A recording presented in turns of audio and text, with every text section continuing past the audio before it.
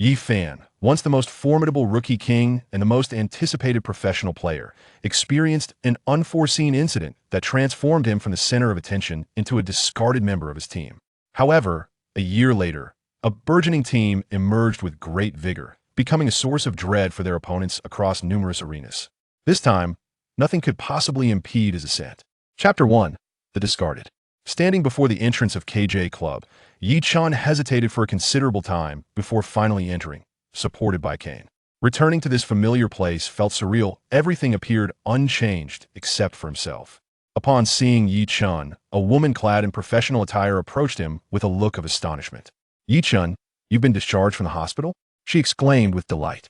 Although Yi Chun could not discern her features clearly, her voice revealed her to be Xiao Meng, the assistant from KJ Club. Yi Chun managed an awkward smile. As Xiao Meng rushed to his side, she noticed the cane tucked under his arm. His right leg hung at an unnatural angle, and his eyes appeared clouded, far from resembling those of a healthy individual.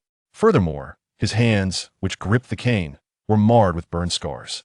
Seeing this, Xiao Meng's eyes welled with tears. For a professional esports player, one's eyes and hands are more precious than life itself.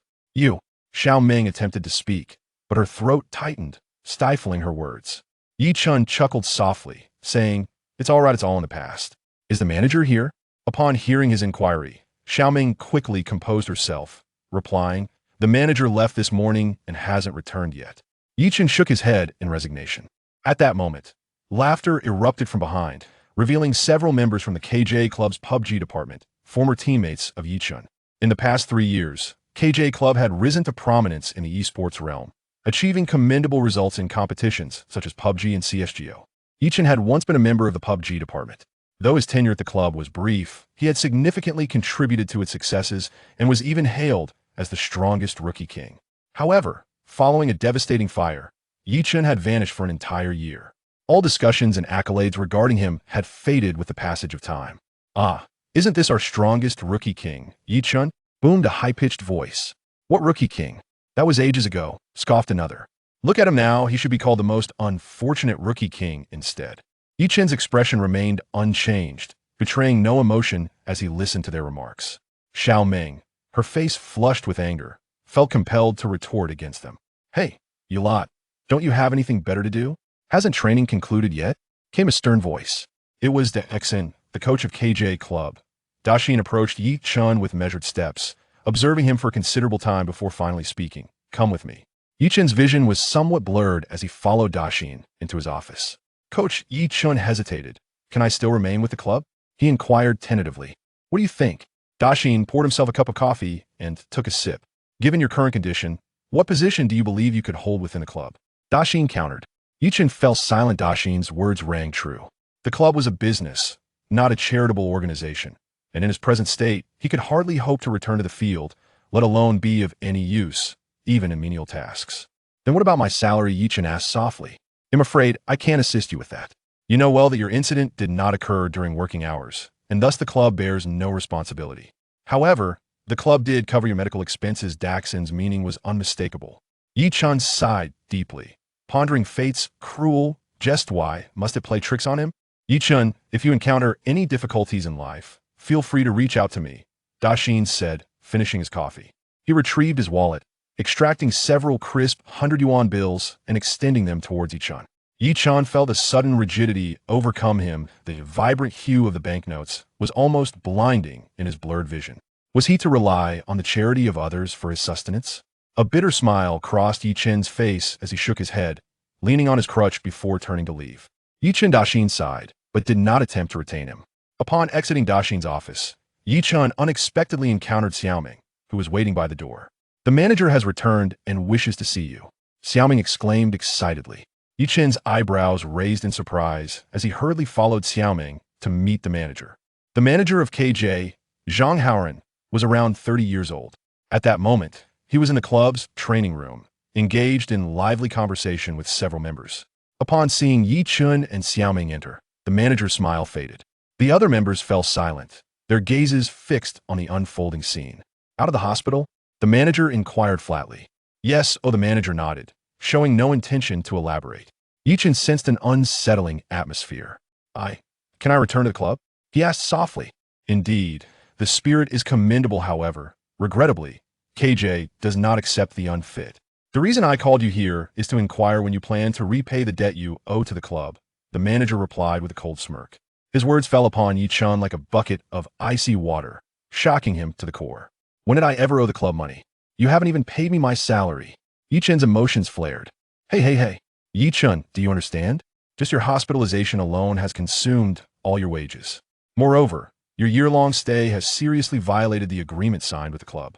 Currently, you owe the club a total of 365,482 yuan and 5 cents. To make it simpler, let's say you owe 365,000. The manager stated coldly. Manager Zhang, how could you act in such a manner? Xiaoming could no longer bear the sight. It was akin to adding insult to injury. Xiaoming, are you feeling distressed? Teased Ahu, a member of KJ's esports team. You. Xiaoming's eyes brimmed with tears, fueled by anger. Yi-chan had initially believed that the manager's summons was an opportunity, yet he found himself met not only with ridicule, but also with a treacherous betrayal. 360,000? Even if he sold a kidney, amassing such a sum was utterly impossible. Moreover, Yi-chan understood that KJ's style would certainly allow them to extract clauses from the original agreement, thereby substantiating his indebtedness. Shaking slightly, he stammered, all right. As he spoke, darkness enveloped him, and he fainted. Ding! The superplayer system is now binding. At the moment Yi-chan lost consciousness, a peculiar sound echoed in his mind. Upon regaining consciousness, Yi-chan found himself back in the familiar hospital, with Xiaoming resting beside his bed. It seemed she had been vigilantly watching over him throughout his unconsciousness. A faint sigh escaped him, yet warmth blossomed within his heart. Chapter 2. Rebirth. Gazing at the sleeping Xiaoming, Yi-chan refrained from disturbing her. At that moment, an image appeared in his mind, visible only to him. Host, Yi-chan, player level, 1. Current points, 0. Alongside the panel stood a 3D avatar that bore an uncanny resemblance to him. The avatar's eyes, right leg, and skin displayed faint red markings, precisely corresponding to his injured areas. Is this the system? Yi-chan pondered. As an avid reader of novels, he was no stranger to the concept of a system. Ding! The system has detected that the host is in an injured state. Automatic repair will commence. At that moment, a line of red text appeared in the center of the panel, accompanied by a lengthy progress bar below. As the progress bar steadily advanced, Yi-chan could distinctly feel his injuries mending swiftly. The scars left by the burns began to fade, replaced by skin as tender as that of an infant. His blurred vision gradually sharpened, becoming clearer than before. Additionally, his right foot tingled with sensations, as if the formerly fractured bones were gradually awakening. Everything felt rejuvenated. As the system's voice concluded, Yi-chan could perceive the tangible changes occurring within his physical form. Ding! Successfully assisted the host in completing repairs. With the progress bar's completion, Yi-chan's injuries had remarkably healed. Gazing at his previously irreparable body, he nearly leapt from the hospital bed in disbelief. Ding! The system has detected an unactivated activation gift pack for the host. Would you like to activate it? Yes. Yi-chan unhesitatingly chose to activate the gift pack. Ding. Congratulations, host. You have received an initial 500 points. Ding. Congratulations, host. You have acquired a vehicle, a globally customized Hummer. It is parked beneath your residence. Ding. Congratulations, host. You have obtained a villa from Jiangjing Group. Yi-chan was taken aback. The rewards offered by this system were exceedingly generous. This was merely an activation package, yet it provided him with a car and a house, specifically a Hummer and a villa. Such luxuries were unattainable for many, even after a lifetime of toil. Glancing at the points awarded by the system, Yi-chan curiously inquired, System, what is the purpose of these points? Beep. Each point can be redeemed for 10,000 yuan in cash. Once the host player reaches level 10, the system mall will be unlocked, allowing points to be used for purchasing items within the mall. Yi-chan quickly calculated that with 1 point equating to 10,000 yuan, his current 500 points meant he was now a millionaire with 5 million yuan. Indeed, life with the system was utterly different. System, redeem all my points. Yi-chan declared without hesitation, as he was in dire need of funds. Beep. Redemption complete. Please check. As anticipated, Yi-chan's phone vibrated with a bank notification, confirming the deposit of 5 million yuan. This slight tremor startled Xiaoming, who was resting beside the bed. She looked at Yi-chan in delight and asked with concern, Yi-chan, you're awake? Seeing the care in Xiao Meng's eyes filled Ye Chun with warmth. At least there was one person in this world who cared for him. Ye Chun nodded and smiled gently at her. You need not worry about the medical expenses. I have covered everything. The doctor mentioned that your blood sugar was low and that you were malnourished, which caused your fainting spell. Xiao Meng's first words upon waking were meant to reassure Ye Chun. I bought you some supplements to help you recover, she said, retrieving packets of nourishment from beside the bed. However, when she handed them to Ye Chun, she froze in astonishment. She noticed that Ye Chun's hand now appeared normal. The ghastly scars that once marred his arm had vanished without a trace. Your hand, Xiao Meng exclaimed, her eyes wide with disbelief. It's all healed now. Ye Chun smiled, lifting the covers and swinging his legs over the side of the bed. Even my eyesight is restored. It's clearer than ever, he proudly demonstrated. Xiao Meng stood there in shock. This was nothing short of a medical miracle. Overwhelmed, she embraced Ye Chun and wept joyfully. This is wonderful, simply wonderful. Realizing her emotional display, she quickly stepped back, feeling a bit embarrassed. The attending physician had initially intended to keep Ye Chun for further observation, since such a miraculous recovery completely challenged his understanding of medicine. However, Ye Chun had no desire to remain in the hospital for another minute. After completing the discharge procedures, the two exited the hospital together. Ye Chun, you're fully recovered now. You can surely return to KJ? Xiao Meng exclaimed excitedly as they walked along the street. Huh, I will not be going back, Ye Chun replied resolutely. Xiao Meng fell silent, aware of KJ's past actions towards Ye Chun. Any person would choose not to return. Yet, she could hardly bear to see Ye Chun abandon esports. He was the most gifted professional player she had ever encountered. Merely 3 months after joining KJ, he had propelled the team to the top tier and even earned the title of Rookie of the Year. To abandon it all would indeed be a lamentable loss. So what do you plan to do? Xiao Meng inquired. As for my plans, Ye Chun mused while stroking his chin, a smile gracing his lips. I intend to have a meal first. My dear, would you honor me with your company for dinner? A blush crept on his Xiao Meng's cheeks, yet her heart brimmed with joy. She understood that Ye Chun's ability to jest in such a manner signified his liberation from past burdens. Originally, Ye Chun was a person of cheerful disposition and optimism, but a calamitous event had plunged him into despondency. Now, it seemed the once confident and charming Ye Chun had returned. Ye Chun, even if we are to dine, there is no need for such an extravagant venue, Xiao Meng said, fidgeting nervously in her seat as her gaze darted around. Swan Lake Restaurant, one of the upscale establishments in Feicheng. Ye Chun was not one to flaunt his status. Yet today, he felt compelled to treat Xiao Meng to a splendid meal. Not at all. Please, order whatever you desire, he encouraged. Xiao Meng perused the menu, her eyes widening at the exorbitant prices, and quickly shut it, realizing that even the more modest dishes cost several hundred, while the lavish ones soared into the thousands. Ye Chun, there's truly no need for such extravagance. We could simply find a casual eatery, Xiao Meng protested, shaking her head. However, this time, Ye Chun was resolute and promptly ordered an array of dishes. The meal cost nearly 30,000 yuan. Upon exiting the restaurant, Xiao Meng's stomach was already quite distended. The dishes were so lavishly priced that not indulging would have felt like squandering money. After escorting Xiao Meng home, Ye Chun sat alone on a bench by the roadside. He lit a cigarette, inhaled deeply, and gazed up at the starry sky.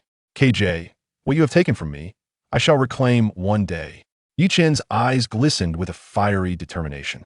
Deep down, he had always known that the incident he endured was far from mere coincidence. Chapter 3. The Enigmatic 98K. Let us rewind to a year ago. At that time, Ye Chun had just parked his car by the roadside when, unexpectedly, it burst into flames. Inside the vehicle, he discovered that the doors had inexplicably locked, rendering escape impossible. With unwavering determination, he managed to shatter a window and crawl out. As he emerged, his entire body was engulfed in flames, and he rolled on the ground several times before extinguishing the fire. Reflecting on that harrowing moment, Ye Chun clenched his fists tightly.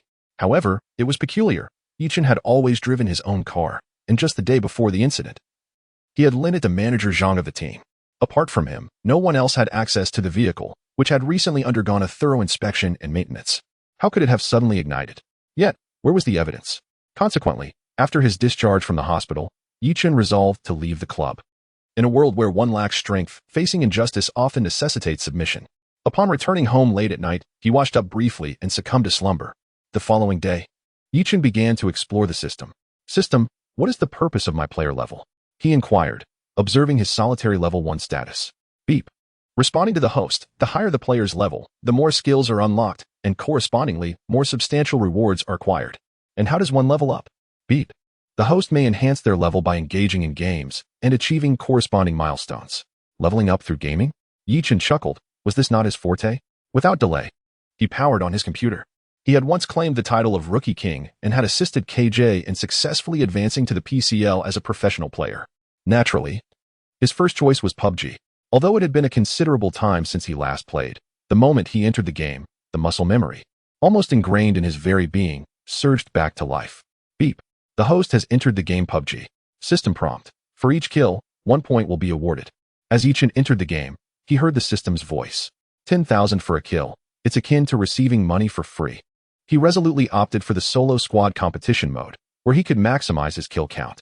Meanwhile, within the KJ Team S club, Xiaolei exclaimed, Yichen is online. Upon hearing this, the others in KJ displayed disdain. That useless individual probably handed his account to someone else. Do you really think he can play? He probably can't even lift the mouse. Alright, the plane is about to take off. Keep an eye on the flight path and prepare to jump. Our goal for this match is 25 kills. For every kill we miss, the team will be fined 100. KJ's captain, Chen Ming, altered his expression slightly as he set the targets for today's training. Unbeknownst to Yichen, he and KJ were fortuitously placed in the same match. Typically, KJ favored drop points such as P-City, the school, and her city, all located near the center of the map. Out of habit, Yichen also opted for the school dormitory. This location generally attracted a sizable number of players, and KJ's drop point was situated here as well. I and Xiaolei will go to the dormitory building. You two head to the school. Clear the area, and then proceed to P-City, directed KJ's team leader, Chen Ming. At the opportune moment, Yichen leaped onto the rooftop of the high dormitory building. Simultaneously, around 8 or 9 parachutes opened, with another 8 or 9 descending at the school. Yichen was the first to land atop the building, before the second player touched down. He had already acquired an S-686. In the presence of the shotgun, all were equal. Bang! A shot rang out, striking a player still rolling on the ground. Yichen had downed KJ-001 with the S-686. Ding! Score 1, echoed the system's voice. Upon seeing this ID, Yichen's brow furrowed. Could it truly be KJ's team leader? Chen Ming? What a coincidence! Yichen chuckled, astonished that his first confirmed kill was indeed a member of KJ. My heavens! Yichen! Exclaimed Chen Ming, who was now kneeling on the ground, his jaw nearly hitting the floor. He had not anticipated that the very player they had just discussed would land and immediately take him down. Bang! Another shot fired as Yichen aimed at another player who was currently reloading. At this moment, only Yichen and the reloading player remained atop the building. The others had either taken refuge on different rooftops or, sensing danger, had already leaped off. With precision, Yichen dispatched the reloading player, and chaos erupted within the dormitory area. Gunfire erupted from all directions. Yichen chose not to finish off KJ's leader, but instead eliminated the second downed player. Seizing the M4 from his hands and commencing a search for supplies on the rooftop. After a thorough search, Yichen returned to the front of KJ's leader, Chen Ming. With a disinterested demeanor, he swiftly ended Chen Ming's game with a single shot. How could this be? Chen Ming's face turned ashen, nearly throwing his headset against the computer. Xiaolei, why aren't you on the rooftop? Where are you? After directing his frustration, he glanced toward Xiaolei, who was quietly crouched at the third-floor stairwell, where Yichen was situated. Should Yichen descend, Xiaolei was confident he could eliminate him in an instant. Yet, Yichen seemed to meander on the rooftop, occasionally firing at nearby buildings, showing no intention of descending. The skirmish within the dormitory soon subsided, leaving behind only a few seasoned players. Growing weary of his aimless wandering atop the building, Yichen leapt from the rooftop of one dormitory to another. He skillfully navigated to a second-floor balcony and vaulted into the dormitory. Inside, 2 players were engaged in a standoff. Upon hearing the shattering of glass, the 2 players who had been locked in confrontation instinctively redirected their weapons towards Yichen's position. After breaking the window, Yichen swiftly produced a flashbang and hurled it into the room occupied by the duo. With a resounding crash, as the flash illuminated the space, Yichen dashed inside. Before the 2 could fully comprehend the situation, Yichen's M4 was already at the ready. In the span of a mere second, he executed a precise headshot, effortlessly taking them both down. He had changed his location. What are you still doing in this building? Chen Ming bellowed at Xiaolei. Simultaneously, he chastised the other 2 teammates still at the school, What are you searching for? Come to the dormitory to engage in combat. After being eliminated by Yi Chun, Chen Ming's defenses crumbled, and he was enveloped in a state of furious rage. The two teammates in the dormitory, unwilling to defy Chen Ming's orders, raced from the school towards the dormitory. Just as they surged forward, a sharp crack from a 98K rifle echoed from the adjacent two-story building, and one of the KJ team members heading towards the dormitory was struck down with a precise headshot. Exceptional marksmanship. Chapter 4. The first to step onto the bridge upon hearing the gunfire. Yi Chen glanced at the top right corner of the screen and noted the notification of a takedown. It was another member of KJ. Unable to contain his admiration, he marveled at the precision of the shot, although he could not witness how his adversary had been felled. It was evident that the bullet had struck a moving target squarely in the head. The fallen KJ member knelt helplessly in the middle of the road between the school and the dormitory. Meanwhile, another teammate had already dashed toward the nearby wall. On the opposite side, Xiaolei had emerged from his previous room and was now pursuing Yi Chen. However, within him surged a tempest of anxiety. He questioned whether he could truly surpass Yi Chen in rank. Both Xiaolei and Yi Chen had participated in the KJ trials simultaneously, successfully joining the KJ team. Yet, throughout their tenure, Yi Chen's prowess had consistently overshadowed Xiaolei's. At that time, Xiaolei hadn't even made it into KJ's starting lineup. As Xiaolei approached the building where Yi Chen was located, he suddenly noticed a massive shadow descending from the sky. Instinctively, he fired at the looming figure, only to realize, after exhausting a magazine, that it was merely a frying pan thrown from above. Letting out a sigh of relief, Xiaolei still harbored a flicker of hope. He hastily reloaded his weapon. However, before he could finish, yet another enormous shadow plummeted toward him. "Lazy, I'm coming," Yi Chen roared, calling out Xiaolei's name mid-descent. At that very moment, a barrage of bullets struck Xiaolei's level 2 armor with unerring accuracy. In the blink of an eye, Xiaolei collapsed to the ground. "What are you playing at?" Chen Ming exclaimed, nearly losing control of his emotions upon witnessing Xiaolei's downfall. He kicked Xiaolei, who was still seated in his gaming chair, sending him sprawling to the floor. The other two KJ members, witnessing their captain's outburst, were too frightened to utter a word.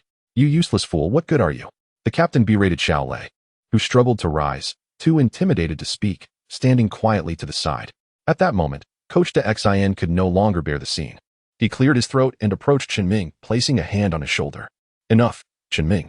Let this round go. Focus on performing well in the next one." Chen Ming's forehead pulsed with veins as he violently shrugged off the coach's hand. "I need a break," he declared, storming out of the training room. Xiaolei kept his head down, standing quietly to the side, refraining from speaking. Meanwhile, the final KJ member remained behind the wall adjacent to the dormitory. At this juncture, Yi Chen had already exited the dormitory, heading toward a residential area located at the northeastern edge of the dormitory's road. It was not that Yi Chen was retreating. Rather, this round was a circle at the airport. At this moment, the toxic gas was perilously close, necessitating a swift capture of points. Otherwise, if ambushed at the bridge, the match would effectively conclude. Yi Chen arrived beside a garage within the residential area, where, as expected, a blue 86 was parked. He promptly entered the vehicle and sped along the road toward the airport. Just as he set off, a gunshot resonated, a 98K, echoing from the direction of the dormitory buildings. One of KJ's team members was struck down by a single shot. With that, all 4 members of KJ had perished. A glance at the kill feed in the upper right corner filled Yi Chen with admiration for a player known as Yuren. This individual, wielding a bolt-action sniper rifle, had taken down 2 professional players with remarkable precision. Though appreciative, Yi Chen understood that the game demanded immediate focus. He successfully navigated through the urban area at the bridgehead and arrived at the eastern coastal bridge on the map. Upon reaching the bridge, Yi Chen sensed an unusual stillness. It was eerily quiet. Typically, during the airport circle, players would be lying in wait at the bridge. Since the first circle had not yet closed, various teams usually clustered at the bridgehead, engaging in skirmishes. Ultimately, the victorious team would choose to ambush at the bridge. However, the bridgehead was currently devoid of activity, exuding tranquility, with even the vehicles at the designated spawn points remaining untouched. Have I arrived too early? Yi Chen pondered internally. Yet, out of professional instinct, he exited the vehicle and surveyed the area at the bridgehead for a spell. Confirming that no one was present, he decisively drove across the coastal bridge. To his astonishment, there was indeed no ambush. Reflecting on this, Yi Chen couldn't help but chuckle. He had arrived prematurely. At this juncture, the toxic circle had only just refreshed, and many players, even if they attempted to blockade the bridge, would still be gathering their gear en route to the airport. Yi Chen, adhering to the rhythm of competitive play, operated with a swiftness that surpassed the average player. Thus, he prudently concealed his vehicle and took cover behind it at the bridgehead, awaiting the arrival of unsuspecting prey. Casting another glance at the kill feed, he noted that 48 players still remained. There was no need for haste. Observing the toxic circle gradually encroaching, Ichin had prepared himself for all eventualities. At that moment, a speeding jeep appeared on the opposite side of the bridge. 3 players occupied the vehicle, evidently reduced in number during their descent. "Bro, surely no one is blocking the bridge, right?" inquired the player seated in the second position of the jeep, in a hushed tone. "Why worry? Just go for it," replied the driver, a figure clad entirely in black. No sooner had he spoken than a 98K shot rang out from behind them. Was it this person again?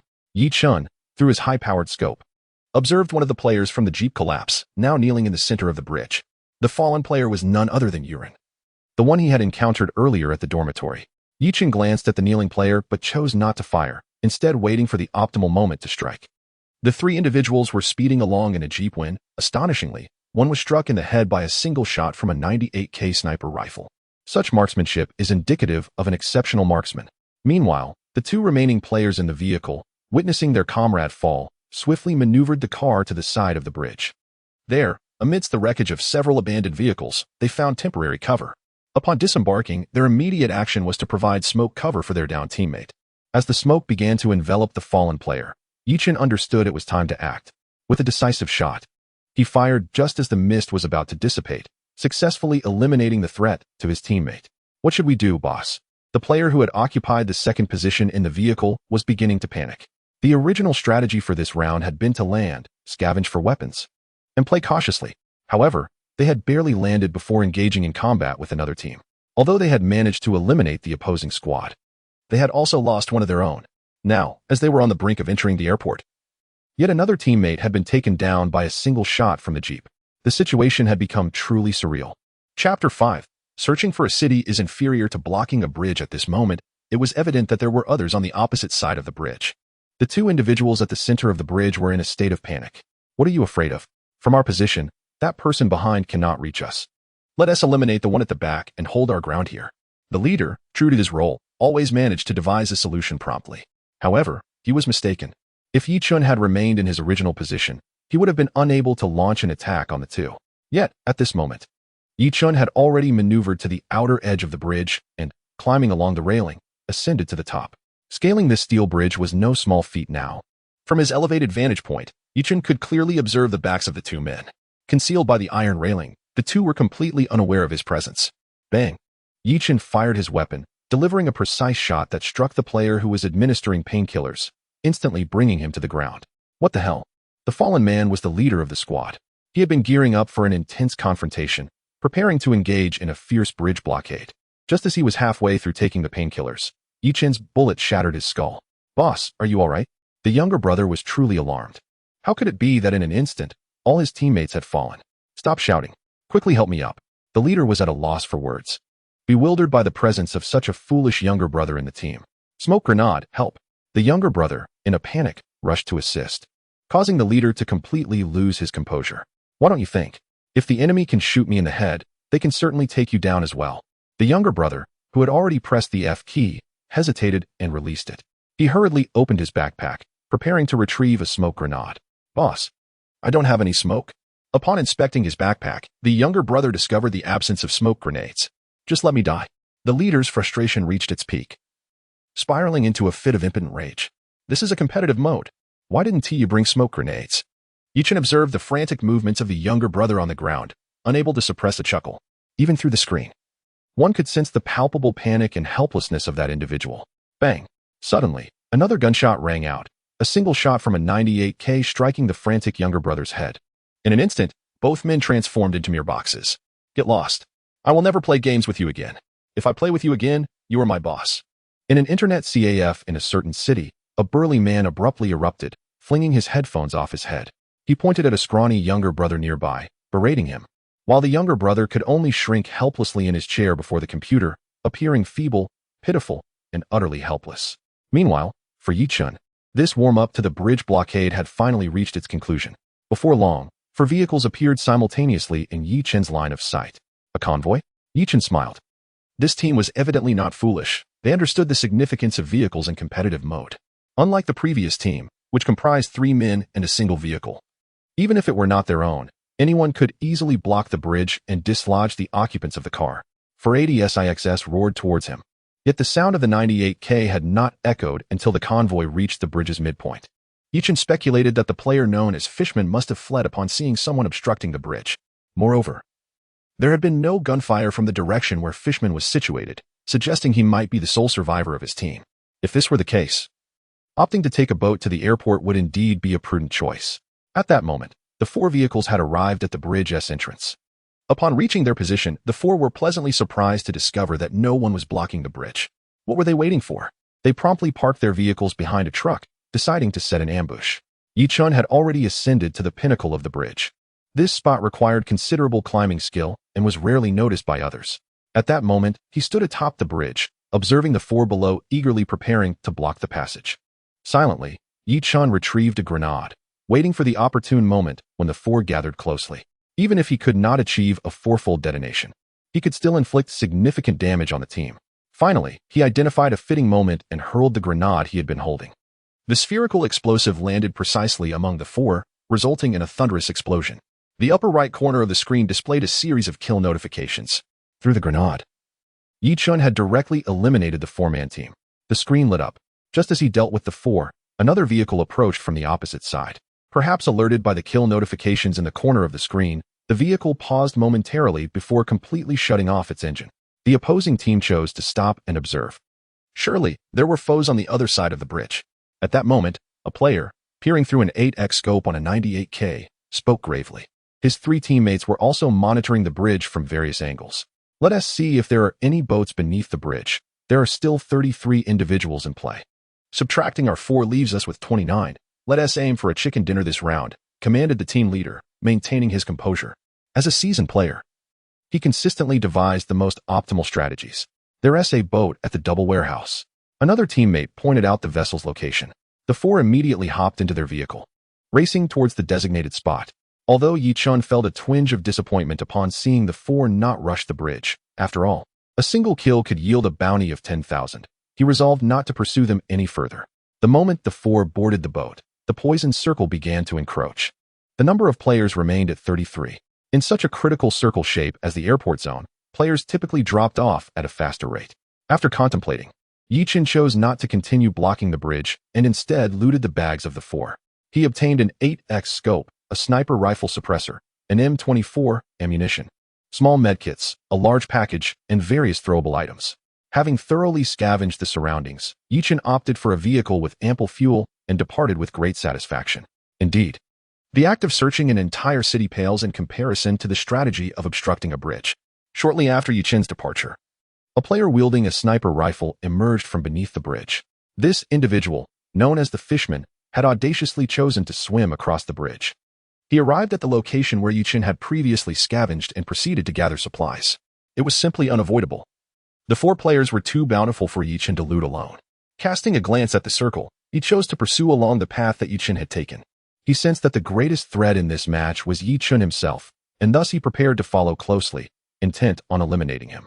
The second circle encompassed the entirety of the airport's interior, yet the elevated terrain to the north of the airport lay outside its boundaries. After assessing the circle's shape, Yichun resolved to enter the satellite building at the airport. This location offered a broad field of vision and was not far from the center of the circle, making it likely that the next circle would remain within. Furthermore, it was a position that was easy to defend yet difficult to assail, rendering it the optimal choice. However, as Yichun's vehicle passed alongside the large factory adjacent to the satellite building, an intense barrage of bullets suddenly erupted from within the factory's confines, directly striking Yichun's vehicle. In an instant, the vehicle's health plummeted by half, and Yichun's own health swiftly dipped into the crimson. One more shot, and Yichun would surely meet his demise. Chapter 6. Success approaches the final circle. Fortunately, Yichun's driving skills were exceptionally refined. He skillfully maneuvered his vehicle, evading all lines of fire, and ultimately parked beneath the satellite building, just before the personnel from the large factory could close in. Yichun decisively pushed the door open and entered. Upon stepping inside, he heard the sound of footsteps descending the stairs. Clearly, someone had arrived ahead of him, leaving no time to heal. In a moment of desperation, Yichun produced a flashbang and hurled it towards the staircase. With a resounding clang, The flashbang erupted in a brilliant white light, momentarily blinding both Yi Chun and his adversary descending the stairs. As the light flickered, the opponent covered his face, evidently affected by the flashbang. Though both were momentarily incapacitated, Yi Chun swiftly aimed his firearm at the staircase and pulled the trigger. As the blinding light dissipated, the adversary collapsed to the ground, prompting Yi Chun to exhale in relief and finish him off without hesitation.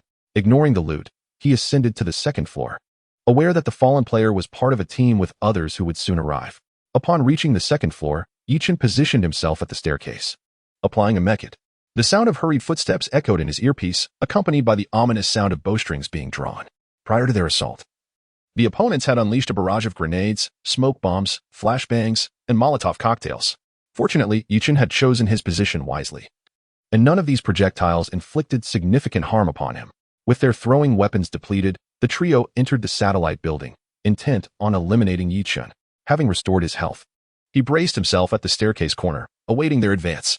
Soon, a player donned in a level 2 helmet and wielding an M762 charged forward.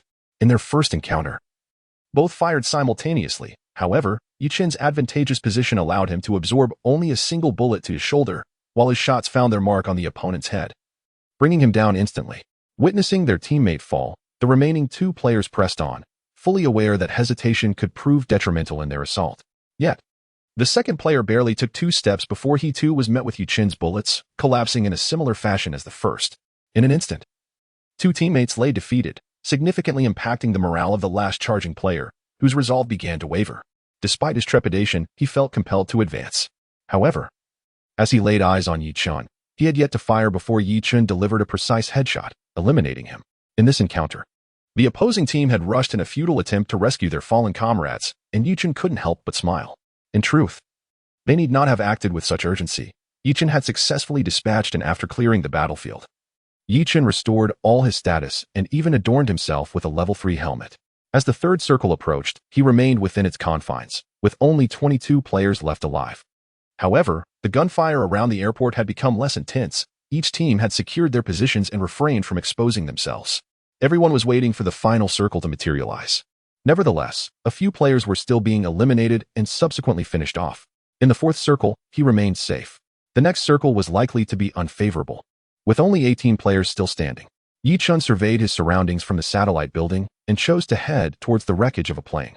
Yet, as soon as he entered his vehicle, a shot from a 98K rang out, instantly destroying the level 3 helmet he had just donned.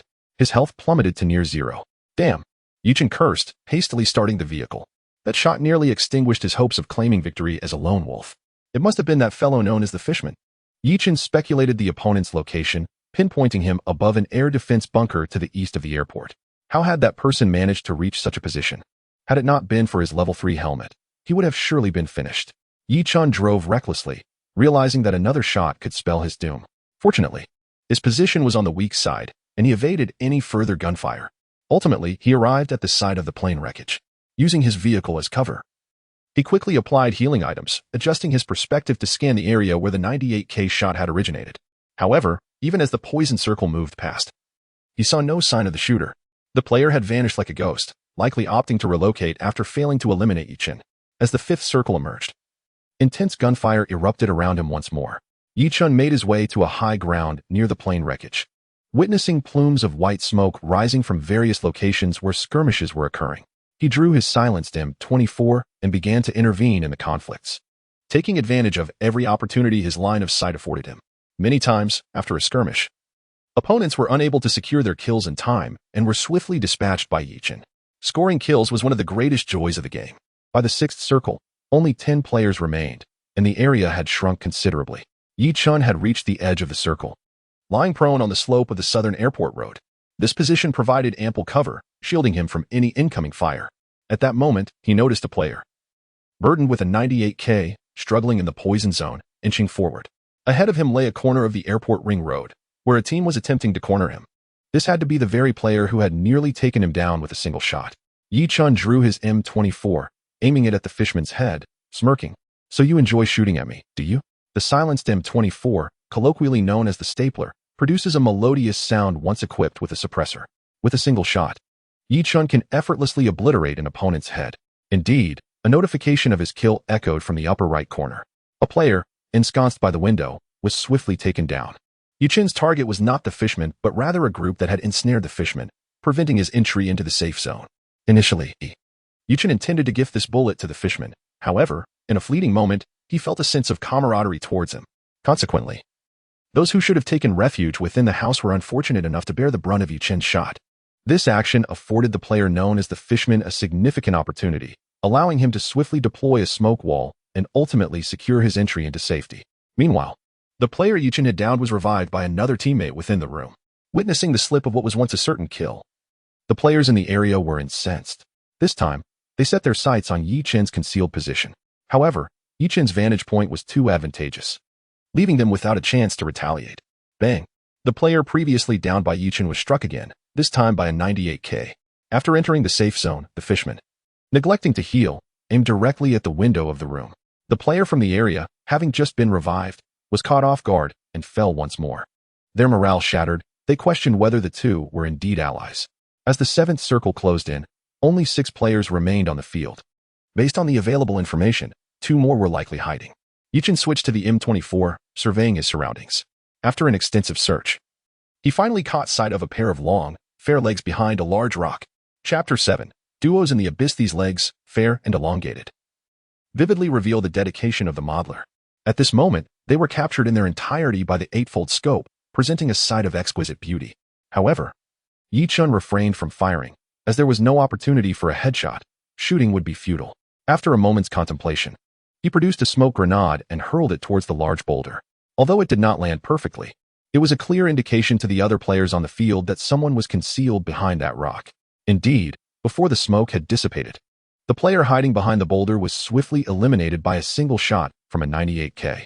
In a Douyu livestream, a female broadcaster named Guoshaowa angrily tossed her headset aside. Who is it? How annoying. After enduring so much to reach the final circle, why throw a smoke grenade at me? Guoshaowa was exasperated.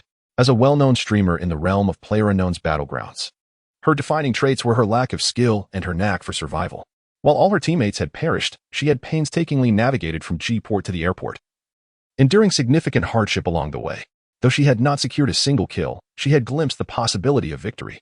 Yet, at that precise moment, the infernal smoke grenade had revealed her position, leading to her demise at the hands of a 98K. Guoshaowa was truly infuriated. She relentlessly reported the player with the ID fishman. However, Yuchin remained oblivious to all this. Only 5 players remained on the field, and the 8th circle was about to close in. At this juncture, it had become a true final showdown, with no refuge left for anyone. The rooms had been evacuated, and smoke grenades began to envelop the area as players scrambled for their last desperate struggle. In the instant the smoke grenade was deployed, Yuchin immediately downed 1 player, while another was directly eliminated by Fishman's 98K. Only 3 players remained. The positions of Yuchin and Fishman were fully exposed to one another, yet neither chose to fire. Yuchin smiled at the screen, disregarding Fishman as he searched for the final player. Fishman mirrored his actions. Ultimately, the last player's supply of smoke grenades was exhausted, leaving them vulnerable beneath the crosshairs of 2 guns. The player, filled with despair, wondered, "Aren't you going to fight? Why target me?" In a flurry of gunfire, they were swiftly dispatched. "Let us settle this." Yuchin activated the team voice chat. "Let us throw fists." Fishman replied. "Shall we team up next round?" Yuchin inquired. "Sure, I'll add you." Fishman chuckled. Finally, when the plum blossom stakes appeared, both discarded all their armor and weapons. After confirming the start, they charged towards each other. Yuchin was struck squarely on the head by Fishman's punch, losing a significant portion of his health. Alarmed, Yuchin felt a jolt of fear. Fortunately, his agile movements allowed him to evade Fishman's remaining punches, and in return, he delivered a decisive combination of strikes that knocked Fishman out. Impressive, indeed. The Fishman, now encased within a box, chuckled. "All right, brother, pull me in." Yuchin replied with a smile. Suddenly, the system's voice resonated in Yuchin's mind once more. Ding. "Congratulations, host, you have earned 14 points. Shortly thereafter, another notification followed. Ding. "Congratulations, host, you have achieved the milestone. Great fortune and prosperity. Tonight's feast is chicken." Reward, a painting by Tang Yin, Portrait of Beauties, placed in the riverside villa designated for the host. On the large screen, a total of 14 eliminations were displayed, and Yuchin's account balance had increased by 140,000. For someone like Yuchin, who already possessed 5 million, this seemed trivial. However, the reward bestowed by the system piqued his interest. the portrait of beauties by the renowned Ming Dynasty scholar Tang Bo, who was indeed a treasure of considerable value. Yet, at present, Yichen found himself still residing in his rented apartment, lacking the opportunity to visit the riverside villa provided by the system. Interestingly, Yichen felt a sense of camaraderie with this player known as the Fishman. Both had survived as lone wolves until the end. While Yichen played solo in a four-man squad, the Fishman had advanced to the finals despite all his teammates being eliminated. Shortly, Yichen received a game invitation from the Fishman, and the two opted for a duo mode. "Brother, your skills with the bolt-action rifle are impressive," Yichen remarked. "Not bad. I usually prefer playing with a bolt-action rifle," the Fishman replied. Men often forge friendships rapidly in the realm of gaming. The two soon immersed themselves in the game. In the duo competitive mode, the number of teams increased, thereby limiting their choices for landing spots. This round's flight path stretched from the east to the west, traversing various power plants in a straight line. "What do you say? Shall we land and engage in combat right away?" Yichen inquired. "No thanks, I'm not fond of landing in hot zones. It's purely a gamble. And luck seldom favors me," the Fishman responded. Yichen chuckled, acknowledging the Fishman's perspective. Many players preferred to drop into densely populated areas, seeking the thrill of confrontation. "Then let us aim for the nursing home," Yichen suggested, marking a location slightly southeast of Y City. Upon landing, they found the area devoid of other players, allowing them to gather supplies without interruption. "I'm all set. Is there anyone nearby?" the Fishman soon queried after collecting his initial gear. "Didn't we agree that you dislike early skirmishes?" Yichen glanced at the safe zone, which was centered over G-Port's lower district, encompassing the entire Long Ridge Mountain. Y City, the prison, and the air defense bunker had all attracted players, while a squad was also seen near L-Port. Before parachuting, Yichen assessed the surroundings and relayed the information to the Fishman. "It's too scattered. Let's move into the safe zone first." They quickly made their decision, and just then, a vehicle appeared at the entrance of the nursing home. Yichen took the driver's seat, transporting the Fishman directly into the safe zone. Interestingly, they found it peculiar that they encountered no one on their journey through the school and past or city. Ultimately, they successfully reached G-Port, which seemed untouched by looters. With just a minute and a half remaining until the first safe zone closed, their transition was remarkably swift. Upon arriving at the container area, the Fishman ascended a gantry crane at G-Port. Here, one stands high above, offering a vantage point that is ideal for sniping. However, should one fall, no assistance will be forthcoming. Meanwhile, Yichen meandered through the container area of G-Port for a brief moment, collecting a few bottles of medicine and replacing some components. At that moment, a vehicle approached from the distance. Upon hearing the sound of the car, Yichen prepared to fire, when suddenly, a gunshot rang out from the Dragon Gate. The Fishman had opened fire. The vehicle, which had been moving in a straight line, began to swerve erratically. A player, adorned with a level 2 helmet, tumbled from the car and collapsed onto the ground. "Impressive," Yichen couldn't help but exclaim. "A moving target, headshot. There is another one in the vehicle." The Fishman, now reloading, cautioned. "I see it." Yichen smiled. Chapter 8. Shinming's thoughts without hesitation. He drew his weapon and fired 2 precise shots, successfully eliminating the last adversary in the vehicle. Subsequently, the duo stood guard over the G-Port container area, repelling any team that dared to approach with ruthless efficiency. Astonishingly, no team managed to set foot in G-Port. Their luck was exceptional. They remained within the safe zone until the 4th circle. It was not until the 5th circle that they were forced out. By that point, however, there were few opponents left in the arena. The pair swiftly occupied a favorable position on Long Ridge Mountain and successfully defended it. In the 7th circle, they systematically eliminated all remaining teams. Victory was theirs. Tonight, they feasted on chicken. "Incredible, brother," Yurin exclaimed, reveling in their triumph. "You were impressive as well," Yichen praised. The synergy in their first collaboration felt refreshingly familiar, a long-lost sensation rekindled. At that moment, Yichen's phone rang. It was a call from Xiaolei. "Brother Yi, were you all right yesterday?" Xiaolei inquired. Recalling the previous day's events, Yichen felt a twinge of annoyance. "I'm fine," he replied nonchalantly, deciding that Xiaolei was not at fault and that there was no need to vent his frustrations on him. "Did you sell your account? During our training, we encountered someone with the same ID as yours. Were you in the school dormitory?" Yichen chuckled lightly. "Ah, is that really you?" "Yes, it's me. I can play games again," he declared earnestly. At this juncture, Yichen and Yurin had commenced a new game. "That's fantastic, brother Yi," Xiaolei exclaimed excitedly. Yet, the next moment, the call ended abruptly. Yichen glanced at the disconnected line, shrugged, and set the phone down to continue his ranked match with Yurin. Nonetheless, he felt a sense of unease throughout this game. As they progressed to the mid-game, Yichen picked up the phone again and attempted to call Xiaolei. But there was no answer. Frowning, he thought it unusual for Xiao Lei to be unresponsive. "Brother, I have something to attend to, so I might not be able to play anymore. Please add me as a friend, and we can team up another time." Yichen informed Yuren. "All right. I sensed something was off with you earlier. If you need to take care of something, go ahead. I'll be logging off soon as well," Yuren replied. After saying this, Yichen exited the game. He called Xiao Lei again, but still received no response. Consequently, he decided to reach out to Xiao Ming. "Yichen, how are you?" Xiao Ming asked with concern. "I'm perfectly fine. Is Xiao Lei at KJ right now?" Yichen asked urgently. "I'm not at the club and 1TB returning," Xiao Ming replied. Yichen fell silent for a moment. It seemed something might have happened to Xiao Lei. He abruptly ended the call and dashed out of his room. Hailing a cab, he made his way toward the KJ club. As Yichen burst into the KJ club, he immediately sensed that something was amiss in the atmosphere. "Is Xiao Lei here?" he inquired, stopping a staff member. The person hesitated, faltering in their response. Yichen's instincts proved correct. Something had indeed happened to Xiao Lei. Ignoring the attempts of the club's security to restrain him, he made his way directly to the training room. What he found was chaos. The training room was in disarray, and Xiao Lei's workstation bore the marks of violence, with a shattered computer screen and blood staining the keyboard. "Where is Xiao Lei?" Yichen's face darkened as he shouted at the few individuals present in the training room. Half an hour earlier, Captain Chen Ming had passed through the corridor and happened to see Xiao Lei conversing with Yichen. "It appears you truly intend to leave KJ." Chen Ming seethed with unrestrained fury. "Xiao Lei," he said, his eyes filled with trepidation as he looked at Chen Ming. "Pack your belongings and leave." Chen Ming's voice turned icy, knowing full well the animosity between himself and Yichen. With the situation escalating, Xiao Lei understood that his time at KJ was irrevocably over. Nodding, he returned to his workstation to gather his things. Suddenly, Chen Ming approached from behind, forcefully pressing Xiao Lei's head down onto the keyboard. He struck repeatedly until his strength faltered, leaving Xiao Lei bloodied and incapable of resistance. The other team members in the training room stood by, mere spectators to the brutality, offering no assistance. After exacting his punishment, Chen Ming addressed the remaining members. "Anyone who maintains contact with the Yichen will meet the same fate as this one." Even now, the blood on Xiao Lei's keyboard had yet to dry. Observing the crimson stains, Yichen realized the gravity of the situation.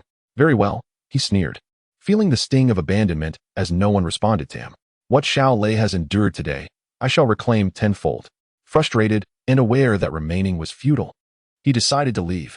In the aftermath, Yichen finally learned of Xiao Lei's whereabouts. He was in the hospital receiving treatment for his injuries. The sight of Xiao Lei, bandaged and frail in bed, tugged at Yichen's heart. "Brother Yi," Xiao Lei murmured weakly, his face wrapped in gauze. As for why Chen Ming harbored such animosity towards him, the reasons were clear in Chen Ming's mind. His skills in the game were considered above average even among professional teams, and prior to encountering Yichen, he had boasted of his prowess. Thus, capitalizing on familial connections, he had invested in the KJ club, effectively positioning himself as its principal owner. On the battlefield, his technical abilities and status had commanded the loyalty of his teammates. However, with Yichen's arrival at KJ, the dynamics had shifted dramatically. Yichen's prowess in the game far surpasses that of Chen Ming, excelling in both marksmanship and tactical awareness, leaving Chen Ming in the dust.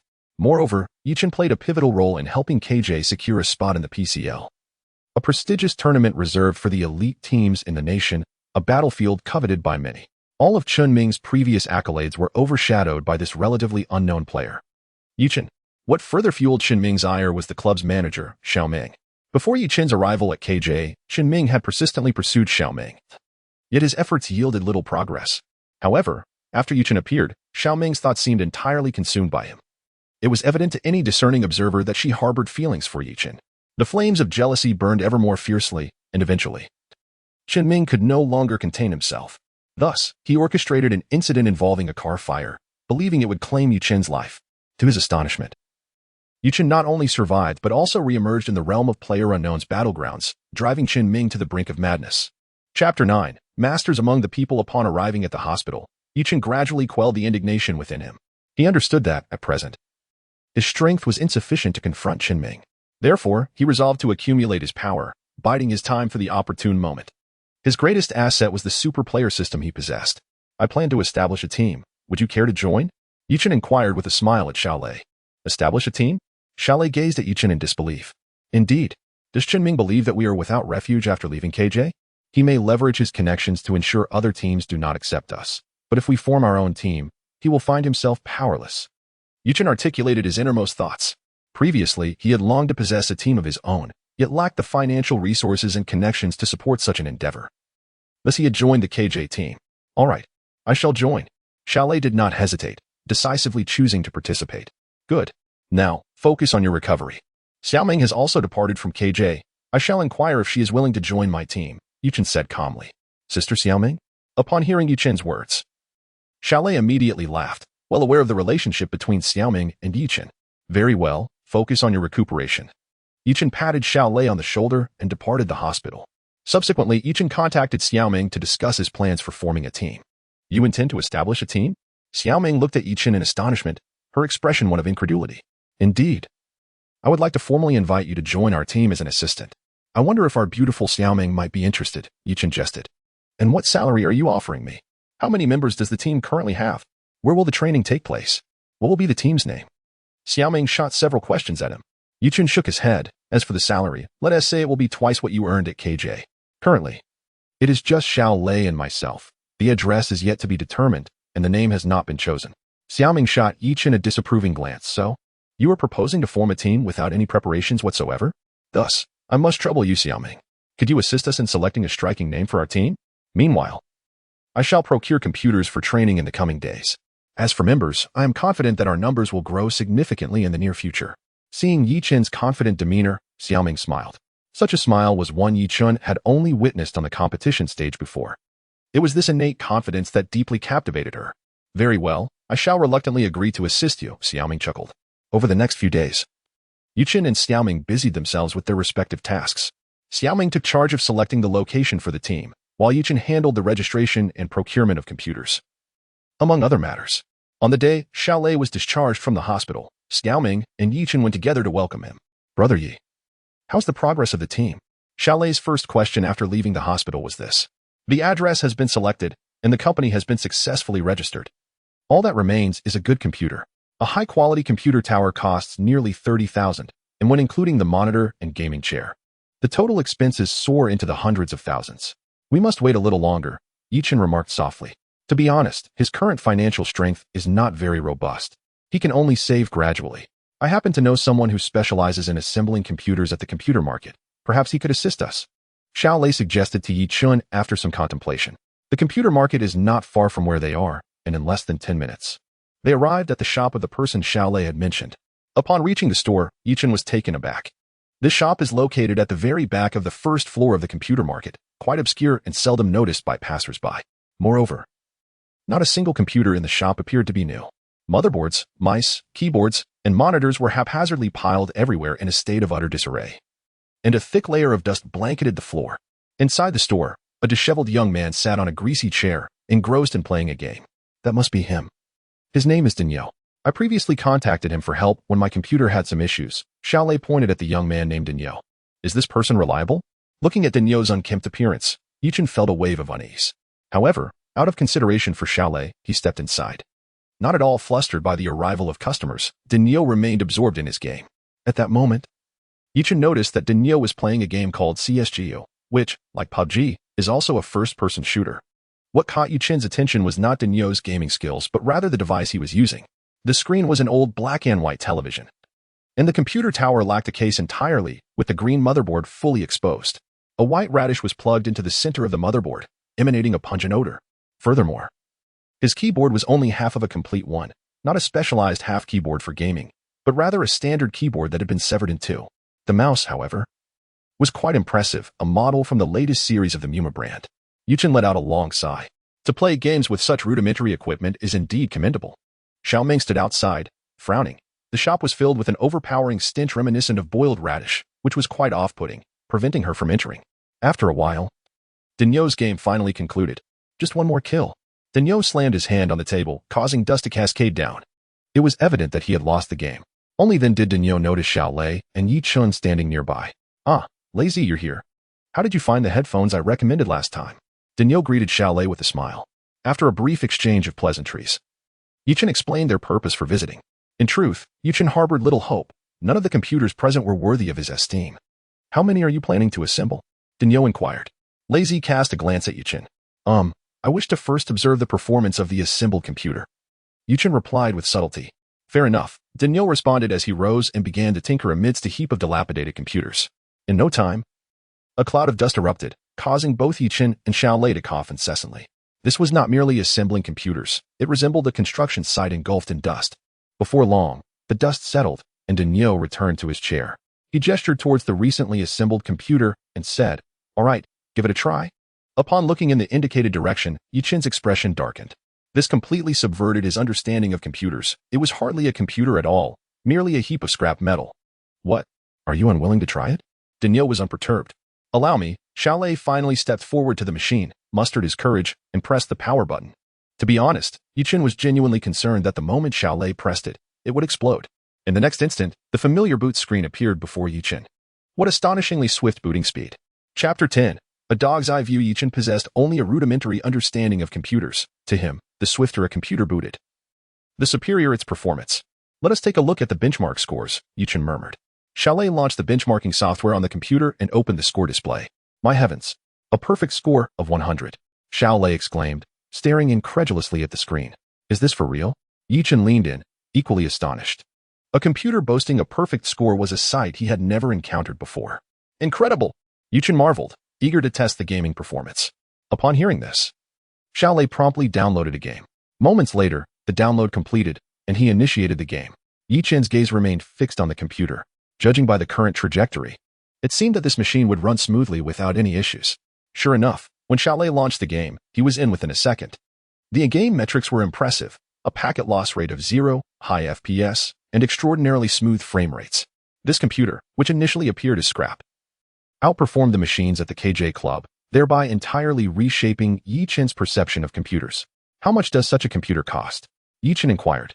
"As you are forming a team, this screen, mouse, and keyboard may not serve you well. It is best to utilize professional equipment.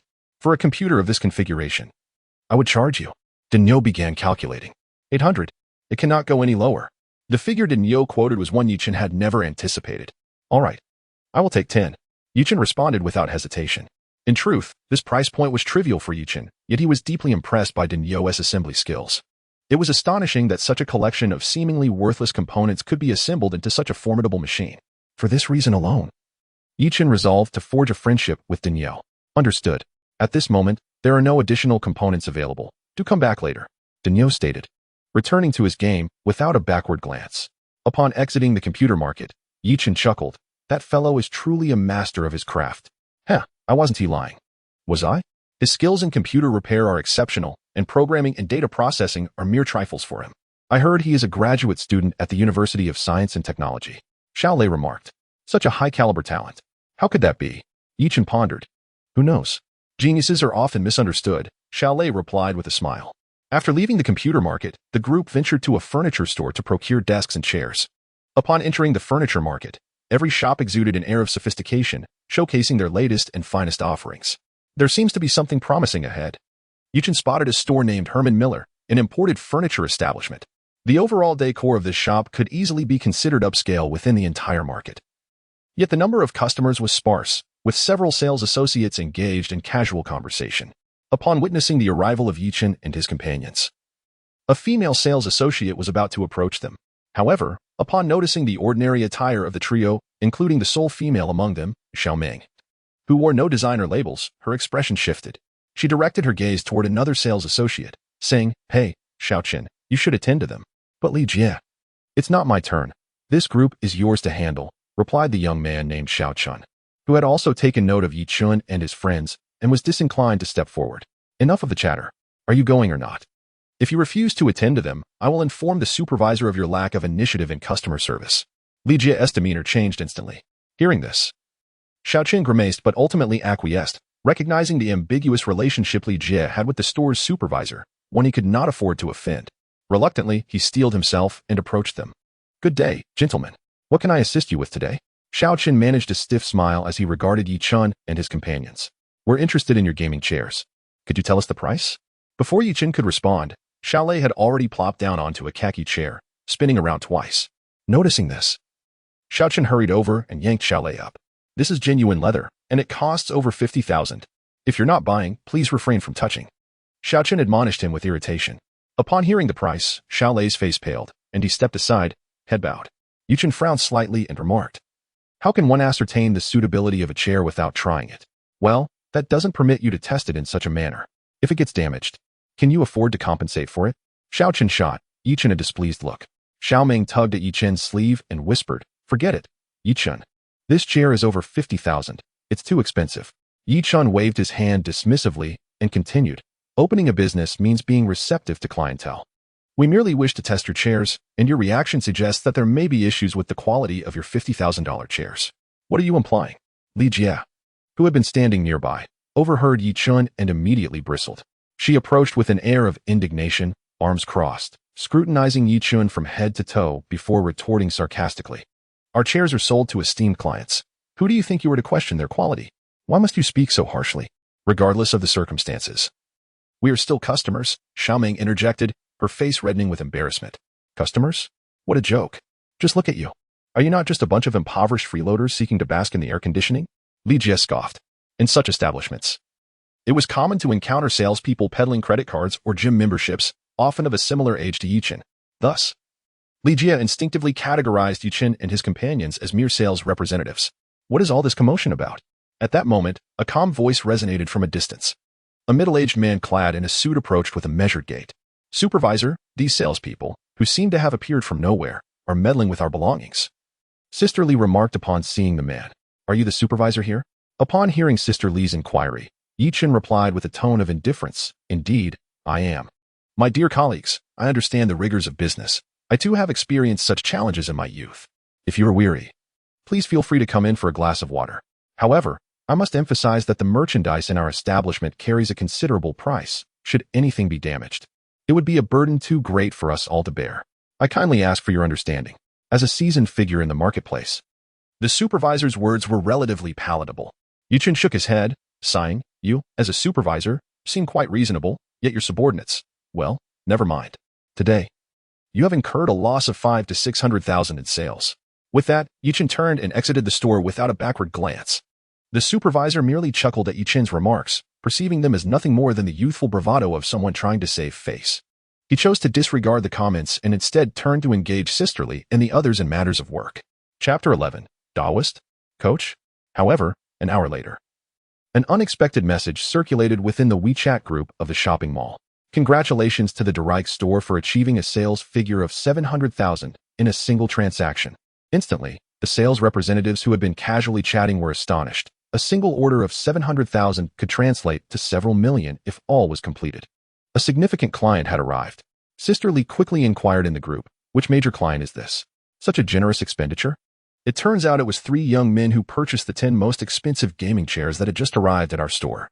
And they mentioned needing 2 custom gaming tables, though the order had yet to be placed. One of the sales representatives from the Direct store shared a photo. Indeed, it was Yichen and his companions. Sister Li and Xiao Chen were left dumbfounded. Goodness, how could this be? Sister Li's mouth gaped wide enough to fit an apple. Just moments ago, Xiao Chen stammered, unable to articulate. Had he shown a better attitude earlier, he could have earned over 30,000 in commission from that sale.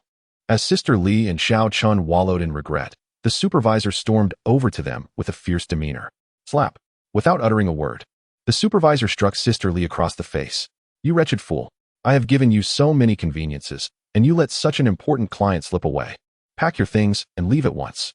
The supervisor's eyes blazed with fury, as if he could devour Sister Li whole. After receiving the blow, Sister Li did not dare to retort. Reflecting on the earlier situation filled her with deep remorse. Meanwhile, Yichen and his companions were comfortably seated in the car dispatched by Direct, being driven back. At this moment, Xiao Lei still could not believe that Yichen had indeed made the purchase. "Brother Yi, slap me across the face." Xiao Lei stared blankly at Yichen. "Slap." Yichen gently tapped Xiao Lei's cheek. "Our computers cost only 800 apiece. Isn't it a bit extravagant to pair them with gaming chairs worth hundreds of thousands?" Xiao Ming expressed her concern. "There's nothing wrong with that. Better chairs are beneficial for our health. Consider this. We are professional players. If we develop occupational ailments due to poor seating, such as herniated discs, it would be quite detrimental." Yichen replied nonchalantly. The group then proceeded to the address of the club selected by Xiao Ming. It was an ordinary yet spacious apartment with ample light, making it quite suitable for a club. The rent had already been negotiated at 10,000 per month. Yichen paid for an entire year up front. And after signing the contract, the landlord left with a beaming smile, without much fuss. The group assisted the delivery team in assembling the gaming chairs, which took considerable time, along with the accompanying gaming tables. Reichs had sent personnel to take measurements and provide a corresponding plan, ensuring no slack was taken with such a significant client like Yichen. After completing all tasks, the group lay exhausted on the floor, gazing at the ceiling. Xiaolei burst into a silly grin. "What are you laughing about?" Yichen asked. "It feels like a dream," Xiaolei replied with a smile. "You asked, will we be able to break into the PCL in the future?" Xiaolei inquired. "What is PCL to us? We are aiming for the World Championship." Yichen replied nonchalantly. "By the way, what shall we name our team?" Xiaoming chuckled. "I have already decided." Yichen sat up from the floor. "What is it?" Xiaolei and Xiaoming also sat up, looking at Yichen intently. "NB team," Yichen declared with calm assurance. "Does it mean awesome?" Xiaolei was taken aback by the simplicity and boldness of the name. "Indeed, but it is derived from the English word newborn, signifying rebirth. Like a phoenix rising from the ashes." Yichen spoke with fervor. "What a splendid name. Regardless, just seeing our team name will make others perceive us as formidable." Xiaolei concurred. "Now, the next step is to recruit team members. This will require your assistance, Xiaoming. Please post on recruitment websites for various positions within the team, manager, operations, coach, janitor, and so forth. It will be quite a task," Yichen remarked, gazing at Xiaoming. "Certainly," Xiaoming replied decisively. Having previously held an assistant position at KJ, these tasks were not daunting for her. Matters began to unfold in accordance with Yichen's expectations. As the 10 beggar version supercomputers from Dinyo were successfully delivered to the club, the NB team was officially established. Soon, news of the NB team's formation reached KJ. "Brother Chun, how come that rascal Yi Chun is suddenly idle?" inquired Ahu, one of KJ's members, while offering Chun Ming a cigarette. "Indeed. I heard he even formed a team." "Well, another team member, nicknamed Fei Fei, with a corpulent demeanor, pondered aloud. The members of KJ were all well aware of Yi Chen's capabilities. A useless individual. He was probably just pretending before to swindle money from the club. Chun Ming took a deep drag from his cigarette, sneering. "But now, we are short on personnel at KJ. Ahu expressed his concern. Originally, KJ's starting lineup consisted of Yi Chen, Chun Ming, Ahu, and Fei Fei, with Xiaolei as a substitute. Now, with both Yi Chun and Xiaolei departing from the club, KJ found itself devoid of manpower. You need not worry about that. I have already contacted a master who will soon be joining KJ, Chun Ming stated nonchalantly. "Who is it?" Ahu and Fei Fei perked up at Chun Ming's words. "That is for you to disregard. Focus on your training." Chun Ming fiercely extinguished his cigarette and left the KJ club, given Chun Ming's assurance. Fei Fei and Ahu fell silent, continuing their training. Meanwhile, Yichen successfully invited Yurin to join the gang. Although their acquaintance was brief, their synergy was remarkably harmonious. Upon hearing that Yi Chun was forming a team and extending an invitation, Yurin readily agreed, promising to arrive at Yi Chen's base shortly to officially join the team. That day, Yi Chun had just completed the renovations within the club and was reclining in a chair, sipping tea. At that moment, Xiao Ming approached Yi Chun. "Yi Chun, there is someone outside claiming to be here for the position of coach." Xiao Ming's expression appeared somewhat peculiar. Yi Chun glanced at Xiao Ming and inquired, "What is the matter? Why do you look like that?" The individual outside seemed rather unusual, dressed entirely in Taoist robes. Xiao Ming shrugged and replied, "Taoist robes?" Yi Chun was taken aback. "Is this a form of cosplay?" "No, he insists he is a Taoist, and even claims his Taoist name is Qingyue," Xiao Ming awkwardly explained. Upon hearing this, Yi Chun chuckled, wondering if this person was simply here to cause a disruption. "All right, I shall go take a look," Yi Chun said, rising to follow Xiao Ming to another room. There, he found a young man clad in a grayish-blue Taoist robe, sitting cross-legged on a chair with his eyes gently closed, seemingly in meditation. Observing the stranger's posture, Yi Chun felt somewhat bewildered. A Taoist seeking to become a coach at an esports club? Clearing his throat, Yi Chun noticed that the Taoist named Qingyue slowly opened his eyes. "Greetings, I am Yi Chun, the proprietor of NB Esports Club," he courteously introduced himself. "I hear you intend to apply for the coaching position on our team?" Chapter 12. The airport melee indeed, after years of diligent cultivation. I have recently emerged from my secluded existence and chanced upon your esteemed establishment seeking a coach. I decided to give it a try. The other party stated with utmost seriousness. Upon hearing the confident assertion, Yi Chun found himself at a loss for how to respond. However, the idea of a Taoist priest becoming a coach for an esports club seemed utterly absurd. The individual appeared to be in their early 20s, possessing delicate features. Such a young man claiming to be a Taoist was simply beyond Yi Chen's belief. Noticing the expression on Yi Chen's face, Qingyue seemed to grasp his unspoken thoughts. "Do you not believe the words of this humble priest?"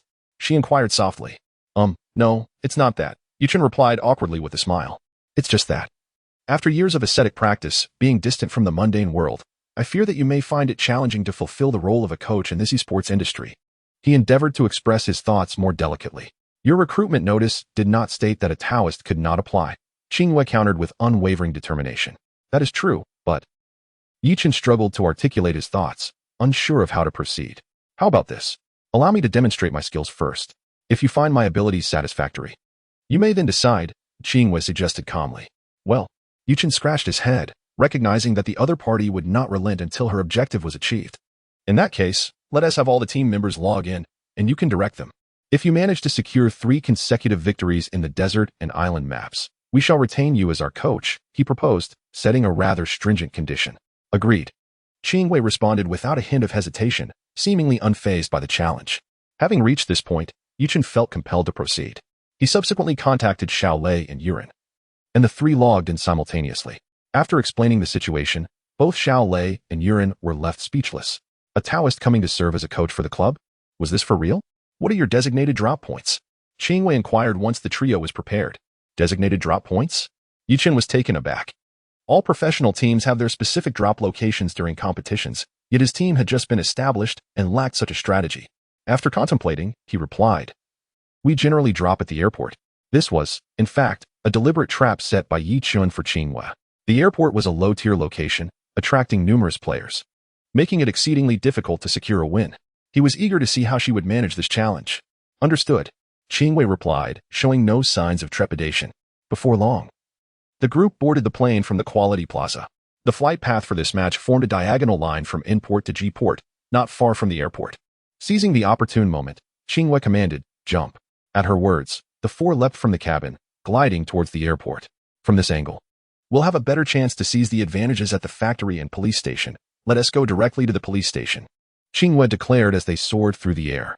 Deploy parachutes.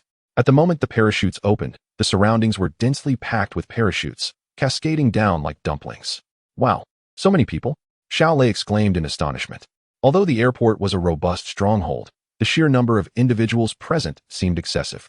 There are a total of 28 people, divided into 7 teams. Everyone, be cautious upon landing, Qingwei instructed. Yichen felt a stir of intrigue. To discern such detailed numbers in such a brief span of time, this fellow was indeed remarkable. Before long, the 4 of them landed at the entrance of the police station. Simultaneously, another 5 or 6 parachutes descended. To think that 11 individuals could land at such a modest police station. Grab the guns. Quickly. Yichen, not daring to be careless, was the first to rush inside. On the ground lay an S-1897 and an M416. In the blink of an eye, Yichen had seized both firearms. At that moment, a man clad in a yellow shirt dashed toward Yichen. He had also spotted the 2 weapons upon landing and intended to snatch them. However, Yichen's reflexes were too swift. As soon as he opened the shortcut key, he realized the items had already vanished. Seeing the dire situation, the man in yellow leaped up, attempting a desperate strike at Yichen's head. Bang! Just as the man in yellow jumped, Yichen had already loaded the first round into the S-1897. Although this weapon lacked the rapid-fire capability of the S-686, its advantage lay in being able to fire immediately after loading. Yichen sent the airborne man in yellow flying.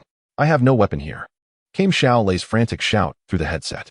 At that moment, the entire airport erupted in a fervor akin to the bustling atmosphere of New Year's Eve. The upper right corner of the screen was inundated with notifications of players being knocked down.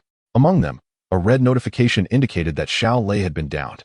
Following closely was a blue notification, revealing that the very player who had downed Xiao Lei had been eliminated by a player named Yuren with a VSS.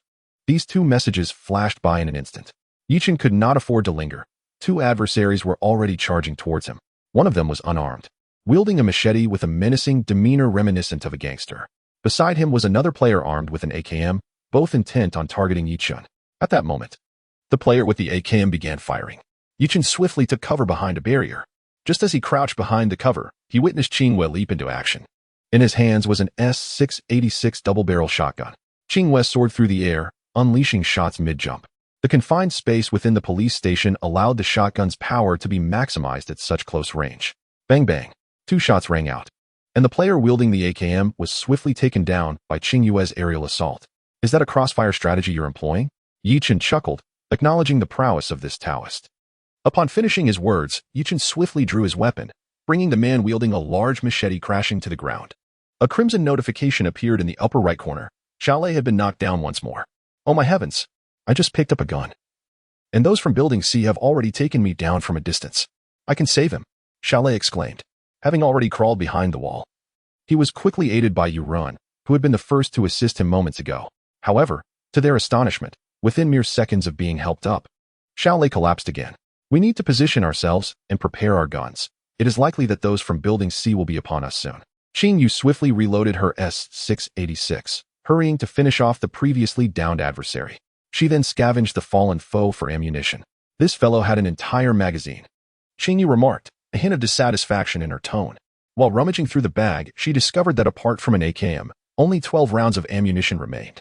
Meanwhile, the player, who had been felled by Yi Chun and still clutched a machete, crawled toward Qing Yu. Please, please, don't finish me off. Grant me a chance. Just a chance, he pleaded, crawling with desperation. Chapter 13. The Battle for the Bridgehead. With a heart full of compassion, the monk reflected, since you have spoken thus, I shall grant you mercy. Qing Yu contemplated for a moment before rising to depart. Thank you, big brother. Thank you, the man exclaimed, his face lighting up with joy. Bang! The sound of a gunshot echoed as countless bullets erupted from the barrel of Yi Chen's firearm. Just as the man was about to express his gratitude further, he was abruptly silenced by Yi Chen's shot. Apologies, but I am not a monk, Yi Chen chuckled, seizing the opportunity to claim the bounty on such a target without hesitation. Wooly ancient zone. Qing Yu sighed softly, lamenting the fate of the man who had just been taken down by Yi Chun. Xiaolei was also assisted by the fishman, who was in the process of applying a first aid kit. The personnel from C building should not arrive for the time being. Those from K building will engage them instead. I noticed a squad had also descended from the factory area, where there has been no gunfire. We should head there and ambush them, Qing Yu stated decisively. You are the coach in this match. I shall follow your lead. Yi Chen responded. At that moment, the police station had already been stripped of substantial resources. 11 individuals had raided a single police station, leaving little in their wake. The four swiftly made their way toward the factory. The fishman lingered at the rear, wielding a VSS rifle, while Xiaolei, armed with an M4, surged ahead. Yi Chen followed closely behind, providing cover for Xiaolei. There is no one at the factory entrance. Let's move in. The fishman relayed the gathered intelligence. The four successfully reached the factory, which boasted a complex interior with numerous hiding spots. Yi Chun treaded quietly, attentively listening to the sounds around him, while outside, gunfire continued to erupt between C building and K building. This place has been searched, but there is no one here, Xiaolei remarked. There is no one in the satellite building either. Could they have fled? How cowardly. After confirming the area was deserted, Yi Chen inquired of Qing Yu regarding their next course of action. This circle is rather distant. Let us enter it directly, Qing Yu declared. Yi Chen glanced at the map, noting that the first circle had emerged over G port, encapsulating it amidst vast expanses of water. Let us go. As they exited the airport, gunfire still rang out in the background. At this moment, only 38 players remained in the fray, a testament to the tenacity of domestic players, who fought until the bitter end. Ahead lay a vehicle. Yi Chun and Xiaolei, you drive ahead to scout for a car, Qing Yu commanded. Upon hearing this, Xiaolei proceeded to take the wheel, with Yi Chen occupying the seat behind him as they sped away. Their route led them toward the Eastern Cross Sea Bridge, typically a location rich with vehicle spawns. Yi Chun and Xiaolei intended to secure a car before returning for the fishman and Qing Yu. However, upon their arrival at the bridgehead, they discovered that the gates had been opened and the usual vehicle spawns were conspicuously absent. It seems the team that just left the factory took the vehicles. Let us check in port for any available cars, Xiaolei suggested. As soon as he finished speaking, a jeep roared out from in port, carrying 4 burly men within. Upon witnessing Xiaolei operating the buggy, the 4 burly men in the jeep evidently entertained a sinister notion. The two seated in positions 3 and 4 protruded their heads, unleashing a barrage toward Xiaolei and Yi Chen. Quick, take cover, Yi Chen shouted as he was struck by 2 bullets, his health plummeting rapidly, and it seemed he was on the brink of collapse. Unfortunately, seated at the rear of the buggy, he was in a precarious position. Fortunately, at a critical moment, Xiaolei maneuvered the buggy to a gas station at the bridge's end, preventing Yi Chen from being taken down. However, at that juncture, the opposing jeep had advanced significantly closer. Upon disembarking, the 4 assailants surged towards the gas station, where Xiaolei and Yi Chen were holed up. While Yi Chen hastily bandaged his wounds, Xiaolei had already positioned his firearm at the entrance. Suddenly, a grenade flew in from an unknown direction, landing at Xiaolei's feet. The opposing 4 clearly exhibited a well-coordinated assault, launching an array of projectiles before breaching the building. Grenades, flashbangs, and Molotov cocktails fell like rain upon the gas station, sheltering Yi Chun and Xiao Lei. Xiao Lei quickly retreated, but was still rattled by a flashbang, leading to a moment of disarray. Yi Chun managed to wrap 3 bandages around his wounds, restoring only a third of his health. There was no time to administer further medication. He seized his M4 and joined Xiao Lei in defending the entrance of the gas station. At that moment, the enemy's projectiles had been exhausted, and they initiated their charge toward the gas station. 2 on the left, they're lining up their shots. Yi Chun deduced from the sound of their footsteps.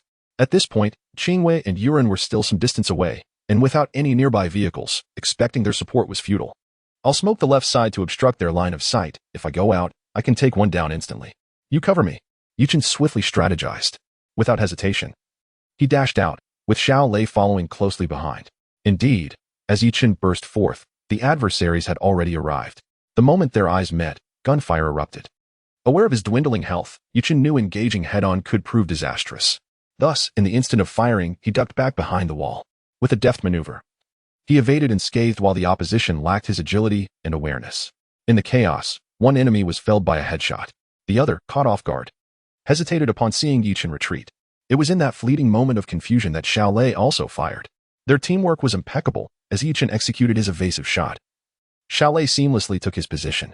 The enemy was given no chance to respond, as Xiao Lei's fully automatic M4 delivered a decisive headshot. Splendid, Yi Chun chuckled. The once intimidating quartet had, in an instant, lost 2 of their members, just as Yi Chun and Xiao Lei prepared to advance and assist their fallen comrades. Gunfire erupted from behind them. The 2 adversaries who had been lining up their shots, upon witnessing their teammates fall, charged forward. Despite Yi Chun's earlier attempt to obscure their flank with smoke, the 2 assailants brazenly traversed through it, leaving Yi Chun and Xiao Lei's backs fully exposed before them. With a sudden and lethal strike, Yi Chun, already weakened, collapsed to the ground. Xiao Lei swiftly retreated, utilizing the walls to peek cautiously, preventing the adversary from finishing off Yi Chun. Xiao Lei, with his professional marksmanship, though sustaining some damage, faced the enemy with unwavering resolve. His rapid peak resulted in the swift elimination of one opponent. Only one adversary remained. Just as Xiao Lei aligned his sights on the last foe's head, 56mm bullets pierced through his skull. Xiao Lei fell as well. Despair enveloped the faces of both Xiao Lei and Yi Chun as the final adversary approached. Ready to close in, Yi Chun let out a deep sigh. This battle had been exceedingly arduous. The last foe, emboldened by the defeat of Yi Chun and Xiao Lei, charged forward, eager to claim victory over them. Aren't you 2 so formidable? Let us see how you fare now. However, just as he advanced a few steps, the sound of gunfire rang out from an unexpected direction. The assailant was struck down before he could proceed further. It was Yuren. The VSS unleashed a barrage of fully automatic fire, delivering a precise headshot that secured the kill. The team was successfully wiped out. Brother Yu, triple kill. Xiao Lei, who had been teetering on the edge of despair, found renewed hope as Yuren appeared like a divine savior, turning the tide of battle. Hold on. Yuren sprinted forward, while Xiao Lei's health rapidly dwindled. Faster! Xiao Lei shouted fervently. Chapter 14. The defense of Longji Mountain. Just as Xiao Lei's health dwindled to a mere thread, the merman arrived in the nick of time, firmly grasping Xiao Lei. Phew! Xiao Lei exhaled. Brother Fish, you are truly magnificent. I have fallen utterly for you. Before long, Qingwei also made her way there, assisting Yi Chun to his feet. 4 individuals, each with a backpack. What a bountiful haul. Xiao Lei chuckled as he scavenged. This fellow is quite plump. With a grin, he added, I just found a VSS. The mermen hastened to loot as well. After finishing their search, the 4 emerged with renewed gear, save for their helmets.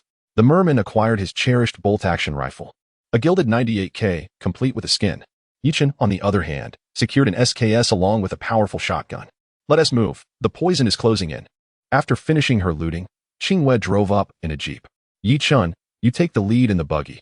We shall head to Longji Mountain first. Understood. I shall heed your guidance, Yi Chun replied with a smile, fully replenishing his energy before speeding off in the buggy.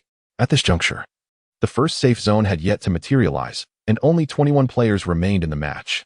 Yi Chun mused to himself, noting the rapid rate at which players were being eliminated. Their journey proceeded smoothly, encountering no adversaries along the way.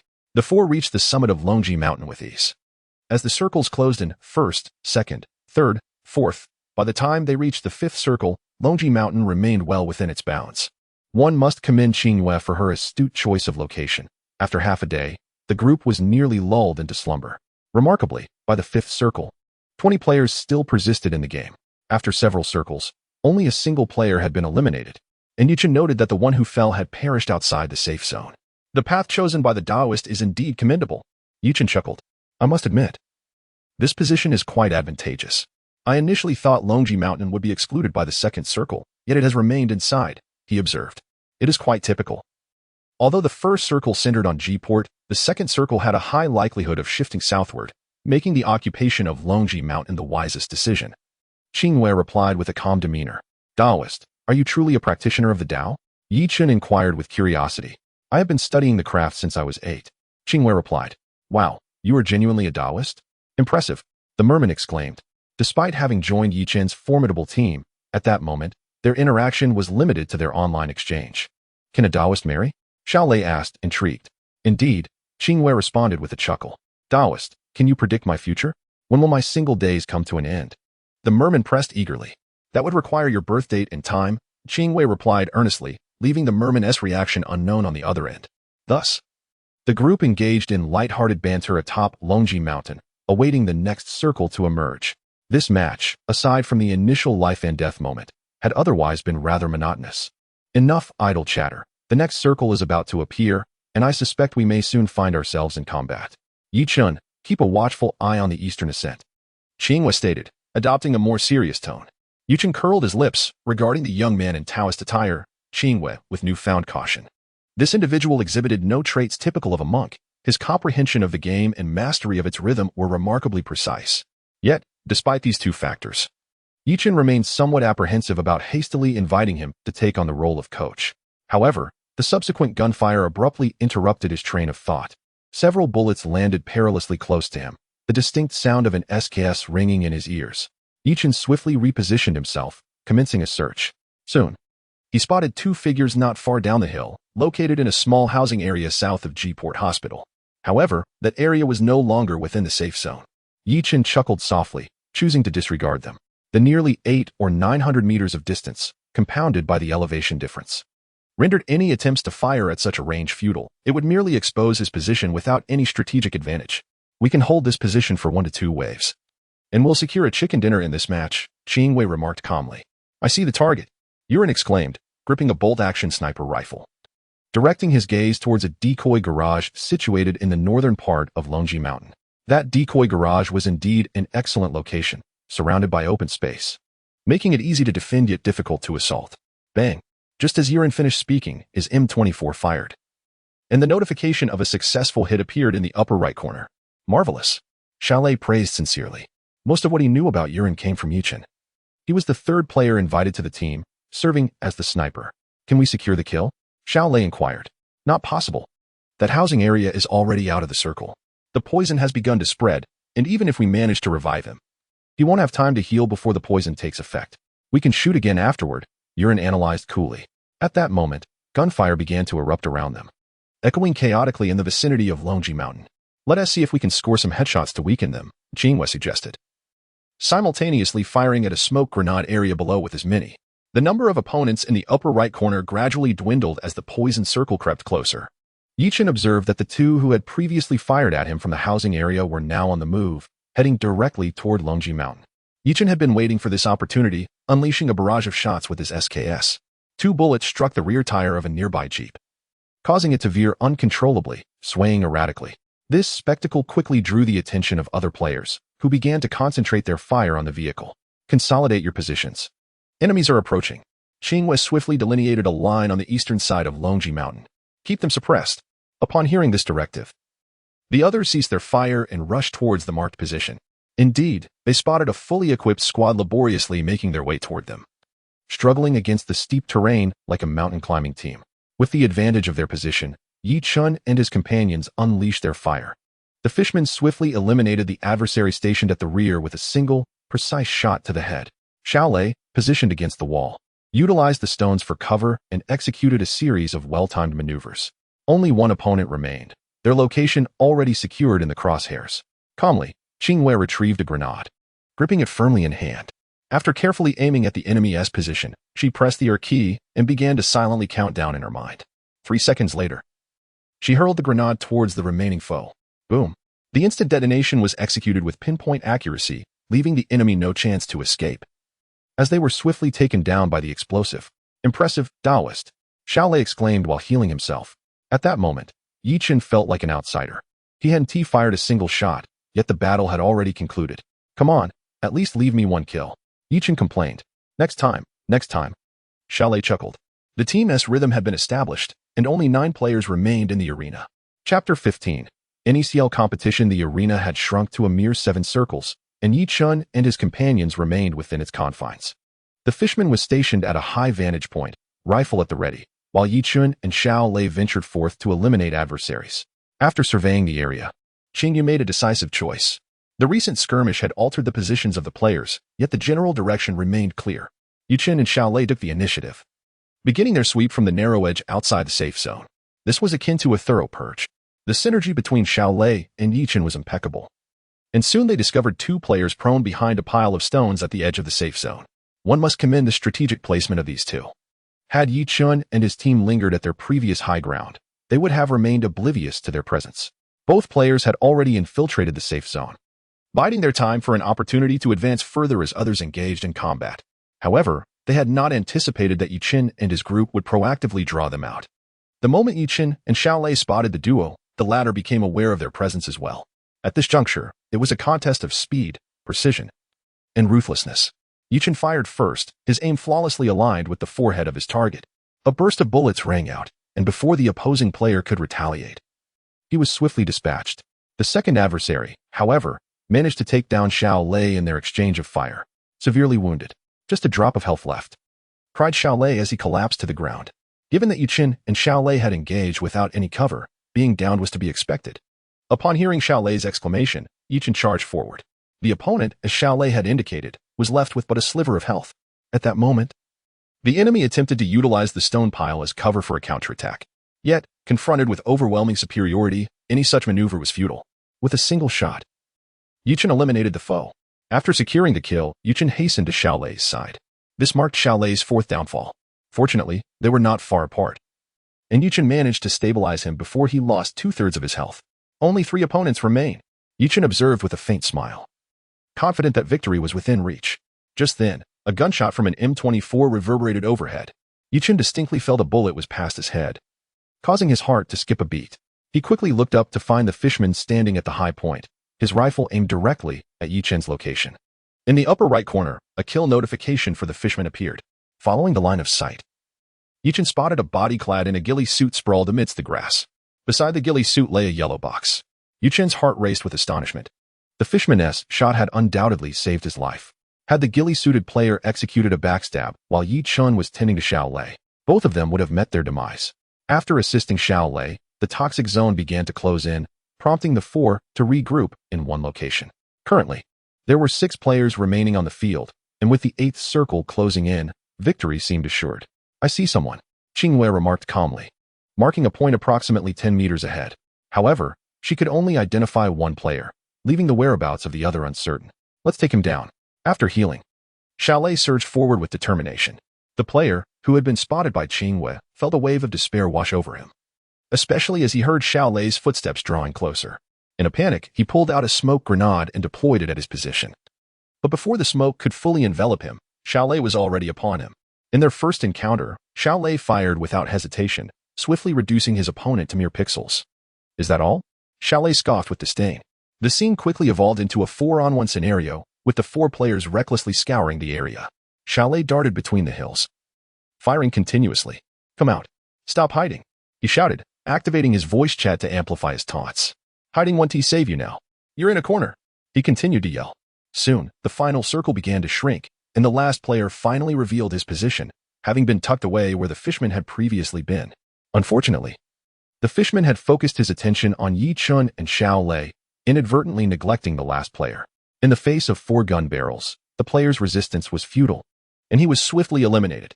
Although the match had begun with some challenges, they ultimately achieved a victorious finish. Following this, the group commenced their 2nd and 3rd matches. The second match took place on a desert map, where, under Qingyue's strategic guidance, they played cautiously and successfully secured a full squad victory. The 3rd match unfolded on Sano, where they dropped directly into the city for an intense firefight. Despite Qing Yue's role as commander, her shooting skills could not compete with Yi Chen and the others, leading to her early demise. However, in the observer mode, Qing Yue's commanding presence flourished, and they ultimately secured another victory. Ding! Congratulations, host. You have achieved a milestone by accumulating 100 player kills with an assault rifle. The system's voice chimed as they concluded the 3 matches. Ding! Congratulations, host. You have leveled up to player level 2. Reward: a winery in Junding. The mention of Junding Winery piqued Yi Chen's interest, as it was one of the most renowned wineries in the country, with no more than 10 in total, each housing an exquisite collection of world-class wines. This reward was indeed substantial, and with his current points reaching 100, it equated to a value of 1 million in currency. However, Yi Chen was not in need of money at the moment. He decided to explore the system's shop later to see what he could exchange his points for. With a bright smile, he removed his headset, and Qing Yue followed suit, glancing at Yi Chen. After 3 matches, Yi Chen had developed a significantly improved perception of Qing Yue. As the two exchanged smiles, Yi Chen inquired, "Are you truly a Taoist?" "Indeed, I am the genuine article, without a doubt," Qing Yue responded lightly. "All right then. From this day forth, you shall be the official coach of our NB team." Yi Chen chuckled. Thus, Qing Yue officially assumed the role of coach for the NB team. However, 2 substitutes and 1 free agent position remained to be filled. Time was of the essence, as the NECL League was set to commence next month, and it was imperative to finalize the roster prior to the competition. Leaning back in her chair, Qing Yue gazed at the computer screen. Yi Chen felt a stir of curiosity. How was it that Qing Yue was so well-versed in the details of the event? The NECL, as a sanctioned competition in PlayerUnknown's Battlegrounds, boasted the lowest entry barriers. With a total of 144 team slots available through official certification, participation was nearly guaranteed upon registration. Now, with merely a month remaining until the NECL officially commenced, all emerging teams across the nation were busily preparing. Reflecting on this, Yi Chen nodded in agreement. It was indeed time to commence preparations, or else the establishment of this team would hold no significance whatsoever. Chapter 16. The 3 Heroes Battle. Yi Chen began to prepare earnestly, for this would mark the inaugural official competition since the formation of his team. However, half a month had passed, and although numerous candidates had come for trials, none had succeeded. Among them were several skilled players, yet none captured Yi Chen's discerning eye. As the competition drew near, both Xiao Ming and Xiao Lei grew anxious. "Brother Yi, why not just recruit someone at random and compete for now? That won't do. Since we are forming a team, it must be composed of individuals whose energies resonate harmoniously. Otherwise, conflicts are inevitable." This was precisely why Yi Chen had not selected any of the trial participants. One day, Yi Chen sat alone before his computer, fully engrossed in a live stream by a lesser-known PUBG streamer.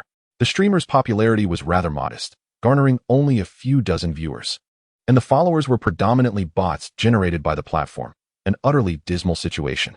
Yi Chen's interest in him stemmed from the fact that they had just encountered each other in a casual match. The man, known as Diu Ming, initially did not capture Yi Chen's attention. However, as the game progressed, Ming's prowess began to impress him. The streamer's gameplay was remarkably intuitive. He often appeared to stray from the group, seemingly playing solo, yet he consistently delivered unexpected backstabs to his opponents at crucial moments. After watching for a while, Yi Chen decided to leave a comment in the chat. "Hey, would you like to play a couple of matches together?" Given the stream's low engagement, his message stood out prominently. Ming had just concluded a match and was taken aback by Yi Chen's comment. It was a delightful surprise. He quickly responded with a smile. "Sure, playing solo can be quite dull." Upon receiving Yi Chen's invitation, Ming chuckled. "Did we not just play together? You have a good memory. Your aim is quite impressive." Which left a deeper impression. The two opted for a duo match and engaged in light-hearted conversation throughout the game. During their chat, Yi Chen learned that the streamer's full name was Gao Yuming, affectionately known as Ming Ming. At 19 years old, he lacked a formal occupation and spent his days idly at home, relying on his family, while hoping to earn some money through gaming streams. Unfortunately, the streaming industry was fiercely competitive, and his channel struggled to attract attention.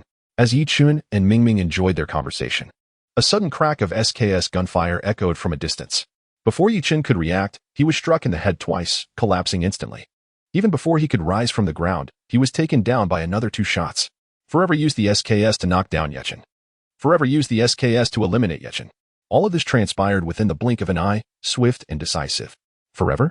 Yi Chen felt a stirring in his heart. This nickname belongs to but a single individual, the eternal member of the 4 AM team. From Ming Ming's perspective, Yi Chen soon discerned 3 shadowy figures that had stealthily approached Ming Ming's vicinity. He never anticipated encountering professional players, and a sense of unease began to settle in. At that moment, Ming occupied a high ridge while the trio surged towards him from a lower position. Their movements were swift and their coordination impeccable, indicative of seasoned players. Though they had reached close quarters, the distance remained beyond the reach of grenades, and due to limited visibility, the adversaries would only expose a mere sliver of their heads during a gunfight. Ming could only crouch on the high ground, swapping his M762 scope for a 3x magnification, preparing for the impending confrontation. Retreating would render him vulnerable to backfire, leaving him no chance to retaliate. Before long, the first shadowy figure emerged from the low slope. The opponent fired swiftly, executing a quick shot before retreating, failing to hit Ming. This seemingly innocuous shot was, in fact, a tactical maneuver to ascertain Ming's location. In FPP mode, the field of vision is considerably narrower than in TPP, thus the enemy sought to gauge Ming's position with that initial shot. The adversary was highly skilled. A professional squad. Yuchen furrowed his brow. Suddenly, a memory sparked. He had recently eliminated an opponent named 112. At the time, it had seemed inconsequential, but it appeared that the enemy's teammates had come seeking revenge. Meanwhile, at the 4 a.m. training base, Wei Shun, Xiao Lu, and Yong Yuan were seated at their computers, preparing to launch an assault on Ming. Just one person, let us charge at him. Wei Shun remarked casually. I'll go first, Yong Yuan declared, leading the charge. Upon uttering those words, he emerged from the lower recesses, ready to strike. The previous shot had already confirmed Ming's location. This time, he aimed for a decisive blow. However, as Yong Yuan exposed himself, he was met with a barrage of bullets that swiftly depleted his health. Ming fired back, leaving no room for Yong Yuan to react. Heavens! Yong Yuan hastily retreated, astonished at the screen before him. As a professional player renowned as the General Forever, he was incredulous that he had been outpaced. You're not up to it. Let me take over. Xiao Lu, noticing Yong Yuan's misstep, rushed to fill the gap. With complete confidence stemming from Yong Yuan's cursor position, Xiao Lu believed he could eliminate the opponent in a heartbeat. This was the confidence typical of professional players. Yet, just as Xiao Lu expressed his conviction, he suddenly collapsed without even firing a shot. Heavens!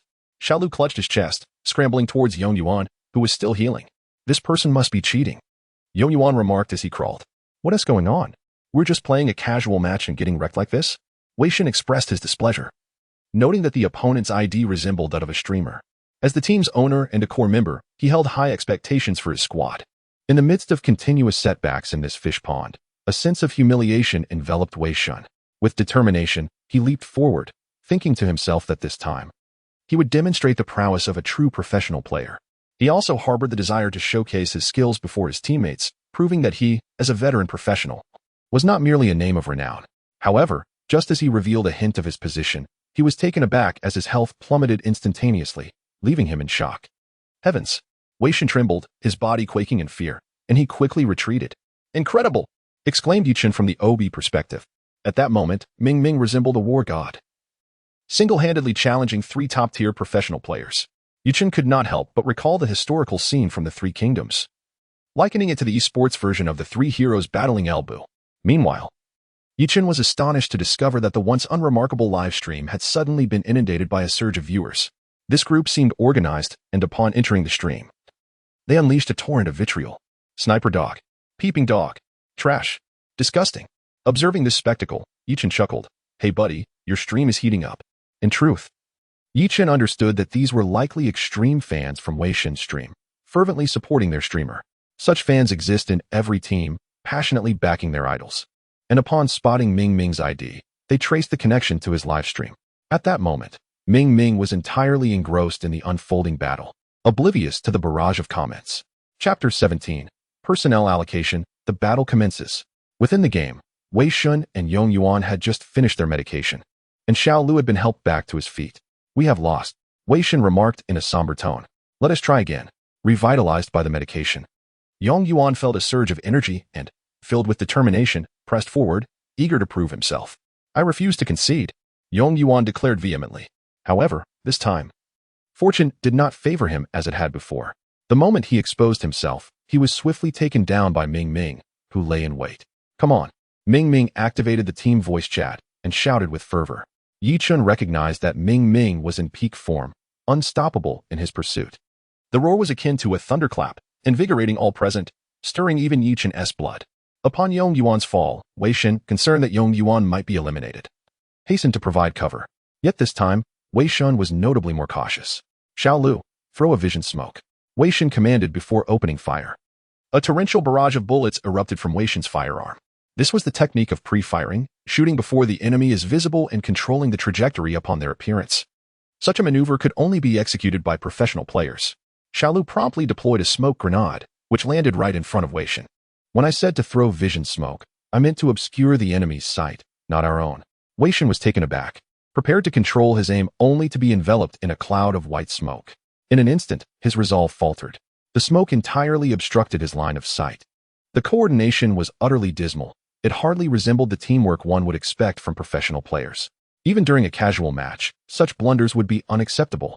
As Wei Shen lingered in confusion, a volley of bullets struck true, hitting him squarely on the head.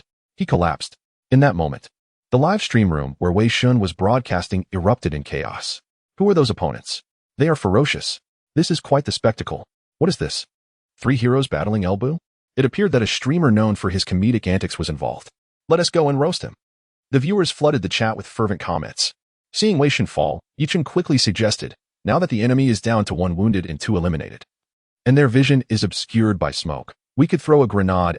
With an exuberant smile, Xiao Dingdang exclaimed, haha, leave the task of defeating Wei Shen to me. I have awaited this opportunity for an eternity. As he spoke, he charged forward, unleashing a barrage of grenades into the smoke enveloping Wei Shen and his companions. Just as Wei Shen was helped to his feet, he was once again blasted to the ground. Little Deer was also caught in the explosion. Yong Yuan aimed to escape, but as soon as he revealed himself, Xiao Dingdong's gunfire swiftly took him down. The smoke began to dissipate. Little Deer, do not fear. I believe in you. Wei Shen, kneeling on the ground, placed all his hopes on the last remaining Little Deer. Taking a deep breath, Little Deer resolved to restore 4AM's honor. As he awaited the smoke to clear, a sudden blinding light obscured his vision. When the screen reappeared, it was shrouded in gray. Xiao Dingdang seized the moment, utilizing a flashbang to disorient Little Deer before swiftly executing him. Is that all you've got? Xiao Dingdang taunted after eliminating the 3 opponents. My heavens! I am utterly flabbergasted. Enraged, Wei Shen threw down his headset, collapsing back into his chair, his hands covering his face. What a disgrace! The atmosphere at the 4AM base was one of lamentation. Yichen and Mingming also exited the game. Shall I summon a couple more players? Yichen chuckled in the lobby. Sure. Mingming laughed as well, both surprised to encounter professional players in this round. For the next match, Yichen summoned Yuren and Xiao Lei, integrating them into the team. Wow, they are all diamond ranks. Mingming was astonished upon seeing the newly joined Yuren and Xiao Lei. Yichen, Xiao Lei, and Yuren had all reached the diamond level, while Mingming lagged behind at gold rank 3, leaving him feeling somewhat insecure. Come on, brothers. Let us aim for a high score, Xiao Lei cheerfully proposed. With that, they entered the game. After a brief period of mourning, 4AM also rejoined the fray. Following the defeat of Wei Shen's team, Xiao Dingdang too was swept away by a fully assembled squad rushing in. Ma Mu, Xiao Huihui, Ma Yunlong, I'm ready. Let us get in there. Xiao Dingdang and his teammates re-entered the game. However, unbeknownst to all, on the quality square of Airport Island, Yichen's formidable team, Xiao Dingdong's Paro team, and Wei Shen's 4AM were once again grouped together in this match. Where are we jumping? Xiao Lei inquired. To the airport, of course. Yichen replied, glancing at the flight path, which was a straight line from south to north. He marked the building at the airport. Let us go. Xiao Lei exclaimed with excitement. As the plane took off, the moment the parachutes were deployed, the airport resembled a flurry of dumplings, densely packed with parachutes. Truly the holy land for gunfights. My goodness, how many people are there? Mingming gasped at the sight of the surrounding parachutes. All of them are KD values. Yichen was the first to land atop building one of the C-shaped edifice. At his feet lay an M16A4 rifle alongside 60 rounds of ammunition. In the blink of an eye, Yichen had seized the weapon and loaded it with bullets. Just as he completed the loading process, a second individual touched down, still tumbling across the rooftop. The sharp crack of the M16A4 firing 3 rounds echoed through the air. The player, still caught in his role, barely had time to react before he was struck, falling to his knees with his hands clutching his chest. Meanwhile, the entire airport erupted into a frenzy. A squad had landed at our C-shaped building, 2 teams at the K-shaped structure, and another group at the factory. The fishmen quickly relayed information after their descent. After dealing with the nearby adversary, Yichen, wielding his M16, leaped from the external staircase of Building 1 directly onto the rooftop of Building 2. There, he encountered another individual who was in the process of retrieving a weapon. Observing Yichen's approach, the man hurriedly attempted to load his ammunition. However, Yichen afforded him no time, unleashing another volley of 3 rapid shots, once again delivering a precise headshot that brought his opponent down. Chapter 18. The Gathering of Heroes at Alinge. Now, only 2 individuals remained in Building C, both situated within Building 3, which happened to be the domain of the fishermen.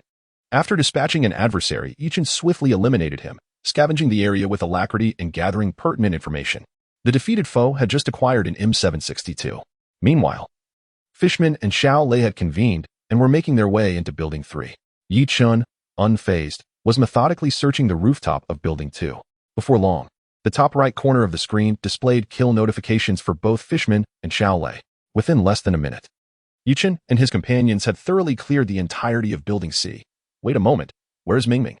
Yichen suddenly realized that Mingming was not located within Building C. Upon opening the large map, he discovered that Mingming had landed atop the elevated area at the airport. I'll check the information for you, he said. At that moment, Mingming had reached the pinnacle of the elevated structure. At this juncture, the resonating sound of gunfire erupted from Building K. Vivi engaged in combat. Let us go intervene. The group moved in unison, demonstrating seamless coordination, and soon arrived at the vicinity of Building K. Inside Building K, 2 teams were embroiled in fierce combat, completely oblivious to the stealthy approach of Yichen and his comrades. Their swift movements afforded no time for the engaged teams to react. I've spotted one, Xiao Lei declared, swiftly identifying an opponent positioned within Building K. With a precise shot from his 98K, Fishman eliminated the targeted adversary the moment Xiao Lei reported his location. Excellent. There's more. Charge forward. At this point, Yichen had already infiltrated the interior of Building K. The 2 teams, still occupied with their skirmish, failed to notice the sudden appearance of Yichen and his companions. In the blink of an eye, the 2 teams that had been battling were reduced to a mere solitary survivor. Witnessing his 3 teammates fall simultaneously, the last remaining individual clearly panicked. He hastily retreated through the back entrance of Building K and concealed himself in a patch of grass, preparing to ambush anyone who approached. Unbeknownst to Yichen and his allies, this individual was hidden nearby as they dispersed in search of him. As footsteps grew increasingly near, the survivor's heart began to race. It had been quite some time since he had played the role of a lurking predator. Just as he prepared to strike, a barrage of gunfire erupted.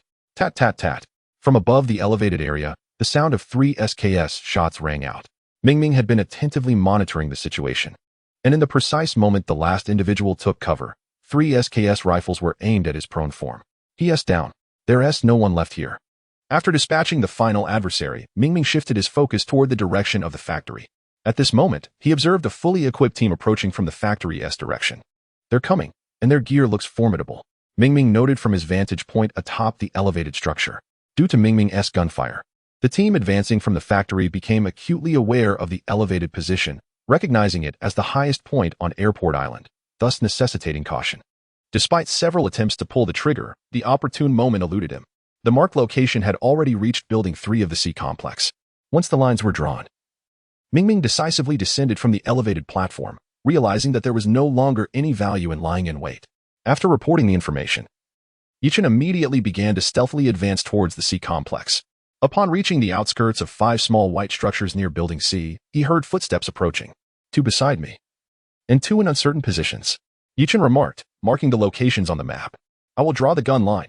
Mingming had already descended to the ground, charging towards Building 1 of the C complex.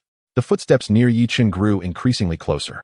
As they approached the small white structure where Yichen was stationed, the pace noticeably slowed. Clearly, the gunfire at the airport had ceased, signaling that the battle had reached a temporary lull. Everyone began to exercise caution. I'm throwing a grenade, Yurin announced, tossing a hand grenade towards Yichen's marked location. I'll throw a flashbang, and then we'll charge together, brother Yi. Xiao Lei added as he readied a flashbang. Understood. Boom. Bang. The grenade and flashbang landed almost simultaneously, producing a resounding noise. In that fleeting moment, Yichen and Xiao Lei burst from the small white building, spotting 2 players shielding their faces from the blinding light. Seizing the opportunity, Yichen and Xiao Lei opened fire, swiftly taking down the 2. Just as they were about to retreat back into the small white building, a head suddenly peeked over the corner of the wall at Building 3. A player wielding an M762 opened fire on Yichen, causing his health to plummet. Fortunately, Yichen was in close proximity to the small white building and managed to evade the bullets just in time. The one who shot you is down. Mingming suddenly appeared atop Building 3. When did you reach that position? Yichen exclaimed in astonishment. Mingming's movement and route had been so unpredictable that even Yichen had not anticipated it. At this moment, Yichen and the others began to regroup, preparing to pinpoint the last remaining player's location. Just then, a notification appeared in the upper right corner, indicating that Forever had knocked down YYDS, catching Yichen's attention. Mingming, it seems we have encountered 4 a.m. again. Yichen chuckled. 4 a.m., you say? Upon hearing the name, Xiao Lei perked up. This was the most renowned team in the realm of PUBG. Had it not been for a sneaky play in the last match, we would have wiped them out. Let us hope we don't face them again this time. Mingming replied with a smile. Hearing this, Xiao Lei grew even more excited, eager to engage in battle with 4 a.m. Meanwhile, at the 4 a.m. training base, Wei Shen and the others had also taken note of the information regarding Yichen and Mingming. In the previous match, 112 had fallen to Yichen, while Mingming had single-handedly taken on Forever, along with Xiaolu and Wei Shen. Their synergy had rendered 4 a.m. hesitant to lift their heads. Hey, have you noticed? Those two from the last match are in the same game with us again. Wei Shen, ever observant, had already taken note of Yichen and Mingming's presence. Recalling the circumstances of the previous round, Xiaolu felt an overwhelming urge to confront them. Let me not encounter them this time. I shall teach them a lesson on how to conduct themselves, Xiaolu remarked coldly. In their eyes, the previous match was merely a lapse in performance, a mistake that everyone can make, though not in every single game. Meanwhile, at G-Port, Xiao Ding Dang and the others were elated. In G-Port, they were the only team looting to their heart's content. We VE matched with 4 a.m. again, Xiao Ding Dang exclaimed, his Tianjin-accented Mandarin ringing out. Let us go after them. Gray's voice was somewhat hoarse. At the airport, Yichen and his team successfully eliminated the last opponent, officially claiming dominance over the area. From their initial landing to methodically clearing out the space, their coordination flowed seamlessly, as if they were longtime friends, perfectly in sync. Yichen felt the sensation he had been yearning for. It had finally arrived. At that moment, the toxic circle began to close in, forming a northern zone that engulfed the entire Bright Summit. Many players had already started to relocate. Yichen glanced at the upper right corner. There were still 30 players remaining in the match. Chapter 19. Is this considered an achievement? Hastily entering the fray, Yichen arrived at the roadside and took the wheel of a striking red 86, racing towards the designated zone. Halfway through his journey, a thunderous roar echoed above him. Brother Yi, an airdrop! An airdrop! Chalet exclaimed.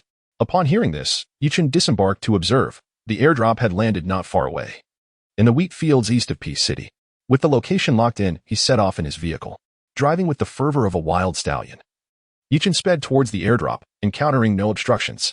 It was only after his vehicle had traversed the hills of Peace City that he spotted a jeep from the north, also heading towards the airdrop.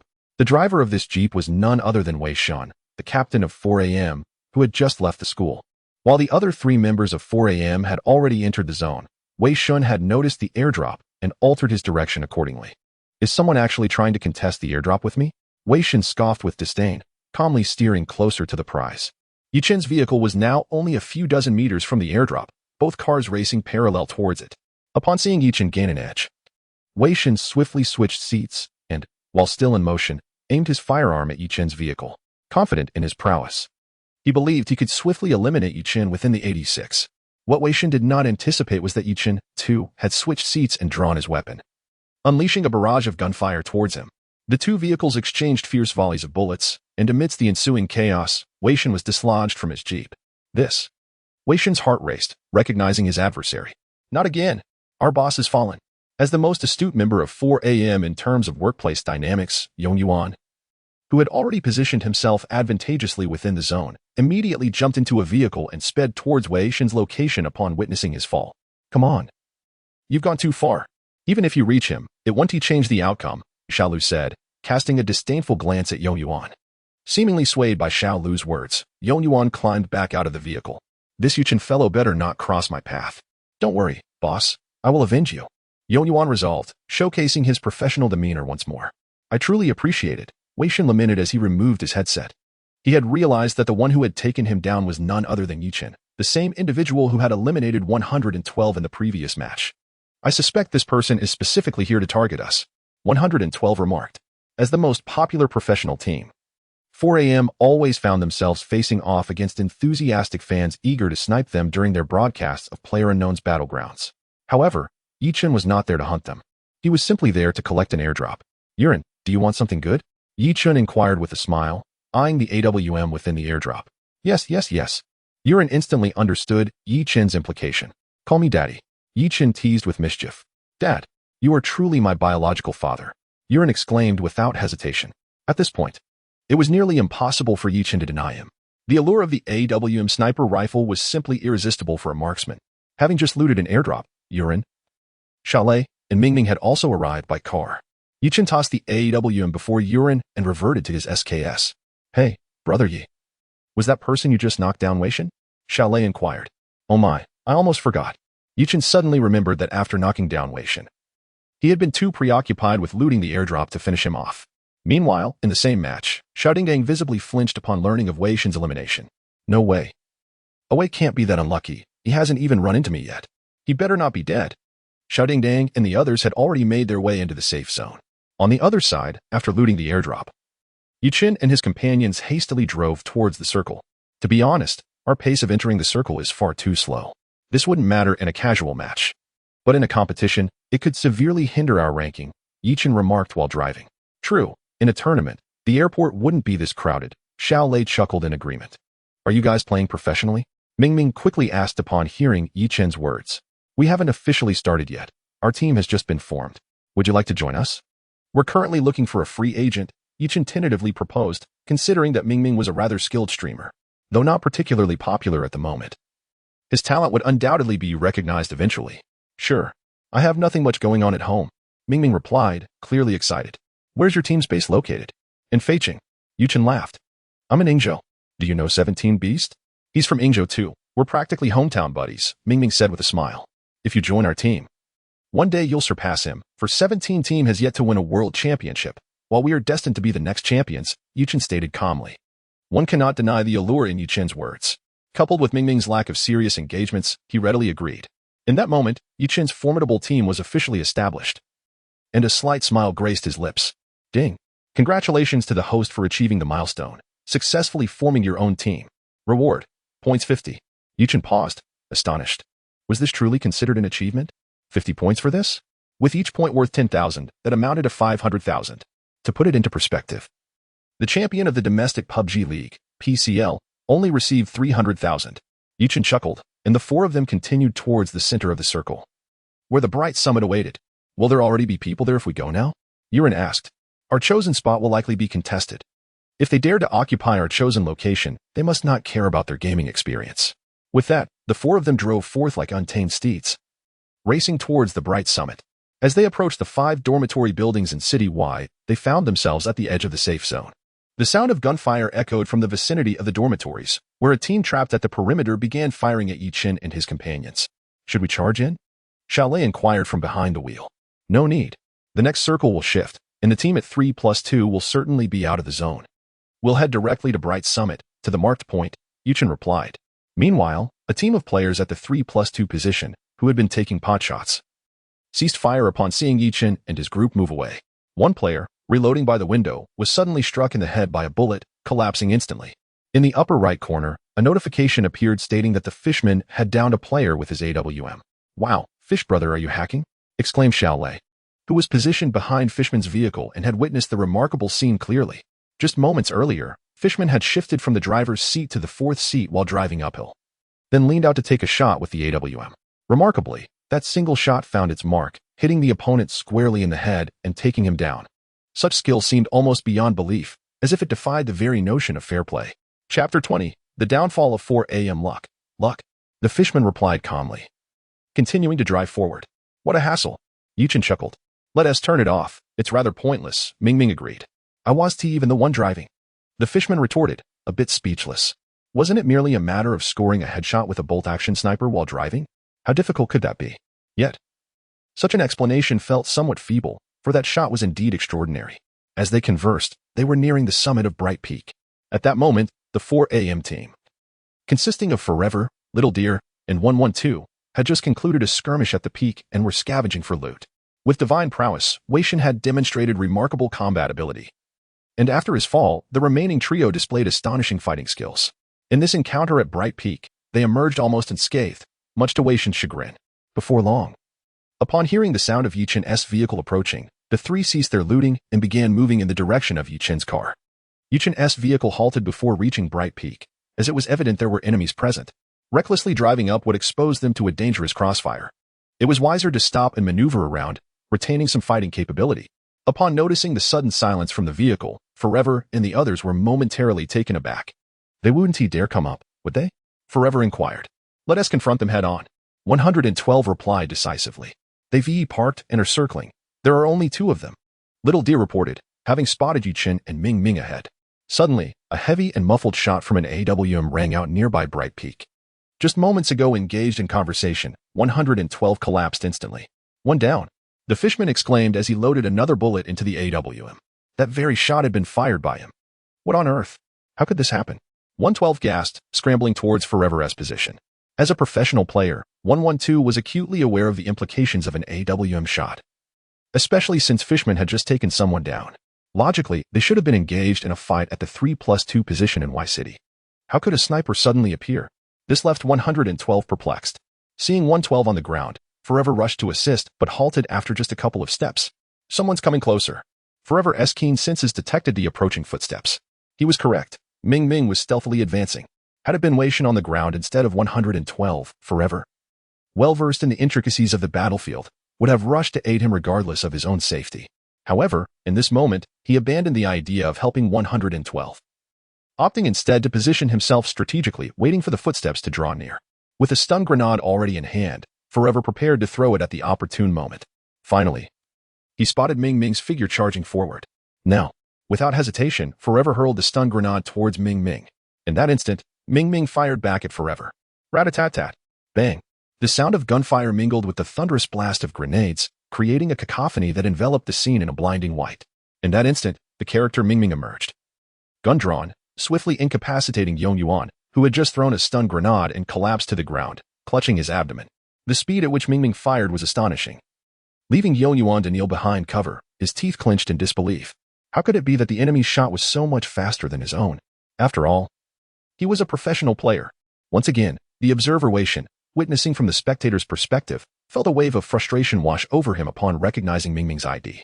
Why had he encountered this player consecutively in 2 matches and failed to gain the upper hand both times? In the previous round, Ming Ming had an advantage in terrain. But this time, they were locked in a defensive battle, with Yong Yuan striking first. Yet again, he found himself at a loss.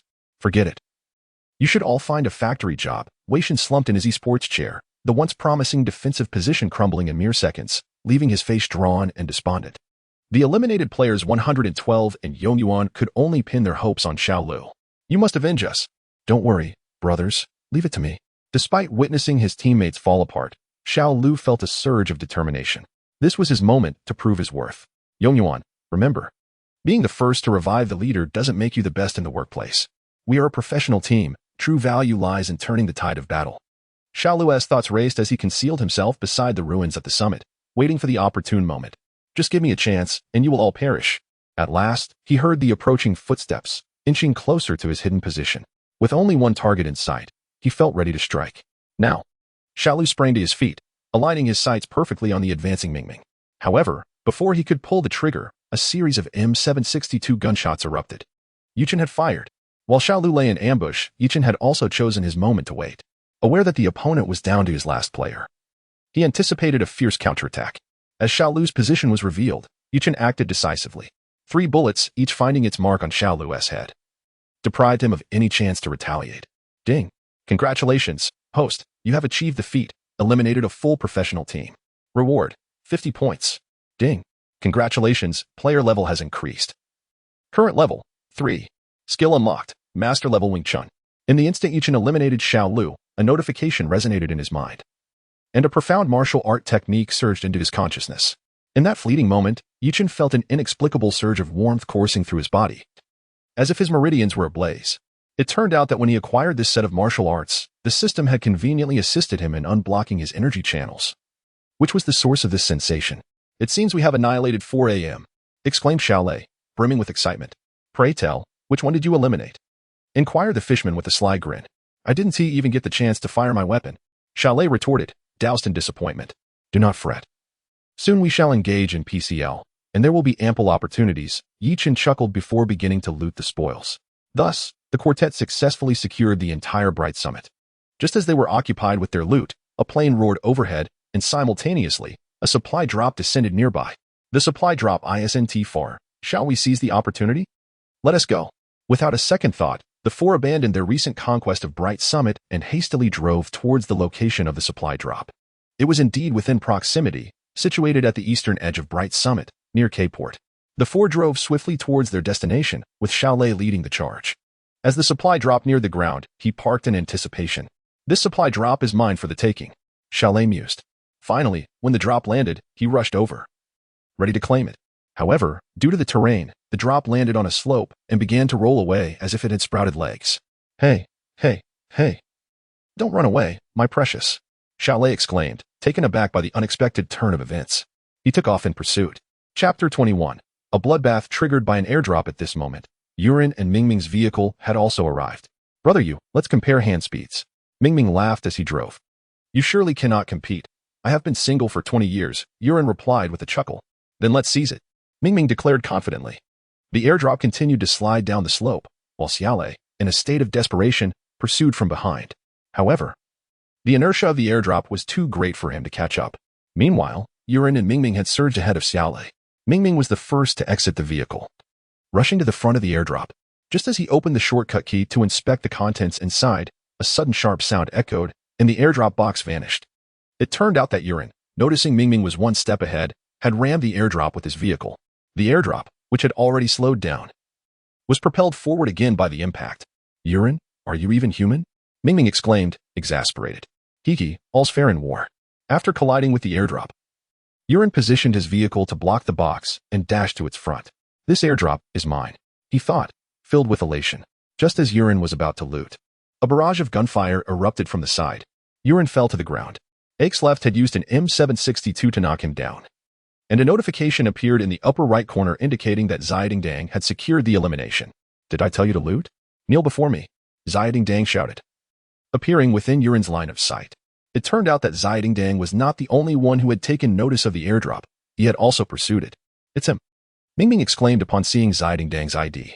In the previous match, had it not been for Xiaoding's backstab, he could have easily taken down the entire 4AM team by himself. Recognizing the name, Mingming charged forward without hesitation. Bang, bang, bang. However, just as he reached halfway, Mingming was taken down by a volley of bullets. Mamu had used an M416 to knock him out, and the upper right corner displayed the elimination information. It was Mamu from Xiaoding's team, assisting in providing cover fire. Witnessing Mingming's charge, Mamu decisively opened fire. What the hell? Xiaolei was dumbfounded. How could pursuing an airdrop result in two teammates getting knocked down? It seems we have encountered the formidable team again, Yichen remarked, his brow slightly furrowing as he observed the two elimination notifications. Was the likelihood of encountering a professional team so high? Based on the locations of the two knocked players in the direction of the gunfire, Yichen began to assess the enemy's information. Currently, only two opponents were exposed, but it remained unclear if their team was fully intact. If they were, two more members could still be lurking. Xiaolei, find a place to conceal yourself. I will scout the area. Yichen quickly devised a strategic plan. At this moment, the fallen Yuren and Mingming were finished off. Poor Yuren had managed to fire only 2 shots with the AWM he had acquired. After looting the airdrop box for an August, Xiaoding was pleasantly surprised to discover that Yuren was also carrying an AWM. It was a buy one get one free deal. Little Ding gleefully licked the merman's box, instantly augmenting his power. Meanwhile, Xiaolei crouched in the grass, striving to conceal his position. Xiaolei was not far from Mingming's box, waiting for Little Ding to lick it before executing a theft. As anticipated, after finishing with the merman's box, Little Ding, clearly unsatisfied, pursued Mingming's box. The opportunity arose. Xiaolei noted that Little Ding was merely a dozen meters away and decisively drew his weapon. Rat-a-tat-tat. A flurry of bullets erupted from Xiaolei's gun. Startled, Little Ding jumped around wildly. Checking his health, not a single drop was lost. Was this a dream? Indeed. Xiaolei's volley of bullets had failed to hit Little Ding. What on earth? This gun. Xiaolei struggled to control the weapon, which seemed to have a will of its own, completely unruly. As the magazine emptied, he instinctively pressed R. At that moment, Little Ding retaliated. While Xiaolei was still reloading, he was swiftly taken down. What a mess. Why are you playing PUBG when you should be playing Dojiju? Little Ding taunted over the team voice chat after downing Xiaolei. Yichen was left dumbfounded. Xiaolei had malfunctioned at a critical moment, leaving Yichen as the sole survivor of the team.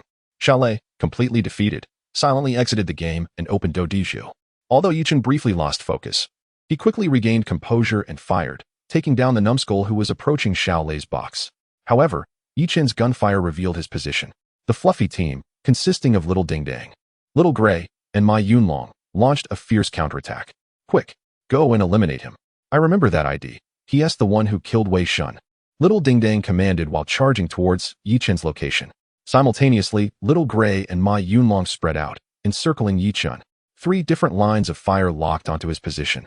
Confident that they could eliminate him the moment he exposed himself. Calculating his options, Yichen pulled out a smoke grenade and deployed 3 in total around his position. This would obscure his view but at least hinder the oncoming assault from the trio. A perfect smoke wall shielded Yichen. He took refuge behind it and swiftly made his way towards the lower slope of the bright summit. If he moved towards the higher slope, he would slow down and easily expose his location. Conversely, the lower slope offered better concealment. Among the 3 attackers, Little Gray was positioned on the lower slope. Just as Yichen advanced a short distance, he encountered Little Gray, who was aligning his shot. The opponent reacted swiftly, drawing his M762 with instinctive precision characteristic of a professional player. Yichen's health rapidly diminished, plummeting by half. However, he skillfully sought refuge behind a towering tree, evading elimination.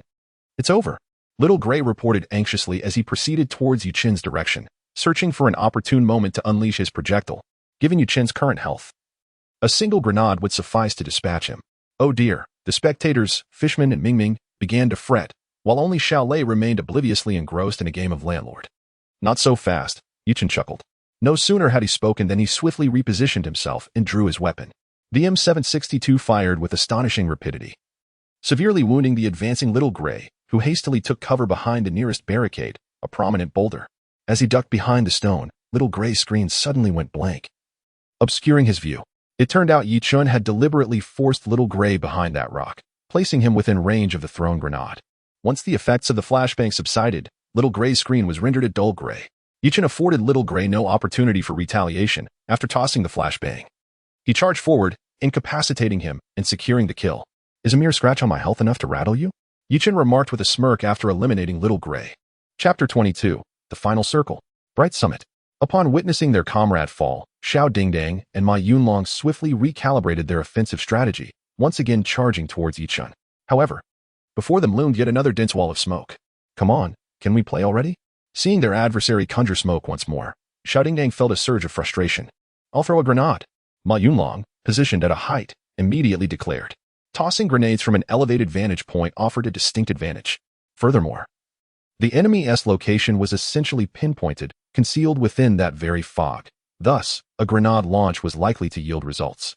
Without hesitation, Ma Yunlong launched 3 grenades in quick succession. The explosions erupted at different points within the smoke wall, ensuring the maximum efficacy of the blasts. Yet, in the aftermath, no notifications of knockouts or eliminations emerged. What, didn't anyone die? Ma Yunlong was incredulous. Logically, if one were behind the smoke wall, the blast radius of my grenades should suffice, he pondered, perplexed. Just as he was about to grasp his weapon anew, a series of gunfire erupted from Ma Yunlong's side. As the gunfire subsided, he fell in response. When did that happen? He thought, incredulously gazing at the approaching Yichen, who he believed should have been engulfed in the fog. Yichen's sudden appearance left Ma Yunlong in a state of bewilderment. In reality, after dispatching Xiao Wai, Yichen had already retreated. That smoke wall was merely a diversion. What a trickster! Xiao Dingdang was nearly thrown off guard by Yichen's erratic movements. At this moment, only Xiao Dingdang remained from his team. Both sides were clad in level 3 helmets, yet Xiao Dingdang wielded 2 empty weapons. Despite being at a disadvantage, the integrity of his helmet afforded him a fighting chance. Just then, he witnessed 3 incendiary bottles hurled consecutively towards him. As the first bottle struck the ground, Xiao Dingdang began to maneuver, but unfortunately, his movements were anticipated by Yichen. He was scorched by the flames of the incendiary bottle. Oh no! Is Yiga trying to grill catfish? He grimaced, watching Xiao Dingdang engulfed in flames. Yet, Xiao Dingdang found no humor in the situation. After evading, he hastily administered first aid. Is this how we play? How am I supposed to compete? He grumbled while healing, simultaneously blowing air at the screen as if trying to extinguish the flames. Yigu, why aren't you advancing? Fishman, observing Yichen remaining stationary, felt a pang of urgency. Logically, Xiao Dingdang was healing, and this presented an opportunity to launch an assault. Why rush? At this juncture, charging forward without adequate cover could lead to disaster, Yichen replied calmly. Yi Ge is meticulous. Fishman suddenly realized. Indeed, Yi Ge is astute. He quickly echoed. Yi Chen's expression shifted slightly. I am far from meticulous, mind you. After finishing his medication, Xiaodingdang discreetly deployed a smoke grenade in his immediate vicinity, seeking to reposition himself. When the smoke reached an adequate density, he made his move. He had already ascertained Yi Chen's location. Now, it was merely a matter of finding the right vantage point and timing. Yi Chen smiled faintly, observing the opponent's attempt to obscure visibility, before holstering his weapon and heading towards the summit of Guangming. Brother Yi, why have you ceased firing? Someone queried. The circle has shrunk. We are outside of it now. And this is the 5th circle. If we wish to secure a victory, we must first enter the circle. The positioning is crucial at this juncture. As for them, if they manage to survive and enter the circle, we shall see what happens in the final showdown. At that moment, Wei Shun from the 4 a.m. base nodded to himself. He had been observing Yi Chen's perspective ever since his team had been eliminated. With a smile, Wei Shun remarked, this player possesses quite the skill. Single-handedly taking down 3 opponents, and despite having such an advantageous position, he chooses not to engage recklessly. Could he be a professional player using a SMOF account? Who knows? We can inquire with other teams if they recognize this ID, Wei Shun mused, then closed the observation perspective and rejoined 4 a.m. in another match. However, his thoughts lingered on the possibility of encountering this player in future competitions. If he could recruit him beforehand, the strength of 4 a.m. would undoubtedly ascend to new heights. Upon entering the circle, Yi Chen engaged in another skirmish. At the edge of the circle, 2 players had been lying in wait, having heard the sounds of combat. They intended to launch a surprise attack once the fight concluded. Yet, they were swiftly eliminated by Yi Chen's precise marksmanship. By this point, only 11 players remained in the 5th circle. The circle's location encompassed the entire Guangming summit. Soon, the climactic battle of the final circle commenced. With the arrival of the 6th circle, the number of participants rapidly dwindled to 5. It appeared there were still 3 teams remaining, one of which comprised 3 players. With Xiaodingdang still alive, Yuren kept a watchful eye on the information displayed in the upper right corner. If he is still alive, he is likely lying low somewhere. Mingming observed. Indeed, at that moment, Xiaodingdang was crouched beneath the wall of a small wooden house situated in the northwest of Guangming summit. His health was critically low. Having narrowly escaped death from the encroaching poison earlier, Xiaodingdang felt a surge of frustration. He had not anticipated encountering such formidable opponents. It was one thing to engage in combat, but to flee mid-fight was perplexing. Meanwhile, Yi Chen was surveying the ruins to the south of Guangming summit. Before long, he spotted the trio of players from the same team, positioned at the satellite tower, which was conveniently located at the center of the circle. It was indeed a strategically advantageous position. If they could hold it, securing a victory would be well within reach. Yi Chen cautiously navigated through the ruins, utilizing the walls for cover to obscure himself from their line of sight. At that moment, a player adorned with a level 3 helmet was observing from the 2nd floor of the satellite tower. As the nimble little ding-dang perched upon the wall, he made his way to the rear slope of the bright summit, arriving at the satellite building's breach position. You little rascal, equipped with a level 3 helmet, are you? Upon sighting the coveted helmet, Ding-Dang was reminded of Yi Chen, and the mere thought ignited a fire within him. Bang! The crack of an AWM echoed, and the player adorned with the level 3 helmet was promptly felled. Astonished, Ding-Dang realized there was a Fong Tianhua Ji on the opposing side. After the level 3 helmet player collapsed, he hastily crawled toward the interior of the satellite building. Following the successful takedown of one adversary, Ding-Dang finally secured his position within the safe zone. Although he had knocked down that player, he could not revive his fallen opponent. The battlefield still stood at a precarious 3-1. At this juncture, the trio inside the satellite building began to adopt a defensive posture. Our position grants us an undeniable advantage. Let us play it safe this time, unlike the previous match where we recklessly roamed. The voice of the first player, distinctly calm, suggested he was the leader among them. The location of one adversary was nearly confirmed, marked on their map, while the position of another remained uncertain. The second player drew a line, which precisely indicated Ding Dong's whereabouts. Patience is key. Let us wait for another circle and see how long they can endure. The leader remained composed, a sound of a lighter crackling through his earpiece. The circle has shifted. Be vigilant. Do not allow that AWM to enter the zone. Chapter 23. The professional player's mental breakdown. The 3 individuals stationed within the satellite tower began to fortify their defenses against the position of Xiaodingdang. Although Yi Chen's whereabouts remained uncertain at this juncture, eliminating Xiaodingdang would confer a substantial numerical advantage. Please grant me a safe zone, Xiaodingdang fervently implored. Meanwhile, Yi Chen had stealthily approached the base of the satellite tower, oblivious to the 3 inside. It was evident that Xiaodingdang's pleas had not resonated with the Blue Hole system. As the next safe zone was revealed, Dang found himself once again outside its confines. What is this absurdity? Dang despaired. In a fit of resignation, he began to deploy smoke grenades, erecting a wall of obscuring haze from the hillside of the satellite tower. However, he was met with an onslaught of projectiles, grenades, flashbangs, and Molotov cocktails came raining down in succession. The three defenders were resolute in their intention to keep Dang outside the safe zone. Must it be this way? Must it truly be this way? Dang cried out in anguish, having never felt such despair since he began playing this game. The grenades detonated relentlessly near him, causing his health to plummet rapidly. After hurling a portion of their explosive arsenal, the trio commenced a frenzied barrage into the smoke. One of them even wielded a powerful weapon, affectionately known as the Big Pineapple, which, once equipped with an extended magazine, boasted an astonishing 150 rounds. Dang, concealed within the fog, felt the weight of hopelessness settle upon him. The player armed with the Big Pineapple laughed maniacally while indiscriminately spraying into the smoke, indifferent to whether he actually hit anything. In the midst of their chaotic revelry, a grenade landed precisely in the center of the trio. Hey, whose grenade just fell to the ground? One player, in the midst of reloading, was the first to notice the object at their feet.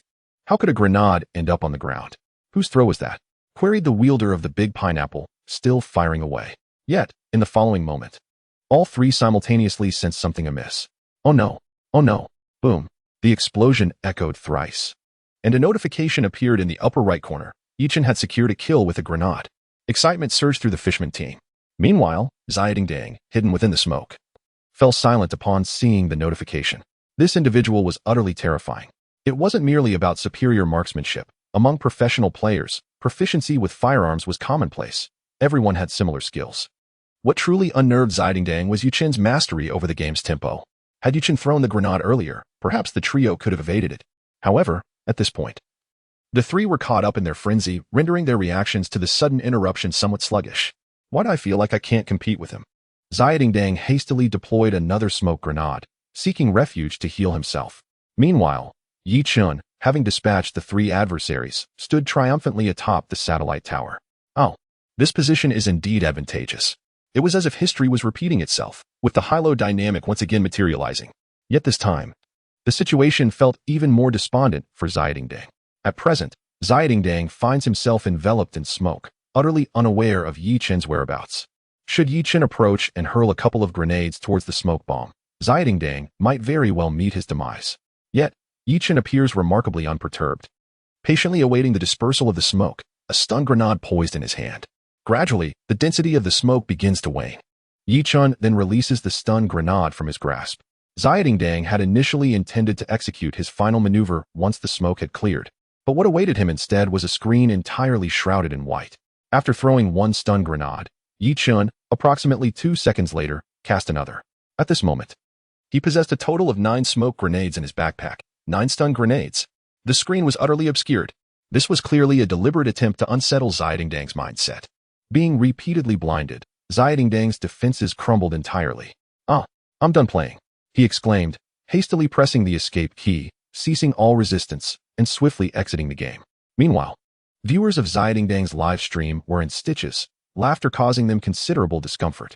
It is worth noting that Dang is typically the one to rattle others' composure, yet in this match, he was thoroughly dominated by Yichin. The spectators found themselves inexplicably exhilarated. I'm done. If I continue, I might ruin my career, Dang gasped, leaning back in his esports chair as though he had just emerged from a fierce battle. Ultimately, Yichin triumphed in securing the victory. Ding. Congratulations, host, on achieving the feat, dismantling a professional player's mindset. Rewards, points 50. Rewards, 1 card of the Ritual Monster, Chaos Soldier, from Yu-Gi-Oh! As the voice faded, Yichin found himself holding a card encased in a plastic protective cover. Hey, system, is this reward a bit meager? Yichin mused, somewhat speechless. While he appreciated the 50 points, what was the significance of a mere card? The host may inquire about the card's value. The system allocates rewards based on the achievements unlocked by the host. TCH, how much could a card possibly be worth? Yichin scoffed, casually tossing the stainless steel card onto the table. Just then, Coach Qingwei happened to stroll by and, upon seeing the card Yichin had discarded, gasped in astonishment. Oh my, boss, is this card yours? Qingwei picked it up, her hands trembling. What is the matter? Yichin inquired, intrigued by Qingyue's uncharacteristic excitement. It's just a card. Is it really that significant? This is the one and only card from Yu-Gi-Oh! Worth $9 million, the Chaos Soldier. How can you treat it so carelessly? Qingwei exclaimed, her face contorted in anguish as she wiped the plastic cover. What? What are you talking about? Yichen was taken aback. A card worth $9 million? In dollars? This was the champion's prize from the first Yu-Gi-Oh! Tournament, and there is only one in existence worldwide. Qingwei stated with fervor. Yichen had not anticipated Qingyue's depth of knowledge regarding this item. Haven't you heard? 2 days ago, at an auction, a Blue Eyes White Dragon card from Yu-Gi-Oh! Fetched a staggering $87 million. Upon hearing Qingyue's words, Yichen found himself compelled to re-evaluate the seemingly unremarkable stainless steel card before him. All right, it's mealtime. Aren't you all going to eat? At that moment, Xiao Ming entered, carrying 2 buckets of KFC. Upon hearing her, Yichen suddenly realized just how hungry he truly was. Wow, thank you, Sister Xiao Ming. Xiaolei immediately rushed over and grabbed a chicken leg, shoving it into his mouth. Hurry up and eat. It won't taste as good when it gets cold. Xiao Ming chuckled. 3 days later, at the Feiqing high-speed railway station, Yichen and Xiaolei stood outside the ticket gates. In Xiaolei's hand was a sign inscribed with the letters Ming. However, the letters were painted in a vivid red, causing the paint to drip down the sign, resembling blood and drawing the attention of passers-by. Yichen, feeling somewhat embarrassed, adjusted his sunglasses and remarked to Xiaolei, "You were supposed to make a sign. And you ended up with this. Make sure you don't frighten anyone when they arrive." Chapter 24. Mingming arrived. Xiaolei felt a twinge of embarrassment. It was Sunday, and the station was particularly crowded. He worried that Mingming might not spot him upon arrival, which would create quite a predicament. Inspired by a sudden idea, he resolved to craft a sign to capture Mingming's attention. However, he had not anticipated the poor quality of paint sold at the station shops, which dripped down the wooden board. What a swindle. This was not merely a matter of quality, it was an issue of hue. Yichen stood silently to the side. "When is brother you coming?" Xiaolei inquired, glancing at the time. "NCL begins in a week." He mentioned that he was arranged for a date these past few days and would come after. Yichen replied, shaking his head in resignation. It was noteworthy that he had known Yuren longer than Mingming, yet Mingming had arrived first. With a shrug, Xiaolei acknowledged the reality. After all, such matters of the heart should not be rushed. Before long, a throng of passengers emerged from the station platform, making their way towards the exit, each with distinct expressions and appearances. "Hey, Brother Yi. Just as Yichun was scanning the crowd for Mingming, a young man, carrying a suitcase and sporting a black backpack, waved his hand. "Mingzi," Xiaolei exclaimed excitedly, waving the sign, causing the red paint to splatter in all directions. "Just throw that sign away. It's rather unsightly," Mingming shouted, hurrying over. Xiaolei remained speechless. As Mingming exited the turnstile, she embraced both Yichen and Xiaolei warmly. "Ha ha, it seems we have finally met in person," Yichen jested. From online romance to reality, Mingming laughed in response. The trio erupted into joyful laughter, akin to old friends reunited after many years as they made their way outside. However, just as they were about to leave, a familiar voice echoed through the air. "Oh, aren't these the 2 useless ones from KJ, Yichen and Xiaolei?" The voice was elongated, dripping with sarcasm. Yichen frowned and turned to see Chen Ming and Ahu stepping through the turnstile, followed closely by a gaunt young man with a sinister gaze. "Yichen, when are you going to repay the money you owe the club? I heard you formed a team. How curious. Money for a team, but none to settle debts? Planning to default, are you?" Chen Ming provocatively approached Yichen. "Chen Ming, don't push your luck." Xiaolei interjected, stepping forward. "Xiaolei, has your face healed? Don't forget the pain after the scar is faded." Chen Ming glared at Xiaolei. This remark dredged up painful memories of Xiaolei's past. Chen Ming's cruel treatment, pressing Xiaolei's face down onto the keyboard, remained a haunting recollection. Upon hearing those words, Xiaolei's eyes reddened, struggling to contain his emotions, ready to charge forward. Yet, Yichen swiftly blocked him, smiling as he said, "Xiaolei, remember how he treated you back then? We will reclaim it tenfold." "Ha ha, Ming brother. Did you hear that? This kid is quite audacious now." Beside him, Ahu shifted his shoulders, seemingly preparing for a confrontation, although Mingming was uncertain about the situation. The tone and manner of the opposing speaker were decidedly unpleasant. "Yichen, do not presume that by assembling some illustrious team, you can rise again. Let me assure you, as long as I, Chen Ming, am here, I will keep you firmly subdued." Chen Ming sneered, his gaze fixated on Yichen. In turn, Yichen glared back, their eyes brimming with profound animosity. "TCH, fool." Yichen scoffed, then turned on his heel, leading Mingming and Xiaolei away. In truth, Yichen had never intended to engage in such a futile argument with Chen Ming, for in Yichen's eyes, Chen Ming was utterly worthless. At that moment, Chen Ming felt as though he had struck a cotton ball. Any attempt to provoke further fell flat as Yuchen had already distanced himself. Yuchen was now driving his Hummer, heading towards the club with Mingming and Xiaolei. Along the way, Mingming learned from Xiaolei about the unfolding events, and her anger flared. "That guy looks like nothing but trouble," she exclaimed indignantly. "Yes, dealing with him is only a matter of time. One day, we shall teach them a lesson on the battlefield," Yuchen replied nonchalantly. "However, did you notice that individual who was with them?" Mingming continued. "The one who remained silent?" Xiaolei inquired. "Yes, he resembles a streamer, though I can't quite place him. You see, I once dabbled in streaming myself, but it never took off," Mingming said with an awkward smile. "It seems to be Qiushin," Yuchen remarked, his brow slightly furrowing. "Indeed." Yuchen had already taken note of that person. "Are you referring to the former CSGO's strongest assault player, Qiushin? No wonder he seemed so familiar," Xiaolei responded, realization dawning on him. "Well, Qiushin should only be 19 this year. He became a professional player at 15, served in the military at 18, and has only just retired," Yuchen stated thoughtfully. "Isn't he Korean? How is it that Shin Ming is associated with him?" Xiaolei pondered aloud. Could it be that he has purchased Qiushin? Yet, Qiushin is a CSGO player. Though both belong to the FPS genre, the mechanics differ. However, given Qiushin's talent, transitioning to PUBG is not out of the question. If he truly joined KJ, it would indeed be intriguing, Yuchen mused, a hint of a smile playing at the corners of his mouth. As it stood, Yuchen did not regard KJ's current lineup as particularly formidable. The prospect of Qiushin's involvement, however, piqued his interest. With such thoughts, Yuchen returned to the club with Mingming and Xiaolei. Upon arrival, Mingming was immediately astonished by the club's peripherals. The machine Yuchen utilized was still the one originally assembled by Dinyo, appearing exceedingly outdated, even lacking a proper casing, with a mere shoebox serving that purpose. Yet, amidst this heap of what looked like junk, there lay a gaming desk worth millions and a chair valued at tens of thousands. This has left Mingming feeling rather insecure. However, under Xiaolei's demonstration, Mingming was utterly bewildered by the operating speed of each computer. It can be said that the computers at the Yichen Club have completely transformed Mingming's perception of technology. "Yigo, your skills are so impressive. Why don't you consider live streaming? It would certainly help boost our team's popularity," Mingming inquired after regaining a semblance of composure. "At present, I have not contemplated live streaming. Once we achieve success, it will be far more enticing to do so. Otherwise, it would be akin to your situation. Streaming for countless hours yet attracting only a handful of viewers," Yuchen elucidated. Mingming scratched his head, acknowledging the truth in that statement. "Before the NECL begins, we will participate in a local internet CAF competition, which will serve as an excellent opportunity for everyone to hone their skills," Yuchen remarked, producing a tournament invitation. A few days prior, while passing by a local establishment known as Feiyu Internet CAF, Yuchen had noticed a sign announcing an offline competition, with a grand prize of 10,000 yuan for the first place. Though Yuchen was not particularly interested in the monetary reward, he saw this as an ideal chance for the team to experience the thrill of competition. Chapter 25, The Defeated Call Him Father Is It the Flying Fish Internet CAF? Xiaolei took the invitation and read it over. "I've heard that the owner of Flying Fish has quite a significant background. There are nearly 30 establishments in Feicheng alone.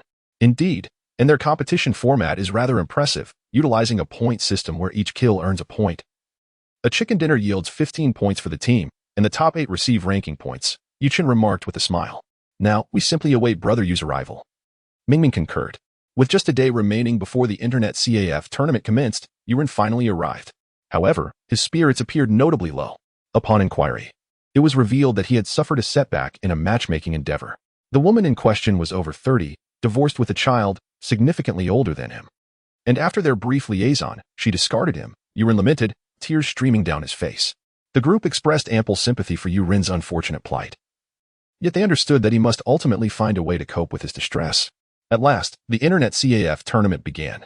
Yuren transformed his sorrow into strength, determined to perform admirably in this competition to help him forget the heartache of his past. The Flying Fish Internet CAF, the largest chain in Feicheng, boasted a grand entrance.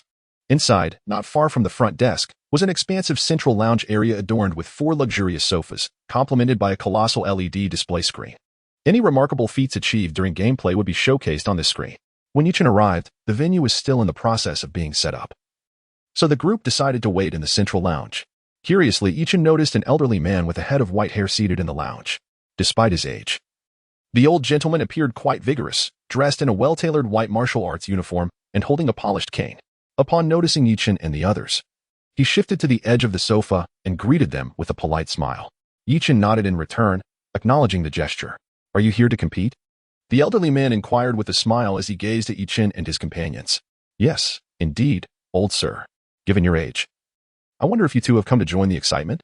Chalet asked, somewhat intrigued. I know little of such matters. I merely passed by and decided to rest. The old man replied with a cheerful demeanor. Grandpa, why did you arrive so early? A bright voice chimed from nearby.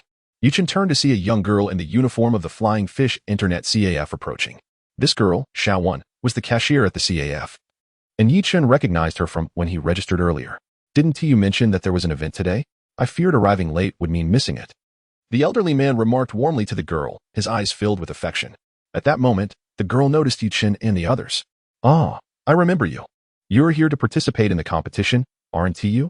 She said with a cheerful smile directed at Yi Chen. He chuckled, surprised that she remembered. Your team name is quite distinctive. Good luck in today's match. I must attend to some matters. The girl said before rushing off to assist the other staff in preparing the venue. The primary task involved placing partitions between every 4 computers to prevent screen peeking during the competition.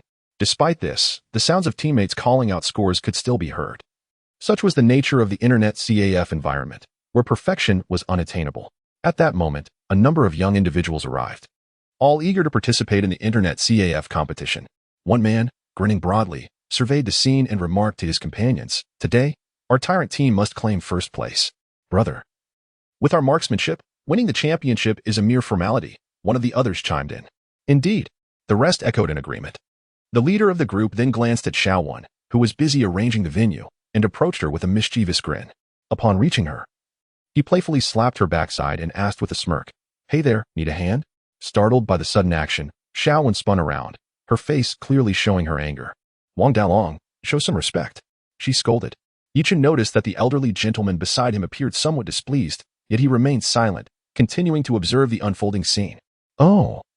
Are you upset? I must say, Xiao, your angry expression is rather unique, Wang Dalong continued, undeterred by her fury, attempting to reach for her cheek. Xiao quickly dodged away. Hey, you scoundrel. Do you have no shame, flirting with a girl in public? Yi Chen finally interjected, unable to watch the situation any longer. Such individuals were simply repulsive.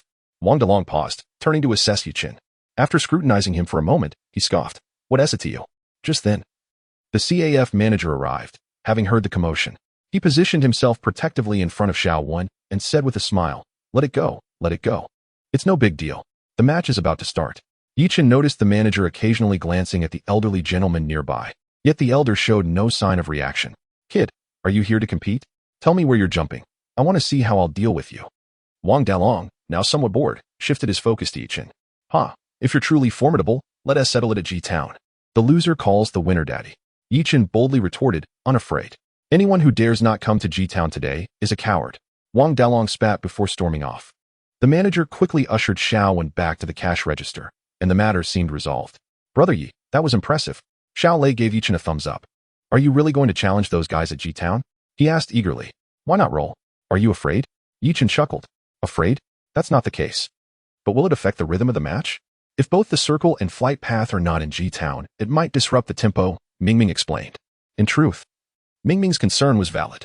Although this was merely an ordinary Internet CAF competition, there were certainly skilled players among the masses. And the audacity of Wang Dalong suggested he possessed considerable prowess. It would indeed be a pity if the rhythm were hampered due to the rolling point. How much time does rolling take? Just a minute will suffice, the fishman remarked. Rolling is meant to bolster our own momentum. And there are fixed vehicle spawn points near G-Town. We can resolve the situation swiftly and drive into the circle without significant delay, Yi Chen elucidated. The others nodded in agreement, thus endorsing this resolution. Chapter 26, A Battle of Fists. Soon, the venue was prepared, and under the coordination of the Internet CAF manager, everyone began to take their seats. The Yi Chen team and the Wang Dalong team were not seated far apart, during which Wang Dalong continuously shot piercing glances at Yi Chen, seemingly attempting to annihilate him with a stare. However, Yi Chen paid him no heed. After settling in, he began adjusting various settings on his mouse, headphones, and display quality. Noticing Yi Chen's indifference and his immediate focus on his computer, Wang Dalong grew curious and craned his neck to observe. After a moment, he abruptly stood up, pointing accusingly at Yi Chen's machine, shouting, This guy is cheating. He is downloading hacks. Wang Dalong's outburst silenced the previously bustling CAF, leaving many patrons momentarily bewildered. Yet, in the next instant, The CAF erupted into an uproar. Someone else downloading hacks? How shameless. I despise hacks. Only orphans would resort to such things. Network admin, get him out of here. Disgusting. Instantly, the entire CAF began to denounce Yichin, with some patrons even rising from their seats, seemingly intent on confronting him. The manager, alerted by the commotion, hurried over and examined Yichin's screen, inquiring, "Are you downloading hacks? Can't you see for yourself?" Xiaolei, seated beside Yichin, interjected. "Can't your CAF detect hacks? The main system should show if a plugin is being downloaded." The surrounding patrons echoed his sentiments. The manager swiftly turned his gaze towards Xiao Wan, who was stationed at the cash register, checking the main system's backend to verify whether Yichin was indeed downloading any plugins.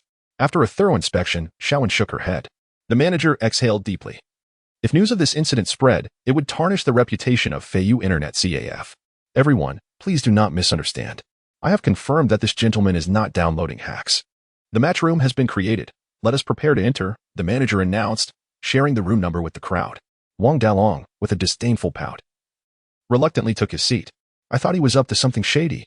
His frustration lingered due to his unsuccessful attempt to expose Yichin. Yichin merely shook his head, concluding that Wang Dalong's skills were rather lacking.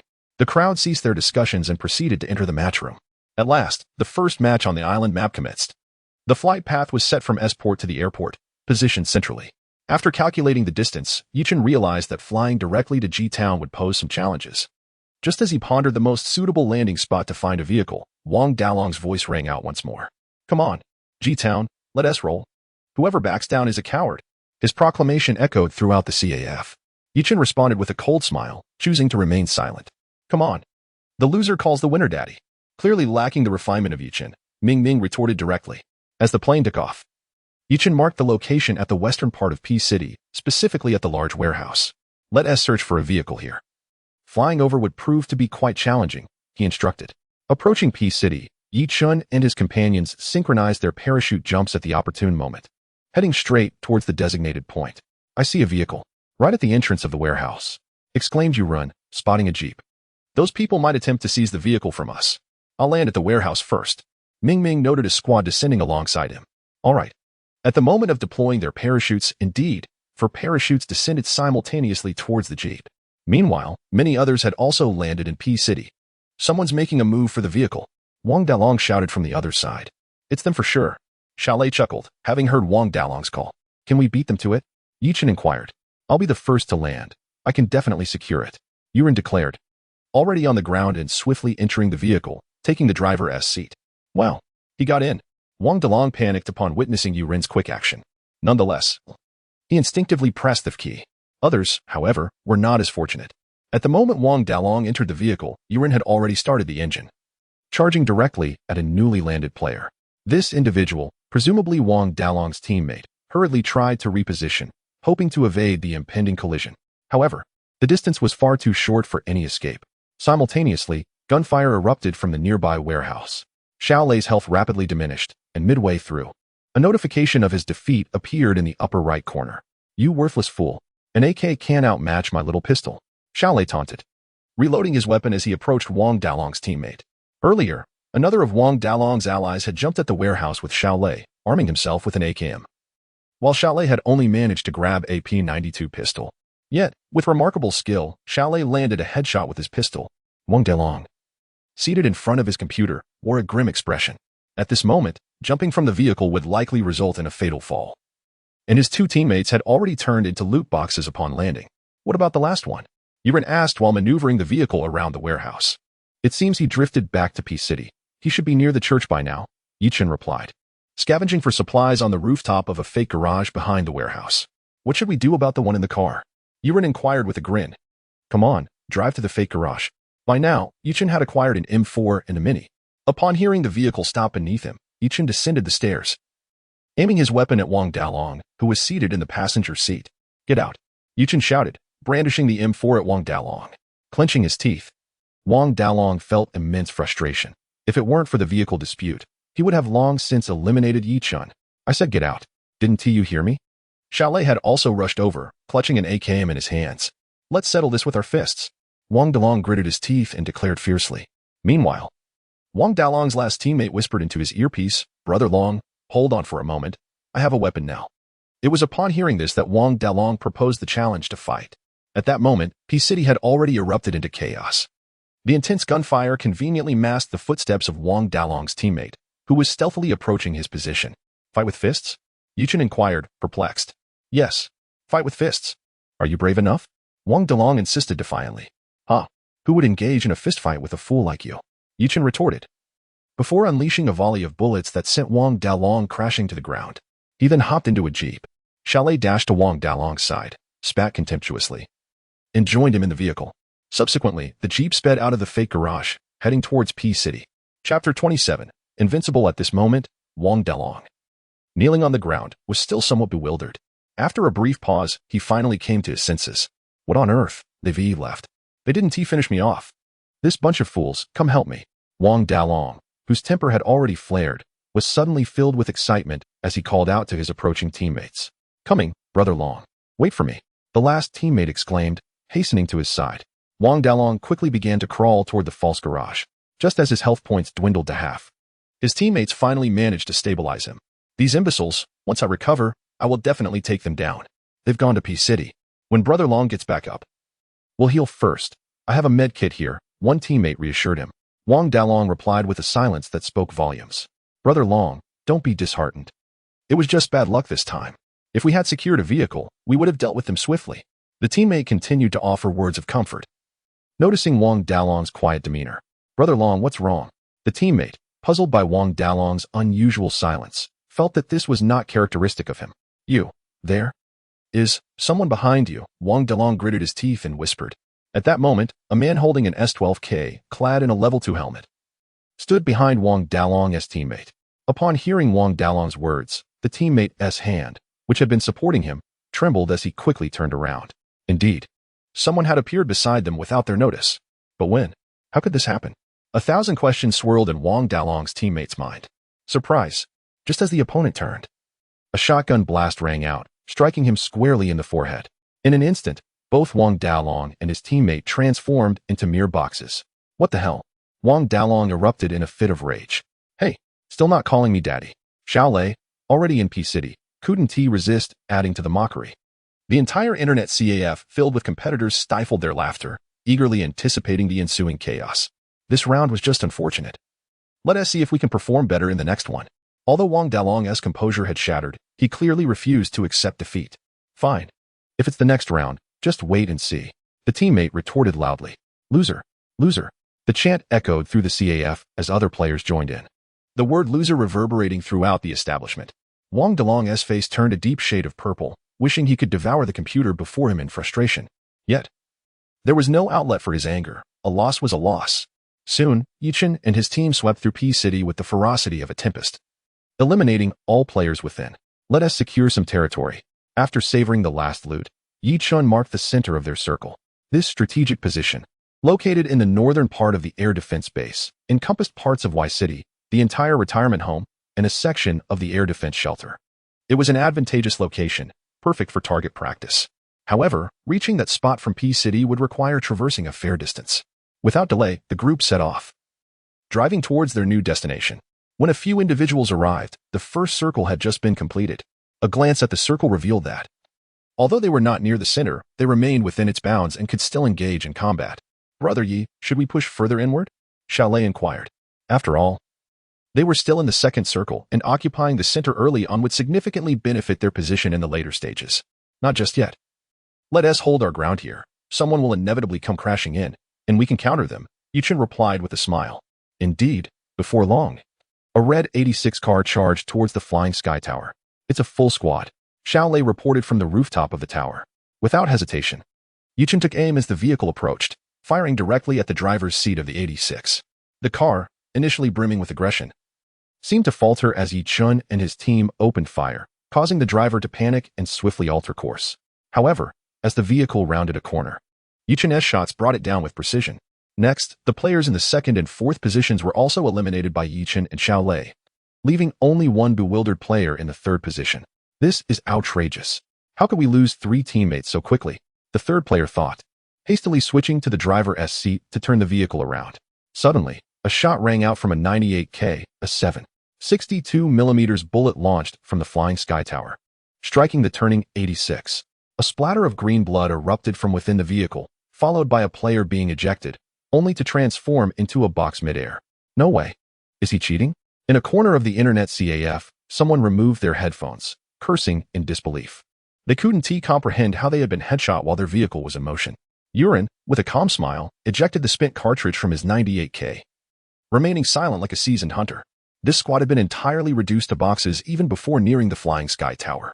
After thwarting this wave, Yuchen and his team ambushed 2 more groups near the tower, continuing until the 4th circle had fully emerged, at which point they decided to depart. Now, in the 5th circle, only 11 players remained. The final showdown was set in the eastern plains of City Y, where a small courtyard remained within the circle while all other areas were excluded. Inside the courtyard, 2 players had been holding their ground for quite some time. Our position is unbeatable. No one can get in here, one player remarked, chewing beetle nut while chuckling at the circle. If we maintain this, victory is ours. The other echoed with a grin. Yuchen, from the rooftop of the Flying Sky Tower, surveyed the courtyard and declared, "Let us take the courtyard." Without hesitation, he jumped into a vehicle and charged ahead towards the courtyard, with Xiaolei and the others following suit. For vehicles, akin to a serpentine dragon, surged towards the courtyard. "Goodness, someone is charging over," exclaimed a player stationed on the 1st floor upon spotting Yuchen's car. "We must stop him. Do not let him through," shouted another player, who hurriedly rushed over from the opposite side of the yard. This location held immense significance and could not be relinquished.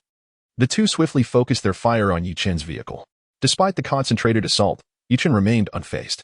He adeptly maneuvered from position 1 to position 4, and as the vehicle lost its driver, he drew his weapon, dispatching one adversary instantly. The other opponent was left with only half health, having been severely wounded by Yuchen's onslaught. "Leave one for me," called out Xiaolei, who had just arrived, witnessing Yuchen's success in taking down one of their foes. "Ah, you should have mentioned it sooner," Yuchen replied, glancing at the 2 boxes quietly resting beneath the courtyard wall. Earlier, before Xiaolei's arrival, Yuchen had already eliminated another opponent.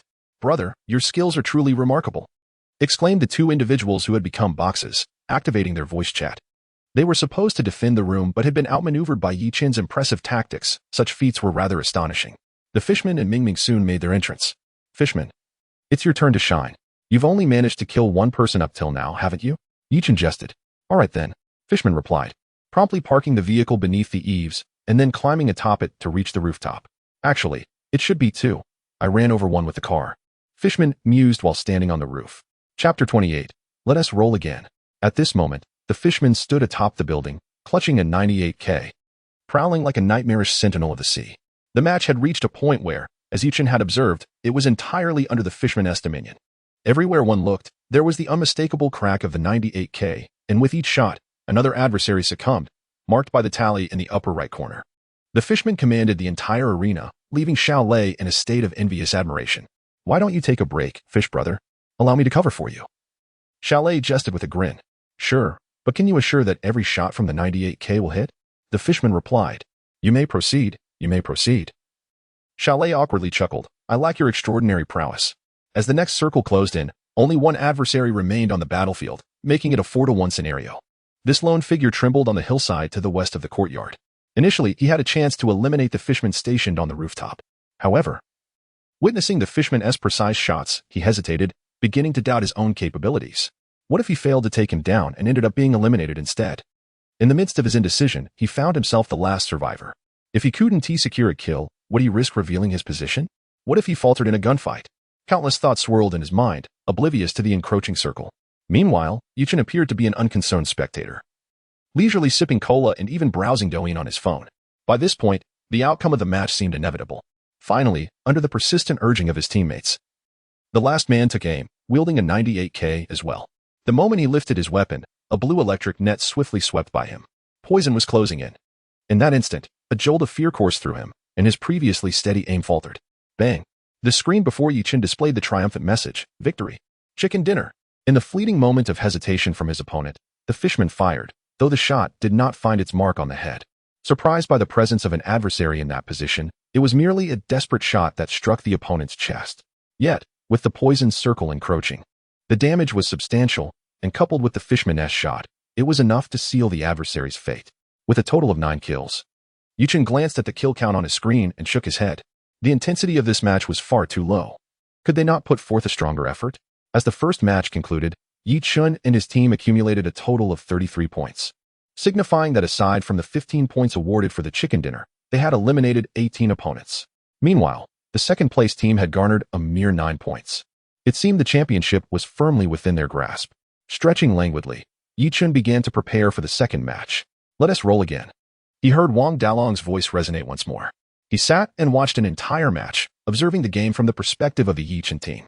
As the match progressed, Wang Dalong's frustration grew increasingly palpable. To add to his ire, Yi Chun ultimately emerged victorious. Wang Dalong dismissed the skills of Yi Chun and his companions, attributing their success merely to fortunate circle dynamics. He believed that given the same conditions, he too could secure a victory. In the second round, Yi Chun glanced at the flight path. "From G-Port to N-Port, this time, I'll handle G-Town by myself. You three should drop at other hot spots. Let us see who accumulates the most kills," Yi Chun remarked with a smile. "Brother Yi, we are still in a competition. Why are you treating it like a casual game?" Xiao Lei interjected. "Isn't this just a casual game?" The fishman replied. "Then I'll drop in the urban area. I'll land at the school," he declared, clearly marking his drop point. "Then I shall descend at Peace City," Wang Dalong noted. Sensing Yi Chun's silence and feeling a surge of irritation. "What's wrong? Did a single win make you timid? Come on, let's roll," he roared. "If we lose this time, what will you say?" Yi Chun, clearly annoyed, shot back. "Whoever loses must call the other daddy," Wang Dalong bellowed. While only the two teams were aware of their wager in the first match, now the entire internet CAF was privy to their rivalry.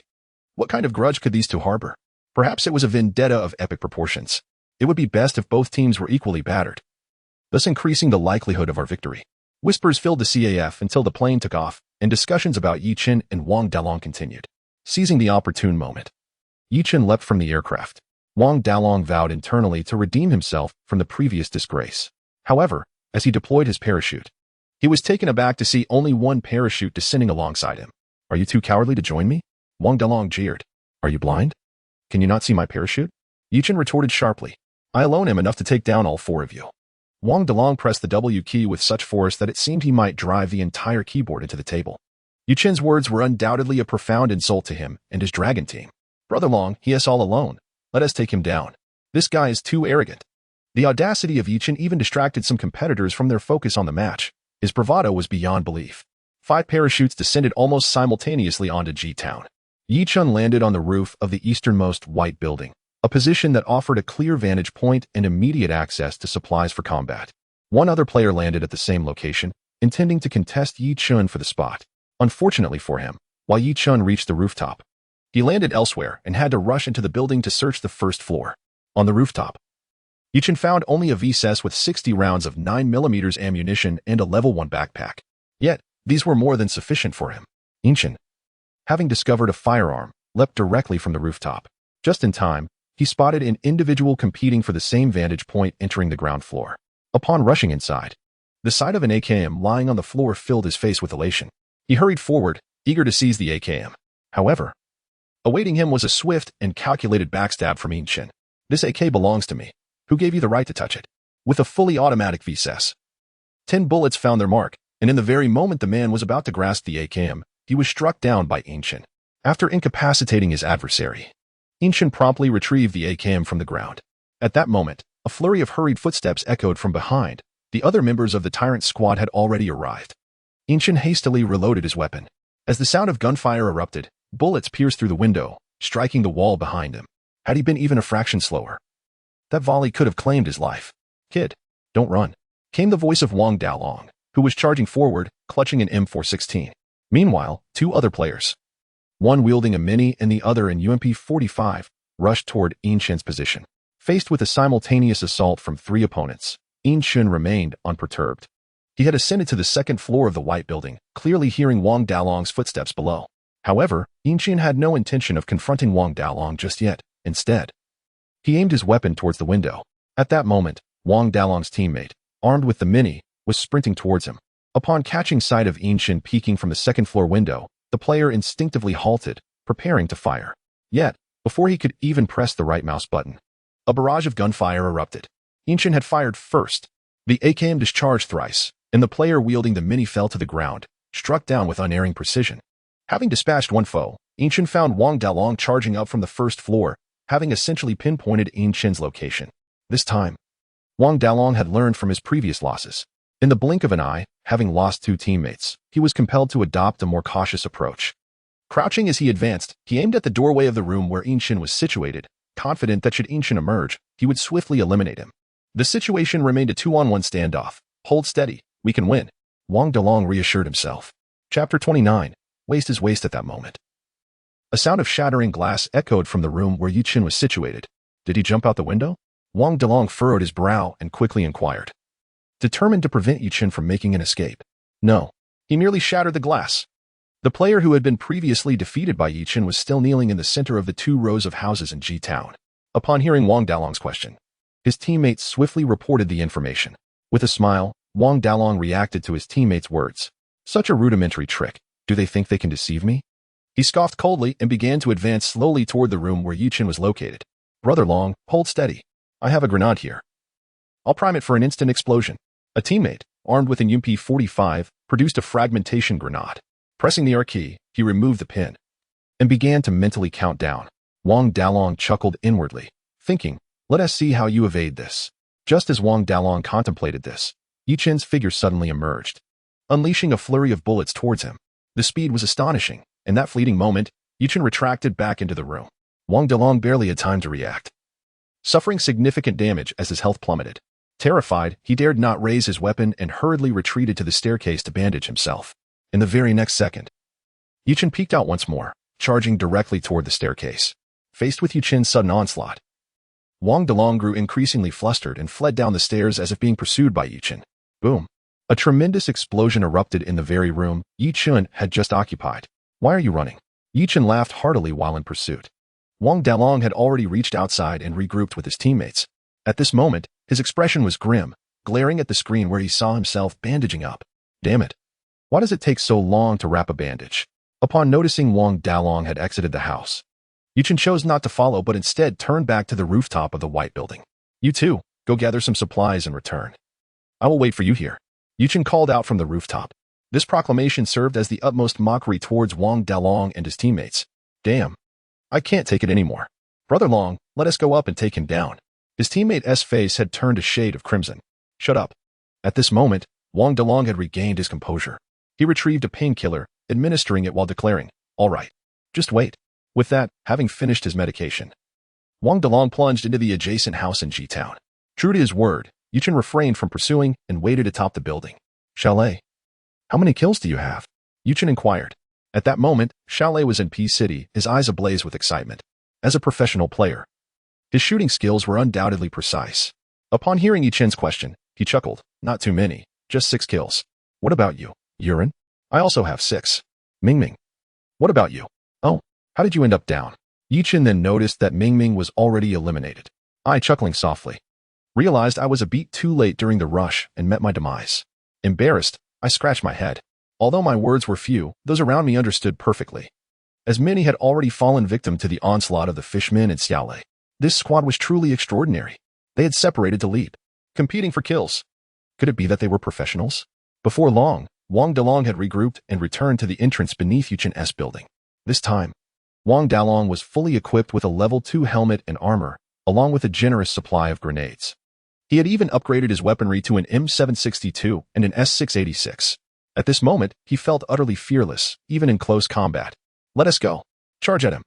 With renewed confidence, Wang Dalong, along with his teammates, ascended the stairs of the white building, preparing for a second offensive. As they reached the stairwell, Wang Dalong even held a flashbang in his hand. The two advanced cautiously toward the 3rd floor where Yiqin was located. Just as they arrived on the 3rd floor, the sudden crack of a gunshot startled Wang Dalong, causing him to instinctively flinch and attempt to retreat. However, what awaited him was a sudden eruption of flames from the ground. Realizing the gravity of the situation, Wang Dalong understood too late that Yiqin had doused the 2nd floor and the stairwell with gasoline. Upon hearing their footsteps, Yiqin had ignited the flammable liquid. A dragon of fire surged upward in an instant. At this juncture, had Wang Dalong and his teammate pressed onto the rooftop, they might have still had a fighting chance.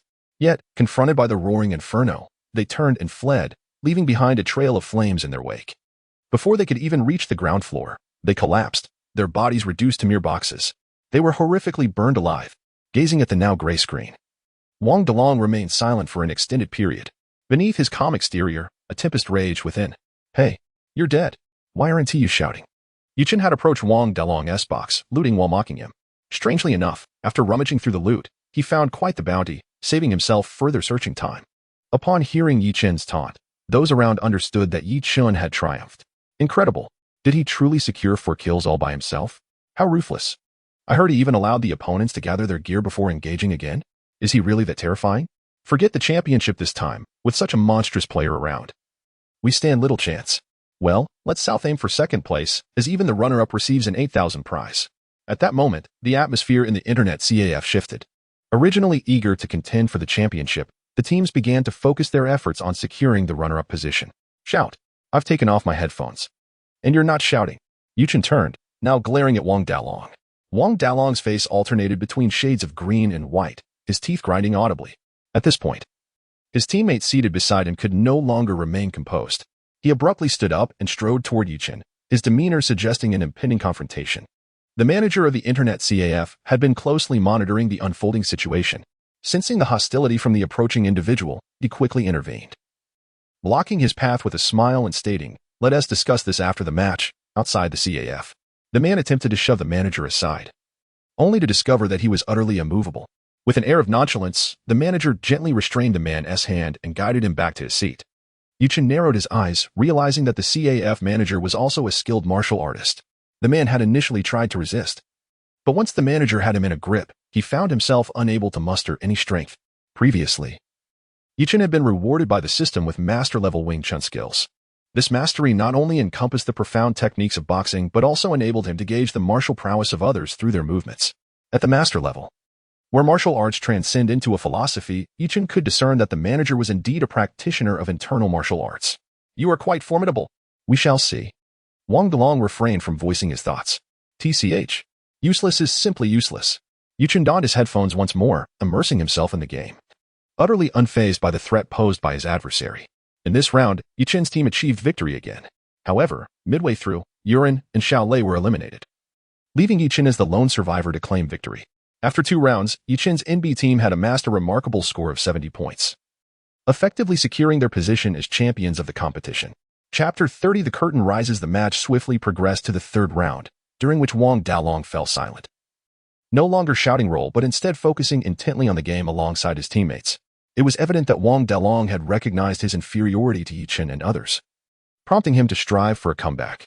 In this round, Yuchen was astonished to discover that Wang Dalong exhibited a commendably high kill rate, frequently appearing in the upper right corner of the screen. No wonder this fellow had been so arrogant. It turned out he possessed some skill, albeit overshadowed in the previous 2 rounds by Yuchen's dominance. However, during the 3rd round, Yuchen and Wang Dalong's team encountered one another once more. To describe it as an encounter would be an understatement. It resembled a meticulously planned ambush. At that moment, Yuchen's team had already secured advantageous terrain and began to fire at targets from all directions. Meanwhile, in an unnoticed corner, Wang Dalong's squad launched a sudden assault. They first eliminated a high ground player with a sniper rifle, then 2 of them collaborated to take down Mingming. When Xiaolei attempted to provide assistance, he too was swiftly dispatched by Wang Dalong. At that point, Wang Dalong was so elated that he nearly drooled onto his keyboard. The moment of vindication had arrived. The group charged toward the faux garage located on the eastern side of M City, where Yuchen was stationed. Yuchen smirked faintly, standing on the balcony of the faux garage, and switched to a different weapon, a fully loaded M249 with an impressive capacity of 150 rounds. Observing Wang Dalong's vehicle carrying 4 men, Yuchen opened fire. The rapid gunfire erupted, and the car had barely crossed the street before it exploded. With a single-handed effort, Yuchen annihilated Wang Dalong's entire team, leaving Wang Dalong's face ashen while Yuchen regarded him with disdain. Ultimately, Yuchen's team achieved a remarkable 3 consecutive victories. At that moment, the majority of the competitors in the internet CAF had already fallen to Yuchen's squad. A consensus had formed among them. If they encountered anyone with initials NB, it was best to hide.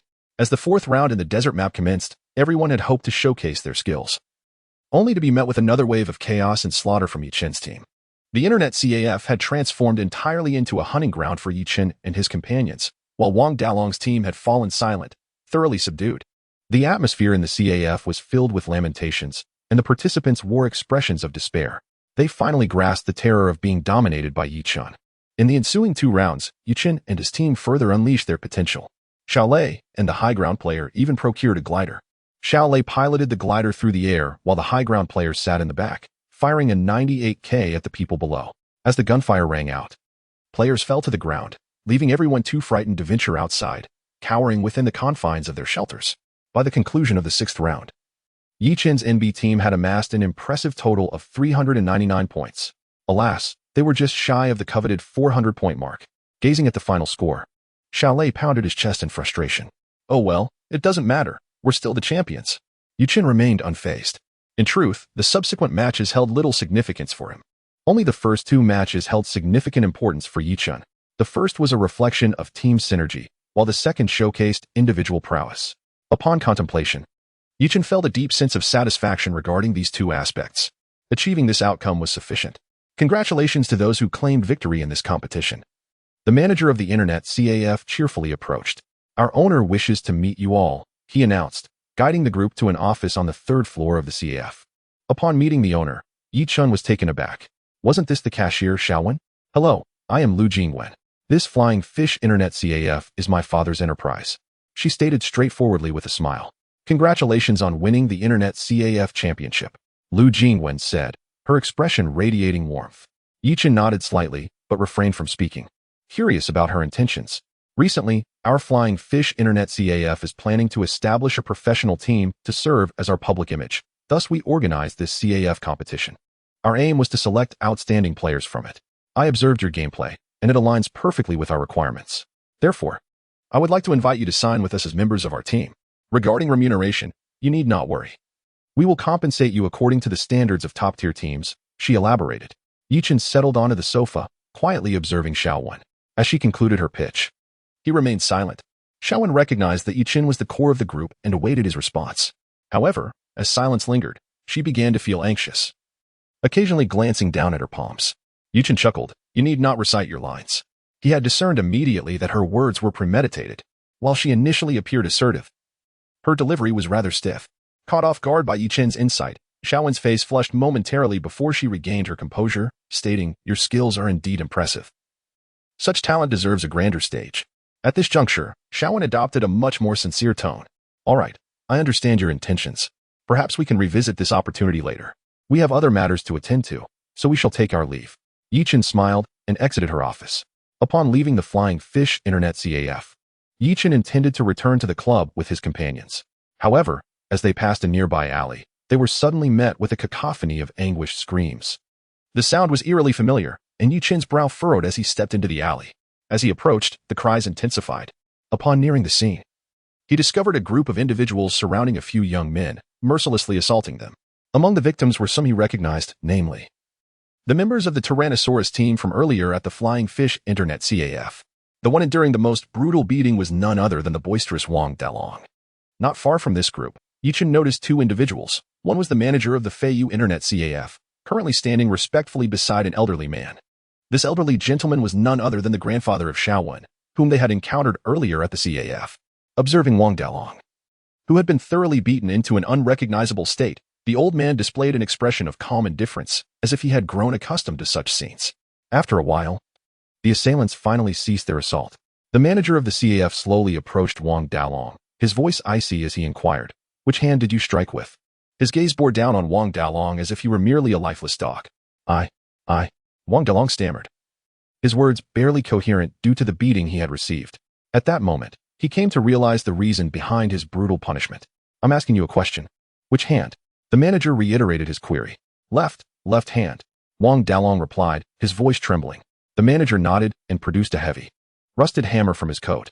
Upon seeing the hammer, Wang Dalong's eyes nearly bulged from their sockets, as he could easily surmise the manager's next intentions. I was wrong. I won't dare again. Please, spare me. Wang Dalong immediately regained some strength, desperately trying to break free, but was firmly restrained by others. His palm was forcefully pinned to the ground as the manager advanced, raising the hammer and bringing it down with brutal force upon Wang Dalong's hand. A gut-wrenching scream echoed throughout the alley, sending chills down the spine of anyone who heard it. Wang Dalong's hand was now deeply indented, undoubtedly with shattered bones within. Should you dare to cause trouble at Feiyu again, it won't be just a hand you'll lose, the manager coldly remarked before discarding the hammer.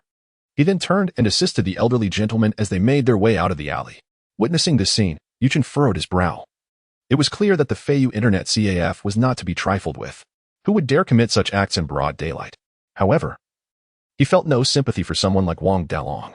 Shaking his head, he chose to pretend he had seen nothing and walked away. Following this incident, the NCL national qualifiers gradually commenced. Chapter 31. Making friends. In this round of the NECL preliminary tournament, a total of 144 teams participated. Although they were primarily comprised of smaller squads, there were certainly formidable players among them, far surpassing the caliber of competitions held at venues like the Feiyu Internet CAF. As the tournament approached, the atmosphere within the club began to shift dramatically. Chalet, despite his extensive experience in major competitions, felt a twinge of anxiety and practiced his aim daily. Meanwhile, Yurin and Mingming started watching recordings of significant tournaments, hoping to glean some valuable insights from the experiences of seasoned competitors. This tournament featured a hybrid format, combining both online and offline elements. Following several rounds of online contests, the top teams would proceed to face off in person. From the initial 144 teams, only 48 would emerge victorious from the online phase to compete in the offline finals. With only 3 days remaining until the competition, Yuchen stumbled upon a familiar name among the registered teams, Lu Jinwen from the FF team. Yuchen gasped softly, recognizing the abbreviation for Feiyu Internet CAF. He was surprised that she had indeed decided to participate. Upon examining the members of the FF team, he recognized several names from their previous encounters at the CAF tournament. Their skills were commendable, prompting a smile from Yi Chun as he pondered how they would fare against each other in the competition. Soon, the group lists for the preliminary rounds were released. Yi Chun's NB team was placed in Group B, comprising a total of 6 matches, with the top 3 teams advancing to the next stage. However, the absence of the FF team from Group B left Yi Chun feeling somewhat disheartened, as he had hoped for an opportunity to meet Lu Jinwen during the tournament. Shortly after the roster was unveiled, Yi Chun received a friend request on WeChat. Upon inspecting the name, he found it belonged to the Baijian Esports Club. Assuming it was a professional courtesy, he accepted the request. "Hello, are you Mr. Yi Chun from the NB team?" Came a polite greeting from the other side. "Who are you?" Yi Chun replied. "Greetings, I represent Baijian Esports Club. We are fortunate to be placed in the same Group B as you. Our team is called the BZ team, and we look forward to your guidance," the sender continued, sending several messages in quick succession, culminating with a red envelope. Yi Chun chuckled, appreciating the sender's tactfulness. However, he declined the envelope, responding instead, "Your generosity is appreciated, but let us focus on supporting each other during the competition. It's a small token, merely a gesture of friendship," the other party insisted politely. "I heard your team is based in Feicheng, coincidentally. Our club's manager is on a business trip there. Upon learning that our teams are in the same group, he wishes to meet you this evening. Would you be available?" Came the courteous reply. "Sure." Yi Chun smiled and promptly shared the club's address. "I am truly delighted to participate in the competition together. I have already provided the address to our manager, who mentioned he would arrive in 2 hours. I will trouble you then." Yi Chun signaled with an OK, indicating that it was no trouble at all. Indeed, 2 hours later, a middle-aged man appeared at the entrance of Yi Chun's club. Upon inviting him in, the man surveyed the club's facilities with a discerning eye. Observing the incongruity of the setup, the middle-aged man furrowed his brow but refrained from voicing any comments. "Allow me to introduce myself. I am Zhang Hongwen, the manager of Baijian. I hear our 2 teams have been placed in the same group," he said with a cheerful smile directed at Yi Chun. For some inexplicable reason, Yi Chun felt a sense of discomfort upon seeing the man's overly cheerful demeanor. There was no prior connection between himself and Zhang's team, Baijian, so such excessive courtesy felt rather unwarranted. "Oh, it is indeed our honor to have manager Zhang visit our modest team," Yi Chun responded politely. "Do not mention it. Every team has its humble beginnings. Even the current strongest team, for AM, faced great challenges during its inception," Zhang Hongwen complimented with a smile. "I actually wish to discuss a matter with you, Yi Zong." Yang's expression shifted to one of seriousness. Yi Chun understood that the man had a purpose for his visit. "Please, speak plainly, Manager Zhang. Although Baijian is a small team, we have the backing of the 3C group, which also supports several other renowned teams far more famous than ours, such as COC, Titans, and MQ. Surely you have heard of them." Yi Chun was momentarily taken aback. These 3 teams were established and well-known, with some having even graced the international competition stage. He was surprised to learn that Baijian was part of the same group. "This competition is of great importance to the group, and they hope we can emerge as the 4th team capable of showcasing our prowess." Yi Chun listened intently as Zhang continued. "Thus, should your team encounter ours in the competition, I hope we can assist each other." At this point, Zhang produced an envelope from his bag. The style of the envelope indicated it likely contained stacks of cash. A generous offering of 20,000, quite substantial indeed, especially considering the championship prize for the NECL competition is merely 100,000. This is merely a token of our meeting. I hope you do not find it lacking, Zhang said with a smile. At this juncture, Yichen comprehended Zhang's intentions. He was aware that many teams sought to establish communication before competitions to enhance their chances of advancement. However, to put it plainly, this was akin to match-fixing behavior, which Yichen held in utter disdain. It was wholly devoid of the spirit of esports. Yichen smiled and remarked, I appreciate Manager Zhang's kindness. But as for the competition, I believe it is best to maintain fairness and integrity. Moreover, I am confident that with Baijan's prowess, we will undoubtedly achieve commendable results. Upon hearing Yichen's words, Manager Zhang was momentarily taken aback, pondering whether the financial compensation offered was deemed insufficient. In truth, Manager Zhang was responsible for the external relations of the team, and for this competition, he had already reached out to numerous teams in Group B, traversing various locations. Without exception, those teams had shown him considerable respect, making Yichen's response the first instance of resistance he had encountered. After a moment's reflection, Manager Zhang smiled and said, in fact, these are merely tokens of introduction. Once the Group B competition concludes, the 3C group will present even more substantial gifts. Should you, Mr. Yi, wish for direct investment from 3C, that possibility certainly exists. It can be said that the terms offered by Manager Zhang were exceptionally generous, particularly the mention of direct investment from 3C. Many clubs initially operate at a loss. Only when the team achieves success do they attract the attention of investors. At that juncture, they may either sell the team or merge, thus reaping profits. The mere act of presenting a favorable performance during the competition opens up such promising opportunities, underscoring 3C's significant regard for Baijan. Chapter 32. The onset of conflict. Manager Zhang's words were laced with temptation, and he firmly believed that a small team like Yichen's would readily accept his proposal. However, to Yichen, such offers were utterly insignificant. He preferred to demonstrate his true capabilities.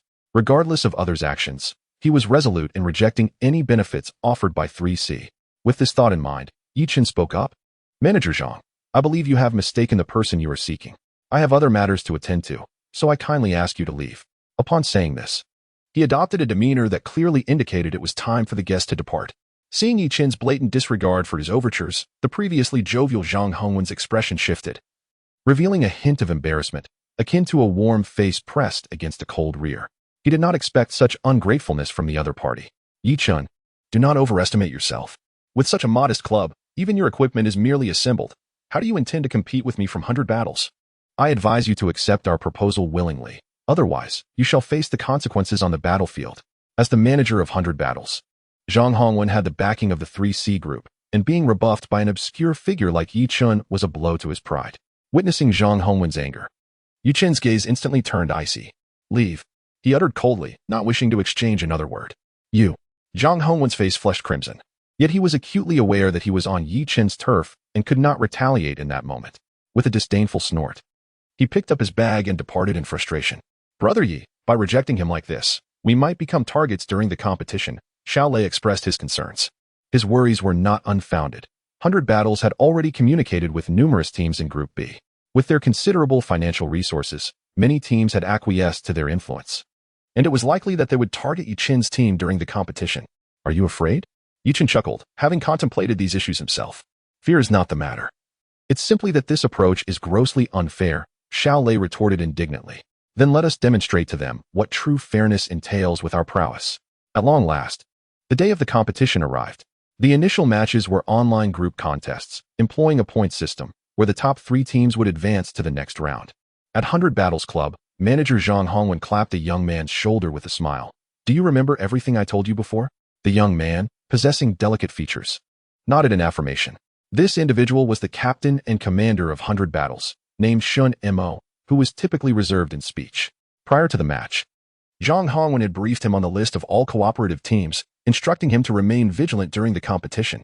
This time in Group B, with 10 teams standing alongside us, advancing should be a breeze, Zhang Hongwen remarked with a grin. Additionally, keep a close eye on a team called NB.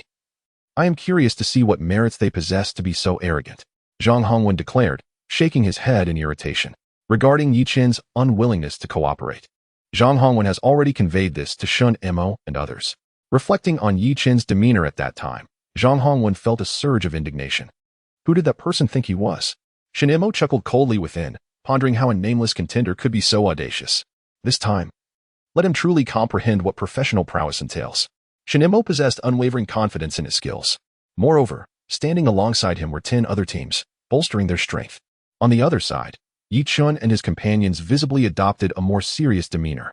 Soon, all teams in Group B entered the designated competition room. Upon spotting the Baijian team, which began with the initials BZ, Yi Chun's expression turned grave. "Brother Yi, where shall we drop for the match?" Xiaolei inquired nervously. "Peace City," Yi Chun replied. "Will there be too many people in Peace City?" Xiaolei expressed concern. "Do you think this is an ordinary game?" "In the first round, we must roll the dice. Once we secure Peace City, it will be ours." Xiaolei nodded, awaiting the plane's ascent.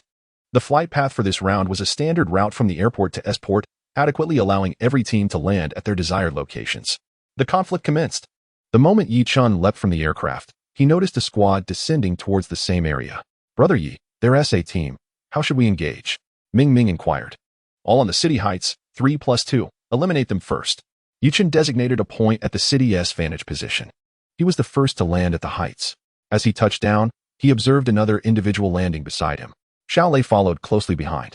Yi Chun furrowed his brow and quickly instructed, "Xiaolei, you won't be able to secure that building. Abandon it, and come to me." As he spoke, Yi Chun vaulted through the nearest window of a building. Heeding his words, Xiaolei swiftly changed direction and entered the room after Yi Chun. Yi Chun instructed Xiaolei to gather supplies on the first floor while he ascended to the second. This marked the initiation of their fundamental cooperation. Even though the two were searching the same building, they aimed for optimal resource distribution. In the second-floor hall, a Thompson submachine gun and 60 rounds of .45 ammunition lay waiting. Yi Chun swiftly picked up the weapon and loaded it. "Xiaolei, I've got a gun. Let us charge." After acquiring the firearm, Yi Chun leaped from the second-floor window. Earlier, while passing through the first floor, Yi Chun recalled spotting an M16A4 on a table. By this time, Xiaolei had surely collected it as well. From Yi Chun's descent to his acquisition of the gun, no more than 10 seconds had elapsed. Meanwhile, the individual who had initially contended with Xiaolei for the drop was now on the second floor, retrieving his second weapon. Hearing the shattering glass from next door, he hurried to the window to ascertain the opponent's positions, only to see Xiaolei just as he was climbing through. Without hesitation, he raised his AKM and unleashed a barrage of bullets at Xiaolei, who was still mid-action, caught unprepared by the sudden gunfire. In an instant, Xiaolei's health nearly hit rock bottom. At this critical moment, Yi Chun charged forward. The adversary had been solely focused on attacking Xiaolei and had not taken note of Yi Chun's movements. By the time Yi Chun reached him, it was too late to draw his weapon. The positions of Yi Chun and Xiaolei were entirely different. From such an angle, no one could achieve the feat of drawing their weapon. Upon seeing Yi Chun, the opponent immediately dropped to the ground and swiftly switched to his secondary weapon. This exemplified the reflexes of a professional player. Unable to draw his weapon, he opted to switch his combat stance to maximize his fighting capabilities and the efficacy of his firearm. However, in the next moment, the air fell eerily silent. As the opponent drew his secondary firearm, he suddenly realized that it was unloaded. He pulled the trigger twice, only to hear the hollow clicks of an empty chamber. There was no response. In his haste to pursue Xiaolei, he had neglected to load bullets into the second gun after picking it up. "Huh." Yi Chun let out a cold laugh as the fiery tongues of his Thompson unleashed a torrent upon his opponent. NB Yechin has defeated Sisimi Izudin with the Thompson. "Goodness, Yi Go. If you had been any slower, I would have been done for." Xiaolei exhaled, administering healing to himself as he spoke. "Now, there are 3 more individuals in P City. Can we ascertain their locations?" After dealing with the opponent, Yi Chun inquired of the others. "One is on a street, likely moving in our direction." The fishman, fully equipped, was currently surveying the area. There are 2 others positioned in the midsection, but they have yet to reveal themselves. Ming Ming added, "All right, let's first clear the street, and then we will address the midsection." Yi Chun swiftly devised a plan. Xiaolei had finished healing. Although he had narrowly escaped disaster moments ago, after looting the opponent's bag, he found himself well-equipped once again. Chapter 33, The Prince Party on the Other Side. Within the confines of her city, upon catching sight of the NB team's prefix in the upper right corner, Silent of the 100 Battles let out a faint smile. Did CC not mention they were dropping at P City? He inquired of his companions. Indeed, that was the designated drop point, his teammate confirmed. "Let us head to P City." With that, Silent leaped from a residential area. At this juncture, the BZ team found themselves in the northern part of our city, where, despite the lower terrain, their position was centrally located on the map, offering a significant strategic advantage. Regardless of where the second circle materialized, they could reach it effortlessly. Upon hearing Silent's command, the members of 100 Battles ceased their material gathering, as someone had already brought a vehicle. As professional players, they would typically ascertain the vehicle's parking location before landing, ensuring they could maneuver it effectively for a swift retreat. With Silent's directive, they were all prepared. Simultaneously, in the upper right corner, news broke that the NB team had eliminated 2 members of the CC team. Brother Silent, it seems the NB team possesses some skill, chuckled a teammate in the driver's seat. Eliminating 2 of CC's inept players isn't worthy of praise, Silent retorted dismissively. The vehicle had now traversed the flat expanse west of the school.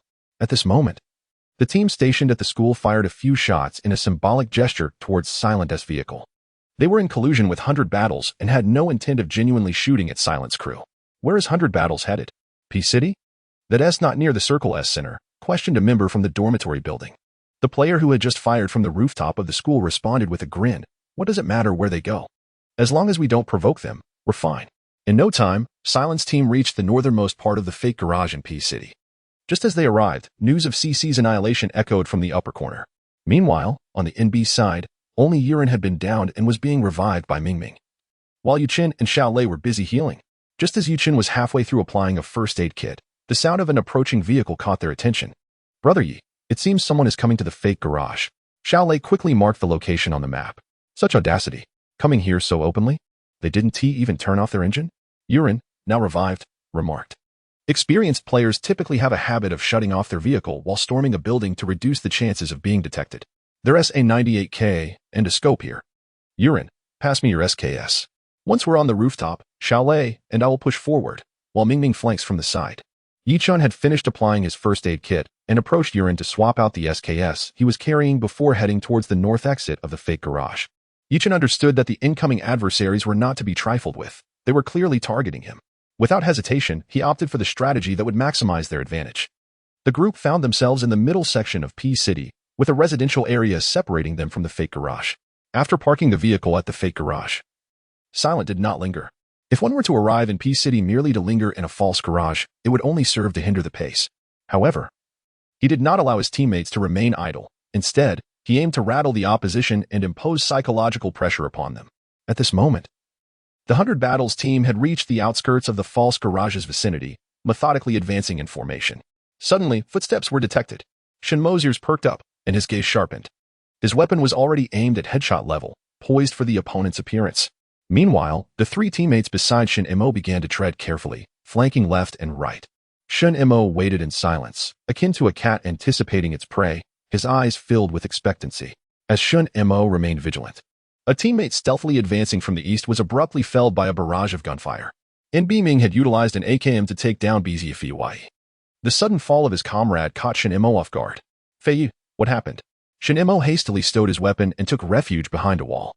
I have no idea. I just circled around the 3 white buildings and suddenly encountered someone. Fei, the afflicted teammate, wore a look of frustration. Upon receiving this information, Shin Mo swiftly recalibrated their strategy. Let us head west. There are enemies near Fei. The breach on their side had been exposed, necessitating a rapid consolidation of their formation. With one adversary down, it was likely they would regroup. Yurin, ascertain the enemy's position. Yichun and Xiaolei positioned themselves against the northern wall of P City, concurrently devising their tactics. I see one, just to the left of Lei Zi's seaside villa. Just entered. Yurin communicated while aiming his bolt-action rifle at the seaside residence. Lock onto that position. Ming continued to flank from behind. As Yichun spoke, he and Xiaolei launched their renewed assault. From Ming downing one opponent to the reformation of their strategy, not a span of 5 seconds had elapsed. In such a professional arena, every second was of the essence. Unbeknownst to them, another team was hastening towards P City, the School S squad. Initially indifferent to the 100 Battles Team S movement from our city to P City, they presumed it was merely a venture for an airdrop. However, upon witnessing the demise of 100 Battles Fei at the hands of NB's Ming, they realized the intent was to engage NB. Recalling the earlier incident where NB had annihilated CC, the School S team swiftly mobilized. Prior to the match, an understanding had been reached between 100 Battles and the school team, largely influenced by the substantial financial backing from 100 Battles, which necessitated a protective strategy. Yigo, another team, is approaching.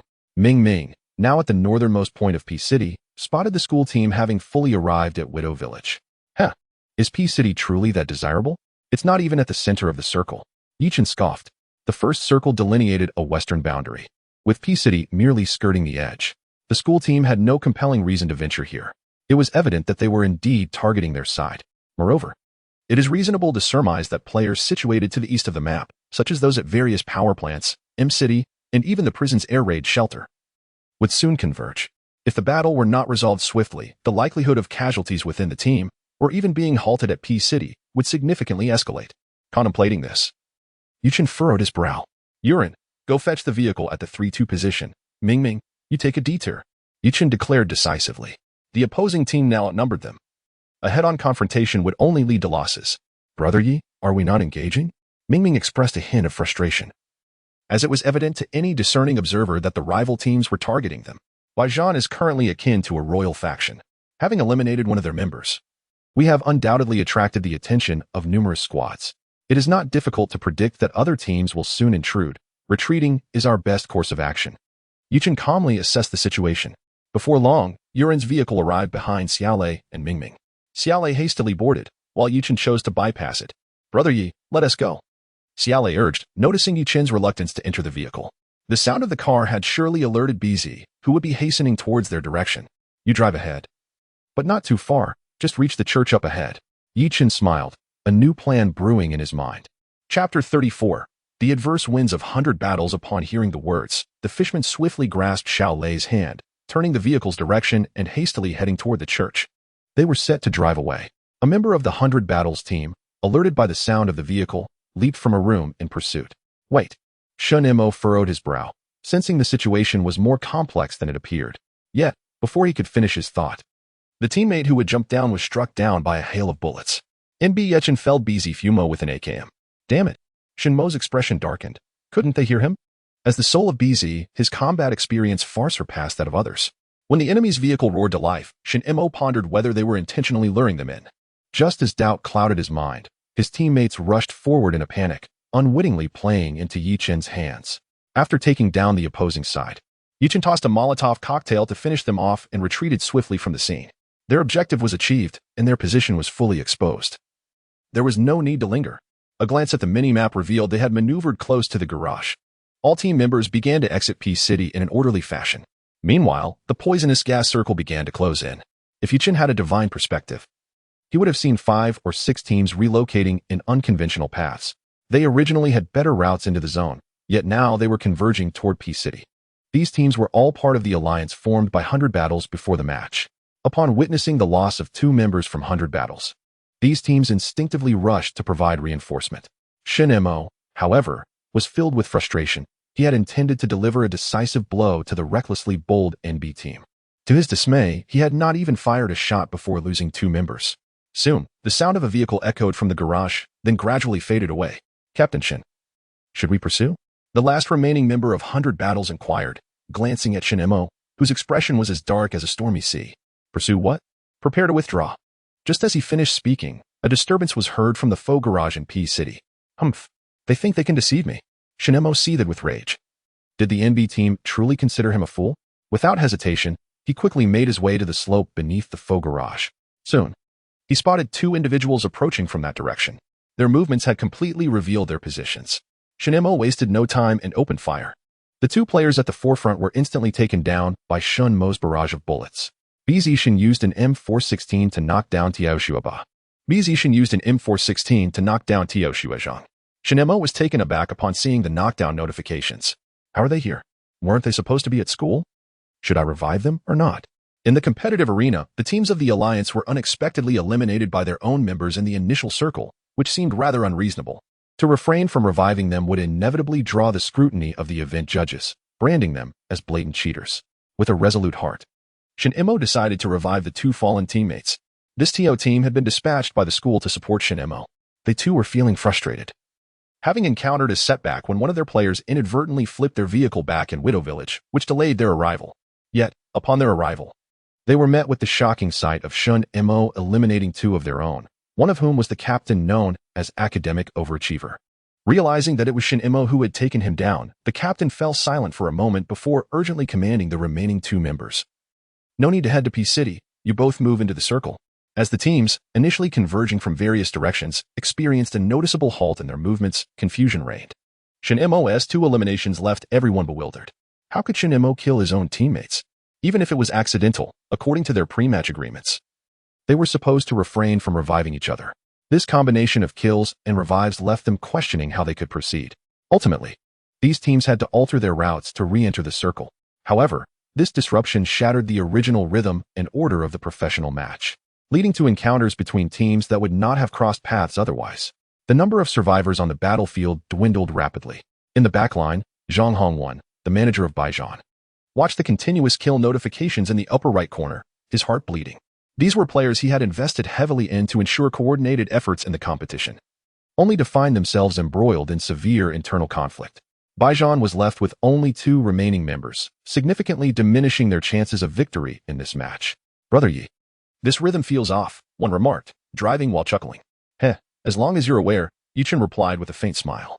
The situation was entirely a result of BZ stirring up trouble. Under normal match circumstances, the first 2 circles would see teams transitioning and establishing themselves in an orderly fashion. Even if battles occurred, they would be minor skirmishes with low intensity. Yet now, after just 1 circle, only 40 players remained alive, a rare sight in a formal competition.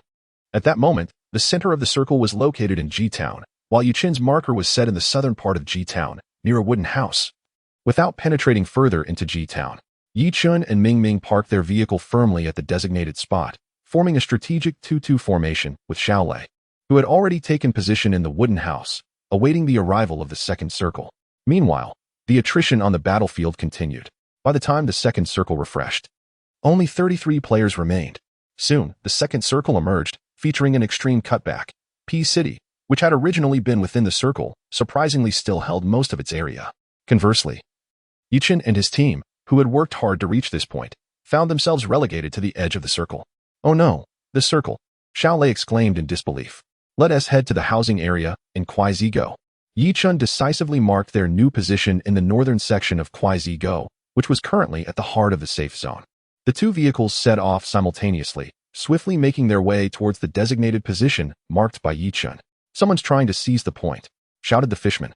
At that moment, 3 Jeep SUVs were rapidly approaching the location marked by Yichun from the highland of Longji Mountain. They were closer to the target and would arrive ahead of time. We must contest them. As Yichun spoke, he leaned out from position 4, unleashing a barrage from his AKM towards one of the approaching Jeeps. The occupants of the vehicle were seen bleeding profusely. NB Yichun has taken down Pyodyuan, exclaimed the driver, astonished. How could you hit him from such a distance? The driver, bewildered, realized that the distance covered during their drive made it nearly impossible to accurately gauge the range or control the rifle's sway. Yet, on the opposing side, Yichun had effortlessly knocked a man from the truck. How terrifying indeed. Chapter 35. The loner. The opposing PO team was clearly unprepared for the terrifying marksmanship of Yichun, who skillfully struck moving targets from a distance. This display of prowess instantly instilled fear in the PO team, who had initially intended to seize the contested area. The PO team was one of the few that had not formed an alliance with the BZ team, not out of any lofty principles, but simply because the BZ team regarded the so-called PO team with disdain. Composed of a group of students sharing a dormitory, they were hardly worthy of note. Run! Their firepower is too fierce, we cannot match them. The captain of the PO team exclaimed urgently. They truly stood no chance. The PO team, which should have arrived first, was thoroughly intimidated by Yichen's barrage and fled in panic. Yichen and his companions then smoothly took control of the area. Upon realizing that Yichen's team did not pursue them, the remaining 3 members of the PO team breathed a sigh of relief and drove towards the robbery spot on the western outskirts of P City, hoping to find a moment's respite. However, as soon as they stopped, they were met with a relentless assault. 2 members of PO had barely exited their vehicle before they were swiftly incapacitated. The last remaining member had no time to react before being eliminated. These 4 university students, yet to step into the professional world, experienced the harsh realities of life for the first time. The team responsible for wiping out the PO was the Silent 100 Battles team. Despite their success, there was no trace of excitement on Silent's face. The entire rhythm of the match had been disrupted, leaving him unable to capture any information from the battlefield. Many of the originally designated positions for the second circle were now uncertain, causing Silent considerable distress. More critically, he had no knowledge of Yichen's current location. Meanwhile, Yichen maintained a comprehensive grasp of the entire battlefield, acutely aware of various points and the presence of adversaries. The upcoming 3 circles would be crucial for both breaching defenses and fortifying positions. As Yichen attentively monitored the unfolding situation, he awaited the opportune moment. Time passed slowly. Finally, the 3rd circle arrived, forming concentric circles. Brilliant! Brother Yi! Xiaolei exclaimed with delight. With the onset of the third circle, the sounds of various vehicles began to surge around them, signaling the beginning of target practice. The plains surrounding them buzzed with activity as vehicles maneuvered about. NB Urin utilized the 98K to down SL Samuel. NB Shaolei employed the M416 to eliminate SLS Kale. The NB team, benefiting from their advantageous position at the heart of the third circle, unleashed a frenzied barrage on their surroundings. A certain team, with nowhere else to go, was forced to charge towards Yuchin's stronghold. Yet, before they could approach, they were met with concentrated fire that obliterated their vehicle, resulting in the demise of all 4 occupants. Such a tragedy, Shaolei remarked, shaking his head. By the time the third circle concluded and the fourth circle commenced, astonishingly, only 20 individuals remained in this professional match's first round. The center of the fourth circle is located at the Robbery Hill in P City, while the area where Yuchin is situated has been eliminated. Observing my marked line, we will circumvent P City's hillside and then push horizontally towards the small P, positioning ourselves at the edge of the circle. Yuchin gazed at the fourth circle and drew a line. Upon Yuchin's command, the 4 members mobilized, heading towards the hillside of P City. With only 20 individuals remaining in the fourth circle, an eerie silence enveloped the scene once more. Shin Mo, who had maintained a grim expression, finally exhibited a hint of a smile. Although the situation had remained chaotic for half the day, with the completion of the third circle, his team had remained relatively unscathed and had developed a clear and stable understanding of their surroundings. Furthermore, it was nearly certain that all those around Shin Mo were allies. Despite having lost several coalition teammates in the early stages, at this moment, there were at least 3 squads providing protection in his vicinity. These 3 teams had also formed a tacit understanding, refraining from fire, which contributed to the tranquility of the fourth circle. Captain Shun, which team is the small P across the street from us? Inquired the last member of the 100 Battles team. It should be the Flying Eagle team. They appear to be fully staffed. Their position at small P, secured at the edge of the circle, poses no significant issue, Shin Mo replied. Oh, it's them. Then there's no problem, his teammate nodded in agreement. The Flying Eagle team was also an ally of the 100 Battles. No sooner had the words left his lips than 4 vehicles came roaring from the southern hillside of P City. Someone is charging at us, exclaimed the last member of 100 Battles in alarm. Coordinate and assist the Flying Eagles. Shin Mo quickly focused, firing at the approaching vehicles. However, he had only managed a few shots before the enemy vehicles had reached the base of the seaside villa, leaving him without a clear line of fire. Observing the convoy, Shin Mo felt a sense of déjà vu. Those individuals look remarkably familiar. Just as Shin Mo pondered this, a notification of a knockdown appeared in the upper right corner. Simultaneously, a series of explosions erupted from the small P location. Upon recognizing several familiar IDs, Shin Mo's pupils dilated in astonishment. Indeed, it's them. I knew it. I knew it. Shin Mo murmured. However, by that moment, the battle at small P had concluded. Yuchin and his 3 teammates had decisively employed grenades, securing small P without sustaining any injuries. Following their conquest of small P, they proceeded to loot the 4 boxes belonging to the Flying Eagle team. Wow, this team is truly inept. Shaolei chuckled while looting. Seriously, didn't they think to throw grenades when they saw us driving up? Is this really a professional team? Mingming also laughed. They must have been intimidated by our momentum. I saw someone who was originally at the seaside villa turn tail and flee when they saw us approaching. Huh. If he doesn't die, then who will? The loot Shaoran was currently gathering belonged to that very individual. Stay vigilant. Be cautious of potential ambushes. Yuchin maintained his composure. Meanwhile, Shin Mo, at the Robbery Hill, began to feel a sense of trepidation. If the next circle were to eliminate the opposing team, they would undoubtedly rush to his position at the first opportunity. Will I be able to prevail in the end? With this thought, Shin Mo hastily shook his head. What a jest. He was, after all, a prodigious talent destined for a premier team. Participating in such an insignificant competition, largely overlooked by others, was merely a means to accumulate experience. How could he possibly be intimidated by Yuchin and his ilk? Shin Mo resolutely encouraged himself, fixating intently on the position ahead. As long as the opponent dared to reveal themselves, it would be his moment of redemption. Time passed, each second feeling like an agonizing eternity to Shin Mo. 5 laps. Where are you? He silently cursed. Yet, when the 5th lap finally arrived, Shin Mo found himself ensnared. Sitting before the computer, his face was ashen. It was not Shin Mo who had been vanquished, but rather he had fallen victim to a lone wolf that had materialized from nowhere. This lone wolf belonged to a team outside of the renowned 100 Battles Alliance. Thus, they were utterly oblivious to Shin Mo's identity. After knocking him down, the opponent callously eliminated him without a second thought. Shin Mo's last remaining teammate, a member of the 100 Battles team, held in fury as they retaliated against the lone wolf, but in that moment, Shin Mo had become a lone wolf himself. Chapter 36. The final circle requires steadiness silently. Shin Mo leaned back in his chair, his gaze somewhat vacant. Ever since departing from Peace City, his focus had been utterly unfocused. Observing the last remaining teammate in his squad, Shin Mo had completely lost hope. Initially, he had intended to teach Yi Chun and his companions a lesson, but instead, they were outmaneuvered in Peace City, resulting in the loss of 2 teammates early on. Now, having finally awaited the circle's favor, he had hoped for a turnaround, only to encounter NB once again. The specter of defeat lingered. Meanwhile, within the game, Yi Chun remained oblivious to the psychological turmoil he had inflicted upon Shin Mo and the others. At this moment, Yi Chun and his team had exited Little P and were advancing towards the robbery slope. Opposing them was BZ, with only 1 member left. In the midst of their charge, they communicated seamlessly. Yuren maneuvered from the flanking slope, while Yu Qin and Xiao Lei led the charge. Their coordination and movements resembled a finely tuned machine, both harmonious and agile. The last member of Baijian could evidently sense the pressure exerted by Yi Chun and his team. He even contemplated fleeing in a vehicle. Where can you drive to now? Engage them. Shin Imo discerned his teammate's intent and hurried to intervene. Yet, before he could finish his warning, a single shot from a 98K shattered his skull. Haha mine. Yuren chuckled as he ejected the spent shell.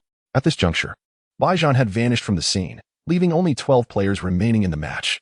This round appeared secure. Let us not grow complacent, though Baijian has fallen. The true spectacle may just be beginning. Yi Chen maintained his composure. Had Baijian still been present, their allies might have hesitated in the fray. However, with Baijian eliminated, the others could now engage freely. Some squads still boasted 3 or 4 players, eager to seize victory. The 6 houses below likely held some players, and the eastern hill surely concealed others as well. We now find ourselves at the center of the circle. Securing this robbery slope will allow us to stabilize the situation as the next circle approaches. Upon concluding his strategy, Yu Chen marked a line along the roadside adjacent to the robbery slope. The 4 members took up positions at various points along this line. Despite their advantageous terrain and numerical superiority, Yi Chen opted for a most prudent approach. His position was exceptionally favorable. Those still outside the safety zone would undoubtedly seek to claim advantageous ground. Sure enough, it wasn't long before the sound of a jeep echoed in the distance. It was coming from Peace City. Yi Chen concealed himself behind a large boulder, patiently awaiting the opportunity. The jeep was nearing the reverse slope beneath the church, and he was poised for the occupants to expose themselves. Soon, the jeep came into view, racing toward the edge before halting beside a tree. Using the vehicle and tree for cover, 2 individuals remained inside the vehicle, making it impossible to eliminate them swiftly. The fishman gazed intently down the scope of his 98K rifle. Mingming stealthily approached, hoping to secure a kill. Yu Chen devised a strategy. The opposing team had cover and had evaded the blast radius of grenades, thus close-quarters combat was inevitable. I'm in position, Mingming chuckled, having successfully maneuvered behind the 2 adversaries. Wow, when did you get there? Xiao Lei exclaimed in surprise. The 2 individuals in the vehicle, taking advantage of their cover, quickly began to heal their wounds. Recognizing the opportune moment, Mingming promptly activated a fragmentation grenade and hurled it towards them. At this distance, the grenade landed perilously close. Upon hearing the thud of the grenade, the 2 sprang into action. Bang, bang, bang. The sound of 3 SKS shots echoed as Yi Chen fired just as the 2 began to move. A direct hit. The adversary, clad in white, sporting a level 2 helmet, was struck in the head. Yi Chen continued to shoot while exclaiming, boom. The grenade detonated shortly thereafter, incapacitating the individual previously hit by Yi Chen. The other hastily deployed a smoke grenade, hoping to obscure their escape. Pop, pop. Yi Chen punctured the tires of the vehicle. Charge forward and crush them, he commanded, already stowing away his SKS as he surged ahead. With another explosion, that adversary 2 was reduced to a mere box. As one battle concluded, the 5th circle had manifested. The safe zone had shrunk further. With 10 players remaining, our team held both numerical and positional advantages. We cannot let this chicken dinner slip away. Upon hearing Yi Chen's declaration, the team began to consolidate their defenses. In this scenario, 3 teams remained on the battlefield. The other 2 squads consisted of 3 members each, one stationed by a cluster of 6 small wooden houses below, and the other slightly west of Widow's Village on a sloping terrain. Both teams occupied the periphery of the safe zone and faced a high likelihood of being eliminated when the circle refreshed. In the game of PlayerUnknown's Battlegrounds, tranquility is always fleeting, while combat is the eternal refrain. As anticipated by Yi Chen, the residential area was entirely purged in the subsequent circle. The trio sheltered within the buildings was now compelled to relocate. Yi Chen had awaited this moment. The hunt was on. As the occupants of the residential area began to vacate, smoke grenades billowed outward. They're moving, Yi Chen noted, spotting a figure. However, after tossing a smoke grenade, the individual swiftly retreated, making capture in such a brief instant impossible. As the smoke thickened and enveloped the area, the occupants were inching towards the robbery slope. Prepare the grenades. With Yuchen's command, the 4 members of his team, now tightly grouped, simultaneously retrieved their grenades. Throw. For grenades arced towards the dense smoke. Boom, boom, boom, boom. Like an artificial bombardment zone, the 4 grenades detonated simultaneously on the fog-laden slope. One down, another down, Xiaolei shouted excitedly. Such a level of misfortune is truly a matter of chance, for the 3 adversaries were concealed within the smoke grenade, rendering it impossible to accurately discern their positions. The grenades were readied once more. Release. 4 grenades landed simultaneously, producing a cacophony. Yi Chun and his companions aligned themselves, reminiscent of a well-drilled battalion. The ferocity of this assault, not to mention the sheer auditory impact of 4 grenades detonating concurrently, was enough to instill terror. Another foe down, yet another. Ha. Xiaolei was nearly beside himself with laughter. Of the 8 grenades, Xiaolei single-handedly felled 2, while the others merely threw theirs in vain. As the second wave of grenade assaults concluded, the smoke gradually began to dissipate. The 2 adversaries previously eliminated by Xiaolei had now become mere boxes. The final opponent, revealed as the smoke cleared, was crouched behind a tree, trembling as he hastily administered medical aid. At this moment, he desperately wished for the smoke's duration to extend. However, what awaited him was the concentrated fire of Yi Chun and his team. Before he could even complete his first aid, he was reduced to a box by Yi Chun's onslaught. Another squad has arrived. Just as they dealt with this team, another one seized the opportunity. They had already positioned themselves within the circle and established a foothold. The fisherman steadied his weapon, and the 3 of us advanced directly. Upon uttering these words, Yi Chun charged forth towards the trio that had just entered the circle, leaving them no respite. When hunting a lion, one must exert their utmost strength, even when pursuing a mere rabbit. Chapter 37. Dumplings are here. The last 3 participants had barely established their footing when they noticed Yi Chun and his companions advancing towards them. Faced with the overwhelming presence of Yi Chun's team, the trio was utterly paralyzed by fear. What now? One of them stammered. We must engage, no matter the cost. The captain of the 3 attempted to fortify his resolve. His hand trembled as it gripped the mouse, his heart pounding violently in his chest. The pressure emanating from the opposing team was formidable. Initially, the captain switched to a mini, contemplating firing a couple of shots, but reconsidered, realizing that close combat was imminent. Thus, he opted for the M4 instead. However, a fleeting thought crossed his mind. Should he toss a grenade at them first? He quickly switched to a grenade. As he prepared to throw it, the sound of footsteps approached rapidly. The enemy was too swift. The captain hastily hurled the grenade in the direction of Yi Chun, who was charging towards him. In that split second when the captain revealed himself to throw the grenade, Yi Chun swiftly drew his weapon. The thunderous crack of gunfire erupted as flames shot forth from the dark muzzle, and the captain collapsed to the ground. At that moment, a fellow teammate, witnessing the captain's fall, hastily fired at Yi Chun. The sharp report of a 98K echoed at the center of the battleground. Although the fishman had not rushed in alongside Yi Chun's group, he had been vigilantly monitoring the unfolding battle. Seeing an adversary preparing to attack Yi Chun, Fishman took a precise shot with his 98K, striking the foe squarely in the head, incapacitating him. Meanwhile, Xiaolei had already closed in on the last opponent. Engaging in a fierce confrontation, gunfire erupted, and one more adversary fell. Victory and prosperity. Tonight we feast on chicken. In the next moment, Yi Chun's screen displayed the triumphant scene of winning the match. We did it, Mingming exclaimed, nearly leaping from his seat in excitement. Calm down, calm down. It's merely a small victory, Xiaolei remarked with a faint smile, exhibiting the composure that came from his experience in major tournaments. Ding. Congratulations to the host for achieving the accomplishment. First chicken in professional competition. Reward, points 100. Skill acquired, underwater breathing. Underwater breathing? Yi Chun pondered, realizing he had effectively become like Fishman. This new skill was quite advantageous. He would no longer need to worry about drowning. With that thought, a smile spread across Yi Chun's face. Meanwhile, at the Baijian Club, Zhang Hongwen paced anxiously, his expression fraught with concern. Yi Chun's prowess was something Zhang had not anticipated. Moreover, it wasn't just Yi Chun who was formidable. The entire team displayed remarkable strength. The synchronized grenade toss in the final circle was a testament to their coordination. What team could achieve such precision?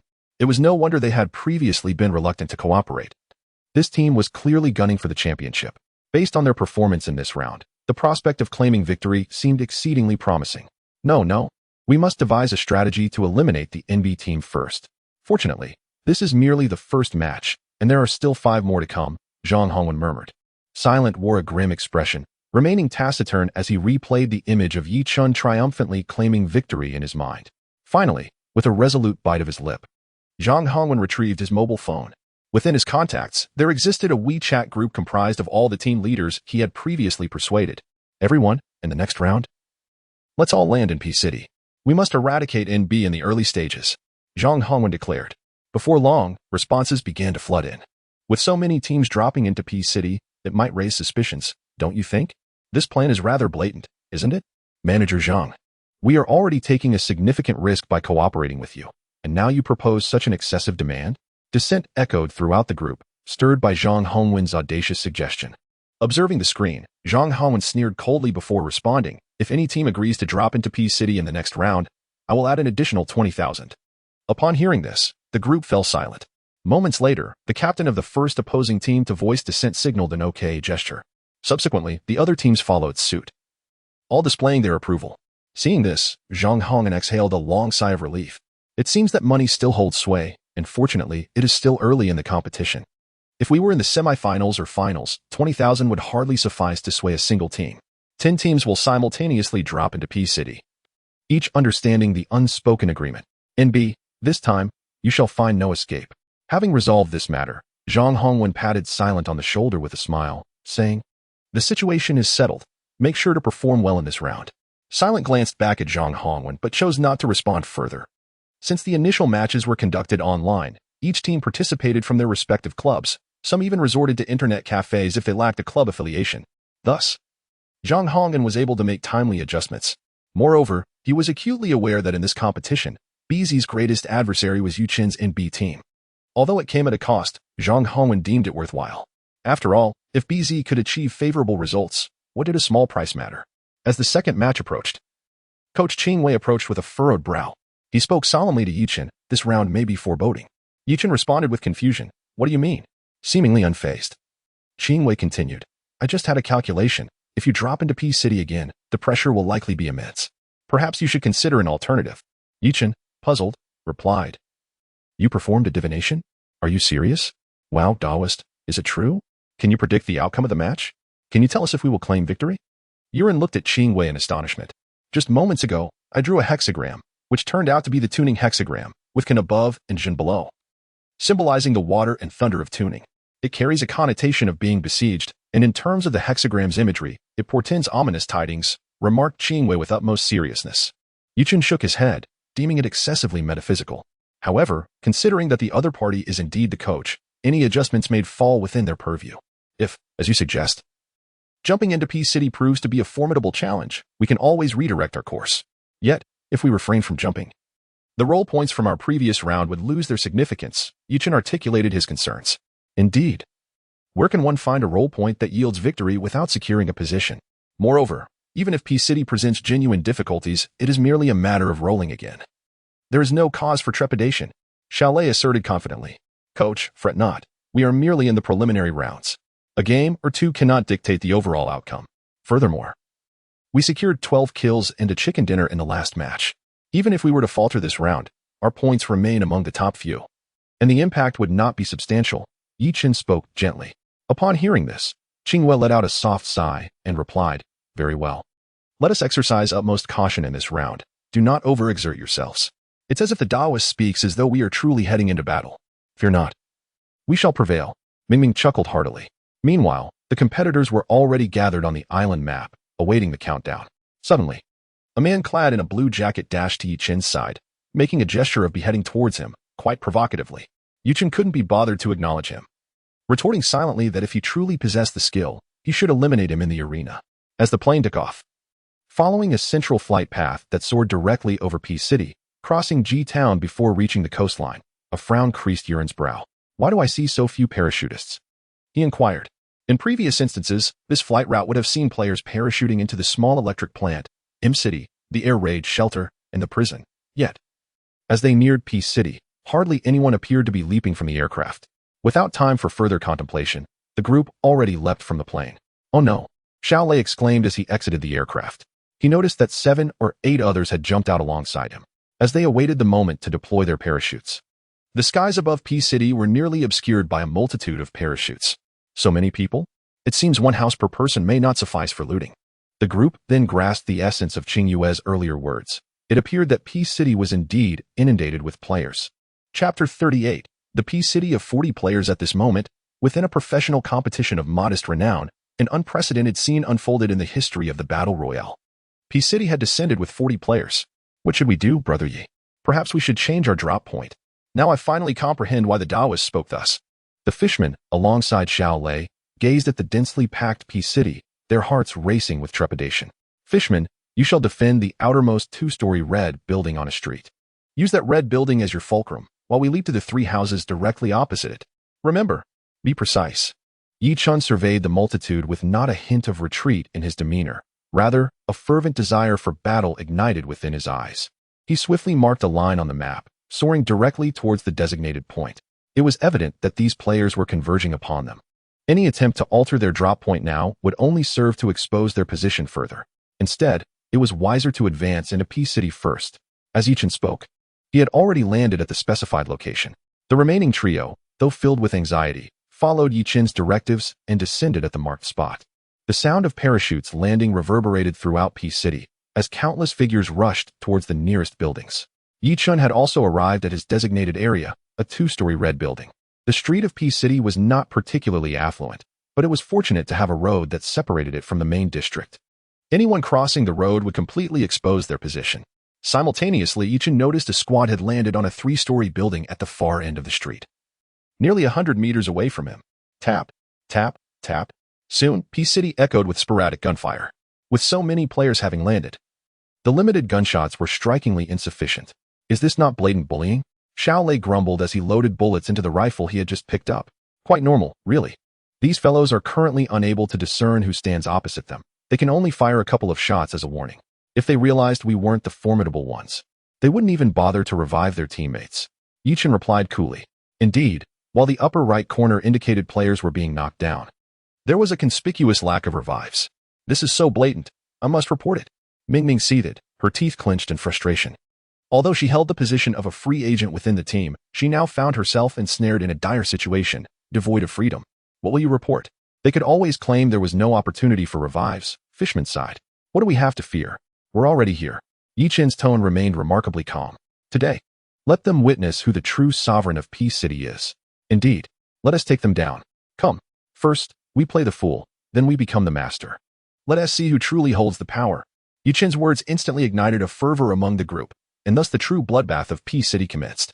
At the outset, a team of 3 stories high stealthily approached Yi Chun's location after discovering a firearm. Unsure if their adversaries were from the esteemed NB team, they proceeded with utmost caution. However, their movements did not escape the notice of the fishermen stationed at the perimeter of the red building. Armed solely with a 98K rifle and equipped with a red dot sight, the fishermen, upon realizing that the enemy was encroaching upon Yi Chun's vicinity, decisively opened fire. The sharp crack of the 98K echoed around the outskirts of Peace City, accompanied by a notification in the upper right corner indicating that the NB fishman had downed an opponent with his 98K. The moment this information surfaced, a palpable silence enveloped Peace City. Subsequently, all the other teams that had been guarding their respective areas sprang into action, swiftly converging like a tide towards Yi Chun and his companions. The first to arrive was a fully equipped squad of 4. Descending from the city walls at the 3+2 position, targeting the second floor where Mingming was concealed.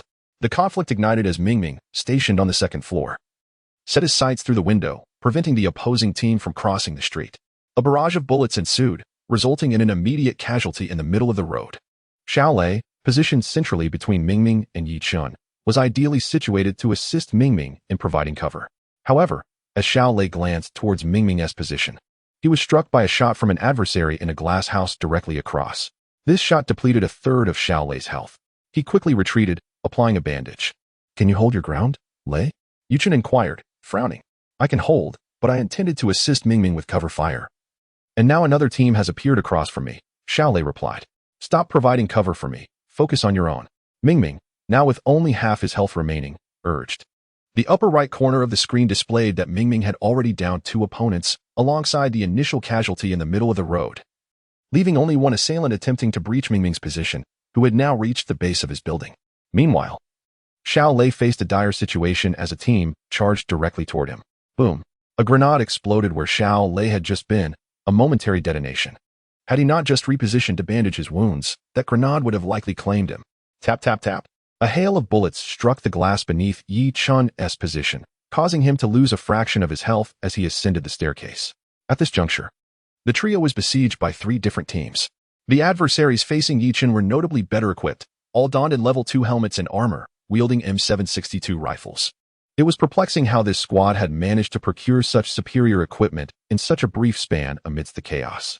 In contrast, Yi Chun was armed with only an S-1897 and a Uzi, neither of which had extended magazines.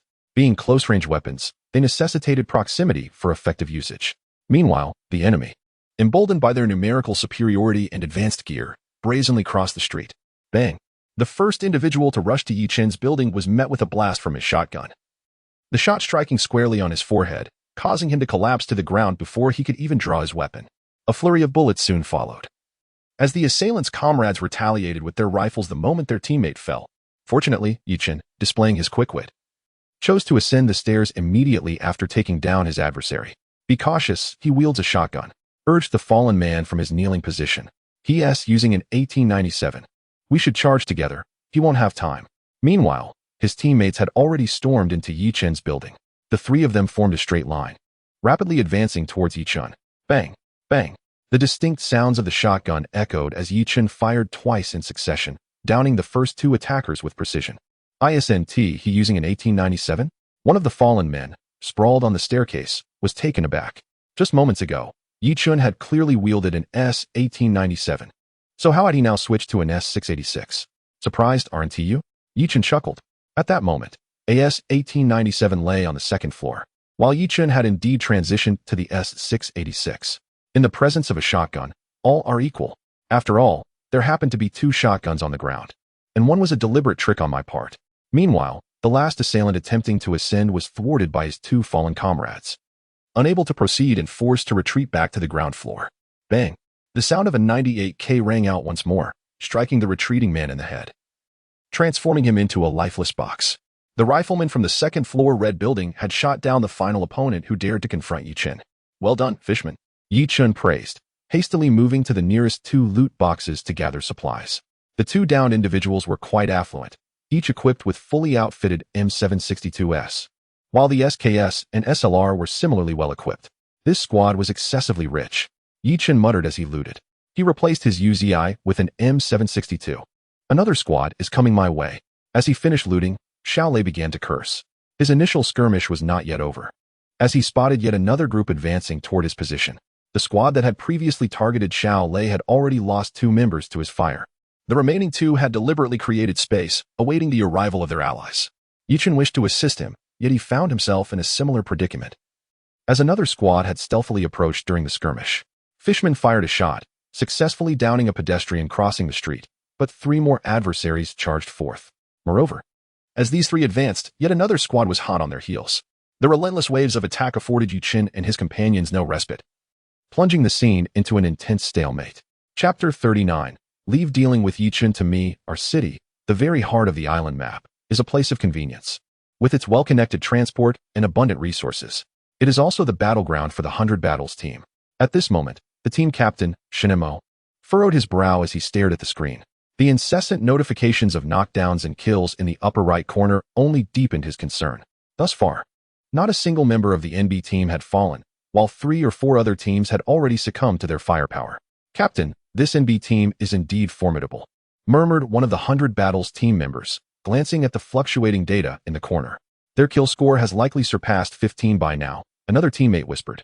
Shin Imo sighed, hoping they could keep the NB team contained in P City. Suddenly, a notification of a knockdown in the upper right corner caught Shinmo's attention. One of the NB players named Ming had been taken down. Let us move, he commanded immediately. In P City, where they had been reduced to mere boxes, Ming expressed his discomfort. Sorry, I couldn't hold on. It's all right. You've done your best, Yi Chun replied. As the battle raged on, emotions were kept in check. At that very moment, the team that had eliminated Ming was advancing towards the area where Xiao Lei was positioned. Xiao Lei, can you hold on? Yi Chun inquired, knowing that with Ming's demise, the eastern defense line would soon crumble. Death is but a fleeting moment, I shall endure. Xiao Lei's face flushed with excitement, revealing his exhilaration. It was evident that he was completely caught up in the heat of the moment. The team assaulting Xiao Lei was now down to just one member. Xiao Lei's evasive maneuvers were exceedingly unpredictable, and he had also doused the staircase in gasoline. A player who had rushed to the second floor was consumed by the flames ignited by the gasoline. The entire second floor was ablaze, making it impossible for anyone to ascend, thus instilling fear in their hearts. This left many to wonder how Xiao Lei had managed to maintain his position on the second floor. In truth, after igniting the gasoline, Xiao Lei had taken refuge atop a sink in a small room on the second floor. The Molotov cocktails would only burn at ground level, leaving the sink untouched. Should anyone dare to charge through the flames, Xiao Lei would be defenseless and easily taken down. Initially, Xiao Lei had spread the gasoline with a gamble in mind, and it proved to be a winning bet. Not only did he thwart their assault, but he also incinerated one of their own, creating a scene of utter devastation. Xiao Lei, fear not. I am right behind you. Yuren exclaimed. A shot rang out. The sound of a 98K rifle reverberated through the air. One of the players who had just taken down Ming Ming was felled by a single shot from Yuren. With a red dot sight on the 98K, he executed a perfect headshot on a moving target. It may sound unbelievable, but throughout the encounter, Yuren had relied solely on the red dot sight and wielded nothing but a 98K. Ming Ming, observing from the OB perspective, was left in awe. This sniper is truly extraordinary. Incredible! Incredible!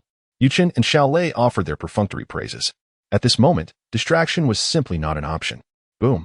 Another grenade exploded nearby. This time, the blast was alarmingly close to Xiao Lei. Despite his swift movement, he was still caught in the explosion, leaving him with but a sliver of health remaining. Goodness, am I locked in? Xiao Lei gazed at his diminished health in disbelief. Brother Yi, I might not last much longer, he said with a faint smile. The throw of that grenade was impeccable. Just as the flames from the gasoline barrels began to dissipate, it was hurled towards them. Fortunately, it wasn't an instant detonation grenade. Thus, when the flames were just subsiding, Xiao Lei dashed out, yet he was still affected by the blast. Just do your best, Yi Chen encouraged, as he dispatched yet another foe with his handgun. This marked Yi Chen's 7th kill. The system had chimed once during the chaos, but the intensity of the battle rendered Yi Chen unable to comprehend it. If we're going down together, Xiao Lei declared, charging forth. Clutched tightly in his hand was a grenade he had already primed. As he leapt from the second floor, the two guards below had yet to react. One of them, surprisingly, opted to attack first. How audacious. In the next moment, both men hastily aimed their weapons at Xiao Lei. Boom. The grenade detonated. The two were blown to pieces. And Xiao Lei, having been shot down, also fell victim to his own grenade, becoming yet another casualty. Sai the Merman lamented, this match has been exceedingly brutal. With only 6 rounds left in his reserve, he realized the house he had jumped into was woefully inadequate, possessing merely a single 98K rifle with but 15 bullets. Brother Yi, can you hold on? Should I come over? The Merman inquired. I could withstand 10 more. Yi Chen replied with remarkable composure. At this moment, Yi Chen had successfully repelled yet another wave of attackers, his skills reaching a peak. This marked the 3rd wave he had fended off. The first 2 waves had been direct assaults against him, while the last comprised the remnants that had previously targeted Xiao Lei. After these 3 waves, Yi Chen had amassed 11 kills. Countless brushes with death had occurred, but only Yi Chen was aware of the peril he had navigated. How many did you all take down? Yi Chen asked, glancing at his kill count. I got 9. I got 7. I got 5. Xiao Lei and the Merman reported their respective tallies, totaling 21 kills among the 3 of them. Adding Yi Chen's 11, they had collectively achieved 32 kills. 8 teams. At this moment, the area surrounding where Yi Chen, Ming Ming, and Xiao Lei were situated was littered with boxes, both inside and out, illustrating the intensity of this defensive battle. Yi Chen's helmet had been shattered, and amidst the boxes, he couldn't find a single intact level 2 helmet. The entire P-City lay in silence, with Yi Chen and the fishermen stationed inside the house, vigilant against a potential surprise attack. After a brief interval, Yi Chen chose to venture outside, scavenging through the boxes strewn across the ground. Brother Yi, someone's coming. At that very moment, just as Yi Chen stepped over the threshold, the fisherman called out.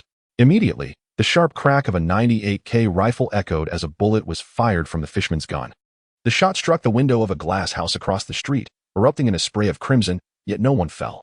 Yi Chen hastily retreated back indoors, reflecting that had it not been for the fisherman's timely warning, he might have met a grim fate. A chill ran down his spine at the thought. Just then, the sound of an approaching vehicle drifted in from the north. The car audaciously parked down the street, trapped within the confines of the housing area. Yi Chen remained unaware of the number of individuals aboard the vehicle or their precise positions. However, It was evident that this group was also intent on seeking him out. The renowned Baijan team had arrived, having driven over from our city. Shinemo exited the vehicle and positioned himself against the boundary wall of the housing area, surveying the surroundings. Throughout this time, he remained acutely aware of the battlefield's dynamics. It was clear that in Peace City, apart from Yichen's formidable team, only this one group remained. Although the elimination updates had been chaotic, each detail was etched deeply into Shinmo's memory.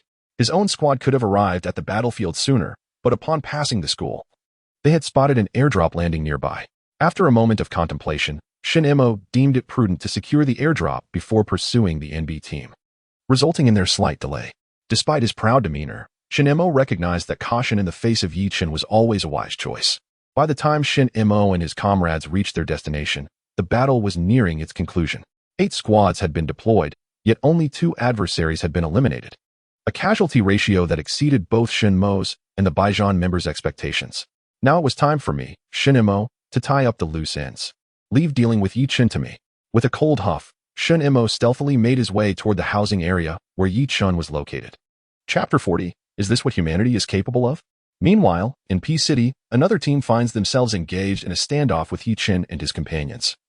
As they are among the last squads assaulting NB, Tio Shuajian mutters while administering a healing item, "Surely, we cannot be the only ones left. They must have slaughtered everyone else."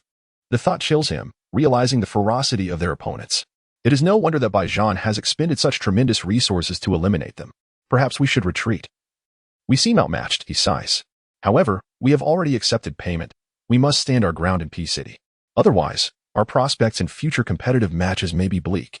The frustration mounts as they find themselves unable to fight back or escape. Shall we just make a final push? This is agonizing. Look at all those crates below, how tragic. Suddenly, another team arrives, presumably to join the assault on NB. With the odds now 8 against 2, they must proceed cautiously. Just as this unfolds, Shinemo, having recently arrived in Peace City, disembarks and swiftly locates the positions of Yichen and the Fishman. With a level 3 helmet adorning his head, he retrieves his AWM, zeroing in on the Fishman who is positioned to fire. The report of the AWM resonates like the striking of a heavy hammer, and the Fishman, situated on the 2nd floor, is hit squarely. The bullet impacts the Fishman's level 2 armor, instantly reducing his health by 2/3. Brother Yi, they have a Fong Tian Waji.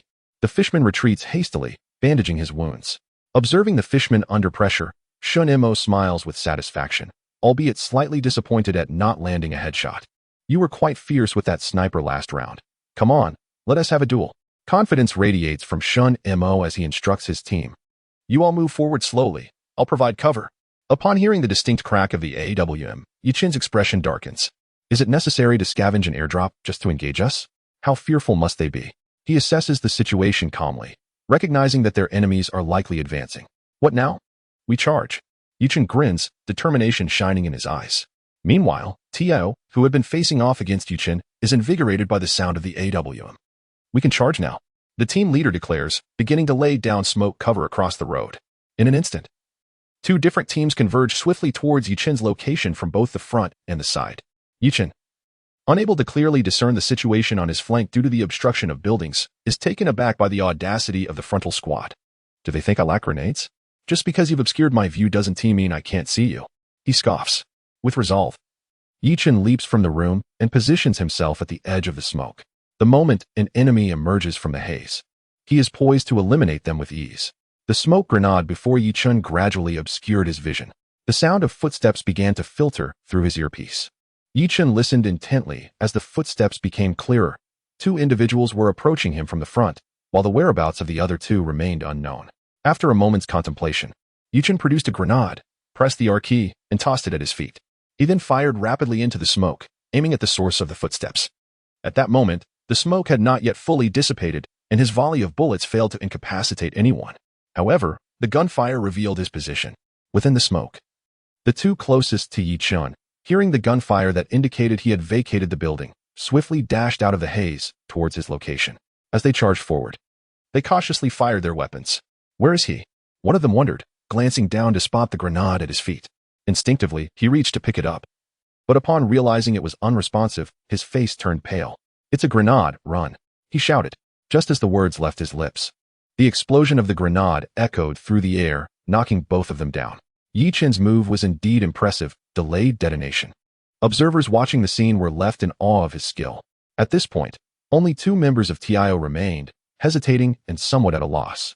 Having just thrown the grenade, Yichun had already relocated to another section of the building. As he steadied himself, a sudden flurry of footsteps approached. Baijan had drawn near. Suddenly, Yichun's screen went completely white. Someone had thrown a flashbang, preparing to rush him.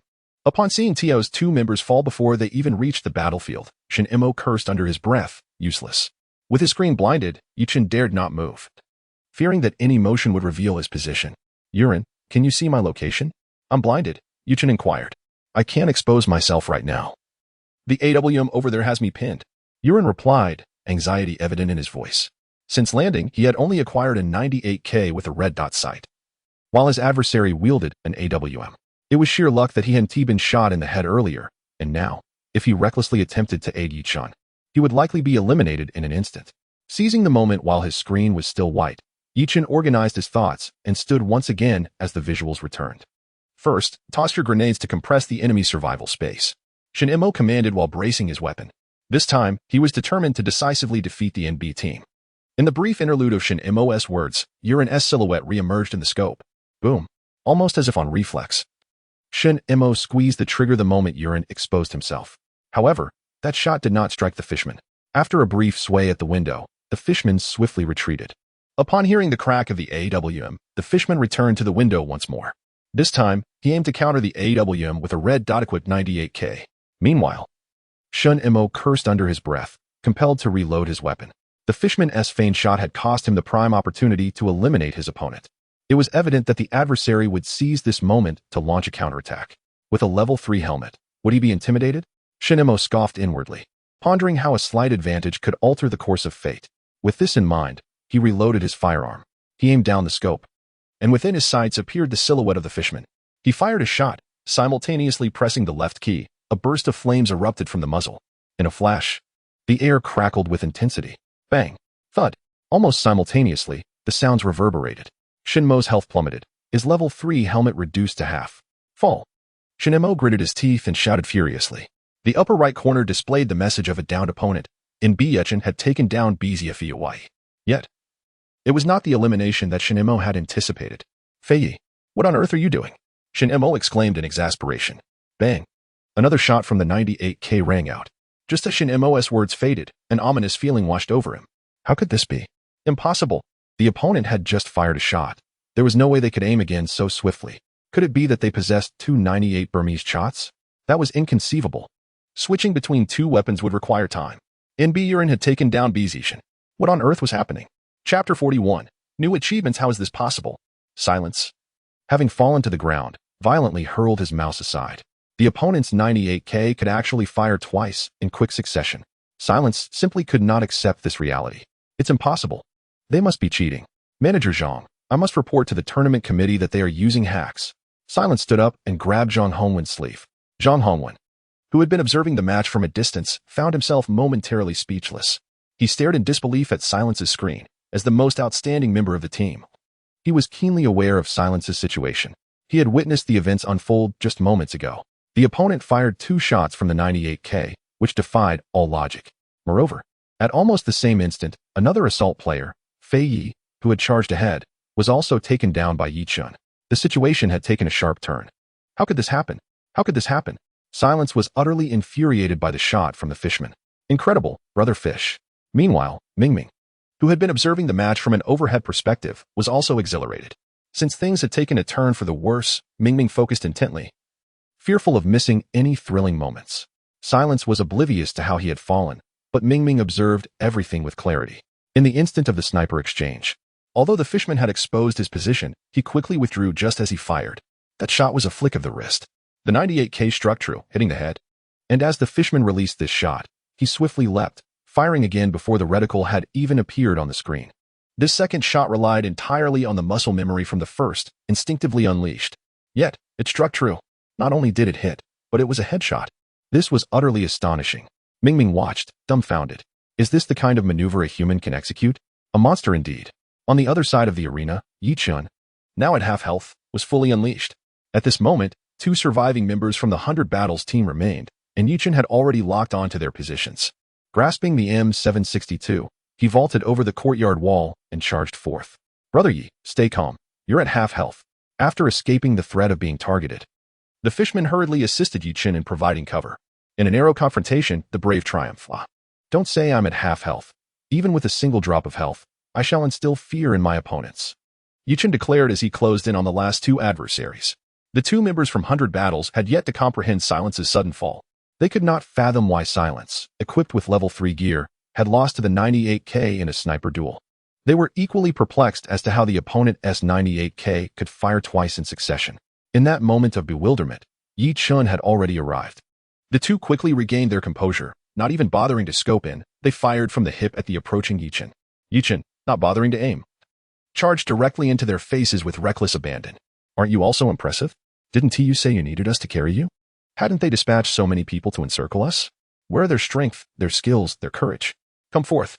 At this moment, with merely half a line of blood, Yi Chen resembled a blood-soaked lion, baring his formidable jaws and emitting a fearsome roar. Gunfire erupted. Bullets whizzed through the air. Some fell, while others stood resolute. In such a scenario, only those truly daring to break the stalemate are the true kings. As the gunfire ceased, silence enveloped the entirety of Peace City. Yi Chen emerged victorious, his blood now drained. With his armor completely shattered, the bloodless Yi Chen let out a cold laugh, standing there like a swordsman against the setting sun. At that instant, the sound of an engine starting reached his ears. Brother Yi, a car full of people is fleeing. 2 individuals aboard. The fishman attempted to fire again, but his gun was empty. With 15 bullets expended, he had run out. Cowards. Yi Chen scoffed as he glanced at the car retreating from the church in Peace City. The faces of the last 2 members of TIO in the vehicle were somewhat dazed. This match felt like a surreal dream to them.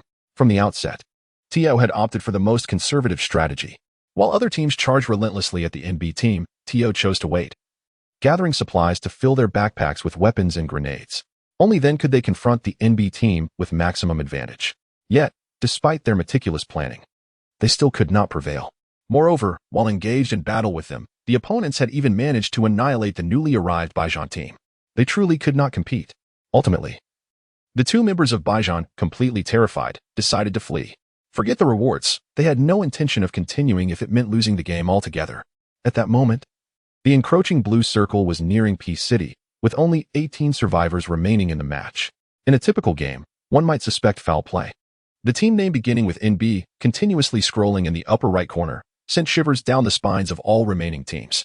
They were on a killing spree. Come, loot the bodies. Before the blue circle encroached upon him, Yi Chen successfully bandaged himself. Otherwise, he might have been taken down by another player instead of being claimed by the blue circle, which would have been rather embarrassing. In Peace City, a street was littered with crates. The fishman dashed towards the silent boxes, where an AWM weapon awaited his favorite. Brother Yi, I feel that whether we win or lose this match, it hardly matters now, Chalet remarked, removing his headphones with a smile. Indeed. While the winning points amounted to 15, they had already amassed 38 points solely from eliminations this match. At this juncture, many teams defeated by Yi Chen were spectating, observing the 2 men who stood resolutely in Peace City until the end. As they eagerly looted, a myriad of emotions stirred within the onlookers. Simultaneously, the WeChat group of the Baijian Club, led by Zhang Hongwen, nearly exploded with activity. This was untenable. This team was simply inhuman. It is terrifying. You cannot fathom the ordeal I just endured. The moment I exposed a mere hint of my scalp, I was instantaneously eliminated by the opposing team. I am beginning to suspect that this team may be utilizing unfair advantages during the competition. Their prowess is unparalleled, rendering us seemingly on disparate levels. Numerous individuals have already expressed their intention to refrain from joining Zhang Hongwen's allied team. Should we encounter them during the match, they will not hesitate to retaliate. Some have even opted to exit this WeChat group altogether, instead of aligning with Baijian and seeking unnecessary torment. It would be far more prudent to engage in a couple of games, especially since the payment has already been rendered. Moreover, the blatant targeting displayed in the previous round is unmistakable. Should the competition committee take notice, it could lead to disqualification and possible fines, an endeavor fraught with risks. Observing the uproar within the WeChat group, Zhang Hongwen's expression was decidedly grim. Meanwhile, Shin Mo was repeatedly reviewing his death replay. With each viewing, his countenance grew increasingly pallid. The exquisite maneuvers executed by the fishman transcended Shin Mo's comprehension of the game. Suddenly, Shin Mo coughed violently, blood splattering onto his keyboard, causing him to faint. Captain Shin. Captain Shin. As the second match concluded, Yi Chen and the fishman had exuded an overwhelming momentum, ultimately achieving victory once more. Furthermore, in this round alone, they amassed a staggering 40 elimination points. With 2 rounds completed, the prospect of advancing in the group had become virtually assured. Afterward, Yi-Chin cast a glance at the system notifications. Having been engrossed in battle, he had momentarily overlooked the alert. It was only then that he realized he had achieved another milestone. Ding! Congratulations, the player's level has reached level 5. Achievement unlocked. Accumulated 10 eliminations of professional players during the competition. Rewards. Points 50, a pair of Ming Dynasty blue and white porcelain vases. Skill acquired. Master level lightness technique. Master level lightness technique. Is light as a swallow, capable of traversing rooftops, walking on water, and shrinking distances. Chapter 42. Successfully advancing to the semifinals. The master level lightness skill? Is it truly that extraordinary? Yi-Chin initially believed that techniques such as lightness skills and acupoint striking existed solely within the realm of martial arts novels. Little did he expect that one day he would scale rooftops with such finesse. Reflecting on that particular match, however, the victory was indeed hard-won. They had been besieged by 10 formidable teams, yet managed to fend them off. At the time, it felt manageable, but now, as he reminisces about the entire battle, an unsettling chill runs down his spine. Yi-Chin can vividly recall several blunders he made during the confrontation. Had the opponents capitalized on those missteps, he would have surely met his demise. It can only be said that the adversaries encountered in the preliminary rounds were not particularly formidable. Should he advance to the semifinals and finals, it would be exceedingly difficult to exit P-City unscathed. Brother Yi, do you think anyone will dare to roll points in P-City for the third match? Xiaolei inquired with a smile. That essay question for our esteemed coach Qingwei. He possesses the ability to foresee outcomes. Perhaps he can divine the situation before the match begins. Yuren chimed in with a laugh. Master, could you please predict our fortune for the next round? Mingming eagerly asked Coach Qingwei. Allow me to consult the fates. Upon uttering this, Qingwei began calculating with his fingers, deep in thought. Observing his serious demeanor, Xiaolei and the others fell silent, patiently awaiting the outcome. After a considerable time, Qingwei nodded and remarked, all will proceed smoothly. There are no significant challenges ahead. Hearing this, Xiaolei and the others exhaled in relief. For the previous match had entirely validated the Master's words. If, in future competitions, the Master could continue to provide such insights, they would be assured of success. Yi-Chin shook his head, unsure of what to say. Such mystical matters transcended his understanding, and it seemed wiser to remain silent. In the third match, P-City. At last, saw no challengers daring to roll points. After 2 rounds, some teams had failed to score even once, a considerable blow to their morale, which deterred them from provoking Yi-Chin and his companions further. Additionally, many teams had already fallen out with Baijian, thereby relinquishing their pursuit of Yi-Chin's group. In this round, Yi-Chin found himself at the very heart of P-City, as if fate itself were favoring him. It was no wonder the Master had proclaimed that everything would proceed favorably. Yi-Chin and his team amassed abundant resources, remaining in P-City, awaiting any fortunate spectators who might arrive to surprise them. However, reality proved to be quite the contrary. Despite P-City remaining within the safe zone for several circles, no one dared to venture inside. Some teams even preferred to trade points outside the circle rather than set foot in P-City again. It had become a veritable forbidden zone within the game. This left Yi-Chin and his companions feeling exceedingly bored, resorting to distant target practice to alleviate the tedium of this prolonged wait. Meanwhile, Yuren was in high spirits, racking up kills with his 98K rifle. His previous match having begun with only a red dot sight, while this time he landed with an 8x scope and a 98K, reveling in his shooting spree.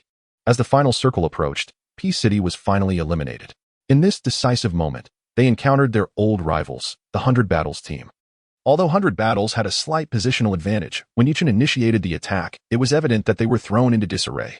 Ultimately, Yi-Chin executed a flawless string of 4 eliminations. Have you noticed? It seems that 100 Battles has changed personnel. The player who was sniped by the fishman is apparently no longer present, remarked Yi-Chin with a chuckle after the match. During this confrontation, he felt no trace of the previous match's intensity. The opponent crumbled at the slightest contact, which truly surprised him. Unbeknownst to Yi-Chin, the previous match's Shin Imo had been so infuriated by the fishman's sniper that he ended up hospitalized, unable to continue competing. The current match featured a substitute from 100 Battles, which explained their lackluster morale. After 3 rounds, Yi-Chin's NB team had consecutively claimed 3 victories, thereby securing their place as the top contender in the group and advancing to the next round. The remaining matches, devoid of suspense, were to continue for 3 more rounds. The subsequent 3 desert maps were entirely dominated by Yi-Chin's NB team, leaving no trace of their adversaries in their wake. However, perhaps due to their overzealous play, They only managed to secure one victory across the 3 desert rounds. In total, with 4 victories out of 6 matches, Yuchen's NB team shone the brightest among all the groups. The champions from other groups managed at most 3 victories, while many only achieved 1 or 2. Relying on kill points and ranking scores, everyone performed admirably today. Let us take a good rest. And tomorrow we will have a day off to prepare for the semi-finals the day after tomorrow, Yuchen said, removing his headset and smiling at the team. Hooray! The others cheered in response. In truth, prior to this tournament, everyone felt a mix of anxiety and tension, particularly Ming Ming and the Fishman, who even experienced sleepless nights leading up to the competition. Witnessing the team's joyous reaction brought Yi Chun immense satisfaction, as a cohesive atmosphere is essential for achieving outstanding results. An hour later, the list for the semifinals was released. Yi Chun glanced at it and noted that both 100 Battles and TIO had also advanced. However, these 2 teams would not be in the same group as him during the semifinals. Instead, the FF team would be his next adversary. The semifinals are divided into 2 groups, each consisting of 16 teams, with Yuchen's group designated as Group A.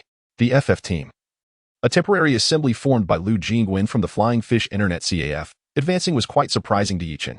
He pondered what kind of scenario would unfold when they met in the semifinals, recalling the circumstances following the Internet CAF tournament, which brought a wry smile to his face. Yuchen, congratulations, his assistant Xiaoming said, bringing him a drink with a smile. It's all thanks to everyone's efforts, and this is merely the beginning. Yuchen replied, accepting the drink with a grin. I believe that with our current state, aiming for the championship is not out of reach, Xiaoming said confidently. Gazing at Yuchen, then I shall take your words as a good omen, Yuchen remarked, glancing at the clock, which indicated it was already past 8 in the evening. He turned to Xiaoming and inquired, have you not eaten yet? Come, let me treat you to a meal. Gather Xiao Lei and the others. Let us celebrate. However, they had already been whisked away by the Taoist priest to a bar. Xiaoming shook her head and replied, oh, wasn't it said that after the match, one should have a good sleep? And that Taoist priest, what's the matter? As the coach of the team, he actually takes the players to a bar. Yuchen had not anticipated that these individuals would sneak away so hastily. The most perplexing part was that they had not included him. Just you wait, Yuchen mused silently, vowing to find an opportunity to reprimand these ungrateful souls. The Taoist priest mentioned he had met a few young ladies at the bar and wanted to introduce them to Yu Ren, who immediately perked up at the prospect. Xiaoming chuckled. Wow, this Taoist priest is truly hypocritical. A respectable monk, and yet he takes my team members to such places. When they return, I shall give them a thorough lecture. Yuchen scoffed. All right, it's a rare occasion to unwind. Didn't you say you would treat me to a meal? Let us go. President Yu. Xiaoming was evidently in high spirits after their victory. At the Muse's bar, several young individuals raised their glasses in celebration, one of whom was dressed in a Taoist robe. In such an establishment, this attire made him quite the spectacle. Is it appropriate for us to be out without informing the boss? Yuren asked with a hint of concern. Oh, what do you know? We are merely giving Brother Yi and Sister Xiaoming ample space. Xiao Lei waved his hand dismissively, a mischievous grin adorning his face. As a veteran of the team, Xiao Lei was privy to more information and his words carried weight.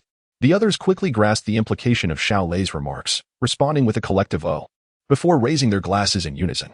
Cheers. Achoo. Yuchen, who was driving, suddenly sneezed. Who was speaking of me behind my back? He muttered. Xiaoming, seated in the passenger seat, glanced at him and smiled. Where are you taking me, President Yi? Rest assured, I want to be sold off. Yuchen cracked a cold joke. Xiaoming shot him an exasperated glance. Just the other day, I came across a restaurant online known for its spicy crayfish. I want to take you there. It's just at the next intersection. Yuchen gradually steered the car to a place called Jinxiu Shifu. The establishment boasted an exquisitely traditional facade, exuding an air of grandeur. While it may not possess the high-end allure of the Swan Lake restaurant Yuchen had previously visited with Xiaoming, the ambience within was decidedly more lively. Yuchen chose a private room on the 3rd floor that offered splendid views, taking a seat. From this vantage point, the vibrant street scene was laid bare before them. Illuminated by a myriad of lights, the decor of the room was meticulously designed, reminiscent of a grand classical mansion. Immersed in this setting, one could easily feel as though they had stepped into another era. Yuchen, there's no need to go to such lengths for every meal. The hall we just passed through was quite nice and lively, Xiaoming remarked as she gazed at the spacious private room. That simply won't do. Our Xiaoming has worked diligently. How could we possibly let her settle for the hall? Yuchen replied with a smile. Xiaoming shook her head. Though her words carried a hint of reproach towards Yuchen, her heart was nonetheless filled with joy. Chapter 43. Encountering trouble within the private room. Yuchen and Xiaoming sat side by side. I plan to relocate the club after we secure victory in this competition. Our current venue feels rather cramped.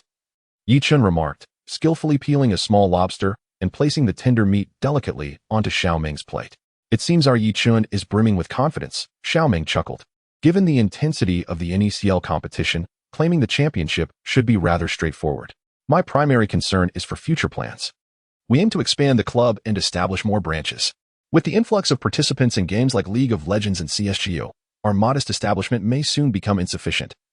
Yichun elaborated. So, you find my chosen location too small, do you? However, expanding branches will incur significant expenses. Our club has yet to turn a profit from its inception, Xiaoming jested as she gazed at Yichun. Currently, the club's address was selected by Xiaoming, who had chosen this place to economize. I never said that. Your selection is undoubtedly excellent. For a nascent company, simplicity is indeed the best approach. Yichun shook his head. As for expenses, there's no need for concern. I have my methods, he said with a cheerful grin. Joking aside, with just 1,000 points equating to 10,000 yuan, I currently have accumulated 478 points. If converted into money, that would be sufficient to host a PCL League event. It's worth noting that last year's PCL prize pool was merely 4 million, primarily funded by numerous sponsors. Nevertheless, one must not be complacent. Should formidable teams emerge in this competition, who knows if we can still claim the championship?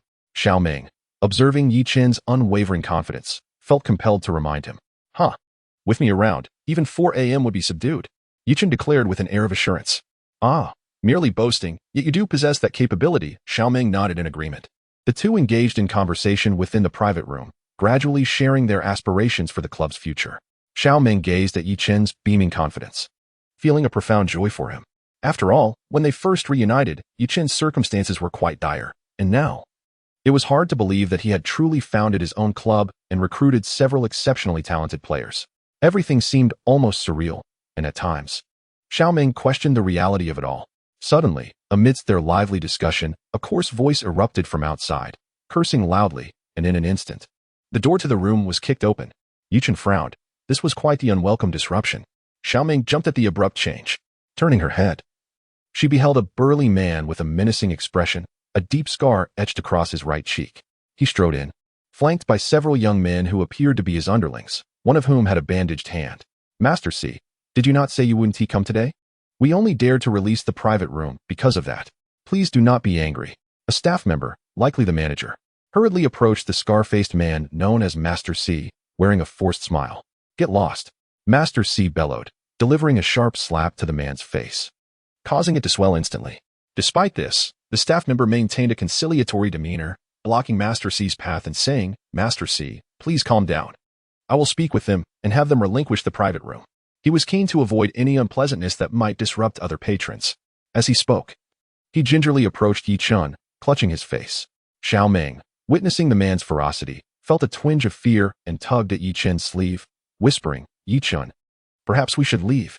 Yichun gently patted her hand, signaling her to remain calm, while a surge of indignation rose within him. It was indeed disheartening to have one's meal interrupted by such individuals. Sir, we have other private rooms available. Would you consider switching? To express our apologies. We would also offer you a 50% discount, the staff member courteously suggested to Yichun, presenting a generous offer. Yichun regarded him briefly, then shifted his gaze to the scar-faced man, finally locking eyes with a young man whose hand was wrapped in bandages. Upon recognizing him, Yichun couldn't suppress a chuckle. It was him. This individual was none other than Wang Dalong, whom he had encountered at the Feiyu Internet CAF competition. He bore the rather ostentatious moniker of the Violent Dragon Team. What a cringeworthy name. It was hard to fathom the thought process behind such a decision. At that moment, Wang Dalong also noticed Yichun. Master C, it's him, Wang Dalong exclaimed, raising his uninjured arm and pointing at Yichun. Master C furrowed his brow at Wang Dalong, confused by his intent. I previously told Master C that I encountered some troublesome individuals at the Internet CAF. This was the one. If it weren't for him, we would have surely clinched the championship, which comes with a 10,000 yuan prize. Wang Dalong explained fervently. Oh, Master C exclaimed, remembering Wang Dalong's earlier account, especially since it was this incident that led to Wang Dalong's injury. Yet, despite hearing about it, Master C had never stood up for Wang Dalong against the disruptions at the Feiyu Internet CAF, leaving him perplexed. Unexpectedly encountering Yichun here ignited further frustration in Wang Dalong as he recalled the events of the Internet CAF competition. By now, Master C had approached Yichun, forcefully shoving aside the staff member. Today you've taken over my private room, and your actions led to my brother losing a hand. Don't you think you owe me an explanation? Master C glared at Yi Chen, then cast a glance at Xiao Ming, a sinister smirk creeping onto his face. And how do you propose I provide you with an explanation? Yi Chen replied, maintaining a calm demeanor as he regarded the man known as Master C. Go to hell. In this realm, who does not recognize the notorious reputation of my fourth master? Today, you shall return the 10,000 yuan you previously won. Kneel before me and admit your wrongs, and leave this young lady in my custody. Only then shall this matter be resolved. Otherwise, you shall not leave this private room unscathed. The tone of the fourth master heightened with authority. The staff member nearby stood frozen, initially believing a cordial conversation with Yi Chen would suffice to vacate the room, only to discover the prior enmity between Yi Chen and the fourth master. This fourth master is a well-known local tyrant, having established his fearsome reputation through ruthless means, ensuring that no nearby merchant dared to provoke him. Given the gravity of the situation, it was beyond the capabilities of a mere manager to resolve. Realizing this, the staff member discreetly began to retreat towards the exit. Contemplating escape, Xiao Ming's countenance darkened upon hearing the fourth master's words, her eyes betraying a palpable fear. Get lost. Yi Chen shook his head and uttered a single word. What did you say? The fourth master stared at Yi Chen in disbelief, astonished that someone would dare speak to him in such a manner. I said, get lost. Yi Chen rose abruptly, glaring fiercely at the fourth master. The manager, who had nearly reached the door, felt a jolt of alarm at Yi Chen's words. Call the police. This could turn deadly, he screamed internally, realizing that Yi Chen had no sense of self-preservation, daring to offend even the fourth master. Seeking death, the fourth master, accustomed to years of unchallenged dominance, was incensed by the affront. He swung his right fist toward Yi Chen's face with ferocity. Ah! Xiao Ming cried out in fright. A dull thud resonated through the air. Upon closer inspection, it became evident that Yi Chen had effortlessly caught the fourth master's fist in his palm. With mastery in Wing Chun, Yi Chen regarded such an assault with utter indifference, blocking the blow with ease. The fourth master was momentarily taken aback, feeling as though his punch had struck a wall of cotton. Attempting to withdraw his fist from Yi Chen's grasp, he found it ensnared as if caught in a vice. The atmosphere grew tense. Is that all you've got? Yi Chen scoffed coldly, applying pressure and twisting the fourth master's wrist with a sudden force. Although Yi Chen appeared nonchalant, merely rotating his wrist, the force transmitted to the fourth master elicited a howl akin to that of a slaughtered pig. What are you all standing around for? Hit him. The fourth master, beads of sweat dotting his forehead, gritted his teeth and bellowed at his subordinates. Chapter 44. Encountering elementary school students within the confines of the private room. The atmosphere abruptly shifted into a state of relative stillness. The previously bewildered underlings, upon hearing the words, rushed towards Yi Chen in a frenzied swarm. They relied on their numbers, believing that subduing Yi Chen, a solitary figure, would pose no challenge. Yi Chen, however, let out a cold chuckle, his hand firmly gripping the fist of the fourth master, refusing to loosen his hold. He swiftly raised his leg and delivered a powerful kick to the chest of the first underling who charged at him. The unfortunate thug, caught off guard, was sent hurtling backward with a cry.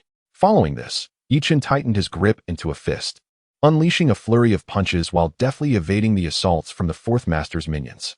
Each strike connected with precision, and his legs complemented the onslaught, causing a cascade of underlings to fall before him. The sounds of fists meeting flesh and the sickening crack of bones echoed within the private room. The fourth master, who had been under Yi Chen's relentless pressure, attempted to retaliate multiple times. Yet, each time Yi Chen pivoted, he found the fourth master's wrist twisted in an uncomfortable direction. The fourth master wailed in agony, his eyes wide with pain, his body rendered utterly powerless. In no time, both the fourth master and his cohort lay sprawled on the ground, moaning in distress. Yi Chen's strikes were decisive, each aimed at incapacitating his opponents. The once arrogant fourth master now lay there, devoid of his initial bravado, his body limp like a rag doll. He felt as though his hand had nearly vanished, devoid of sensation. At last, Yi Chen released his grip and turned his gaze towards Wang Dalong, who was trembling uncontrollably. You were quite brave just now, Yi Chen remarked with a mocking smile. I. Wang Dalong stammered, scarcely able to articulate his thoughts. Faced with so many companions, none had managed to approach Yi Chen, and witnessing his nonchalant demeanor sent Wang Dalong's mind reeling. And you, the fourth master, I believe this private room belongs to you. Is that true? Yi Chen leaned down to scrutinize the fourth master, who now resembled a puddle of despair. The fourth master could not utter a single word, his eyes shut tight, baring his teeth in anguish. What a disappointment! Yi Chen muttered darkly before escorting the equally astonished Xiao Ming out of the restaurant. This marked Yichen's first venture since acquiring master-level Wing Chun skills. Despite facing a multitude of adversaries, their combat prowess was woefully inadequate. Yichen, feeling unfulfilled, was somewhat disheartened by the swift defeat of all his opponents. This experience prompted a recollection of a line from the film Ip Man, "I want to fight 10. As they departed, Xiaoming sat in the car, momentarily lost in thought, staring blankly at Yichen. Previously, she had regarded his gaming talents as extraordinary. Little did she expect him to possess such remarkable martial skills. This man before her was now utterly inscrutable. Yichen, that group of people does not seem to be of good character. Have we incurred their ire? Will we face trouble in the future? Xiaoming asked with a hint of concern. Such individuals prey on the weak and fear the strong. Do you recall that man with his hand wrapped in bandages? His name is Wang Dalong, as I mentioned before. If they truly possess strength, will they not seek vengeance for Wang Dalong? I suppose they are merely a band of insignificant ruffians, nothing to worry about, Yichen replied nonchalantly. Upon hearing Yichen's words, Xiaoming nodded, somewhat understanding. Yet her heart brimmed with gratitude towards him. After escorting Xiaoming back home and offering her a few comforting words, Yichen returned to his rented apartment. Although the system had previously rewarded him with a villa in the Jiangjing group, he had refrained from moving in, choosing instead to await the conclusion of the NCL League before making the transition. For now, he continued to reside in his original location. The following morning, in the Jiangjing Villa district, an elderly man clad in traditional practice attire performed Tai Chi on the lawn. His movements were smooth and fluid, exuding the grace of a master. Beside him, a young girl executed her forms with a lack of finesse, her performance leaving much to be desired. Yesterday, Asi was soundly beaten, his wrist nearly twisted off, the elderly man remarked while continuing his practice. The girl pouted, halting her movements, and turned to retrieve a bottle of cola. After opening it and taking a sip, she retorted, he had it coming. Why would Grandpa concern himself with someone like Asi? Individuals like Asi, who are arrogant and neglectful of their subordinates, are bound to face consequences. However, the young man who thrashed him is said to possess remarkable skills, the old man chuckled. How does he compare to you, Grandpa? The girl asked with growing curiosity. I am but an old relic. How can I match the youth? Besides, the young man who dealt with Asi is someone you are acquainted with. And in a way, he is connected to you. The old man paused, a glimmer of intrigue in his gaze. Oh, the girl exclaimed. Her curiosity piqued as she began to recall her friend with notable prowess. Aren't you attending that battle royale competition? The young man is the one you previously sought to recruit, but failed to persuade. What was his name? Yichen. Yes, that's him. The old man settled into a nearby wicker chair. The girl, suddenly enlightened, exclaimed, Ah, it's him. I remember now, and his team has advanced to the semifinals. Tomorrow, our teams will be grouped together. The two conversing were none other than Lu Jinwen and her grandfather, whom Yichen had encountered at the Feiyu Internet Cafe. Well, I am not particularly concerned about that. What I wish to discuss is the event of last night, which, incidentally, was instigated by you. The old man's expression shifted. Instigated by me? How so? The girl inquired. Asi has a subordinate named Wang Dalong. Do you recall him? He was the one who acted foolishly last night. Wang Dalong was also present, and upon recognizing each other, old grievances and new animosities inevitably collided. That Wang Dalong, with one of his hands broken, still dares to be so arrogant. The young girl felt a surge of anger as she recalled the events at the Internet CAF that day. That young man named Yichen was rather impressive. He had witnessed the incident with Wang Dalong last time, yet said nothing, an astute young individual who understands the balance of discretion. However, this matter partly stemmed from your actions. I have already sent someone to resolve the situation with Asi. Henceforth, Asi will no longer exist in Feiqing. As for that young man, he possesses great potential. If we could recruit him into the Lu group, he might prove invaluable in the future. The elder smiled faintly. As for Yichen, he is rather boastful. I see no need to win him over, Lu Jinwen retorted with irritation. She vividly remembered how Yichen had treated her dismissively when she invited him to join the FF team. Young people may have some skill, and a bit of pride is acceptable, yet it would be beneficial to befriend him if possible. If not, it bears no loss. Enough of this topic. Let us dine first, the elder declared as he rose and entered the villa. Inside the villa, a middle-aged man, the butler, had already prepared breakfast and stood respectfully waiting. Naturally, Yichen had no inkling of the conversation between the grandfather and granddaughter. At that moment, Yichen was wholly absorbed in practicing his shooting at the club, preparing for the upcoming rematch the next day. This was a daily ritual for him. Despite his already commendable marksmanship, he dedicated 2 hours each day to control, pressure, and reflex training. Meanwhile, Xiao Lei and the others had reportedly indulged quite a bit the previous night and were still in slumber.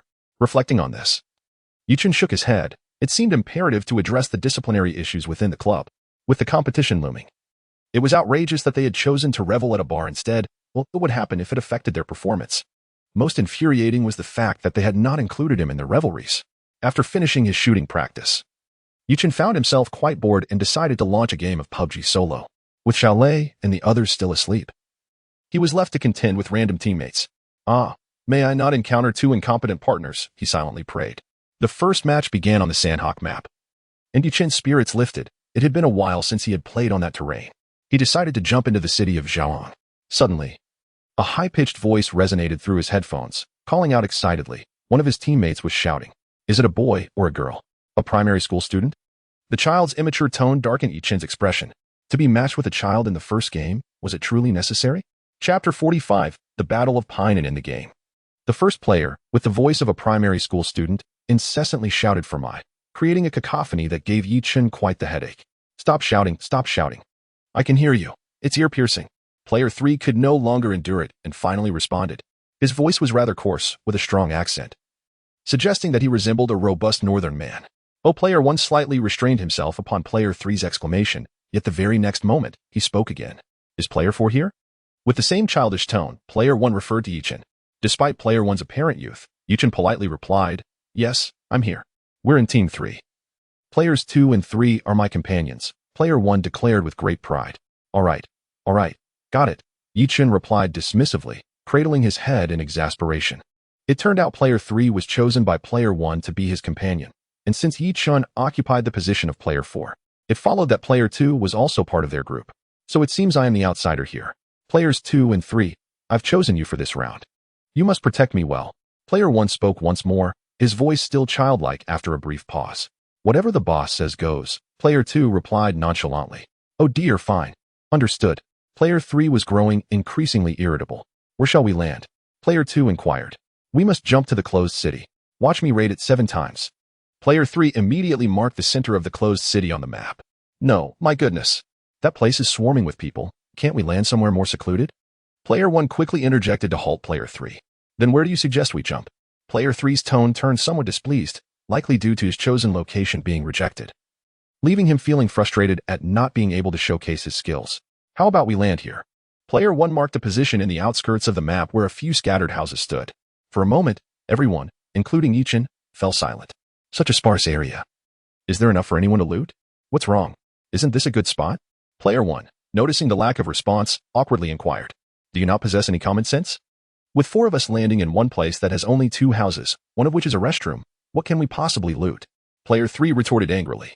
Yuchen couldn't help but chuckle. Player 3, despite being a companion, certainly had a fiery temper, likely encountering such a timid boss for the first time.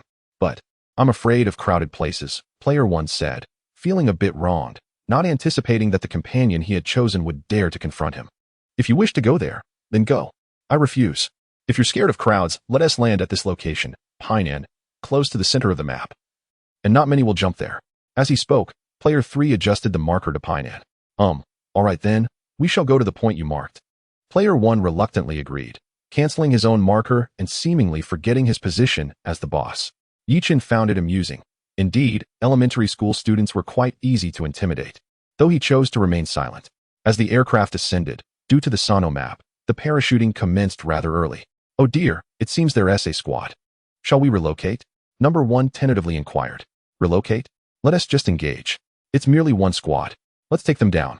Number 3, growing increasingly impatient with the timid leader, retorted. You needn't be so fierce. I'll jump beside you, and you can protect me. Number 1 replied with a forced smile. In truth, there was little to fear.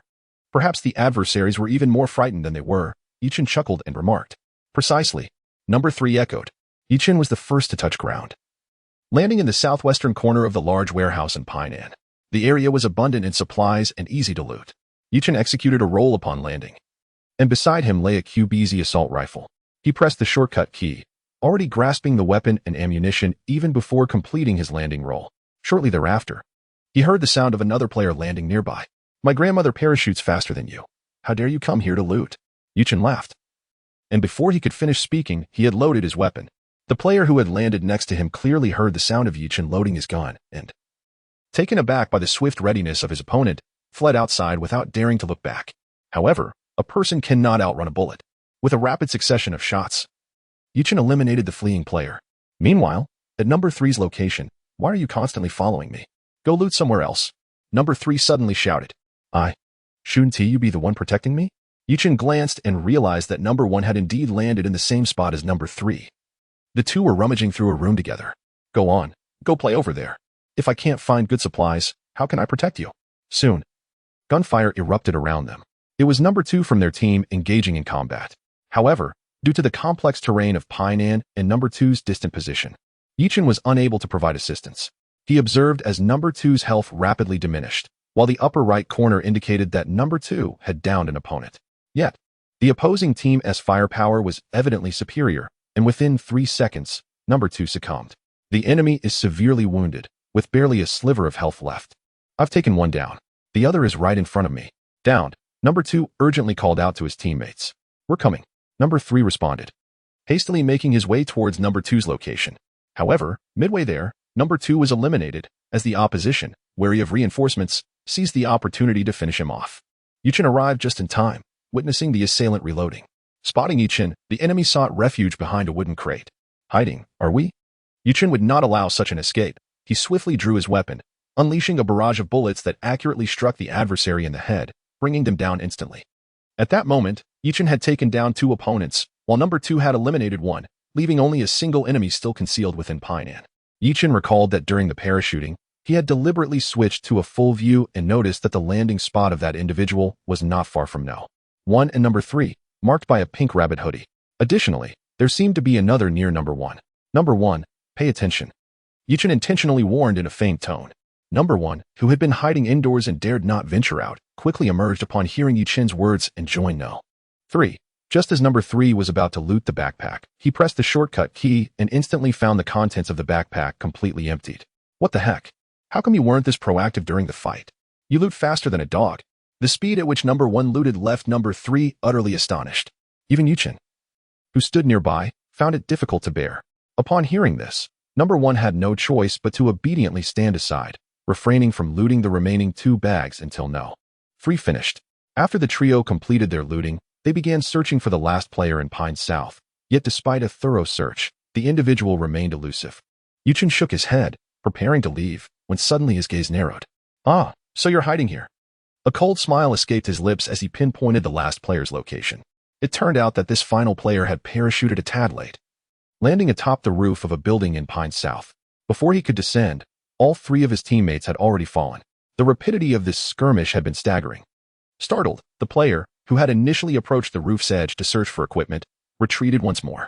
This last player lay still on the rooftop, intending to wait for Yichen and his companions to depart before descending.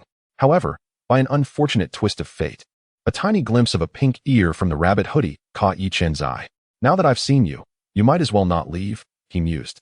Chapter 46. Refund me now. Yichen approached the player sprawled beneath the building with a leisurely demeanor. He produced a grenade, firmly grasping it in his hand, and pressed the R key. Positioned right beside the 3rd player, his actions were clearly visible to him. What do you intend to do? The 3rd player exclaimed in alarm, watching Yichen's gesture with the grenade, fearing that Yichen was prepared to end them both in an explosion. In a flurry of panic, the 3rd player hastily drew his assault rifle, just as Yichen hurled the grenade. The grenade lingered in Yichen's hand for approximately 3 seconds before being tossed, remaining suspended in the air for an additional second. Upon reaching the intended target location, it detonated. Boom! With a thunderous sound, a kill notification appeared in the upper right corner of the screen. Impressive, my friend. I thought you were going to blow me up. The 3rd player finally calmed down. At this point, the entire southern area had been successfully secured, allowing them to search for equipment with ease. Since landing, Yichen had retained his helmet, while the 1st player, who had been lurking, boasted an unscathed level 2 helmet. As Yichen turned to scavenge for gear, the impatient voice of the 3rd player echoed in his headphones. Why do you keep following me in this vast city? Can't you search for yourself? It was evident that the 3rd player was directing his frustration toward the 1st player, who, after the skirmish, was again trailing behind the 3rd player. Shouldn't you be the one protecting me? The 1st player, having been berated repeatedly by the 3rd, sounded somewhat displeased. Who is supposed to protect you? Go away and cool off. The 3rd player erupted in anger, launching into a tirade. The source of the 3rd player's ire stemmed from the 1st player's tendency to vanish during confrontations but exhibit remarkable speed when scavenging. Just as he sought a vertical grip, the 1st player snatched it up, And when he finally spotted another, it too was whisked away by the first player. What do you need so many vertical grips for? You. This is too much. The first player seemed unable to endure the third player's explosive temperament. How am I being excessive? If you need protection to play a game, then what are you even doing? The third player's words were becoming increasingly heated. Is this how you treat your clients as a companion? Is this your standard manner of speaking? The first player retorted angrily, adopting an accusatory tone. This is how we operate as companions. If you like it, great. If not, then so be it. The third player scoffed dismissively. The first player was indeed furious, but found himself momentarily at a loss for a comeback, stammering. You have the means to retaliate, yet you remain silent. The third player relentlessly pursued the verbal confrontation. Is this the attitude you companions exhibit towards your clients? Do you possess any professional ethics? The first player's voice trembled with emotion. I am simply this audacious. What of it? The third player continued to berate the first player. I will leave you a negative review. The first player finally seized upon the third player's vulnerability, his tone growing resolute. The third party displayed a nonchalant attitude towards the first party's complaints, exhibiting a remarkable boldness. Clearly, the first party's intention to leave a negative review did not intimidate the third. You. Refund my money at once. The first party finally reached their limit. Feeling a sense of dissatisfaction after having paid for a gaming companion only to be consistently rebuffed, Yi Chun, helplessly observing the exchange, felt as if he were witnessing a dispute between two primary school students. Neither side was willing to concede. Indeed, the youth of today possess a distinct sense of individuality. Even confronting their paying patron, just click on the refund option, all right? The third party scoffed, showing utter disregard for the refund process. But I've already paid.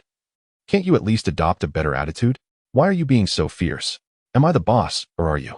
The first party's voice trembled, suggesting the onset of tears. Well, the boss isn't obedient either. What do you mean the boss isn't obedient? Shouldn't you be the one listening to the boss? The first party cried out.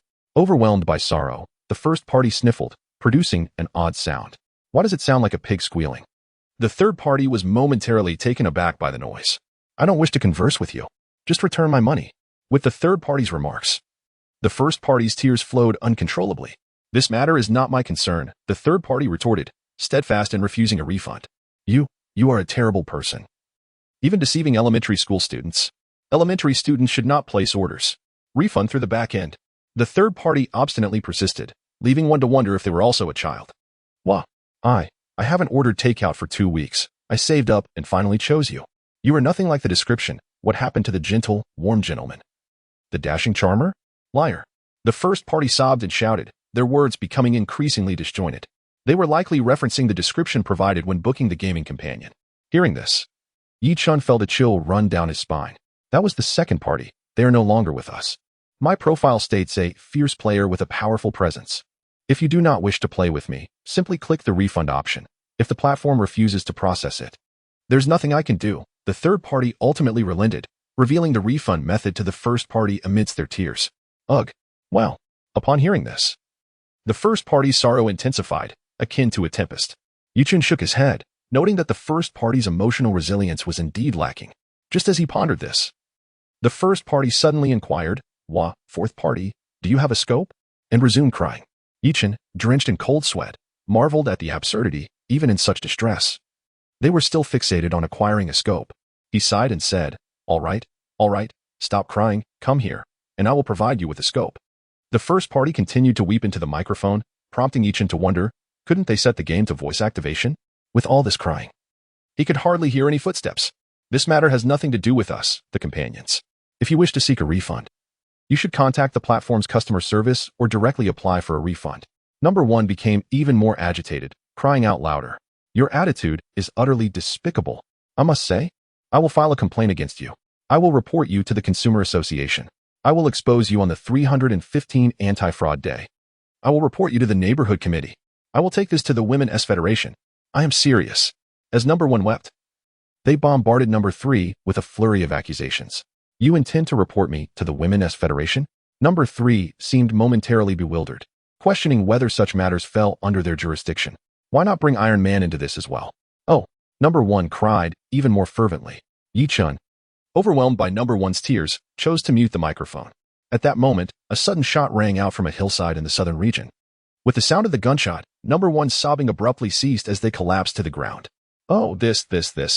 Number 1 was momentarily stunned by the unexpected shot. Upon checking, it was revealed that Number 3 had fired the shot. They had already gathered supplies and positioned themselves on the hillside, delivering a clean headshot. You. Number 1 was taken aback, exclaiming, "How could you go this far? You even killed the boss. Are you even human?" Number 1's emotions spiraled out of control, crying even more heart-wrenchingly. However, Yichen could no longer hear this. He opted to mute Number 1's microphone. Yet, he had not anticipated the current situation. He had merely thought they were arguing, unaware that it had escalated to violence. Shaking his head, he realized this was ultimately a private affair between the boss and the companion, unrelated to himself. One could only say that this particular companion hired by the boss was rather eccentric. Chapter 47. You shouldn't provoke me, having equipped himself adequately. Yichen chose not to aid the fallen Number 1, recognizing that this was ultimately their own affair. He strode directly out of Painan, intent on making his way to the nearby city of Solitude. Yichen surmised that the skirmish in Solitude had likely not yet concluded. It would be advantageous to eliminate a couple of adversaries rather than remain here to listen to the trivialities of their affections and animosities. To be precise, it resembled a quarrel among elementary school children. Just as Yichen stepped out of the urban confines of Painan into an open expanse, an ominous sensation washed over him. This instinct stemmed from the intuition of an FPS player, akin to that of a seasoned soldier on the battlefield, whose perception of danger is often heightened. Instinctively, Yichen crouched down. Bang! In that very instant, a bullet whizzed past his head and struck his foot, reducing his health by 1/5. It was Number 3. Number 3 was firing at him. "Come on, you really didn't need to go that far," Yichen remarked as he reactivated his microphone, a sardonic smile playing on his lips. "I initially intended to sneak a shot at you to prevent you from resurrecting Number 1 and seeking revenge, but I must admit, your reflexes are quite impressive." As Number 3 reloaded for a second shot, Yichen had already regained his footing and was compelled to retreat into his small house nestled in a corner of the Painan urban area. The advantage of position was evidently with his opponent. The principle of high ground against low rendered a direct confrontation unwise. Fourth, take him out. Eliminate him. This is utterly outrageous. Number 1 nearly roared, his frustration palpable. Such treachery among teammates could indeed rattle one's psyche, and Yichen could empathize with Number 1's feelings. In the past, when the game had not yet restricted regions, he occasionally found himself matched with foreign teammates from places like Korea and Thailand, often falling victim to inexplicable betrayals. On the battlefield, the most disheartening experience was not the gap in skill between oneself and the opponent, but rather the treachery from one's own allies. "Do you truly believe you can defeat me?" Yichen inquired from his refuge, administering painkillers as he spoke. "The poison is coming, and I shall remain here to guard the exit. Let us see if you can escape from Painan today." Number 3 retorted disdainfully, seeking to provoke him. "Oh, the audacity of youth, so blind to their own limitations," Yichen replied with a cold chuckle. At that moment, having finished administering the painkillers, Yichen swiftly drew his 98K, moving with alacrity to the window's edge. With the 4x scope engaged, he aligned his crosshairs on Number 3's forehead. Bang! A shot rang out, and Number 3 collapsed. The swiftness of the event left him little time to react. "You must be cheating. You shot me as soon as I exposed myself. You filthy hacker," came the furious outcry from Number 3 as he fell. "You're nothing but a petty nuisance, relying solely on sneak attacks and lacking any capacity for direct confrontation. How dare you attempt to snipe me?" "Huh," Yichen scoffed. Though not possessing the absurdly superior sniping skills of a fisherman, taking a headshot on Number 3, who had so carelessly exposed himself, was a trivial task. Upon hearing those words, the third player fell silent, his countenance turning a shade of deep indigo. "Well done, my dear fourth brother. You are truly magnificent. It is an honor for me to be matched with such an exceptional teammate." The fourth brother was lauded as the most dashing player encountered in the long history of the Battle Royale game. "You are the harbinger of justice, here to vanquish the likes of the third player. Bravo, my esteemed fourth brother." Initially despondent, the first player, upon witnessing the third's downfall, immediately showered praises upon Yichen, his intent unmistakable. "Fourth brother, could you assist me in rising? If you help me up, I shall share my treasures with you." The first player persistently implored Yichen, revealing the reason behind his effusive flattery. Enough, enough. I shall help you up, but cease your prattling." Yichen shook his head. In truth, even if the first player had remained silent, Yichen would have extended his hand. After all, in a game, each individual has their own style of play. To slay a teammate simply because their approach differs from yours is rather despicable. Moreover, as a companion player, one ought to provide support rather than act otherwise. If the first player had indeed uttered something that wounded the third player's pride, it could be somewhat justified. Yet, throughout the ordeal, The first player had merely shown a hint of cowardice. What mattered most, however, was that one should not provoke Yuchen. After aiding the first player to his feet, he immediately dashed towards the downed yet still active third player without even applying medicine. Yuchen was taken aback. Could it be that the first player was graciously going to assist him? Ah, you pathetic wretch. Were you not so boastful? Why have you fallen silent? You swindled even the pocket money of a schoolchild. You deceitful scoundrel. The first player struck a pose with hands on hips, arrogantly pointing at the kneeling third player. The fourth brother is hacking. Otherwise, you both would have perished. You two shameless conspirators. The third player retorted defiantly. Not only is your skill subpar, but your character is even worse. Yuchen shook his head. Losing is losing, and to resort to insults was unbecoming. Indeed, you deceitful scoundrel. How dare you criticize others? Perish. The first player brandished his primary weapon, an M249 with an extended magazine, boasting a capacity of 150 rounds, affectionately dubbed Big Pineapple. With Big Pineapple in hand, the first player unleashed a torrent of bullets upon the fallen third player. The sounds of gunfire echoed for an extended period from the outskirts of the battlefield, as the first player ruthlessly expended all 150 rounds. Each bullet encapsulated the fury within the first player, pouring forth in a relentless barrage. As silence enveloped the scene after the final round was discharged, moments later, the third player's voice broke the still. "Wait a moment while I reload," murmured player one, commencing the reloading process. The act of reloading for the Big Pineapple was notably sluggish, requiring a full 5 or 6 seconds. Player 3 knelt before player 1, staring blankly as he reloaded. At last, player 1 completed the reloading just as player 3 succumbed to his injuries. "I haven't even fired yet, and you've already met your demise. Truly useless." Player 1 shook his head and began to crouch down, looting player 3's crate. Meanwhile, player 3 had exited the game, no longer entangled in further confrontation with player 1. On the other hand, Yuchen expressed no interest in player 3's crate, with only 28 players remaining in the match. He realized that if he did not engage in combat soon, he would be left with nothing. The player count in the Sano map dwindled rapidly, as many opted for immediate confrontations upon landing in the self-destruction city or the resort. Having missed the initial skirmish, Yuchen resolved to head towards self-destruction city, hoping to claim a kill or two. Player 4, slow down, wait for me. Yuchen, who was nearing the slope of self-destruction city, heard player 1's voice. "I'm heading for a fight. Are you joining me?" Yuchen chuckled. He had formed a rough assessment of player 1's abilities, noting he was the type who was both inexperienced and overly eager, yet unable to afford the risks of such play. "Ah, it seems I heard you correctly." Player 1 hesitated, but after a moment as thought declared, "I'll cover you from behind." Yuchen chuckled again and replied, "Perhaps you should tend to your wounds first." After being assisted upright, player 1 hastily began to loot player 3's bag, having yet to heal himself. "Oh dear, I almost forgot." Player 1 finally realized and quickly sought refuge in a corner to apply a first aid kit. "Aren't you going to request a refund from the platform?" Yuchen inquired. Upon reflection, "I think I'll pass." Although he was quite unfair, at least he faced his comeuppance. Besides, the refund process is such a hassle. "I can't be bothered," player 1 replied. "Huh? Still a wealthy little student, aren't you?" Yuchen laughed lightly. "It's not much. Just a few billion in assets," player 1 retorted. Yuchen sighed, realizing he shouldn't have engaged in conversation with him. Naturally, Yuchen had no intention of relying on player 1's supposed support. Depending on a player of such skill level for assistance was akin to courting death. Chapter 48. I should never have trusted you. The two emerged from Painan and swiftly arrived at the location of the Silent City, where the cacophony of gunfire had ceased, leaving an eerie silence in its wake, uncertain if anyone remained within. Yuchen disregarded his apprehensions and began to scour the interior of the Silent City. While others sought equipment, Yuchen's quest was for human presence. However, after completing a thorough search, he discovered nothing but a few emptied boxes, devoid of any trace of life. This left him quite disheartened. There was not even a ghostly silhouette in sight. Casting a glance around, he noted that the center of the circle was the resort, which ignited a spark of hope within him. Surely, there would be people there. Thus, he abandoned his search in the Silent City and made a beeline for the resort.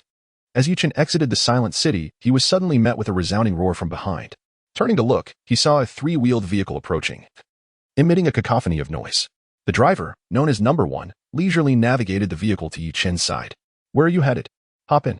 I have been driving 3-wheelers for 50 years. Just get on, and we'll be off. Only $5 per person." Number 1 cheerfully exclaimed with a grin. Yuchen paused for a moment, taken aback. To be honest, since the release of the Sanua Rainforest map, he had never once ridden in a 3-wheeler. These vehicles were notoriously fragile, with poor braking and handling, making them akin to a mobile box rather than a reliable mode of transport. Perhaps not. I think I shall run instead. Yichen politely declined number one's offer and resumed his hurried pace. However, number one, undeterred, maneuvered the three-wheeler ahead of Yichen. Do you doubt my driving skills? I am known as the god of vehicles in this realm. Come aboard, and I shall show you what true driving prowess looks like. He insisted with an earnestness that almost persuaded Yichen. Come on, this is a rare find. If you miss this opportunity, you won't find another. Number one continued to circle around Yichen, who, overwhelmed by the persistent entreaty, reluctantly pressed the F key to take a seat in the back. The engine roared to life, and number one's excitement surged upon seeing Yichen aboard. All right, where to? Just mark the spot. He called out as he drove. The resort. Yichen indicated the location at the center of the circle. That place is exceedingly perilous. I advise against going there. Let us explore somewhere else. Number one urged. I knew it. Yichen muttered under his breath. It was evident that the other was reluctant to venture to the resort upon learning of Yichen's destination. How had he allowed himself to be swayed by such timidity? While they conversed, another vehicle approached from behind, the roar of an approaching pickup truck growing louder as it sped towards Yichen and number one's three-wheeler. The player in the pickup truck had already noticed the tricycle ahead. Before approaching, he leaned out and unleashed a barrage of gunfire at the three-wheeler. The previously calm driver. Number one panicked upon witnessing the vehicle being riddled with bullets and instinctively slammed down on the accelerator. Meanwhile, the pickup truck behind accelerated in pursuit of the tricycle. Why are you running? Shoot back at them, shouted Yichen from the back seat, feeling utterly disrupted by number one's actions. He had initially intended to retaliate against the occupants of the pickup, but number one's driving skills were not as proficient as he had claimed. The tricycle twisted and turned like a frenzied serpent, causing Yichen to lose his aiming point each time he attempted to return fire. After several futile attempts, his ammunition was entirely expended. What are you doing? They outnumber us. We need to flee. Number one yelled, pressing the accelerator with fervor. Even through the screen, Yichen could sense the palpable anxiety emanating from number one on the other side. You're in a tricycle against a pickup. You can't outrun them. Engage them. Yichen was at a loss for words, incredulous at the cowardice displayed by this player. At that moment, the tricycle maintained a speed exceeding 80. And if Yichen were to leap out, he would surely meet a fatal fall. The occupants of the pursuing pickup were evidently more exhilarated, relentlessly closing the distance. With no possibility of hitting them and no chance of escaping, it felt like a futile endeavor. The gunfire from behind continued. And Yichen noticed the health bar of the tricycle dwindling alarmingly, causing his heart to race. Stop. Stop the vehicle. If you don't halt soon, it will explode. Yichen shouted at number one, observing the tricycle's durability turn red. I can't stop. If I do, they will catch up. Number one remained resolute in his refusal to ease off the throttle. Even if you don't stop, they will still catch up. You might as well get out and fight. Yichen yelled, now bearing the sting of 2 bullets, his health bar turning yellow. What was number one thinking? If he didn't T-stop, the vehicle would surely explode, and both would perish. Dying in such a manner would be utterly disgraceful. If Chalet and the others found out, his hard-earned reputation would be tarnished. Please, just stop. Yichen pleaded, overwhelmed by the urgency of the situation. Glancing back to see the pickup closing in to within 10 meters, the barrels of their guns were practically at his lips. Suddenly, the vehicle jolted violently and came to a halt. In his panic, number one had lost control and crashed into a rock, forcing the vehicle to stop. Yichen exhaled in relief, quickly pressing F to exit the vehicle and seeking refuge behind the rock before the pursuing vehicle could catch up. Just as he ducked behind the stone, the relentless pickup barreled forward, crashing into the nearly depleted tricycle, as the tricycle was forced to a standstill. 4 burly men emerged from the pickup, mercilessly unleashing a barrage of gunfire at the dazed number one still seated in the driver's position. Alas, I find myself on the brink of death. Number one hurriedly exited the vehicle, yet his fate would have it. He could not evade the impending doom encircled by a volley of gunfire. The moment those words escaped number one's lips, he collapsed to his knees. Behind the stone, Yichen emerged at the instant number one fell, taking aim at the nearest adversary and unleashing a barrage of shots. The enemy, caught off guard, succumbed beneath the barrage of Yichen's weapon. Meanwhile, his comrades swiftly converged from both flanks. The stone was not particularly large, and the encircling foes effectively sealed all avenues of escape for Yichen. The foremost assailant, clearly visible to Yichen, wielded a DBS shotgun, an indisputable force among firearms, renowned for its unparalleled damage output. Although its effective range was limited, in close quarters, a direct hit could easily spell demise. The individual, brandishing the DBS, exuded confidence and arrogance, firing a shot before even laying eyes on Yichen. The thunderous report of the DBS reverberated through the air, and in an instant, the bullet rocketed toward Yichen's head. Boom. Another round followed suit. The player, brimming with unwavering faith in his weapon, soon realized with astonishment that Yichin had vanished. The sound of a QBZ echoed from below. Yichin had employed the QBZ to fell ZUAIBS. Before he could comprehend the situation, the player with the DBS found himself kneeling on the ground. In that fleeting moment, he understood the reason for his downfall as he rushed toward Yichin. The latter had simply prostrated himself. It was only after he had fired that he realized his shot had merely grazed Yichin's scalp. Chapter 49. The long-awaited thrill after dispatching his adversary, Yichin did not linger, nor could he afford to. The last two players had closed in within a mere 5 steps behind him. There was no refuge left. The path was obstructed by a tricycle and a pickup truck. The only recourse lay in confronting them head-on with raw strength. In this moment, any other maneuver would be futile. Only a direct breakthrough could carve out a chance for survival. Yichin's gaze sharpened, and his senses heightened, engaging in close-quarters combat. Facing 2 opponents while himself in a critically weakened state, he found the odds overwhelmingly against him. Could he triumph? Even if victory seemed elusive, he had to forge ahead. In the blink of an eye, the skirmish erupted. There was no time to aim. He could only rely on shoulder and hip shots for the swiftest response. Gunfire erupted, and sparks flew as Yichin's already dwindling health plummeted further, the bar nearing its end. Just as his health reached its nadir, the gunfire ceased. And in that critical moment, his health bar seemed to lock in place. Before Yichin lay 2 crates. He had won.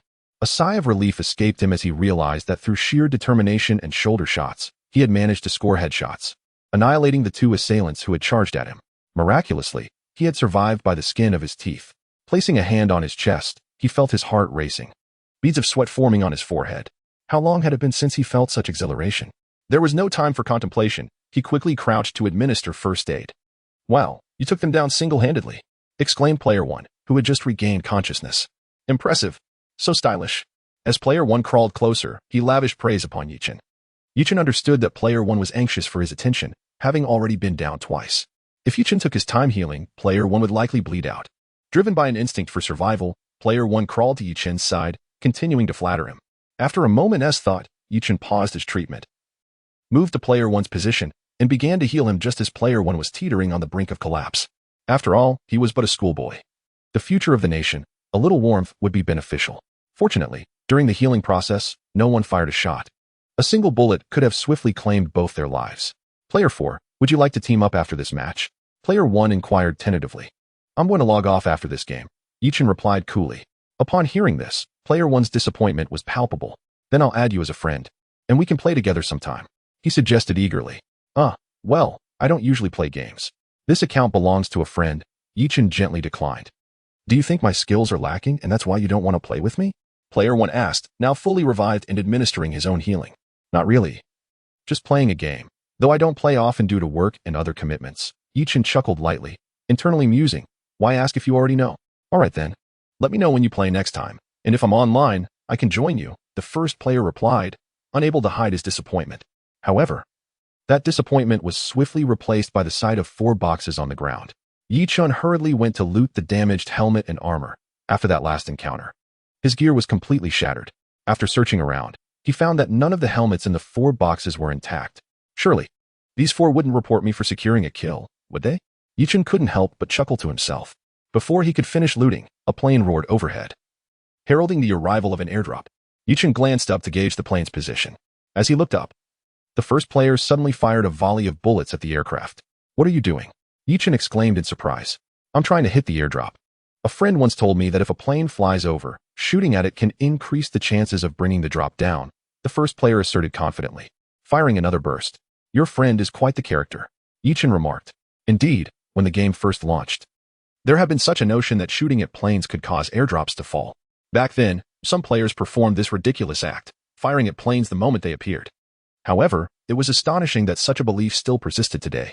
Yichin couldn't help but admire the gullibility of some players. In the next moment, the first player exclaimed in delight, "Look, it's coming down. I told you it would. It's not far." Yichin sighed, realizing that this individual would now be even more convinced that shooting at planes could bring down airdrops. Nonetheless, the drop was indeed nearby, and Yichin thought it worth investigating. Conveniently, there was a pickup truck left behind by the previous team. He promptly hopped into the driver's seat, determined not to let the first player drive this time. "Let's go, get in the car, and seize that airdrop," Yichin announced, honking the horn twice. "Are we really going?" The first player hesitated. "Why not? It's close enough," Yichin replied. "But what if there are enemies?" The first player questioned, still apprehensive. If there are enemies, we can just run. There's no need to risk our lives for an airdrop, right? We must think long-term. In truth, the airdrop likely contained little more than a level 3 helmet and a special weapon. Perhaps we should reconsider. I feel certain there will be others there. The first player continued, his anxiety palpable. Listening to him ramble while seated in the car, Yichin felt no inclination to respond, even contemplating muting his microphone again. It's just a simple airdrop. Why be so fearful?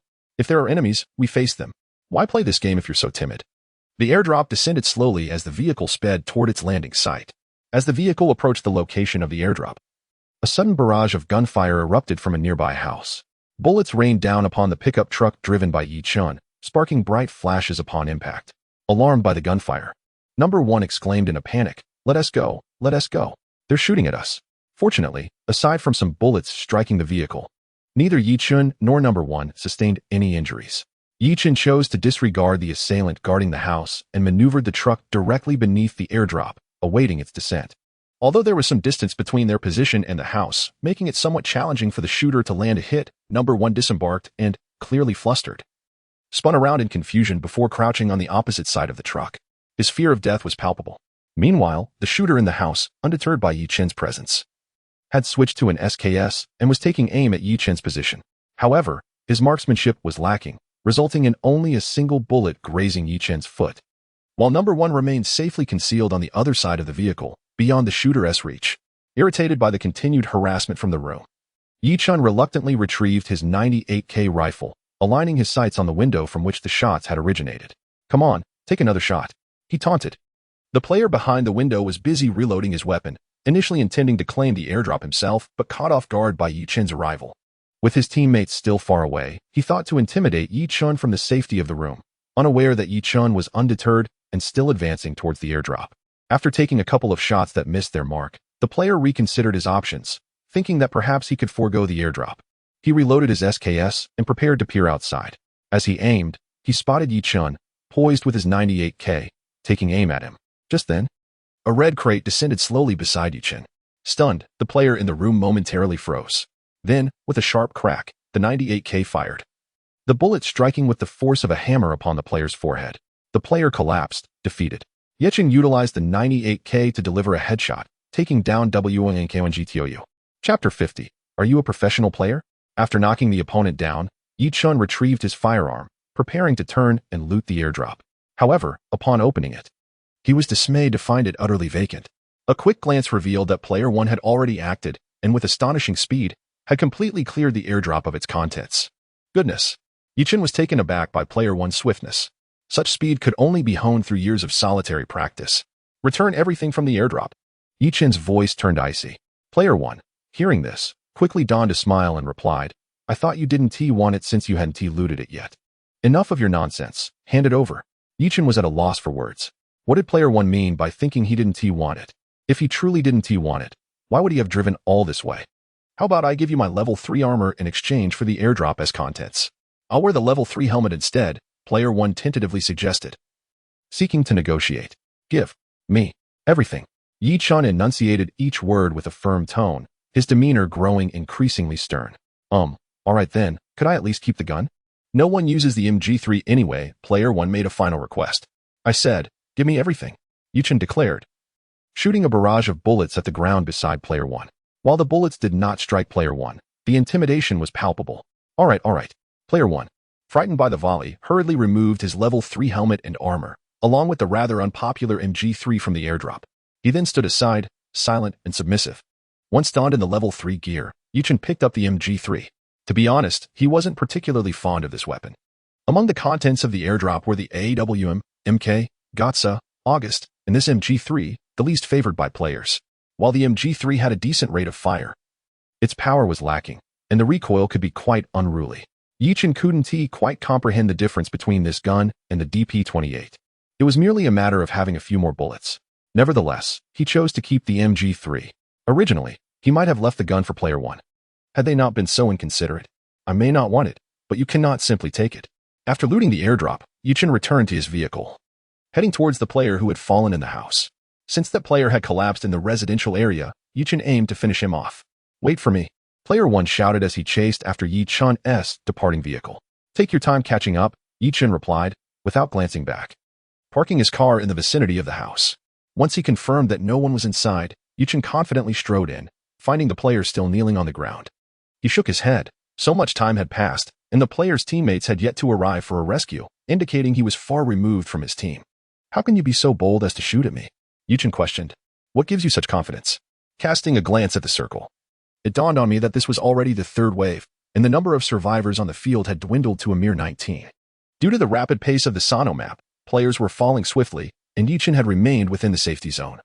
Significantly influenced by Player 1's rhythm in the game, it was only then that he realized the situation. This match had indeed dragged on longer than anticipated. Yichin mused internally. At that moment, Player 1 dashed over to Yichin's location. Player 4, are you upset? Player 1 inquired, a hint of embarrassment in their tone.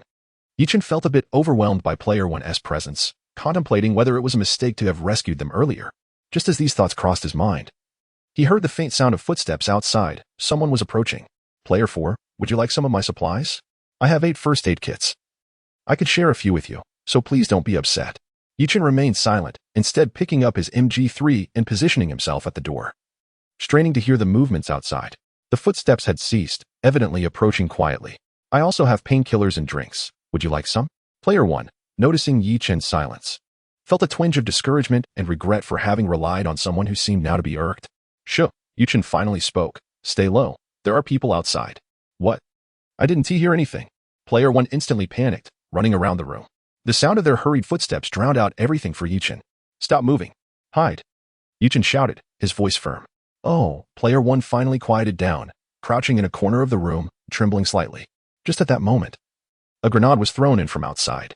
The grenade detonated almost instantaneously. It was a timed explosive. Fortunately, Yichin was at a safe distance, sustaining only minimal damage from the blast. Suppressing the urge to panic, Yichin pressed the control key and stealthily edged toward the window. As he neared the window, he swiftly glanced outside. At that moment, he spotted a player wearing a white level 2 helmet, poised to throw a Molotov cocktail. While the grenade might not reach him, the risk posed by the burning bottle was uncertain. The reach of a Molotov was far greater, and it would burn for an extended period in the confines of the wooden-floored house. This room was not particularly spacious. If it were thrown in the instant the Molotov cocktail exploded, Yichin had already lined up his shot on the opponent, shattering the white level 2 helmet he wore. Before the flames enveloping the man could dissipate, Yichin had already dispatched him. Following this, another player, a teammate of the fallen, rushed in. However, while still in motion, he too was swiftly taken down by Yichin. With such a conspicuous movement, could he really expect to escape unscathed? With an MG3 boasting a magazine capacity of 75 rounds, Yichin hardly released the left mouse button. The approaching player barely had time to react before Yichin effortlessly turned him into a lifeless box. Having dealt with the 2 adversaries, Yichin reloaded his MG3. Are they all dead? Inquired Player 1, who had been trembling in the corner. Yes, they are all gone, Yichin replied, moving towards one of the boxes to loot. Originally, he had been wielding a QBZ and a 98K, and his 7.62 ammunition was rather scarce. These 2 boxes provided him with a sufficient replenishment of supplies. What is inside the boxes? Can I take a look? Player 1 asked tentatively. It was evident that Player 1 had learned his lesson. No longer looting with the same brutishness as before. Go ahead, I'm all set, Yichin replied. Upon hearing this, Player 1 seemed to receive joyous news. Instantly springing up from the floor and darting towards the 2 boxes, Yichin found it perplexing. What more could this fellow possibly want to loot? Having made his way from Painan, he should have acquired all the necessary equipment. Was he truly addicted to looting? Player 1, with your sharpshooting skills, why not pursue a professional career? Player 1 asked while rummaging through the boxes. I'm busy with my day job. I lack the time for professional gaming. Yichin responded dismissively. Can a day job earn more than a professional career? One of my friends is a pro player. Perhaps I could introduce you to him. You might just catch your break into a professional team, Player 1 boasted. Your friend can't be that close to you. Yichin chuckled. Well, Player 1 appeared somewhat embarrassed. It was easy to surmise that a skilled player, especially in competitive phases where rankings mattered, would find it infuriating to deal with a teammate like Player 1. Although my friend is reluctant to play with me in-game, we share a strong bond off the battlefield. Player 1 insisted. Then you should cherish that friendship, Yichin replied with a laugh. Chapter 51. Stealing a moment of leisure indeed. I am always quite candid with friends. Remark number 1, seamlessly picking up on Yichin's words. This left Yichin at a loss for how to respond. It was difficult to discern whether number 1 was genuinely naive or simply foolish. Would you like me to introduce you to my friend? Number 1 continued to inquire. No thanks, I'm not interested, Yichen replied. After they finished their snacks, the two departed from the living quarters, with Yichen contemplating the pursuit of more adversaries to eliminate. As they traversed the area, they encountered few individuals, though gunfire echoed intermittently in the distance. Yet, by the time Yichen and Number 1 arrived at the scene, the skirmishes had already concluded.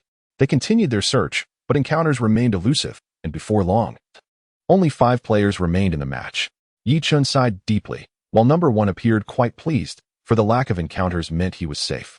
With the final circle approaching, you might as well eliminate someone, Yichen remarked, glancing at the number of players remaining in the upper right corner, only 5 left.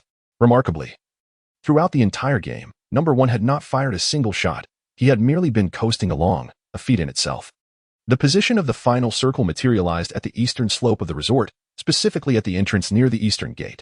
This location featured a complex terrain, and Yichen and Number 1 took cover behind a concrete pillar, awaiting the appearance of the last 3 players. It was highly probable that the final trio was a team, likely hiding within the resort, as the last sounds of gunfire had emanated from that vicinity. Soon, as the toxic circle encroached, the resort was entirely purged. The last 3 players emerged from within, confirming that they were indeed a cohesive unit. At this juncture, Number 1 had grown silent, his anxiety palpable in the climactic atmosphere. As the trio approached, Yichen readied himself to strike. Just as he was about to act, Number 1, who had been lying prone, suddenly discharged his weapon. However, the angle of his shot was peculiar. He was firing at the ground. What on earth? Why can I never comprehend your actions? Yichen exclaimed, startled by Number 1's antics. Are you trying to ensure that everyone knows your location? We're supposed to ambush them. I got nervous and pressed the wrong button. Number 1 stammered, trembling. Unsurprisingly, the sound of his gunfire attracted the attention of the final trio, who promptly rushed over. At that moment, Yichen had only the concrete pillar for cover, and if the opponents decided to toss grenades, he would be in grave trouble. After some contemplation, Yichen resolved to take the initiative. In an instant, as he emerged from behind the pillar, Yichen fired, landing a headshot that incapacitated the foremost opponent. There was no room for hesitation. The priority was to eliminate threats immediately. He swiftly repositioned himself. The remaining 2 players, upon witnessing their companion fall, did not display panic. Instead, they quickly sought refuge behind a nearby tree. Once concealed, they retrieved grenades and hurled them toward Yichen. The sound of grenades detonating echoed outside the resort, with information appearing in the upper right corner indicating that someone had been struck down by a grenade. It was Number 1. She had been knocked down again. Yichen shook his head in confusion, unable to comprehend how Number 1 had been taken down when she seemed to be lying low. Ignoring her, he steadied his weapon behind a tree where 2 others were taking cover. I can save you. I can save you. Number 1 shouted urgently. You can save nothing.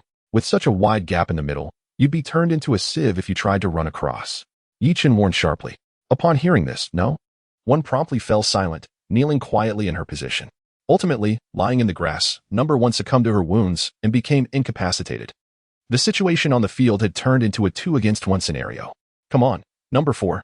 The already incapacitated Number 1 suddenly shouted, displaying even more anxiety than Yichen. What is there to panic about? It's just a small skirmish, Yichen replied with unshakable calmness. He pulled out a smoke grenade and hurled it towards the 2 behind the tree. Given the distance, the grenade wouldn't hit them directly, instead spreading smoke in front of them. Yichen's intention was to obscure their vision. As the smoke billowed, the 2 behind the tree found their line of sight obstructed, allowing them to flank through the sides of the smoke. They appeared to coordinate their movements with practiced precision, attempting to encircle him from different angles. However, this also provided Yichen with an opportunity to strike.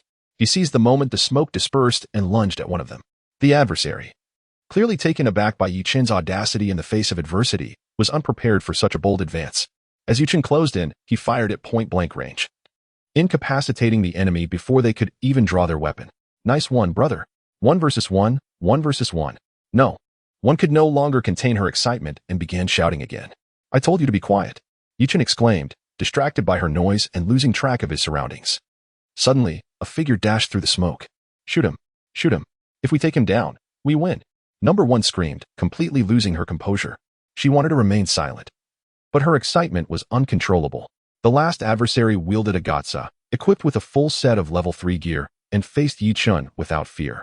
The Gatsa was the fastest firing weapon among all firearms, and the moment the opponent burst from the smoke, they opened fire on Yichen.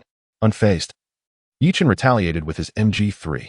Both exchanged fire, each inflicting damage upon the other. Yichen noticed his health plummeting within mere moments and swiftly dropped to the ground. With a deft maneuver, he evaded a significant amount of damage. As Yuchen lay prone, his opponent reacted quickly but was a fraction too late, becoming incapacitated. Victory and prosperity. Tonight we feast on chicken. In an instant, 8 characters appeared on Yi Chen's screen. Yi Chen wins. Chicken dinner. Wow, 4, incredible! Exclaimed number 1, filled with excitement. Is it necessary to be this thrilled? It's just a chicken dinner. Yi Chen shrugged nonchalantly. Eating chicken is not merely a matter of having hands. Oh, I must tell you, I haven't had chicken in months. It's quite a feat. Number 1 said with a hint of melancholy. All right then, I'm logging off. Farewell, declared Yi Chen, not waiting for a response from number 1 before exiting the game and returning to the desktop. This match had indeed been arduous, primarily due to the presence of a teammate like number 1. It is said that one fears not the wolf-like adversary but the pig-like companion. I wonder if she managed to get a refund from those 2 companions. The memory of number 1 being berated by them made Yi Chen chuckle ruefully. After practicing his aim for a while longer, boredom took hold of Yi Chen, prompting him to leave the club for a stroll. After all, today he was alone, and a walk would do him good. Not far from Yi Chen's club lay a sprawling park named Half Lake Park, aptly named for its semicircular lake. Originally a reservoir, it had been transformed into a park, frequented daily by many elderly individuals exercising. Yi Chen often visited this park for leisurely walks. Upon entering, breathing in the fresh air, he felt invigorated. Spending prolonged hours in front of a computer, it was refreshing to change the scenery. Standing by the lakeside, the surface sparkled under the sunlight, with numerous tourist rowing boats and young couples laughing together. Along the water's edge, rows of willow trees swayed gracefully in the breeze, embodying tranquility. Watching the gentle boats gliding across the lake, Yi Chen stretched languidly, savoring a moment of leisure. Ah, what a delightful escape. Suddenly, a piercing scream shattered the calm. Help! Help! Just as Yi Chen finished his stretch, he turned to see a small boat capsizing in the middle of the lake. Not far from the overturned vessel, 2 young girls flailed desperately in the water, struggling to stay afloat. Someone has fallen into the water. Chapter 52. The Iron Palm glides on water. Upon witnessing someone fall into the water, a throng of onlookers quickly gathered by the riverbank. Oh dear, who can swim? Hurry, save them. A distressed woman implored those around her. One young man, poised to leap into the water, was abruptly restrained by a middle-aged woman beside him. What are you doing? Have you lost your mind? The water is very deep. It used to be a reservoir. You can't save anyone and would only put yourself in danger. This middle-aged woman, presumably the young man's mother, clung to him out of concern. As the words regarding the water's depth reached the ears of others, those who had initially contemplated jumping in began to hesitate. 2 young girls were struggling in the water, desperately calling for help. The once tranquil surface was now disturbed, sending up great splashes. Quick, call 110. Hurry, or they'll drown, shouted someone in the crowd. What is the point of calling 110? Call 119, responded another. At once, someone fished out their phone and dialed the fire department. You're all wasting time waiting for the rescue. They'll be underwater by the time help arrives, an elderly man shouted, stamping his feet in agitation. As the 2 girls continued to flail about, their movements grew weaker, escalating the anxiety of the onlookers. We must find a solution. Lives are at stake, lamented another. What a pity, we shouldn't allow boating like this anymore. Such activities should be banned. They're too dangerous, echoed the crowd, yet no one dared to plunge into the water to assist. At that moment, one of the girls vanished from sight. It appeared she had sunk. The other, though still struggling, was losing strength and on the verge of going under as well. Suddenly, a splash erupted at the water's edge. A figure dashed across the surface of the water towards the girls. This individual moved with astonishing speed, seemingly running effortlessly atop the water. The spectators were left in awe, their eyes wide with disbelief. Is my vision deceiving me? Could that be? The iron palm glides on water? Gasped one onlooker. Incredible, that young man. As the crowd watched in astonishment, the figure reached the struggling girl. He stood atop the water, grasping her arm and pulling her from the depths. Cradling her in his arms, he swiftly made his way back to shore. The rescuer was none other than Yi Chen. Ever since the system had bestowed upon him the mastery of the lightness skill, he had yet to employ it, never anticipating it would prove useful on this day. With the girl securely in his arms, Yi Chen raced to the bank. The onlookers, previously gathered in a tight cluster, quickly parted to create a clear path. Gently, he laid the girl beside a willow tree at the water's edge.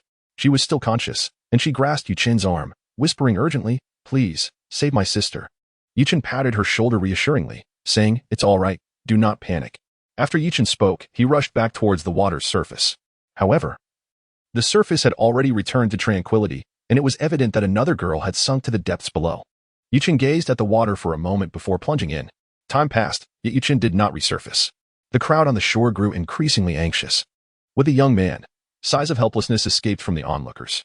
The woman who had been rescued earlier gradually regained her strength, despairingly leaning against a willow tree, tears streaming down her face. Moments later, the water remained eerily still, and the spectators wore expressions of dread. "Mom, I can actually swim and have learned how to save someone, if only I had," a young man, who had initially intended to dive in, whispered to a middle-aged woman beside him. "What are you saying?" The middle-aged woman erupted in anger. "You think you know how to save someone? Do you have any idea how much strength a person has when they're drowning? You still want to save someone?" She jabbed the young man's forehead with a worried expression, prompting him to bow his head, silenced. The crowd on the shore continued to murmur in despair. The initially rescued woman was now sobbing uncontrollably, her eyes filled with hopelessness. Just then, a splash erupted on the surface of the water. Yichen emerged, cradling a frail girl in his arms. "He is out. He is safe. My goodness. Is this real? How incredible!" The sister, who had been in despair, stared blankly at the water, unable to believe her eyes. Yichen could breathe underwater, allowing him to remain submerged for an extended period without harm. With the girl in his arms, Yichen swam back to the shore. "Make way," he shouted, and the crowd quickly parted. He reached a flat area on the bank and gently laid the girl down. At that moment, her eyes were tightly shut, water still seeping from her nose and mouth. Her complexion slightly purplish, leaving her fate uncertain. After ensuring her airways were not obstructed, Yichen began to unbutton her sailor suit, noting her youthful and radiant appearance. "What are you doing?" The woman who had been rescued earlier intercepted Yichen, mistaking his intentions as inappropriate towards her sister. "Saving her. If you want her to live. Don't waste time." Yichen shot her a glare. The sister quickly stepped aside at his words. Once he unfastened the girl's buttons, he pinched her nose and began administering artificial respiration. After several attempts, a slight response was finally detected in the girl's chest. Yichen promptly pressed down on the woman's chest, performing cardiopulmonary resuscitation. His movements were brisk and methodical. However, after several attempts, the woman remained unresponsive. A sheen of sweat appeared on Yichen's forehead, as those around him shook their heads in despair. It was such a tragedy for a young life to be lost to drowning. After multiple tries, Yichen gritted his teeth and renewed his efforts in resuscitation. This time, however, his technique changed. He clenched his fists and began to strike the area over her heart with increasing rapidity, the movements creating a blur akin to hitting a punching bag, causing the onlookers to furrow their brows in concern. They were unaware that Yichen was employing Wing Chun techniques to unblock the woman's heart meridians. If this did not succeed, the situation would likely be dire. With several hundred punches delivered, a large volume of murky water erupted from the girl's mouth. As the water expelled, her breathing gradually began to stabilize, albeit still faint. Yichen leaned in closer to listen to her heartbeat, finally detecting the faintest signs of life. He realized that the girl had escaped the clutches of death. Only then did Yichen sit back, releasing a sigh of relief, grateful that she was out of danger. Shortly thereafter, ambulances and fire trucks arrived in quick succession. After securing the two drowning girls in the ambulance, they sped away with sirens wailing. Chapter 53. Headline News. As Yichen watched the two individuals being transported into the ambulance, he felt a sense of relief wash over him. He was about to leave, drenched from head to toe, and in dire need of a change of clothes. At that moment, the onlookers erupted into a fervent round of applause. They understood that had it not been for Yichen's timely intervention, those two blossoming young women might have faced dire consequences. "Young man, you were truly remarkable," exclaimed one bystander. "If it weren't for you, those girls might not have made it." "Where are you from, young man? Are you married?" Another inquired. "What is your name?" "I represent the committee, and I wish to present you with an award for your good deeds." The elders in the park crowded around Yichen, some praising him while others, taken by his handsome appearance and remarkable abilities, began to entertain various notions. Yichen offered an awkward smile. Receiving an award for benevolence was acceptable, but being introduced to potential suitors was quite absurd. He hastily maneuvered his way through the throng, putting forth considerable effort to escape. Upon witnessing his departure, the crowd expressed a sense of regret. "This young man is extraordinary, performing good deeds without seeking recognition." An elderly gentleman marveled. "Such young individuals are a rarity these days." "Indeed. I just recorded a short video. I must share it online so that more people can know about this." Unbeknownst to Yichen, the crowd's admiration for him was sincere. His act of saving lives stemmed from his inherent nature, a response within his capacity. He felt there was nothing commendable about it, at least in his own view. Upon returning home, Yichen refreshed himself and changed into a clean outfit before heading back to the club to resume his training. At that moment, Chalet and the others finally emerged from their hangovers, seated at the computer, training diligently. although Yichen had granted them a day off. These young men still converged upon the club, demonstrating commendable self-discipline, which elicited a satisfied nod from Yichen. Suddenly, Xiaolei exclaimed, "Oh my, have you all seen this video?" "What?" Yuren inquired. "It's the iron palm floating on water," Xiaolei declared, thrusting his phone in front of Yuren. In the video, a man could be seen running across the surface of the water, rescuing a drowning woman. However, the distance was significant, and the image was somewhat blurred, obscuring the man's identity. Yet, his form gliding over the water was unmistakable.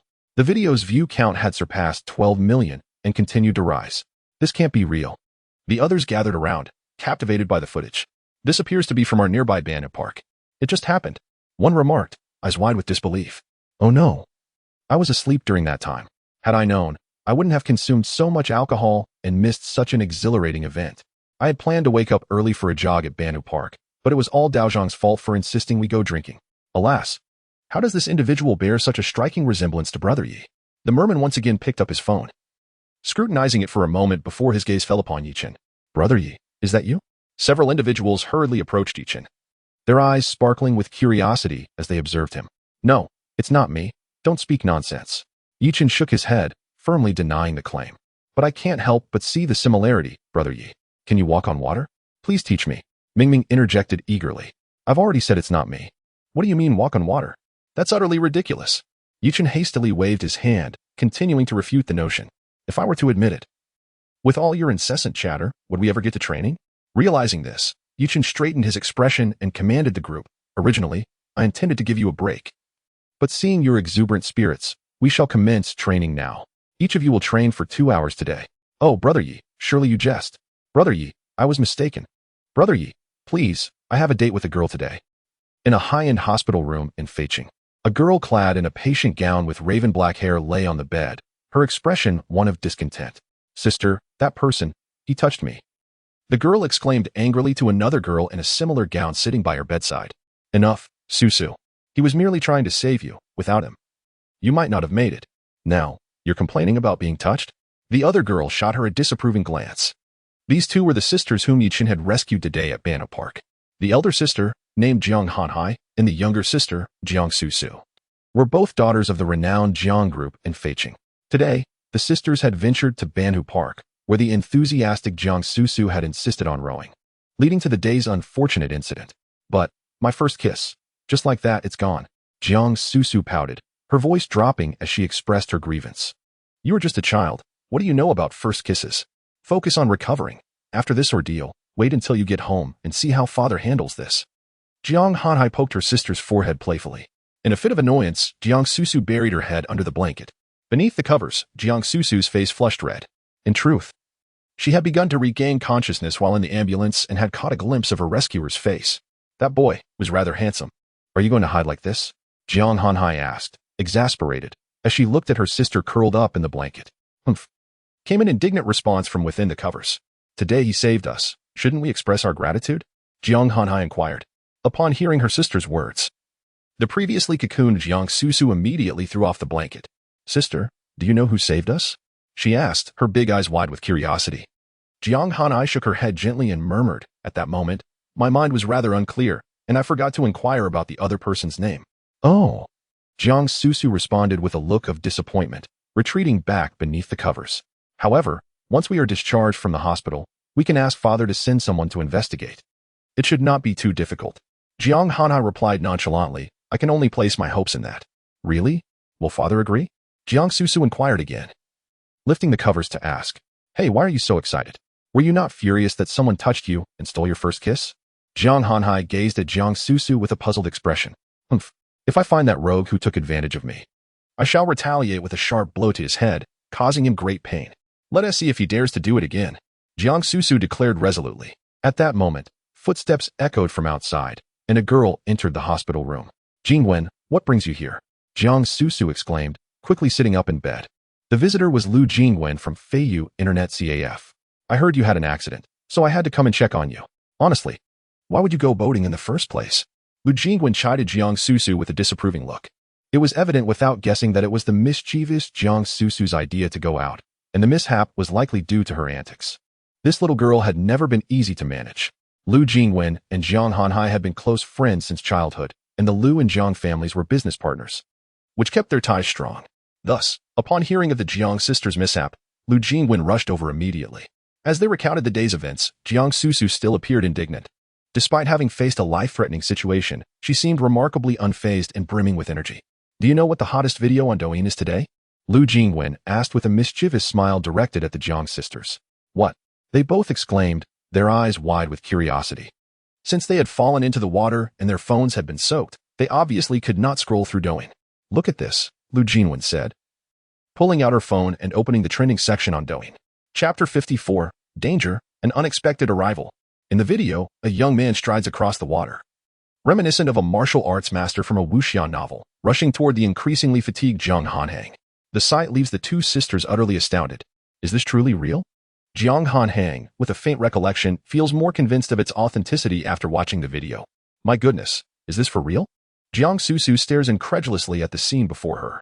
Now, it's not just on Douyin, but also on headline news and across major short video platforms like Bilibili. The video has been shared millions of times. Lu Jingwen glances at Jiang Susu with a smirk. Now, the entire world is aware of your mishap. She chuckles, covering her mouth.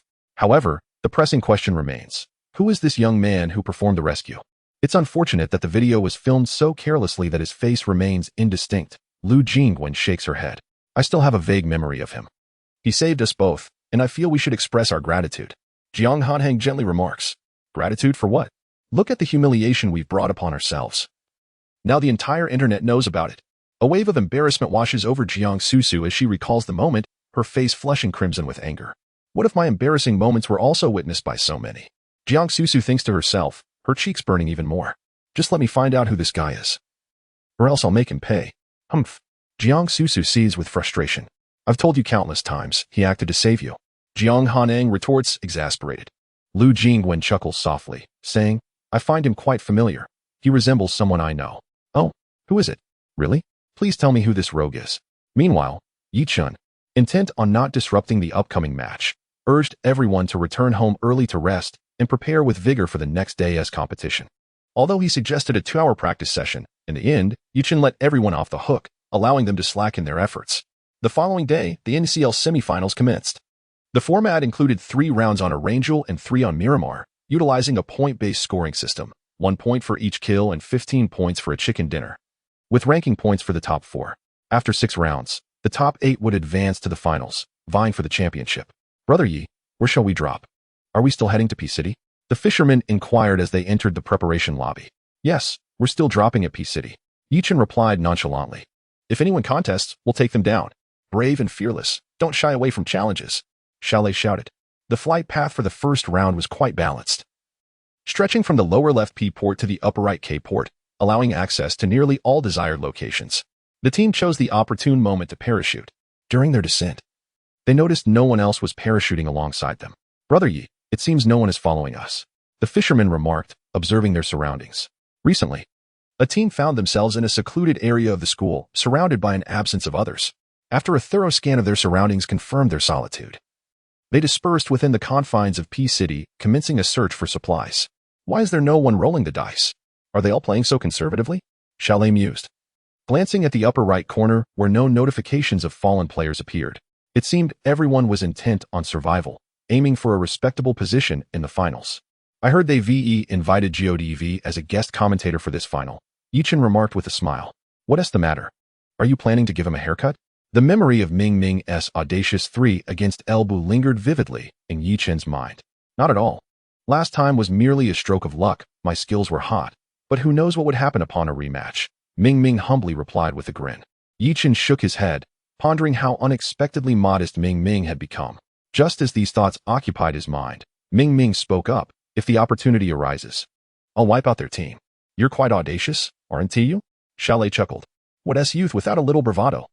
They continued to scavenge for equipment while engaging in lighthearted banter. Checking the map, they noted that the first match was centered around an airport zone. I'm all geared up. I'll take a vehicle to the bridge first. There is another one left for you in the city, Yi Chun announced. Making his way to the P-City's elevated area, 2 AE-86s were parked there. Yi Chun took the driver's seat and sped towards the bridge. I still need a scope, Yuren mentioned. I'm short on an extended mag and muzzle, Chalet reported. I have an extra scope. I'll give it to you shortly. Unfortunately, I don't have any extra extended mags or muzzles, Ming replied as he exited the large warehouse, where he heard the sound of a green Jeep. Meanwhile, Yichun had reached the residential area at the bridge, now safely within the zone, where he temporarily took up a defensive position, awaiting his teammates while also keeping an eye out for any potential guards on the opposite side. Following the recent update, new guardrails had been installed on both sides of the cross-sea bridge, allowing passage through the railings, and the bridge had been significantly widened. As a result, the rewards for guarding the bridge had diminished compared to the past. Nevertheless, in the competitive arena, maintaining a bridge guard remained essential, prompting Yichun to remain vigilant, especially given the stakes of the first match, where every step required utmost caution. This sentiment was shared by other teams, all of whom had ascended from the preliminary rounds, possessing sufficient skill to reach this stage, and were equally cautious in their explorations. The intensity of the semifinals was evidently greater than that of the initial rounds. In the midst of these contemplations, the sounds of 2 jeeps and a gleaming AE-86 echoed from behind Yichun. Someone is charging the bridge. Where could this team be coming from? He wondered, deducing from the noise that they must be approaching from the central wilderness. If they were coming from P City, Xiaolei and the others would surely have reported it. Yichun, stationed in a building at the bridge, observed quietly. As the 3 vehicles arrived at the bridge, they did not pause to scout, as the 4 players were fully prepared to charge across without the need for reconnaissance. If, during observation, someone unexpectedly takes a shot and knocks one down, it can significantly disrupt the rhythm. After the team crossed the bridge, they chose to remain at the bridgehead, seizing the opportunity to secure a position, evidently preparing to block the passage. Haven't you finished searching yet? Yichun inquired, observing the situation across the way. This round felt somewhat sluggish. Had he been among the first to cross the bridge, the outcome would have been far more favorable. It appeared that their grasp on the game's tempo was insufficient, and he contemplated the need for a thorough review upon returning. Here they come, Xiaolei remarked. In the lower right corner, the markers indicating several players entering vehicles had already appeared. On the map, 3 individuals were driving towards the airport.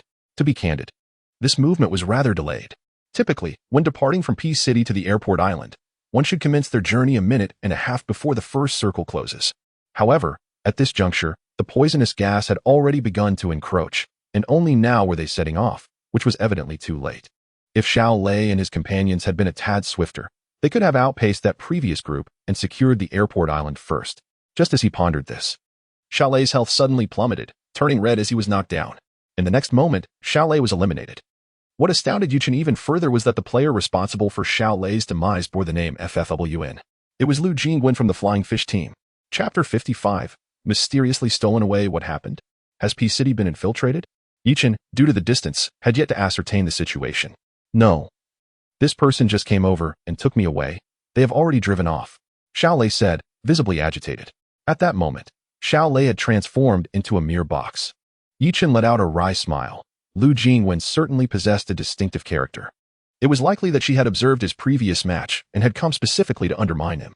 Moreover, she had approached alone. Even if she were to be eliminated, it would not significantly impact the team's overall standing. Such audacity is a hallmark of skillful players. Brother Yi, what should we do now? Yuren and Mingming, experiencing such a situation for the first time, felt a bit flustered. Never mind, come to my location. Someone has already crossed the bridge, Yichun said, gathering his composure and resuming his command. Soon enough, Yuren and Mingming arrived at the bridge's edge. With 30 seconds remaining until the first wave of poison would envelop the area, many teams on the field began to mobilize. Should we guard the bridge? Yuren inquired upon reaching the bridgehead. There was already a team stationed on the opposite side, undoubtedly prepared to block the crossing. Let's wait here. When the next team attempts to cross and gets halted, we will charge. Yichun observed the opposing team through his high-powered scope, noting that the group that had just crossed was already positioned at the bridgehead, ready to ambush. Does anyone know where the FF team landed? I want to take them down in the next match. Xiaolei, still begrudging his earlier demise, voiced his discontent. They are probably not far from us. Likely either at the school or a city. Otherwise, they wouldn't have arrived here so swiftly, Yuren opined. Moreover, they have thoroughly analyzed our tactics. They anticipated your vehicle acquisition at that precise moment, which is why they remained vigilant. The group discussed the reasons behind Xiaolei's elimination. At that moment, a convoy of vehicles approached swiftly from a distance, for jeeps racing toward the bridgehead. Do you think that convoy could be FF? Xiaolei asked. We shall soon find out. They replied, taking refuge in a nearby building, watching as the convoy navigated toward the airport along the bridge. Prepare to engage, Yichun declared as he approached the vehicles. Yuren and Mingming were also poised to move. Gunfire soon erupted at the bridgehead, signaling the commencement of the ambush. Shots rang out, and some individuals were gunned down from their vehicles, confirming they were not from FF. Move. Yichen commanded, leaping into the vehicle and speeding toward the airport island, with Mingming and Yuren closely following. Brother Yi, 2 vehicles are tailing us. Each carries 2 people. They began pursuing us as soon as we moved. I saw them descending from the hillside near the pig farm. Yuren shouted from the rear. Be cautious. Don't get hit. Yichen felt a surge of apprehension, a troubling premonition looming over him. The pig farm hillside was situated to the north of the bridge's gas station. That team must have been lying in wait there, only springing into action upon observing their own team moving. As soon as the words fell, intense gunfire erupted from behind. The health of the fishmen was rapidly depleting. To my astonishment, they were pursuing me with relentless fire. The fishman's health was now below 1/5. Meanwhile, Yi Chun was nearing the bridge. At the bridgehead, the 2 teams were still engaged in combat, completely disregarding Yi Chun's passage.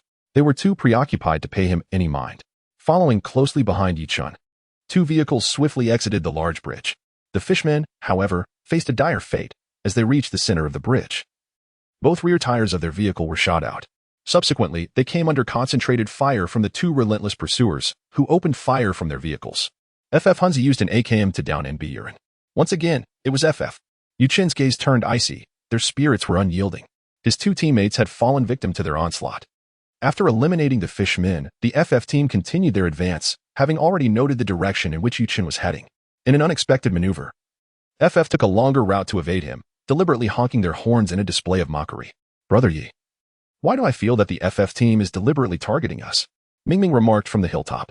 Be confident. They are indeed here to annoy us, Yuchen replied. Eyes narrowed. At this juncture, pursuing them would be futile.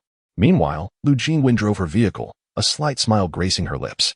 Prior to the match, she had identified Yuchen's team as the greatest threat. She meticulously studied their strategies, which allowed her to successfully eliminate Xiao Lei and the fishmen. Upon entering the airport, Lu Jingwen recognized Yuchen's prowess.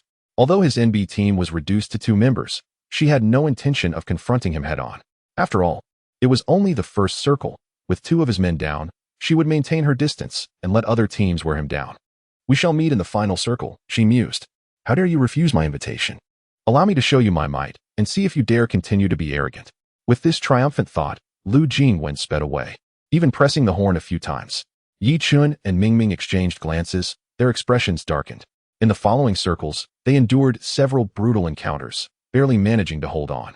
The teams in the semifinals, in terms of marksmanship and awareness, were leagues ahead of those in the preliminary rounds. To put the area of the 6th circle was already quite small, situated in a flat expanse to the north of the airport, offering scant cover. Only a few trees and the uneven terrain provided any semblance of protection. Lu Jingwen refrained from entering the circle, as numerous players remained outside when the toxic zone encroached. An intense confrontation was inevitable. To venture into the circle then would be a perilous gamble. Indeed, when the circle began to shrink, gunfire erupted all around. Lu Jingwen quietly monitored the dynamics in the upper right corner. Noticing that Yichen, with the initials NB, was racking up kills, a frown involuntarily creased her brow. Was this Yichen truly so tenacious? Just as she pondered this, a kill notification caught her attention. LPC Dashu had eliminated NB Yichen with a headshot using an SLR. Relief washed over Lu Jingwen as she exhaled deeply, instructing her teammates, let's move. We must secure our place in the safe zone and claim victory. Meanwhile, within the NB club, a heavy silence enveloped the room. Yichen's final standing was 8th, marking the team's poorest performance since its inception. The atmosphere was dismal, and morale had plummeted. Chapter 56, a knockout that leaves you searching for your teeth, Brother Yi. It's infuriating. In the next round, we absolutely must eliminate Team FF first, Chalet said, visibly agitated. Indeed, they only know how to ambush. When we crossed the bridge earlier, it was clearly a premeditated move. It's too coincidental that as soon as we made our move, they were right on my tail. Yuren expressed his frustration. Both Yuren and Xiao Lei ended the last match with 0 eliminations, leaving them in a very discontented mood. Yichen shook his head and chuckled. It's just a competitive match. A loss is merely a loss. There's nothing to lament about.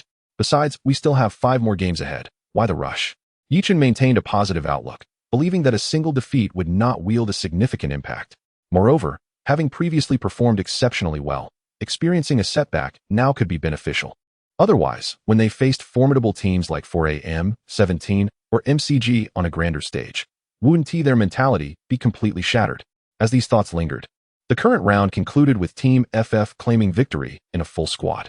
Following their triumph, the members of Team FF joyfully danced in celebration, observing the four exuberant players. Yichen couldn't help but smile at their audacity. How about it? Are you feeling convinced now? At that moment, Yichen's phone chimed with a message from Lu Jingwen. This woman, even in victory, couldn't resist taunting him. With a smirk, Yichen replied succinctly. By the way, I forgot to ask you something. Were you the one who saved someone in Half Lake Park yesterday? No. Oh, all right. Well, good luck. Just don't end up failing to even reach the finals. Don't worry, I'll leave you searching for your teeth in the next round. I'll be waiting. Yichen set down his phone, chuckling softly. According to the tournament rules, as long as they placed among the top 8, they would advance to the finals. Even though Yichen didn't secure a chicken dinner last match, he had amassed 15 kill points, placing second in terms of eliminations.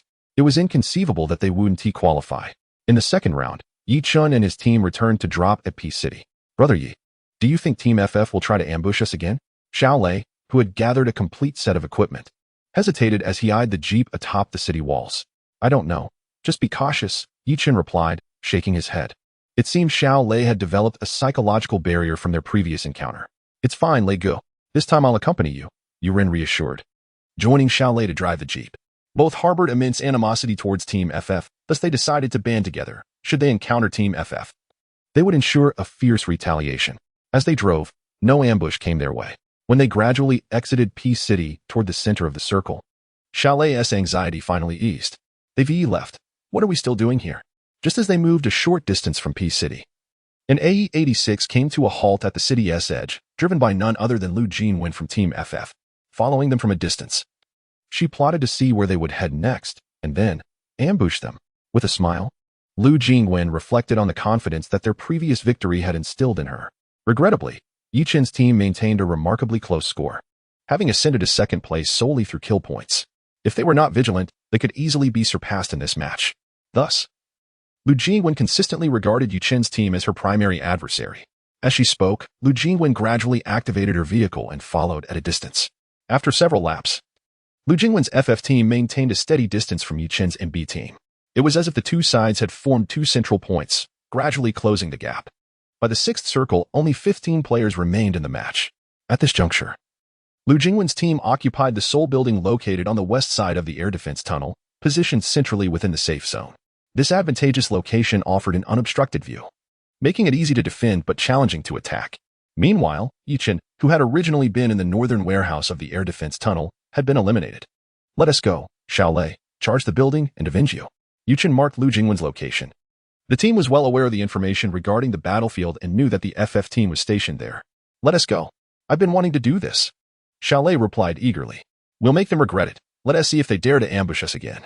As Yichen spoke, he hopped into a vehicle and sped off, with Xiao Lei following closely in a jeep. NB team might come to crash us. Stay alert. Lu Jingwen, who was observing the warehouse from the window, saw Yichen driving out and quickly began firing at his vehicle with her SLR while issuing commands to her teammates. Lu Jingwen's marksmanship remained sharp, landing a shot that struck Yichen in the head, causing him to lose a significant portion of his health. However, Yichen's speed was too swift. By the time Lu Jingwen emptied her clip, he had already reached the wall below. Upon exiting the vehicle, Yichen, without pausing to heal, pulled out a Molotov cocktail and hurled it into the second-floor window. After throwing the incendiary device, he brandished an M762 and charged into the building. At this moment, the FF team members had only just arrived at the base of Lu Jingwen's building. Lu Jingwen, who had initially positioned herself to shoot down from the second floor, was forced to relocate due to the fire caused by Yichen, consequently losing her opportunity to eliminate him. Meanwhile, Xiao Lei and the others had already rushed closer. Soon, a fierce skirmish erupted beneath Lu Jingwen's building. Amidst the cacophony of gunfire, all three of Lu Jingwen's teammates were swiftly downed. From the commencement of the engagement to its conclusion, no more than 3 seconds elapsed. After dispatching their opponents with remarkable speed, they surged up to the second floor. Lu Jingwen, in the meantime, was applying bandages. As Yichen's Molotov had significantly depleted her health, she had expected her teammates below to hold out a bit longer. But before she could even halfway administer her first aid kit, the battle had concluded, leaving her in a state of disbelief. Upon ascending to the second floor, Yichen showed no mercy, unleashing a barrage upon Lu Jingwen, who was still busy assembling her first aid kit. In the gray haze of Lu Jingwen's perspective, Yichen audaciously licked her box. Inside a lavish private room at Feiyu Internet Cafe, Lu Jingwen's FF team was seated before their computers. This room had been specially reserved by Lu Jingwen for the competition. With a flushed face, Lu Jingwen glared at the screen where Yi Qin was licking her box. Visibly incensed. In the next round, we shall seize P City from them, Lu Jingwen declared, determination etched upon her features. Perhaps we should play it safe. They are exceedingly strong, a team member suggested timidly. What did you say? Lu Jingwen snapped, casting a fierce glance at the team member. And nothing. The player stammered in response. You are right. I was impulsive just now, Lu Jingwen admitted, regaining her composure and nodding. Her commitment to forming a team for the competition and her journey thus far reflected her profound understanding of the game. In the previous round, she had strategically positioned herself behind Yi Qin, which had granted her several advantages. On a few occasions, she even managed to claim a few of Yi Qin's kills. Throughout the second round, the FF team accumulated a significant number of points. Lu Jingwen would not allow a moment of frustration to jeopardize her team's chances of reaching the finals, especially since this was merely the second match and 4 more awaited them. Ultimately, the round concluded with Yi Qin's incendiary grenade, incinerating the last opponent and securing a triumphant victory for the team. Chapter 57. The awkward flight path. As the 2 matches concluded, Yi Qin's team reclaimed the top position in their group. Ding! Congratulations to the host for achieving the milestone, killing 10 professional players with incendiary grenades. Just after the second match ended, Yi Qin's system chimed.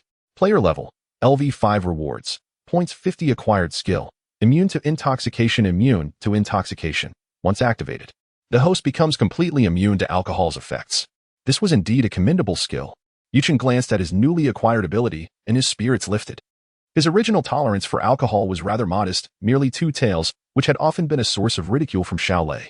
Xiaolei, Haven T, you frequently mocked my inability to drink as much as you. Just wait until this competition concludes.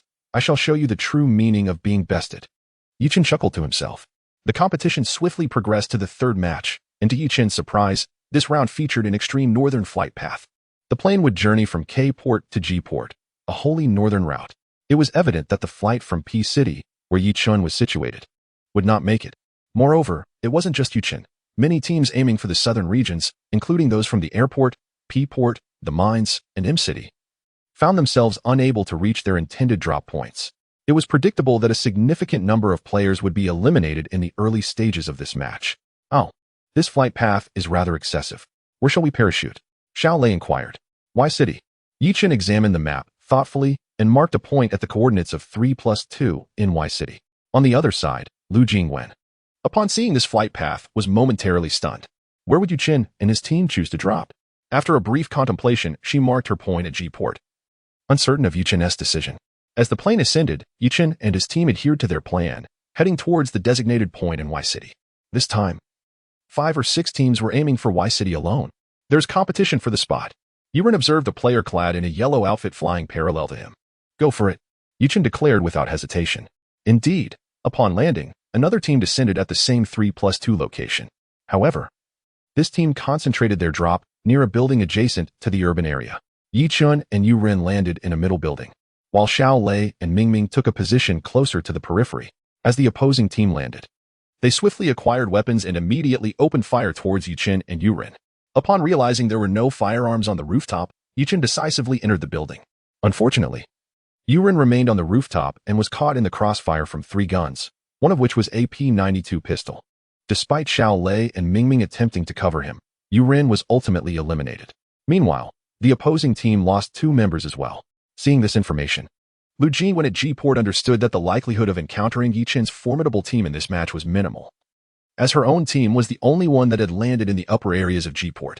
Although the Shaoqing district had also seen some casualties, no battles had erupted, and the absence of gunfire indicated a considerable distance from the conflict. The fishman leaned back in his chair, letting out a heavy sigh, lamenting yet another unfortunate game. Meanwhile, Yi Qin, having entered a third-floor apartment, discovered an M16A4 and promptly leaped out the window, landing on the balcony of the second floor. Without a moment's hesitation, he dashed towards the building where the fishman had fallen. With 2 adversaries already down, assistance was imperative, even if someone was covering with a weapon. It would result in a one-on-one confrontation. Hence, Yi Qin opted for a direct assault. Simultaneously, Xiaolei and Mingming were hot on his heels. In fact, attacking a building from the ground level often favors the defenders. At 3 stories high, each floor could potentially conceal an enemy, and a moment's carelessness could lead to being ambushed.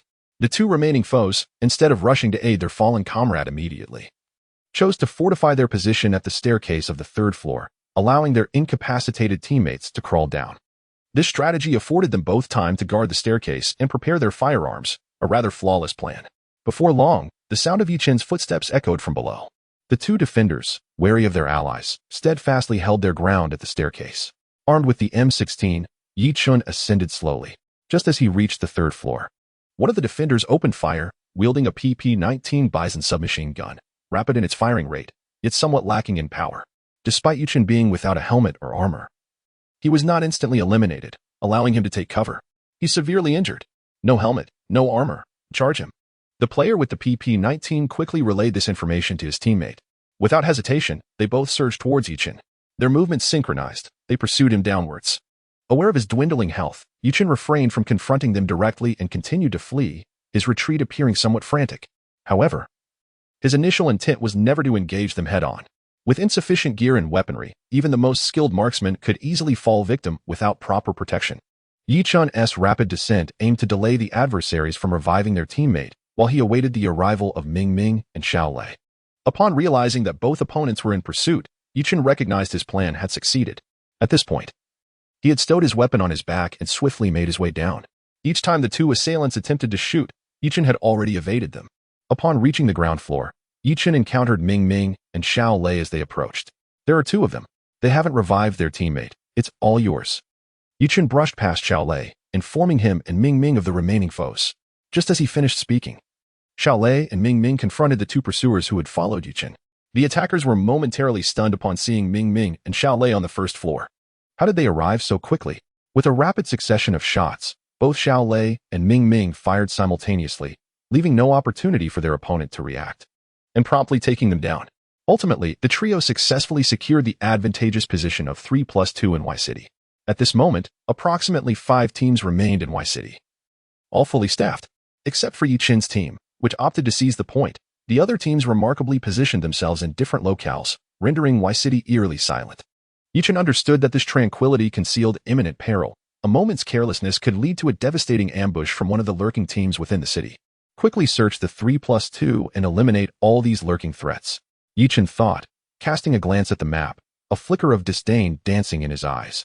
Alas, brother, you is unfortunate. Our eagle-eyed advantage is gone, Ming Ming quipped. Brother, you really is a jinx, haha, Xiao Lei chimed in, clearly relishing in the misfortune of the first round. Yiren glanced at Xiao Lei and Ming Ming with a look of exasperation, silently pondering. Am I to be the only casualty while you two revel in glee? Had I been a moment faster, my fate might have been different. Soon enough, the trio thoroughly searched all the buildings within the 3+2 area, equipping themselves completely. The next step was to officially claim Y City. The group set forth from the 3+2 position, advancing towards the western region of Y City, specifically towards Milan Lake. Upon reaching the 2 rows of seaside villas at the city wall, they identified their first target, a player hiding on the second floor of a seaside villa. Obliviously observing the 4 buildings at the city wall through an SKS, entirely unaware of Yichen and his companions drawing near. Chapter 58. The difficult path to entering the circle. By the time the person upstairs heard the footsteps, Yichen and his companions had already descended to the lower level. There was no time left to hide. A flashbang swiftly incapacitated him. Following that, another explosive was detonated, mercilessly claiming lives without hesitation. The sound of the grenade's explosion reverberated throughout the entirety of Y City. This blast served as a signal, prompting a cascade of gunfire to erupt across the city. From east to west, from north to south, the air was thick with the sound of gunfire. A glimmer of excitement sparked in Yichen's eyes. Frankly, if they remained in their respective positions, it would be quite challenging to eliminate their foes. Based on the gunfire, Yichen quickly deduced the positions of the enemy, estimating that 2 teams were stationed at the 4 buildings on the city wall. This explained why the individual they had just dispatched had been fixated on those structures. With the enemy's locations identified, the remaining task became considerably simpler. The trio coordinated seamlessly, methodically clearing the 4 buildings one by one. They encountered fierce resistance along the way, and Yichen was even knocked down once. However, they ultimately succeeded in securing the area. It seemed that only one final team remained in the city. As Yichen was helped to his feet and administered medical aid, he remarked, they fled through the windows of the 4 tall buildings. They spotted a jeep departing along the road from the direction of the Y City police station, with 4 individuals seated neatly inside. So cowardly? Xiao Lei chuckled. My gun barrel is still hot. I was hoping to take down a couple more, yet they have chosen to flee. He expressed disdain for the enemy's cowardice. At that moment, only 35 individuals remained on the battlefield, and this was merely the initial circle that had yet to close. Due to the exceedingly limited flight path and the first circle appearing in the northwest corner at Port A, many teams had clashed upon landing, resulting in a rapid decrease in numbers. After resolving the conflict in Y City, Yichen and his team decided to seek a vehicle to head towards Port A. I'll check the restaurant for vehicle spawns. You all should head towards the circle, Mingming declared before making her way to the restaurant. Yichen and Xiao Lei opted to trek towards the Happy Town located in the northwest of Y City, where vehicles occasionally appeared. Just as they caught sight of the residential area of Happy Town, Mingming's health bar suddenly turned red, and she was swiftly eliminated. Oh no! There's someone lying in ambush beside the vehicle, Mingming exclaimed in frustration. The sudden turn of events caught Yi Chun and Xiao Lei off guard. They had assumed the battle in Y City was over, with the last team retreating due to fear, only to discover that someone was still lurking and hiding. To lurk was one thing, but to specifically wait to ambush others was rather distasteful. Mingming, did you see which team it was? I will avenge you shortly, Xiao Lei stated, taking position near the northern part of Milan Lake in Y City, peering through a 6x scope at the location where Mingming had fallen. I hope it's not FF again. It seems to be the BTT team, just a lone wolf, Mingming asserted vehemently. At that moment, a police vehicle from City Y emerged, meandering through a vast circuit before vanishing from the side of Xiao Lei and Yichen. Such an opening was truly detrimental for the team, further underscoring that the intensity of the rematch was far beyond that of the preliminary rounds. We must advance to the safe zone. The poison is arriving imminently. Yichen exhaled softly, realizing the necessity of seizing a position, as their rhythm had been entirely disrupted.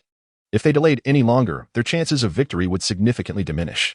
Reluctantly, Xiao Lei holstered his weapon, and the duo set forth towards Happy Town. Indeed, they encountered a camouflaged jeep, and upon boarding, they drove along the road leading from City S to a port. Remarkably, they faced no resistance along the way. However, as they approached the eastern warehouse district of a port, they encountered a squadron. One of the tires of Yichen's jeep was shot out. Nevertheless, through their long-standing synergy, Xiao Lei and Yichen swiftly annihilated the opposing team, ultimately securing the warehouse district and claiming the two vehicles left behind by their adversaries. As the safe zone began to shift southward from the second circle, the final battleground settled in the upper district of G-Port. By the fifth circle, 12 players remained in the arena. It seems the FF team has been rather silent. They are likely holed up in G-Port, Yichen remarked, his gaze fixed on the upper right corner of the screen. Those fellows are exceedingly sneaky. They must be hiding in some building in G-Port, Xiao Lei scoffed, evidently still harboring resentment over the previous match where FF had outmaneuvered them. However, the FF team was not sequestered within the upper district. Lu Jingwen opted for a more clandestine strategy, taking refuge beneath the bridge, surrounded by rugged stones, making it an easy position to defend yet challenging to assault.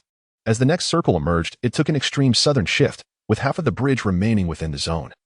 And Lu Jingwen's FF team found themselves at the very center of the circle. In stark contrast, Yi Chun and Xiao Lei had been entirely pushed out of the safe zone, facing a daunting run of several hundred meters to re-enter. Moreover, the nearest route to the safe zone from Yi Chen's position presented a significant obstacle. The situation for NB was decidedly unfavorable. Goodness! It seems fate is conspiring against our victory, Xiao Lei exclaimed, feeling the pressure.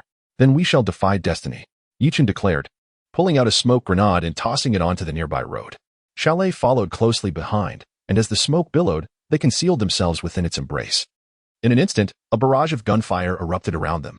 The positions of Yichen and Xiao Lei had already been discerned by those who had entered the city, and they commenced their assault.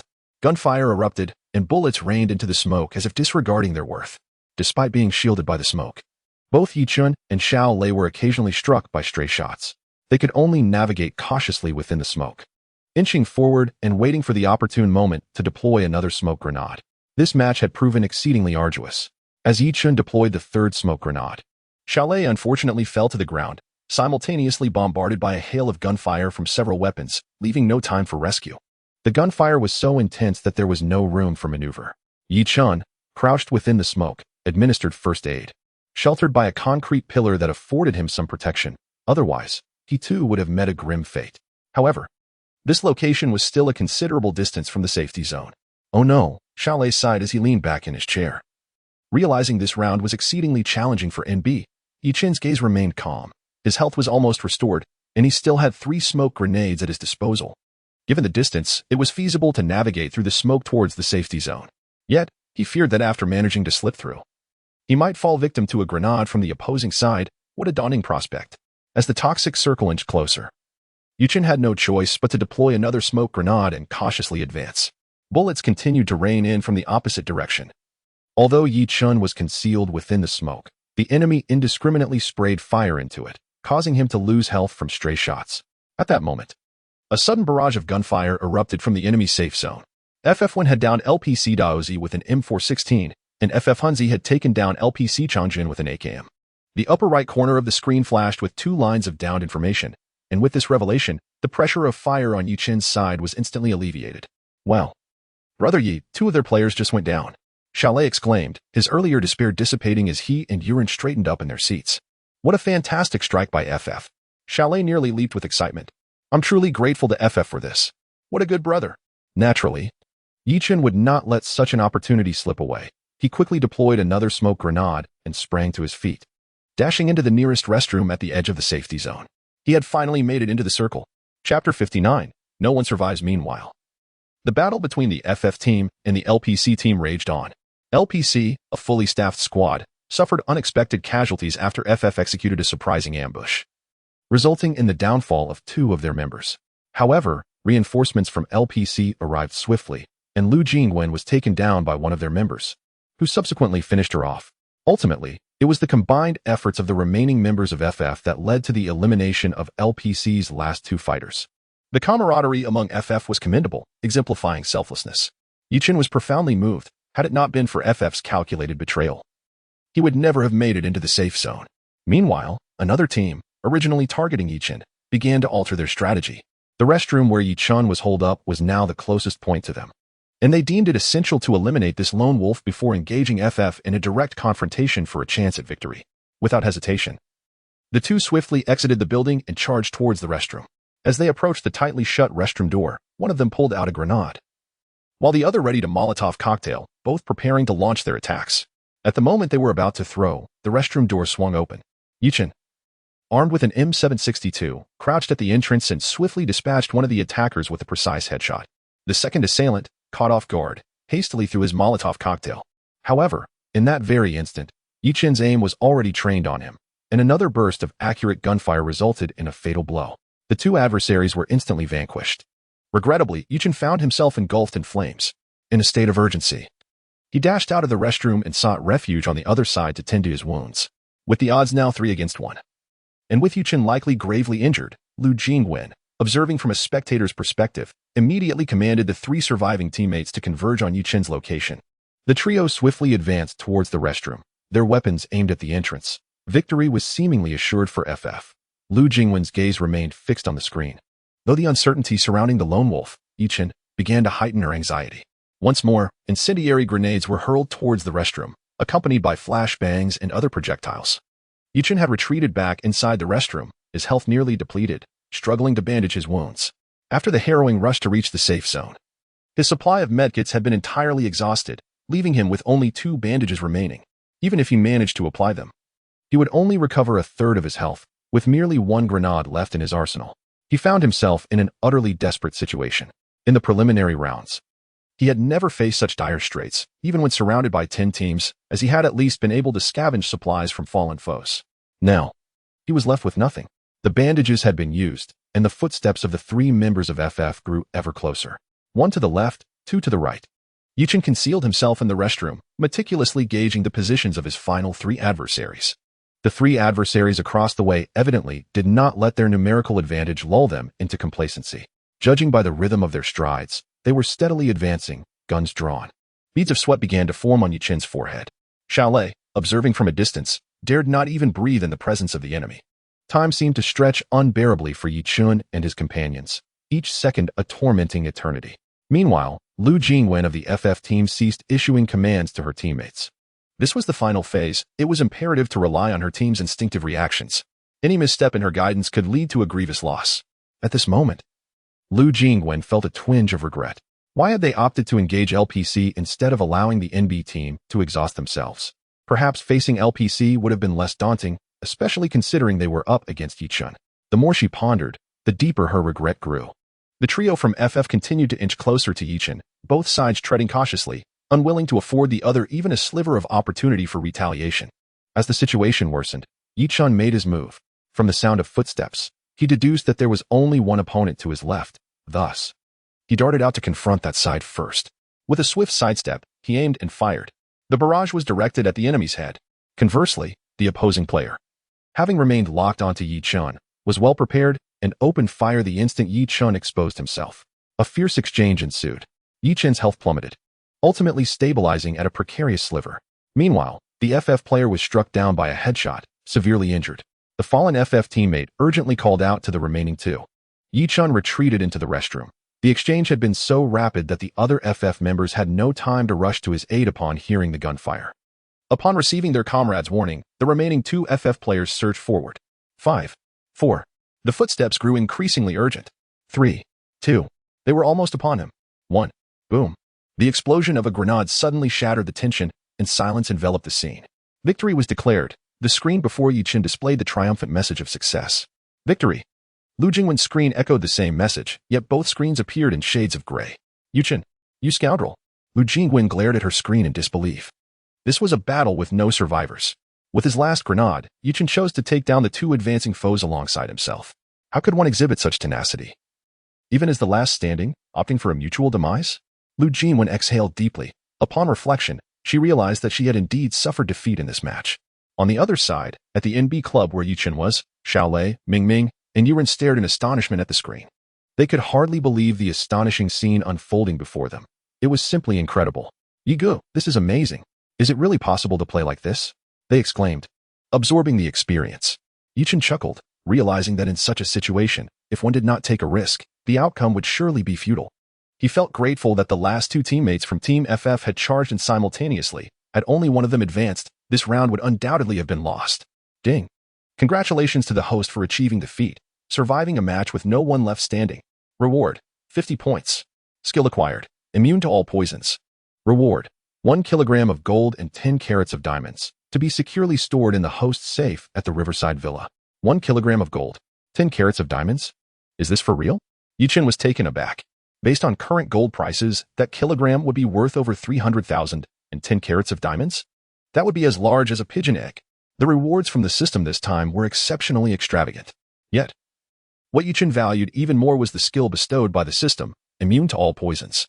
Immune to all poisons, the host automatically gains immunity to any toxic substance in the world. This was a self-protective divine skill, reminiscent of Gui Jing from martial arts novels. Who had consumed snake blood? He had been an idol of Yichen's in his youth, a true hero who devoted himself to his country and his people. Chapter 60. A lesson in humanity. As the third match concluded, Yichen's formidable team continued to hold the top position in the rankings. Provided they maintained consistent performance in the remaining 3 desert maps, the championship of this rematch was virtually assured. Following these 3 matches, there would be a half-hour intermission for teams to make necessary adjustments. Some teams would utilize this 30-minute window to restructure their strategies, while others would opt for personnel changes. It was imperative to grasp the rhythm of the competition. A lackadaisical attitude could lead to being caught off guard in the forthcoming matches. Coach Qinghua also took the opportunity to provide the players with new directives. I must perform exceptionally well on the desert map. My experience in these games has been quite dismal. The player known as Yuren remarked seriously, his expression grave. In 2 of the 3 matches, Yuren had been eliminated almost immediately, which left him feeling quite disheartened. Meanwhile, Yichen was engrossed in his phone, as Lu Jingwen had sent him another WeChat message. Yichen, for the 3rd match's victory, shouldn't you express some gratitude toward me? Of course, I'm grateful. Thank you. Yichen chuckled at his phone. Lu Jingwen was clearly referring to how her FF team had come to assist him and Xiaolei when they were nearly unable to enter the safe zone. Your words lack sincerity. You must demonstrate some tangible appreciation. Lu Jingwen sent yet another message. Are you trying to extort me? Yichen thought, feeling slightly exasperated. What do you suggest? He replied with a smile, tossing the question back to Lu Jingwen. Based on his understanding of her character, she was quite tenacious and unlikely to suggest something as trivial as merely wanting him to express gratitude. Sure enough, Lu Jingwen quickly responded. Our Feiyu Internet CAF is currently running a promotion. After the competition concludes, could you come by to help out a bit? That is not too much to ask, is it? Well, this girl certainly knows how to seize an opportunity, treating me like free labor, Yichen mused. Yet, given that she had genuinely lent him a hand, he felt obliged to comply. All right. After the match, I'll swing by. It's a matter of mere minutes. Let us settle on that then. Lu Jingwen concluded with a smiley face. Before long, the fourth match commenced. Competing on the desert map proved far more challenging than on the island map. The vastness of the desert meant numerous routes to the safe zone. In the early circles, regardless of how swiftly teams advanced, most managed to enter the zone safely. By the fifth circle, there were still 53 players remaining on the field. Strangely, Yichun had not encountered a single opponent in the initial circles, leaving him without any points. This was somewhat disheartening for the ambitious Yuren, as his sniper rifle had yet to find its purpose. The center of the fifth circle was located in San Martin, encompassing the elevated points on both the north and south sides. Yichun and his team had parked their vehicle early within San Martin and had even looted a supply drop. Alas, of all places for the circle to appear, it had to be San Martin. Now everyone is merely hiding. Yuren lamented, observing the survival count in the upper right corner, which showed little reduction. Clearly, Coach Qinghue had foresight in advising us to heighten our vigilance. I can only imagine how many teams are lurking within San Martin, Mingming remarked, as the circle gradually tightened. By the sixth round, the western part of St. Martin was wiped out. Although Yichun's team remained within the circle, they were barely clinging to the edge. Attention. Prepare to engage, Yichun declared, having already administered an adrenaline shot to invigorate himself. Soon, waves of players began to shift, vehicles racing through St. Martin incessantly. The fierce team battles erupted swiftly, as an overwhelming number of teams attempted to enter the circle, turning the entirety of St. Martin into a chaotic melee. The position at the edge of the circle, occupied by Yichun and his companions, was particularly coveted by several squads. After connecting 3 or 4 rounds of combat, Yichun and his teammate, the Fishman, were ultimately eliminated, yet they managed to hold their ground. I didn't fire a single shot this match with my 98K. The Fishman lamented, thumping the table in frustration. Yichun had been taken down by a distant adversary. It was an unavoidable circumstance. However, from the spectator's perspective, Yichun exhibited remarkable tactical acumen. He meticulously analyzed the map, assessed the terrain, and, in conjunction with the surrounding gunfire and the survival count in the upper right corner, began orchestrating the final circle strategy. His exceptional leadership ultimately led his team to secure the victory. At this juncture, it was virtually certain that Yichun's NB team would clinch the championship of the semifinals. Thus far, his team had achieved an unparalleled record of 3 chicken dinners across 4 matches. The subsequent 5th and 6th matches would be considerably less stressful. However, during the 5th match, Yichun sensed something amiss.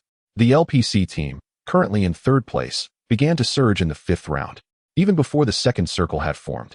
They had eliminated 4 squads, their score rapidly approaching that of the 2nd place FF team. Brother Yi, something feels off this match, Xiaolei remarked, frowning at the LPC team's relentless killings displayed in the upper right corner. The teams annihilated by LPC were all ranked low. What a coincidence that LPC continuously encountered them. This could only suggest that the lower-ranked teams were deliberately feeding LPC points. It seems like another instance of underhanded dealings. Yichun mused, furrowing his brow. This reminded him of the 100 Battles team encountered during the preliminary rounds. The 100 Battles team was a star squad being developed by the 3C group, and during the competition, they had bribed numerous teams. Although Yichun had ultimately dealt them a crushing defeat, leaving them subdued, their capabilities suggested they would undoubtedly reach the finals. As for the LPC team, Yichun had not previously delved into their background, but it was evident that some entity was orchestrating their operations. Clearly, if you take a motorcycle and find LPC, we can eliminate them, Yichun remarked with a cold smirk. Match fixing, is it? Feeding points, you say? Today, I shall teach you a lesson in integrity. Ming. Being the free agent of the team, was the most suitable candidate for this task and promptly mounted his motorcycle to set off. Soon, information regarding the knockout of LPC appeared in the upper right corner once more. At this moment, Ming also discerned the location of LPC. Yiga was not far away.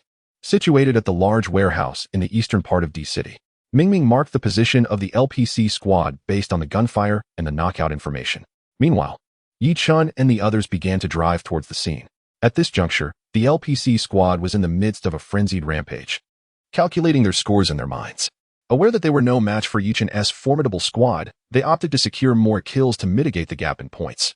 If they could accumulate enough kill points, there was a chance they might catch up to the NB squad and perhaps even seize the championship in this rematch. Just as they were in the throes of battle, the unmistakable crack of a 98K rifle echoed from a distance. It emanated from a high point in the southwest. Over 500 meters away, with the sound of the shot, one of LPC's members was struck down by Yuren. This unexpected shot left LPC in a state of shock. How could the NB squad be here? Our position is clearly not near the center of the circle. What are you doing here? Chapter 61. He is the boyfriend of the merman with a firm shot. The merman dealt a staggering blow to LPC, leaving him bewildered. LPC was at a loss, and Yichen provided no opportunity for further contemplation, leading his team into a head-on clash. Swift as the wind, they dismantled their opponents with unrelenting force. Yichen's formidable team, akin to a scythe, swiftly reaped LPC, offering him no time for reflection, thereby completely derailing LPC's original plan for scoring. After overcoming LPC, Yichen guided a few teammates towards their intended operational position.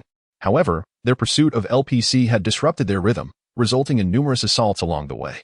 Xiao Lei and Mingming were knocked from their vehicle, and the merman could not endure for long, ultimately meeting his demise.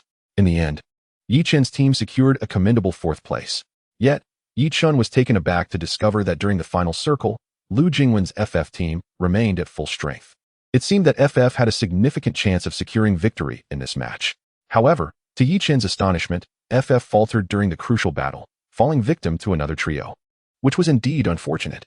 Yichen could easily envision the depth of Lu Jingwen's sorrow following this misstep. The thought brought a smirk to his face. Serves her right. The 6th match proved to be considerably more relaxed. It was unclear whether LPC had given up or believed he had accumulated enough points to advance to the finals. As he landed in proximity to Yichen's team, unsurprisingly, they met with annihilation at the hands of Yichen's formidable squad. Other lower-ranked teams had also loosened their grip, becoming a viral presence in the final match, wreaking havoc indiscriminately. Yichen noticed that Lu Jingwen's FF team had already lost 2 members to the last-place team. Despite Yichen's team enhancing their vigilance, they still lost Xiao Lei midway through. Ultimately, the final match devolved into utter chaos, and by the 4th and 5th circles, few players remained on the field. As the 5th circle concluded, they transitioned directly into the decisive phase. In the end, Yichen, with overwhelming force, rendered the FF team impotent, forcing them into hiding. Once again, Yichen's team emerged victorious. Across 6 matches, they claimed 4 victories, allowing Yichen to secure the championship of the semifinals with an undeniable advantage. Ding! Congratulations to the host for achieving a new milestone, 2 consecutive championships in professional competitions. Ding! Congratulations to the host for accomplishing a new feat, eliminating 100 professional team players. As the final match concluded, Yichen's system unexpectedly registered 2 new achievements in quick succession. Ding! Congratulations to the host for receiving a reward. Points 50. Ding! Congratulations to the host for receiving a reward. Master of Instruments. Master of Instruments, upon mastering this skill, the host will intuitively comprehend all theoretical knowledge of music and excel in all known instruments worldwide. Ding! Congratulations to the array for receiving a reward. Points 50. Ding! Congratulations to the host for receiving the reward. 2 3-bedroom apartments in Hengda New City. Ding! Congratulations to the host player for reaching level 7. The system has detected that the host player has attained level 7, and the system mall will automatically update with new products. At this moment, information from the system flickered continuously in Yichen's mind. Although the official competition did not offer rewards for the championship team in this rematch, the system's rewards were indeed plentiful. A glance at his points revealed a total of 889 points. This equates to a staggering sum of more than 800,000. Everyone worked hard in this competition. I declare that each member of the team will receive 50,000. Yichen announced with a smile. He then proceeded to transfer 50,000 to each person. Brother Yi, you are truly handsome. Brother Yi, I love you. Wow, this competition was worth it. Let us hit the bar. Qingwei and Xiaoming naturally each received 50,000 as well. For the first time, Yichen experienced the joy of being a boss. The feeling of distributing money to others was indeed delightful. Come on, boss, let's hit the bar tonight. It's on your dime. Qingwei cheerfully exclaimed. I say, as a Taoist, how can you frequent bars every day? Aren't you afraid of breaking your vows? Yichen cast a disapproving glance at Qingwei. Hee. There is no rule against going to a bar among the precepts, Qingwei retorted with a cheeky grin. Yichen shook his head and chuckled. You all enjoy yourselves. I have matters to attend to and want to join you.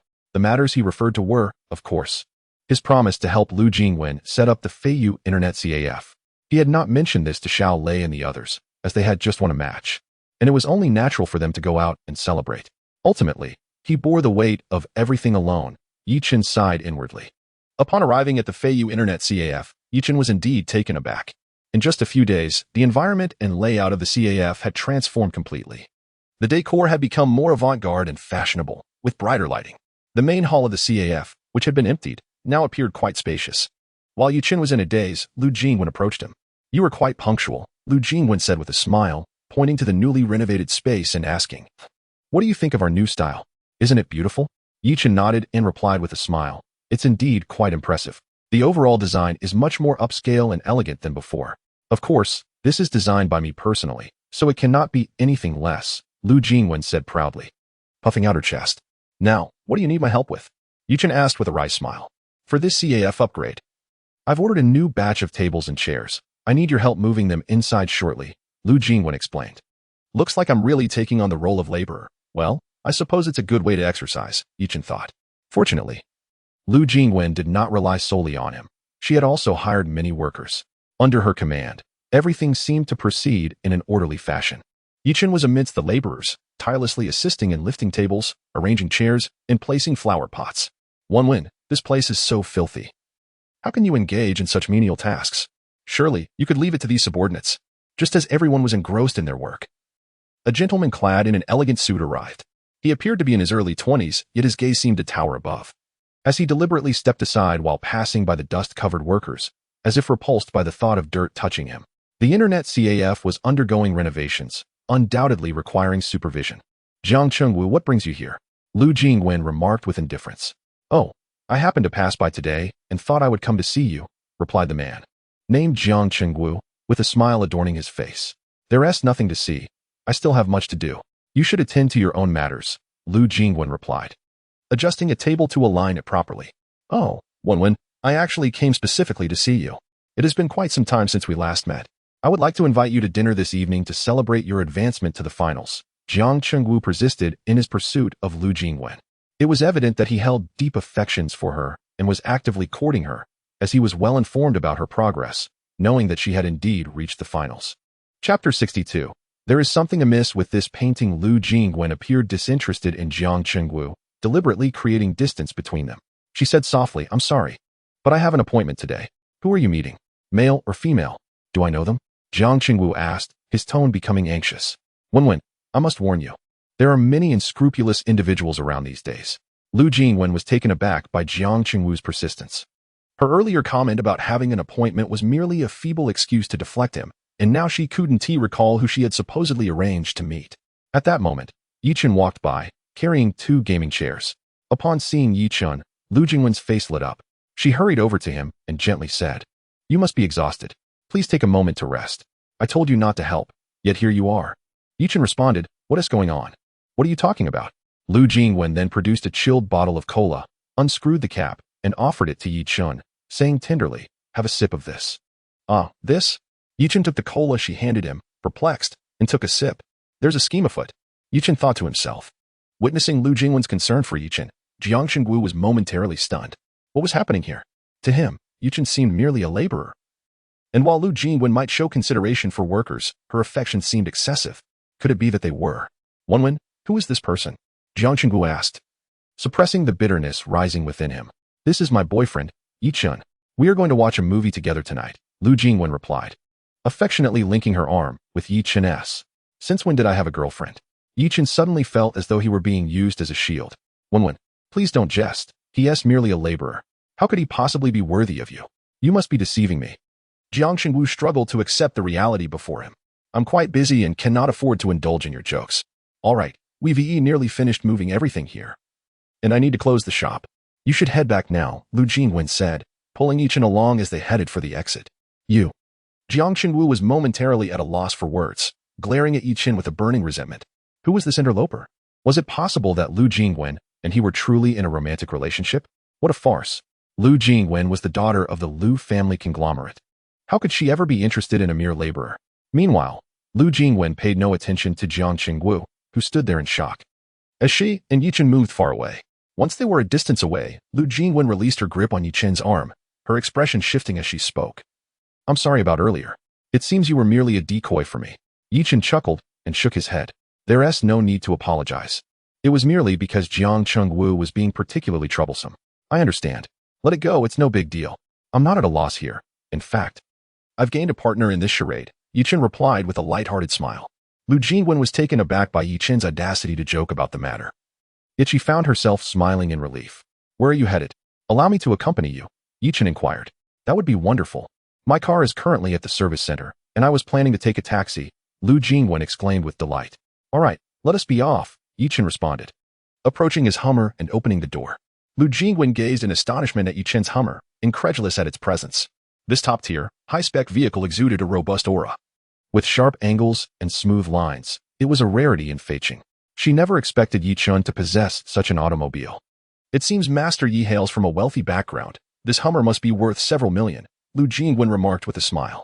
I have no such fortune. I grew up in an orphanage, Yichen replied casually as the engine began to hum. Lu Jingwen was momentarily at a loss for words. If he had indeed been raised in an orphanage, how could a young man like Yichen afford such an expensive car?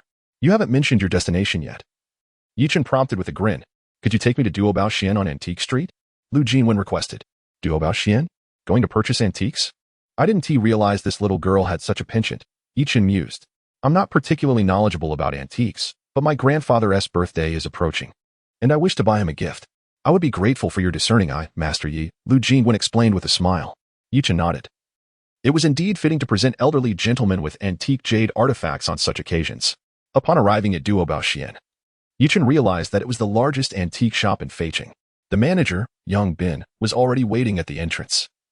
And Yichen could not help but ponder Lu Jingwen's background.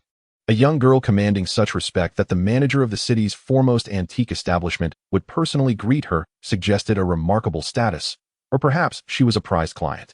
Yang Bin did not give Yichen a second glance, mistaking him for merely Lu Jingwen's chauffeur due to his unassuming attire. Miss Lu, you've arrived. Please follow me, he said cheerfully, guiding Lu Jingwen into Duobao Xian. Yichen smiled and trailed behind them. Once inside, it became evident why this establishment held the title of Feiqing's premier antique shop. The interior was meticulously arranged, with ancient artifacts and paintings displayed as if one had stepped into a museum. Each piece was accompanied by a description, clearly indicating its historical provenance, and without exception, they were all genuine collectibles. In the VIP room, Yang Bin presented an exquisitely crafted box made of gold and silk wood, placing it before Lu Jingwen. Without even considering the contents within, the box itself was already of considerable value. Miss Lu, this painting is one we have sought after through various channels. I would appreciate your appraisal, Yang Bin stated.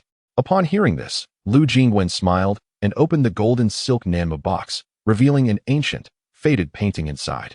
Gently unfurling the scroll upon the table, an air of antiquity wafted forth.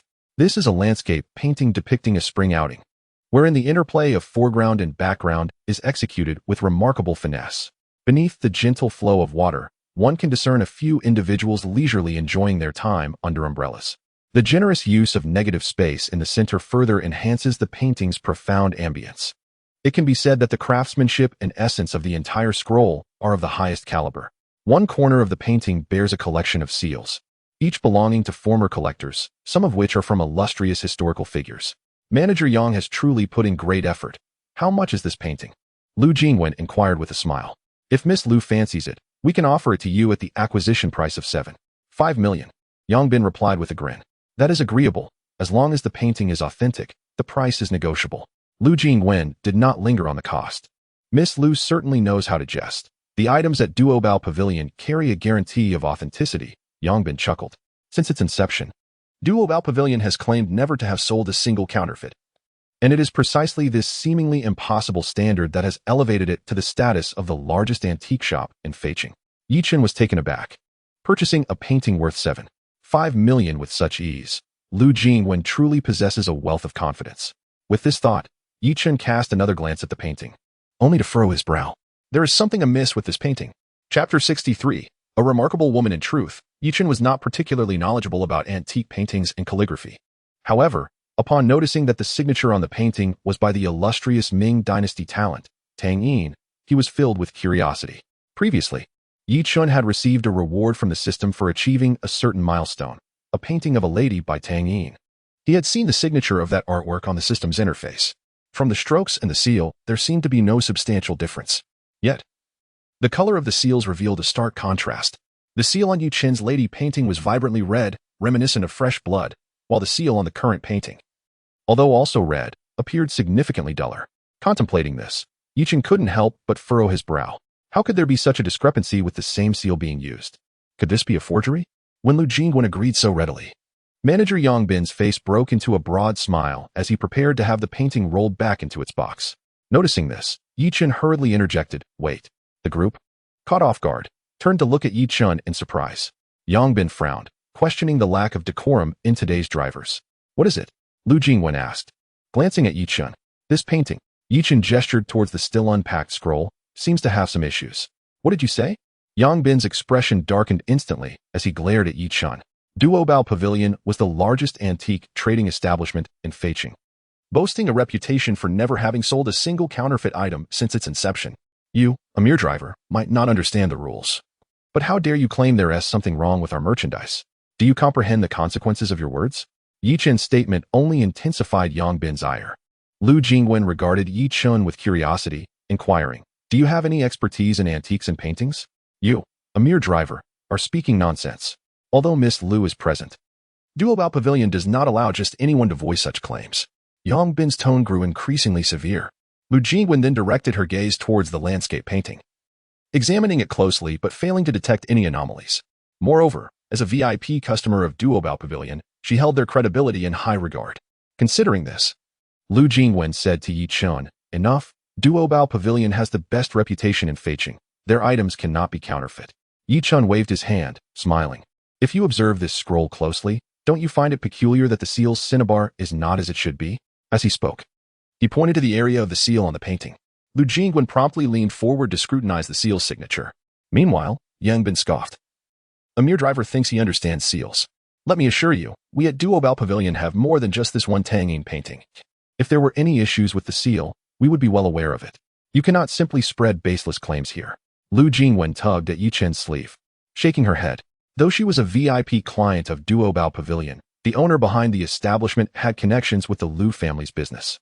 The discord arising from this matter between the two parties seems rather counterproductive, especially considering the long-standing reputation of Duobao Pavilion. It is inconceivable that they would peddle counterfeit goods. You truly do not shed tears until faced with the grave. Yi Chen sighed in resignation, shaking his head. He then pointed once more toward the seal, stating, "Tang Yin seals are crafted from palace-grade cinnabar, which possesses a uniform hue, remains steadfast in water, is impervious to fire, and ages gracefully. Observe the seal's impression. The color varies significantly, and there are evident signs of fading. Can one truly overlook this?" Upon finishing, Yi Chen fixed his gaze intently upon Yang Bin. Yang Bin, absorbing Yi Chen's words, found himself momentarily stunned. Certainly, with his years in the antique trade, he was well aware of such nuances. As he scrutinized the seal's impression further, a cold sweat trickled down his back. The color of this painting's seal was indeed amiss, vastly divergent from the palace-grade cinnabar. However, due to the deliberate aging, it was nearly imperceptible without careful examination. Yi Chen's assertion was not unfounded. This painting was highly likely a forgery. This piece had cost Duobao Pavilion over 5 million, and Yang Bin had been present during its appraisal, having confidently guaranteed its authenticity as a rare and exquisite treasure. Now that it was revealed to be a fake, the monetary loss was secondary. The paramount issue was the damage to Duobao Pavilion's reputation. The years of hard-earned esteem could be tarnished by this singular artwork. Lu Jingwen listened in stunned silence. Yang Bin's reaction indicated Yi Chen was indeed speaking the truth. But what next? Should they proceed with the purchase or not? This decision directly affected the financial dealings between Duobao Pavilion and the Lu Group, creating a moment of palpable awkwardness. Just then, the VIP room door swung open. A woman in her 30s, clad in a qipao and possessing a statuesque figure, strode in, cradling a painting scroll in her arms. "Wenwen, why did you not greet me upon entering?" the woman exclaimed cheerfully, clasping Lu Jingwen's hand warmly. Lu Jingwen returned her smile, replying, "Aunt Fong, I heard you were abroad." "Oh, I returned long ago. I heard your grandfather was celebrating his birthday." "Wenwen, are you here to purchase this landscape painting?" "I specifically brought it for you," she said. "Ah, Aunt Fong, this." Lu Jingwen faltered upon hearing her words. If Aunt Fong's scroll was indeed a landscape painting, then what lay upon the table? Aunt Fong, having noticed the painting on the table, immediately changed her expression and turned to Yang Bin. "Yang Bin, what is going on? Did I not instruct you to destroy this counterfeit? How did it end up here?" Aunt Fong glared disapprovingly at Yang Bin. "Ms. Fong, I. Yang Bin found himself momentarily at a loss for words, but he quickly realized that Ms. Fong had come to their rescue. Yang Bin quickly smiled and said, "I apologize. I took the wrong one. Then hurry up and put it away. What a disgrace." Aunt Fong coldly retorted, Yes, Upon hearing this, Yang Bin hastily stowed away the counterfeit landscape painting and conscientiously withdrew. He exhaled a sigh of relief, although he would undoubtedly face repercussions for this incident. At least he had preserved the reputation of Dao Baoxian and safeguarded his own livelihood. As he recalled the young man, Yichen, beads of cold sweat began to form anew. This young man had discerned the painting's flaws with a mere glance, an enigma indeed. Should he encounter this young man again, he must extend a warm welcome, for he was undoubtedly more than just a mere driver. It was likely that he was a highly skilled appraiser, specially invited by Lu Jingwen. At that moment, the VIP room was left with only Aunt Fong, Lu Jingwen, and Yichen. Aunt Fong slowly unfurled the painting in her hands. The content of the painting was identical to what they had just seen, with no discrepancies whatsoever. Once the scroll was fully opened, Aunt Fong smiled and said, "Would you kindly lend your discerning eye once more?" As she spoke, her gaze turned toward Yichen. Although Aunt Fong appeared to be in her 30s, the gentle and serene demeanor in her eyes was quite comforting. Yichen marveled at her adept handling of the situation. With just a few simple words, she had effortlessly diffused the awkwardness. This woman's astuteness was remarkable. She was indeed a formidable presence. Aunt Fong had certainly overheard the events that had transpired, which was why she would invite Yichen to appraise this painting. Chapter 64. 1 million. Yichen glanced at the newly acquired landscape painting. Undoubtedly a genuine masterpiece this time. He nodded in acknowledgement, choosing not to elaborate further. Aunt Fong, the items you presented are certainly without issue, Lu Jingwen remarked, suggesting that the price should adhere to their earlier agreement. Upon hearing this, Aunt Fong quickly shook her head, asserting, "That simply won't do. You are now our VIP client, and moreover, this is a birthday gift for old Master Lu. I shall grant you a 50% discount. I might attend the celebration myself." Lu Jingwen was overjoyed by the generous discount, which saved her over 3 million. Although the Lu family was affluent and unconcerned about such an amount, saving it would indeed facilitate many endeavors. Lu Jingwen recognized that Aunt Fong's willingness to offer this discount was largely attributable to Yichen's influence. Aunt Fong's gesture was also intended to ensure Lu Jingwen kept their previous discussion confidential. Both parties understood each other well. Those in the business realm are astute individuals, which explains why Duobao Pavilion has achieved its current stature. Once outside Duobao Pavilion, Lu Jingwen, seated in the car, remarked with a smile, "I didn't expect you to possess such knowledge." "Well, it's not too surprising. I happen to have a painting by Tang Yin, which drew my attention." Yichen replied with a smile. "You own a painting by Tang Yin? A collector? I see. I am honored." Lu Jingwen chuckled, revealing a charming little canine tooth, making her appear quite adorable. "I am flattered," Yichen responded with a grin. "The finals are next week. Have you booked your flight to the Magic City yet?" Lu Jingwen inquired about the competition. The final round would be held offline at the VSPN Esports Center in the Magic City. Given that Yichen's location in Feicheng was thousands of kilometers away, flying would be the most efficient mode of transport. "Not yet. I plan to book it tomorrow." Yichen replied. "Perfect. We haven't booked ours either. Let us travel together. I'll arrange the tickets for you as a token of gratitude for your assistance in appraising that painting," Lu Jingwen proposed with a smile. "Sounds good," Yichen acknowledged, impressed by Lu Jingwen's business acumen. As they conversed in the car, they soon arrived at the 4S dealership where Lu Jingwen maintained her vehicle. After she retrieved her car, they parted ways, though the distance between them had undeniably diminished. After bidding farewell to Lu Jingwen, Yichen was driving when his phone vibrated, indicating a new WeChat message. He assumed it was from Xiao Lei and the others, likely sharing photos from their revelry at the bar. However, upon opening the message, he discovered it was from Zhou Ping, a high school classmate and one of Yichen's closest friends during that time. Since graduating, their communication had dwindled. Zhou Peng had moved to the Magic City for work due to unsatisfactory academic performance, while Yichen had pursued university education in Feicheng, eventually choosing a path in professional esports and dropping out midway. "Yichen, have you seen the messages in the class group?" Zhou Peng inquired. In Yichen's WeChat, there exists a group chat for his high school classmates, which initially buzzed with lively conversations. However, over the years, it has become as stagnant as a still pond. Yichen had long since muted notifications for this group. He was puzzled by the sudden message from Zhou Ping and decided to open the class group. To his surprise, the long silent chat had once again erupted with activity. As he scrolled through the messages, memories of his classmates from high school flooded back. It soon became clear that the source of the renewed chatter was the news of a girl from their class, Li Mengnan, who had been hospitalized. Yichen could scarcely recall her appearance. A few days prior, while cooking at home, a gas explosion had severely burned Li Mengnan, and she now lay in the intensive care unit, her life hanging by a thread. Consequently, the classmates were discussing a collective donation to help her. Moved by the news, Yi Chen felt a pang of sympathy for Li Mingnan. "I will donate 100,000, exclaimed Zhang Zhan, the wealthy scion from their high school days. The moment his message appeared, the group chat erupted in excitement. Zhang Gu is indeed affluent. His generosity is remarkable. Where is Zhang Gu making his fortune now? I heard you went abroad for further studies. Zhang Gu, do share your insights. Let your old classmates benefit from your success." The mood in the group shifted from concern for Li Ming into a chorus of flattery directed at Zhang Zhan. After a while, as the messages began to dwindle, Yi Chen inquired, "Who is coordinating this donation? How do we contribute?" "Yi Chen, you needn't bother. Everyone knows you are an orphan.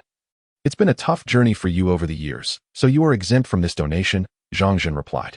Yi Chen frowned at this message, uncertain whether Zhang Zhan's words were genuinely kind or a veiled mockery. He recalled their high school days, during which he and Zhang Zhan had clashed frequently, often with Zhang Zhan taunting him about being an orphan, which had irked Yi Chen immensely. "Well, Zhang Zhan has already pledged 100,000.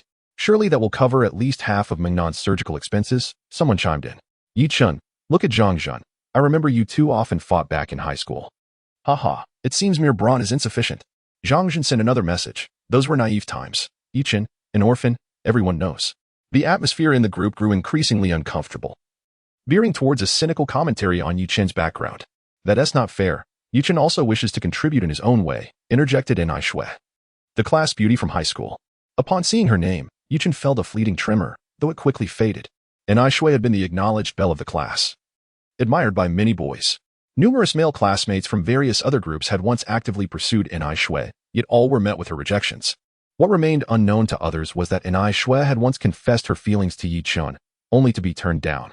At that time, Yi Chen had grown up in an orphanage, enduring a life of considerable hardship, often relying on odd jobs to barely scrape by.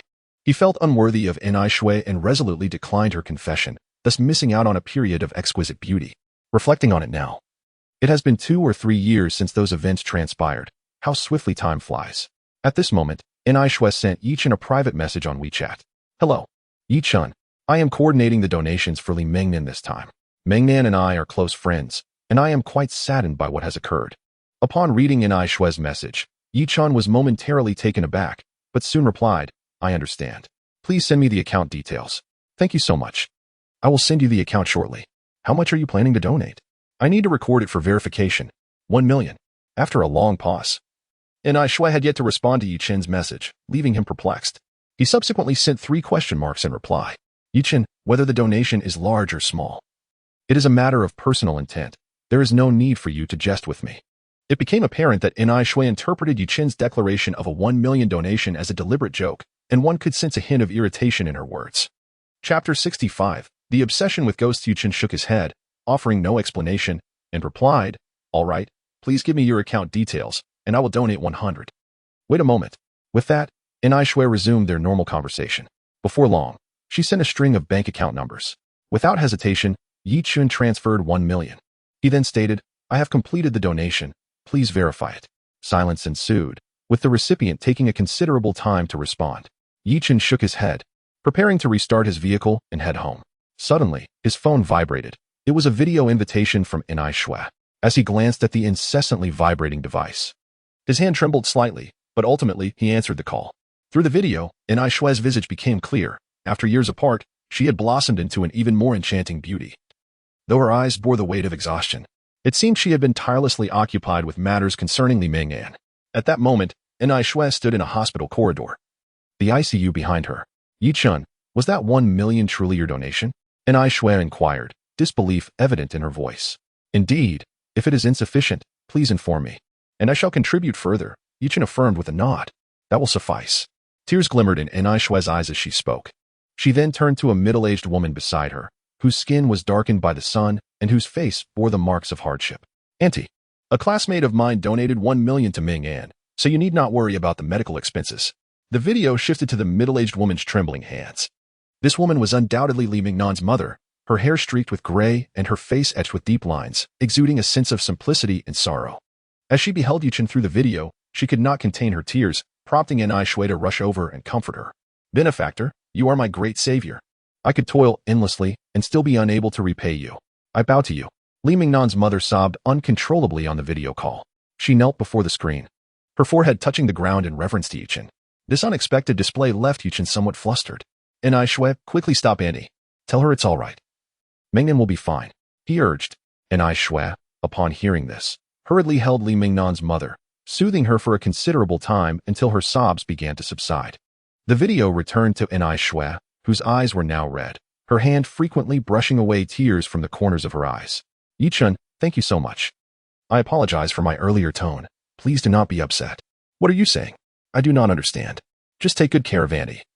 And if you need anything else, call me, Yichun said with a smile, waving his hand. And Shui, with tearful eyes, nodded vigorously. After ending the video call, Yichun exhaled a sigh of relief. At this moment, the class group continued to buzz with lively discussions, with everyone inquiring about the amounts they had donated. Ultimately, Zhang Zhen's contribution of 100,000 was the highest. Just then, An Shui sent a message in the group. Everyone, Yichun has just donated 1 million, which is more than enough to cover the medical expenses. Your contributions will be returned in full. The news sent the group into an uproar. 1 million? Really? Brother Yi, where did you acquire such a fortune? The previous admiration and flattery directed towards Zhang Zhen abruptly shifted, leaving everyone utterly astounded by Yichun's generous donation. Yichun, how could you possibly donate 1 million? Is your money legitimate? It wouldn't be illegal, would it? At that moment, Zhang Zhen chimed in with a message, which instantly cooled the atmosphere. After a long pause, someone finally replied, Yichun, don't jeopardize yourself for the sake of appearances. If the funds are seized, we won't be able to help. Zhang Zhen quickly added fuel to the fire, saying, Yichun, as an orphan, how could you possibly donate 1 million? That money is definitely not clean. Yichun scoffed and retorted, my money is cleaner than your reputation. I don't need your unwarranted concern. His bold declaration left Zhang Zhen momentarily speechless. Zhang Zhen, a wealthy second-generation student from high school, was also a suitor of An Shui. Not only during their school days, but even now, he continued to pursue her. With Li Mingnan's incident, Zhang Zhen saw an opportunity to showcase himself before An Shui, hoping to impress her enough to become his girlfriend. He relished the thought of boasting about having won the affections of the class beauty. However, Yichun's sudden donation of 1 million rendered Zhang Zhen's 100,000 insignificant. Unperturbed, Yichun continued driving towards his residence. The reason for his generous donation was his profound empathy for Li Mingnan. The devastating fire that had nearly claimed his life left an indelible mark of despair on him. Moreover, as a girl, even if her life was saved, her beauty might be irreparably damaged. He hoped this money could provide her with some assistance. Presently, Yichun was in no financial distress. His points could be converted into over 10 million, and the rewards from the system included valuable assets. Among them was a vineyard that yielded a net profit of over 100,000 daily. Unbeknownst to him, Yichun's wealth had quietly escalated into the millions. Throughout his journey home, his phone buzzed incessantly with messages from former classmates. Even some female classmates who had not previously added him on WeChat proactively requested to connect with him, all eager to inquire about his recent financial endeavors and business ventures. Some female classmates even openly confessed their feelings to Yichun, expressing that they had harbored a secret admiration for him since high school. Years have passed, yet they remain unable to forget Yichun, hoping to spend time with him. Yichun chuckled lightly, thinking to himself, what nonsense. Were it not for the 1 million I donated, you would probably pretend not to recognize me if we crossed paths on the street. Naturally, he did not take these sentiments to heart. The world is indeed cold and unfeeling, and Yichun had witnessed too much of it over the years. The following day, while still lost in slumber, Yichun was abruptly awakened by the persistent ringing of his phone. Upon glancing at the caller ID, he saw it was a call from the Junding winery. Ever since Yichun had acquired this vineyard, he had yet to visit it, and thus had not interacted with anyone from within. What could this call mean? Hello. Yichun answered, curious to hear what the caller had to say. Is this Mr. Yi? Came the voice of a stranger on the other end, somewhat stiff in tone. What is it? Speak. Yichun replied curtly. Mr. Yi, greetings. I am Wu Fei, the person in charge at Junding Winery. Since you took over our vineyard, we have yet to meet the staff, and this month's financial reports are awaiting your approval. Please let us know when you might be available. The man named Wu Fei spoke with a hint of awkwardness, seemingly waiting for Yichun's response. Chapter 66. You are actually the boss here? Fine, I understand.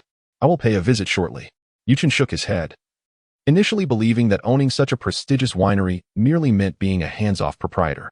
However, it has become evident that there are indeed matters requiring his personal attention. At that moment, Yichun found himself devoid of any desire for sleep. Thus, he rose to freshen up and drove towards Junding Winery. Located in the southern part of the city, the winery was not far from the villa district of Jiangjing Group, whose affluent clientele predominantly frequented the establishment. Once he confirmed the location, Yichun proceeded on his way. Upon arrival, he parked his car in the lot outside the winery and walked towards the entrance.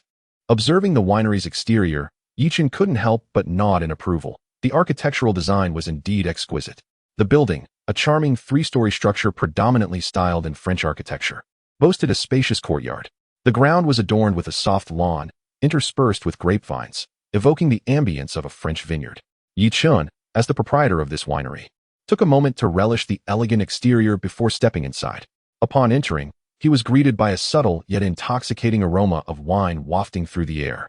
Merely inhaling it was enough to enrapture one's senses. Inside, various cabinets displayed an array of wines, predominantly red, alongside some premium white varieties. Elegantly dressed patrons strolled leisurely among the cabinets, meticulously reading the descriptions of each wine before selecting their preferred choice. While Yichen was engrossed in examining the offerings, he unexpectedly encountered a familiar face, leaving him both amused and exasperated. It was none other than Jiang Qingwu, whom he had met the previous day at the Feiyu Internet CAF. It appeared that Jiang Qingwu had come to the winery to purchase wine. Accompanying him were two similarly aged young men, who were engaged in light-hearted banter with him, presumably friends of Jiang. Brother Jiang is quite the figure. He can afford the wine from this winery, one of them exclaimed, flattering him. Indeed, who doesn't know that Brother Jiang is the young master of the Jiang family? The entire Jiang group will eventually belong to him. Another chimed in, his demeanor exuberant. It is truly an honor to indulge in Brother Jiang's wine tonight. Clearly relishing the flattery, Jiang Qingwu was basking in the praise when he noticed Yichen approaching. Instantly, his expression shifted. It was evident that he held a strong impression of Yichen, primarily due to the intimate interaction he had witnessed between Lu Jingwen and Yichen the day before, which had stirred feelings of envy within him. Jiang Qingwu steadfastly refused to believe that Lu Jingwen would choose a mere laborer as her partner. Now, encountering Yichen once more in this setting felt like fate intertwining their paths. What is a laborer like you doing in such a place? He thought bitterly. Just wait. With Lu Jingwen absent this time, I shall surely humiliate you thoroughly, Jiang Qingwu vowed silently. Contemplating this, Jiang Qingwu intercepted Yichen and coldly inquired, Yichen, what business do you have at the winery? Is this really a place for someone like you? Yichen glanced at Jiang Qingwu, feeling somewhat helpless. He had initially intended to feign ignorance, but Jiang's interception and tone were decidedly irksome. What I do here is of no concern to you. Do you truly believe you have the right to dictate my presence? Yichen scoffed, since you have already spoken so disrespectfully, why should I remain courteous? Huh, do you think you, a mere laborer, can afford the wines in this establishment? The price of just one bottle here is likely beyond what you could earn in a year.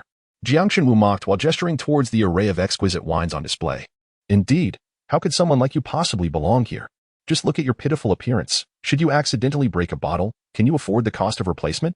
Though the two young men trailing Jiang Qingwu were unfamiliar with Yichen, they naturally felt compelled to join in on the mockery, given Jiang's disdainful attitude. Yichen, however, was disinterested in engaging in a futile argument with Jiang. His purpose for being there was to observe and not to squabble with fools. Whether I can afford it or not is irrelevant to you. Step aside and do not obstruct my way, Yichen asserted, forcefully pushing past Jiang Qingwu. Taken aback by the audacity of a mere laborer daring to speak to him in such a manner, Jiang Qingwu's face flushed with anger. He seized Yichen by the arm, jabbing a finger at him as he spat. You insolent wretch, how dare you act so brazenly before me? Do you know who I am? I am the heir of the Jiang group. You, a lowly laborer, dare to address me in such a manner? You must truly be tired of living. His finger nearly touched Yichen's nose. In an instant, Yichen's expression hardened, and he swiftly grasped Jiang Qingwu's finger. The speed of Yichen's reaction left no room for Jiang to respond. It was likely that Jiang had not anticipated such a direct confrontation. Once Yichen secured his grip, he pressed down with force, causing Jiang to grimace in pain. You rabid dog, best not bite indiscriminately. Do you believe I won't break your finger? Yichen glared at Jiang Qingwu, his grip tightening. Open your eyes and recognize whose territory you are in. How dare you act so recklessly towards me? At this point, Jiang's body contorted in agony. 1 at that moment, a man clad in a black suit hurried over. Upon seeing Yichen, his expression instantly transformed into one of deference. Mr. Yi, you arrived so promptly? The name tag on his chest read Wu Fei. Yichen recalled that he was the individual who had called him earlier that day. The man appeared to be around 40 years of age, exuding an air of composure. Expel those impertinent individuals immediately. Furthermore, from this day forth, Junding Winery shall cease all business with the Jiang family. As Yichen spoke, he forcefully released Jiang Qingwu's fingers, causing him to collapse to the ground in pain. Fortunately, Yichen had not actually broken any of Jiang Qingwu's fingers. Jiang Qingwu stared at Yi Chun in disbelief. He had initially assumed Yi Chun to be merely an ordinary laborer, never anticipating that he was the proprietor of the Junding winery. You are the owner of this winery? Jiang Qingwu exclaimed, clutching his aching fingers, astonished as he gazed at Yi Chun. Indeed, I am the owner of this winery. Do I need to greet you? What are you even worth? Leave. Yi Chun scoffed, not even sparing Jiang Qingwu a glance as he walked away, leaving him dumbfounded on the ground. Had Yi Chun truly been just a hapless laborer? Jiang Qingwu would have sought to reclaim his dignity today. However, he had not anticipated Yi Chun's true identity as the owner of the winery. Junding Winery was the largest winery in Feiqing, renowned for its prestigious wines that many prominent families coveted. In truth, this winery held considerable stature, and any attempt at easy retaliation would not prove simple. Moreover, if Junding Winery were to cease doing business with the Jiang family, it would pose significant challenges for them to procure quality wines in the future. As a prominent family, the Jiang family frequently hosted guests, necessitating the use of fine wines. Lacking access to good wine would undoubtedly tarnish their reputation. The unilateral decision by the winery to stop doing business with the Jiang family would only exacerbate their predicament. While Jiang Qingwu remained in his stupor, two burly security personnel approached. They regarded him sternly and said, "Young Master Jiang, shall we refrain from taking matters into our own hands? Yi Chun, you have some nerve. Just you wait." Jiang Qingwu glared at Yi Chun with resentment before ultimately being forcefully removed. Once Jiang Qingwu had been ejected, Yi Chun followed Wu Fei to the office of the owner, where they finally delved into pertinent matters. As Wu Fei recounted the recent work reports and future plans, Yi Chun felt on the verge of slumber. Stop, enough," Yi Chun exclaimed, unable to endure any longer. Wu Fei looked at him awkwardly. He did not wish to be so verbose. "Boss, you are the owner of the winery. After such a long absence, with so many responsibilities piling up, I find myself in quite a predicament. Moreover, judging by your demeanor today, it seems you may be a tad impulsive. Declaring that you will no longer do business with the Jiang family is quite a statement, especially considering they are one of our significant clients. Wu Fei, how long have you been working at the winery?" As Yi Chun spoke, he approached a wine cabinet in the office and glanced at the exquisite red wines arranged within. The wines in this cabinet were, without exception, rare collectibles, treasures that held value beyond mere market price. Chapter 67. Mr. Yi, truly dashing. Yi Chun glanced at the bottles of red wine in the cabinet, casually selecting one. After uncorking it, he poured himself a glass while observing Wu Fei. Wu Fei pondered for a moment, uncertain of the meaning behind his boss's sudden inquiry. After gathering his thoughts, he finally spoke. "I began as an apprentice at the winery when I was 16, and today marks my 20th year. 20 years. Yi Chun was taken aback, further solidifying his belief that Wu Fei must be a veteran of the winery, having ascended through the ranks. Nodding in acknowledgement, Yi Chun downed the contents of his glass in one gulp. "From this day forth, you shall serve as the overall head of the winery. You will have full authority over all matters pertaining to it, and do refrain from calling me unless the winery faces closure.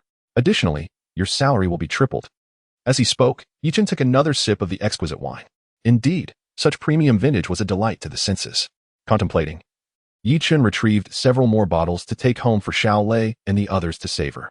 Wu Fei was momentarily stunned. It was his first encounter with the boss, and he was being promoted with such a significant raise in position, leaving him somewhat overwhelmed. Although Wu Fei already held a high position, there were many decisions he hesitated to make independently. This was precisely why Yi Chun had been invited to the winery. Now, with Yi Chun granting him direct authority upon their first meeting, Wu Fei had initially perceived the boss as somewhat impetuous, but upon further reflection, he found Yi Chun to possess remarkable decisiveness and charm, growing ever more impressed. "I have great faith in you. As for the documents on the table, handle them as you see fit. That will be all for today," Yi Chun gestured. He packed 5 or 6 bottles of the fine red wine and exited the office, leaving Wu Fei alone to absorb the implications of Yi Chun's words. Wu Fei's heart began to swell with ambition, silently vowing to elevate Junding Winery to new heights, thereby honoring the trust his boss had placed in him. As Yi Chun departed, he passed through the lobby and noticed several saleswomen gathered, whispering amongst themselves. They were discussing the young man they had just met, their boss, Yi Chun. "That young man is our boss. I would never have guessed," one remarked. "Indeed. He looks so youthful and handsome, yet his attire suggests otherwise," another chimed in, blushing slightly. "You don't understand. This is called humility. A man of such caliber does not need to flaunt himself through fashion," another added. "Do you think he is married? What? Are you looking to catch the boss's attention? Don't be ridiculous. But if he were to take notice of me, that would indeed be a blessing, wouldn't it?" The other young saleswomen nodded in agreement, some even envisioning sweet moments shared with Yi Chun in their minds. At that moment, Yichun happened to pass by, holding several bottles of wine. He noticed a few people laughing and asked, "What delightful conversation are you engaged in?" "Ah, boss, it's nothing, nothing at all," the group replied. Their faces suddenly flushed upon seeing him. Yichun chuckled heartily and said, "The success of the winery relies on all of you. In the coming days, I will be increasing everyone's salary. Each of you will receive a doubling of your wages. So work diligently." With that, he exited the winery, leaving the saleswomen in a state of bewilderment. This boss is indeed too charming. Not only is he handsome, but he is also exceedingly generous. This is what a true boss should be like. After placing the wine in the trunk, Yichun drove away. However, shortly after he set off, he was halted by several uniformed traffic police at an intersection. "Hello, we are conducting a sobriety check. Please cooperate and present your identification," one officer stated sternly. Unbeknownst to Yichun, this location was a routine checkpoint for the police, primarily targeting drivers who had just departed from the winery. Naturally, they would overlook prominent figures from Feiching, but those with some wealth but no connections would be thoroughly scrutinized.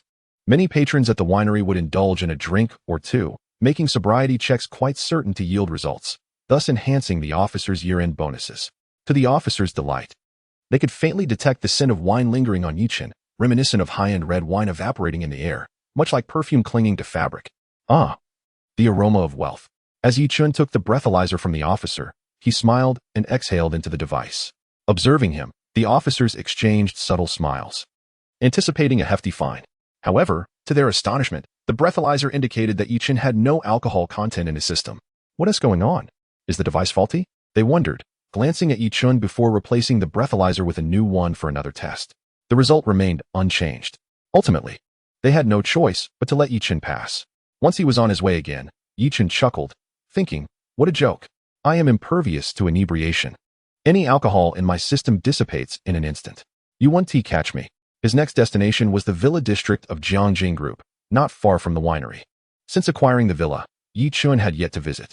He initially planned to wait until the NECL finals concluded and the club relocated before coming by, but today, as fate would have it, he decided to stop by. The villa district of Jiangjing Group is renowned in Feiching as a wealthy enclave, home to many prominent local tycoons. The interactions among residents are quite frequent.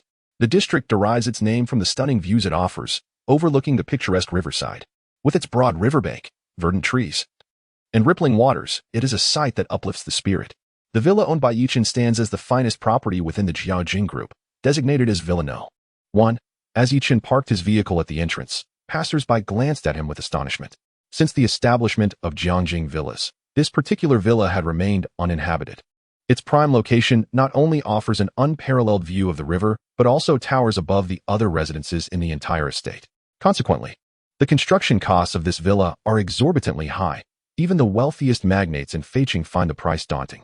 Moreover, acquiring this villa requires not just wealth, but also substantial connections and influence. Yet, Yichun entered the villa with an air of confidence, inevitably stirring curiosity among onlookers, some of whom began speculating whether he might be the young heir of a prominent family, eager to seize an opportunity to befriend him. Upon entering, Yichun surveyed the exquisite decor and furnishings, all of which were of the highest caliber, boasting an array of premium appliances and furniture. He even spotted a renowned painting of a lady by Tang Yin and a pair of exquisite Ming Dynasty vases, both of which are esteemed collectibles that harmoniously elevate the villa's overall ambience. Yichun nodded in satisfaction as he sank into the plush sofa in the living room, gazing out at the rippling waters of the river in the distance, reveling in the serene environment. However, the vastness of the villa felt somewhat daunting, leaving him with a sense of emptiness and solitude. He shook his head, contemplating that perhaps it would serve well as a future marital abode. Though he had considered utilizing this space as a club, the vision of its future growth led him to dismiss that idea, realizing that even this grand villa might not suffice for such purposes. After sitting in contemplation for a while, Yichun ventured to explore the villa neighborhood, seeking to familiarize himself with his surroundings. Following the path from the villa's entrance, he unwittingly found himself at the riverbank, which had been designed as a recreational area for residents by the Jiangjing Group. There, several elderly individuals donned in martial arts attire practiced Tai Chi, while others engaged in conversation on benches by the river. One should not underestimate these elders. They are venerable figures in Feiching, whose presence commands respect. The atmosphere here radiated tranquility, with some practicing their forms, others savoring tea, and many engaged in lively discussions. As Yichun strolled, he noticed an elderly gentleman performing Tai Chi with movements that captivated his attention. The old man's technique, while seemingly gentle and composed, concealed a formidable strength. Anyone attempting to engage him directly would likely find themselves overwhelmed, regardless of their physical prowess. With his mastery of Wing Chun, Yi Chun discerned the underlying power within the old man's graceful motions, silently admiring the evident skill. This elder, it seemed, had already attained a level approaching that of a grandmaster in martial arts. As the elderly man slowly turned around, following his set of boxing movements, Yi Chun was momentarily taken aback. Wasn't this Lu Jingwen's grandfather? Yi Chun held a rather profound impression of the old gentleman. Their first encounter at the internet CAF had left him with the notion that this elder was far from ordinary. Subsequently, due to the incident involving Lu Dalong, the old man had directly ordered the incapacitation of Lu Dalong's hand. The sheer ruthlessness of that action alone was enough to astonish Yi Chun. Once the elder completed his sequence of punches, he fortuitously caught sight of Yi Chun. With a hearty laugh, the elder remarked, "Ah, young man, it's been quite a while." Yi Chun chuckled in return, stepping forward to pay his respects as a junior, and gently said, "Old sir, you still remember me? How could I forget? The last time, when Wanwan was troubled by a few ruffians during a competition, it was you who spoke up in her defense." The elder chuckled. "Haha, your memory serves you well." "Old sir," Yi Chun replied with a smile. The elder then inquired, "What did you think of my boxing technique just now?" He observed Yi Chun's expression during his performance, sensing that he possessed some understanding of martial arts. Yi Chun was slightly astonished. He had merely been a bystander. Yet this elder was able to glean such insights from his gaze. Such perceptiveness was undoubtedly a rare gift, akin to the subtlety of a flickering flame. This only reinforced Yi Chun's belief that this old gentleman was indeed extraordinary. Chapter 68. Wing Chun. In truth, my understanding of martial arts is rather limited. Yet I witnessed your Taiji, which flowed with a seamless grace and contained an inward strength, truly embodying the demeanor of a master, remarked Yi Chun with a smile. Upon hearing this, old Master Lu nodded repeatedly, chuckling. How can one who expresses such insight claim to have little knowledge of martial arts? It was evident that old Master Lu was skeptical. Yi Chun chuckled in response, saying, "I possess a modest understanding of some Wing Chun forms. But in comparison to your esteemed self, I am indeed vastly inferior." "Wing Chun?" Old Master Lu exclaimed, his surprise palpable. He scrutinized Yi Chun and continued. "The techniques of Wing Chun are intricate and the methods are agile and varied. Without a decade or more of dedication, achieving proficiency is quite challenging. Pray, demonstrate a set for me." Old Master Lu's interest was piqued upon learning that Yi Chun practiced Wing Chun. Since acquiring a master-level understanding of the art, Yi Chun had indeed gained insight into martial disciplines. Thus, upon hearing the elder's request, he felt no hesitation.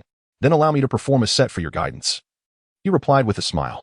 With that, Yi Chun executed a foundational Wing Chun sequence. This martial art emphasizes rising from the ground, originating from the heart, striking swiftly against the slow, and harmonizing strength with gentleness. Yi Chun's performance truly showcased these principles with remarkable precision. Old Master Lu watched closely, nodding in approval. Although Yi Chun's display was merely an introductory form, the elder could discern the solid foundation of Yi Chun's technique. Each punch was delivered with such vigor that it almost resonated like the roar of a dragon. Recalling the tale of Yi Chun single-handedly confronting multiple opponents just days prior, old Master Lu had initially regarded it as an exaggeration. However, witnessing the young man's display of skill dispelled any doubts. As Yi Chun concluded his performance, old Master Lu continued to nod, showering him with praise, exclaiming, "The youth is formidable, indeed." Yi Chun, feeling a surge of enthusiasm, bowed repeatedly and humbly replied, "I have merely scratched the surface. You've got potential, young man." Just then, another elderly gentleman approached. This man appeared slightly younger than old Master Lu, accompanied by a young man in his 20s, whose complexion was notably fair. The elder approached Yi Chun and old Master Lu, laughing as he said, "This old Lu, a year ago, somehow got his hands on a manual of Taiji. Now he treasures it, practicing daily. After a lifetime of being a capitalist, he has unexpectedly become a martial arts enthusiast." The newcomer seemed to share a close rapport with old Master Lu, allowing him to jest freely. "Qin Zishu. With younger generations present, must you speak so irreverently? Have you forgotten the decorum of age?" Old Master Lu chuckled. "Ha, you old rascal, this young lad seems promising. Is he your disciple?" Qin Zishu remarked, examining Yi Chun with a grin. Yi Chun, in turn, performed a respectful gesture of greeting towards Qin Zishu, saying with a smile, "I am Yi Chun, a humble junior. Pleased to meet you, Uncle Qin." Yi Chun's demeanor was exceedingly courteous, prompting Qin Zishu to nod with a smile and remark, "Young man, I observed your boxing techniques just now. Your fundamentals are quite solid. I must admit, old Qin here feels a twinge of excitement. What do you say? Would you care to spar with this old fellow?" Taken aback, Yichen realized that Qin Zishu lacked the serene composure characteristic of Elder Lu. The manner in which he spoke left Yichen at a loss for words. Quickly shaking his head, he replied with a smile, "I dare not, sir. In truth, my knowledge of martial arts is rather superficial. I merely engage in physical exercise from time to time. Your words are truly flattering. After all, you are well into your senior years. If I were to injure you with a single punch, I would find myself in a predicament, for even with 10 villas, I could never compensate for such a misfortune." Upon hearing Yichen's response, the young man trailing behind Qin couldn't help but scoff, evidently dismissive of Yichen's claims. Having observed Yichen's recent boxing techniques, he noted that they were merely elementary routines. While such forms possess aesthetic appeal, in terms of practical application, they fell woefully short. Yichen's words further corroborated the young man's initial impression, leading him to regard Yichen as nothing more than a novice. Elder Lu, perceiving the tension, quickly interjected to defuse the situation, chuckling, "Old Qin, at your age, how can you speak so recklessly? How could a young lad possibly spar with you, an old relic?" Qin Zishu, upon hearing this, recognized the impropriety of his suggestion but could not hide his interest in Yichen's Wing Chun. Otherwise, he would not have expressed a desire to engage in a match. "Perhaps you could allow Qin Imo to practice with him? I heard she recently won the championship in martial arts combat here in Feiqing," Elder Lu suggested, glancing at the young woman standing quietly behind Qin Zishu. At this suggestion, Qin Zishu's eyes brightened, and he clapped his hands in approval, exclaiming, "Indeed, these two youngsters appear to be of similar age. It would be quite fitting for them to exchange techniques." Upon hearing Qin Zishu's words, Qin Imo stepped forward, calmly fixing her gaze upon Yichen. Yichen paused momentarily, a wry smile crossing his face. He had merely come for a leisurely stroll, yet it had unexpectedly transformed into a contest. Nevertheless, he felt a surge of eagerness to engage, especially since Elder Lu had just mentioned her recent championship victory. With a smile, Yichen approached, deliberately performing a respectful fist salute and stating, "I look forward to your guidance." However, Qin Mo offered no further acknowledgement, simply adopting a horse stance, poised for Yichen's move. Observing this, both Qin Zishu and Elder Lu nodded approvingly, stating, "It appears Qin Mo has made significant progress. Even her initial stance exudes the aura of a master. With proper training, she may well become a revered figure in martial arts." Qin Zishu chuckled and said, "Indeed, one must consider whose grandson we are discussing. In the realm of commerce, I, old Qin, may not rival you, but in martial arts, even 10 of your old Lu heads would not stand a chance." With that, he wore a proud expression. Upon hearing Qin Zishu's words, old Master Lu couldn't help but shake his head, laughing, "You old rascal, at your age, still boasting so?" "I merely speak the truth," Qin Zishu replied. As the two elders exchanged banter, Yichen and Qin Imo had already begun their duel. Yichen was the first to strike. After his opponent performed an initial stance, she stood still as if rooted to the ground. Yichen felt that remaining in a stalemate was not conducive, so he took the initiative to attack. With this first strike, Yichen quickly realized the formidable prowess of his opponent in martial arts. Despite a series of aggressive maneuvers, he found himself at a disadvantage. Being countered at every turn and forced back several paces, Qin Imo was equally astonished after witnessing Yichen's initial assault. She had assumed him to be merely a novice martial artist. However, after exchanging several blows, she found herself struggling to cope, employing all her skills just to fend off Yichen's relentless onslaught. The disdain she had harbored swiftly dissipated, replaced by a serious demeanor. After a moment of concentration, Qin Imo launched her own offensive against Yichen. Chapter 69, A Woman? Qin Mo's onslaught was sharp and fierce, her punches executed with utmost cunning. As she attacked from the left and thrust from the right, Yichen found himself retreating repeatedly. With the back-and-forth exchanges escalating, Yichen gradually grew more exhilarated, unleashing the full repertoire of his Wing Chun techniques. The two engaged in a fierce duel, neither side willing to yield. Observing from the sidelines, Qin Zishu clapped enthusiastically. Having just remarked that old Master Lu was a martial enthusiast, it now appeared that the true martial aficionado was indeed Qin Zishu himself. After several exchanges of blows, Yichen's master-level Wing Chun began to gain the upper hand. At this juncture, Qin Mo's defenses started to falter, and Yichen seized an opening, launching a punch aimed at her chest. However, as he threw the punch, he worried that it might be too forceful and harm Qin Imo. So he transitioned from a fist to an open palm, striking her chest instead. In that instant, both were momentarily taken aback. "Ah, so soft. Wait, is she a woman? I can't believe I didn't notice. Yichen was astonished to discover that his opponent was indeed a young lady, dressed in an oversized black sweatshirt. With certain features not prominently displayed, coupled with her pragmatic middle-parted hairstyle, he had assumed she was male. Yet, that palm strike, which made contact with her vital area, revealed the truth in an instant. Qin Mo, on the other hand, was astonished by Yichen's previous move. He could have easily defeated her with a punch. Yet it was evident that he had held back. In the midst of their rapid exchanges, where many actions were instinctive responses, she was taken aback that he could maintain such composure and thoughtfulness in such a brief span. His martial prowess far exceeded her expectations. Ha ha ha, splendid, splendid, Qin Zishu exclaimed, applauding as the two finally ceased their spar. He lauded Yichen's martial skills profusely.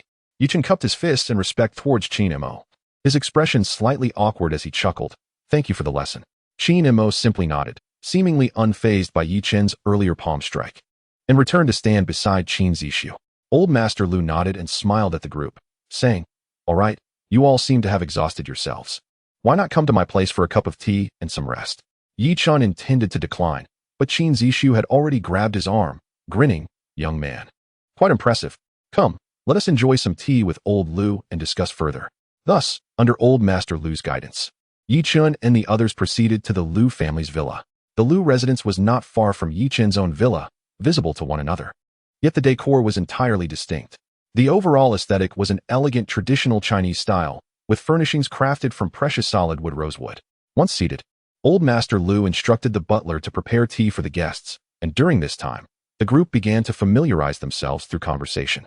They initially discussed martial arts, a topic that clearly piqued Qin Zishu's interest. The dialogue soon shifted to Yichen's experiences at the internet CAF, prompting Qin Zishu to repeatedly give him a thumbs up in admiration.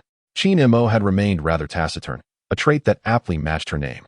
As a few of them engaged in conversation, Lu Jingwen happened to return from outside, her surprise evident upon discovering Yichen at home. Elder Lu then recounted the earlier events to Lu Jingwen, who, upon grasping the situation, shook her head helplessly and remarked, Uncle Qin, how could you allow Mo to engage in a fight with someone else? What if she gets hurt? Qin Zishu, however, was unfazed and chuckled, young people should be allowed to experience challenges. It's not a big deal. By the way, shouldn't you be occupied at the CAF? Didn't you mention you were planning to renovate and upgrade it?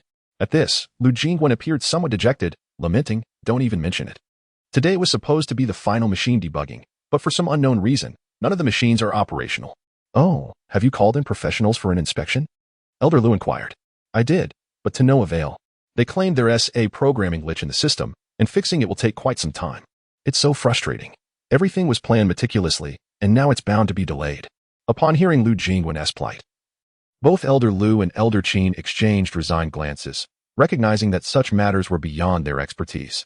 However, Yichen suddenly recalled an acquaintance and spoke up. I happen to know someone who might be able to assist you. Really? I've consulted numerous professionals in this field, and they all said it would take at least a few days. Lu Jingwen expressed her skepticism. After all, the network engineers she had engaged could not resolve the issue promptly, yet Yichen claimed he had a solution. Well, let us give it a try. It might just work, Yichen suggested, referring to a certain individual he had met in the computer market named Daniel. Initially informed by Xiao Lei that Daniel was a graduate student from a prestigious university with considerable expertise in computers, Yichen felt it worth a shot given Lu Jingwen's predicament. Moreover, it seemed a waste of talent for someone as skilled as Daniel to be confined to such a small establishment. Lu Jingwen, seeing no better alternatives, agreed, nodding, all right. Let us go find the person you mentioned. With remarkable swiftness, she took Yichen by the arm and exited the villa. Observing their departure, Qin Zishu chuckled. Hey, Lu Changjin, do you think this fellow might become your granddaughter's fiancé in the future? Lu Changjin, Elder Lu's name, was addressed directly by Qin Zishu, a rarity in the city of Feiqing. This is a matter for the young. Ashanti interfere, Lu Changjin replied with a smile, shaking his head. I must say, are you looking down on him? I believe this young man is quite remarkable, and I think my Mo would be well matched with him. Wouldn't you agree? Mo? Qin Zishu turned, grinning at Qin Mo. Her face flushed crimson. Qin Mo remained silent. Yichen drove towards the computer city with Lu Jingwen, discussing the remarkable achievements of Daniel along the way. Lu Jingwen found it utterly astonishing that such a formidable team like Yichen's relied on a haphazard assembly of spare parts for their computers. It was truly impressive that a system with such a configuration could compete and secure consecutive championships. This Daniel was indeed a remarkable young man. Lu Jinwen was eager to witness it for herself. Before long, they arrived at the computer city, which buzzed with its familiar vibrancy. Customers flocked in front of every store and stall, examining various models, while some sales personnel even approached them to entice potential buyers. Guided by his memory, Yichen made his way to the innermost corner of the computer city. Much like his previous visit, the area was rather deserted. A stark contrast to the bustling scenes at the entrance. Landlord, is there any chance you could extend the deadline a few more months? Once business picks up. I promise to pay the rent in full, a voice echoed from within the shop. What nonsense are you spouting? You've been renting this place for over a year. You've been behind on your rent for several months, and you still have the audacity to ask for more time? Let me tell you. If you can't come up with the rent today, you'd best pack your things and leave. Came the sharp retort of a middle-aged woman. Chapter 70. Is he really capable? Upon hearing these words, Yichen furrowed his brow, speculating that Daniel must be facing financial difficulties. However, at this moment, I truly have no money. Daniel's voice was tinged with a hint of despondency. No money? Then get lost. Look at how you're trying to imitate others by renting a storefront for business. Your sales in this computer market are the worst. The landlord, a middle-aged woman, raised her voice, her tone increasingly grating. Landlord, please, I really cannot produce the money right now. Could you grant me a few more days? Daniel spoke almost pleadingly. I've already said, if you can't pay the rent today, then get out immediately. Just look at the junk in your store. It's a perfectly good shop. Yet you've made it filthy and odorous. Will I ever be able to rent it out again? As she spoke, the landlord pinched her nose and carelessly knocked over a pile of accessories on the nearby table. This was indeed true. Although the location of the shop was not particularly favorable, the arrangement inside was reminiscent of a refuse heap. Daniel continued to beseech the landlord, but her stance remained resolute. Pay up or leave. Lu Jinwen, witnessing this scene, felt a twinge of embarrassment. Could someone who couldn't even pay rent truly repair computers? Are you leaving or not? If you don't, I'll have no qualms about being rude. The landlord's patience was evidently wearing thin. She even tossed a pile of Daniel's accessories out of the shop. These items landed right at Yichen's feet. It was only then that Daniel and the landlord noticed Yichen and Lu Jinwen standing at the door. Yichen bent down to pick up the discarded accessories one by one, and then walked back into the store to return them to the table. Both the landlord and Daniel were momentarily taken aback by the sudden appearance of the two. Aren't you a friend of Xiaolei? It seemed that Daniel, due to the dire state of his business, had managed to remember Yichen after all this time. Yichen smiled and nodded, inquiring, what's going on? Can't you pay the rent? Daniel scratched his head, feeling somewhat embarrassed. The landlord scrutinized Yichen from head to toe, her expression revealing disdain as she remarked. Indeed, he has already owed me 4 months of rent. Are you his friends? If so, hurry up and help him move this trash out of my space. 4 months of rent? How much is that? Yichen inquired calmly. 2,200 a month. 4 months amounts to 8,008. What? Are you going to pay for him? The landlord surveyed Yichen again, mocking him. Daniel is my friend. He is currently in a tough spot. And what harm is there in lending a hand? As he spoke, Yichen retrieved his phone, scanned the payment QR code displayed in Daniel's shop, and transferred 10,000 yuan without hesitation. Daniel, this 10,000 is to cover your overdue rent. You can repay it later. Yichen stated as he completed the transaction. Daniel stared at Yichen in disbelief, and at that moment, his phone chimed, notifying him of the 10,000 yuan payment. This feels quite awkward. Daniel found himself somewhat at a loss. After all, he had only met Yichen once. While the latter might possess considerable wealth, their unfamiliarity rendered the sudden transfer of 10,000 yuan somewhat unsettling for Daniel. No worries, just pay the overdue rent first. I have something to discuss with you, Yichen said calmly.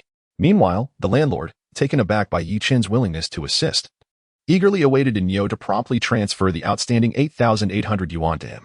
Grimacing, Daniel complied with Yichen's suggestion and sent the money to the landlord, prioritizing the immediate crisis. Upon receiving the funds, the landlord's expression, though less harsh than before, remained far from pleasant. The rent has been settled, but what about the lease? If you're not going to continue renting, then pack your things and leave. The landlord directed this remark towards Yichen, seemingly hoping for another generous transfer. In truth, if Daniel were to vacate the premises, it might prove challenging to find another tenant, which likely explained why the landlord had allowed Daniel to fall behind on 4 months' rent. Initially, the landlord had hoped Daniel would manage to earn some money, but he was dismayed to find that business had been so poor during all this time. Daniel, is today the deadline for your rent? Yichen inquired. No, there are still 3 days left. Upon hearing Daniel's response, Yichen turned to the landlord and coldly remarked, Did you hear that? There are still 3 days. What's the rush? Even if it needs to be paid, it won't be until 3 days from now. The landlord, taken aback by Yichen's retort, struggled to respond and sneered, "Fine. You can stay here for another 3 days, but if the rent isn't paid by then, you'd better get out." With that, the landlord turned his substantial frame and exited the shop. Once the landlord had departed, Daniel expressed his gratitude to Yichin, his face a mask of remorse. Yichin patted Daniel's shoulder and said with a smile, "It's all right. Actually, I wanted to ask for your assistance with something. A friend of mine runs an internet CAF, and currently, all the machines are down. I was wondering if you could take a look. All of them are not working? Has the main system been debugged?" Daniel asked upon hearing Yichin's inquiry. "It has been debugged. We've tried numerous methods, yet nothing seems to work." Lu Jingwen interjected, shaking her head. "Could I possibly assess the situation on site? It's difficult to make a judgment based solely on your descriptions," Daniel suggested. "All right. Let us go? That is precisely why I called you here," Yichin replied with a grin. Although Lu Jingwen had little hope left for Daniel, she trusted Yichin's judgment. "Well, let us just treat this as a last-ditch effort," she thought. The group exited the computer city and made their way to Lu Jingwen's internet CAF. Upon arriving, they found several professional technicians gathered around the main system, seemingly at a loss. These were highly paid network engineers that Lu Jingwen had hired. Upon seeing Lu Jingwen arrive, the technicians appeared somewhat embarrassed. These individuals were touted as the most proficient network repair specialists in Feiqing, yet together, they had failed to produce any results. "Miss Lu, it is indeed quite challenging to rectify the situation at this moment. We have all assessed the issue, and it necessitates a comprehensive repair of each computer, with each one presenting its unique set of problems. Indeed, Miss Lu, addressing this dilemma is rather cumbersome." The group engaged in a spirited discussion regarding the current predicament, while Lu Jingwen had no alternative but to listen attentively. Once the conversation subsided, Lu Jingwen interjected, "It's all right. I have enlisted another individual to give it a try." With that, she gestured for Dania to head to the main console for inspection. The others regarded Dania's tattered attire and disheveled appearance with incredulity. Everyone present was a renowned network engineer from Feiqing, and if they themselves could not resolve the issue promptly, how could someone like him be expected to succeed? One individual, with an air of disdain, scrutinized Daniu and mockingly remarked, "Miss Lu, this person hardly seems knowledgeable. We wouldn't want him to exacerbate the situation." Another added, "Indeed. Miss Lu, even if you lack faith in our abilities, it is unwise to recruit just anyone." They intercepted Daniu, anxious that a single misstep could worsen the circumstances. Lu Jingwen had contemplated their words, yet the CAF's event was scheduled for that very evening. A last-minute postponement would undoubtedly tarnish the CAF's reputation, a notion that was intolerable for the ambitious Lu Jingwen. "Gentlemen, let him attempt it first. If it proves ineffective, we still have others." Lu Jingwen endeavored to soothe the group, though her own hopes were not particularly high. Chapter 71. "Brother Yi, I wish to speak with you," Miss Lu remarked. "The situation is already dire. If it escalates further, the hundreds of high-end computers in this internet CAF may well be rendered entirely useless." Upon hearing this, Lu Jingwen hesitated. Each of these newly replaced computers cost over 30,000, and the total value exceeded 10 million. Even Lu Jingwen felt a pang of regret. Meanwhile, Daniel, overhearing their conversation, hesitated to approach and glanced at Yichin for assistance.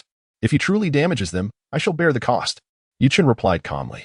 Internally, Yichin scoffed, recognizing their fear that Daniel might outshine them. Should Daniel successfully repair the issue, it would undoubtedly embarrass them. Their reputations in Feiqing would be tarnished, jeopardizing their livelihoods. Hence, they collectively obstructed Daniel's efforts. Upon hearing Yichin's words, the group exchanged glances. Yet none were willing to yield. Daniel, however, looked at Yichin with gratitude, marveling at the trust bestowed upon him despite their limited acquaintance. Yichin not only cleared his outstanding rent, but also assumed responsibility for the situation, rekindling a long-dormant fire within Daniel. In that moment, Daniel seemed transformed. His gaze toward the group shifted significantly. "Stand aside," Daniel commanded. "Very well, I shall observe how you intend to resolve a problem that has stumped us." One person scoffed, stepping aside. Daniel approached the main console, scrutinizing its position and the data displayed on the instruments, nodding in understanding. The others regarded him with disdain, incredulous that someone like him could tackle such a complex issue. Then, Daniel casually retrieved the data cable, inserting one end into his ear and the other into a port on the console. He pressed the power button and squatted silently, seemingly attuned to the sounds transmitted through the cable. All present were dumbfounded by Daniel's actions. What was he doing? Diagnosing? Yichin, too, was taken aback, never anticipating such a maneuver from Daniel. After a moment, Daniel removed the data cable and stated, "I have identified the issue. It's a minor fault. Replacing a few components will suffice." As he spoke, he retrieved a collection of parts from a toolbox and began installing them into the main unit. Finally, Brushing off the dust from his hands, he declared, "Done."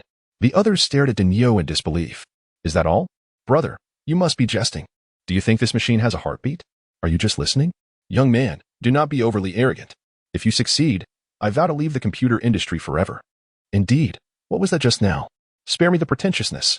Yet, Dania disregarded the others and once again activated the main console's power switch. Before long, the screen connected to the console surprisingly illuminated. As the console flickered to life, Dania began entering a series of commands, and subsequently, every computer in the Internet CAF lit up one by one. Witnessing this spectacle, everyone stood in stunned silence, utterly speechless. How could this be possible? He had clearly been relying solely on his hearing, effortlessly resolving issues that several engineers could not tackle. This was simply surreal. Feel free to try any computer and see if it operates normally. At that moment, the spark of confidence radiated from Dania's eyes, dispelling his usual timidity and weakness. "I refuse to believe it," an engineer declared, approaching a computer. However, after a flurry of actions, he fell completely silent. At this juncture, Yuchen smiled at Lu Jingwen and remarked, "What do you think? I told you he could do it." Lu Jingwen, momentarily taken aback, nodded in a daze and responded, "This person is extraordinary. No wonder he is called Daniel." Yuchen chuckled, "I truly appreciate your help, Yuchen. You've been a tremendous assistance." Lu Jingwen exclaimed excitedly, "Oh, so you wish to thank me?" Yuchen replied with a grin, "Sure, what do you desire?" Lu Jingwen was quite generous. Had it not been for Yichun bringing Daniel, the situation would have been quite dire. "Perhaps you could offer a different kind of compensation," Yichun joked with a cheeky grin. "Get lost." Lu Jingwen shot him a glare. "All right. Now that the computers are functioning, you should get back to work. I have no further business here, so I will take my leave with Daniel." Yichun smiled. Lu Jingwen nodded, realizing that the matters delayed due to the computer issues needed to be addressed promptly. "Oi. Shortly I will transfer 100,000 yuan to you as a token of gratitude for Daniel," Lu Jingwen stated. "Deal." Yichun accepted without hesitation. Recognizing that Daniel deserved every bit of it, he had no right to refuse on his behalf. After exiting the Internet CAF, Yichun and Daniel drove towards the computer market. Throughout the journey, Daniel remained silent, and upon arriving at the entrance of the computer market, Lu Jingwen's transfer of 100,000 yuan had already been received. Yichun promptly forwarded the entire amount to Daniel. "Thank you, Daniel. This deal earned you 100,000. It should sustain your shop for a while," Yichun said with a smile after receiving the payment. Daniel gazed at the freshly credited sum in his account, lost in thought. And Yichun understood that Daniel was experiencing a whirlwind of emotions, so he refrained from urging him. Many individuals, when underestimated for too long, succumb to despair and self-destruction.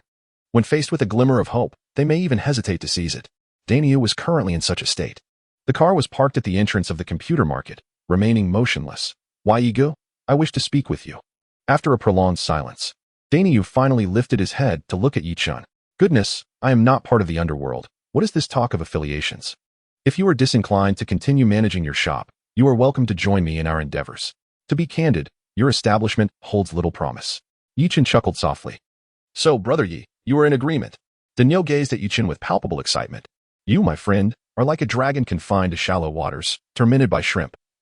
A tiger fallen to the plains, bullied by dogs. You possess the skills to slay dragons yet lack the arena to demonstrate them. Fortunately, we are in dire need of talents like yours, so come aboard." "Thank you, Brother Yi." Daniel was now almost incoherent with enthusiasm. "Let us go, Brother Yi." Daniel turned his gaze toward Yichun. "Aren't you going to tidy up your shop? Those items are, in truth, merely useless clutter. I shall discard them." "Indeed, that is true. However, I have a suggestion. Brother Yi, please share. Quickly tend to your appearance. Look at your hair. I suspect it may be harboring lice." As the vehicle slowly departed from the computer city, Daniel would soon assume the role of technical director at Yichun's club. Chapter 72. Is it you?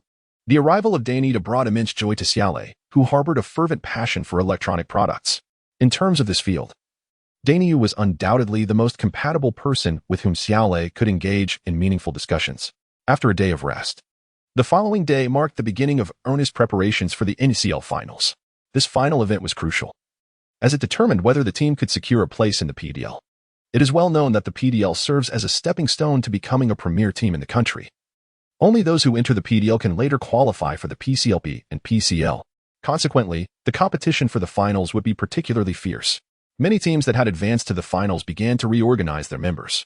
Some players who had shone brightly in the preliminary rounds but failed to make it to the finals, were swiftly recruited by other teams. Lu Jingwen's FF team underwent a significant personnel overhaul. Even the usually carefree coach, Qingwei Daozhang, began isolating himself in a small room. When Yichen visited him, he was engrossed in reviewing footage of the teams that had reached the finals, analyzing their strategies.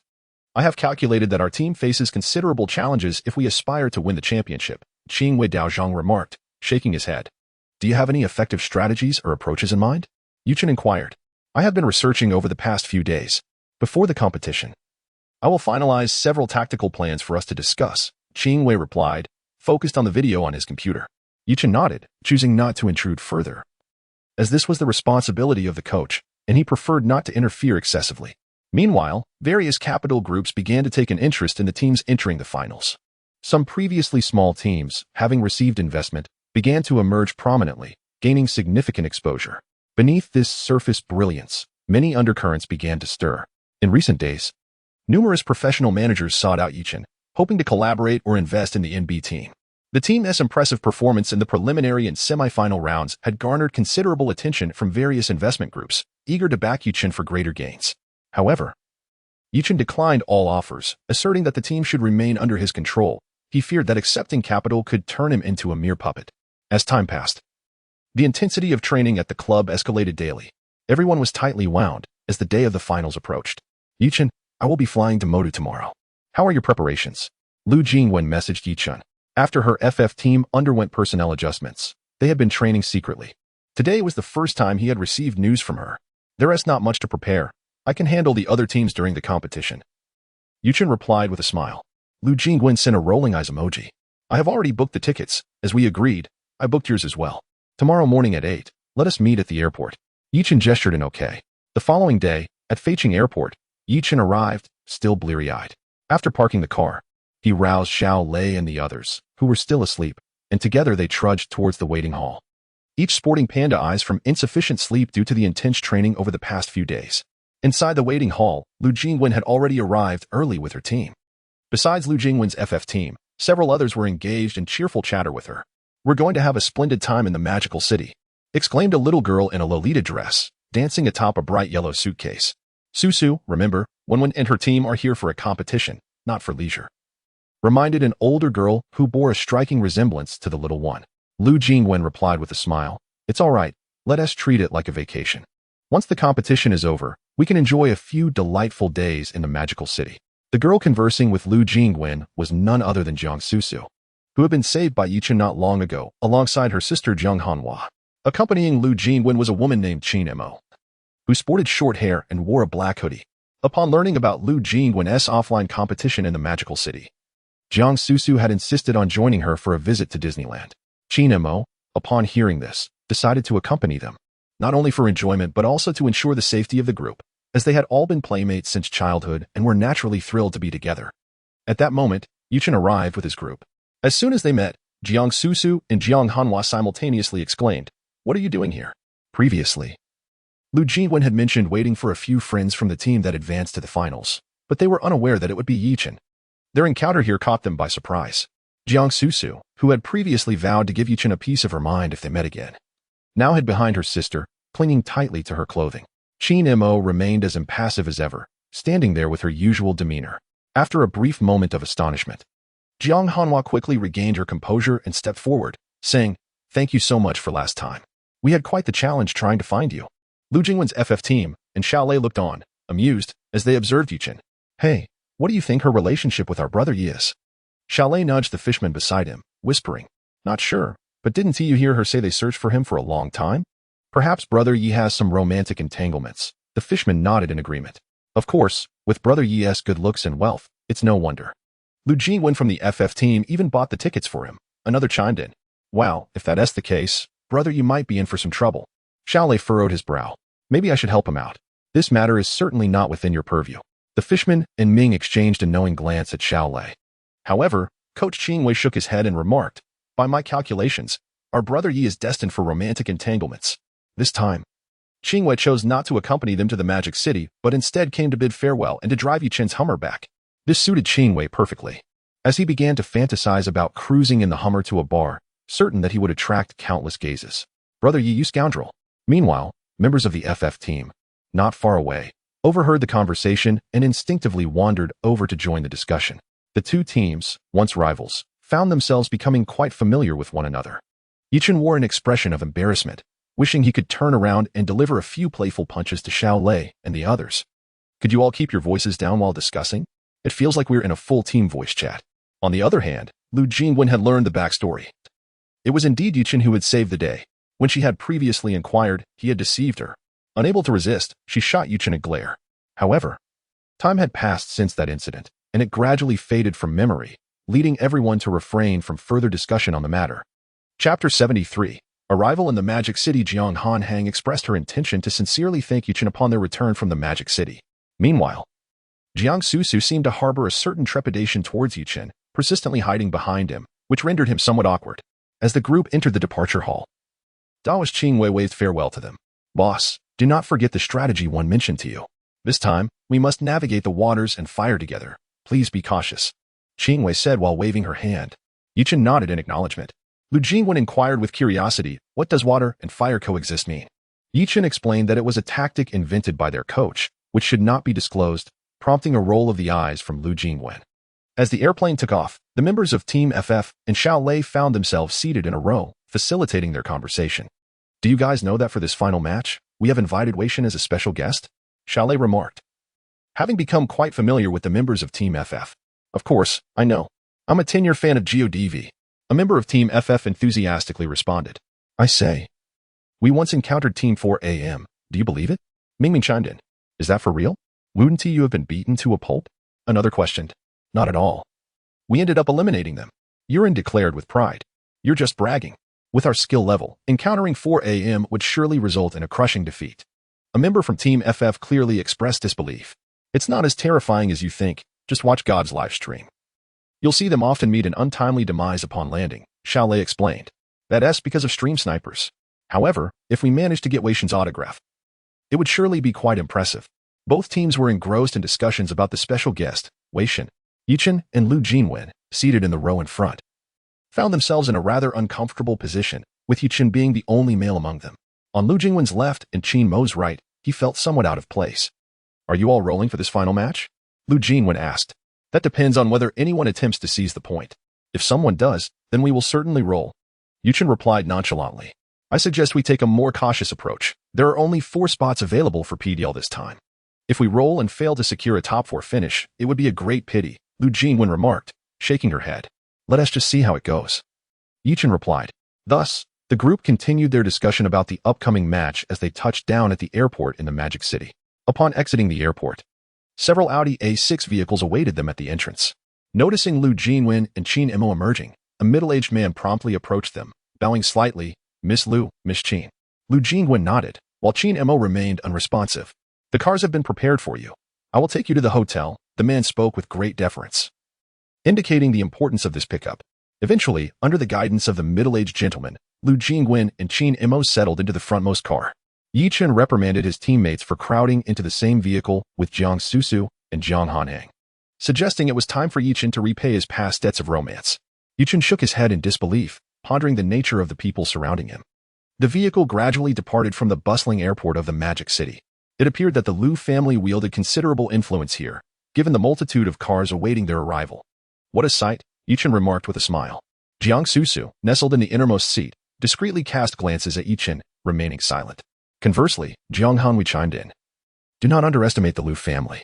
They not only hold considerable power in Feiqing, but many prominent families across the nation maintain cordial relations with both Old Master Lu and Old Master Qin. Is it truly that formidable? Yichen was taken aback.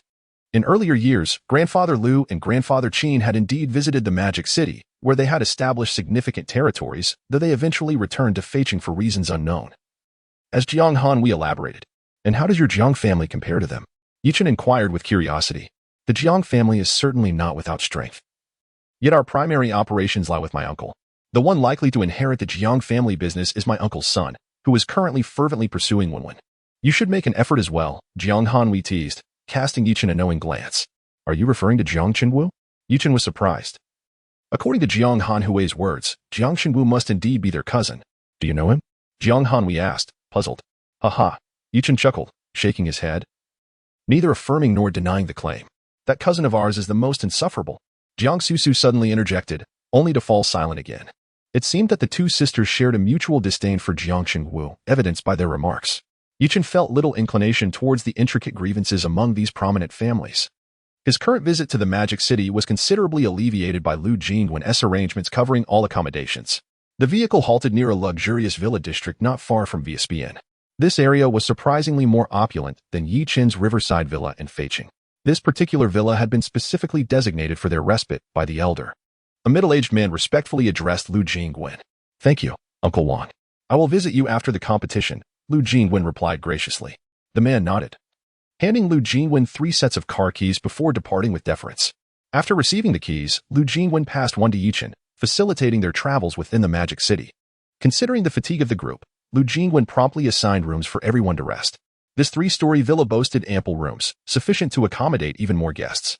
However, Xiaolei and the others seemed devoid of any weariness at that moment, though they had been animated during their conversation before boarding. It wasn't long after takeoff that they succumbed to deep slumber, the cabin resonating with their gentle snores. "Brother Yi, I wish to go out for a while," Xiaolei whispered to Yichen. The others nodded in agreement. Yichen, slapping his thigh with enthusiasm, declared, "I had the very same thought." Several individuals were immediately filled with exuberance, believing that Yichen would consider their condition and insist they take a break. However, taking into account that Lu Jingwen and the others were likely still resting, they stealthily exited the villa. The villas in the Magic City are undoubtedly more splendid than those in Feiqing. Once outside, Xiaolei felt emboldened to speak freely. As if he had resided in a villa before. He chuckled softly. Yi Chen's heart stirred, and he proclaimed, "If we secure the championship in the PCL summer tournament, I shall bestow a villa upon each of you in Feiqing." Upon hearing this, the young people erupted in excitement. They were aware of Yi Chen's wealth but were astonished by the extent of it. Just as they were about to cheer, they heard the honking of a car behind them. Beep, beep. The honking was urgent, tinged with impatience.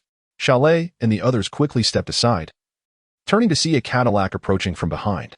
Noticing that they had cleared the way, the driver of the Cadillac passed by with evident displeasure. As the vehicle rolled past, the driver lowered the window and remarked, "A bunch of country bumpkins, coming from all sorts of places," spoken in authentic Magic City dialect. "Brother Yi, what does he mean?" Xiaolei asked, though he did not comprehend the words, sensing the unfriendly tone. Yichen, however, could vaguely understand but chose not to respond, merely shaking his head and smiling. At this point, they had arrived at the entrance of the villa area, putting the earlier incident out of their minds. "Brother Yi, where shall we go for fun? The Bund? The Oriental Pearl?" Mingming eagerly inquired. "What at the Bund?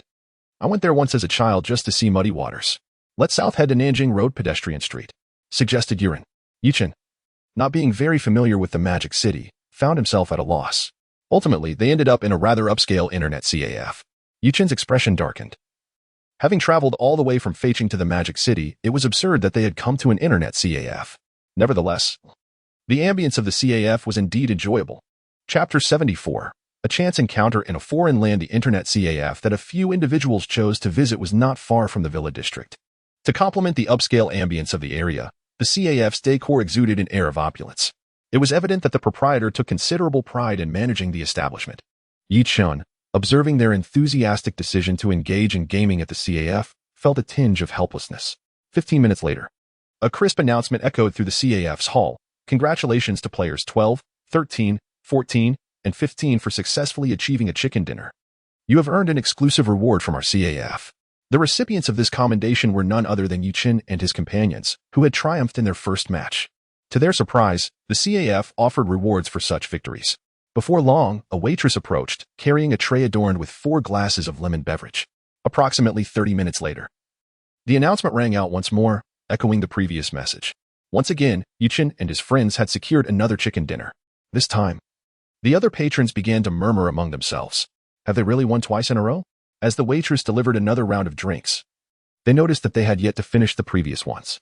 Nearly 20 minutes later, they achieved yet another victory, causing the other patrons to become increasingly agitated. Isn't it said that rewards are only given for victories in the diamond rank or above? They pondered.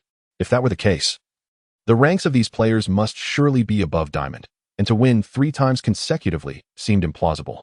Once players reach platinum, advancing to higher ranks becomes exceedingly challenging. Thus, the CAF's reward system rarely came to fruition. However, to witness 3 consecutive victories within a span of just over an hour was indeed unexpected for the other patrons. Brother Yi, I honestly can't drink anymore. My stomach is churning, Xiaolei lamented, his desk cluttered with 2 empty glasses of lemon beverage. While the drink was initially delightful, consuming too much became rather overwhelming. Meanwhile, the waitress at the front desk found herself in a dilemma, contemplating whether to serve more drinks. At that moment, a young man approached them. Seeing him, the waitress immediately perceived her savior and hurried towards him. Boss, the guests at those machines have just won 3 chicken dinners in a row. Should we send them more drinks? It turned out that the young man was the owner of the CAF. Upon hearing her words, he furrowed his brow, realizing that the reward system he had designed was conditional. It was hard to believe that these players could achieve such victories so effortlessly in the diamond rank. Nevertheless, as the proprietor, he maintained his composure, recognizing that lemon beverages were not particularly costly. The boss chuckled and said, "In business, we must uphold our credibility. Since the other party has emerged victorious, we must honor our commitment. How about this? You prepare the drinks, and I shall personally deliver them."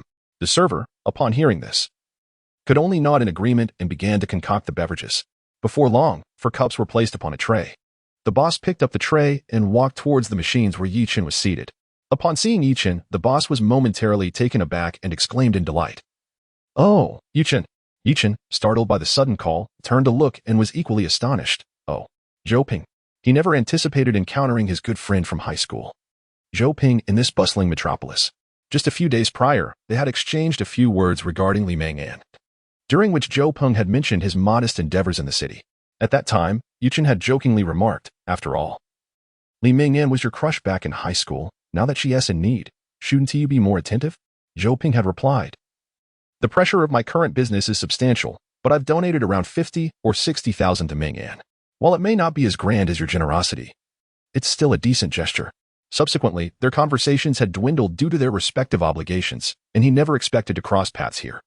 The so-called reunion with an old friend in a foreign land was palpable. Despite the years apart, the moment they instinctively called each other's names, imbued with familiar colloquialisms.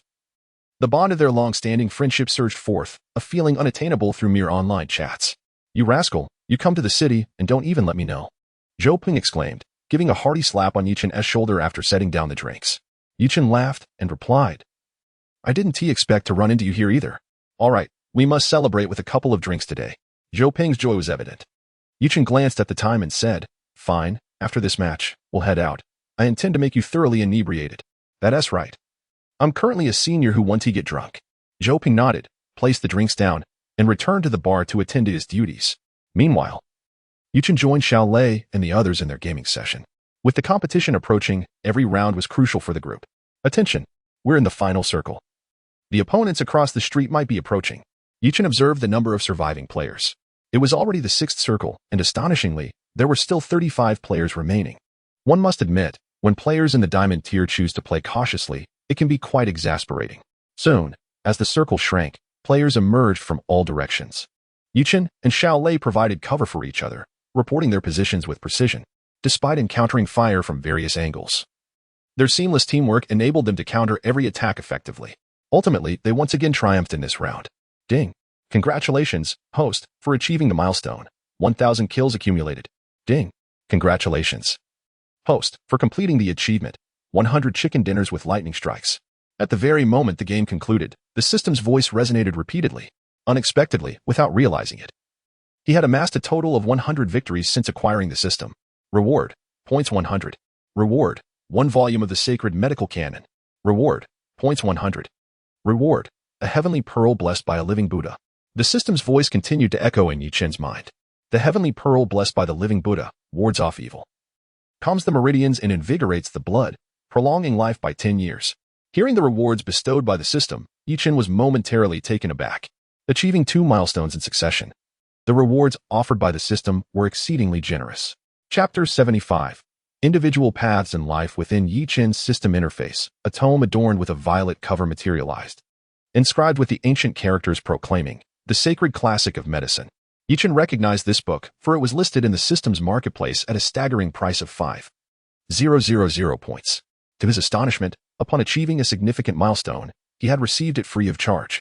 What further astonished him was the celestial pearl that now dangled around his neck, a glossy, obsidian orb that emanated a subtle, shadowy luminescence. Although the meaning of its power to ward off malevolent spirits eluded him, the boon of an additional decade of life was an unparalleled gift. one that could not be purchased with mere currency.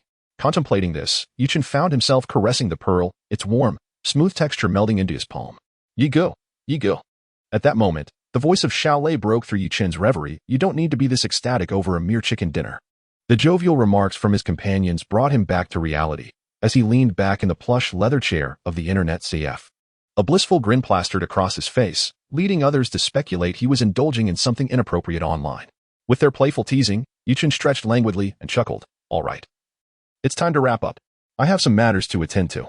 You all should head back and rest well, so you can face tomorrow's competition in peak form, understood? His friends nodded in agreement. Having come to the bustling metropolis, their primary focus was indeed the competition. Leisure could wait until after the event concluded.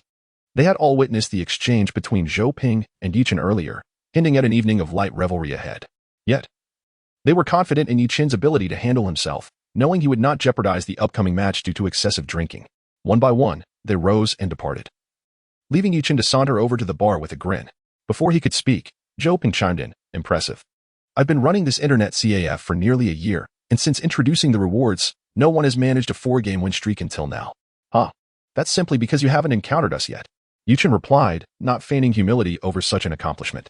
Come, let us share a few drinks tonight. In a Sichuan restaurant not far from the CAF, Yichen and Zhou Ping sat across from each other, raising their glasses in camaraderie. They indulged in a hearty amount of drink. Zhou Ping's complexion flushed slightly, while Yichen remained entirely sober. You've done quite well for yourself. Running such a substantial business must have required an investment of at least several million, right? Yichen remarked with a smile. Zhou Ping shook his head, chuckling. While I may appear as the owner of the CAF, the true investment does not come from me. Oh, so you found a benefactor. Which investor is so formidable? There is no grand investor, it's my wife, Zhou Ping confessed with a wry smile. Impressive, my brother. Yichen gave Zhou Ping a thumbs up. It turns out that Zhou Ping had been striving in the vibrant metropolis for several years, working under a prominent boss.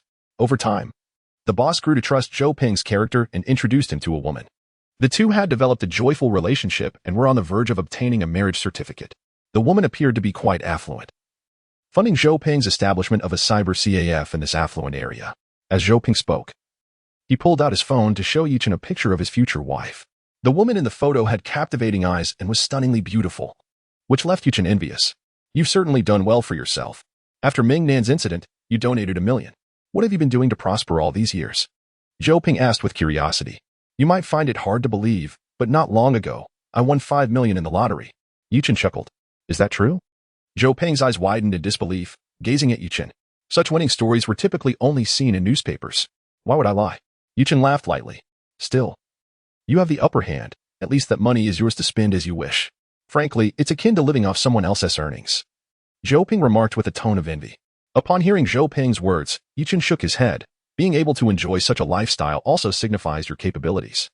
All right then, currently, the financial control lies with my wife. After Ming Nan's incident, I secretly withdrew 50,000, and my wife scolded me for it.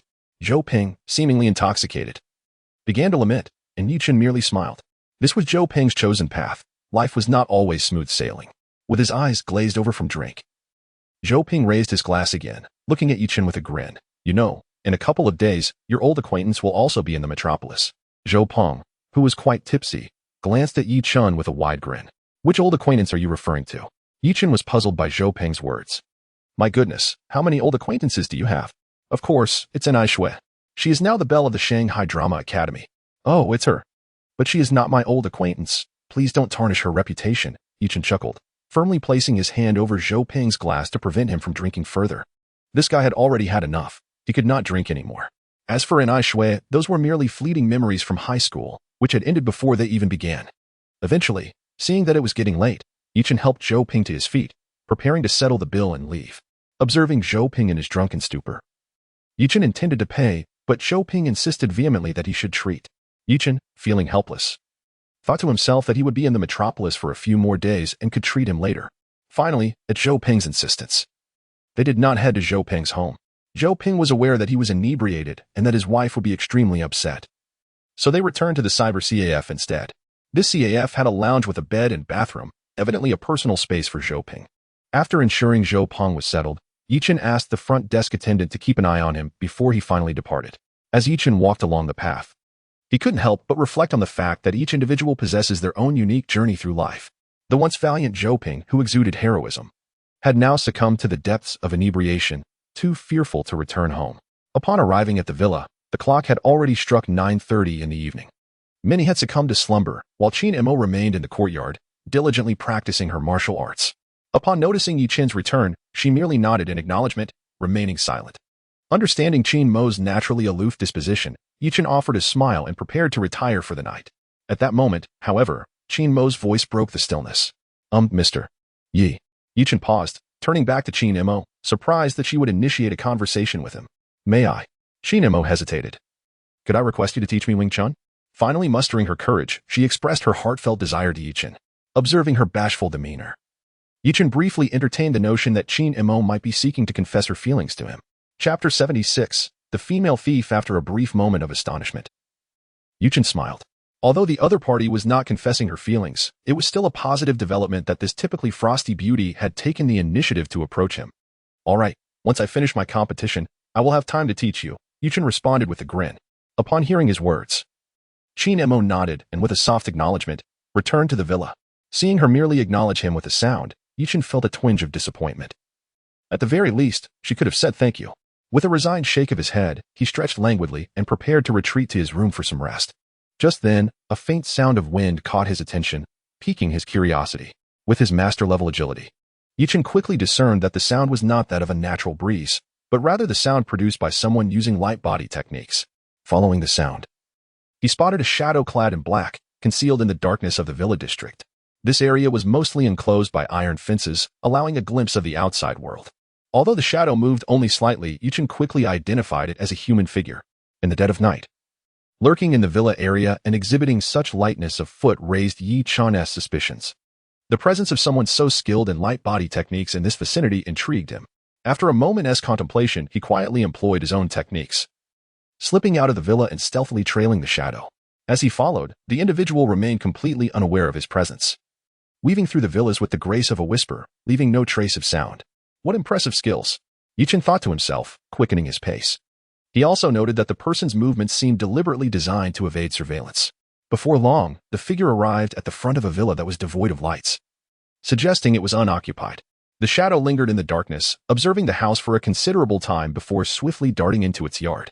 Indeed, a thief, Yi Chen chuckled softly. At such a late hour, avoiding surveillance and scaling walls, what else could this be but thievery? Yet, encountering a thief with such skill was a first for him. Igniting his curiosity, after the figure vaulted into the villa, Yi Chen quietly followed suit. His mastery in light body techniques rendered him undetectable to the thief, who, despite their own commendable agility, remained oblivious to Yi Chen's presence. Inside, the villa's opulence was evident. It was clearly owned by someone of considerable wealth. Explaining the thief's choice of target, following the figure closely, Yi Chen observed them navigate with familiarity to a secluded room within the villa. The room was luxuriously furnished, adorned with tasteful decor, and in one corner stood a large, heavy safe. The thief approached the safe, producing a stethoscope which they hung by their ear. With one hand pressing the device to their ear, the other began to manipulate the safe's combination dial. Truly professional, Yi Chen mused. Yi Chen observed the actions of the mysterious figure with keen interest, secretly admiring their proficiency. It was evident that this was not their first illicit endeavor. However, Yi Chen noted that the individual wore a black mask, obscuring their features entirely. Before long, a sharp click resonated as the safe was effortlessly opened. After carefully stowing away the stethoscope, the figure cautiously swung the safe door ajar. In that instant, the previously dimly lit room was illuminated by a soft radiance. My heavens! Yi Chen was momentarily taken aback. Inside the safe lay a dazzling array of jewels, their brilliance casting a luminous glow throughout the chamber. The figure then retrieved an opaque black cloth bag, delicately placing the treasures within. After a short while, satisfied with their haul, they secured the bag at their waist and tightened it with a firm knot before closing the safe. Yi Chen watched intently, realizing that the sheer value of the jewels could easily amount to several million. Once everything was in order, the figure stealthily exited the villa. Yi Chen pondered for a moment and decided to follow. However, as he trailed behind, an unsettling feeling crept over him. Upon leaving the villa, the figure began to circle back, venturing deeper into an increasingly desolate area. Furrowing his brow, Yi Chen noticed the figure had come to a halt. Slowly turning to face him, they had discovered his presence. Despite his belief that his stealth was impeccable, the figure, evidently a martial arts adept, had seen through him. My friend, stealing from others is not commendable, Yi Chen managed a sheepish smile. Initially, he had no intention of intervening. His curiosity had merely been piqued by the figure's agile movements. As for their thievery, it was not his business to meddle, although he would intervene if given the chance. Yet, the figure's fluid techniques had taken him by surprise, causing him to forget his initial intent to stop them. His pursuit had merely been to track their movements. However, it was clear that the figure had no intention of letting Yi-Chin go. Without uttering a word, they suddenly lunged towards him with remarkable speed, closing the distance in the blink of an eye. The ensuing confrontation erupted into a flurry of punches and kicks within the shadowy alley.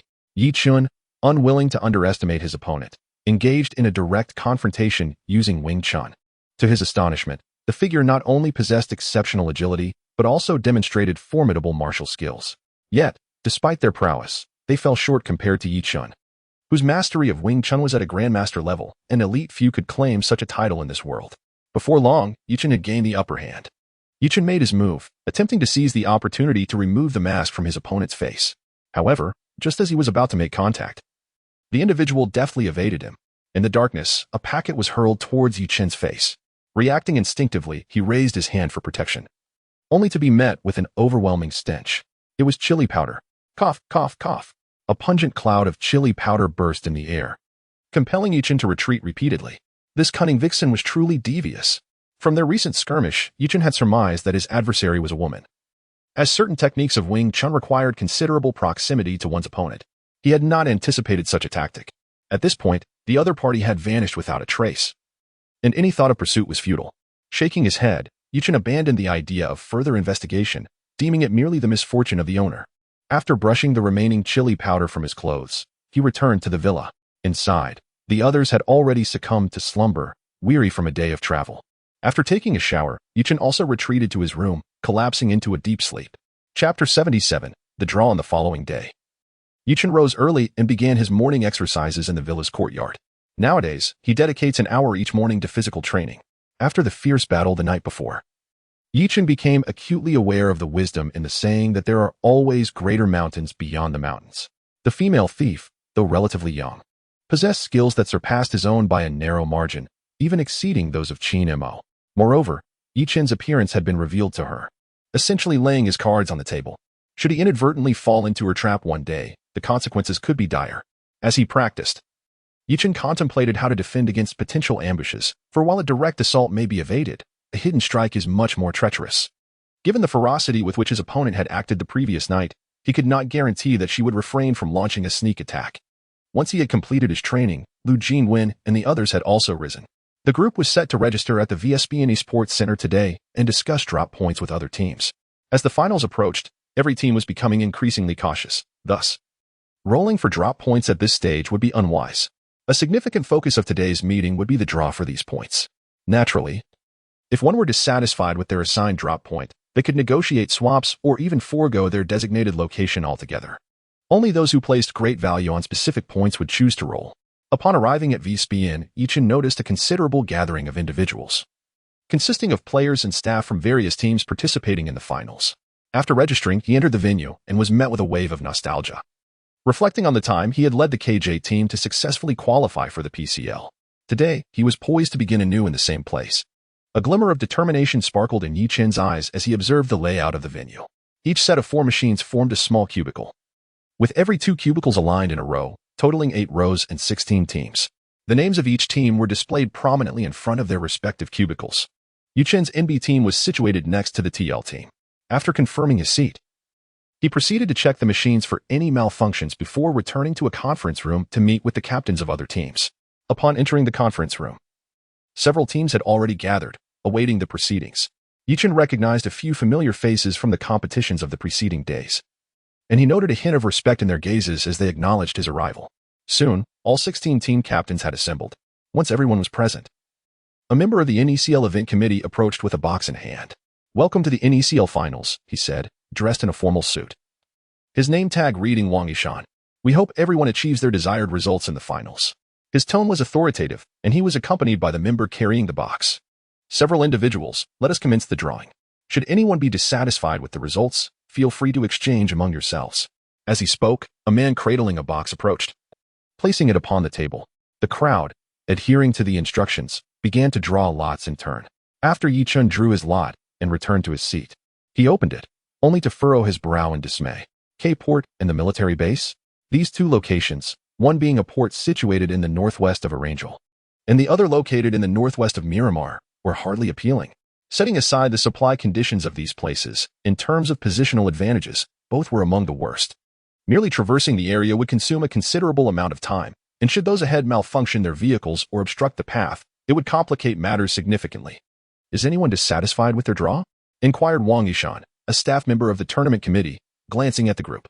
Yichin stood up, clutching his slip of paper, and declared, "I am not satisfied. I demand to land at P City." Upon hearing this, the committee staff furrowed their brows. Although the draw was merely a suggestion, given that each match featured different flight paths and landing locations depended on the specific circumstances, stating a preference for P City was somewhat awkward. P City was a hotspot. If he wished to exchange, others might not agree, as no one would willingly relinquish such a prime location. Despite his inner thoughts, Wang Yishan maintained a smile and asked, "Who has drawn P City and is willing to swap with Team NB?" "It is I. I have drawn it. And I am certainly open to the exchange," replied a member of Team Tio, seated not far from Yichun. This response astonished Wang Yishan. After all, P City was not something one could easily give up. Unbeknownst to Wang Yishan, during the preliminary rounds, Team Tio had been thoroughly dominated by Team NB, leaving them psychologically scarred. Now, upon encountering P City, Team Tio would rather circumvent it altogether. Coincidentally, they had drawn P City this time, without Yichun needing to speak. The captain of Team Tio would willingly concede, preferring to play in the wilderness than land in P City. What folly! While only one champion could emerge, Team Tio was determined to secure a respectable rank. With enough acclaim, they would have ample opportunities for advancement, so why contend with Team NB? The captain of Tio understood this logic well. Once everything concluded, the group exited the VSB and Esports Center.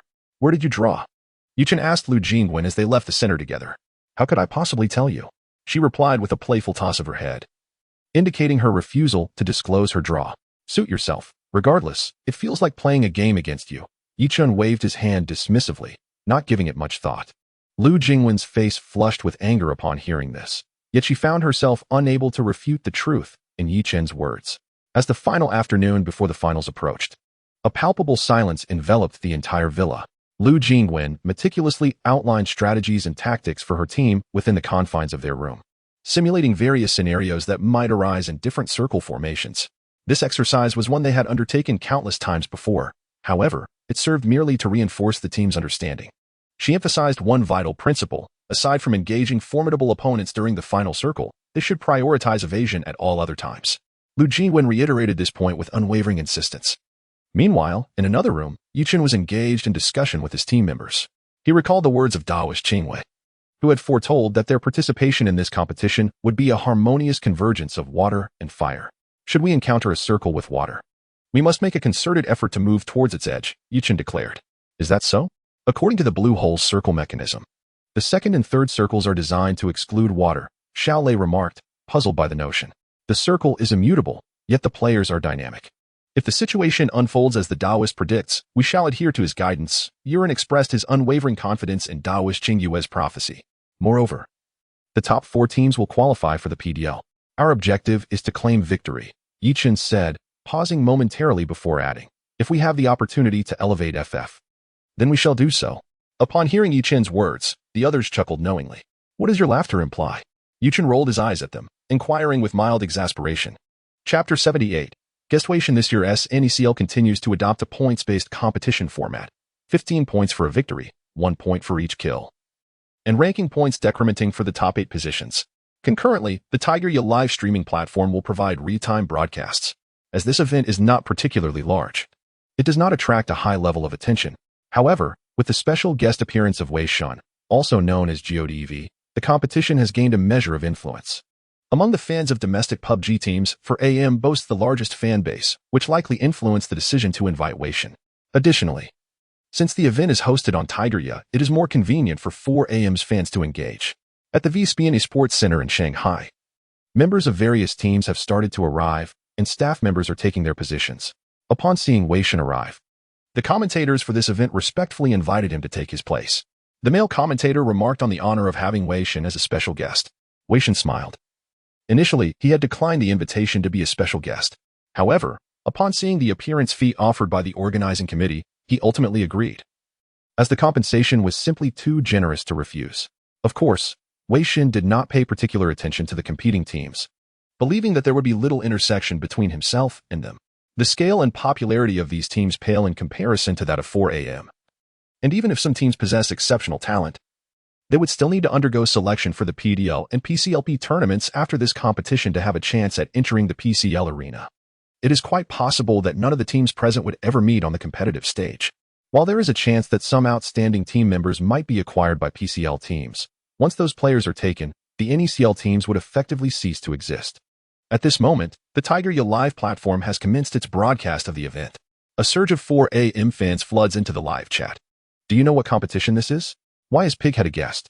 No idea, probably a small event. Look at Pighead's sleepy appearance. I should go up and take his place as the guest.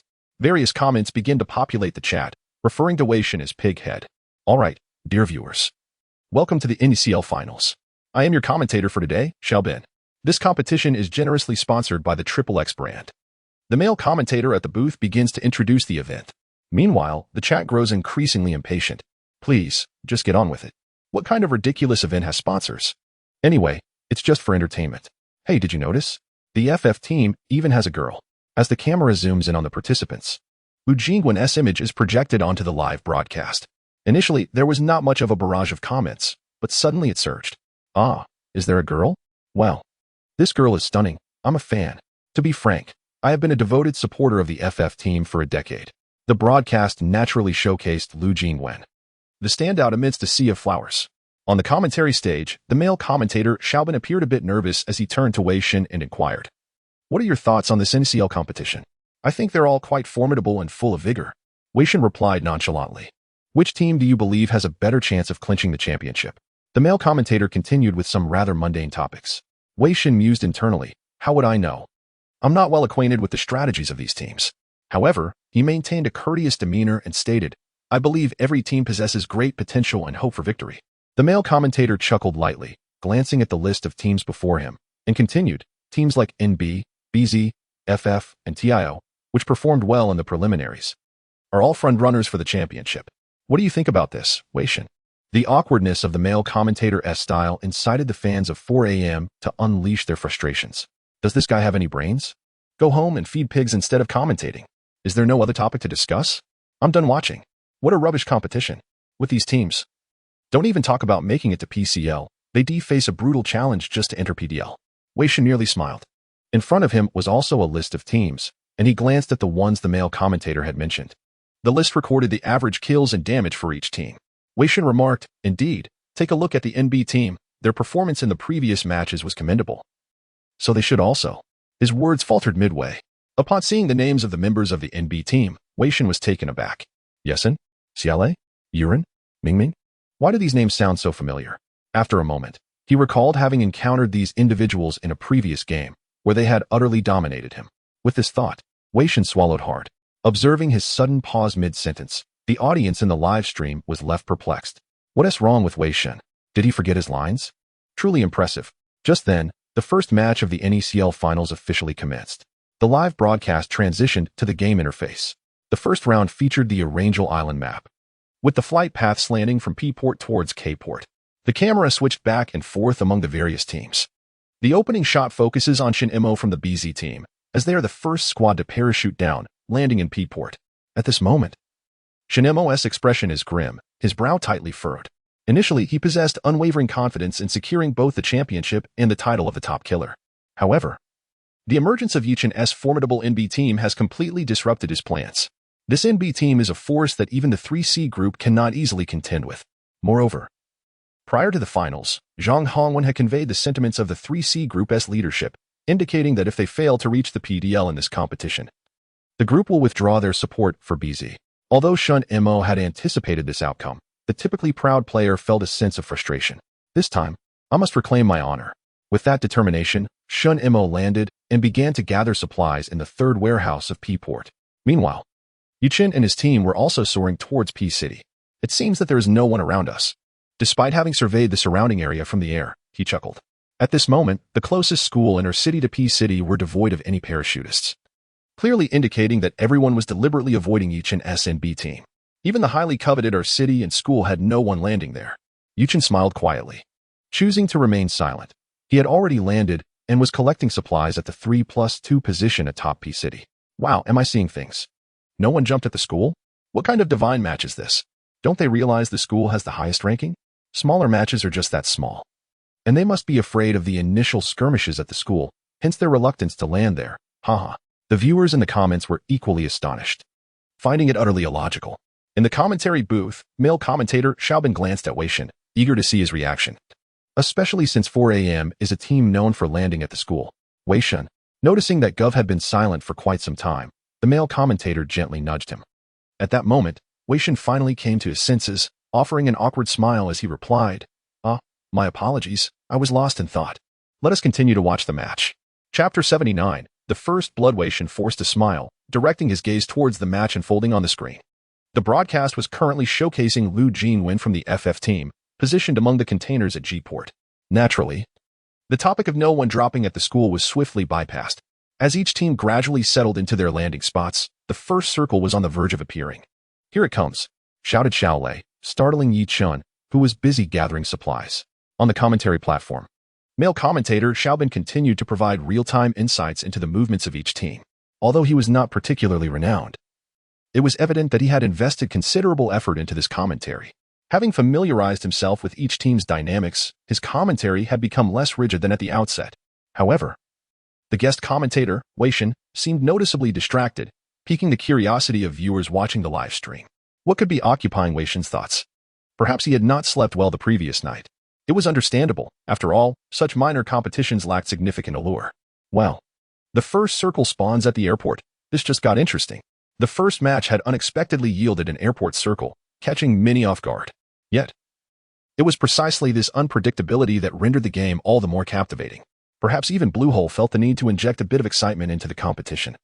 Hence the decision to center the first circle at the airport. At this moment, Wei Shen had regained his focus.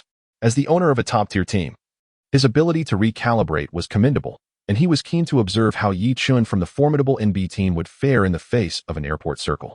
Perhaps that previous kill was merely a stroke of luck, Wei Shen mused internally. As the match progressed to the 3.5-minute mark, Yi Chun had reached the side of a vehicle at the city's edge. Are you ready to move? Yi Chun inquired. I'm set. Let us go? Xiaolei responded, already positioning himself by the car. Simultaneously, other teams in the arena began to mobilize. However, many chose to traverse the eastern bridge rather than the western one, clearly reluctant to confront the NB team, which was closest to the western bridge. Conversely, some teams, having had no prior encounters with Yi Chun's NB team and thus not having experienced their formidable prowess, prepared to cross the western bridge. Yi Chun and his team had departed from P City, seamlessly navigating across the bridge, which rendered Yi Chun somewhat bored. How about we set up a bridge ambush? After all, it's only the first circle. We should still have positions to secure for the second, Mingming suggested. I think that's a good idea. Half the match has passed, and surprisingly, no one has been eliminated yet. Yuren nodded in agreement. Who knows, we might just secure the first kill. Xiaolei grinned as he parked the vehicle at the bridge's entrance. Once they had agreed on the plan to block the bridge, the group took their positions on either side of the western bridge. Before long, a jeep came to a halt at the opposite bridgehead. This individual likely intended to observe from the bridgehead, assessing the safety of crossing. As the finals approached, every decision made by the teams became increasingly cautious. This is precisely why, even after 5 minutes, no one has yet fallen in the competition. However, the prolonged inactivity has diminished the spectacle of the match, causing the already lukewarm viewership in the live stream to plummet further. What kind of extraordinary match is this? Is the intensity truly so feeble? It is far less engaging than the PDL. Comprising primarily of lesser-known teams, what did one expect? The chat in Huya's live stream is rife with complaints about the match. Just then, the director switches the camera to the NB team, which is currently blocking the bridge, seemingly waiting for the first skirmish to commence. Look, someone is blocking the bridge. The name NB team is quite remarkable. Yet, one wonders if they can indeed hold their ground while blocking the bridge. It seems destined to be a clash of amateurs, and I have already prepared my rice. At this moment, Wei Shen's expression begins to sharpen with focus. Attention! An opposing vehicle approaches, hiding behind the bridge. Yi Chun observes the first jeep slowly making its way toward the bridge. There is but a single occupant in the vehicle, and its speed is rather leisurely. Astonishingly, as the jeep reaches the midpoint of the bridge, it comes to a halt to survey the surroundings. My goodness! Is this necessary? I can't bear to watch any longer. It's utterly dull. It feels like a child's play. The The barrage of comments grows as more viewers express their frustration. They had anticipated a thrilling confrontation at the bridge, only to witness the vehicle stopping mid-crossing. How cowardly. Wei Shen lets out a sigh. The pace of this match is indeed sluggish. Were he in 4 a.m.'s position, after observing the situation at the bridge, he would have charged forth without hesitation. Even if faced with a blockade, one must press on. In the dynamics of the competition, each team has its positioning, and should a bottleneck occur at the bridge, they risk being encircled. Yet, the ASD team preparing to cross the bridge seems oblivious to this reality. The male commentator seated beside Wei Shen appears somewhat awkward. This is severely detracting from the game's appeal. Nevertheless, he remarks, it's evident that in the first round, each team is exercising caution. The timing of crossing the bridge is indeed critical. I beg to differ. This is nothing but cowardice. Another team is set to cross the bridge. If they do not act soon, they will find themselves cornered. Can they not see this? The chat coaches can no longer contain their disdain. Above the bridge, Yi-Chen feels quite helpless, urging, why don't you come across already? At long last, after nearly a minute has passed, even the director is compelled to change the scene. The director can observe in real time which teams are on a collision course. At this moment, the BZ team and the TL team, both traversing the bridge by boat, are nearing each other, just as the director ponders switching the feed. The jeep positioned at the center of the bridge roars to life. The members of ASD are finally on the move. As the member of the ASD positioned at the center of the bridge set off, the other 3 ASD members stationed at the bridge's entrance also began to move. For vehicles, maintaining a prudent distance from one another, advanced once more towards Yi-Chen, who was situated at the bridge's head. Shoot him. What are you waiting for? 1 has already passed. 2 have passed. 3 have passed. Why aren't you firing? The scene unfolded in the game as 3 vehicles sped past. Yet the defenders at the bridge remained silent, allowing the vehicles to zoom by without a single shot being fired. Even Wei Shen, who had been observing intently, furrowed his brow in confusion. The male commentator, witnessing this bewildering display, found himself at a loss for words. The director, equally regretful, lamented that they should have broadcast the skirmish between BZ and TL, where combat was already underway. Suddenly, the sharp crack of a 98K rifle pierced the air.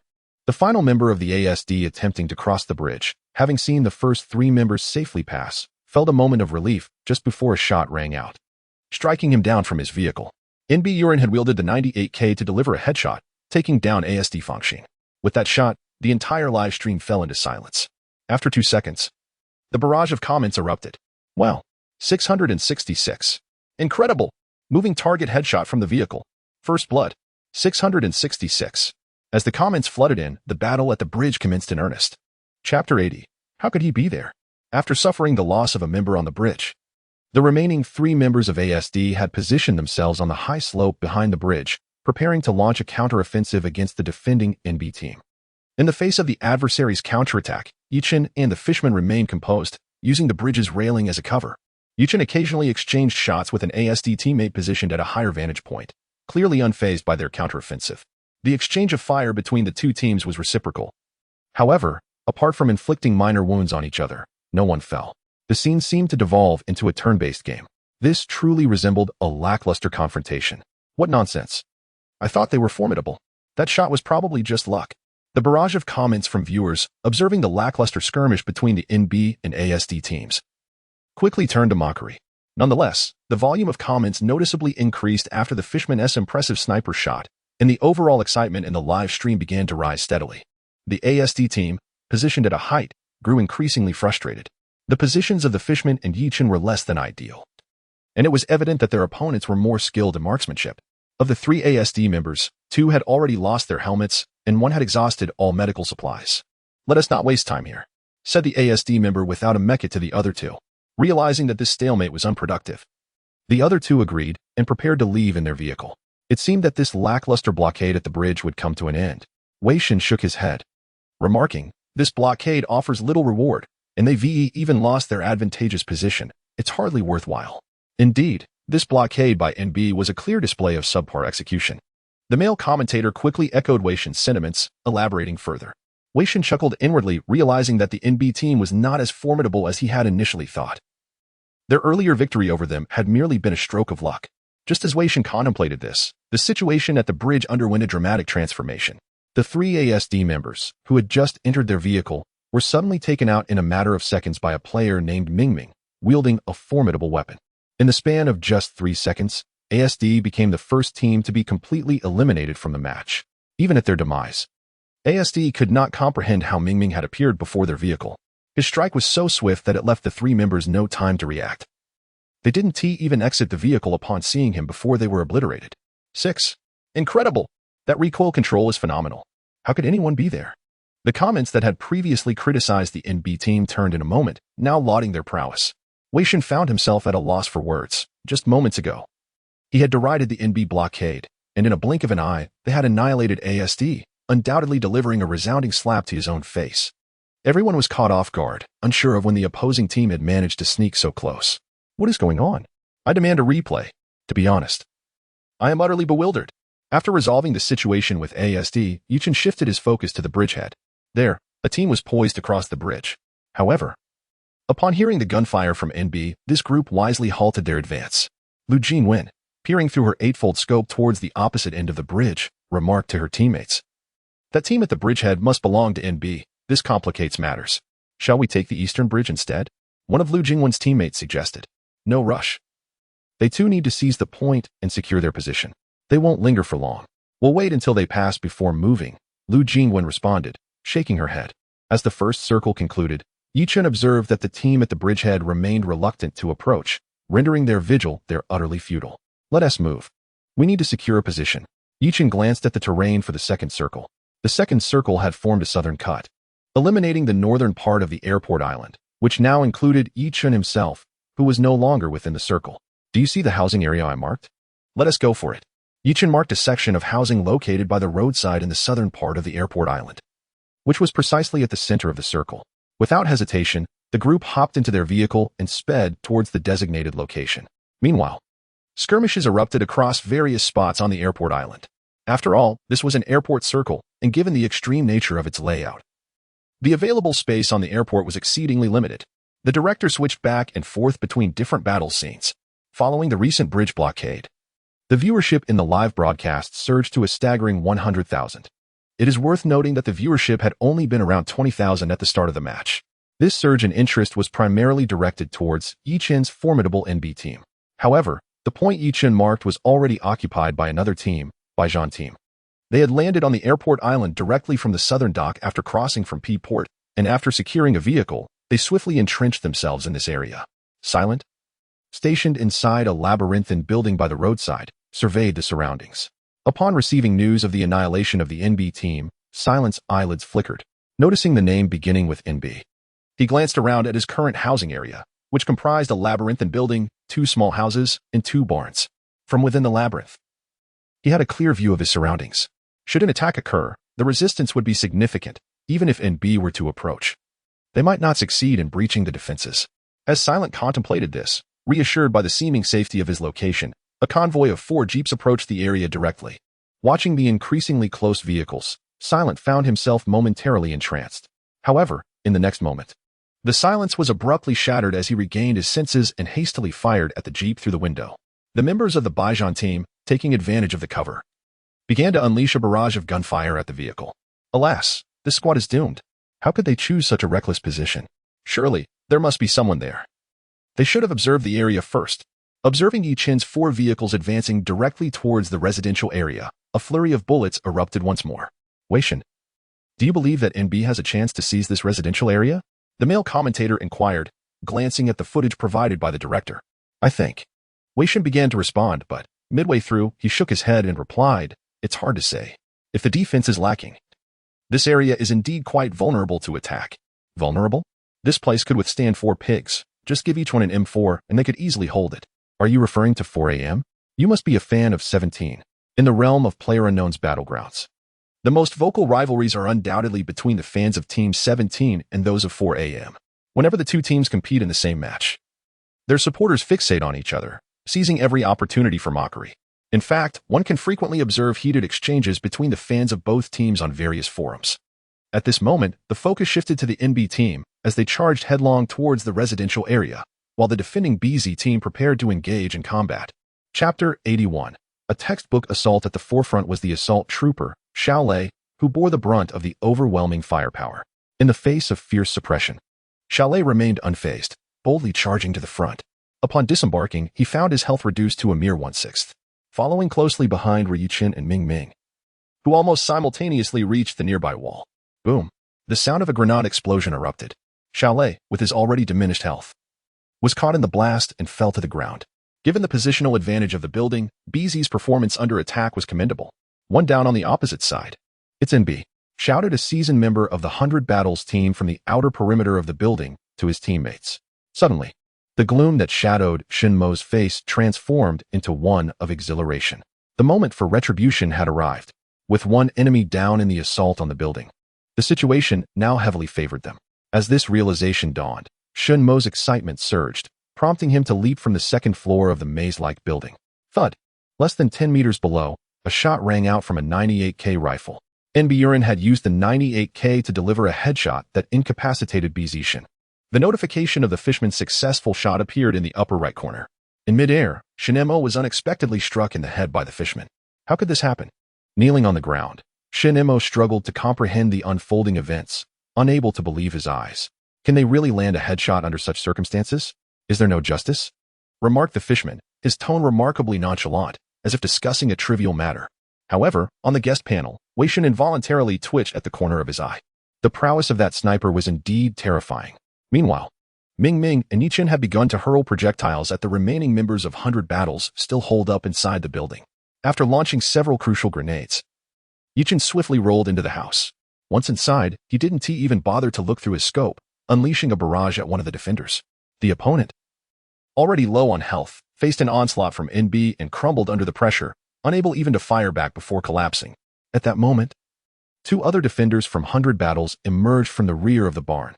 The ferocity of Yichen's attack caught them off guard. They hadn't anticipated that Shinemo and another teammate would fall so swiftly.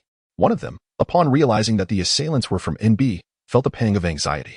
Perhaps ASD had never encountered NB and remained unaware of their strength. However, 100 Battles had faced NB's tactics during the preliminary rounds and still recalled the harrowing experience of being encircled in Peace City, only to be broken through with sheer force, leaving them with lingering dread. The other individual, a newcomer to 100 Battles prior to the finals, was oblivious to NB's capabilities. Thus, he charged forward recklessly. "Brother, slow down." The seasoned veteran of the 100 Battles charged towards his last remaining teammate without a second thought, hastily attempting to intervene. However, as soon as he uttered a word, he witnessed Yichen swiftly unleashing a barrage of rapid-fire shots from the doorway. Bang, bang, bang. 3 bullets struck true, all hitting the head, and the newcomer from 100 Battles collapsed to the ground. Prior to this moment, the newcomer had harbored aspirations of impressing the veteran, hoping to turn the tide of the battle.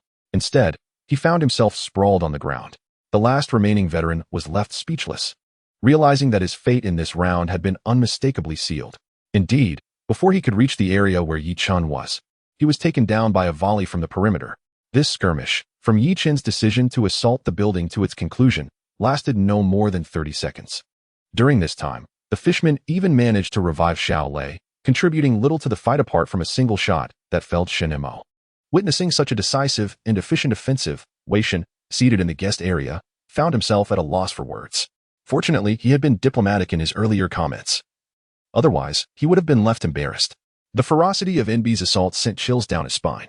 Previously, after having investigated Yichen's ID and confirming his absence from several major clubs, Weishin had dismissed him from his thoughts, never anticipating that he would encounter Yichen in a professional setting. However, at this moment, an instinct told Weishin that it was only a matter of time before Team NB would secure their place in the PCL.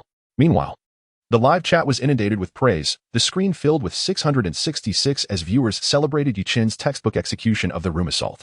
Particularly astonishing was Fishman's sniper shot, which defied belief. It became apparent that Fishman's previous shot from the bridge with the 98K was not merely a stroke of luck. Was Team NB truly this formidable?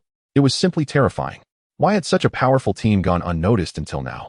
It seemed the summer tournament was going to be thrilling. Team NB undoubtedly deserved a spot in the PCL summer roster. At this moment, many viewers in the live chat began searching online for information about Team NB. But after a thorough search, they found nothing. This team was shrouded in mystery. As the battle progressed, Team NB had secured the optimal position within the circle, effectively locking in their victory. The members took turns shooting at visible targets from their advantageous position. Teams scattered around the perimeter were relentlessly pushed back by Yichen and his allies. However, there was little they could do. as Yichen's team's position was simply too advantageous. Unlike Yichen, these teams lacked the confidence to swiftly seize the building. Charging in could easily result in disaster. Fueled by frustration towards the fortified position, they directed all their ire towards the vehicles parked outside. Tires were punctured, a manifestation of discontent towards the rulers of this residential area. "These people are attacking our tires," said Urin, frowning. "Let them do as they please. We are currently at the center of the circle and can likely hold out for 2 more circles. By then, we won't even need the vehicles," Xiaolei remarked with a smirk while tending to his supplies. "Indeed, I relish the sight of these individuals being unable to touch us despite their disdain," Mingming added with a grin. Yichen, however, remained silent, acknowledging the strategic advantage of their location in the heart of the circle. Yet, as the third circle approached, everyone was taken aback. The third circle, once more, presented an extreme southern shift. The port area located south of Airport Island, which should have been eliminated during the third circle's drainage, astonishingly found itself at the very center of the circle. "Oh no, how could we have overlooked Dao Zhang's words?"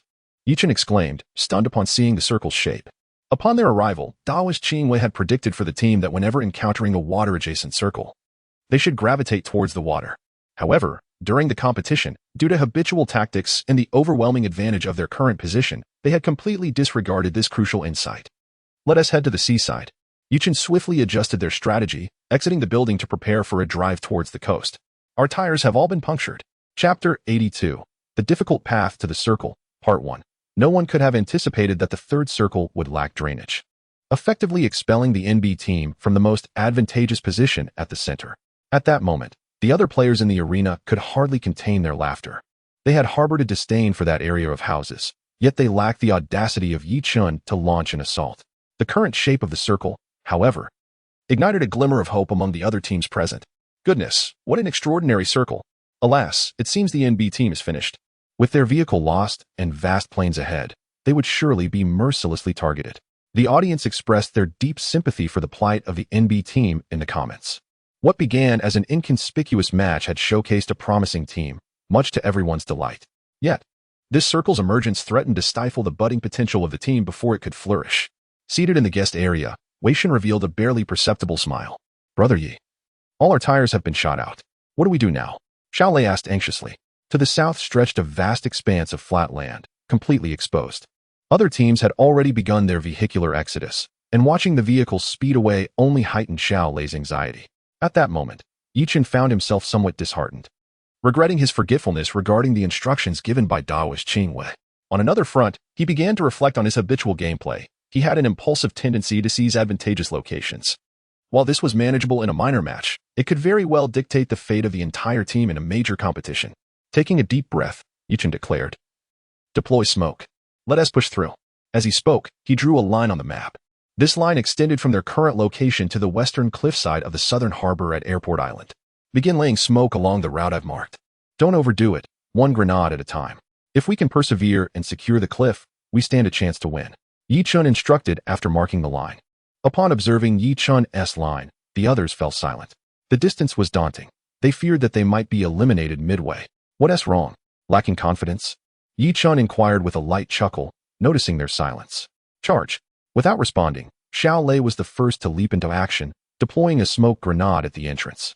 This act naturally drew the attention of other players in the arena. Some aimed their rifles at the smoke, indiscriminately firing, regardless of the likelihood of hitting anything. Alas, one could only lament the misfortune of the NB team, who could have foreseen that the third circle would displace their position. Commentary host Xiaobin sighed at the scene. The emergence of the NB team had infused Xiaobin's commentary with passion, yet witnessing the challenges they faced left him with a heavy heart. Seated nearby, Wei Shen offered a faint smile and remarked, "This game is inherently unpredictable. Although their position was quite advantageous during the second circle, who can assure that their fortune will persist?" Xiaobin nodded thoughtfully and inquired, "Well, what would 4 a.m. do in such a situation?" After a moment's contemplation, Wei Shen shook his head in resignation. This scenario is essentially a deadlock. If faced with this predicament, one can only hope to exchange points with other teams. The prospect of securing a chicken dinner is bleak. By exchanging points, Wei Shen referred to engaging in gunfire with rival squads. If one could down even a couple of opponents, it would yield a few points.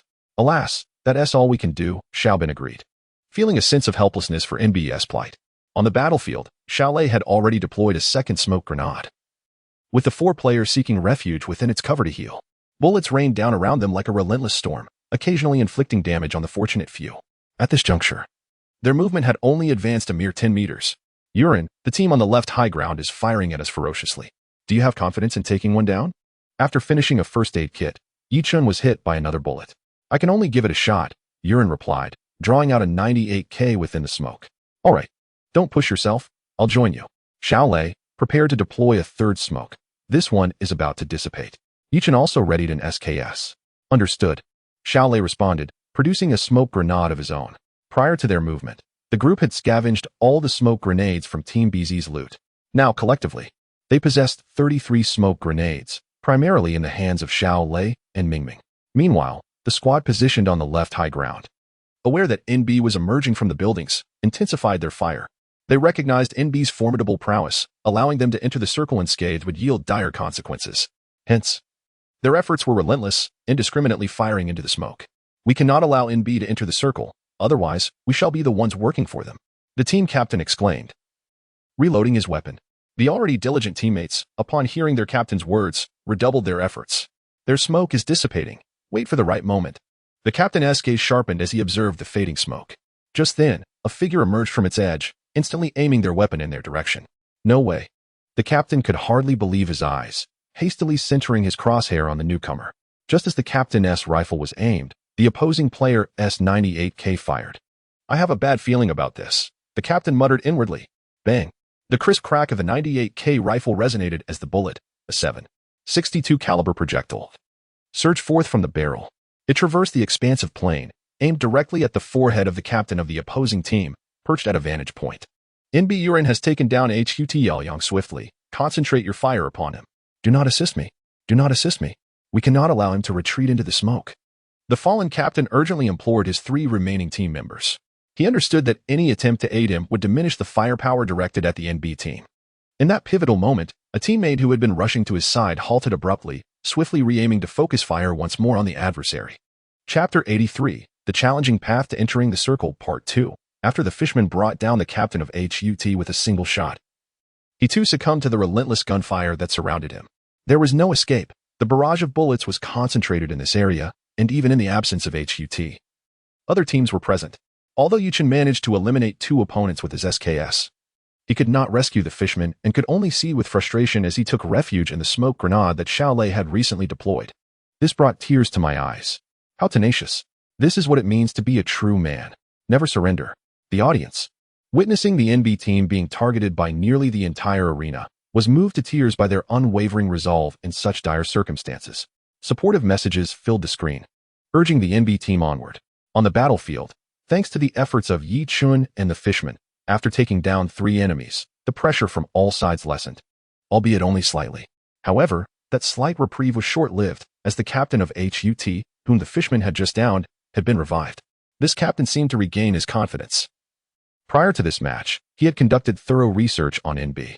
The fishman, the sniper of the NB team, was a crucial element for breaking the enemy's defenses. Eliminating him would undoubtedly inflict significant damage on the entire NB team.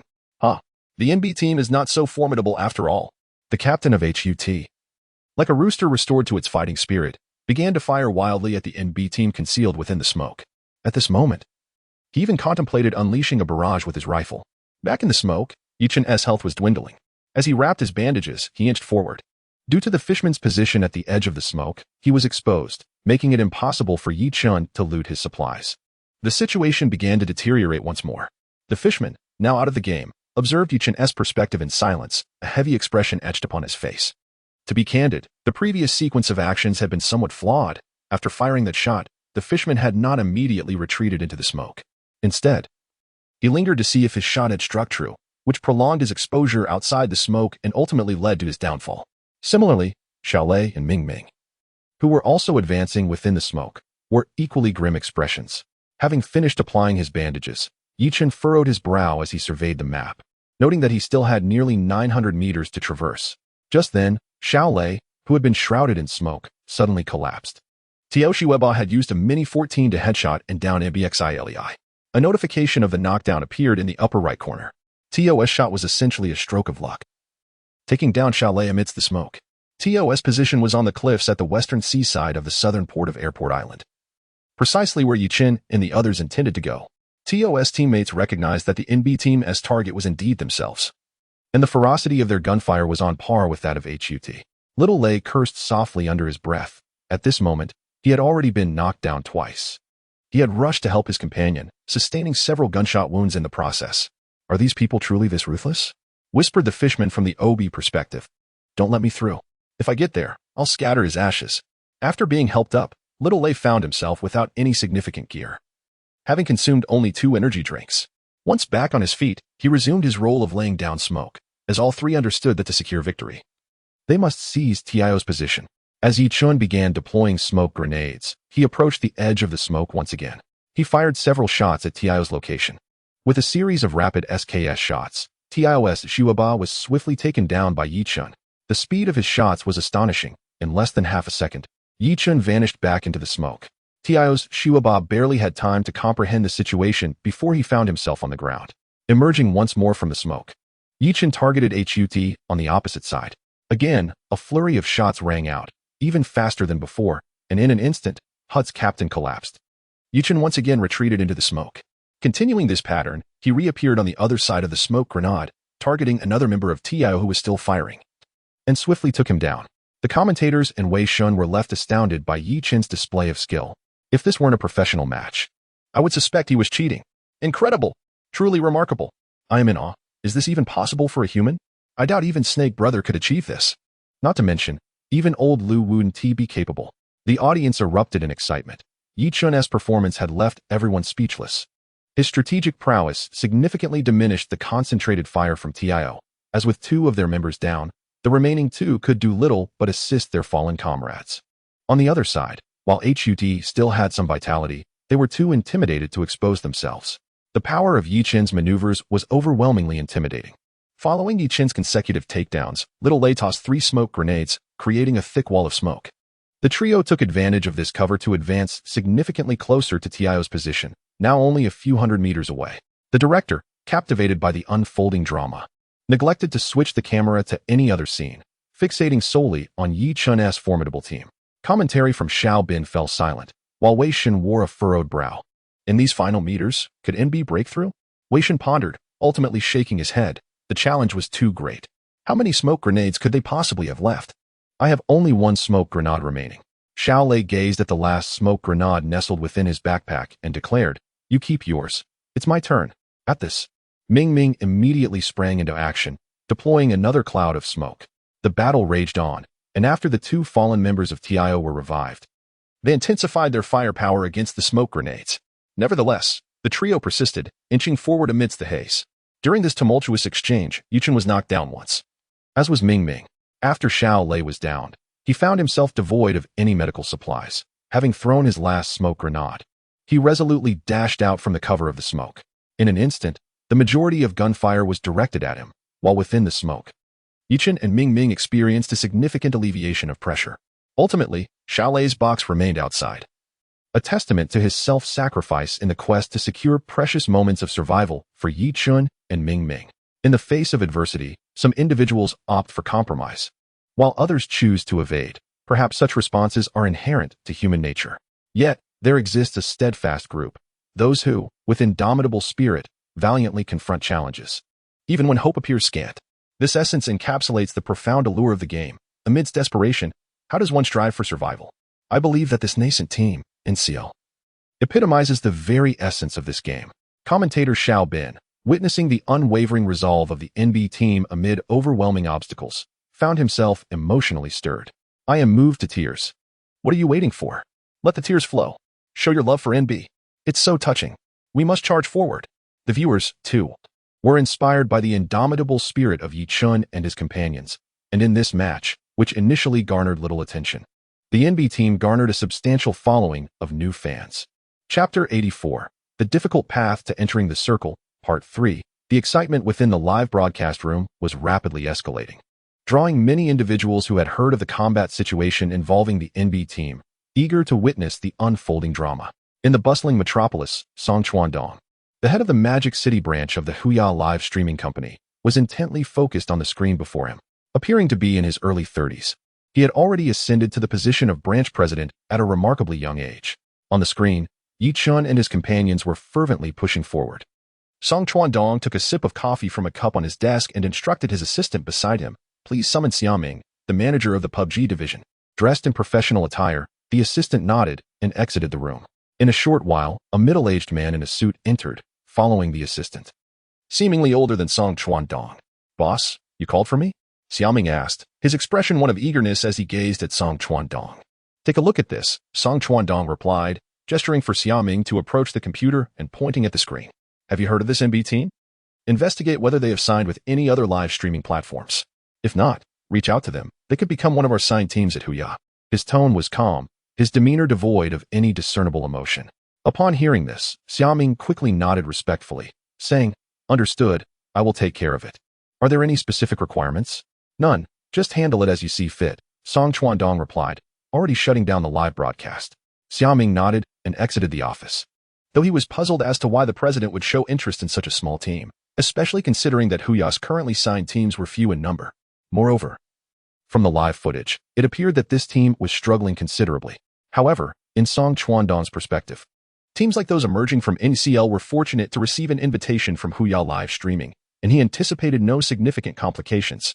The rationale behind his willingness to sign them stemmed from the fact that, despite having a few commendable signed teams, Huya truly only had one standout for AM. Securing this emerging team and nurturing their growth could prove beneficial in the future. On the battlefield, the third circle had closed, and the fourth circle remained centered near the coast. Yuchen and his comrades continued to advance with great difficulty. "Brother Yi, I have only one smoke grenade left. There's still about 30 meters ahead. It should suffice," Ming Ming remarked, concealed within the smoke as he wrapped his last bandage around himself. With this bandage, his health would only recover to 2/3. Yi Chun had exhausted all his medical supplies and his health stood at a mere quarter. Nevertheless, they were finally nearing the vicinity of Tiao. The gunfire around them had dwindled significantly. "Let's push forward and secure the chicken dinner," Yi Chun declared, reloading his SKS amidst the smoke. His tone was calm, yet resolute. Ming Ming nodded and threw out the final smoke grenade. At this moment, the gaze of everyone inside and outside the arena is fixated here, and the director has not switched the camera for quite a while. It is truly astonishing that the NB team has managed to reach this stage. They are about to engage in a direct confrontation. Yet the health of the NB players is far from optimistic. Commentator Xiaobin's voice has become exceedingly animated, and one can sense his concern for NB through his tone. Beside him, Wei Shen has remained silent for a considerable time, quietly observing the screen. Reflecting on the situation, he realizes that if 4 AM were in such a predicament, they would have likely surrendered long ago. It is unexpected that Yi Chen has persevered to this point. The thought of potentially facing NB on the battlefield in the future evokes a tremendous pressure within Wei Shen. This NB team is likely to become a formidable rival for 4 AM, and instinctively, Wei Shen feels a sense of unease. After this match, he muses, he must devise a plan to recruit 2 of their players. Boom. The sound of a grenade explosion jolts Wei Shen back to reality. This grenade was thrown by Yi Chun, detonating right next to a TIO member's feet. That TIO player, already filled with dread at Yi Chen's slight advance, was so taken aback by the grenade landing at his feet that he forgot to react, simply staring vacantly at it. With the explosion, this TIO player is knocked to the ground. Charge. Witnessing the successful detonation, Yi Chen does not hesitate and dashes out of the smoke, confronting the TIO players head-on. The skirmish begins in the blink of an eye. As Yi Chen emerges from the smoke, he immediately spots a TIO member guarding the cliff's edge. The adversary notices Yi Chen as well, and they both open fire almost simultaneously. In less than half a second, Yi Chen falls. Given the overwhelming advantage in health and armor, he proves unable to withstand the onslaught. However, the TIO member who downed Yi Chen did not even have the chance to utter the word down before being eliminated in an instant by Ming Ming, who followed closely behind. The remaining 2 TIO members now focus their fire on Ming Ming. This is a direct confrontation. These 2 TIO players understand that at this juncture, there is no retreat available. Blood pours from Ming Ming, his health rapidly depleting. Nevertheless, he shows no inclination to evade. Instead, he aims his weapon at one of the opponent's heads and executes a shoulder shot. The adversary is instantly taken down. After dispatching this foe, Ming Ming's aim shifts, in an almost impossible angle, to the last remaining TIO member's head. Throughout this maneuver, the bullets in Ming Ming's firearm do not cease firing. The final 3 bullets all find their mark on the last TIO member's head, showcasing an extraordinary display of marksmanship. Just as Ming Ming's health reaches 0, the TIO member becomes a mere box. Ming Ming triumphs, embodying the spirit of a war god, and revels in his victory. Victorious. Incredible. Come on. Block us if you can. Yi Chun, the fishman, and Xiao Lei simultaneously shouted in unison. This intense battle culminated in a narrow victory for NB, who stood triumphantly in the end. At the VSBN Esports Center, the members of Team TIO leaned back in their chairs almost simultaneously, exhaling deeply. For them, this hard-fought match was nothing short of a torment. Reaching such a level, the TIO members felt a sense of joy within. What an extraordinary team this is. Faced with such formidable opponents as TIO, NB had carved out a bloody path against all odds. The commentator, Xiao Bin, was utterly exhilarated, having witnessed countless thrilling matches. Today's encounter left an indelible impression on him. Judging by NB's performance today, even in the PCL or PCS, they would stand out remarkably. One could only conclude that the NECL stage is too small for them. This team is destined to become one of the finest in the country. Xiao Bin passionately narrated the unfolding drama, seemingly oblivious to the presence of Wei Shen beside him.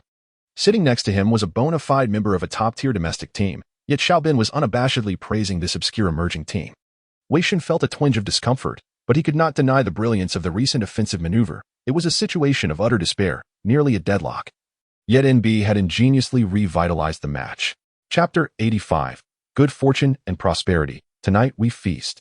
In the live stream of Tiger Ye's match, the screen was inundated with a flurry of 666 comments. I believe that even if the NB team does not secure a victory, this match has been worthwhile. The NB team is destined to triumph. How ruthless. It would be a travesty if they were to fail. Messages scrolled across the live stream screen. The director finally decided to shift the focus, providing some close-ups of other battling teams. The fourth circle had concluded, and the toxic zone was gradually constricting. Yi Chun was once again revived by Ming Ming, and the 4 crates lying on the ground were replenished for the 2 of them. As the last surviving members of the NB team, Yi Chun and Ming Ming felt a sense of having survived a calamity. Moving forward, they should heed Daoist Qing Yue's counsel more closely. Gazing at the tumultuous sea by the cliff's edge, Yi Chun recalled the words of their coach. After collecting his thoughts, what awaited the 2 members of the NB team was the impending final circle. On the other side of the battlefield, Lu Jingwen, having eliminated the last member of HUT, successfully secured an advantageous position. Seeing the information in the upper right corner, a smile curled at Lu Jingwen's lips. She had not anticipated their survival. Initially, she had taken note of Yi Chun and his team's trajectory. After all, the area Yi Chun had occupied had long since become a target of scrutiny, making it impossible to overlook. Lu Jingwen even unleashed a spray of M4 bullets into the billowing smoke, but to no avail, prompting her to abandon the effort. Now, with the arrival of the 5th circle, fewer players remained, and Lu Jingwen knew that soon she would confront the NB team head-on. Come on.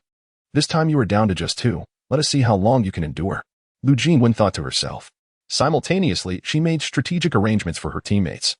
Her commanding ability was exceptional. Under Lu Jingwen's guidance, the team advanced methodically towards the designated location. After getting up from the seaside position, Yi Chun began to gather the last wave of intelligence. Based on the surrounding gunfire and the downed information in the upper right corner, he swiftly discerned the positions and survival counts of various teams. Only 15 players remained. Yi Chun's expression turned serious. In the 5th circle, Yi Chun and his team were still within the zone and remarkably close to its center. It must be said that Yi Chun's earlier charge towards the seaside TIO, despite its high cost, had yielded substantial rewards.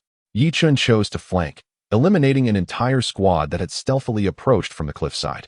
As the battle erupted in all directions from the 5th to the 6th circle, gunfire resonated continuously. By the time the 6th circle was established, only 8 players remained. This was the final showdown, with combat igniting in the southern harbor of Airport Island. The FF team, bolstered by their numbers, eliminated the last 2 lone wolves, leaving only Yi Chun and Ming Ming from the NB team to face them in the 7th circle. At this moment, although the FF team was at full strength, their positioning was far inferior to that of Yi Chun and his companions. Yi Chun and Ming Ming held the advantageous high ground on the cliff, allowing them to observe the situation within the harbor from above.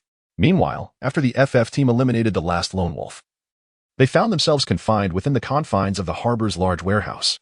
Any attempt to directly confront NB would entail a significant risk, likely resulting in casualties.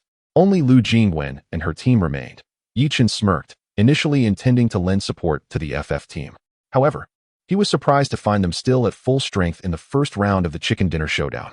"Brother Yi, what do you have to say?" Ming Ming inquired softly. "What is there to say?" Yi Chun responded, perplexed by Ming Ming's question. as they were on the verge of victory. Weren't we supposed to help them? Ming Ming pressed quietly. Nearby, Xiao Lei and Yu Rin, observing from the OB perspective, struggled to suppress their laughter. At a time like this, still talking about support? Just take them out.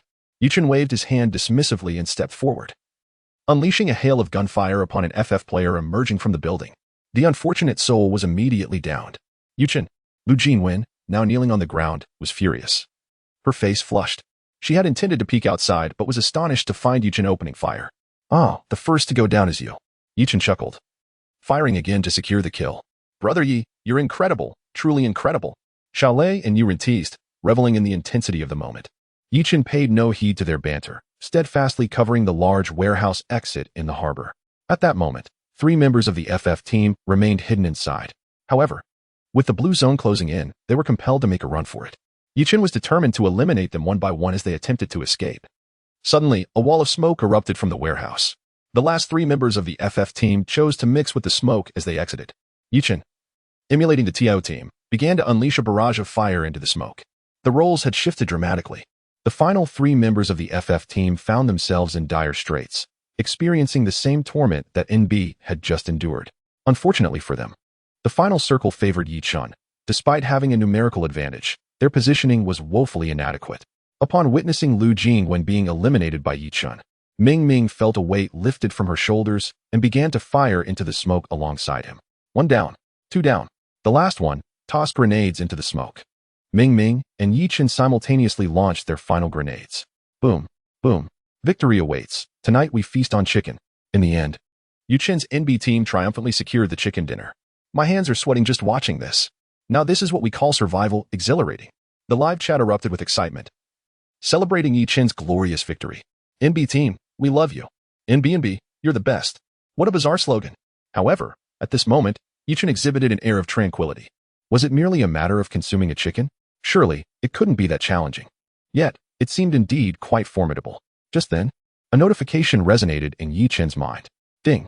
Congratulations, host, on achieving the milestone, completing an impossible chicken dinner. Congratulations, host, on receiving rewards. Points 100. Congratulations, host, on acquiring a villa in the new port city of Magic Capital. Congratulations, host, on obtaining the skill, State Banquet Level Culinary Arts. A flicker of excitement stirred within Yichen. A villa in Newport City? Wasn't that the very place he currently resided? When he and his companions first arrived in Magic Capital, they had leveraged Lu Jingwen's connections to secure this villa, and now it had been directly awarded to him. Although he was not currently developing in Magic Capital, there was a possibility that he might venture there in the future, making such accommodations exceedingly convenient. Moreover, his present residence was indeed in Newport City, and upon the conclusion of today's competition, he could take the opportunity to inspect the property. As for the state banquet level culinary skills, Yichen did not dwell on it too deeply. After all, he possessed some basic cooking abilities. His reluctance to cook stemmed from his aversion to washing dishes. Following the conclusion of this match, there would be a 5-minute intermission, allowing each team to attend to personal needs and review their performance. Yichen stretched languorously and returned to the designated room provided for each team within the venue to engage in the analysis of the preceding match. Chapter 86. The second match. The prospect of triumphing in this round was an unexpected turn of events for all. As the designated area was marked for elimination and every vehicle's tires were shattered, hope appeared to dwindle. It was evident that TIO's team exhibited a lack of marksmanship. Had a more formidable squad taken their place, we would have certainly faltered at that juncture. Yet, who could have foreseen that the third circle would not expunge the water? Xiao Lei reminisced about the previous battle, still feeling the adrenaline coursing through his veins. Indeed, attention to detail is paramount. Had our vehicle been parked more strategically, avoiding the line of fire, we would not have found ourselves in such a precarious situation. Yichen articulated this insight, prompting nods of agreement from the others. While everyone harbored confidence in their shooting skills, it was the nuances that often eluded them. Yurin pondered the earlier skirmish, realizing there had been no necessity to linger after firing that shot. Presently, we were merely in the NECL, as we progressed to higher tiers of competition. Victories and defeats often hinge on fleeting moments, and many pivotal decisions are concealed within seemingly inconsequential details. Before long, the 5-minute respite elapsed, and the team returned to their seats. Meanwhile, the live broadcast by Huya regarding this match had surged in popularity, reaching 1 million viewers. The officials had even featured this match prominently on the cover page to attract a larger audience. Is it true that an exceptionally skilled team has arrived? Did you not witness it? My palms were sweating as I watched. To be candid, I came to see the sister. Women only slow your draw. Is the NB team not worthy of admiration? The barrage of comments flooded the screen, many expressing support for the NB team. At that moment, the second match in Arangel commenced. The flight path was relatively central, departing from S-Port and heading directly towards Airport Island. Yichin and his team opted once again for the location of P City. The first circle materialized at the western prison, devoid of any water regions. Upon seeing this, Yichin felt reassured, no longer burdened by the need to scramble towards the water's edge. The team maintained a methodical approach, eschewing any semblance of recklessness despite their previous victory. With steady resolve, by the fourth circle, Yichin and his team remained in full strength, occupying a highly advantageous terrain. They found themselves atop a cliff directly above the prison, where jagged stone walls provided both a panoramic view and ample cover. One team attempted to breach their stronghold but was swiftly dispatched before they could close in. Upon realizing Yichin's position, other squads were evidently deterred from approaching. Thus, they awaited the sixth circle, where many teams, with nowhere left to retreat, were compelled to engage in combat with Yichin's team. In this sixth circle, Yichin found himself poised at the edge, with 20 players still alive on the field. On the commentary platform, Xiaobin couldn't help but inquire of Wei Shun. Given the current situation, the position of Team NB appears advantageous. Do you think there is a possibility for Team NB to secure another victory? Wei Shun, slightly curling his lip, contemplated saying something but refrained from speaking. He sensed that any statement he made could potentially backfire, as Team NB's prowess evidently surpassed that of the other teams in the NCL. However, he felt that overly praising them would undermine his stature as the proud owner of 4AM. In an effort to exhibit his professionalism, Wei Shun finally remarked, in this round, if we adhere to conventional strategies, Team NB must seize the high ground on the eastern hillside. However, should the next circle not favor them, descending from such heights could prove quite challenging. He thought to himself that this should suffice. Meanwhile, in the game, Yichin had already made his move. However, instead of heading towards the elevated position, he charged down the slope like a tiger descending a mountain. At the base of the slope, a team called CTC was stationed in the area. Upon seeing Team NB descend, CTC's captain quickly issued orders to his teammates, "We cannot allow them to advance." Yet, scarcely had the command been given when 3 of his players' health bars turned crimson. What just happened? CTC's captain was left in shock. "Captain, it's Team NB. I merely exposed a sliver of my head and was instantly taken down by a single shot from a 98K. "Me too," murmured the 3 players kneeling on the ground, frustrated. It should be noted that during the preliminary rounds, CTC had encountered Team NB. However, they had never engaged in a direct confrontation. After the preliminary rounds, the CTC team had undergone a reorganization, significantly elevating their overall combat capabilities. Initially, CTC's captain had not regarded Team NB as a serious threat. Although Team NB had triumphed in the previous match, he considered it merely a stroke of luck. Had their position been occupied by TIO instead of CTC, victory would undoubtedly have belonged to them. Yet now, the CTC captain had completely abandoned his initial thoughts. Team NB's aggression was overwhelming. In mere 2 seconds, they had dispatched 3 of his players from a considerable distance. Such combat effectiveness was beyond his team's capacity to contend with. After a moment's reflection, the CTC captain hesitated even to assist his fallen teammates, opting instead to make a hasty retreat in a vehicle. However, as he entered the car, the vehicle jolted violently upon colliding with a massive object. An 86 had silently slid into view and crashed into the car where the CTC captain was seated. A player wielding an M762 leaped from the 86, aiming the weapon directly at him. The CTC captain could only watch in disbelief as the player opened fire. At that moment, he struggled to comprehend the unfolding chaos. How could this be happening? The captain of the CTC team muttered under his breath. NB swiftly eliminated CTC's Ichi with a headshot from the M762, completing the ambush in under 10 seconds. NB appeared before the CTC captain like a specter. The synergy in this team battle was simply extraordinary. Did you notice how the NB team instantaneously dispatched CTC? It was as if 3 players fired simultaneously. That's not all. After taking down CTC, NB even retaliated against a squad on the mountain. Really? Is that true? Such extraordinary prowess? As the comments flooded in, everyone could only express their astonishment with 666. Indeed. As the comments suggested, Yichin swiftly knocked out an opponent with the mini and, out of the corner of his eye, spotted someone on the mountain aiming at him.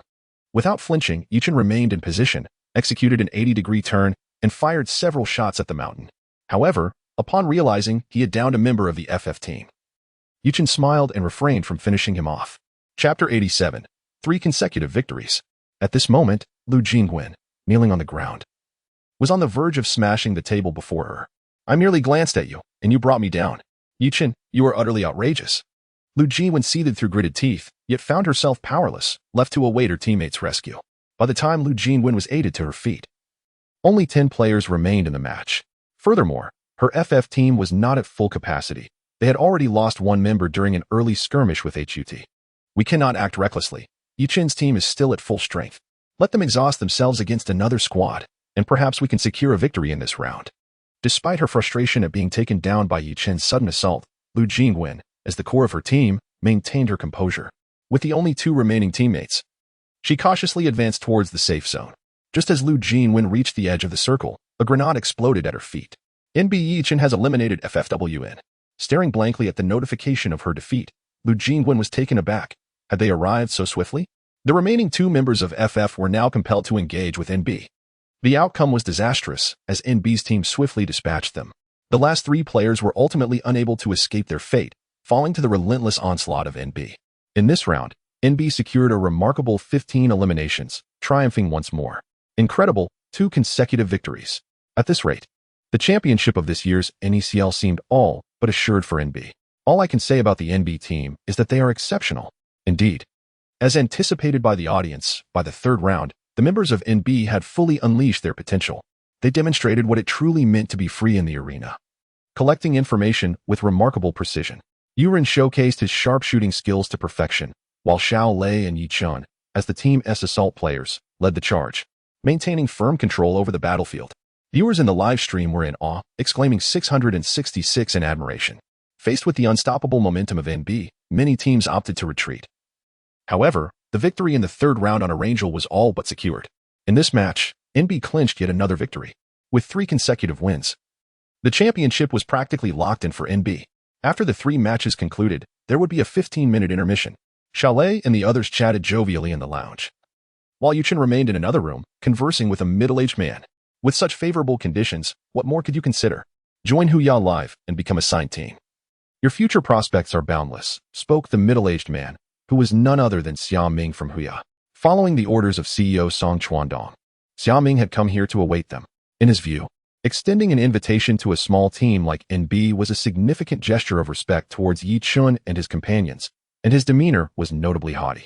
It is essential to recognize how many teams have not been afforded such an opportunity. Regarding the prospect of signing with a streaming platform, Yichen had contemplated this matter long ago.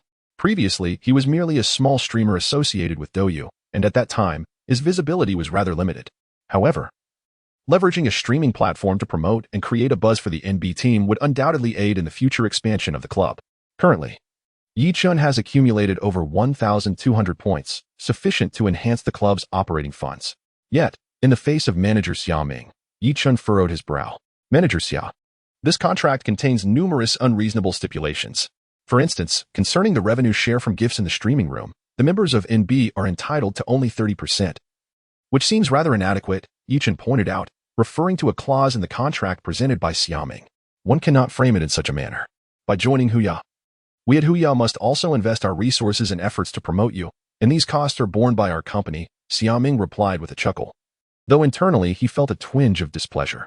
How audacious for such a modest team to negotiate terms. It is important to note that the 70-30 split in gift revenue is already quite generous. Let us consider the possibility of collaborating at a later date, Xia Ming suggested, his haughty demeanor prompting Yi Chun to withdraw from the conversation. Yi Chun understood that, from Huya's perspective, the relationship was inherently imbalanced. When a dialogue lacks equity, it inevitably leads to dissatisfaction. Xia Ming was utterly taken aback by Yi Chun's rejection. Securing an active contract with Huya is a coveted goal for numerous streamers. Teams or streamers who receive such contracts from Huya typically enjoy substantial support in terms of traffic and connections. Yet, Yi Chun declined. This left Xia Ming, who had prepared an array of arguments, momentarily at a loss for words. Think carefully, such a rare opportunity will not present itself again. Xia Ming's tone had already turned irate. The other party was entirely unappreciative. Oh, I am profoundly grateful for the lack of a second chance. Otherwise, I would have to spend more time rejecting you once again. I have a competition to attend. Farewell. Yi Chun remarked as he rose from his seat and exited the room. Watching Yi Chun walk out, Xia Ming clenched his teeth. After years in the streaming industry, he was accustomed to being treated with utmost deference and respect by streamers. Today, however, he had been publicly slighted by an obscure individual. As for his boss, Song Chuandong, Xiaoming had no cause for concern. There were countless excuses for the failed negotiations, and he could easily select one later. Humph. Do not think that just because you've gained some prominence in NECL, you have become significant. Once you enter PDL, I will ensure to make an example of you. Xiaoming scoffed, leaving the room. In the realm of Huya streaming, the domain of PUBG commanded a significant share of the audience. Many team members streamed on Huya, and when the time came, it would be easy to converse with certain members of PDL. At the time of the competition, he was confident that Yi Chun would be overwhelmed. Upon returning to the room, Yi Chun relayed the incident involving Xiaoming to everyone. Upon hearing that Yi Chun had declined Xiaoming's contract, the crowd erupted in applause, exclaiming their approval. What folly is this? Our NB team is here to compete, not to serve as mere laborers. Observing that no one displayed dissatisfaction regarding the matter, Yi Chun chose to remain silent and instead began to outline the overall strategy for the upcoming 3 matches on the desert map. Before long, the 15-minute break concluded, and members of each team returned to their seats. Meanwhile, the audience in front of the live stream grew increasingly impatient. Many were perplexed as to why a minor competition required a 15-minute advertisement interlude, deeming it a sheer waste of time. Chapter 88, Intentional Letting Go at Long Last. The long-awaited match commenced after a 15-minute wait, and the viewers erupted with excitement, as if they were witnessing a grand competition. Finally, it has begun. Honestly, I was about to doze off if it didn't start soon. Were it not for my desire to watch Team NB, I might have lost all patience. The viewers began to voice their critiques, and thus the 4th round officially kicked off. Come on, Picado, roll out, shouted Xiao Lei from his seat. Yet, no one dared to respond. By this stage, many teams had been thoroughly intimidated by Team NB. How dull, Xiao Lei sighed, as he and Yi Chun plunged into Picado. Given that this was a desert map, the areas with water were somewhat limited. The group followed their pre-planned route, adapting to the shifting play zone. However, in this round, Team NB did not emerge victorious. Instead, it was Team FF that claimed the chicken dinner. Ironically, Team FF owed their success to Team NB. During their movement, Team NB engaged in a skirmish with another team, fortuitously located not far from Team FF. While other teams may still harbor some apprehension towards Team NB, Team FF, particularly Lu Jingwen, felt no such fear. After knocking down a member from a distance and confirming the position of Team NB, Team FF charged forward. Together, they overwhelmed Yi Chun and his team, who were poorly positioned. Finally, I have avenged myself, Lu Jingwen exclaimed triumphantly after securing the chicken dinner. Little did she know, Team NB had intentionally let them win this round. Otherwise, when the member was downed, Yi Chun could have easily taken out 2 members of Team FF with a quick shot. As the 5th round began, Team FF, having just claimed a chicken dinner, became excessively arrogant. During a confrontation over a point with another team, they engaged in a firefight. Although they ultimately secured the location, only Lu Jingwen remained from Team FF. At that moment, any random team could easily eliminate her. Indeed, it was too long before a convoy approached with great intensity. There are definitely players in this area. Yi Chun chuckled. He could discern the clash between Team FF and the other team, and he was acutely aware that only Lu Jingwen was left standing. Thus, he charged forward without hesitation. Upon reaching the designated point, Team NB began a meticulous search, having locked onto the small room where Lu Jingwen was holed up.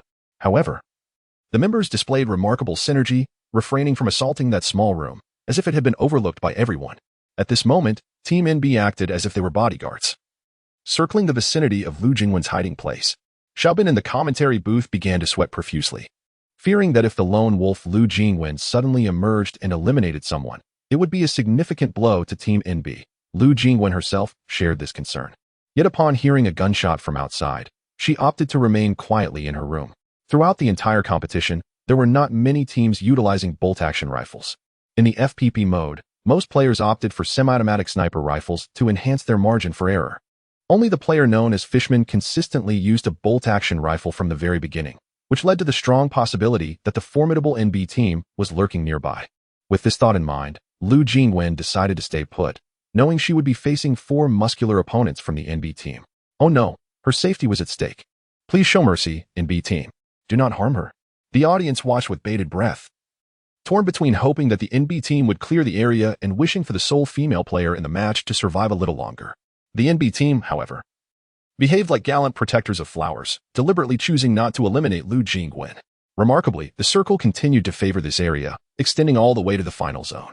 Until the appearance of the wooden stumps, Lu Jingwen's hiding spot remained within the circle, even fortuitously positioned atop one of the stumps.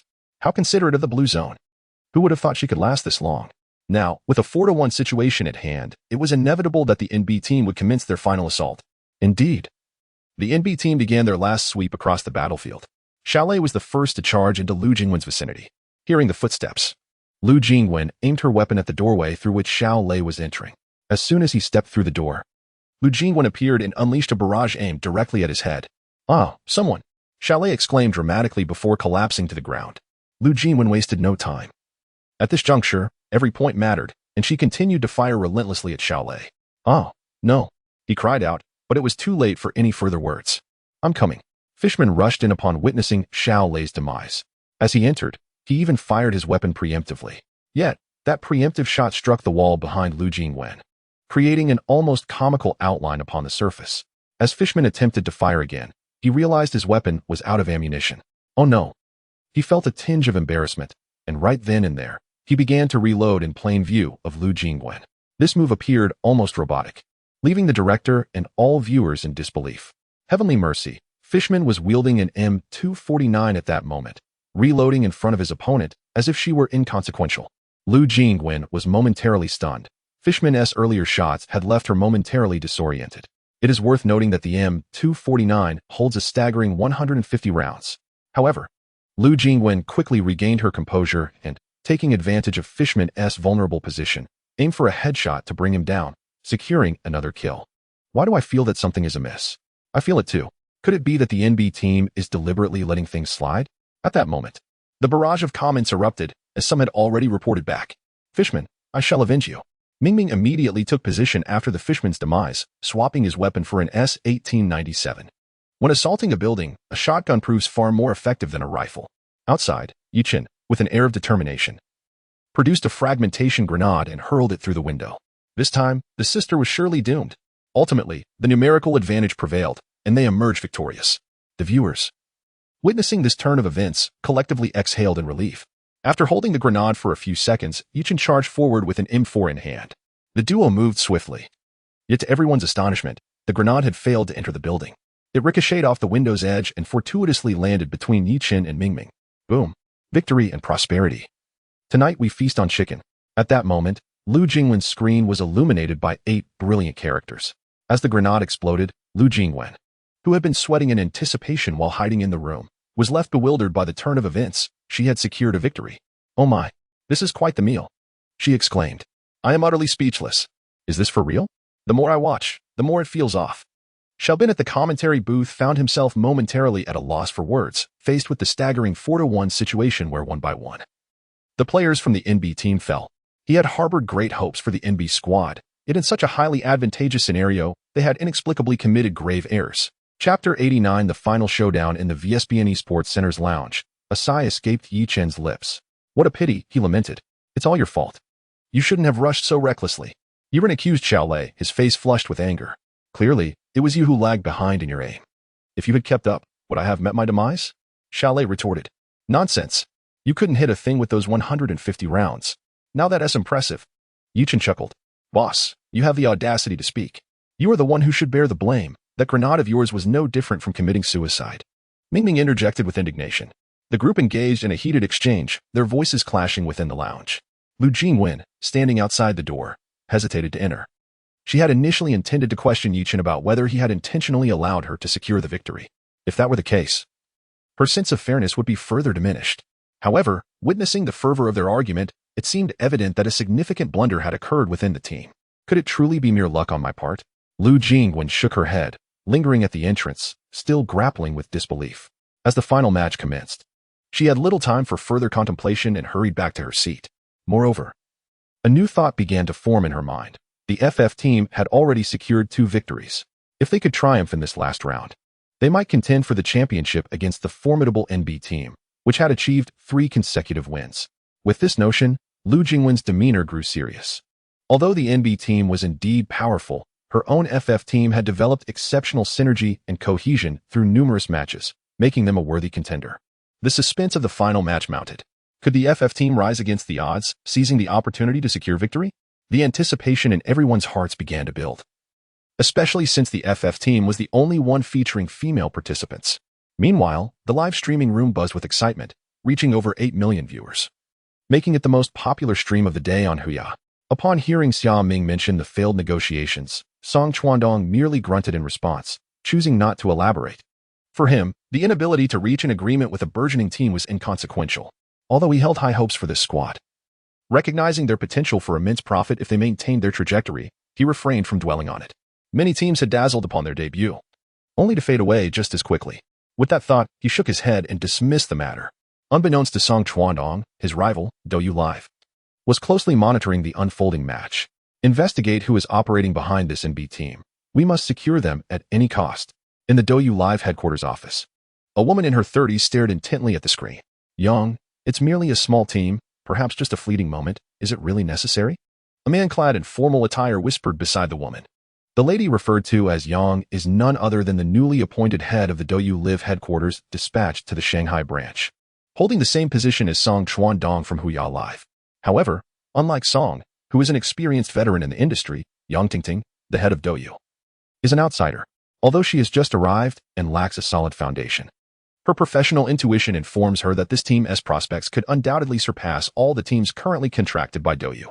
Thus, Yang Tingting issued the order to prioritize signing with NB. Upon hearing the middle-aged man's remarks, Yang Tingting furrowed her brow. The company is currently a battleground of old and new powers, and as a newly parachuted leader without her own support team, many of her commands fail to reach fruition. This includes the individual before her, Hua Qiliang, who oversees the PUBG segment for Douyu Live. Hua, however, seems to dismiss the NB team altogether. Furthermore, he has no desire for the newly arrived Yang Tingting to exert too much influence, as it would only work against him. Noticing Hua Qiliang's indifference to her words, Yang Tingting felt a moment of irritation but quickly regained her composure. I shall take it upon myself to handle this matter personally, she resolved. But one thing is certain. The credit for signing this team will be entirely mine. Yang Tingting smiled. Haha, Yang, you jest, Hua Qiliang said casually. The credit Yang Tingting referred to would pertain to the substantial traffic and profits generated from signing with NB. Yet, it is merely a new team. Whether they can survive in the fiercely competitive esports industry remains uncertain. To think about profits now is rather premature, Hua mused internally. Yang Tingting chuckled, casually picking up several stamped contracts, and disregarded Hua Qiliang as she strode out of the office. This woman, Hua Qiliang sneered, watching Yang Tingting depart, feeling increasingly disdainful. It seems that dealing with this Yang will not be particularly difficult after all. Back at the arena, the match had reached the final phase of the third circle, with the fourth circle about to emerge. The final circle encompassed the Impala district in the eastern part of the desert map, including some water areas. Many teams had instinctively moved into the urban area, as the next circle would likely drain, making it crucial to secure advantageous positions for a potential victory. However, the NB team remained comfortably stationed at a housing area adjacent to the water. Commentator Xiaobin observed that since their arrival, the NB team had not budged. Growing increasingly anxious, many teams had already begun to move, yet the NB team remained where they were. Once the next circle drains, entering it would become challenging. Xiaobin's voice carried a hint of excitement. Including the barrage of comments, viewers were puzzled as to why NB lingered in two drafty buildings at such a critical juncture. Though they had essentially locked in the championship, a passive play style was something no one wished to witness. What everyone failed to notice was that Wei Shen, who had originally occupied a seat among the guests, had vanished without a trace. Initially, as a special guest for the competition, Wei Shen felt a sense of joy. However, as each prediction he made was met with disapproval, he could no longer remain. At that moment, Wei Shen found himself in the parking lot outside the Esports Center, preparing to return to his club. Hey, GODV, a voice called out, halting Wei Shen in his tracks. Turning around, he was surprised to see Xia Ming. As a member of the sign team of Tiger Ya, he naturally recognized Xia Ming. Ah, Mr. Xia, what brings you here? Wei Shen inquired with curiosity. After a moment of contemplation, Xia Ming replied, I specifically came here to find you. Oh, is that so? The Tiger Ya Destiny Cup is about to commence. And before it starts, we intend to create some buzz for your team, for AM. We have several popular female streamers who could assist with this. Xia Ming's assertion held merit, as Tiger Ya hosted the Destiny Cup competition annually. Once again, it's about bringing in female streamers. I'm definitely not participating. You know that B1T be pleased, Wei Shen remarked, referring to his wife, the owner of 4AM, Bizai. However, I have already made arrangements with those female streamers, Xia Ming responded, feeling somewhat awkward upon hearing Wei Shen's words. All right then. I'll discuss it with 112 and Xiao Hai, Those two are fond of collaborating with streamers. After another 10 minutes of conversation, they managed to finalize the arrangements. Meanwhile, the competition had progressed into its final decisive phase, with only 9 contestants remaining. Among these 9, 5 were outside the safe zone. Everyone had assumed that the area at risk of being eliminated would ultimately be outside the circle, yet it astonishingly remained within the boundaries. And even at the very center of the safe zone. Chapter 90. Abundant System Rewards. This year's NECL Finals presented an unpredictable circle configuration.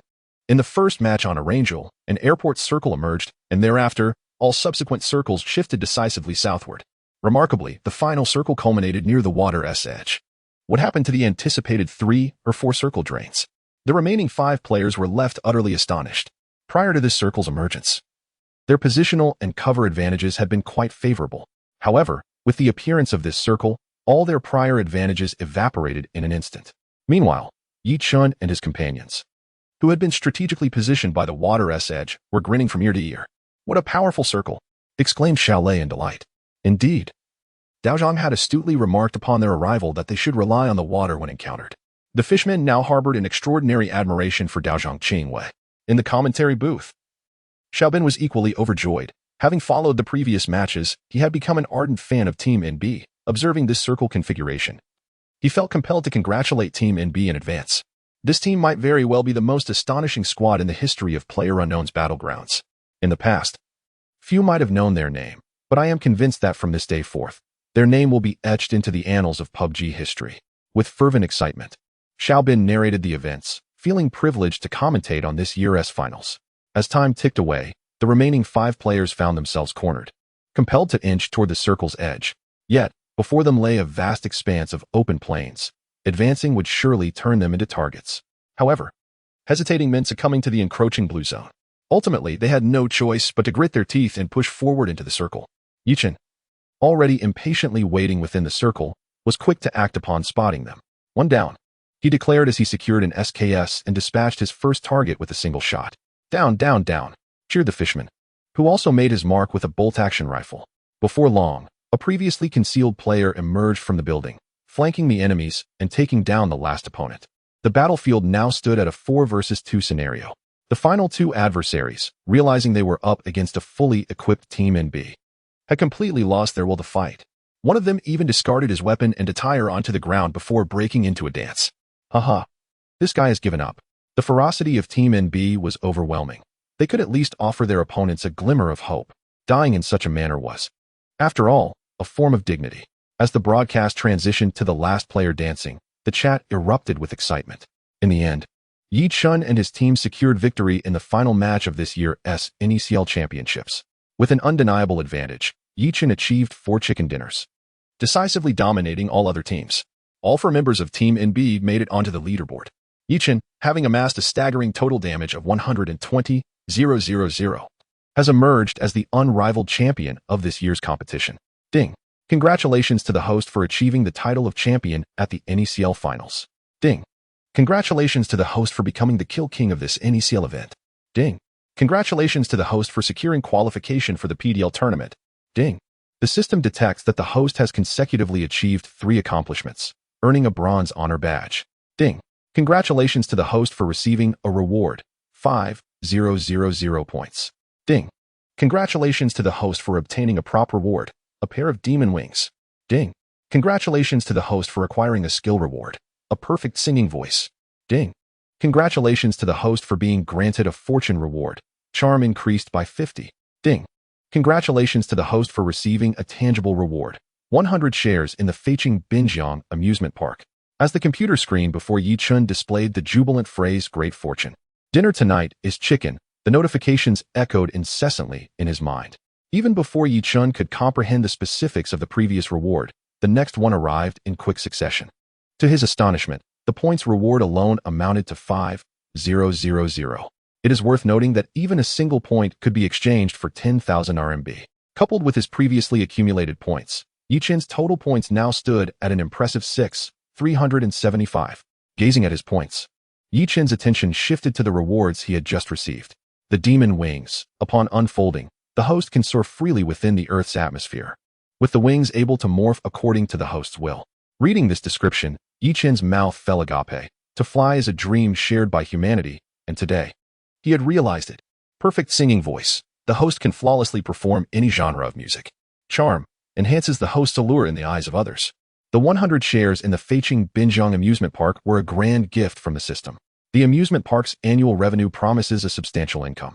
Yet at this moment, Yichen found himself more intrigued by the bronze honor badge awarded by the system. Honor badge. Upon reaching a certain number of accomplishments, the host can redeem an honor badge. The badge levels are divided into bronze, silver, gold, platinum, and diamond. Bronze honor badge can be exchanged for 10,000 points. An honor badge allows the host to purchase items in the system shop at a 40% discount.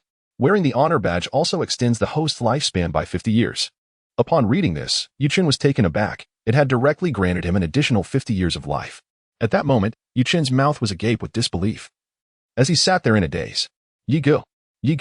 After a considerable time, Yichen finally heard Xiao Lei's voice beside him. Ah, what is it? Is there something you need? Yichen looked at Xiao Lei, bewildered. It's time to go on stage to receive your award. Xiao Lei nudged Yichen, pointing towards the award stage at the center of the venue. By this time, the two award presenters had been waiting at the podium for quite a while. Yichen scratched his head, feeling a bit embarrassed, before promptly rising to lead Xiao Lei and the others towards the awards podium. Meanwhile, the audience watching the live broadcast of the match flooded the screen with enthusiastic messages of 666. In the stream, Yichen and his companions raised the splendidly gilded NECL championship trophy high above their heads. Countless lights converged upon them, and the sound of celebratory cannon fire erupted simultaneously. Brother Yi, we have finally reached this milestone, Xiao Lei exclaimed, his eyes glistening with emotion as he held the trophy, having journeyed alongside Yichen. The two had weathered numerous trials and tribulations, particularly during the tumultuous period when Yichen faced adversity. At that time, both had feared that their professional careers might come to an abrupt end. Yet, in this moment, Yichen stood proudly with Xiao Lei, having rightfully claimed their first coveted trophy. Chapter 91. What happened last night? May I ask, esteemed guests, what is it that you most wish to express regarding this championship victory? The awards presenter extended the microphone towards Yichen. Yet, at that moment, she was fixated on him, her thoughts racing. Why does this man exude such charm? Why does my heart race so fervently? Even her hand, clutching the microphone, trembled slightly. Is this truly the illustrious Yichen? Why is he so stunning? He could easily rely on his looks, yet he chooses to depend on his skill. Standing beside him is our very own brother Yi. This woman seems utterly captivated by our esteemed captain. No, Yichen belongs to me. The more I gaze upon him, the more striking he appears. I feel the same, yet I'm a man. The barrage of comments in the live stream flowed endlessly. Throughout the competition, everyone had speculated about Yichen's appearance, and now, having finally glimpsed his visage, they were taken aback by his unexpected handsomeness, leaving them momentarily stunned. Yichen approached the microphone with a gentle smile, stating, I am delighted. We shall strive to do our best in the future. After speaking, he returned the microphone. However, the presenter remained in a daze, continuing to gaze at Yichen, her lips almost betraying a drool. Fortunately, a nearby male presenter, still in touch with reality, nudged her back to her senses. Excuse me, Yichen, do you have a girlfriend? The presenter, regaining her composure, posed a question that seemed to take her by surprise. Let us keep that under wraps for now, haha. Yichen responded, somewhat taken aback. After all, this was live, and such personal inquiries were quite inappropriate. The presenter, sensing her question was rather abrupt, quickly cleared her throat and forced herself to avert her gaze from Yichen. She then handed the microphone to Xiao Lei and, after addressing several official inquiries, the awards ceremony drew to a close. At this juncture, the NCL competition officially concluded. After receiving the prize money from the organizers, Yichen exited the VSP and Esports Center. You all may use this money as you wish. Consider it a team-building gift.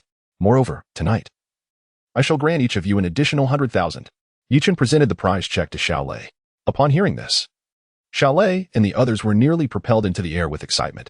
Brother Yi, was he at 50,000? Yuren seemed momentarily bewildered.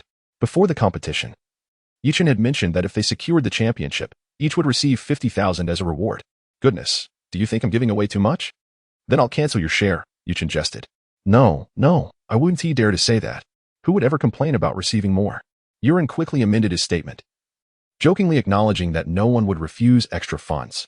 With a net worth now in the tens of millions, and accounting for all the rewards from the system, Yichen had become a billionaire. Granting 10,000 to each individual was merely a drop in the bucket for him. Congratulations, Yichen, having secured the championship. A familiar voice reached his ears. Upon turning towards the sound, he found Lu Jing when standing a short distance away. Yichen smiled and remarked, "You and your team performed admirably as well, achieving second place." Observing Yichen's smile, Lu Jingwen felt a flutter of unease, despite her dissatisfaction with the second-place finish. His grin enveloped her like a refreshing spring breeze. At that moment, her cheeks flushed with warmth. How about we celebrate tonight?" Lu Jingwen, typically eloquent, now found herself unable to meet Yichen's gaze, her words stumbling. "Of course, let us choose a fine hotel.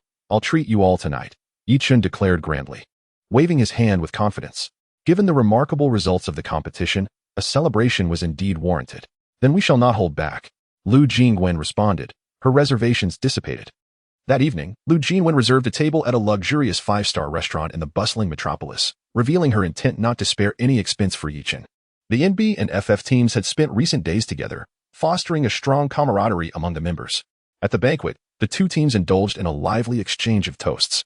Among them, Xiaolei, known for his considerable drinking capacity, had always perceived Yichen as someone who abstained from alcohol, primarily due to his awareness of Yichen's poor tolerance.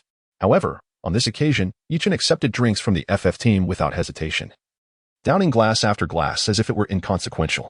Xiaolei nudged Yichen, whispering, "Brother Yi, don't force yourself if you can't handle it." Concerned for Yichen's well-being, Xiaolei remained unaware that Yichen had acquired a system reward that rendered him impervious to intoxication, making the drinks trivial in his eyes. As the night progressed, Yichen single-handedly engaged every member of the FF team in drinking, ultimately incapacitating all but Lu Jingwen. The members of the NB team fared little better, with Xiaolei eventually retreating beneath the table. Upon exiting the restaurant, they encountered 6 members of the FF team huddled by the roadside, violently expelling their stomach contents. "What a shame," Yichen lamented, "such exquisite dishes wasted." He felt a pang of disappointment, particularly since it was his first visit to such an upscale venue.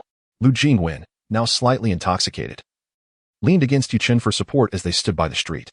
After an extended period of awkwardness, the situation finally settled. Yichen exerted considerable effort to ensure everyone was safely returned to the villa. Once these matters were resolved, Yichen collapsed onto his bed, succumbing to a deep slumber. His nerves had been taut in recent days, as this was the NB team's inaugural official competition. Although the match had proceeded relatively smoothly, it was all predicated on Yichen's meticulous strategy and foresight, a source of considerable mental strain. At last, he could enjoy a restful sleep. The following morning, Yichen slowly opened his eyes, basking in the tranquility of his surroundings. Sunlight streamed through the glass window, and Yichen felt an urge to stretch. However, he found his body constrained, unable to fully extend. In the next moment, his previously dazed eyes suddenly widened. This was not his own room. The significant reason for his inability to stretch was that he was being tightly embraced by a fragrant body. Yichen stiffly turned his head towards the figure. At that moment, Lu Jingwen's serene visage came into view. In that fleeting second, Yichen's mind raced. He had ensured Lu Jingwen's comfort the previous day. Yet, he found himself unable to recall what had transpired afterward. Had he become intoxicated? Surely not. He was impervious to such effects. Yichen's thoughts became a blank slate. Just then, Lu Jingwen, still in slumber, slowly opened her eyes. Chapter 92. The scene of social death. Upon seeing Yichen, Lu Jingwen smiled gently, then closed her eyes again. However, in the next moment, she abruptly opened them wide. Just as Lu Jingwen was about to speak, Yichen swiftly covered her mouth with his palm. Sister, please, don't make a sound," Yichen whispered urgently. At that moment, his mind was buzzing, overwhelmed by the absurdity of the situation unfolding before him. After a while, Lu Jingwen seemed to gradually calm down, and Yichen finally removed his hand from her mouth. Lu Jingwen instinctively glanced downwards. No, nothing is there. I swear, I promise," Yichen exclaimed, shaking his body hastily in preparation to rise. Yet, he discovered that one of Lu Jingwen's legs was still tightly entwined around him. Realizing Yichen's movements, Lu Jingwen quickly turned away. Yichen hastily stood up as well. Lu Jingwen let out a sigh of relief, feeling inexplicably disheartened by Yichen's words. Yet, she mused, surely she could not beg him to do anything about it. With that thought, Lu Jingwen shook her head and climbed out of bed. After Yichen stood up, he tiptoed towards the edge of the bed. He sincerely hoped that the members of NB and FF were still asleep. Gently grasping the doorknob, Yichen cautiously peered through the crack of the door. Lu Jingwen squatted beneath him, also looking out through the narrow opening. They observed the empty corridor outside, faintly hearing Xiaolei's snoring. Only then did they both exhale in relief. Yichen finally turned the doorknob and stepped outside. However, as soon as he exited the room, he collided directly with someone. Upon closer inspection, he realized it was Jiang Susu, the younger sister of the Jiang family sisters who had come with Lu Jingwen. Jiang Susu was caught off guard by the collision, nearly losing her balance. Jiang Susu began to speak, but upon recognizing Yi Chun, she hesitated to continue. Hearing her sister's voice, Jiang Hanhang rushed over, only to witness Yu Qin and Lu Jingwen emerging from the room. The four exchanged glances, enveloped in an unusual silence on this ordinary morning. After a long pause, Yu Qin finally broke the silence, smiling as he turned to Lu Jingwen. I still believe there is an issue with the strategy you proposed. Lu Jingwen felt as though she were in a dream. She had done nothing. Yet the Jiang sisters had witnessed the scene. Although the girls shared a strong bond, she felt as though she had fallen into a river of troubles. Nevertheless, upon hearing Yi Qin's words, Lu Jingwen seemed to regain her composure instantly. There is nothing wrong with my strategy, rather. It is you all who should not assume that your marksmanship makes you invincible. Let me tell you, there are many skilled marksmen in professional competitions. Yu Qin felt a sense of relief as Lu Jingwen smoothly took over the conversation. However, the performance still required full engagement. After contemplating the previous day's competition throughout the night, he thought it prudent to remind her, as you stated, if your team's marksmanship does not improve, you will undoubtedly face severe defeats in future matches. The Jiang sisters, initially inclined to interject, found themselves at a loss for words upon witnessing the heated exchange between Yi Qin and Lu Jingwen, realizing that this was a matter entrenched in professional expertise. Do we all have to adhere to your methods? Lu Jingwen persisted, unwavering and assertive in her argument. Well, suit yourself. Yi Qin chuckled, dismissing the Jiang sisters' presence and turning to leave. Upon reaching the living room, Yi Qin exhaled deeply, relieved that he had managed to turn the situation from passive to proactive. However, midway through his departure, he was taken aback to see Xiao Lei and the others leisurely enjoying watermelon in the living room. They hadn't even put down their slices upon noticing Yi Qin's hurried entrance. Where have you been, Yigu? Xiao Lei asked, taking a bite of his watermelon. Didn't you sleep in your room last night? No, I woke up in the middle of the night needing to relieve myself and saw your bed was empty. Oh, this watermelon is truly sweet. Come, have some. At this point, the three seemed to share a tacit understanding and fell silent, resuming their consumption of the fruit. Fishman even held out a piece of watermelon towards Yu Qin, inquiring, Yigu, would you like a slice to refresh yourself? A slice to refresh myself? What am I refreshing? Yu Qin realized that this matter was no longer clear. It's not what you think. Never mind. Enjoy your watermelon. I have to step out for a moment. He was too weary to engage further with the three onlookers. Once outside the villa, Yu Qin indeed had matters to attend to. Previously, during the competition, the system had rewarded him with a villa in the new port city. Although he wouldn't be residing there immediately, it was essential to familiarize himself with the place. The system provided the villa's precise location, making it easy to find. However, upon arriving at the villa awarded by the system, he was momentarily stunned. Was this not the very villa that the female thief had visited that night? He vividly recalled seeing her extract a multitude of gleaming items from the safe. Could it be that the thief had stolen the gold and diamonds awarded to him by the system? Alarmed, Yu Qin swiftly accessed the system. Within it, there existed a storage compartment containing all previously granted rewards. After a thorough inspection, he discovered that the 1 kilogram of gold and 10 carats of diamonds he had been awarded were conspicuously missing. System, show yourself. Yu Qin's displeasure began to mount. Previously, the system had informed me that both gold and diamonds were securely stored in the safe of my villa at Jiangjing Group in Feiqing. Yet, how could they possibly have found their way into this safe in the bustling metropolis? What is the matter, host? The system's voice resonated in my ears. I asked you. Didn't you mention that the gold and diamonds you rewarded me were in Feiqing? How could a thief have stolen my possessions from Feiqing and brought them here to this city? Yi Qin queried with evident frustration. Despite my substantial wealth, the feeling of having my belongings stolen incites a profound anger within me. Ding. It has been detected that the host has left Feiqing, thus. The system has relocated the safe to the metropolis. The system provided a response that Yi Qin had long anticipated. Damn it. Thief, if I ever catch you, you shall face the consequences. Yi Qin thought with indignation. Chapter 93. Discussing cooperation though the individual on the other end was a woman. There existed no gender bias in the realm of thievery. A thief is merely a thief. Just as Yi Qin was consumed with irritation, his phone abruptly rang. Upon checking, he noticed an unfamiliar number, yet it was a local call from the bustling metropolis. Hello, who is this? Yi Qin answered the phone, his tone polite. Good day. May I inquire if this is Mr. Yi Qin? Came a courteous female voice from the other end. Who are you? Yi Qin's mood darkened, his suspicions rising that this caller might be the very female thief, intent on provoking him. After all, for someone of her exceptional skills, Acquiring the contact information of the villa's owner would pose no challenge. Greetings, I am the manager of Douyu Live's Shanghai branch. I wish to discuss a potential collaboration with you. The woman remained unfazed by Yi Chen's shift in tone, straightforwardly expressing her intentions. Upon realizing her identity, Yi Chen felt a pang of guilt. After all, the burglary at his home bore no relation to this woman, and it was unwarranted to unleash his frustration upon her. Very well, let us arrange a time to meet and discuss the specifics. Yi Chen's demeanor softened, regaining its previous cordiality. Initially perplexed, Yang Tingting wondered why her interaction with Yi Chen felt somewhat hostile, as they had not previously crossed paths. However, as Yi Chen adjusted his tone, she dismissed her concerns, recognizing that securing a partnership with the NB team was of paramount importance. How about we meet at West Island CAF next to the VSB and Esports Center this afternoon? Around 3 or 4 o'clock. Does that work for you? Yang Tingting suggested with a smile. Sounds good. Then it's settled. Yi Chen nodded in agreement. Arriving at West Island CAF a quarter of an hour early, Yi Chen felt enveloped in an ambience of refined sophistication. In the center of the CAF stood a black grand piano, where a pianist gently caressed the keys, filling the air with enchanting melodies. Most patrons were white-collar workers from the city, some stirring their coffee while sharing laughter with companions. Yi Chen acknowledged the suitability of this location for their discussion, mentally nodding in approval. Before long, a server presented him with a cup of coffee and an assortment of desserts to sample while he waited. Moments later, a gender-neutral woman with long hair approached Yi Chen.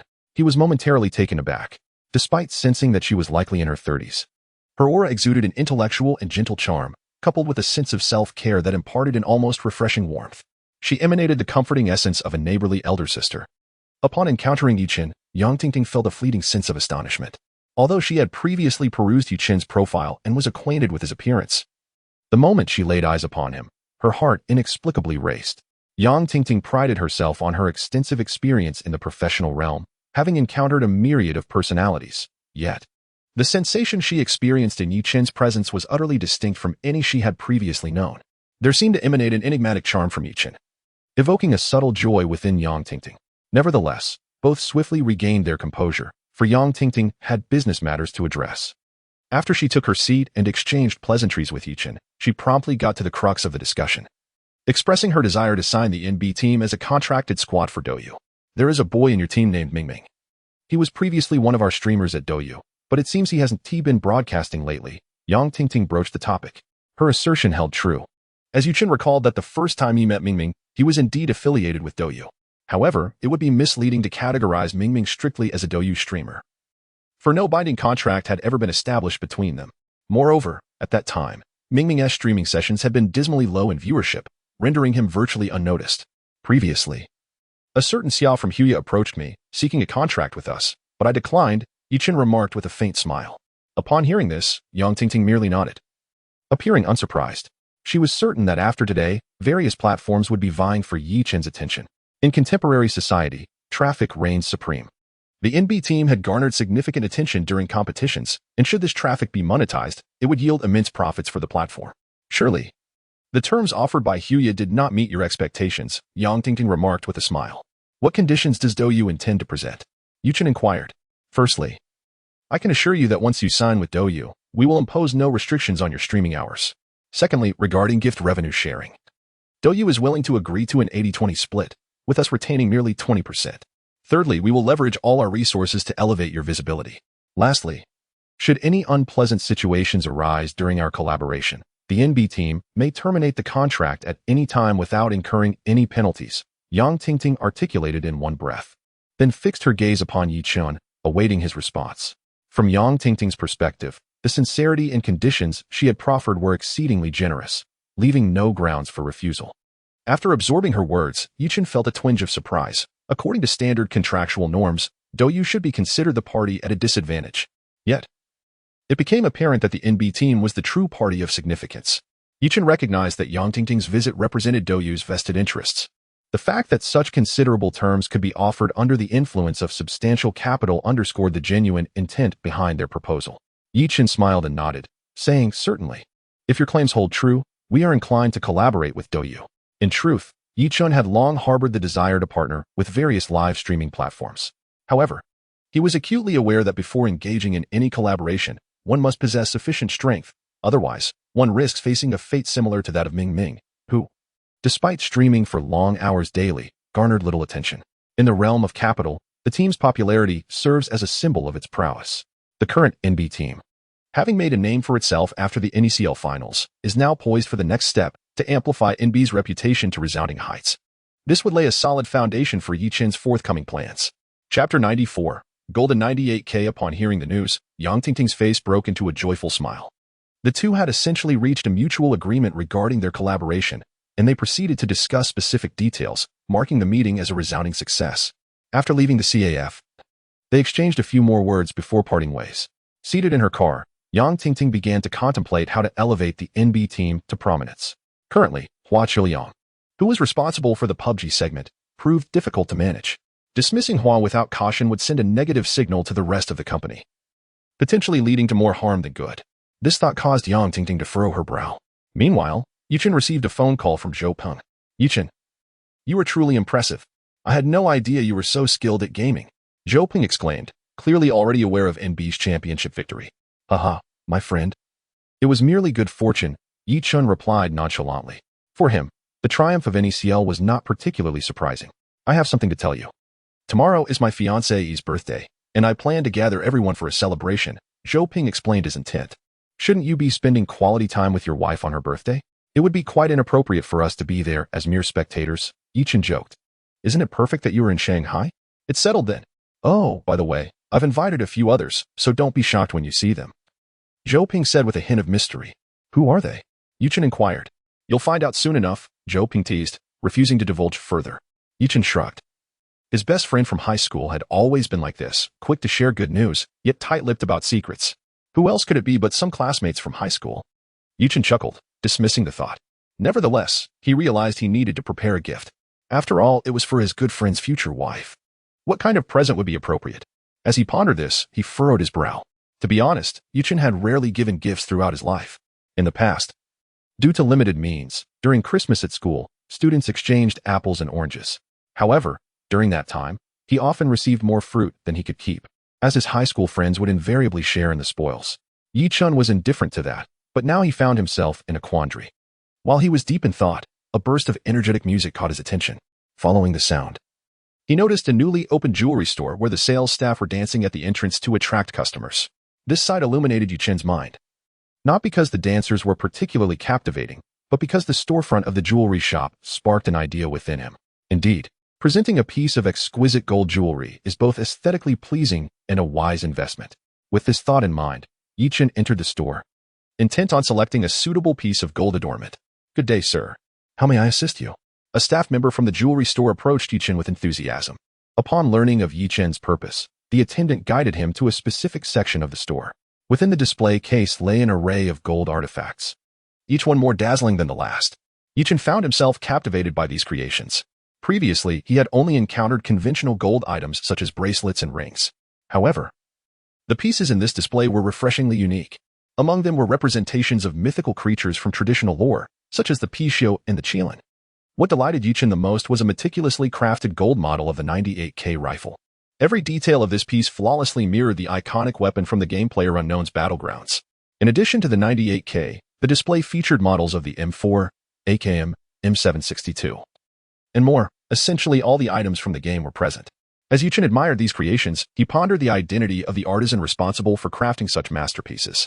Had his own gold not been stolen, he would have sought out this individual to commission a set for himself. Just imagine possessing a genuine gold 98K. Regrettably, the thief had chosen to rob him. Sir, do any of these pieces appeal to you? We can bring them closer for your inspection, the attendant smiled, breaking Yichen's reverie. All of these are rather commendable. I am curious to know who crafted these exquisite gold items, Yichen replied with a smile. Well, the attendant hesitated, clearly reluctant to divulge any information. It was understandable. Such finely crafted gold artifacts had become the store's hallmark. Who would reveal the secret to their success? Noting the attendant's expression, Yichen recognized that he had perhaps pried a bit too much. He offered an awkward smile and then pointed to a gold rooster sculpture, inquiring. This one is quite lovely. What is its price? This gold rooster weighs 300 grams. Given the current gold market and the craftsmanship involved, it amounts to 120,000 yuan. The attendant replied after glancing at the piece. That price is rather reasonable, and the craftsmanship justifies it. Please wrap it up. I shall take it. Yichen responded after a moment's contemplation, deeming the cost acceptable without further discussion. Upon hearing Yuchen's words, the attendant nodded eagerly and promptly called for someone to package the gold rooster in a gift box. Amidst the flurry of activity, a girl clad in the store's uniform, her large backpack slung over her shoulder, rushed in, clearly flustered and drenched in sweat. It was evident that she had hurriedly donned her work attire and dashed over, with even a button slightly misaligned. Upon closer inspection, the girl sported a high ponytail, her oval face radiating charm, with large, round eyes resembling glossy black grapes, set against her fair complexion. It was evident that she had hurried over, as beads of sweat dotted her face. "I'm so sorry, Manager Zhang, I'm late again," she said apologetically to a man in the store. This man was indeed Manager Zhang, who regarded her with a displeased expression. In a stern tone, he admonished, "Ning Ming, how many times must I remind you that tardiness is unacceptable? Why do you persist in ignoring my words?" His reprimand was quite severe, prompting Ning Ming to bow repeatedly in sincere apology, fully acknowledging her mistake. Chapter 95, Pursued. All right, enough of this. Hurry back to work. And remember to replenish the card later. Manager Zhang waved his hand in resignation, seemingly accustomed to the routine. Upon hearing this, Ning Ming repeatedly apologized and quickly dashed into the workshop behind the jewelry store. Observing her hurried figure, Yuchen furrowed his brows. Why did the silhouette seem so familiar? The moment he laid eyes on Ning Ming, an uncanny sense of déjà vu enveloped him. Yet, after ruminating deeply, he realized there was no trace of Ning Ming in his memory. Before long, the store staff had expertly wrapped the golden rooster Yuchen had selected, awaiting his payment. Shaking his head, he dismissed the thought, attributing it to his imagination, and approached the checkout counter to settle the bill. Just then, Ning Ming emerged once more from the workshop. "Ming, your timing is impeccable. This customer has just made a purchase. Please assist him in selecting a complimentary gift." The cashier, a middle-aged woman in her 40s or 50s, spoke with an air of authority. Upon hearing this, Ning Ming promptly acknowledged and approached Yuchen. Today, the store was hosting a promotional event. Every customer making a purchase could select a gift based on their spending. The most extravagant option was a mountain bike. Although Yuchen was not particularly knowledgeable about bicycles, he could tell at a glance that the price of that bike exceeded 100,000 yuan. However, it required a minimum purchase of 1 million yuan to qualify, and Yuchen's expenditure on the golden rooster was likely just sufficient to cover the bike's cost. As Yuchen directed his gaze towards the gift area, Ning Ming had already reached him.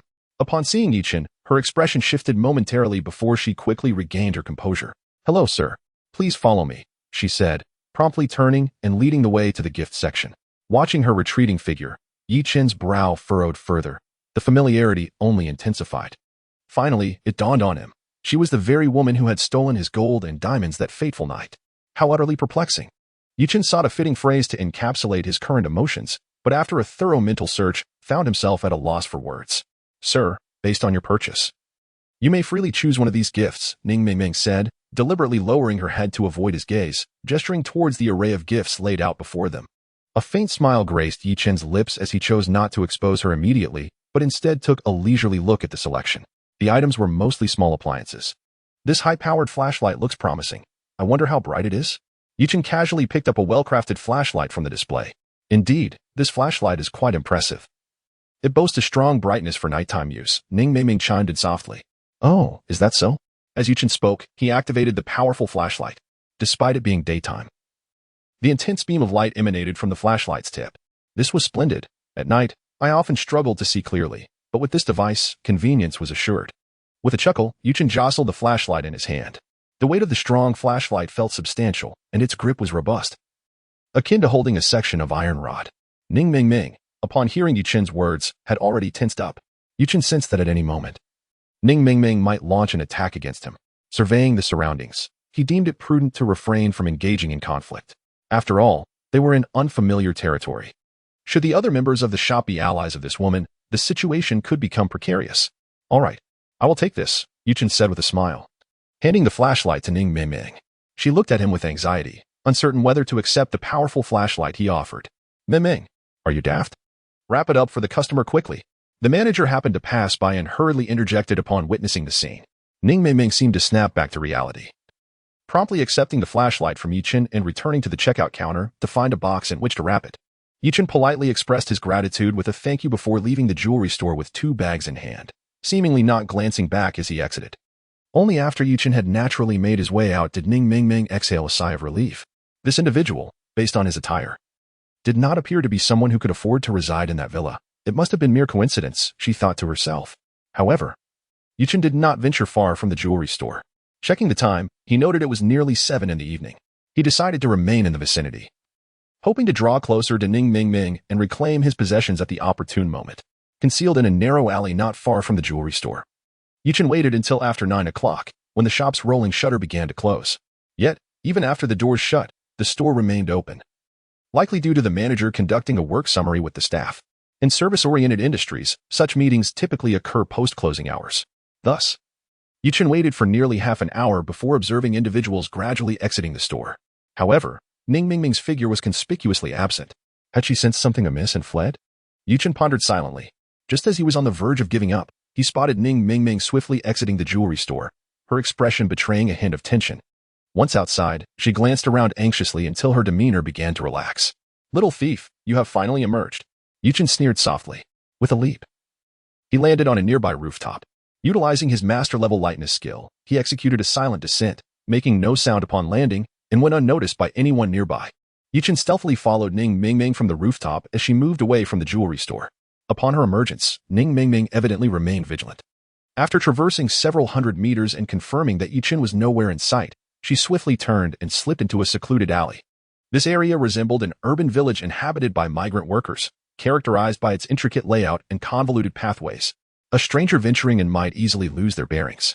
However, perched at a vantage point, Yichen harbored no such concerns. Ning Ming navigated through the labyrinthine alleys, making left and right turns, until she finally arrived at a secluded 2-story building. She gently tapped 3 times on the door, followed by 2 firm knocks, before the door creaked open from within. Chapter 96, Master Suji, a man with hair as white as snow and a face as pale as wax, slowly emerged. He appeared to be in his 50s or 60s, yet his gait was unsteady, and his demeanor bore the weight of exhaustion. Observing this, Yichen let out a cold chuckle. It seemed he had discovered the lair of this female thief. Ming, why do you look so flustered? Has something happened?" The man's voice was slightly hoarse, and he coughed repeatedly after speaking a few words. "Master, I fear I have been discovered. We must leave this place swiftly." Ning Ming's expression was grave, and her words tumbled out rapidly. After speaking, she regarded the man before her with a serious countenance. The man pondered for a moment and then slightly raised his hand. "Cough. Is it him?" he queried, and with a sudden flick of his palm, a white chess piece hurtled towards Yichen's position. Though the man appeared as frail as a dying wretch, the speed of his attack was fierce and unrelenting. Yichen was taken aback by the realization that he had been detected, but fortunately, he reacted swiftly and dodged to the side. The chess piece zipped past him, soaring through the air for a brief moment before crashing against a wall. Bang! The instant the chess piece made contact with the wall, it shattered into a fine powder. And the concrete wall, centered around the point of impact, erupted like a spider's web. Such formidable inner strength, the opponent was indeed a martial arts expert. Yichen's heart raced, his body tensed in response. The force of the chess piece had been akin to a bullet. Had he not reacted in time, he might have suffered grievous injury. Now, with 2 adversaries, both well-versed in martial arts, Yichen dared not act recklessly. The man furrowed his brow, surprised that Yichen had evaded his strike. However, his face was now slightly flushed, a sign of having depleted his internal energy and overexerted himself. "They're coming."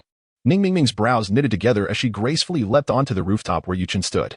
Without a moment's hesitation, she launched a swift kick towards his forehead. Yichen's anger flared. Having stolen from him, she dared to inflict harm. "Do you not realize you are committing a crime?" he exclaimed, and without holding back, he engaged in combat with the woman atop the building. The tiles beneath their feet cracked and crumbled with each step. As Yichen's punches accelerated, Ning Ming began to falter, ultimately retreating and landing on solid ground. Yichen pursued her relentlessly, landing silently and resuming the chase. The more they fought, the more frantic Ning Ming became. Yichen's agility and skill far surpassed her own. At that moment, Yichen swung a powerful fist aimed at Ning Ming's temple, and she found herself with nowhere to escape. Realizing the dire consequences if struck, she resigned herself to her fate and closed her eyes. Thud! A muffled sound echoed. Yet Ning Ming felt no pain. As I opened my eyes, I discovered that a man had unexpectedly positioned himself between Ning Ming and Yichen. One of his hands firmly grasped Yichen's wrist, which was poised to deliver a punch. It turned out that at the critical moment, my master had intervened to save me. "Hold on, young friend," Ning Ming's master said, his hand trembling slightly as he restrained Yichen, clearly struggling against the force of Yichen's punch. Yichen let out a cold laugh, abruptly pulling his fist back and freeing himself from the man's grip. However, Since the man had spoken, Yichen had no intention of continuing the fight. He was curious to hear what he had to say. Yichen scrutinized the man closely, and his brows furrowed in surprise. Initially, he hadn't taken a detailed look, but now, observing the man's pallid complexion up close, he was taken aback. Previously, Yichen's system had rewarded him with a tome valued at 5,000 points, titled The Sacred Art of Medicine. Within its pages were recorded various ailments and their remedies. After thoroughly absorbing its knowledge, Yichen had gained the ability to assess an individual's physical condition through their complexion, breath, and pulse. The man before him had a waxen face and a faint metallic scent of blood on his breath, although he maintained a steady rhythm of breathing. It was evident he was struggling to hold on. This individual must have sustained severe internal injuries, Yichen contemplated. My young friend, I am Su Ji, the man spoke, clasping his hands together in a gesture of respect. I apologize for the offenses committed by my apprentice earlier. I hope you can overlook them. Huh? You stole from me and then attempted to harm me, and now you seek my forgiveness? How naive. Yichen retorted with a scornful laugh. Did this man think he was a fool, believing that a mere bland apology could absolve him? He hadn't shown any restraint when the theft occurred. Yichen's words were merciless, leaving Su Ji at a loss for how to respond. After a prolonged silence, Su Ji finally asked, How do you intend to handle this? Young friend? He coughed twice, his complexion paling considerably. Simple. Either return what you have stolen from me, or accompany me to the police station. Yichen stated firmly. He had no inclination to play the benevolent savior. The facts were clear. They had stolen from him, and they should face the consequences. Well, if that is the case, then so be it. Su Ji sighed heavily. I will accompany you to the police station, but I cannot guarantee that Meng Meng will be spared. Master, if anyone is to go, it should be me. You cannot. Ning Meng Meng interjected, gripping Su Ji's arm. What good would that do? At this rate, if things do not unfold favorably, you may very well collapse and perish in the police station. Who would bear the blame then? The one who stole must accept responsibility. Yichen asserted without reservation. It was Ning Meng Meng who had committed the act, and thus she should be the one to face the consequences. Su Ji sighed heavily at these words, reaching into his pocket. Yichen's brow furrowed. Was it possible he had a weapon? If he did, his martial skills would be rendered useless. As the saying goes, no matter how skilled one is, one must fear a kitchen knife. Yichen dared not take any chances and took a slight step back, his fists subtly clenching. However, in the very next moment, upon witnessing Su Ji extract an object from his pocket, Yichen exhaled a sigh of relief. Su Ji revealed a square, azure jade pendant. The pendant was perfectly square, devoid of any intricate designs, yet it emanated an unparalleled warmth.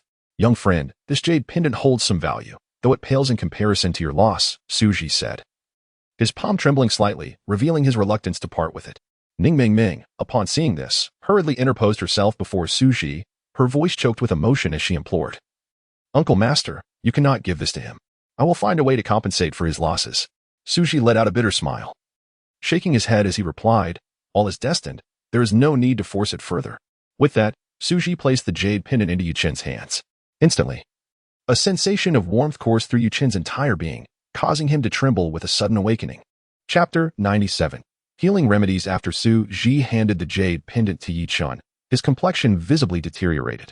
Yichen gazed at the pendant, recognizing it as a rare treasure. Yet he remained unaware of its true value. Ding. Detected that the host has acquired a premium item, Ancient Jade of Qingqiu. Ancient Jade of Qingqiu, worth 8,000 points. Effect. Nourishes the heart and spirit, attracts good fortune while averting misfortune. Just as Yichen pondered this, the system's voice resonated at an opportune moment. Upon hearing the pendant's worth, Yichen was momentarily taken aback. This piece of jade was astonishingly valued at 8,000 points. It was even more valuable than the heavenly pearl previously rewarded by the system, filling Yichen with a sense of having stumbled upon a treasure. By the point conversion, this jade pendant was worth a staggering 80 million. The anger over the stolen gold had completely vanished from his mind. Moreover, the jade's effects were indeed miraculous. Glancing at Su Ji, it seemed he was clinging to life thanks to the jade's properties. Please, I'll go with you to the police station. Do whatever you wish. Just return the jade to my master. Ning Meng Meng rushed over, pleading with Yichen. Su Ji weakly grasped Ning Meng Meng's arm, gesturing for her to be quiet. Seemingly resigned to his fate, Yichen chuckled softly and stowed the ancient jade away, ignoring the fury in Ning Meng Meng's eyes, and remarked, Indeed, it is a fine item. I shall keep it as compensation for her theft. At this moment, Ning Meng Meng's eyes were red with anger, her body trembling uncontrollably. After putting away the pendant, Yichen glanced at Su Ji, nodded, and continued, You are gravely injured. If you do not seek treatment promptly, you may not survive for long. Prepare yourself at once. Suji shook his head helplessly, remaining silent. To him, it seemed they were now even, and Yi Chen's words were merely intended to provoke him. Over the years, his ailments had worsened day by day. He had traversed the nation, exhausting all his savings without finding a cure, only to see his condition deteriorate further. This was precisely why Ning Mingming resorted to theft in the villa area, a desperate act. However, theft was theft. There was nothing more to discuss. Of course, modern medicine is unlikely to cure you. Your ailments stem from years of martial practice that have accumulated in your organs. The more you treat it, the worse it becomes. Yi Chen continued, his tone calm and measured. Upon hearing this, Suji paused, looking at Yi Chen, and a flicker of hope appeared in his previously dim eyes. Could it be that he possessed a solution, merely by observing Suji's demeanor? I will write you a prescription. With this remedy, along with acupuncture at the major acupoints of the heart, liver, and lungs, after a month of treatment, you should be able to recover, Yi Chen continued. His tone unremarkable as if discussing a trivial matter. Ning Mingming, who had been seething with resentment, now wore a look of astonishment, unsure whether to believe Yi Chen's claims. After all, just minutes ago, they had been locked in a life-and-death struggle. Could one truly trust a remedy offered in such circumstances? Ning Mingming wore a suspicious expression, her countenance dark as she regarded Yi Chen, already contemplating how to reclaim her master's ancient jade from Qingqiu. Yi Chen, noticing a pin on his person, took it out and found a scrap of paper to write on. Subsequently, he casually tossed the paper, which fluttered down to land at Suji's feet. Upon seeing the paper at his feet, Suji pondered for a moment before bending down to pick it up. Those who practice martial arts inevitably endure injuries and thus possess a modicum of medical knowledge. Studying the handwriting on the paper, Suji contemplated for a while, and suddenly, enlightenment dawned upon him. Drawing from his years of martial arts experience, he recognized that the remedies listed were all excellent treatments for internal injuries. As he comprehended the combination of these remedies, Suji coughed twice in realization and bowed in gratitude to Yi Chen. Yi Chen chuckled softly, choosing not to elaborate further, and turned to leave. Returning to Suji's side, Ning Mingming eyed the prescription in his hands with curiosity, asking, "Master, can we trust this person?" Suji's gaze was laden with complex emotions as he studied the prescription for a long while before responding. "This prescription may well be worth more than my ancient jade from Qingqiu." Suji's assertion held true. While the ancient jade merely nourished the body, this prescription possessed the potential to revive the dying. Upon hearing her master's words, joy illuminated Ning Mingming's face. Although Suji was merely her master, he had raised her since childhood, instilling in her a paternal sense of dependence. For years, accompanying her master on medical visits had yielded no results, and witnessing his health decline day by day filled her with profound concern.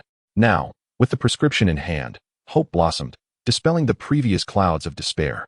At this moment, as she gazed at Yi Chen's retreating figure, her eyes brimmed with gratitude. This young man is truly remarkable. Suji coughed again, then turned to head towards his residence. Upon returning to the villa, Yi Chen found Lu Jingwen alone in the living room, engrossed in a television program, while the others had likely gone out to enjoy themselves. Upon seeing Yi Chen return, Lu Jingwen's face betrayed a hint of awkwardness, recalling the events of the morning.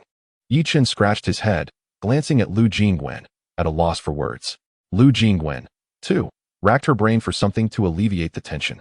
At last, her face brightened as she smiled and asked Yi Chen, "We're going to Jinjiang Paradise tomorrow. Would you like to join us?" Before their arrival, Jiang Susu had been clamoring to go out, but the two teams had been preoccupied with competition matters, leaving no time for leisure. Upon hearing this, Yi Chen considered the prospect of joining them, finding it a pleasant diversion, especially since tomorrow evening was the birthday celebration for Zhou Peng's fiancée. There would be ample time, and it would indeed be rather dull for him to remain alone in the bustling city while everyone else was out having fun. "Sure. That sounds good," Yi Chen replied with a smile. "All right, I'll book the tickets for tomorrow. Get some rest. Otherwise, you'll be tired for tomorrow," Lu Jingwen said, regaining her composure with a cheerful demeanor. "Ah, well, all right, I shall sleep well tonight," Yi Chen replied. This was an ordinary statement, yet it bore a different connotation in Lu Jingwen's ears. What did he mean by wishing her a good night's rest? Was he implying something else? Upon glancing at Yi Chen, she noticed he had already retreated to his room. Once back in his chamber, Yi Chen retrieved the ancient jade from Qingqiu and savored the warm, soothing sensation it provided.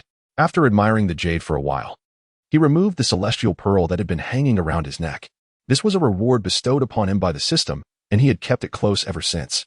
Wearing it, Yi Chen distinctly felt a surge of vitality. The celestial pearl possessed a magnetic field that complemented that of the human body, and according to the system, it had been blessed by a living Buddha, enhancing its effects significantly. Previously, Yi Chun had encountered a novel in the urban supernatural genre, where the protagonist acquired a celestial pearl blessed by a living Buddha. Following this acquisition, the protagonist experienced an influx of good fortune, finding treasures on Taobao, making astute investments, and amassing considerable wealth. Yi Chun had once envied this character, and now he possessed one himself. He was determined to explore its potential. The celestial pearl featured 9 white circles, and Yi Chun understood that the value of such pearls was determined by the number of circles they bore. These circles were referred to as the eyes of the pearl. Typically, a 7-eyed celestial pearl was already a rare find, while Yi Chun's 9-eyed version was truly a priceless treasure. After toying with the celestial pearl for a while, he once again picked up the ancient jade, delighting in its beauty. When he gently tapped the celestial pearl against the jade, a melodious and crisp sound resonated, pleasing to the ear. Chapter 98. Indeed blessed. A series of knocks echoed from outside. Lu Jingwen stood at the door. Yi Chun, are you asleep? She inquired. Ah, no, not at all.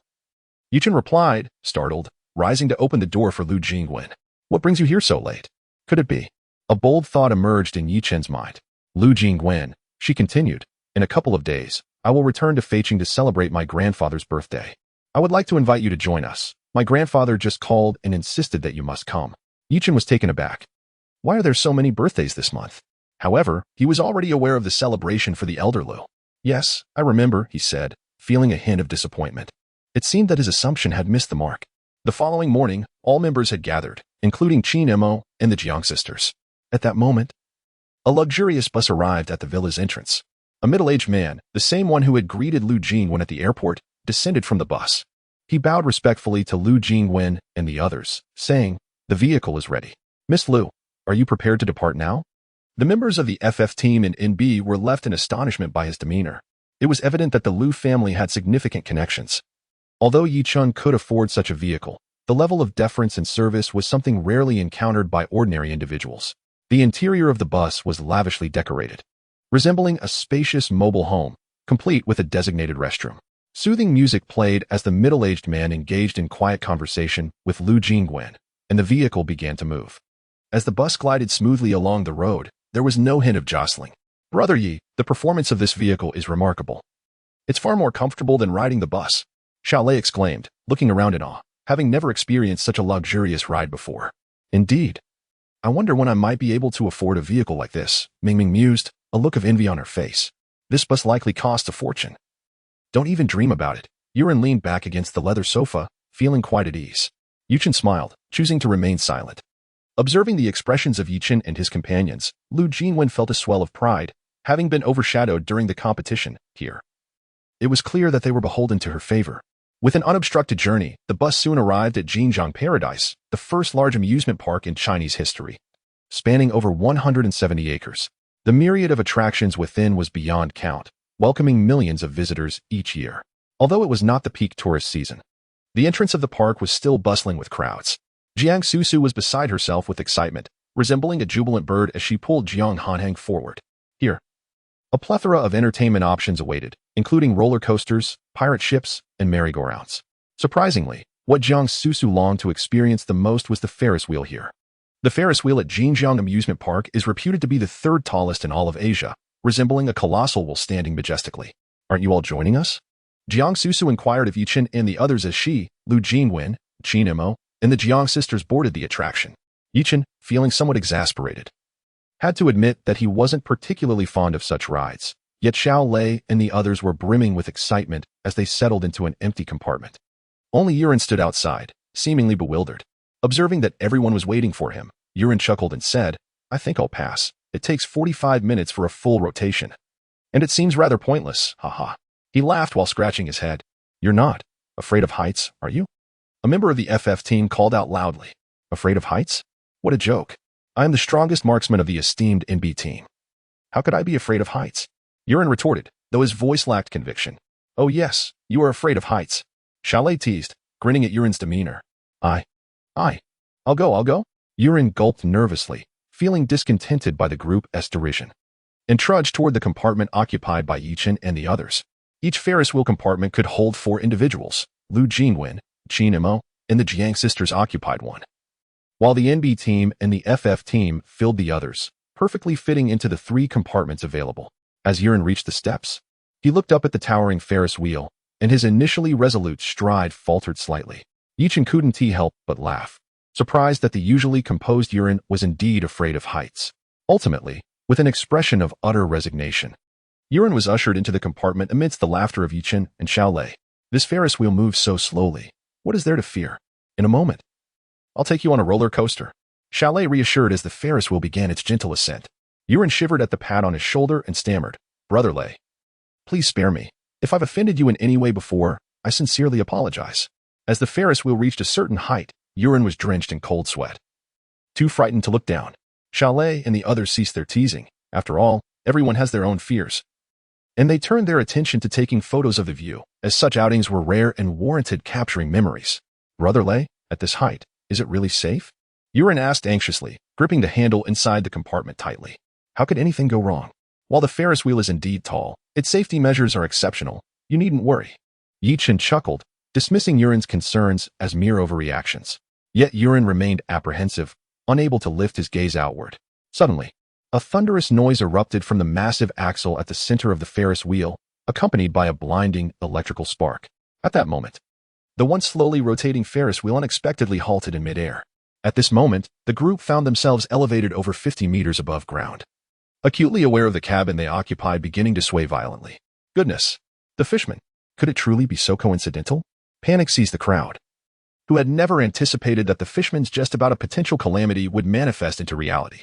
Such improbable occurrences are said to transpire once in a millennium. A fierce wind howled outside. Yichun grasped the handle within the cabin, peering through the window to observe the other Ferris wheel cabins trembling in the gusts. Surely, we shan't perish here. The fishman was utterly distraught, tears streaming down his face. Be quiet, Xiaolei admonished, giving the fishman a gentle tap on the head. I now harbor grave doubts regarding your tongue. It's astonishing that such an unlikely event has befallen us. That ominous mouth of yours speaks only misfortune.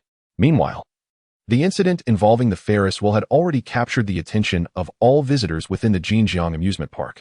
Chapter 99. Wings of the Demon. Those tourists who had not boarded the Ferris wheel began to scatter in haste, as if fearing that the structure might topple at any moment. Attention all visitors, please pay heed, blared the loudspeakers throughout the amusement park. Due to a sudden gust of wind, the Ferris wheel has experienced a power failure. Please remain calm, do not panic. Those near the Ferris wheel are advised to evacuate in an orderly manner. Do not congregate, to prevent any accidents. The urgency in the announcements suggested a palpable sense of alarm. What are we going to do? We can't get down. The fishman cried, tears streaming down his face. I told you I didn't want to come up, but you insisted. What is so fun about this? Oh my goodness, I want to go home. Stop wailing and try to remain calm, Xiaolei urged, attempting to steady the increasingly frantic fishman. At that moment, heightened anxiety often led to irrational behavior. To all passengers aboard the Ferris wheel, please do not panic. Repairs are underway, and rescue vehicles are en route. Kindly remain seated in your cabins and stay calm. The persistent announcements echoed, while below, staff members began to disperse the crowd, clearing a significant area around the Ferris wheel. I'm in a state of utter panic. And you tell me not to panic? You try it. The fishman shouted at the loudspeaker. Completely overtaken by fear, it was understandable, for someone with a fear of heights. Prolonged exposure at such heights felt akin to a fate worse than death. Concerned that the fishman might suffer a mental breakdown, Yichen quickly intervened, pressing down on the fishman's head with one hand while using the other to apply pressure to several acupressure points on his neck. These points were known to calm the mind and soothe anxiety. Remarkably, as Yichen exerted pressure, the fishman's frantic expression began to transform into one of tranquility. And soon enough, he dozed off, resting against the metal wall of the cabin. Seeing the fishman finally at peace offered a collective sigh of relief. After all, this was merely a power outage. Once the electricity was restored, all would be well.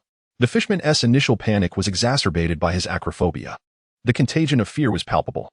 And even the previously composed Mingming and Xiaolei began to feel the weight of anxiety as the fishman's cries echoed in their ears. However, once Yichen had calmed the fishman, the tension in Xiaolei and Mingming began to dissipate. Suddenly, a resounding crash echoed in their ears just as they were regaining their composure. Above them, a massive screw plummeted down. This screw was used to secure the cabins of the Ferris wheel. The sound reverberated as it struck the steel framework of the Ferris wheel. With the thunderous noise subsiding, the enormous screw landed heavily on the ground. A scream erupted from above. The cries of Jiang Susu and Jiang Hanhai pierced the air. Due to Jiang Susu and Jiang Henin's earlier ascent on the Ferris wheel, they now find themselves at a height above Yichen and the others. Looking up, they can clearly observe the situation within the cabin. It becomes evident that the screws at the top of the cabin occupied by Lu Jingwen and her companions have vanished. Under the influence of gravity, the cabin begins to tilt precariously towards the opposite side.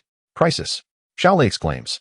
Since the day Yi Chun emerged from Lu Jingwen's room, Xiao Lei and the others have tacitly assumed an illicit connection between Lu Jingwen and Yi Chun. It is only now, amidst this calamity, that Xiao Lei speaks out. The relentless winds outside continue to howl, causing the Ferris wheel's cabins to sway violently. Lu Jingwen and her companion's cabin is shaking even more severely, with only a few slender steel rods desperately supporting it after the screws have fallen away. The possibility of those rods snapping at any moment looms ominously. We must devise a plan. Yi Chun thinks urgently. He never anticipated that a leisurely outing would lead to such peril. However, now is not the time for contemplation. Lu Jingwen and her companions are in imminent danger. A solution must be found to rescue them. Gritting his teeth, Yi Chun instructs Xiao Lei and Mingming. Take care of Yuren and ensure his safety. With that, Yi Chun forcefully kicks open the cabin door. The door, having locked automatically with the Ferris wheel's rotation, necessitated this drastic action. Yi Ge, what are you doing? Don't act recklessly. You could fall to your death. Xiao Lei, sensing Yi Chun's intentions, grabs hold of his clothing. There is no time for explanations. Lu Jingwen's life hangs in the balance. Yi Chun breaks free from Xiao Lei's grasp and climbs out of the cabin. Once outside, he is immediately struck by the ferocity of the wind, which howls incessantly, making it difficult for him to maintain his footing. System, activate the demon wings. Yi Chun commands as he reaches the top of the cabin. Ding! The demon wings have been activated. With the system's announcement, a pair of bat-like flesh wings unfurl from his back, flapping in accordance with Yi Chun's thoughts. He glances at Lu Jingwen's cabin, noticing that the last of the supporting steel rods have nearly all snapped, teetering on the brink of total collapse. A surge of determination courses through him, and the demon wings spread wide. Like a colossal bat, Yi Chun takes flight, soaring through the air and arriving in front of Lu Jingwen's cabin in the blink of an eye. Peering through the cabin's glass, he discovers that Lu Jingwen, Jiang Susu, and Jiang Henins have all succumbed to unconsciousness. A trickle of blood runs from Lu Jingwen's forehead, likely a result of the cabin's violent swaying causing her to collide with the metal interior. Meanwhile, Qin Mo, with her hands protectively shielding the Jiang sisters, appears pale and is struggling to hold on. This typically aloof woman now reveals a steadfast and courageous side. Though Qin Mo was engulfed in fear, she still exerted her utmost effort to protect the Jiang sisters and Lu Jingwen. With a resounding crash, Yi Chun forcefully kicked open the door of the compartment where Lu Jingwen was situated. It was only then that Qin Mo, with her pale countenance, noticed Yi Chun standing outside the door. She gazed at him in disbelief, realizing that only he could perceive the wings of this demon. In her eyes, Yi Chun appeared to be floating in midair. Yi Chun swiftly seized hold of the Jiang sisters, Jiang Susu and Jiang Han Hang, grasping one in each hand. Quick, give me your hand, he shouted at the still-dazed Qin Mo. The last few steel beams outside could no longer bear the weight, and the compartment began to tilt violently, the final beam stretching to its limits. Finally snapping back to reality, Qin Mo called out to Yi Chun, Wenwen has fainted. There is no time to waste. You need to come over. Yi Chun was taken aback that, even in this dire moment, Qin Mo was still concerned for Lu Jingwen. With renewed determination, she bit her lip, leaned forward, and wrapped her arms around Yi Chun's neck. Chapter 100, Rescuing at this moment. Yi Chun grasped Jiang Susu with his left hand and Jiang Hanhai with his right, while Qin Mo hung around his neck. The weight was becoming almost unbearable. However, he could not afford to dwell on that. With a powerful flap of his demonic wings, he descended rapidly. In the blink of an eye, Yi Chun brought the three of them safely to the ground. Jiang Susu and Jiang Hanhai remained unconscious. Gently, he laid them down, and Qin Mo also landed beside them. Ah, look, the carriage is falling. Get out of the way. Move aside. Move aside. Just as Yi Chun had settled the three on the ground, a cacophony of shouts erupted from the surrounding crowd. Upon hearing this, Yi Chun looked up and saw the massive carriage, where Lu Jingwen was situated, was unable to withstand the strain and was plummeting from the sky. With no time to ponder, Yi Chun seized a nearby railing of the Ferris wheel and, using it as leverage, propelled himself toward the descending carriage. 5 meters. 4 meters. 3 meters. At last, he reached the side of the carriage. In that critical moment, Yi Chun noticed that Lu Jingwen had collapsed, half her body dangling precariously outside. With a surge of urgency, he yanked her out and cradled her in his arms, soaring away to safety. Before he could even touch the ground, a thunderous crash resonated throughout the amusement park. It was the sound of the carriage hitting the ground. Yet, at that moment, Yi Chun felt no fear. He glanced down at the still unconscious Lu Jingwen in his embrace and gradually descended to the ground, letting out a long sigh of relief. He was grateful that the ordeal had ended without calamity. Soon, fire and electrical repair personnel arrived in succession, and not long after, Xiaolei and the others were safely brought down by the firefighters. Their faces were still pale, but they appeared significantly better than they had while on the Ferris wheel. Yi, brother Yi, did you just fly? Xiaolei spoke, astonished and unable to believe his own words. The moment Yichen leapt from the carriage had left Xiaolei and the others utterly dumbfounded. But what truly left them speechless was witnessing Yichen actually soaring to save someone. It was as if they were watching a scene from a film. And had they not seen it with their own eyes, they would have never believed it. Yichen felt a slight headache coming on, pondering how to explain this to them. In his haste to save lives, he had performed an act that seemed impossible for any human. If word of this spread, scientists would likely seek him for experimentation. No, you must have seen it wrong. I jumped up the entire way. Yichen quickly fabricated a defense. Jumped up? Xiaolei and the others remained skeptical. Did you see that steel cable? Yichen pointed to a cable hanging from the Ferris wheel. This cable was meant to suspend the carriages and had no load-bearing capacity. Yichen's implication was that he had utilized the cable to leap up and then save the person. This matter sounds rather sinister, however. The notion that Yichen can fly is still difficult for several individuals to accept. Ultimately, they had no choice but to come to terms with this reality. Meanwhile, medical personnel had arrived, and Lu Jingwen along with the Jiang sisters were lifted into the ambulance. The others lost their enthusiasm for amusement and followed the ambulance to the hospital.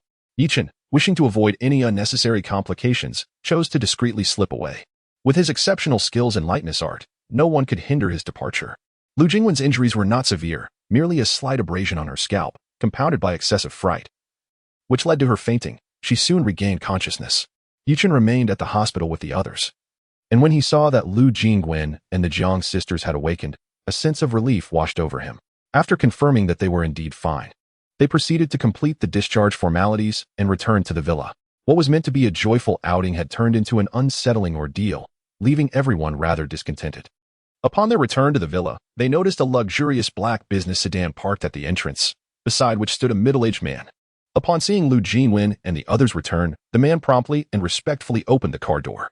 An elderly gentleman, with hair ashen and dressed in a martial arts uniform, descended slowly from the vehicle, leaning on a cane. He appeared to be of similar age to old Master Lu, yet his health seemed far more precarious, his steps trembling slightly. Uncle Wang? Upon seeing him, Lu Jingwen and Qin Mo almost simultaneously exclaimed, Wenwen, are you all right? It's my negligence that has caused this.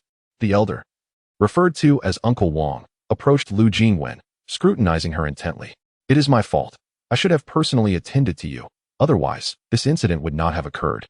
I am deeply sorry, truly sorry to you, old Lu. The old Lu he mentioned must refer to Lu Jingwen's grandfather. Uncle Wang, how can you blame yourself? This was purely an accident. Please do not dwell on it. I will certainly speak to grandfather about it. Lu Jingwen gently reassured him, supporting him with warmth. Alas, you have come all the way to Modu, and such an incident has occurred. How shall I face old Lu in the future? Uncle Wang's eyes betrayed a deep sense of guilt. Lu Jingwen and Qin Mo took turns comforting him until his emotions stabilized. After gaining a thorough understanding of the situation, Uncle Wang expressed boundless gratitude towards Yichen. Yichen quietly lamented that Uncle Wang seemed to hold considerable influence in Modu. Yet he exhibited such humility in the presence of younger generations. It appeared that Uncle Wang's demeanor was influenced by the formidable figure behind Lu Jingwen, Old Master Lu. Evidently, Old Master Lu had once been a person of great renown. Just as Yichen was lost in thought, his phone rang. Upon checking, he saw it was a call from Zhou Ping. Hello, I sent you the address via WeChat. Why haven't you responded? I've been waiting for you. Zhou Ping exclaimed excitedly over the phone. Yichen glanced at the time and realized it was nearly time to leave. He agreed to a few remarks before exiting the villa and hailing a taxi to the location sent by Zhou Ping. My friend, when you meet our old classmate. To try to contain your excitement, Zhou Ping's message read as Yichen was en route. What excitement is there to contain? Yichen pondered momentarily. A mischievous smiley followed from Zhou Ping. Soon, Yichen arrived at the restaurant Zhou Ping had indicated. It was an elegantly decorated establishment, with an array of luxury cars parked outside. At the entrance, he spotted Zhou Ping waiting eagerly. Upon seeing Yichen alight from the taxi, Zhou Ping joyfully rushed over and exclaimed, Let us go. I've been waiting for you. Guided by Zhou Ping, the two ascended to a private room on the third floor of the restaurant. Inside, they were greeted by a group of young individuals of similar age, engaged in lively conversation and laughter. As Yichen scanned the room, his heart stirred unexpectedly. A beautiful woman sat at the table. And as Yu Chen's gaze fell upon her, she too lifted her eyes to meet his, their glances lingering for a fleeting moment. It was Yu Chen who first averted his gaze, smiling as he addressed her. And I Shui, it has been quite some time, hasn't he? Chapter 101. An unpleasant birthday banquet. In I Shui smiled gracefully, exuding an indescribable tranquility and elegance, a demeanor difficult to associate with a mere 20-year-old woman. Indeed. It had been a while since they last met. How have you been? And I Shui inquired softly. Quite well. Yu Chen's thoughts drifted back to the verdant days of high school as he spoke. Haha, I told you not to get too excited. Yet now you seem at a loss for words. Zhou Ping jovially clapped Yu Chen on the shoulder, jolting him from his reverie. One would think that after experiencing the vicissitudes of life, Yu Chen would regard everything with a certain detachment.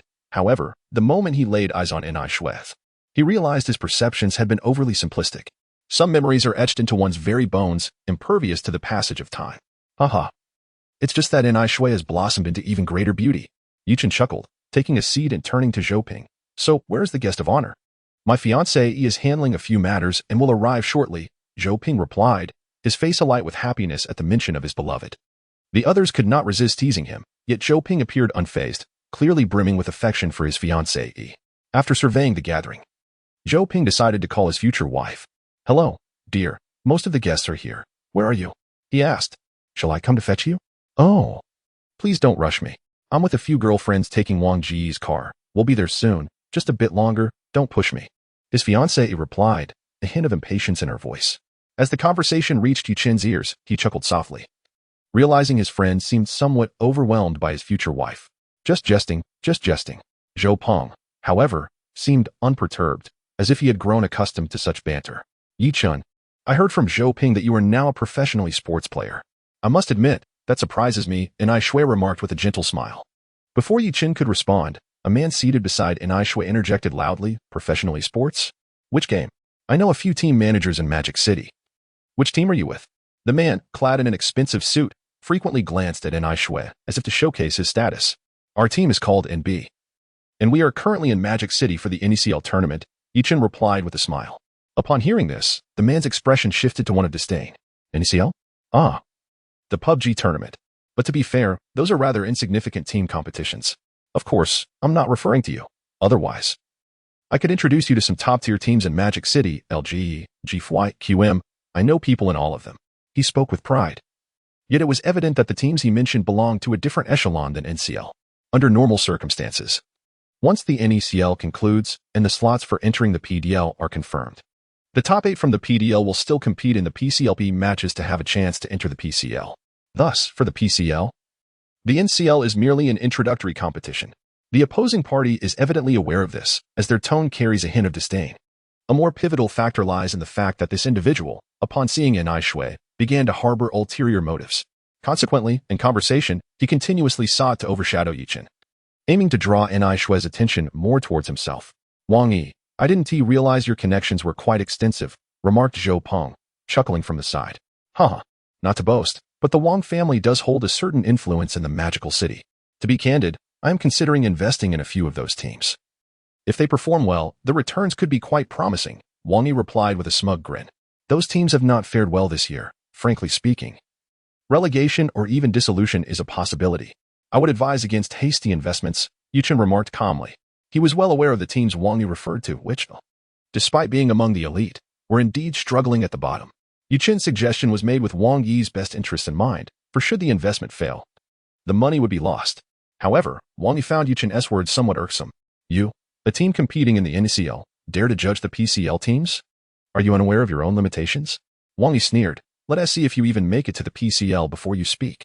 Wang Yi's words were rather ungracious, prompting Yu Chen to frown and remain silent. Ni Shui, on the other hand, felt a twinge of awkwardness. She was engaged in a pleasant conversation with Yi Chen when Wang Yi abruptly interjected, adopting a tone and demeanor that suggested superiority. This caused Ni Shui to develop a slight aversion towards Wang Yi. At that moment, the door to the private room swung open, revealing several elegantly dressed women and a man with thinning hair. As the women entered, Zhou Peng immediately rose to his feet. Darling, you're here. Wang Gu. Thank you for your efforts. Please, take a seat. Zhou Peng exclaimed, moving towards one of the women and drawing her to sit beside him. This woman was the same one Zhou Ping had previously shown Yi Chen in a photograph, his fiancée. However, Yuchen's attention was not on the woman, but rather on the man. Upon seeing him for the first time, Yuchen smiled. It was indeed a remarkable coincidence, for he had encountered this individual before, when Yuchen and his companions first arrived in the magical city. They had been exiting a villa area when a Cadillac trailed closely behind them. The owner of the Cadillac had uttered an unkind remark in the local dialect. The man before him now was the driver of that very car. "Haha, I have known Pinger for many years. It's nothing," the man said with a hearty laugh. Meanwhile, Wang Yi, upon recognizing the man, called out jovially, "Cousin, we've been waiting for you for quite a while. What took you so long?" It turns out that Wang Yi and this gentleman are actually cousins. The traffic is quite congested. Well, let us not dwell on that. I'll treat myself to 3 drinks later. Wang Yi's brother Tang spoke with great exuberance, clearly in high spirits today. Allow me to formally introduce you. This is your sister-in-law, Li Pinger, and this is Mr. Wang, Wang Anquan. Mr. Wang, these two are my high school classmates, and I Shui and Yichen. Zhou Ping courteously introduced everyone. Wang Anquan smiled, casting a few lingering glances at Nai Shui, and greeted her politely. Zhou Ping's fiancée glanced at Nai Shui, her brow furrowing slightly. Among the women present, there were 5 or 6, yet, including herself, none could rival Nai Shui in either beauty or grace. This stirred a hint of jealousy within Li Pinger, as women often feel averse to comparing themselves with more attractive peers. Conversely, she paid no heed to Yichen, who today donned an exceedingly ordinary outfit, likely worth less than 1,000 yuan altogether. To Li Pinger, Yichen was merely someone there to enjoy a meal. Chapter 102. Narrow paths of rivals. In response to Li Pinger's indifference, Yichen naturally paid it no mind, for today was a day dedicated to honoring Zhou Ping. As for the matters concerning the couple, they bore little relevance to him. "Zhou Ping, how has business been at the internet CAF lately?" inquired Wang Anquan, Wang Yi's boisterous cousin, as he took a seat. Clearly, Wang Anquan had forgotten who Yichen was. "Business is thriving. We've had quite a few new members signing up recently," Zhou Peng replied with a chuckle. "Well, that is due to you, Brother Wang. If you hadn't secured such a prime location for us, we would never have found such a wonderful spot," Li Ping said with a smile directed at Wang Anquan. The tone in which she spoke to him carried an inexplicable undertone, almost as if she were deliberately trying to curry favor with him. Haha. Wang Anquan relished the moment of being praised by Li Pinger in front of the crowd. "I hear you're planning to invest in a film production company soon, cousin. Don't forget to take your little brother along," Wang Yi remarked, his face brimming with flattery. "You're quite well informed, aren't you?" Wang Anquan laughed in response. "Oh. Once Brother Wang establishes his film company, you'll be a big boss. Maybe you could let me star in a film as the leading lady?" Li Pinger's eyes sparkled at the prospect of Wang Anquan's venture into the film industry. "Dear, you can't even act. What makes you think you could be a leading lady?" Zhou Ping chuckled, then added, "And I Shui, aren't you studying at the Shanghai Theater Academy? You'll be entering the entertainment industry soon, right?" Upon hearing that Nai Shui attended the academy, Wang Anquan's eyes clearly lit up. In truth, Wang Anquan's intention behind establishing the film company was not to produce groundbreaking television shows or films, but rather to elevate several actresses. Once these actresses gained fame, the potential connections with influential figures would yield the returns Wang Anquan desired. As for the actresses under his management, he envisioned a realm where he could dictate their paths as he pleased. Reflecting on this, Wang Anquan's gaze toward Nai Shui brimmed with avarice. "This is a matter for the future, and I have yet to finalize my plans. However, given how well you and President Wang get along, perhaps you need not be overly concerned about the professional aspects," Nai Shui said with an even tone, a slight smile gracing her lips, making her all the more enchanting. "Humph." Li Pinger observed Nai Shui's demeanor and let out a soft snort. On her birthday celebration, Li Pinger felt acutely aware that all the men present were captivated by Nai Shui. "All right, enough of that. Today is Pinger's birthday. Let me give you a gift to celebrate," Wang Anquan announced, producing an exquisitely crafted box from his pocket. The lid bore an elegant inscription of letters, presenting itself as a rather upscale gift. As Wang Anquan extended the box toward Li Pinger, she exclaimed, "Oh, Brother Wang, you are too kind. Just dining together is more than enough. You needn't have brought a gift." Though her words were modest, she eagerly accepted the box. "Cousin, what have you gifted Pinger?" Wang Yi craned his neck to gaze in that direction. "Pinger, why not open it up for everyone to see? Let us feast our eyes upon it, after all. It is a gift from Brother Wang." Several individuals were drawn to the intriguing box, eager to discover its contents. Li Pinger, unable to contain her excitement, swiftly opened the box, revealing a resplendent golden bracelet nestled within. The bracelet was adorned with intricate floral engravings, exuding an air of exquisite craftsmanship. "Oh my! What a stunning bracelet!" Li Pinger exclaimed, slipping it onto her wrist. "This piece is truly remarkable. It must have cost a fortune." Wang Yi remarked, glancing at the bracelet on Li Bingou's wrist and turning to Wang Anquan for confirmation. Only around 50 to 60,000 yuan, money is but a trifle. As long as Bingou is pleased, Wang Anquan replied nonchalantly. How could I accept such a lavish gift? It's far too extravagant. Thank you, Brother Wang. Li Bingou seemed genuinely enamored with the bracelet, casting a flirtatious glance at Wang Anquan. With such a generous gesture from you, we might feel embarrassed to present our own gifts, Wang Yi jested. Zhou Peng appeared somewhat awkward. It was his fiancée-Yi's birthday. Yet the spotlight had been entirely commandeered by Wang Anquan. Although Zhou Peng remained silent, witnessing his wife exchanging glances with another man was unbearable for anyone. Yichen furrowed his brow at the manner in which Li Bingou conversed with Wang Anquan, clearly indicating that their relationship was far from that of mere friends. Observing their laughter and camaraderie, Yichen sensed an aura of jealousy enveloping Zhou Peng. At that moment, all eyes in the room seemed to be fixated on Wang Anquan, leaving Yichun and Ni Shui somewhat overlooked. Nevertheless, the two remained unfazed. In such social gatherings, Yichun was indifferent, for after today, who would remember whom? Ni Shui appeared quite composed, unlike the other friends of Li Bingou, who were fawning over Wang Anquan. As their gazes inadvertently collided, Ni Shui softly inquired, when do you plan to leave Magic City, Yichun? It should be in the next couple of days. I am mainly here for the competition. And time is rather pressing, Yichun replied with a shake of his head, a hint of frustration in his tone. Mengnan has also been receiving treatment here in Magic City, and I must express my gratitude for the 1 million you provided. If you're free tomorrow, I would like to invite you to visit Mengnan. She has been longing to see you, Ni Shui said. Certainly, let us go together tomorrow. Yichun nodded in agreement. Meanwhile, the ever-adoring Wang Anquan noticed Ni Shui whispering to Yichun, causing his expression to shift. His intention to stand out in the crowd was to capture Ni Shui's attention, yet here she was, ignoring her wealthy benefactor to engage with a mere pretty boy. Although the young man possessed striking looks, he was ordinary in every other aspect, not even remotely in the same league as Wang Anquan. This reality irked him greatly. Hey, buddy, I've noticed you've been rather quiet. Where do you make your fortune? Wang Anquan directed his gaze towards Yichun. Cousin, his name is Yichun. According to Zhou Peng, he is a professional esports player specializing in PlayerUnknown's battlegrounds. Just a moment ago, I suggested introducing him to a few teams, but he seemed rather reluctant. Nearby, Wang Yi let out a cold laugh. A professional esports player, he must be exceptionally skilled at gaming. Perfect timing. Since we have nothing else to do, why don't we engage in a match together? Wang Anquan chuckled softly. Oh, cousin, you also play games? Wang Yi looked at Wang Anquan in disbelief. Occasionally, I dabble in it. That mobile game, Peacekeeper Elite, is essentially a mobile version of Battle Royale. I've played it as well, Wang Anquan replied with a light laugh. A malicious thought began to surface in Wang Anquan's mind. Chapter 103, The Bet Well. Since we have some time to spare, shall we engage in a match? Cousin, what is your rank? Wang Yi inquired with palpable excitement. I just reached Diamond 3 yesterday. With a KD of 3. 3, Wang Anquan responded casually. That is impressive. I'm merely at Gold 2, and my KD barely scrapes 1. Wang Yi flattered Wang Anquan, suggesting that with his skills, he could easily compete professionally, especially with the existence of competitive leagues in Peace Elite nowadays. I only play occasionally. Yichun, do you partake in mobile gaming? Join us and let me witness your prowess as a professional player, Wang Anquan said with a cheerful smile directed at Yichun. I don't often play mobile games. You all go ahead. Yichun shook his head. While the maps and resource layouts of Peace Elite and the PC version of PlayerUnknown's Battlegrounds may appear similar, the mechanics and controls are entirely different. Yichun was not much of a mobile gamer, and his current rank was merely Bronze 3.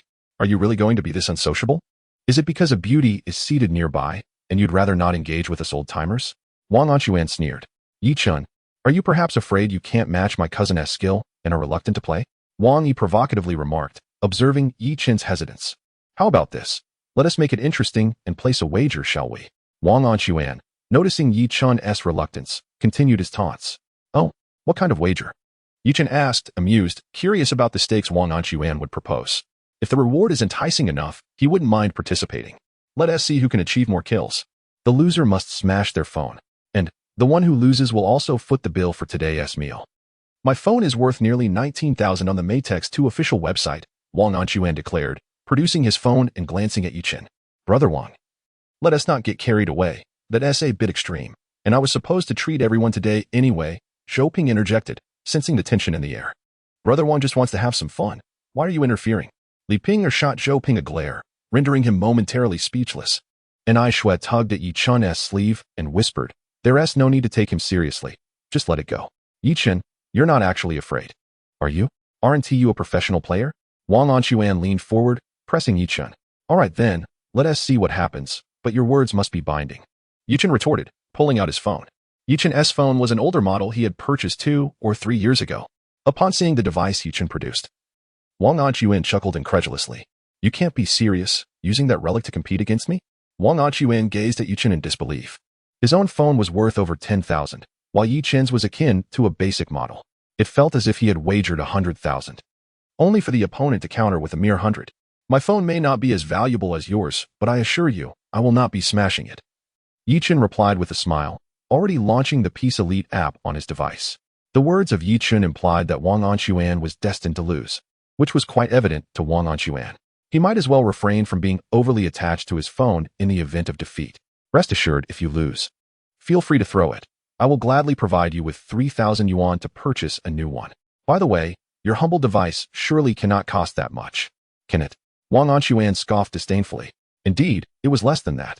At the time, I acquired it for 2,500, and during a promotional sale, I managed to buy it for a mere 1,900, Yichen replied nonchalantly.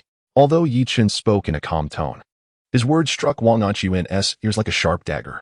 It seemed as though the other party was utterly indifferent to the value of the phone, reducing Wang Anquan's pride and boastful possession to mere refuse in comparison. Very well, I shall see just how formidable you truly are. Wang Anquan sneered inwardly. His confidence in challenging Yichen stemmed from his considerable proficiency in the game Peacekeeper Elite. While most individuals utilize their thumbs for mobile gaming, FPS games demand a multitude of controls that 2 fingers simply cannot suffice. Wang Anquan, however, adeptly employed a 4-finger technique, utilizing both thumbs and index fingers, allowing him to maneuver far more swiftly than the average player. In terms of skill, Wang Anquan was brimming with confidence, despite claiming he rarely played. He had secretly engaged with the game frequently. The allure of the numerous female characters within this mobile game had inspired him to delve into its mechanics. Share your ID. And I shall add you, Wang Anquan instructed Yichen. Turning to the others, he added with a grin, is anyone else joining us as witnesses? Cousin, I'm in. Wang Yi eagerly produced his phone, ready to participate. Brother Wang, I'd like to join you as well. Li Ping'er flirtatiously addressed Wang Anquan in front of Zhou Peng. All right, I'll add you all, Wang Anquan chuckled. Li Ping'er, being acquainted with Zhou Peng, who owned an internet CAF, possessed a fair understanding of games, and naturally played Peacekeeper Elite frequently. The group quickly formed a team. As the captain, Wang Anquan turned to Yichen, provocatively asking, are you ready? Just start the game, Yichen replied nonchalantly. With a chuckle, Wang Anquan pressed the ready button. While Li Ping'er and Wang Yi had already prepared themselves, Yichen also clicked the ready button, marking the official commencement of the game. The surrounding onlookers, intrigued by the stakes Wang Anquan had set, gathered around to observe the unfolding spectacle. Yichen placed his phone on the table and N.I. Shui, seated beside him, unconsciously leaned closer. During this moment, Yichen could even sense the gentle breath of N.I. Shui grazing his cheek, accompanied by a faint fragrance. Wang Anquan grasped his phone, fixated on the screen. Wow, cousin, you're using a 4-finger technique? Wang Yi exclaimed, astonished. 4-finger technique? Brother Wang, you claim you don't play often? You must be deceiving us, Li Ping'er teased playfully. I simply find it difficult to operate with just 2 fingers. Besides, using 4 fingers is merely a matter of having hands, Wang Anquan remarked nonchalantly. He then turned to Yichen, placing his phone steadily on the table, bowing his head to rest both hands upon the screen. Yichen, you're being rather extravagant, aren't you? What is this? 10-finger operation? Haha. Wang Yi chuckled at Yichen's actions, unable to contain his amusement. 10-finger operation? Don't be absurd. For most, managing 4 fingers is already a challenge. Yichen, I hope you don't sacrifice the competition just to show off. Li Ping'er giggled, covering her mouth. I suddenly have a craving for shark fin and abalone. I wonder if this restaurant serves them. Yichen inquired of Li Ping'er. What are you joking about? This establishment is quite upscale. Of course, they must have it. Li Ping'er replied, momentarily taken aback by Yichen's question. Oh, then I suppose it will be on Brother Wang's tab. I've heard those delicacies can be rather expensive, Yichen said, lowering his head to focus on the screen. Chapter 104. Are you truly blind? Upon hearing Yichen's words, Wang Anquan's eyes twitched slightly. What does that mean? Does it imply that victory is already assured for you? With a cold sneer, Wang Anquan discreetly exited the screen while others were momentarily distracted and opened another application on his phone. This was a mobile game cheat software that provided a form of vision enhancement. The reason Wang Anquan dared to wager against Yi Chun was precisely because he possessed this cheat as his crutch. No matter how skilled a professional player you are, if you cannot even locate my position, how could you possibly surpass my kill count? At this moment, the plane had taken off, and the match was set in a desert map, with the flight path stretching from the military base in the top right corner to the small island prison in the bottom left. Given that it was a competitive mode, only 64 players participated in the entire game. Shall we jump separately or together? Wang inquired of Wang Anquan. It matters not. Just follow my lead and ensure you don't fall behind, Wang Anquan replied confidently. As the flight path neared the luxurious mansion, Yi Chun did not hesitate for a moment. He promptly activated his parachute and descended. Yi Chun, are you jumping so early? And Ai Shui, who was watching from the side, asked softly. Yes. I do not intend to jump with them. It's a contest of kill counts, not requiring team cooperation, Yi Chun replied coolly. Damn. I'm eager to see if you can emerge alive from that mansion. Wang Anquan scoffed. Despite Wang Anquan utilizing the vision-enhancing cheat, he was not one to jump into high-traffic locations. After all, it was merely a form of vision assistance, not a robust aim-locking cheat. If he landed in a heavily populated area, it would be overwhelming to keep track. Brother Wang, let us simply observe him flaunt his skills, should he lose. He'll have to smash his phone, Wang Yi remarked as he followed Wang Anquan out of the plane. They descended near an abandoned factory south of the mansion, an area with decent supplies and minimal competition. On the other hand, Yi Chun had already plunged into the mansion. At the moment of opening his parachute, he noticed that at least 3 or 4 teams had landed nearby. Yi Chun aimed for the second-floor balcony of the mansion, observing the descent of the others. He was the first to land. As the familiar sound of landing echoed, all 10 of Yi Chun's fingers moved in unison. He swiftly pressed the hotkeys to pick up a weapon, load ammunition, listen for sounds, and fire. These actions had become instinctive, ingrained in his very being, and did not falter despite the fact that he was playing a mobile game. The closest player to Yi Chun also landed on the second-floor balcony of the mansion. Upon seeing Yi Chun already armed and ready, the individual exclaimed, "Oh my God, this guy has already picked up a weapon. Don't come near." Rat-a-tat-tat. Before the player could finish his warning, Yi Chun's UMP-45 had already found its mark on his forehead. Yi Chun scored a headshot, knocking him down. A notification appeared at the top of the screen, indicating the first elimination. This guy can actually kill? Wang Yi muttered under his breath. As a professional player, one inevitably possesses a certain level of skill. However, the notion of emerging from a mansion alone? Wang Anquan scoffed lightly, continuing to gather supplies in the vicinity. Utilizing a vision-enhancing cheat, he surveyed the surroundings and noted that the nearest player was positioned in Picado, with no one else in sight. This realization brought Wang Anquan a sense of relief. It allowed him to meticulously collect resources, and only once fully equipped would he venture forth to eliminate foes, thereby gaining a substantial advantage. Behind him trailed Li Pinger, her voice sweetly calling out, "Brother Wang, I found an 8x scope. Do you want it?" One couldn't help but wonder whether Li Pinger was Zhou Peng's fiancée or Wang Anquan's paramour, as her tone always carried an air of flirtation. Meanwhile, at the mansion where Yi Chun resided, chaos erupted following his first kill, with gunfire echoing throughout the estate. On the second-floor balcony, he found a level 2 vest and promptly entered the building. As he stepped inside, a flurry of hurried footsteps reached his ears. Someone was ascending the staircase from the mansion's grand hall. Is it just one person? Yi Chun furrowed his brow. Logically, with so many players having dropped at the mansion, it seemed odd for only one to be approaching. Blind man, don't go up alone just yet. Our teammate on the 4th floor was taken out up there. A voice from a nearby team warned. This was a remnant of the squad Yi Chun had just eliminated, now reduced to 3 members. I'm not planning to rush. I just want to lure him out and see if he takes the bait. The player, nicknamed Blind Man, replied. Hold on, let us wait for one another. Can we confirm the enemy's position? I'm geared up now. Just give me a moment, and we'll clear him together. After a brief interval, Blind Man's 2 teammates had gathered their supplies and commenced their ascent alongside him. He paced back and forth at the staircase. But upon failing to see Yi Chun charge forward, a hint of disappointment flickered across his face. Could he have fled? Blind Man pondered aloud. Not necessarily. Listen closely to the footsteps.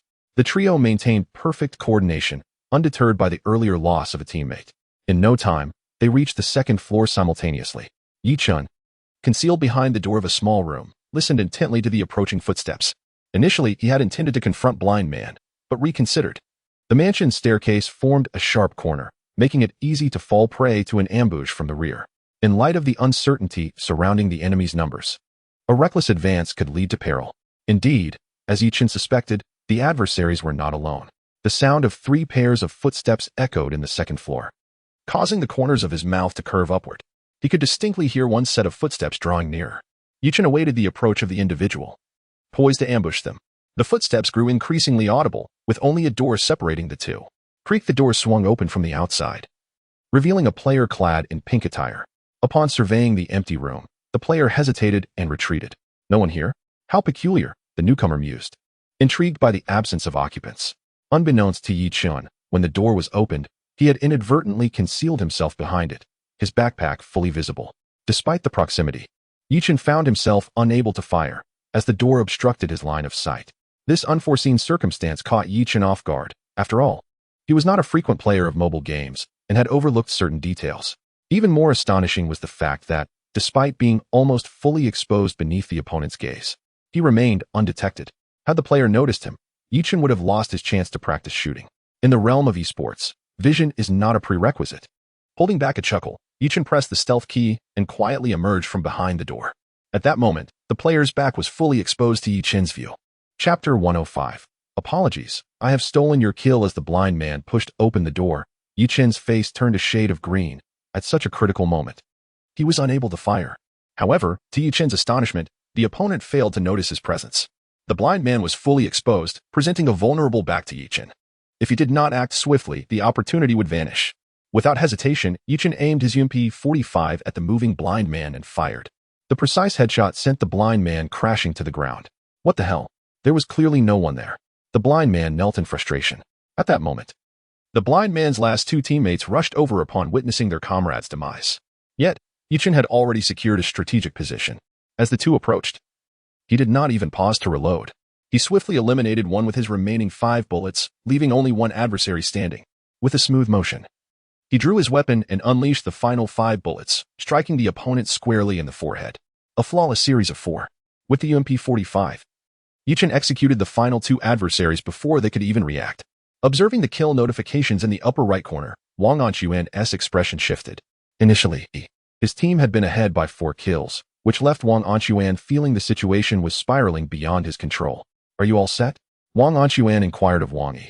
I still need 1 extended magazine, Wang Yi replied, continuing his search atop a high structure.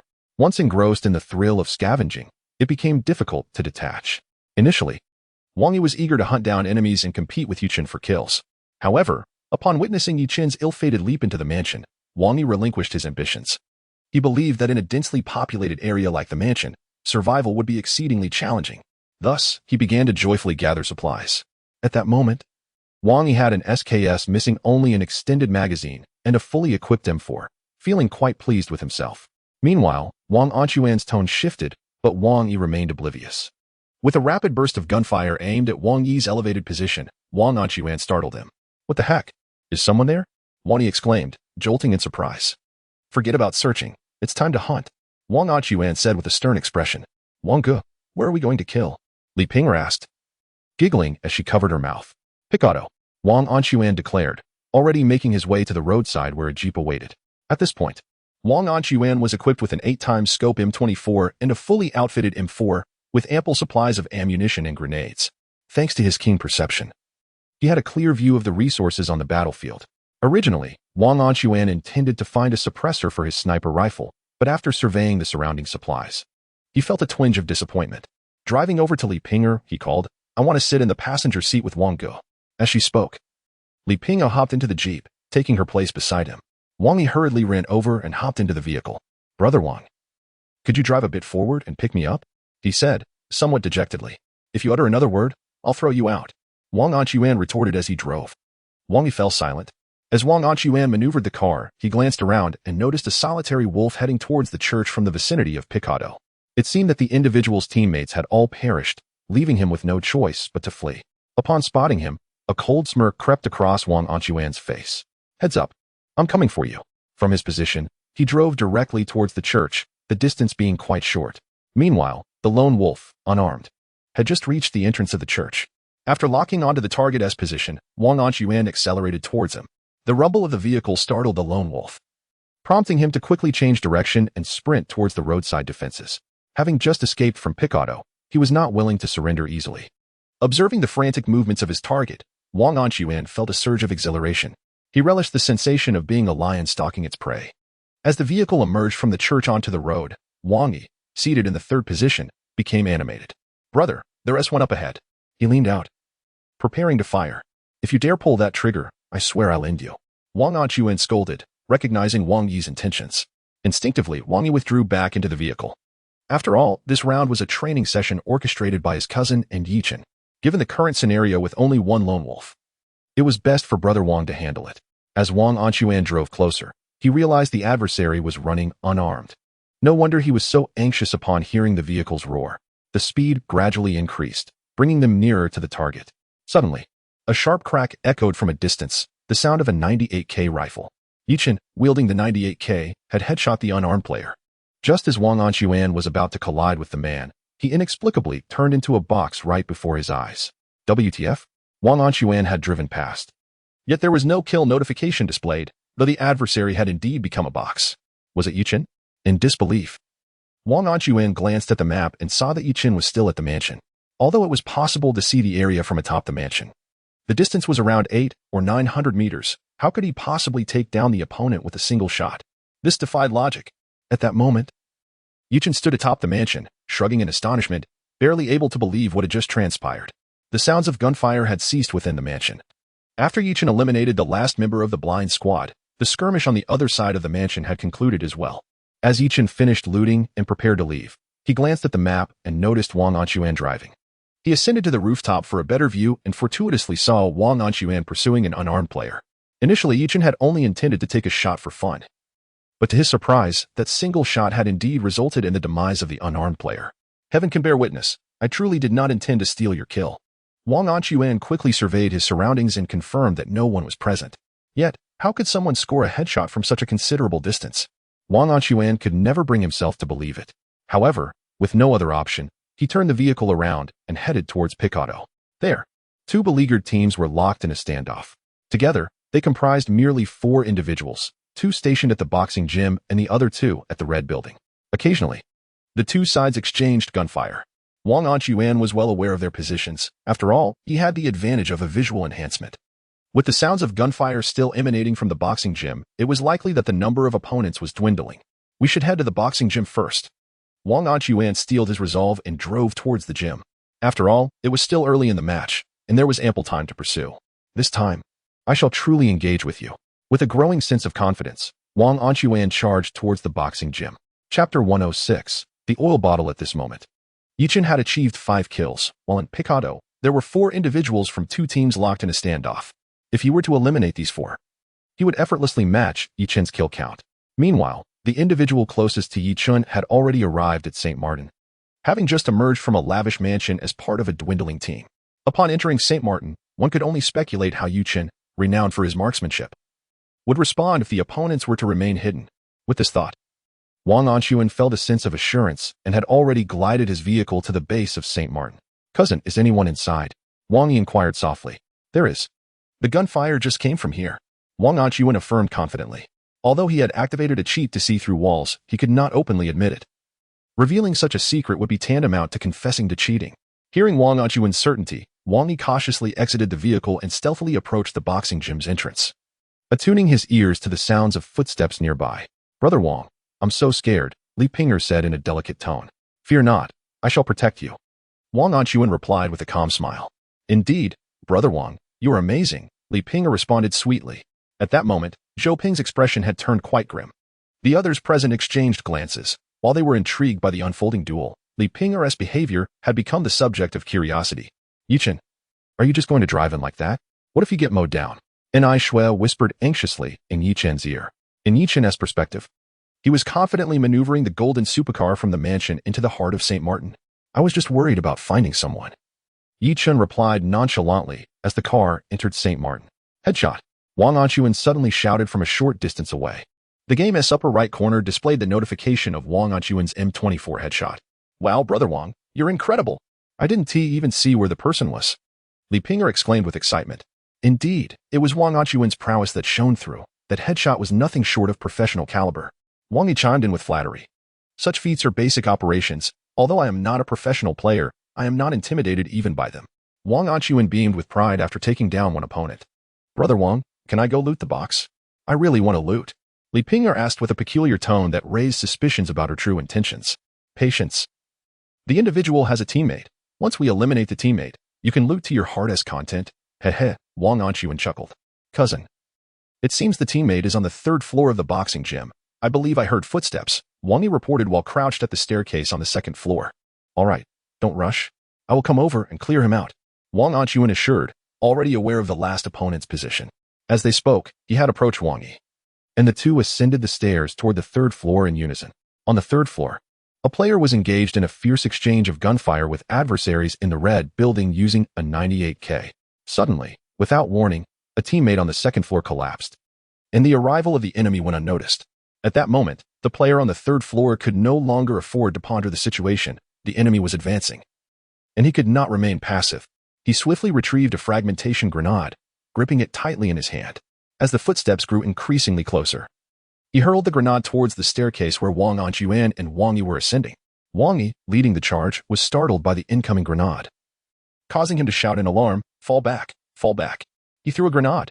Wang Anxuan, who was about to ascend the stairs, found himself abruptly halted by Wang Yi. As Wang Yi attempted to retreat, he collided with Wang Anxuan, leaving both of them in a state of confusion at the staircase, unable to move. You need to step back a bit. You're blocking me. Wang Anxuan's composure began to shatter. In that precarious moment, if they did not act swiftly, both would meet their demise there. However, Wang Yi, paralyzed by fear of the grenade, found his dexterity diminished. His thumbs, seemingly detached from his control, failed to respond. With determination, Wang Anxuan unleashed a barrage upon Wang Yi, instantly knocking him to the ground. In that brief respite, Wang Anxuan seized the opportunity to leap backward. The explosion of the grenade echoed ominously. Although he had managed to jump back, he was still caught in the blast radius, leaving him severely injured. Meanwhile, Wang Yi, kneeling on the ground, was engulfed by the full force of the explosion, resulting in his elimination. Goodness, what were you panicking for? Wang Anxuan exclaimed, administering first aid while berating Wang Yi, his frustration palpable. This cousin was nothing short of a burden. Wang Yi, aware that his clumsy actions had hindered the team, remained silent, not daring to respond. Wang Gu, please don't be angry. I have a medkit here. Would you like it? Li Ping'er quickly dropped a medical kit beside Wang Anxuan in an attempt to appease him, although Wang Anxuan had administered his healing. The rhythm of the game had been irrevocably disrupted. Meanwhile, the player on the 3rd floor, having eliminated Wang Yi with the grenade, swiftly made his escape via the external staircase of the boxing gym. Shortly thereafter, the sound of a vehicle could be heard outside.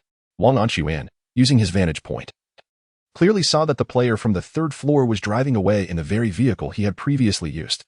Initially aiming to dispatch the two individuals in the gym swiftly, he had not anticipated such a significant setback. What troubled Wang Anxuan further was the series of kill notifications that appeared in the upper right corner of the screen. Yuchen had achieved a trifecta with his M4, now boasting a total of 8 eliminations in this match. In contrast, Wang Anxuan had only managed to secure 1 kill, and that was under a 1-for-1 exchange. Through the lens of perspective, one can observe Yuchen calmly savoring a snack in St. Martin, while beneath his feet lie 3 boxes, remnants left behind by his trio. How did this individual navigate the intricate labyrinth of St. Martin's trio? Questions swirled in Wang Anxuan's mind. Could it be that he too possessed the gift of foresight?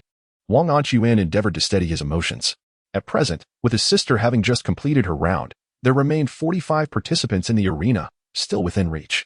Meanwhile, he was accompanied by the enchanting Li Ping'er. The absence of a burden was not necessarily detrimental. Wang Anxuan had regained his composure. The positions of the last 2 contenders in the Picaduo had nearly been ascertained. With the final 2 positions confirmed, Wang Anxuan promptly exited the boxing gym. He could not allow those last 2 heads to slip away. Chapter 107. Another headshot, Ping'er. Wait for me here. I will clear out the people in Picado. And then you can come out. Wang Anxuan's voice turned somewhat somber. Hearing this, Li Ping'er naturally did not oppose. She was well aware of her own skills. All right. Brother Wang, go ahead, and be careful, Li Ping'er said with a cheerful smile. Although up to this point, Yuchen had a higher kill count than Wang Anxuan. In Li Ping'er's eyes, Yuchen was merely an ordinary underachiever. How could he possibly compare to Wang Anxuan, who had the audacity to gift her a gold bracelet? Thus, Li Ping'er was more inclined to draw closer to Wang Anxuan. However, she failed to notice Zhou Ping sitting nearby, whose expression had turned quite grim. Zhou Ping was acutely aware of Li Ping'er's character. Although the Li family possessed a modest fortune, they were far from being a wealthy household. For the Li family to ascend to a higher social tier, they needed to forge connections with more prominent families. which is why Li Pingo consistently exhibited the demeanor of a social butterfly.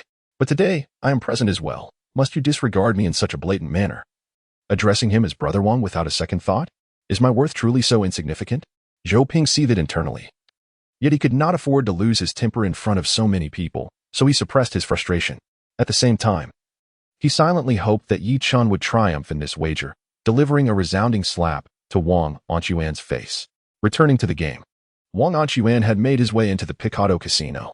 Utilizing his vantage point, he spotted the last two players in the town, who had just exited the red building and were heading towards the roadside. It appeared they had no intention of lingering any longer and were preparing to grab a vehicle to enter the safe zone. The second circle was an eastward shift. And at that moment, neither Yichen, Wang Anquan, nor Li Pinger was within its confines. Let us see where you can run. Wang Anquan had entered the casino and ascended to the rooftop, ready to execute a surprise attack on the two players sprinting down the street. Upon reaching the rooftop, Wang Anquan drew out his M24 with an 8x scope, aiming at the player who was about to board the vehicle. Just then, a golden flash streaked across Wang Anquan's line of sight, causing him to freeze momentarily. A golden supercar, moving at breakneck speed, raced towards the two players preparing to enter their vehicle. Upon seeing the golden supercar, the two players quickly halted, unleashing a barrage of fire towards it. Yuchen. Wang Anquan stared incredulously at the scene unfolding before him. Inside the golden supercar was none other than Yuchen, who had just been at the tail of St. Martin. He had not anticipated arriving here so swiftly. As Yuchen accelerated in the golden supercar, he shouted, "Are you up there enjoying the view?" The words were directed at Wang Anquan, who stood dumbfounded on the rooftop of the casino. In that moment, Yi Chun switched seats while the golden supercar continued its relentless motion. Yi Chun, having eliminated his target at position 3, swiftly drew his firearm while still seated, unleashing a flurry of shots at the two individuals before him. Wang Anquan watched in disbelief at the unfolding scene. In the realm of PC gaming, such maneuvers could be achieved with a modicum of practice. However, executing them within a mobile game seemed utterly absurd. The precision required for mobile controls, lacking the finesse of a mouse, rendered the feat nearly impossible. Yet, at that moment, Yichen shattered Wang Anquan's preconceived notions. From his vantage point, Yichen not only dispatched one opponent with a single shot, but also, as the vehicle glided past the second adversary, he took aim once more, swiftly eliminating another. This seamless execution was nothing short of astonishing, leaving Wang Anquan, perched atop a rooftop, utterly dumbfounded. It was only after hearing the honk of the horn twice that Wang Anquan snapped back to reality. "My apologies for snatching 2 of your kills. I'm now at 10. You better step up your game," Yichen exclaimed exuberantly while maneuvering the vehicle. Each word pierced Wang Anquan's ears like daggers. The audacity of Yichen to claim 2 of his kills right before his eyes was infuriating. The circumstances of these 2 eliminations were markedly different. The first involved Wang Anquan pursuing a target, only to be sniped by Yichen from a distance. The second saw Wang Anquan poised to take down an enemy, only for Yichen to steal the kill while driving. This was an unmistakable message to Wang Anquan. It wasn't merely a case of him being robbed of kills. It was a stark revelation of his own lack of skill. As he watched Yichen's ostentatious departure in his golden supercar, Wang Anquan, in a fit of frustration, fired 2 shots at the fleeing vehicle. However, by the time the bullets whizzed past, Yichen had already sped away. Meanwhile, Li Pinger, having meticulously searched every box in the boxing gym, began to grow anxious as time slipped away. "Brother Wang, shouldn't we be leaving?" she inquired, unaware of the earlier events. With the toxic circle closing in, her concern became palpable. Though Wang Anquan felt reluctant to depart, remaining in Picado no longer held any purpose. Gritting his teeth, he muttered, "Let's go." Approaching the vehicle intended for their escape, he was dismayed to find that both side tires had been shot out. "Good heavens!" he bellowed, unable to contain his frustration. With a considerable distance still separating them from the safety zone of the next circle, the prospect of running was daunting. Scanning the vicinity revealed that most players had already driven off towards safety. Hearing Wang Anquan's call to leave, Li Pinger rushed out of the boxing gym, only to be met with the sight of the incapacitated vehicle, leaving her momentarily stunned. "Brother Wang, are we really going to have to run to the circle?" she asked despondently. At that moment, Wang Anquan was too disheartened to utter another word. From the beginning until now, he had managed to secure only a single kill. However, Yichen had already secured 10 eliminations, far surpassing his own performance. This gambling match was likely destined for defeat. This realization caused Wang Anquan, who initially sought to humiliate Yichen, to feel a twinge of regret. Why had he ever thought to compete with Yichen in a chicken dinner challenge? Although such thoughts occupied his mind, he maintained a facade of composure, mindful of the presence of a lady beside him. He could not afford to lose his decorum. Left with no other choice, the pair could only make their way towards the safe zone on foot. If anyone were to feel more vexed, it was undoubtedly Wang Anquan. Several times, he spotted vehicles in the distance, courtesy of his enhanced vision. Yet, each time he endeavored to seize a car, an unforeseen obstacle would arise. Either someone would puncture the tires or another vehicle would appear to do the same. It was as if every flicker of hope was cruelly extinguished before his very eyes. Chapter 108. Is it merely a single kill with a cheat? At this moment, Yichen had firmly established himself at the center of the circle. This location, perched atop a high ridge in the eastern part of Lion City, afforded a panoramic view of the surroundings. And Ai Shui, seated beside Yichen, was captivated by his gameplay, as if she were indulging in a splendid cinematic experience. Every maneuver executed by Yichen was seamless and fluid, devoid of any hesitation. His elongated fingers danced over the controls, reminiscent of a pianist performing a delicate sonata. As Yichen commanded the center of the circle, he unleashed a relentless barrage upon his foes. Anyone brave enough to reveal themselves before him inevitably fell victim to his precise shots. By the conclusion of the third circle, Yichen had amassed a staggering 15 kills, demonstrating a veritable slaughter. Meanwhile, Wang Anquan and Li Pingo had just managed to escape the toxic zone and entered the safety area. Wang Anquan sought refuge in a small house nestled in the corner of Lion City, diligently wrapping bandages around his wounds. These were the last 5 bandages he possessed, as all his other healing supplies had been depleted.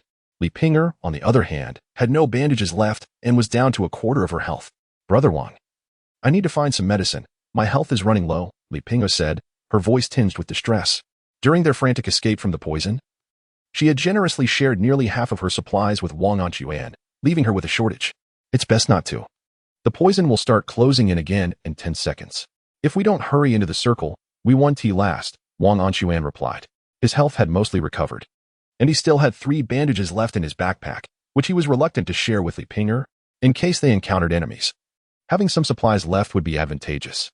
Thus, after finishing his bandaging, Wang Anquan led Li Pinger toward the circle. So far in this match, the duo had been constantly on the run from the poison, hardly experiencing any of the game's true essence. At last, through their relentless efforts, they managed to reach the edge of the 5th safe zone. The toxic circle had yet to encroach upon them, granting them a moment to catch their breath. Wang Anquan utilized his vision enhancement to survey the area. There were currently 8 players distributed around them, forming 2 complete teams. Yichen had already achieved 15 kills, and to turn the tide, they would need to eliminate all 8 opponents. Beside him, Wang Yi was sweating nervously. If his cousin were to lose, it would reflect poorly on him as well. Cousin, it seems there is someone hiding in the warehouse over there, Wang Yi exclaimed, his gaze fixed intently on the screen. At long last, he had spotted a player concealed within the warehouse. Wang Anquan had already taken note of this. Realizing that the individual was not alone but part of a full team, with 3 members yet to reveal their positions. I see them, Wang Anquan contemplated briefly. Acknowledging that they had to engage, failing to eliminate this team would only complicate matters further. Cautiously, he began to creep toward the warehouse, leveraging his vision enhancement to deftly evade the enemy's line of sight. Soon, he found himself beside the player in the warehouse, who was currently using a sniper rifle to survey another area. This was the moment he had been waiting for. Wang Anquan swiftly switched to the M24, aiming directly at the man's head. Bang! The sound of the M24 reverberated through the air, and Wang Anquan collapsed to the ground. Damn! He was utterly stunned. The adversary had managed to turn around and shoot him before he could even pull the trigger. Although it wasn't a headshot, his health was already low, and that single shot had taken him down.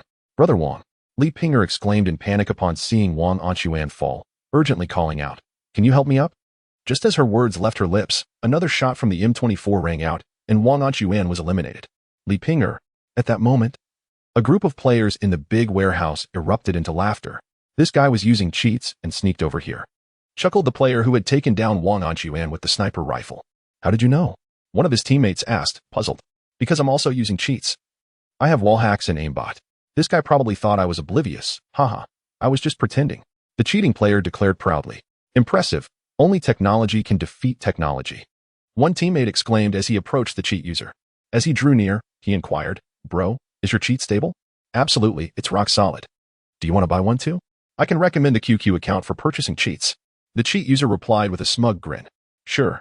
The other player responded eagerly, rushing to join him. 46. Rat-tat-tat. What the hell, bro? Why are you shooting me? I'm shooting you because you're a useless cheat. Don't you know that cheating leads to your entire family being cursed? But the one who had just been shot was also a cheater, if it weren't for him. They would have been ambushed. Just because someone else cheats doesn't mean you should. Others are committing crimes. Why don't you have the guts to confront them? All you do is cheat in the game for attention. What a joke. The argument between the two spread throughout the room where Yichen was located. It turned out they were both on open voice chat, and everyone had learned that Wang Anquan had been cheating during his bet with Yichen. The key point was that Wang Anquan lost even while using cheats. Wang Yi smacked his lips, momentarily at a loss for words. Li Ping'e felt utterly embarrassed. The man she had been flattering, Brother Wang, had been cheating the entire time. She wished she could vanish into a crack in the ground. After Wang Anquan was killed, Yichen set down his phone and turned his gaze toward him. You've only managed to kill one with all those cheats? TSK, Yichen mocked. Shaking his head, his words were like daggers to the heart. Yichen, what are you so proud of? You were just a mediocre gamer. You merely got lucky and won a round. Wang Yi interjected, unable to bear it any longer. Wang Yi furrowed his brow and shot a cold glance at him. Who I am is of no concern to you, but try uttering another word and see what happens. As Yichen uttered these words, an overwhelming aura emanated from his being, instilling a sense of trepidation in Wang Yi. Wang Yi, who prided himself on being a figure of note even in the bustling metropolis, found himself dispirited in the face of Yichen's genuine ire, unable to meet his gaze. An eye Shui tugged at Yichen, concerned that his emotions might lead to an actual conflict. With a dismissive snort, Yichen settled back down. Redirecting his attention to Wang Anquan, inquiring, were we not engaged in a wager just now? As he spoke, Yichen had quelled his formidable presence, replacing it with a cheerful demeanor directed towards Wang Anquan. The atmosphere in the private room fell into a profound silence, akin to a still pond. Their earlier wager had been made in the presence of all, initiated by Wang Anquan himself. Now, having lost the bet, Wang Anquan found himself without allies to extricate him from this predicament. Chapter 109. True friends. Brother Wang was merely jesting. Why take it so seriously? Li Ping'e, sensing the awkwardness of the situation, intervened to defend Wang Anquan. Yichen shrugged, disregarding Li Ping'e's words, and continued to gaze at Wang Anquan. Smiling as he quipped, are you planning to throw it yourself, or shall I assist you? TSK, I've heard your phone costs over 10,000. Such an extravagant device must make cheating quite exhilarating. Wang Anquan's expression shifted between shades of green and white, unable to refute Yichen's remarks. He had initially believed that with his cheat in hand, victory over Yichen was assured. Although Yichen was a professional player, he was not of the renowned elite caliber. Otherwise, Wang Anquan would never have dared to challenge him in a game.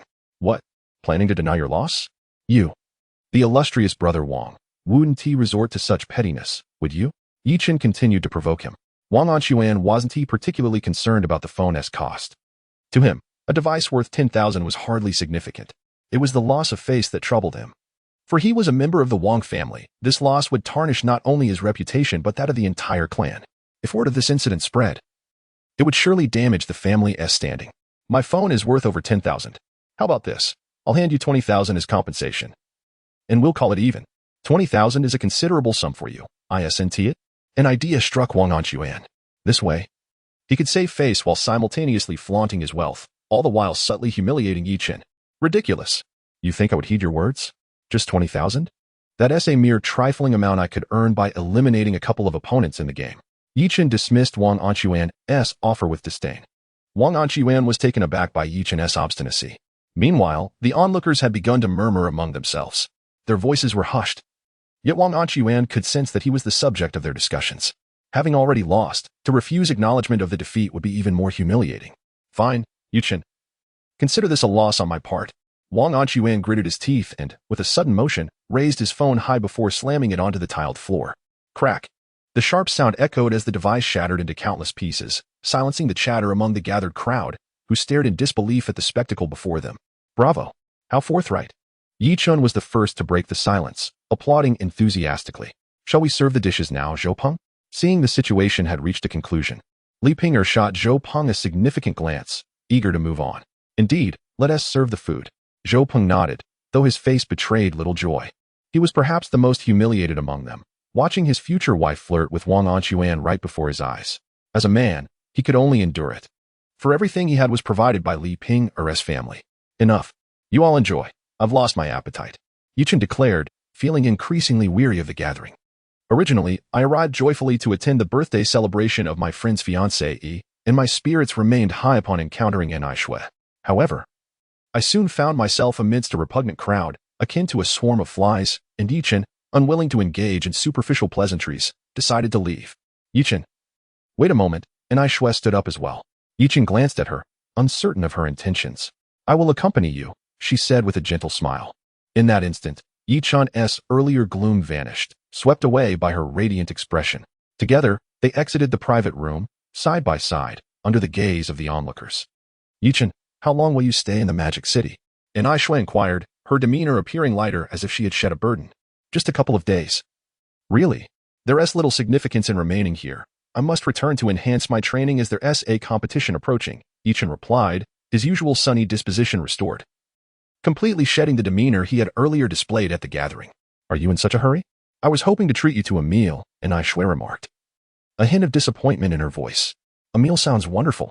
Look at the time. It's quite fitting, and I've been rather hungry. Contemplating returning home to prepare instant noodles, Yichen responded, prompting a smile from Shui. Indeed, the timing is perfect. Yichen, Shui began to speak, but was interrupted by someone calling out from behind. Turning around, she discovered it was Zhou Ping. Brother, I sincerely apologize. Today's events are entirely my fault. Zhou Ping rushed over, leading with an apology. There's no need for that. Between us, there's nothing to worry about. Yichen waved his hand dismissively. Zhou Ping had been his closest friend during their school days. Despite the years apart, the familiarity between them remained untouched. I never anticipated things would unfold in this manner. Zhou Peng's expression was still laden with remorse. Enough of the formalities. Yichen playfully punched Zhou Peng's chest. Smiling. By the way, here is something for you. As he spoke, Yichen produced a square box. This was initially meant as a gift for your fiancée. But upon reflection, it seems wiser for you to keep it. Your wife is not one to be trifled with, Yichen added candidly. Zhou Ping paused, then opened the box, his expression turning to astonishment. Inside lay a resplendent golden rooster. Is this made of gold? Zhou Ping stared incredulously at Yichen. Solid gold. Worth a small fortune. Keep it safe. Should an urgent need arise in the future, it could prove invaluable, Yichen reassured him, patting Zhou Peng on the shoulder. Zhou Peng's eyes glistened with moisture. His brother was genuinely considering his welfare. Zhou Peng's voice caught in his throat, momentarily at a loss for words. Do not be overly sentimental. Upon seeing Zhou Peng's expression, Yichen smiled, and if he truly encounters any difficulties, he should certainly give me a call. Hurry back. After all, you are still somewhat of a host. Zhou Peng nodded solemnly, wiped away the tears from the corners of his eyes, carefully stored the gift, and turned to leave. Upon Zhou Peng's departure, Shui and Yichen exchanged glances before stepping out of the hotel together. Yichen felt quite helpless regarding the chaotic dinner gathering today. I know a restaurant that serves authentic Sichuan cuisine, and it's not very far from here. Shall we go there to try it? Shui asked Yichen with a smile. I will certainly heed the opinion of such a lovely lady. I wouldn't mind eating at a street stall, Yichen readily agreed. From that moment on, the barrier that had once existed between them completely dissipated. Chapter 110. Yangmi soon. The two arrived at the Sichuan restaurant that Shui had mentioned. Upon entering, a rich and spicy aroma wafted through the air, instantly invigorating Yichen's spirit. The restaurant was bustling with patrons, and the dining area was filled to capacity, with vibrant dishes adorning the tables, tantalizingly delicious. Ah, Xiao Shui. You've come. At that moment, a middle-aged woman approached them warmly, greeting Shui with familiarity. Yes, Sister Zhang, I'm here with a friend to show some support. Is there a table available? Shui inquired with a smile. Sister Zhang glanced at Yichen, her eyes sparkling with delight as she replied to Shui, of course. We have a table. She led Shui and Yichen to a window-side seat, presenting the menu to Shui with a cheerful, take a look at what you'd like to eat today. As she spoke, she occasionally stole glances at Yichen. Although Yichen's attire was rather ordinary, it could not conceal the unique charm he exuded. In Sister Zhang's mind, she had already assumed Yichen was Shui's boyfriend. Before long, the dishes arrived, and just the sight of them was enough to whet one's appetite. Wow, this place has such exquisite flavors, Yichen exclaimed, his eyes lighting up after tasting the white-cut pork, having been rewarded with the skills of a national banquet-level chef by the system. His sensitivity to culinary delights was exceptionally heightened. Sampling the dishes here, he couldn't help but give a thumbs up. Of course, I discovered this hidden gem of a restaurant. Shui chuckled. Impressive. Yichen responded with an approving nod. The two sat across from each other, reminiscing about the past few years. After graduating from high school, Shui smoothly gained admission to the Shanghai Theater Academy. Although she was still studying, she had already begun to land roles in various television and film projects. While not in leading roles, her talent had garnered admiration from the crews she had worked with. Listening to Shui speak proudly of her experiences, Yichen nodded in agreement. Setting aside her acting skills, In Shui's appearance was certainly on par with top-tier female stars. Guess what? Tomorrow I'll be acting alongside a major star. Can you guess who? Here is a hint. 10 female stars. Shui teased. A female star. Or rather a major star. Yichen pondered, realizing the scope was too broad, yet he found himself unable to name a single one. Feeling somewhat embarrassed, he admitted. To tell the truth, I haven't kept up with the entertainment industry these past few years. The only names I can recall are some old-school Hong Kong stars. How about Dili Reba? Yichen ventured, recalling one of the few names that came to mind. Not quite, she replied. Then how about Guli Naja? Still not right. Shui chuckled at his guesses. Well, I'm stumped. I really don't know many of the current female stars, Yichen admitted sheepishly. Shaking his head. I'll let you in on a little secret. It's Yongmi, Shui whispered. With that revelation, Yichen suddenly remembered her, recognizing the name as one of prominence in the industry. Recently, however, my memories of her are but a dimly lit video. With this thought, Yichen cleared his throat and said earnestly, How impressive. I truly admire you. In truth, this was not my first collaboration with Sister Me. We had previously worked together on a film, though regrettably, it did not fare well at the box office. Shui shook her head in resignation. Films come in all varieties, some good, some bad. It's quite normal. But to collaborate with Yongmi at such a young age, your future in stardom is boundless. Yichen replied with a smile. The two continued to engage in light conversation, discussing trivial matters, yet their dialogue flowed effortlessly without a hint of awkwardness. As they dined, the clock crept past 11, and they finally settled the bill, although it was intended for Shui to treat. Yichen felt it was inappropriate to let a young woman pay for his meal. He accompanied Shui to the school gate, where they exchanged farewells with a wave. Yichen then hailed a cab, heading towards his villa. Reflecting on the events of the day, he felt a mixture of anger and amusement, yet could not shake his concern for Zhou Peng's future. Zhou Peng had mentioned that the internet CAF was financed by his fiancée. However, witnessing the flirtation between Li Ping'er and Wang Anquan left Yichen skeptical of their innocence. Before he knew it, he had arrived at the villa district. Yichen chose not to dwell on his thoughts and made his way to his residence. Ideally, he would prefer to stay in his own villa, though it felt somewhat desolate. Just then, a figure suddenly emerged from a nearby greenbelt, grabbing Yichen's arm. Startled, he instinctively prepared to defend himself, but upon closer inspection, he recognized the person. Su Ji stood before him, bloodied and weary. The sight of Su Ji in such a state would surely frighten anyone with a weak constitution. Yichen rushed to support the faltering Su Ji, who gasped, Please, quickly save Meng Meng. With that, Su Ji collapsed into unconsciousness. The abruptness of his words left Yichen momentarily bewildered. However, the villa was not far, so he quickly helped Su Ji back to his home. Upon laying Su Ji down and conducting a thorough examination, Yichen discovered numerous lacerations on his body, inflicted by various sharp objects. Some wounds were deep, with a few dangerously close to vital areas. To Yichen's astonishment, he even found several gunshot wounds on Su Ji's back, evidence of real bullets tearing through flesh. It was a mystery how he had endured until now. The sheer number of injuries made Yichen's scalp tingle with apprehension, though he possessed knowledge of medical arts. Su Ji's condition was grave, and preserving his life would not be a simple task. Moreover, Yichen's medical resources were limited. If he did not act swiftly, Su Ji's chances of survival would dwindle. System. Open the marketplace. At this moment, Yichen could only hope that the system store contained some useful items. Ding. The system activated the store interface. With the system's chime, the panel of the system store materialized before Yichen's eyes. Ice Flame Scalpel. A surgical knife equipped with blue light disinfection, forged from Millennium Cold Iron. 500 points. Warm Jade Hemostasis Bed, crafted from ancient warm jade. Lying upon it can immediately stop bleeding and provide vital energy. 500 points. Divine Needle of the Medicine King, an acupuncture tool personally crafted by the Medicine King. Imbued with a Medicine King buff during use. 800 points. Internal Medicine. Heals various internal injuries and organ damage. 1,000 points. Gazing at the items he desired, the total amounted to 2,800 points, which would equate to a staggering 28 million in currency. This realization caused a pang of regret within Yichen. He lamented that he should not have bothered with that so-called lemon. The gold he had stolen was a trivial loss. However, upon reflection, he recalled that the ancient jade presented to him by Su Ji was worth 8,000 points, and his heart felt suddenly at ease. Chapter 111. The Hongmen. Although Yichen harbored a multitude of grievances in his heart, he did not hesitate and promptly purchased all the necessary items. As he completed his acquisitions, the props materialized within the confines of his chamber. He swiftly placed Su Ji upon the warm jade hemostasis bed. Su Ji, who had previously appeared ashen and was losing blood, saw his complexion improve almost immediately upon lying on the bed. This bed was indeed a treasure. After ensuring Su Ji was comfortably situated, Yi Chun retrieved the ice flame surgical knife, preparing for the operation. The knife, enveloped in an ethereal blue hue, emanated a chilling sensation as it nestled in his palm, invigorating Yi Chun's spirit. His task was to extract the bullets lodged in Su Ji's back. Upon examination, Yi Chun discerned that the injuries were inflicted by an antiquated double-barreled shotgun. This type of firearm was akin to the S686 from the game PUBG, classified as a shotgun. Each shell contained numerous steel pellets. If fired at close range, the victim would be riddled with holes. However, given the distribution of the pellets across Su Ji's back, it was evident that the distance was considerable, thus diminishing the bullet's potency. Otherwise, he would not have endured such pain.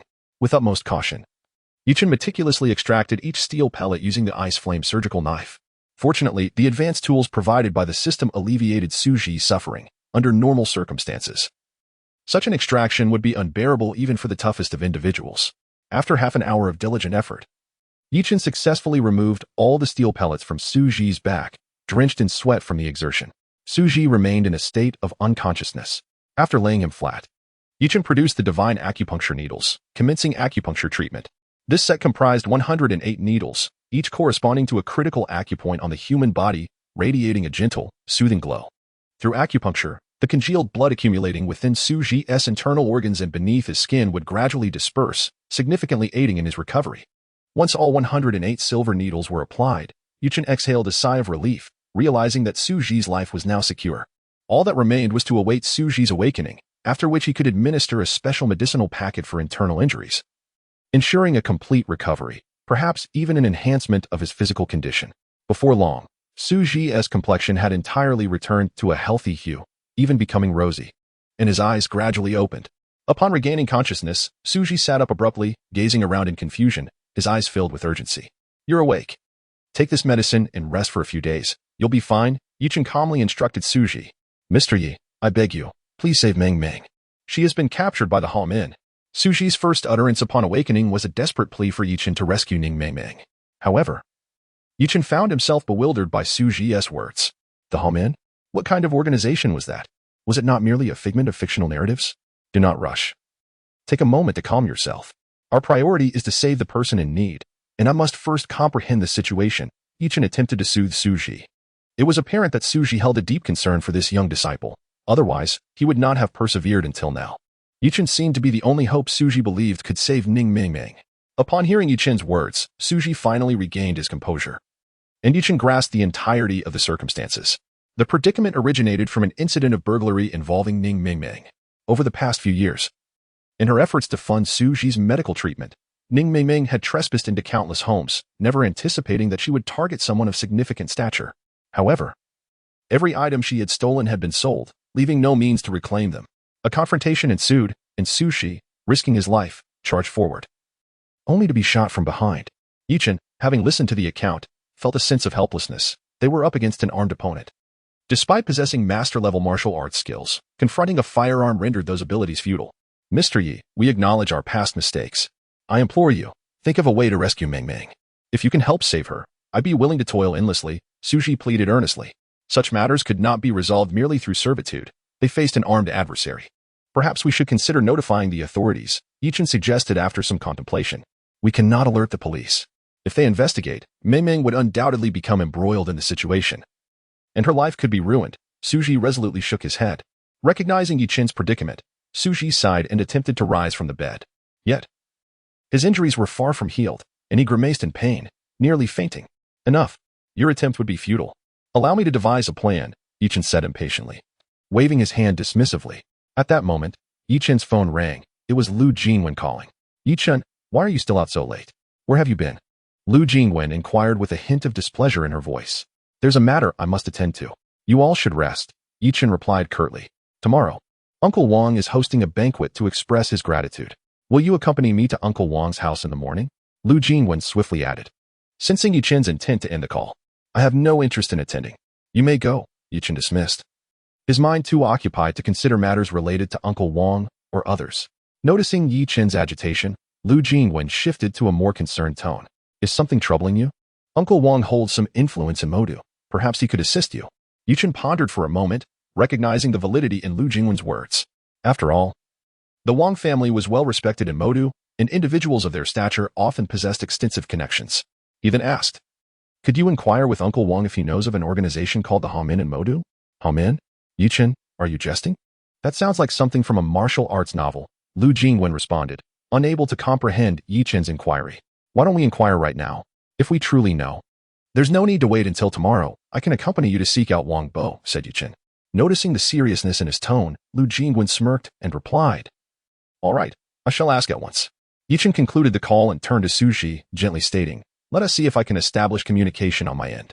Ideally, we can sit down and negotiate. However, if we cannot reach an agreement, we may have to resort to more forceful measures."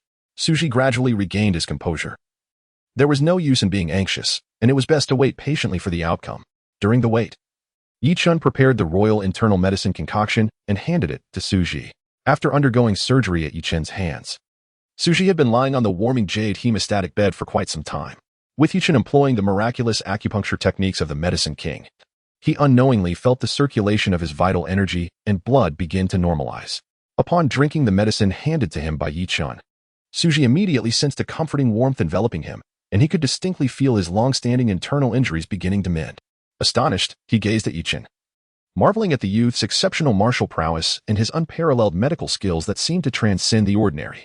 Chapter 112, The Rules of the Haomin Previously.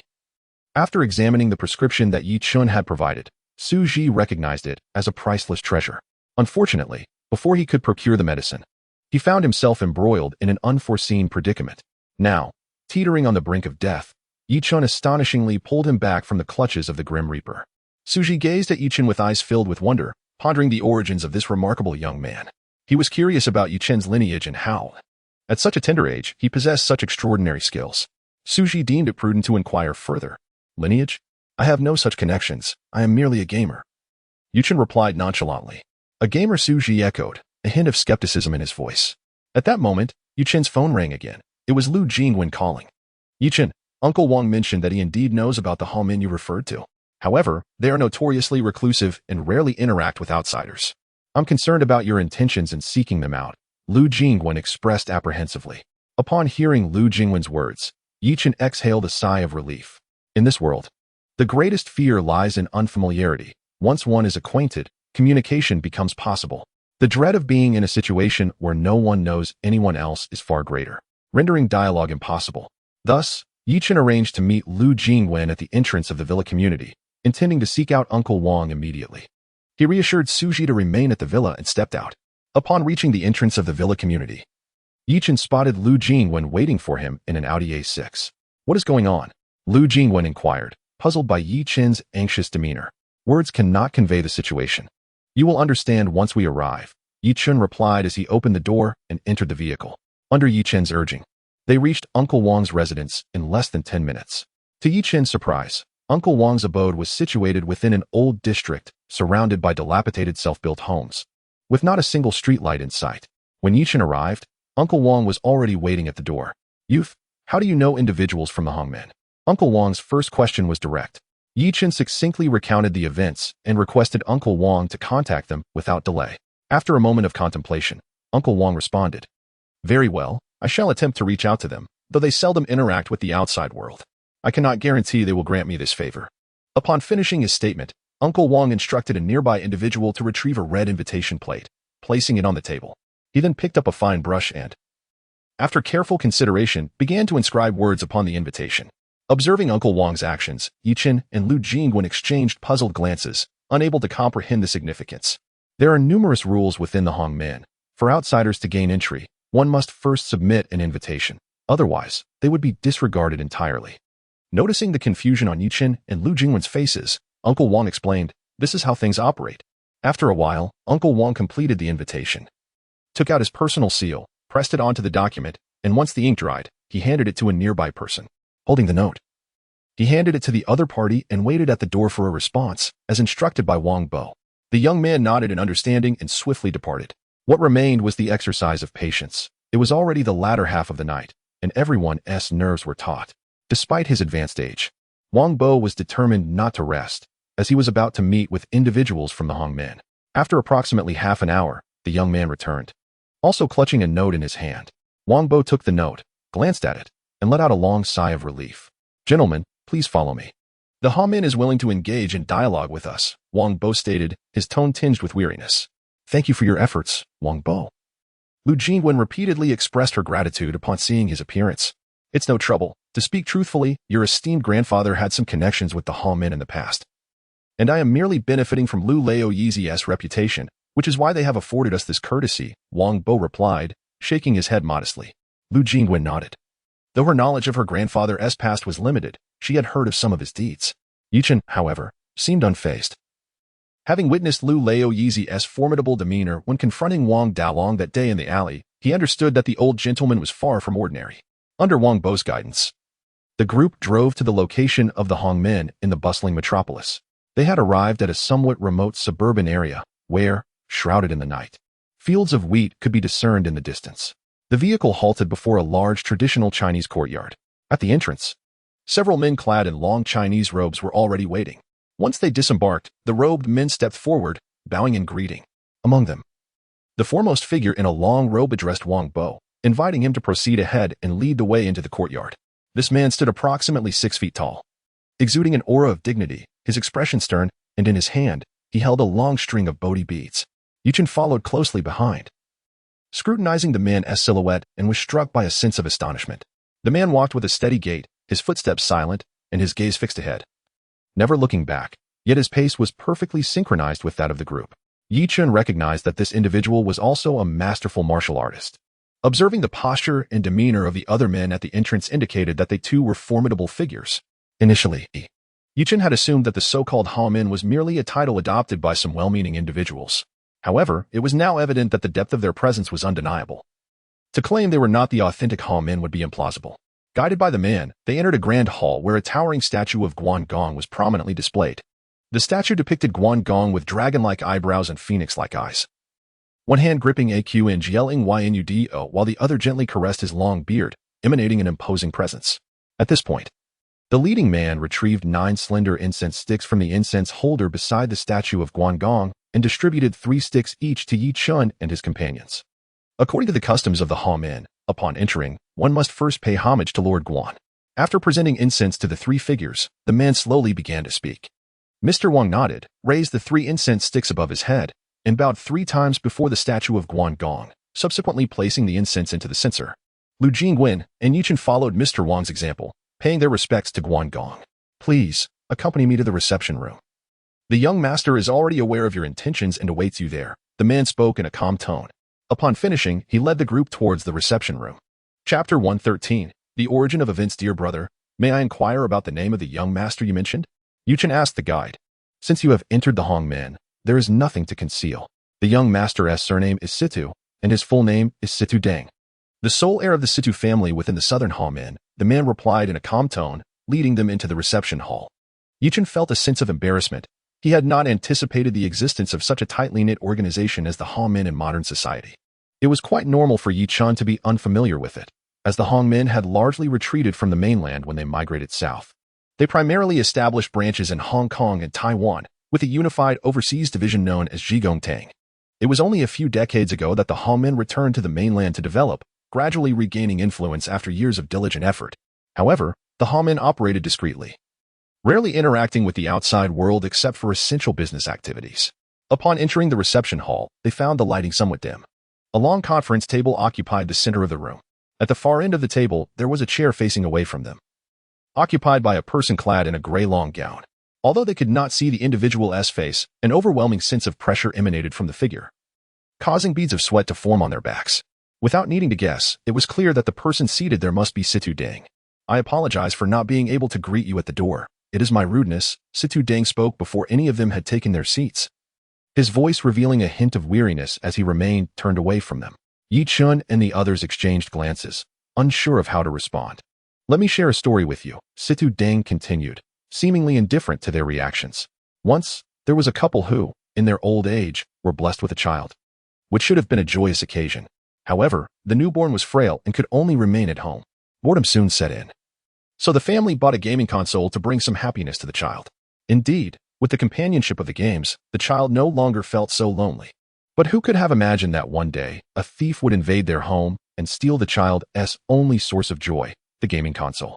The child, distraught, frantically sought the thief's whereabouts. After much effort, he finally located the thief, who not only refused to return the console, but also beat the child. Fortunately, the child's family had some influence and eventually captured the thief. Now, the thief's friends have come to plead for his release. Tell me, is this fair? With that final question, Situ Deng finally turned around from his chair, allowing Yi Chun to see his full visage. As one observes Situ Deng, his legs are heavily wrapped in bandages, and his right arm is similarly encased. The few individuals conversing with him have already surmised that he is referring to them. However, they never anticipated the extent of his injuries, both legs fractured and his arm broken. For a young master of the Hamin, such a fate is indeed hard to fathom. Yi Chun is fairly certain that Situ Deng speaks the truth. After all, he and Ning Ming had a similar encounter. Yet, Yi Chun is astonished to discover that what Ning Ming had stolen was merely a gaming console. Mr. Situ, I sincerely apologize for your loss. How much was that gaming console? Please name your price, and we shall compensate you accordingly, perhaps even double the amount. I kindly ask that you do not hold Miss Ning accountable, Yi Chun proposed. Initially, he had presumed that Ning Ming had pilfered something of great value. But to his surprise, it was just a gaming console. Had it been a rare treasure, Yi Chun might not have been able to afford the compensation. However, a gaming console is within his means. Is this merely about money? Situ Deng exclaimed, his temper flaring. Do you think I care about money? That console contained my latest game save. Do you have any idea how much effort I invested to reach that level? An entire year. Situ Deng nearly erupted in hysteria. Yi Chun paused, yet he could empathize with Situ Deng's frustration. For a gaming enthusiast, the greatest joy lies in conquering each level of a beloved game. To have one's save file lost means starting anew, and the thrill of that journey would be irrevocably diminished. Rest assured, I have no intention of troubling the person you mentioned. Currently, she is being well taken care of, assisting me in completing the game. I will release her only when I reach the point of my saved game. I want her to understand the hardships I have endured. Until I achieve that, release her? Dream on. Situ Deng concluded, seemingly drained of energy, gasping for breath. Now that the situation was somewhat clearer, the others found themselves at a loss. If it were merely a financial loss, they might share the burden. However, for Situ Deng, this was an emotional wound, one that could not be quantified in monetary terms. Moreover, the other party had performed admirably. Although Su Ji had nearly lost his life, Situ Deng had also suffered grievously. It was a case of tit for tat. Yi Chun couldn't help but reflect on the adage, one should never resort to theft. One must not only witness the thief feasting but also see them face the consequences of their actions. May we see Ning Ming? Yi Chun inquired tentatively. At this moment, Situ Deng had regained his breath, his gaze fixed downward as he waved his hand dismissively. Sing, Ahui, take them to see her. The Ahui mentioned by Situ Deng was the gentleman in a long robe who had escorted them here. Ahui nodded in response and said to the group, please, follow me. Under a Huey's guidance, they arrived at the room where Ning Ming was located. Within this chamber, the walls were adorned with an enormous LED display. Beneath the screen sat a sleek black rectangular box. Yi Chun recognized this box as the latest generation of the PS gaming console, capable of storing numerous large-scale games. The price of this particular PS model soared to an astounding 200,000 yuan. Yi Chun surmised that Ning Ming must have been aware of the console's considerable value when she decided to take it. However, he had not anticipated that it belonged to the young master of the Hamin. At that moment, Ning Ming gazed blankly at the massive LED screen before her, clutching a game controller in her hands. The game displayed was none other than the renowned title, Resident Evil 5. Chapter 114. The conditions of Situ Deng. Ning Ming was evidently a novice in the realm of gaming. Confronted with the visuals of the game, she struggled to execute even the most fundamental maneuvers. Upon the arrival of Yi Chun, her anxiety intensified, rendering her utterly flustered and disoriented. Do not be alarmed. Your master Su Jishur has undergone treatment and is now safe, with no significant issues remaining, Yi Chun assured her. Hearing this, Ning Ming's troubled expression began to ease slightly. Although he had previously been the victim of her misdeeds, it was born out of desperation, and given Yi Chun's stature, the loss was trivial. Therefore, upon seeing Ning Ming, Yi Chun endeavored to calm her, urging her to alleviate her tension and fears. You have seen the person, as long as she restores my previous save file. I will naturally release her. Our Hamin will not impose difficulties upon a woman, Situ Deng announced, having been wheeled over in his chair. A wave of cold sweat washed over Yi Chun as he recognized the gravity of Situ Deng's actions. Indeed, his approach was somewhat justifiable, yet for Ning Ming, it was a harrowing ordeal, akin to torture. I have encountered the game Resident Evil 5 before. May I assist her in playing? Yichen inquired, glancing at the display before him. Certainly, as long as you reach my original checkpoint. Any of you may take control, Situ Deng replied, his demeanor still brimming with arrogance. Seemingly dismissive of Yichen's offer. What a jest. I have played this game for so long without completing it. Do you think you can simply waltz in and finish it? Just reach my save file, and you'll release her? Yichen sought confirmation once more. That is indeed the case. However, do not assume this is the only game at stake. My PS contains a total of 3,000 titles, many of which remain unfinished. Besides Resident Evil 5, there are also Forest, Home, Battlefield, Sea Nation, and Sekiro among others, 35 titles in total. Let it be clear that I am not withholding information. Situ Deng scoffed. Each of these games is a major title, requiring days of play to complete even one. This seems rather excessive. Lu Jingwen interjected before Yichen could respond. Standing nearby, Wang Bo quickly tugged at Lu Jingwen's sleeve. He had maintained a low profile since entering the Hongmen courtyard, primarily to ensure Lu Jingwen's safety. Wang Bo feared Lu Jingwen's words might provoke the young master of Hongmen, so he cautioned her with utmost care. After all, Lu Jingwen was currently in the bustling metropolis. Should complications arise, the venerable Lu would not overlook the matter, and the Wang family could find themselves in dire straits. Excessive? Did she not consider it excessive when she stole from me? Was it not excessive when she left me in this state? Situ Deng's previously calm demeanor erupted into fury, his pent-up rage surging forth. In truth, after grasping the full context of the situation, Yichen found himself somewhat sympathetic towards Situ Deng. The latter's condition was indeed troublesome. He possessed a brittle disposition, medically termed osteogenesis imperfecta, a condition where bones are prone to fracture with minimal external impact. However, the pain from the fractured bone showed no sign of abating. Indeed, it felt even more intense than that of an ordinary person. Under such a physical condition, Situ Deng certainly could not engage in outdoor activities like others, and could only rely on video games to alleviate the monotony of life. Moreover, given his current injuries, playing games was out of the question. After all, one must rest for 100 days after such an injury. And it was likely that Situ Deng would be unable to play for a considerable time. It's all right, Yichen spoke. Most of the games he mentioned are FPS console games. It's not a significant issue. Even if one were to complete them all, it wouldn't take more than half a day. Situ Deng merely chuckled at Yichen's words, responding with a hint of sarcasm. What a joke. Each level presents different challenges. Even following a guide, I sometimes get stuck on a single level for days. The last 35 games are the ones I struggled with the most, and I've already spent an inordinate amount of time on them. You truly believe that you can finish them in less than 3 hours? That would mean completing over 10 games in an hour, which translates to around 5 to 6 minutes per game. What nonsense! With a mix of frustration and humor, he challenged Yichen. All right. Let us see if you can accomplish that within 3 hours. Yichen shrugged, moving to sit beside Ning Mingming, gently patting her shoulder, and spoke softly. Hand me the controller. At that moment, Ning Mingming's eyes were red, fighting back tears. Though she was of a similar age to Yichen, she had traversed many places over the years, constantly seeking medical help for her master. She had witnessed and experienced far too much, which left her with little kindness for anyone outside her circle. When she noticed Yichen had recognized her, she had not hesitated to act. Now, with Yichen stepping forward to assist her, she felt an indescribable sense of peace in her heart. As Yichen took over the game, the others fell silent. Lu Jingwen, aware of Yichen's exceptional gaming talent, still felt uncertain. After all, there was a difference between PlayerUnknown's Battlegrounds and other console games. She harbored doubts about Yichen's capabilities. Wang Bo, unfamiliar with the gaming world, stood quietly nearby to ensure Lu Jingwen's safety. Once Yichen grasped the controller, he tested the various buttons and joysticks, recognizing that the response from a controller differed from that of a keyboard and mouse. However, he quickly familiarized himself with all the controls and officially entered the game. Ding! A notification echoed in his mind. Host detected entering the console game Resident Evil 5, providing the fastest game completion guide. Just as Yichen clicked to enter the game, the system in his mind activated. It was akin to having a game guide installed in his brain, simply perfect. For each console game you complete, you will receive a chance to enter a lottery. Please make your best effort. The subsequent message from the system astonished Yichen. Such a benefit exists? He had not anticipated that. Had he known, he would have aimed to finish all 3,000 games, thus securing 3,000 lottery opportunities. To comprehend the rewards bestowed by the system is to recognize their substantial worth.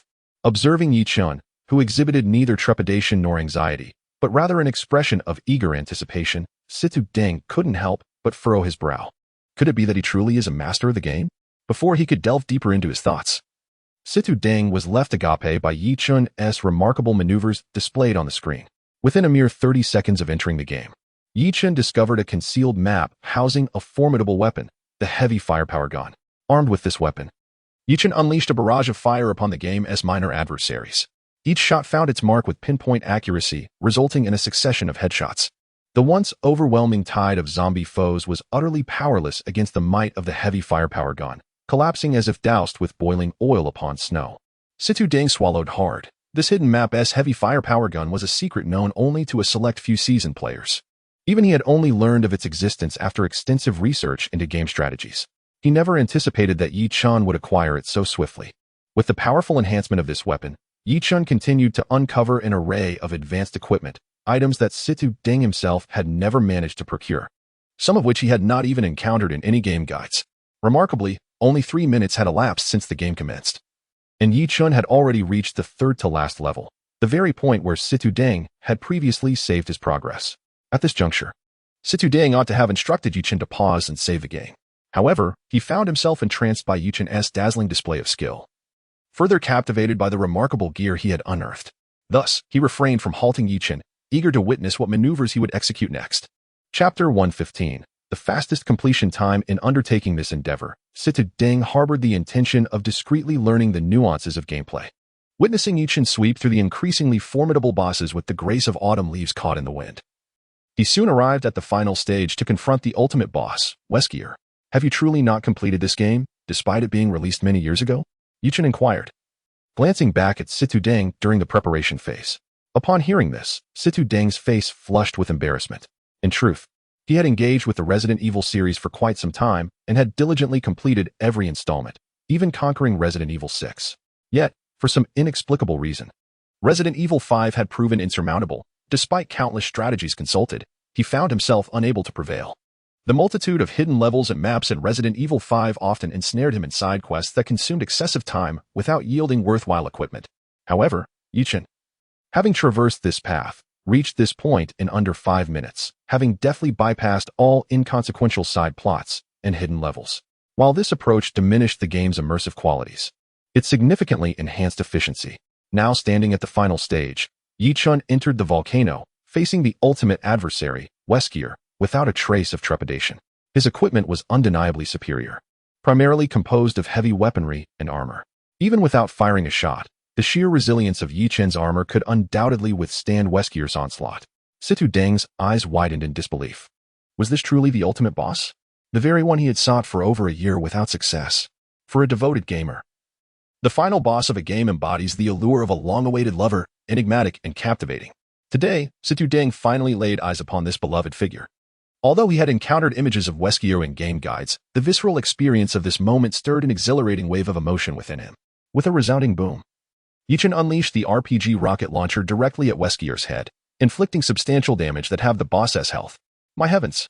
Situ Deng was momentarily astonished. Yi Chun's decisive strike was beyond anyone's expectation. This audacious move left everyone, including the seasoned Wang Bo, speechless. Yet, the ultimate boss was indeed formidable. Weskier's attack power and speed were incomparable to the lesser foes previously encountered. After enduring Yi Chun's assault, Weskier charged forward, brandishing his massive blade aimed squarely at Yi Chun. Dodge. That strike, no matter how well-equipped you are, cannot be withstood.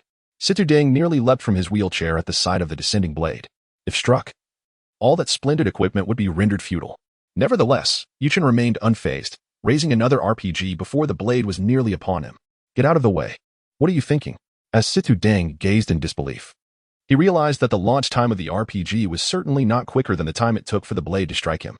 At that moment, just as the blade descended, the RPG had yet to find its mark, and he would meet his demise. Were it not for his current physical limitations, Situ Deng might have kicked Yi Chun aside to take control himself. Boom. With the resounding blast of a rocket, Weskier fell. A hushed silence enveloped the room. Situ Deng's mouth hung agape, unable to fathom the events unfolding before him. Meanwhile, within the game, the completion screen had already appeared. How could this be possible? Situ Deng was bewildered by Yi Chun's ability to clear the game. Weskier's brutal strike inflicted 99 points of damage, yet his current equipment boasted a defense rating of 100. With that, he could withstand the blow, leaving him with a single drop of health. However, The headshot damage from the RPG was a staggering 50%. And since he had already landed a shot to the head, 2 more would surely lead to victory, Yichen explained as he set down the controller. 5.5 minutes to completion. Acceptable, Yichen chuckled. A lunatic. This man is utterly insane, Situ Deng murmured to himself. Setting aside the question of whether 2 RPGs could accurately hit the head, enduring 99 points of damage was not something a typical player would willingly accept. Yet Yichen had triumphed, leveraging the advantage of just a single drop of health. Fine, you've cleared it. There are still 34 games left. And I am eager to see how swiftly you can complete them. Despite the shock reverberating within him, Situ Deng maintained his composure. Initially, he would have never believed that someone could finish Resident Evil 5 in just 5.5 minutes. However, now he was convinced. And his curiosity about Yichen's next moves was piqued. Ding. Congratulations, host, on successfully completing the game. You have earned a chance to draw from the lottery, which will randomly select an item from the system store. Would you like to use this opportunity? The system's voice echoed again in Yichen's mind. Draw, why not? Yichen replied decisively. After all, the items in the system store were treasures. Although he still possessed 5,000 or 6,000 points, he was reluctant to spend them frivolously. His meager points hardly sufficed for purchasing anything substantial in the store. Ding. The lottery is complete. Congratulations, host. You have received a soul-cleansing pill. Soul-cleansing pill, capable of reshaping the physical body, with benefits for beauty, longevity, and vitality. Store price, 500 points. As he reviewed the lottery results provided by the system, disappointment washed over Yichen. This item was of no use to him. His current physique was already quite perfect. However, upon reflection, he considered it a small loss. As it was obtained for free, one should not be overly demanding for something that cost nothing. Yichen then redirected his focus to the remaining games. Within this PS, there were only 35 titles, all of which Situ Deng had previously failed to complete and had repurchased. Yichen had already finished 1 Resident Evil game and had 34 left. With no intention of lingering, he promptly selected the next title, Tomb Raider 10, and prepared for a swift completion. The game Tomb Raider is indeed an adaptation inspired by cinematic narratives, much like the Resident Evil series, both of which have cultivated their own franchises. The alluring protagonist, Lara Croft, embarks on thrilling adventures through ancient tombs, progressing steadily through each challenge. The depiction of Lara's form and visage captivates many admirers, and for some players, achieving the goal of completing the game becomes secondary. They find greater enjoyment in witnessing Lara's captivating moments, a sentiment well understood among enthusiasts. Moreover, the gameplay mechanics are significantly more diverse than those found in Resident Evil, incorporating elements such as grappling hooks, gliding, and diving. Inevitably, there are numerous hidden levels. However, Yichen navigated through the game with a strategy akin to his experience with Resident Evil 5, bypassing these concealed stages and reaching the final boss, the Fireman, in under 5 minutes. Subsequently, he defeated this final adversary in less than 30 seconds. Situ Deng was rendered speechless. Is this feat truly achievable by any earthly being? It is noteworthy that in Tomb Raider 10, Situ Deng spent an entire week merely reaching the 2nd level before being stymied. Yet now, Yichen has astonishingly faced the final boss in less than 5 minutes. Chapter 116, Making Friends half a minute later. The screen before Yichen displayed the completion scene as he once again demonstrated an inhuman speed in conquering the game Tomb Raider 10. Ding. Congratulations, host. You have earned a chance for a free lottery. Would you like to draw now? As Yichen delivered the final blow to the ultimate boss, the system's voice resonated once more. Draw ding. Congratulations, host. You have received a bonus package of 5,000 points. After the lottery, Yichen proceeded to launch the 3rd game, Sekiro. 5 minutes later, he found himself once again facing the final boss, Sword Saint Ishin Ashina. Ding. Congratulations, host. You have earned another lottery opportunity. Draw. Congratulations, host. You have acquired the skill, Swordsmanship Legacy. An hour later, Yichen had completed 10 games. At this moment, Situ Deng was utterly astonished, completing 10 console games in 1 hour.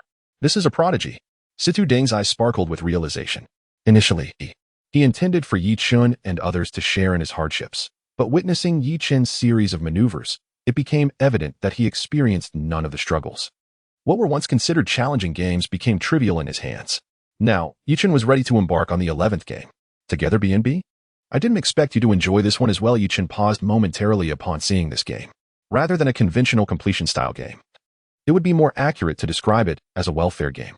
The game adopts an open-world model, devoid of specific completion goals, instead immersing players in a semblance of routine life, racing, hunting, playing ball, and more.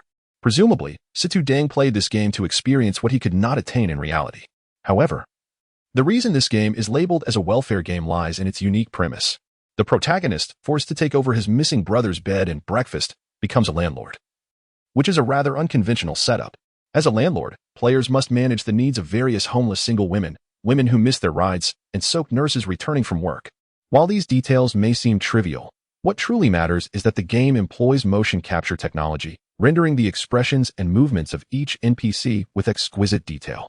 Furthermore, they each possess distinct habits, such as showering without closing the door, sleeping in the nude, and enjoying skinny dipping. Many players, while engrossed in the game, inadvertently completed the one-handed mode. It can be said that this game gathers the largest number of enthusiasts from around the globe, and that is no exaggeration. However, this game cannot be completed? As this thought crossed his mind, Yichin turned to Situ Deng. At that moment, Situ Deng appeared to awaken from a dream. Though Yichin did not dwell on it, Situ Deng was well aware of his motivations for playing this particular game. Hastily, Situ Deng maneuvered his wheelchair to Yichin's side and firmly pressed down on Yichin's hand, which was poised to initiate the game. "What's wrong?" Yichin inquired. Gazing at Situ Deng's expression shifted slightly as he offered a faint smile and remarked, "There is no need to continue." Yichin was perplexed by Situ Deng's implication. "What I mean is, whether the remaining game can be completed is of little importance. By the way, my friend, are you a game developer? How is it that you play so adeptly?" Situ Deng deliberately changed the subject. Given this shift, Yichin refrained from pressing further, setting down the controller and inquiring, "Are you suggesting I may take the person with me then?" Upon hearing this, Ning Mingming's eyes lit up. "Well, that's settled. I shall leisurely enjoy the rest of the game, but I wish to befriend you. Would you be gracious enough to accept?" Situ Deng asked with a smile. The fact that the son of the Hongmen openly expressed a desire to befriend him and even inquired about his willingness was unexpected. "Haha, certainly. Let us play games together sometime." Yichin readily accepted. His desire to befriend Situ Deng stemmed not from the latter's status, but rather from his manner of conduct. He did not threaten or take advantage of Ning Miming after capturing her. Thus, this friendship seemed worth pursuing. "Haha, splendid." Situ Deng chuckled at Yichin's willingness to play together, finding joy in the prospect. For someone who typically remained indoors, having a gaming expert as a companion felt like encountering a kindred spirit. "Consider this a welcome gift from the Hongmen," Situ Deng declared, producing a small red sandalwood token from his pocket and handing it to Yichin. "The Hongmen token?" Wang Bo, who stood nearby, widened his eyes in astonishment. Taken aback by Situ Deng's generosity, there were only 3 such tokens within the entire Hongmen. Possessing one meant that commands could be issued without question in the presence of fellow members. Such a token was not something afforded to just anyone, but rather to individuals held in high esteem by the Hongmen. Now, having played merely an hour of games in Situ Deng's company, Yichin was moved by the magnitude of this gift. In truth, Situ Deng was well aware of the significance of this gesture. Just moments prior, his subordinate Ah Hui had discreetly informed him that Yichin was also a martial arts master.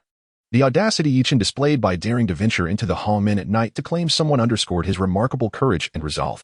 Such a person, once befriended, would cultivate a bond for life.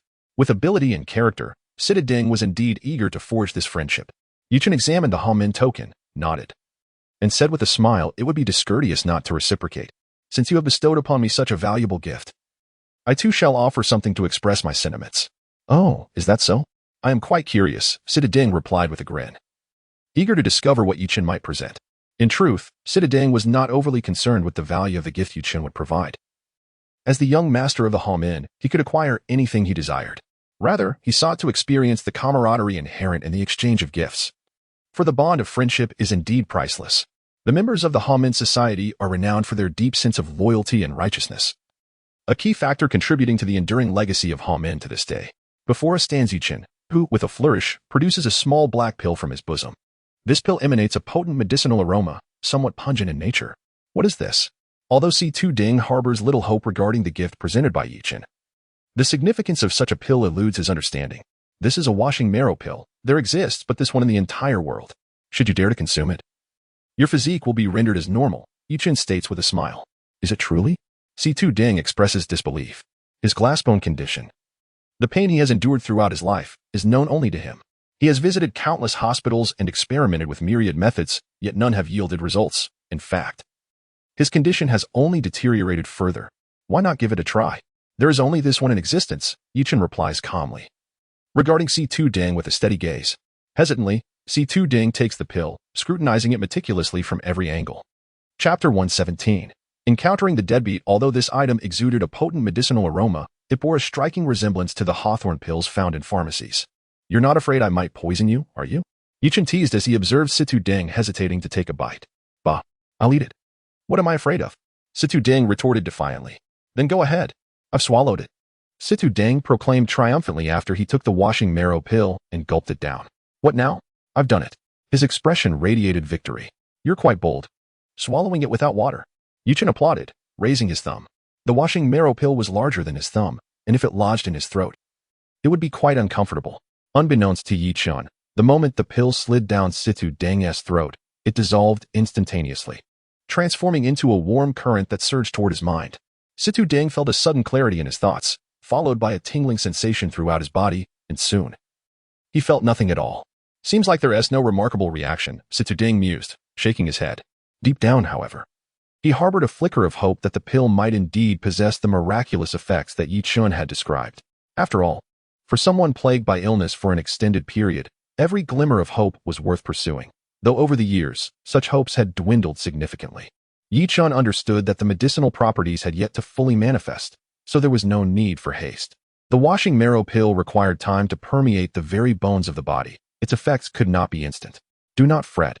Within a day, you shall see results." Yichen reassured him with a smile. With matters nearly resolved, Lu Jingwen softly suggested to Yichen, "Let us depart." Yichen nodded and glanced at the time. It was already past 6 in the morning, and the night had been spent entirely within the confines of the Hongmen. After providing Situ Deng with his contact information, he took his leave. Situ Deng, having spent the night awake, felt quite fatigued and did not attempt to retain him. Only after exiting the grand courtyard of the Hongmen did Wang Bo and Lu Jingwen feel a wave of relief wash over them. Throughout the night, Wang Bo had been on edge, fearing that negotiations might falter and escalate into conflict.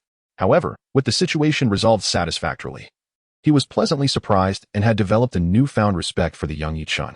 Now that Yichen had formed an alliance with the Hongmen, this alone would facilitate his future endeavors considerably, bolstered by the formidable influence of the Hongmen. Yet, Wang Bo could not fathom that Yichen had never intended to leverage the Hongmen's power for his own advancement. Yichen merely sought friendship with Situ Deng, and the underlying power of the Hongmen was of little concern to him. On the journey home, Yichen took the time to reflect upon the rewards he had just acquired from the system's lottery. After completing 10 consecutive rounds of a console game, the system had granted him 10 chances to draw prizes, and he had not had the opportunity to discover what he had won. Now, on the way back, he could finally take a look. The Essence Cleansing Pill, 5,000 points. The Swordsmanship Inheritance, Master of Chess, 3,000 points. The Invisibility Talisman, 1,000 points. 1,000 points, 1,000 points, and another 1,000 points. Upon gazing at this array of rewards, a weary smile finally graced Yuchen's face. Although the majority of the 10 draws yielded points, accumulating a total of 12,000. The only tangible rewards aside from the initial Essence Cleansing Pill were merely the Invisibility Talisman. Nevertheless, receiving 12,000 in rewards was no small feat. If converted to currency, it would amount to a staggering 120 million. Given Yichen's current stature, one could assert he is among the most esteemed professional esports players. After all, it is rare to encounter a player whose worth exceeds 100 million. The Swordsmanship Inheritance and Master of Chess denote skill rewards. Though the utility of these skills remains uncertain, possessing additional abilities can only be advantageous. At that moment, Yichen's attention shifted to the Invisibility Talisman provided by the system. Invisibility Talisman. Depending on the player's level, activating the talisman will grant varying durations of invisibility. For levels 0, 100, the invisibility lasts for 30 minutes. Thereafter, for every additional 100 levels, the duration extends by 30 minutes. Yichen noted with a tinge of disappointment that his current player level was merely 25. It was rather low. In truth, he had seldom paid attention to his player level, often unaware of his own upgrades, functioning much like an idle player. After reviewing these rewards, Yichen contentedly stretched, gradually feeling the weight of fatigue wash over him. After a night like this, not only was Yichen exhausted, but the others were as well. He and Lu Jingwen returned directly to the villa. As for Ning Mingming and Wang Bo, Yichen did not dwell on their whereabouts. They had their own destinations. Wang Bo would naturally return to his residence, while for Ning Mingming, Yichen, in a gesture of kindness, handed her the key to his villa. Knowing Suji was waiting for her there, let the two of them stay there for the time being. After all, Yichen had no plans to return to the magic capital anytime soon, and leaving it vacant would be a waste. Upon returning to the villa, Yichen fell into a deep slumber until around 3 or 4 in the afternoon, only to be roused by the vibrations of his phone. Upon checking, he was met with the bewildering sight of 19 missed calls, leaving him momentarily dazed. What on earth is happening? Is the world about to explode with this many missed calls? Upon investigation, he discovered that all 19 calls were from Xiao Ming and Qing Yu. Rubbing his eyes, he returned the call to Xiao Ming. "Hello, Xiao Ming?" Yi Chun inquired, his voice thick with sleep. "Yi Zong, you finally decided to answer." Xiao Ming's tone was noticeably irritable, her words tinged with a hint of tension. "Ah, I didn't sleep at all last night. I just woke up." "What is the matter? Have you missed me after just a few days?" Yi Chun jested. "What are you thinking?" Xiao Ming's face flushed on the other end of the line. "Well, the landlord just contacted me, stating that they wish to reclaim the property and that we must vacate by the end of the month," Xiao Ming explained over the call. "Greetings. Is it merely a matter of relocating? Indeed, the current residence is rather cramped. You should inform the landlord that we shall vacate the premises before the end of the month." Yi Chun did not take this matter to heart. Presently residing in Feiqing, he possesses not just one, but 2 apartments in a residential building, either of which could serve as a club, surpassing the current situation. However, Yi Chun recalled that when he initially rented the property, he had signed a contract with the landlord. To evict tenants without cause seems to lack any sense of contractual integrity.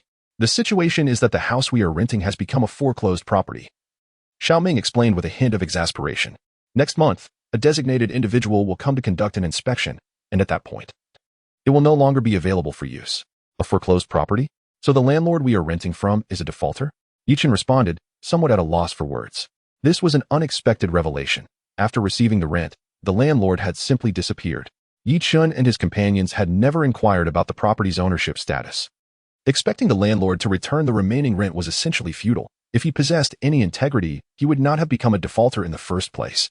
Now faced with such an unforeseen predicament, it was no wonder Xiao Ming had been persistently calling him. Today marked the 25th, returning to Feiqing tomorrow. They had merely 4 days to find a new residence, coupled with the logistics of moving their belongings back and forth, which was indeed quite taxing. Both Xiao Ming and Qing Yu were encountering such a dilemma for the first time and could only reach out to Yi Chun for assistance. Chapter 118. Can you afford it? All right, I understand. There is no need to rush. Just wait until I return. Yi Chun felt quite helpless. When faced with such troublesome matters, the only viable solution was to relocate as swiftly as possible. After all, one could hardly resort to physically confronting the delinquent landlord. For a sum exceeding 10,000, it simply wasn't worth the trouble.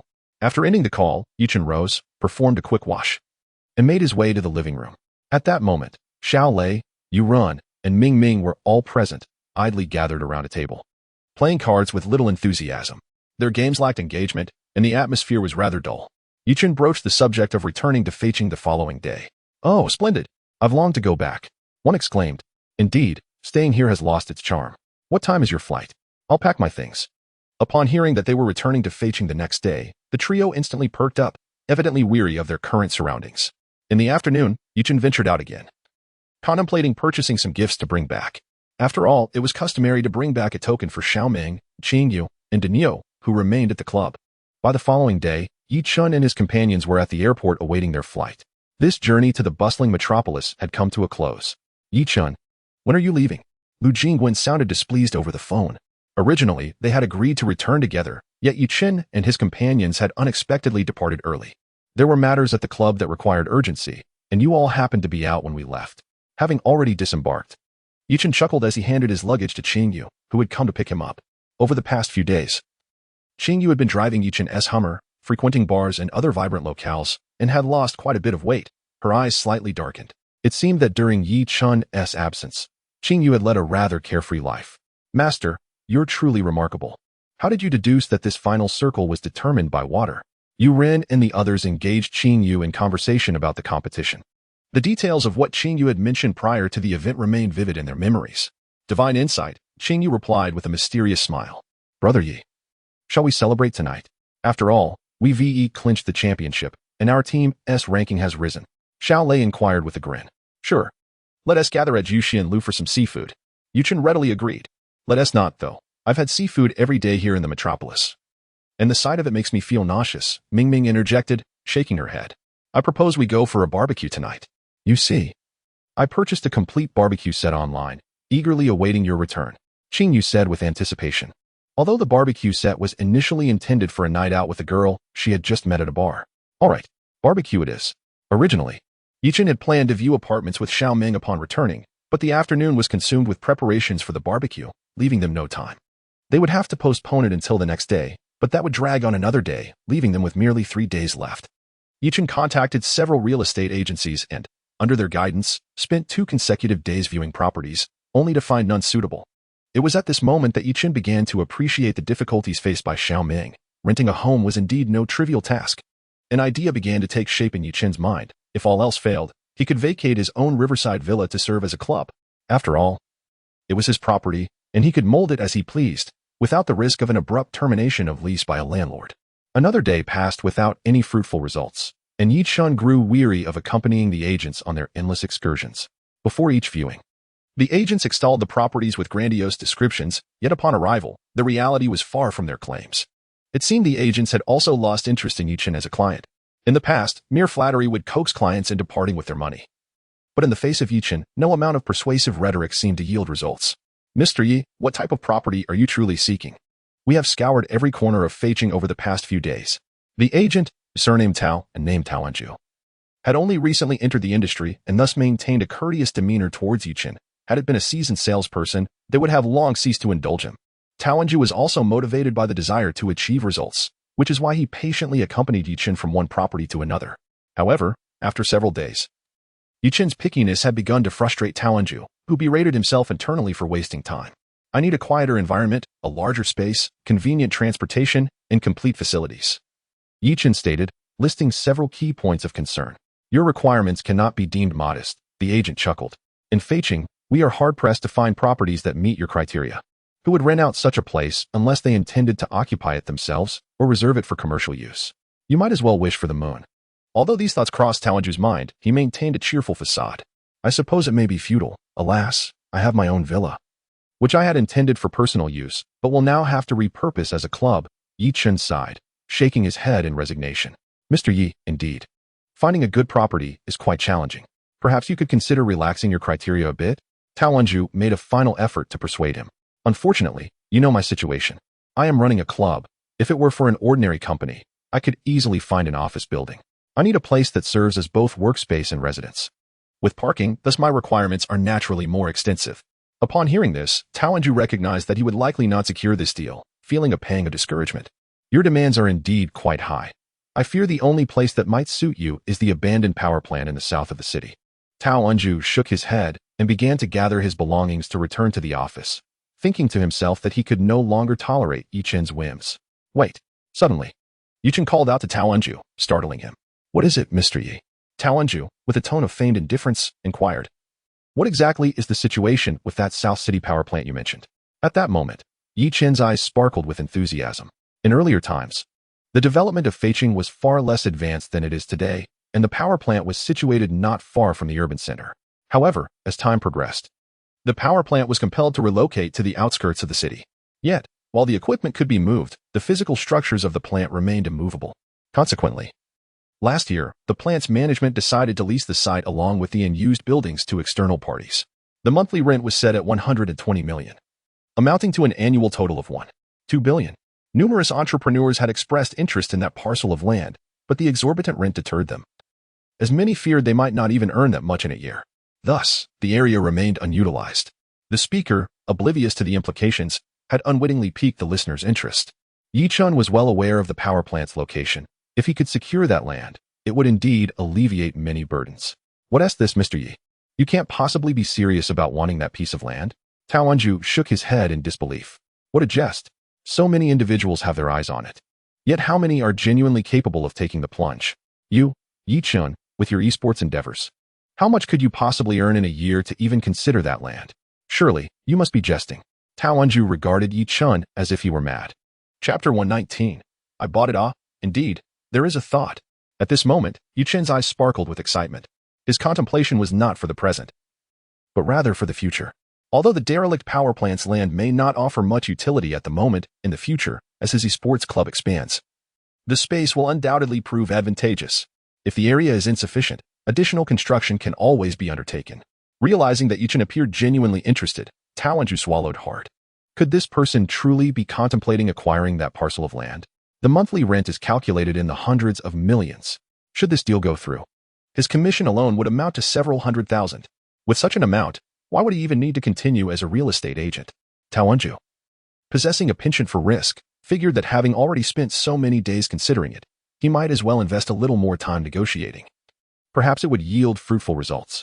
With this thought in mind, Tao Enju retrieved his phone and contacted Director Wang, who was responsible for leasing the derelict power plant. Director Wang, formerly the plant's financial officer, continued to oversee the financial matters related to its external leasing after the plant's relocation. Hello, Director Wang. It's me, Tao Enju from Enju Real Estate. Has that power plant been leased yet? Tao Enju inquired politely over the phone. Not yet, came the lethargic response from Director Wang. At that moment, he lay in the plant's office, enjoying the air conditioning while scrolling through his phone. His impatience was evident in response to Tao Enju's unexpected call. In recent days, Director Wang had received numerous calls from various agents, each expressing interest in viewing the site, only to shake their heads in dismay afterward, rendering the interactions a mere waste of time.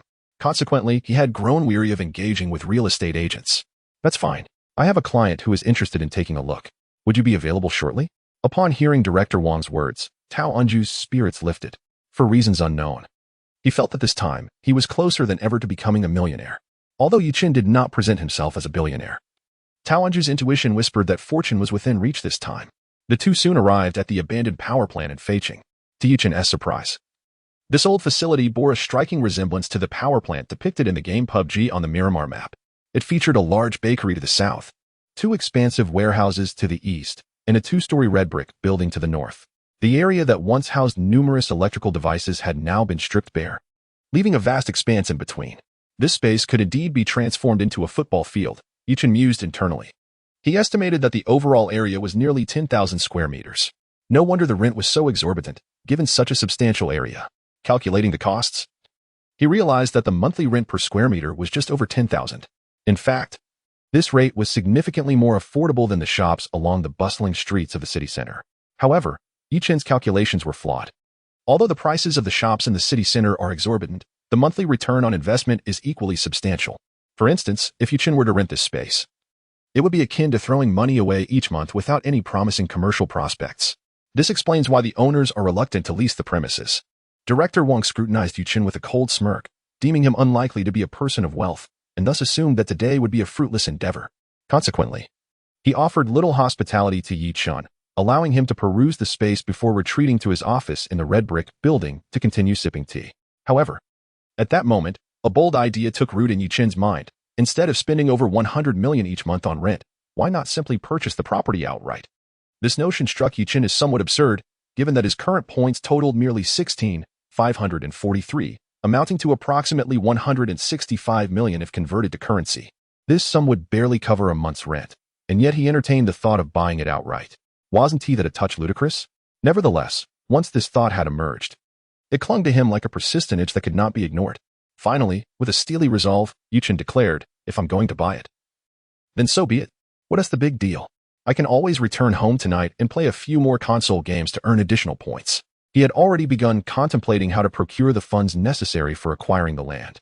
Tao Enju escorted Yichen to Director Wang's office and smiled. Mr. Yi, I believe it would be best for you to discuss this matter in detail with Director Wang. Tao Enju's heart raced. Although he knew the likelihood of Yichen renting the place was minuscule, he still wished to take a chance. What if it turned out to be possible? Well, the rent is 120 million per month, totaling 1.2 billion annually. If we calculate it annually, it would be equivalent to waiving 2 months' rent, but beyond that, there is not much else, Director Wang remarked, barely raising his gaze to acknowledge Yichen. I have already understood the rental price, but I would like to inquire about the purchase price if I were to buy this property, Yichen calmly replied, nodding slightly. Upon hearing Yichen's question, Director Wang nearly choked on his tea. Young man, are you jesting? Do you truly believe you can afford this place? Director Wang finally regained his composure, addressing Yichen with a hint of irritation. I have no intention of jesting. To be frank, I am genuinely interested in this location. Renting it is not as advantageous as purchasing it outright. While the paperwork may be more cumbersome, it ultimately offers peace of mind in the long run. Yichen stated with unwavering conviction, each word dripping with certainty. Director Wang stood momentarily taken aback by Yichen's demeanor.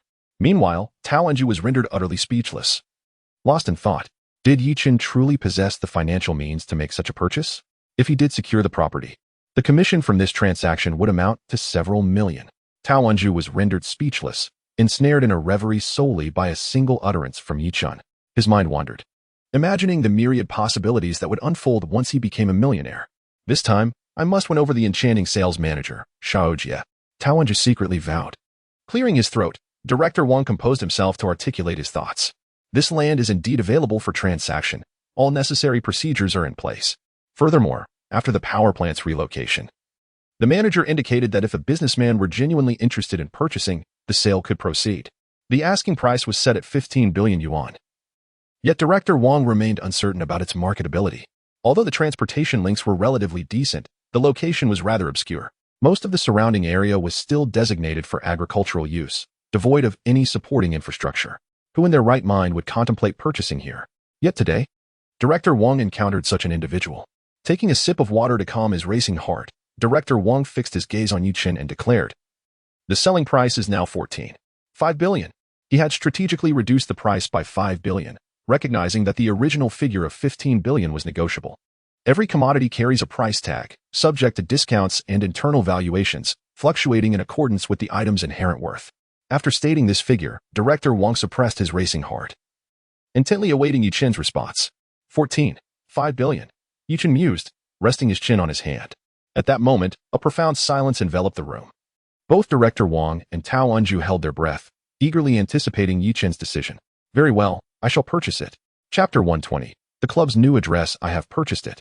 After a brief moment of contemplation, Yi Chen provided a decisive affirmation. Really? Is this true? Director Wang blinked in disbelief, gazing at Yi Chen with astonishment. Could this young man be the scion of a prominent family? Is he planning to develop this piece of land? An array of questions flooded Director Wang's mind. Indeed. This location is spacious, conveniently accessible, and quite tranquil. Perfect for establishing a club, Yi Chen remarked nonchalantly. A club? Director Wang was somewhat perplexed. Are you referring to a bar? Opening a bar in such a place certainly has its allure. But who would venture all the way out here for leisure? In Director Wang's worldview, a club was synonymous with a bar. Shall we draft the contract then? The payment is to be settled within 3 months. Is that agreeable? Yi Chen inquired with a smile. And no problem. Director Wang found himself at a loss for words. This derelict power plant had been idle for over a year, and he had initially considered renting it out, hoping the rental income would subsidize the expenses of the new power plant. However, despite numerous interested parties, none had been willing to proceed with an offer. The remoteness of the location diminished its appeal. Acquiring just this piece of land seemed of little value, and securing the surrounding area would take far too long. Yet here was Yi Chen, boldly expressing his intent to purchase it outright, leaving Director Wang in disbelief. After a moment, Director Wang produced a letter of intent, a contract delineating the mutual agreement for sale and purchase. After all, the sum exceeding 10 billion was substantial, rendering an immediate transaction impractical. This was also the reason Yi Chen felt emboldened to make such a proposal. Although Yi Chen's current points converted to a mere 160 million, he possessed numerous valuable assets. If he were to consign those to an auction house, he could likely amass over 1 billion in funds. Moreover, with the system at his disposal, he believed that with diligent effort over 3 months, he could resolve any issues. Once the contract was signed, Yi Chen gently roused Tao Anju, who was still in a daze, saying, "Brother Tao, there are still some property rights issues that need your assistance to resolve. I'm quite busy and lack the time. Would you be able to help?" At Yi Chen's gentle nudge, Tao Anju immediately awakened from his stupor, wiping the drool from the corner of his mouth and nodding vigorously. "Rest assured, Mr. Yi, this falls within my area of expertise. I guarantee that all contractual matters will be handled impeccably, with no subsequent disputes." "That's good to hear," Yi Chen smiled. Such professional matters should indeed be left to those with expertise. As for whether the professionals might derive some benefit, Yi Chen was unconcerned. As long as the tasks were completed satisfactorily, what harm was there in a little gain? Yi Chen then turned back to Director Wang, stating, "Since our letter of intent has been signed, as per the agreement, this location is now under my jurisdiction, correct?" Upon hearing this, Director Wang nodded repeatedly. He had long wished to leave this place. "If you like it, feel free to take the bed I currently sleep on." Yi Chen, however, had no intention of claiming Director Wang's bed. Once matters were settled, he departed with Tao Anju. Tomorrow marked the final day, necessitating the arrangement of personnel to transfer all items from the current club to this new location. Completing this task would likely consume an entire day. Consequently, Yi Chen found himself pressed for time and headed directly back to the club. Upon arriving, he noticed Xiao Lei and others casting furtive glances in his direction. Observing their mischievous expressions, Yi Chen touched his face, finding no dirt, and could not help but inquire, Why do you all look at me so? Are you envious of my unparalleled beauty? Brother Yi, have you found a new place? Xiaolei asked excitedly. How did you know? Yichen was quite astonished, as he had not disclosed this to anyone. Earlier, Daoist Qingyue cast a divination and indicated that we would be moving tomorrow. It's auspicious. Yuren added, showing a hint of excitement. It was evident that the group was rather dissatisfied with the current club's conditions. This was understandable, as they were utilizing a cramped 3-bedroom apartment. Daoist Qingyue indeed possesses some skills, but where is he? Yichen looked around, noticing Qingyue was absent. He went out on a date. Despite being a Daoist, he seemed to have no regard for propriety, constantly engaging in flirtations. You must be envious of him. Me? Envious? Nonsense. I certainly have no shortage of girlfriends. You are indeed envious. On the following day, the moving company summoned by Yi Chun began transferring all items from the club to the power plant. The group, following Yi Chun, arrived at the new club and were left utterly speechless. Brother Yi, what is this place? Xiaolei gazed at the dilapidated power plant, momentarily at a loss for words. A power plant covering 10,000 square meters repurposed as a club was indeed a shocking sight. From now on, we will train here. However, the space is not yet fully renovated. Look at those 2 factory buildings. We will convert one into a training base. Yi Chun pointed to the 2 large warehouses situated in the eastern part of the power plant, and that bakery will be transformed into dormitories later. As for this vast expanse of open land in the middle, we have yet to determine its specific use. Yi Chun began to outline his plans for the various structures within the power plant, while Xiaolei and the others exchanged wide-eyed glances. Brother Yi, the rent for this place must be considerable, right? I did not rent it. I purchased it outright. Purchased it. Yes, the total was just over 10 billion. Over 10 billion. My goodness. Seeing their astonished expressions, Yi Chun chuckled. In the future, we shall become the most formidable esports club in the world. How could we not have our own territory? Yi Chun spoke with remarkable calmness. Upon hearing these words, several individuals were filled with fervor. Which club owner possesses the financial prowess to invest 15 billion in establishing a club? It is exhilarating, given such conditions. Failing to secure a world championship would indeed be a disservice to this place. In future competitions, the focus will undoubtedly be on the power plant. Haha. I believe it will work. The crowd gazed at the vast expanse of the dilapidated power plant, beginning to envision the direction of their future endeavors. This location marks a new starting point for NB, and there lies a long journey ahead. However, no matter how lengthy the road may be, without attempting, one will never reach the end. Yi Chen's heart once again ignited with a fervent passion for the future. Chapter 121. Attending the birthday banquet in the following days. Through the concerted efforts of everyone involved, a significant transformation of this area commenced. Everything here appeared so desolate, and it was time to breathe new life into the surroundings. After more than a week of renovations, the place had undergone a complete metamorphosis.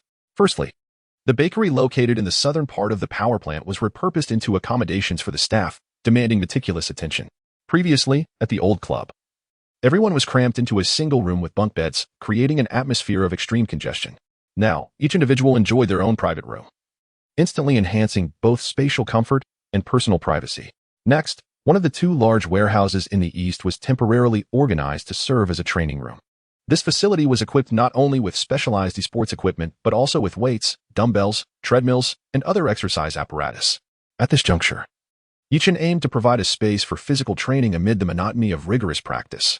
As for the expansive open area in the center, Yichen established outdoor basketball courts, football fields, tennis courts, and table tennis arenas, creating a veritable outdoor sports complex. At the entrance of the club, Yichen commissioned an enormous billboard, prominently displaying the name of the NB Sports Club. When Lu Jingwen and others were invited for a tour, they were utterly astonished by the transformation. While Lu Jingwen's esports center was quite impressive, it paled in comparison to Yichen's sprawling 10,000 square meter facility. Yichen, did you purchase this place? Lu Jingwen inquired, observing the members of the NB and FF teams engaged in a basketball game. What do you think? Envious, aren't you? Yichen replied with a broad smile. Demonstrating the fruits of one's labor to the outside world is a natural human inclination, and Yichen was no exception. This is astounding. It might just be the most extravagant esports club in the nation. Lu Jingwen found herself at a loss for words in expressing her astonishment. Our ambition extends beyond the nation. We aim to establish the most formidable esports club in the world, Yichen proclaimed, arms outstretched as if to embrace the entirety of the club. Witnessing Yichen's unwavering confidence stirred something within Lu Jingwen. Everyone harbors dreams, and she was no exception. Growing up in the Lu family, she had lived a life of luxury, yet she felt unfulfilled. Lu Jingwen aspired to carve out her own career and become an independent woman, but she had long endured skepticism from her family members, leading her to question her own abilities. However, seeing Yi Chen's journey from an amateur team to this point ignited a spark of excitement within her once dormant heart.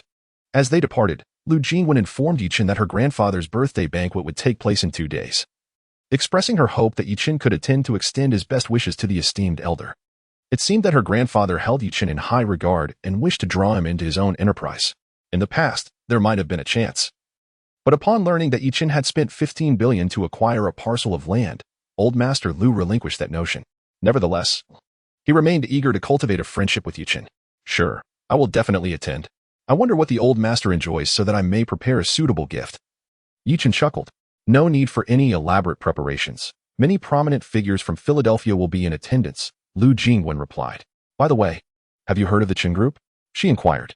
Not really, Yi Chen admitted, as he was not particularly well versed in the intricacies of his business network. You must have heard of the KJ team, right? Our team from Feiqing, led by Chen Ming, has made it into the PCL. They're under the control of the Chen Group, Lu Jingwen elucidated. Upon hearing that name, Yi Chen's expression instantly turned cold. Chen Ming, he was far too familiar with that name. Noting Yi Chen's sudden change in demeanor, Lu Jingwen could not help but ask. Do you know the Chen Group? Not at all. Yi Chen shook his head, feeling that there was little more to say on the matter. He would eventually settle the score himself. Oh, just don't forget when the time comes, Lu Jingwen chuckled, dismissing the thought. After Lu Jingwen departed, Yi Chen received another call. This time from Douyu's Yang Dingting. Since Yi Chen's NB team had signed a contract with Douyu some time ago, Yang Tingting had everything prepared for the upcoming broadcast, hoping that Yi Chen could start streaming within the next few days. After contemplating his schedule, Yi Chen agreed, recognizing that fulfilling his contractual obligations was essential. 2 days later, on Old Master Lu's birthday, Yi Chen had prepared his gift and drove to the venue. The celebration was hosted at the Shangri-La Hotel in Feiqing, which had been exclusively booked by the Lu Group. The entrance was adorned with numerous luxury vehicles belonging to the city's notable businessmen, politicians, and celebrities. After parking his car, Yi Chen entered the banquet hall, which was already bustling with guests, many of whom were engaged in lively conversations. Yi Chen, you've arrived. Lu Jingwen, who had been conversing with the Jiang family and Qin Mo, spotted him immediately and greeted him warmly. Yi Chen smiled and approached her. Upon seeing Yi Chen, Jiang Susu greeted him politely, while Jiang Hanhai playfully made a face at him. After spending several days together in Modu, Yi Chen had grown quite familiar with them. However, Qin Mo maintained her usual aloof demeanor, appearing rather cold. What gift did you prepare for Old Master Lu? Jiang Susu inquired, glancing curiously at the box Yi Chen held. What could he possibly have prepared? At that moment, a familiar voice echoed from behind Yi Chen. He turned to see Jiang Qingwu approaching, impeccably dressed in a suit. Upon seeing Jiang Qingwu, Yi Chen let out a cold laugh, recalling their last encounter at his Junding winery. At that time, Yi Chen had already taught him a lesson, severing the business ties between the Junding winery and the Jiang family.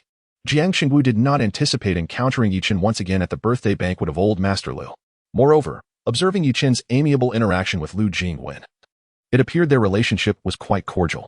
Cousin Jiang Susu nodded at Jiang Qingwu. On the other hand, upon seeing him, Jiang Hanhang merely scoffed and turned her head away, refusing to even glance in his direction. Clearly, the rapport between Jiang Qingwu and the Jiang sisters was strained as well. Nevertheless, Jiang Qingwu seemed entirely unfazed by their demeanor, approaching Lu Jingwen with a cheerful smile. Wenwen, take a look at what I brought for the old master. With a proud expression, Jiang Qingwu opened a red box he had brought along.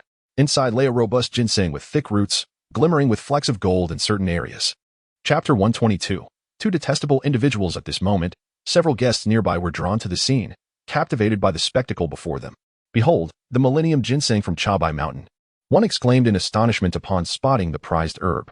Hearing the praise from those around him, Jiang Qingwu's face radiated with immense pride. This ginseng had cost him a fortune and required numerous connections to procure, all in hopes of winning the favor of Old Master Lu at today's birthday banquet, thereby laying a solid foundation for the relationship between the two families. The Jiang family comprises two branches, one led by Jiang Qingwu, responsible for the primary family business, and the other managed by the Jiang sisters, who oversee the subsidiary enterprises. However, the main business of the Jiang group had stagnated over recent years, even showing signs of decline. Consequently, Jiang Qingwu's father set his sights on the Lu group, aspiring for his son to secure a union with Lu Jingwen. Should the two families intermarry, the Lu family's resources would undoubtedly shift towards the Jiang family, propelling their business to new heights. with old Master Lu celebrating his longevity. It was the perfect occasion for a grand gift, and Jiang Qingwu was determined not to miss this opportunity, thus acquiring the Millennium Ginseng through great effort. What do you have there, Yuchen? Is it comparable to my Millennium Spiritual Herb? Jiang Qingwu feigned a smile as he glanced at the box in Yi Chen's hands. A ginseng devoid of medicinal potency is hardly worth showcasing. Yi Chen retorted with a disdainful chuckle. Upon his first glance at the ginseng, he discerned its true nature. Although it appeared intact, it had clearly been previously utilized. The ginseng, while its roots were robust and its form full, bore a pallid hue, lacking the vibrant golden flesh typical of a millennium-old specimen. It had likely been soaked in liquor for an extended period before being dried and packaged, rendering its medicinal properties entirely extracted and leaving behind a mere shell of its former self. Essentially, Jiang Qingwu had unwittingly spent a considerable sum on a second-hand item. Jiang Qingwu's expression darkened upon hearing Yi Chen's remark. Yi Chen, I warn you, do not speak carelessly. I acquired this ginseng for over $1 million. He shot a furious glare at Yi Chen. Indeed, Yi Chen, do you even understand ginseng? How dare you speak like that to young Master Jiang? Another chimed in. At that moment, another figure approached from a distance. Upon seeing him, Yi Chen's eyes turned icy. Chen Ming. I never expected a swindler like you would dare attend old Master Lu's birthday banquet, Chen Ming remarked coldly as he scrutinized Yi Chen. Yi Chen returned the glare with equal intensity. Ah, young Master Chen, it has been a while, he replied. Upon recognizing Chen Ming, Jiang Qingwu's face lit up with a broad smile, indicating their prior acquaintance. You've been too busy, young Master Jiang. You never even have time to join me for a game. Chen Ming jested. Ha, that's on me. That's on me. Jiang Qingwu chuckled in response. Yi Chen, I heard your team, whatever it's called, won some championship? The NECL, was it? Oh. Who would have thought that a team comprised of fraudsters could actually clinch the championship? Surely, there must be some bribery involved, Chen Ming remarked with a laugh, intentionally raising his voice. The surrounding crowd, aware of the palpable tension in the air, began to divert their attention towards the unfolding scene. Allow me to introduce this individual. His name is Yi Chen. He was once a member of my club and attempted to extort us with a feigned injury. As the onlookers turned their gaze, Chen Ming seized the moment, animatedly pointing at Yi Chen. Hearing Chen Ming's words, Jiang Qingwu's excitement was palpable. As if he had found a comrade to join him in confronting Yi Chen, he quickly chimed in, the moment I laid eyes on this guy, I sensed he was up to no good. Who would have thought he was a fraud? In truth, Jiang Qingwu was well aware of Yi Chen's true nature. After all, who would believe that the owner of Junding Winery would stoop to becoming a mere member of a club, feigning injury to extort an esports organization? It was simply implausible, as there was no incentive for such behavior. Nevertheless, Jiang Qingwu was determined not to miss this opportunity to deride Yi Chen. Thus he joined in the chorus of mockery. The crowd, seemingly unfamiliar with Yi Chen, began to murmur among themselves, influenced by Chen Ming and Jiang Qingwu's words. Is he truly a fraud? How could an esteemed elder invite such a person to the banquet? These days, one encounters all sorts. Did you see how he walked in and was chit-chatting with the daughters of those prominent families? Even if he is not a fraud, he seems to be just a pretty face. These remarks reached the ears of Chen Ming and Jiang Qingwu, who found them most gratifying. Chen Ming, are you not weary of incessantly barking fraud at me? Are you suggesting that I, or perhaps old Master Lu, have poor judgment in inviting a fraud to the celebration? Yi Chen's eyes gleamed with icy disdain as he stared at Chen Ming. Indeed, Chen Ming and Jiang Qingwu, Yi Chen is a guest specifically invited by my grandfather. Do you possess any evidence to malign him so? Lu Jingwen, unable to tolerate their vitriol, stepped in to defend Yi Chen, harboring a general disdain for both men. All right. We are all young here. Let us not allow our tempers to flare. At this moment, a dignified elder approached. Upon seeing the elder, Qin Mo rushed over to support him. Grandpa Qin, Lu Jingwen quickly bowed in respect. The elder was none other than Qin Mo's grandfather, Old Master Qin. In Feiqing, there were few who could stand on equal footing with Old Master Lu, and Old Master Qin was one of them. The two, having been good friends since their youth, built their fortunes from the ground up, supporting one another along the way. After retiring, they both returned to Feiqing to enjoy their twilight years, maintaining a close friendship without a hint of estrangement. Haha, young friend from the Yi family. I heard from Qin Mo that you have agreed to take her as your apprentice. Is that true? Old Master Qin, upon arriving, did not even cast a glance at Jiang Qingwu and Chen Ming. The Jiang family may still hold some standing in Feiqing, but as for the Qin group, it is utterly inconsequential in the eyes of the venerable Lord Qin. It cannot be said that Qin Mo is to be taken as an apprentice. Rather, it is merely an exchange of martial arts. Naturally, Yi Chen would not dare to act presumptuously before Lord Qin, and humbly expressed himself. It seems that young Qin Mo will be quite the burden for you, dear friend Yi. as the child possesses a rather aloof temperament, Lord Qin chuckled. Hearing this, Qin Mo's face flushed with embarrassment. The elder's words were tantamount to endorsing Yichen, compelling the onlookers to restrain their speculations. After all, who would dare to speak ill of someone favored by Lord Qin? In his youth, Lord Qin was a formidable figure, and although he is now advanced in years, his formidable presence remains, and no one would dare to provoke this esteemed elder. Meanwhile, Chun Ming and Jiang Qingwu, who remained present, found themselves in a rather awkward predicament. Chun Ming, in particular, was astounded that Yi Chun, after departing from KJ, could so swiftly cultivate relationships with the two colossal families, the Lu and the Qin. It is important to note that these two families are entities that even the Qin group looks up to with admiration. Chapter 123, Yi Chen's Gift Now. Even old Master Qin has come forth to support Yi Chun, instantly rendering Chun Ming and Jiang Qingwu subdued. Little Wu, your Jiang family is indeed a prominent household. How could you present such a mere trinket soaked in liquor? At this moment, old Master Qin had approached Jiang Qingwu and directly seized the ginseng from the box. He rubbed the ginseng in his hands, took a whiff, and with a look of disdain, tossed it back into the box. Old Master Qin is known in the circles of Feiqing for his forthright temperament, always speaking his mind. Now that he has made such a remark, it undoubtedly confirms that the ginseng has been used. Jiang Qingwu was left utterly dumbfounded. This millennium-old ginseng had cost him over $1 million, intended to enhance his prestige. Instead, he found himself stripped of both face and substance. More crucially, Yi Chun discerned the ginseng's secrets at first glance. Consequently, the perception of Yi Chun in the eyes of the onlookers would surely soar. Why, young Master Qin, this? Jiang Qingwu dared not refute old Master Qin's assertion that his ginseng was genuine. He lacked the audacity to do so. For a moment, he was at a loss for words. Old Master Qin chuckled lightly and then cast a sidelong glance at Qin Ming. Young man, it is wise to speak and act with caution. Reckless words can invite trouble. Upon hearing this, a chill ran down Qin Ming's spine. Though the Qin group is considered a significant company in Feiqing, it pales in comparison to the Qin family. With old Master Qin backing Yi Chen, a mere word from him could implicate the entire Qin group. Realizing this, Qin Ming hastily bowed repeatedly and then made a swift exit. Yi Chen, how could you associate yourself with the Qin and Lu families? Qin Ming cursed inwardly while vowing to reclaim his dignity one day. Seeing the two bothersome individuals driven away, Lu Jingwen's expression brightened. Yi Chen smiled at old Master Qin, who, despite the earlier incident, seemed to have forgotten it and wore a cheerful demeanor as he patted Yi Chen's shoulder. Come, young friendy. Old Lu has been waiting over there for quite some time and has been mentioning you incessantly. Old Master Qin's face beamed with joy. Master Lu, I, Yi Chen, am here to extend my congratulations on your longevity. Upon reaching Master Lu's side, the elderly gentleman was engaged in jovial conversation with a few old companions. Upon seeing Yi Chen, Master Lu's face broke into a broad smile. Come, Yi Chen, have a seat. He pulled Yi Chen beside him. Young friendy, allow me to introduce you to these venerable gentlemen seated beside me. Master Lu chuckled heartily, gesturing towards the elderly men with whom he was conversing. The old men, familiar with Master Lu, showed no signs of displeasure at his words. Instead, they laughed amiably. This is the head of the largest real estate company in Feiqing, Su Anhua. Old Su.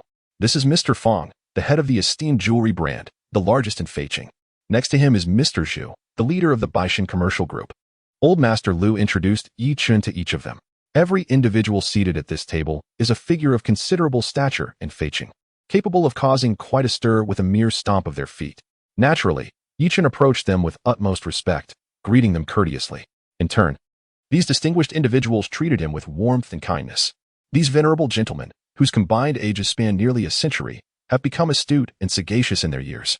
Although they were unaware of Yi Chen's background, the mere fact that he was invited to this table by old Master Lu indicated he was no ordinary person. Some were already speculating whether he might be the future son-in-law of old Master Lu. If that were the case, it would be prudent to cultivate a good relationship with this young man. Yi Chen, today is old Master Lu's birthday. I see you're holding a box. What treasures lie within? Perhaps a martial arts manual? Share it with us, Mr. Qin remarked, observing that Yi Chen had yet to unveil the gift. His curiosity was piqued, and given his prior impression of Yi Chen, he wondered if it contained some form of martial arts scripture. However, it was not a martial arts text. Yi Chen smiled and replied, "This is an ancient jade piece I happened upon. I have heard that such jade can nurture the body and mind. So I brought it as a birthday gift, hoping it would meet old Master Lu's discerning eye." With a tranquil demeanor, he opened the gift box, revealing a square jade tablet. The jade was devoid of any blemishes, radiating a gentle warmth that imparted a soothing aura. Qingqiu ancient jade, Mr. Fong exclaimed, his eyes widening with astonishment. As someone deeply immersed in the jewelry business, he possessed considerable knowledge about jade, instantly recognizing the provenance of this piece. Are you saying this is the legendary jade from the kingdom of Qingqiu? Mr. Su, seated nearby, leaned in with curiosity. Mr. Fong, now rising from his seat, approached the jade closely. He produced a small magnifying glass from seemingly nowhere and examined the ancient jade meticulously. Yes, indeed. This is undeniably Qingqiu ancient jade. Only 3 pieces of this jade have been discovered nationwide, and research has revealed its remarkable healing properties. As a researcher for the National Jade Association and the owner of the largest jewelry company in Feiqing, Mr. Fong had a deeper understanding of this nearly mythical jade. Wearing this jade can significantly enhance blood circulation and strengthen the spirit. It is truly a treasure, Mr. Fong exclaimed, his eyes welling with tears. For someone of his wealth and stature, ordinary jade and jewelry no longer captured his interest. Only rare treasures such as this could truly captivate him. At that moment, the way everyone regarded Yuchen transformed entirely. A young man who could effortlessly present such a rare gem could not possibly be anything less than a scion of a prominent family, and none would dare to believe otherwise. Upon hearing the origins of this exquisite jade, the elder Lu's countenance was further illuminated with joy. It is indeed a testament to Yi Chen's diligence, for which I extend my heartfelt gratitude. Ha ha ha. The elder Lu chuckled heartily. Now. It seems that everyone has gathered sufficiently. Please, take your seats swiftly, and let us hasten to serve the wine and dishes, for I am nearly famished. Elder Qin, observing the endless chatter surrounding a single piece of jade, found himself growing somewhat impatient. Yet, it was only due to the camaraderie he shared with Elder Lu that he dared to voice such sentiments. Had it been another, they would have remained silently seated. Ha! You are always the one who complains of hunger, but indeed, our guests have arrived in good numbers, so let us commence the feast without delay. Elder Lu chuckled once more. The significance of today's birthday banquet far surpasses its mere practical implications. Chapter 124. The auction house and this commercially significant birthday banquet. Yuchen encountered numerous individuals, albeit only in passing acquaintance. However, should he wish to pursue his business endeavors in Feiqing in the future, these connections might indeed prove beneficial. Yichen, I heard from Wenwen that you acquired the land of the abandoned power plant in the south of the city? Lu Lao inquired with a warm smile. Yes. It has now been transformed into an esports club, Yichen replied, revealing nothing but the truth. Is that true? Su Anhua exclaimed, astonished as he regarded Yuchen with disbelief. Young friend Yi, may I ask which real estate company you represent that has taken an interest in that land? As the head of Feiqing's largest real estate firm, Su Anhua had certainly noticed that parcel of land. However, the overall development of that site posed considerable challenges, leading him to ultimately forego the opportunity. Yet, as a real estate mogul, he remained primarily concerned with land acquisition. Thus, upon learning that Yichen had indeed secured the property, he was compelled to inquire further, eager to discern which developer was poised to enter the Feiqing market. After all, acquiring that land required an investment exceeding 1 billion, an endeavor far beyond the reach of an individual. I do not represent any real estate company. I simply believe that land is particularly suited for any sports club, so I purchased it personally, Yichen stated matter-of-factly. A collective gasp arose from those present at his revelation. The notion of an individual purchasing land valued at over 1 billion was astonishing. Moreover, Yichen's intention to repurpose it not for development, but rather for any sports club, struck Su Anhua with palpable discomfort. Young friendy, that is quite an audacious investment. Su Anhua remarked, at a loss for words to adequately describe Yichen's decision. In the eyes of seasoned businessmen like Su Anhua, spending over 1 billion on an esports club seemed akin to frivolously squandering money. Nevertheless, this was ultimately Yichen's affair. While the attendees expressed their astonishment, they refrained from further comment. Su Anhua silently resolved to cultivate a friendship with Yichen at his earliest convenience. Keen to uncover the young man's background and intentions in Feiqing, opportunities for collaboration in the future would be most welcome. Not only Su Anhua, but several others shared similar thoughts, pondering how best to approach Yichen. Yichen, however, remained unperturbed, indulging in the festivities of the banquet. Once the gathering concluded, he rose to take his leave, for he had numerous matters awaiting his attention. While he had publicly disclosed his acquisition of the land, he also bore the burden of 15 billion in debt. Earning that sum within 3 months was no trivial task.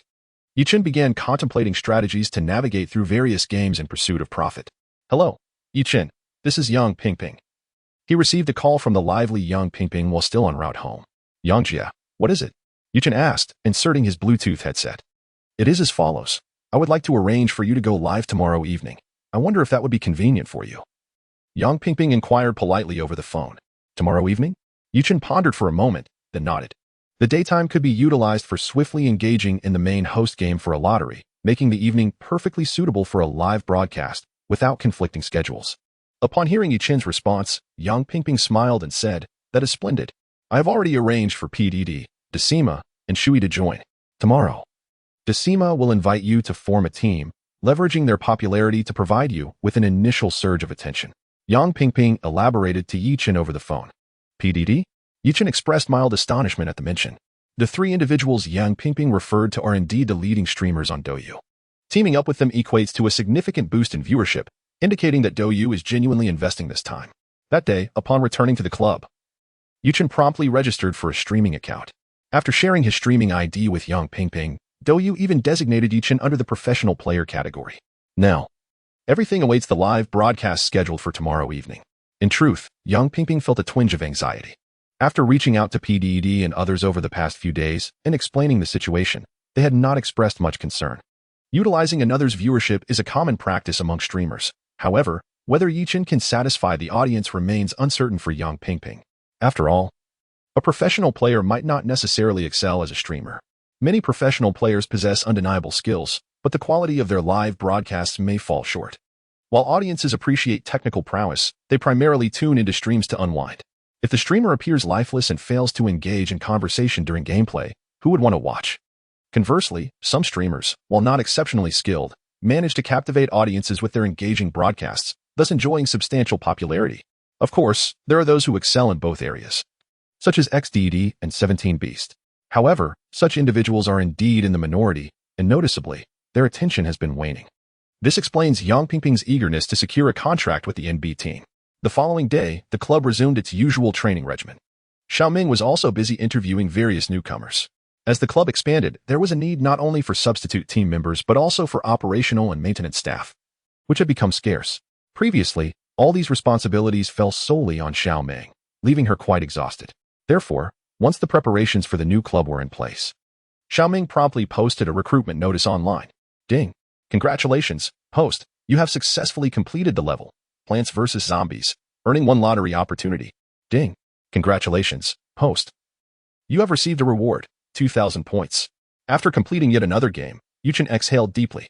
He glanced at his lottery points, which had accumulated to 9,000. Yuchen rubbed his eyes. Playing continuously had indeed taken a toll on his body. Yet, there was no alternative. Given the burden of over 10 billion in debt weighing heavily upon him. Hello, is this Mr. Yi? At that moment, Yuchen's phone rang, and a woman's voice came from the other end. Who is this? Yuchen paused for a moment. I am a staff member from Christie's auction house. You previously reached out to us regarding the auction of your collection, Beauties by Tang Yin. Do you recall? The woman on the line spoke slowly. Upon hearing this, Yuchen seemed to recollect. Indeed, after signing the contract, he had contemplated auctioning the gifts awarded by the system. He had even filled out the relevant information on Christie's official website. However, he had been exceedingly busy in recent days and had forgotten about it. It was only after her reminder that he remembered. Chapter 125, The Stubborn Little Boy Mr. Yi. Considering the exceptional value of the collection you wish to auction, we kindly request that you bring the item to our auction branch in Feiching for authentication. Only upon confirming its authenticity can our auction house facilitate the listing for sale. Would it be convenient for you to transport the collection to our establishment? The woman on the other end of the line spoke with great courtesy. Do you have an auction house in Feiching? Yuchen inquired. Currently, we only have auction houses in Modu and the capital. If you decide to come, we will reimburse your travel expenses. Of course, if you lack the time, we can dispatch professional appraisers to your location for authentication. From her tone, it was evident that she regarded Yuchen's collection with considerable importance. I am rather pressed for time at the moment. If you are willing to come to Feiching, that would be preferable, Yuchen replied after a moment's contemplation. Following this, he provided his club's address to the woman and arranged a meeting time before ending the call. Yuchen shook his head helplessly, muttering to himself, this feels akin to selling a horse like Qin Xiong. After a brief moment of self-deprecation, he resumed playing a console game, preparing for a speedrun. However, Xiaoming hurriedly approached him. Yuchen, there's someone outside who refuses to leave. Noticing the urgency and frustration in her voice, Yuchen sensed that something troublesome was afoot. What is going on? He asked. A child has come, insisting on joining the NB team, but he is far too young, and we couldn't agree. Now he is adamantly refusing to leave, Xiaoming explained. Her tone laced with exasperation. Underage. Do his parents know? Yuchen frowned at the thought. It seems that the trend of professional esports players is increasingly skewing younger. Many players begin their careers as minors and garner significant attention. Consequently, a growing number of underage individuals aspire to achieve fame and fortune through gaming. However, this trend does not provide the best guidance for the youth. It was only after the implementation of regulations prohibiting minors from participating in professional esports competitions that this phenomenon began to wane. Yet, many young people remain steadfast in their pursuits. Most esports clubs prefer to recruit younger players, as their reflexes and learning abilities often surpass those of their older counterparts. Moreover, children in this age bracket tend to have simpler mindsets, making them easier to manage and less likely to cause major issues. While Yichun does not advocate for minors to join the NB team, understanding that everyone has dreams, he firmly believes that parental consent is essential before pursuing such ambitions. This has been a rule established during the recruitment of team members. He likely has no idea. He sneaked out without his parents knowing. We made it abundantly clear to him, yet he remains obstinately resistant to our explanations, Xiao Meng lamented, shaking her head in resignation. Very well, leave me to see, Yichun replied, shaking his head as he followed Xiao Meng into the office designated for interviewing new recruits. There, he noticed a small boy seated on a chair. Dressed in worn clothes with rough skin, yet his eyes sparkled with intensity. The boy's eyelids were still slightly red, indicating he had recently been crying. From the very first glance, Yichun could ascertain that this boy hailed from a rural background and his family's circumstances were modest. Upon noticing Yichun following Xiao Meng, the boy visibly tensed and became excited, seemingly aware of Yichun's identity. Yichun picked up the boy's profile, an internal document of the NB team, which contained information the boy had penned himself. The handwriting was somewhat crooked, yet each stroke was executed with earnestness. Zhou Rui, 15 years old. Yichun frowned as he read aloud from the document. I know you. You're the captain of NB, Zhou Rui exclaimed, quickly rising to his feet to address Yichun. Indeed, I am Yichun, the captain of NB, but what of it? Yichun chuckled, placing the profile on the table and gazing at Zhou Rui. Zhou Rui was momentarily at a loss for words, caught off guard by Yichun's response. Observing the boy's reaction, Yichun couldn't help but laugh, asking, What grade are you in? I no longer attend school, Zhou Rui replied softly. No longer attending school? Struggling with your studies? Sneaking off the internet CAFS? Thinking your skills are sufficient to earn a living through professional gaming? Yichun inquired, scrutinizing Zhou Rui. I study very well. Last semester, I ranked first in my entire grade. Zhou Rui retorted immediately. If you're doing well in your studies, then focus on that. Why come here? Yichun raised an eyebrow, sensing the sincerity in the boy's words. At the age of 15 or 16, the greatest aversion one could have is being unjustly accused. Zhou Rui instinctively felt that Yichun's remark about his academic performance was a slight against him. I genuinely want to pursue a professional career. Zhou Rui candidly expressed his aspirations this time. Either bring your parents along to obtain their consent before I consider accepting you, or wait until you turn 18 to apply. Yichun decisively rejected the notion. My parents cannot come. They are currently in the hospital.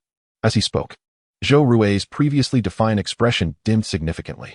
Yichun took a deep breath, uncertain if Zhou Rui's claim was true.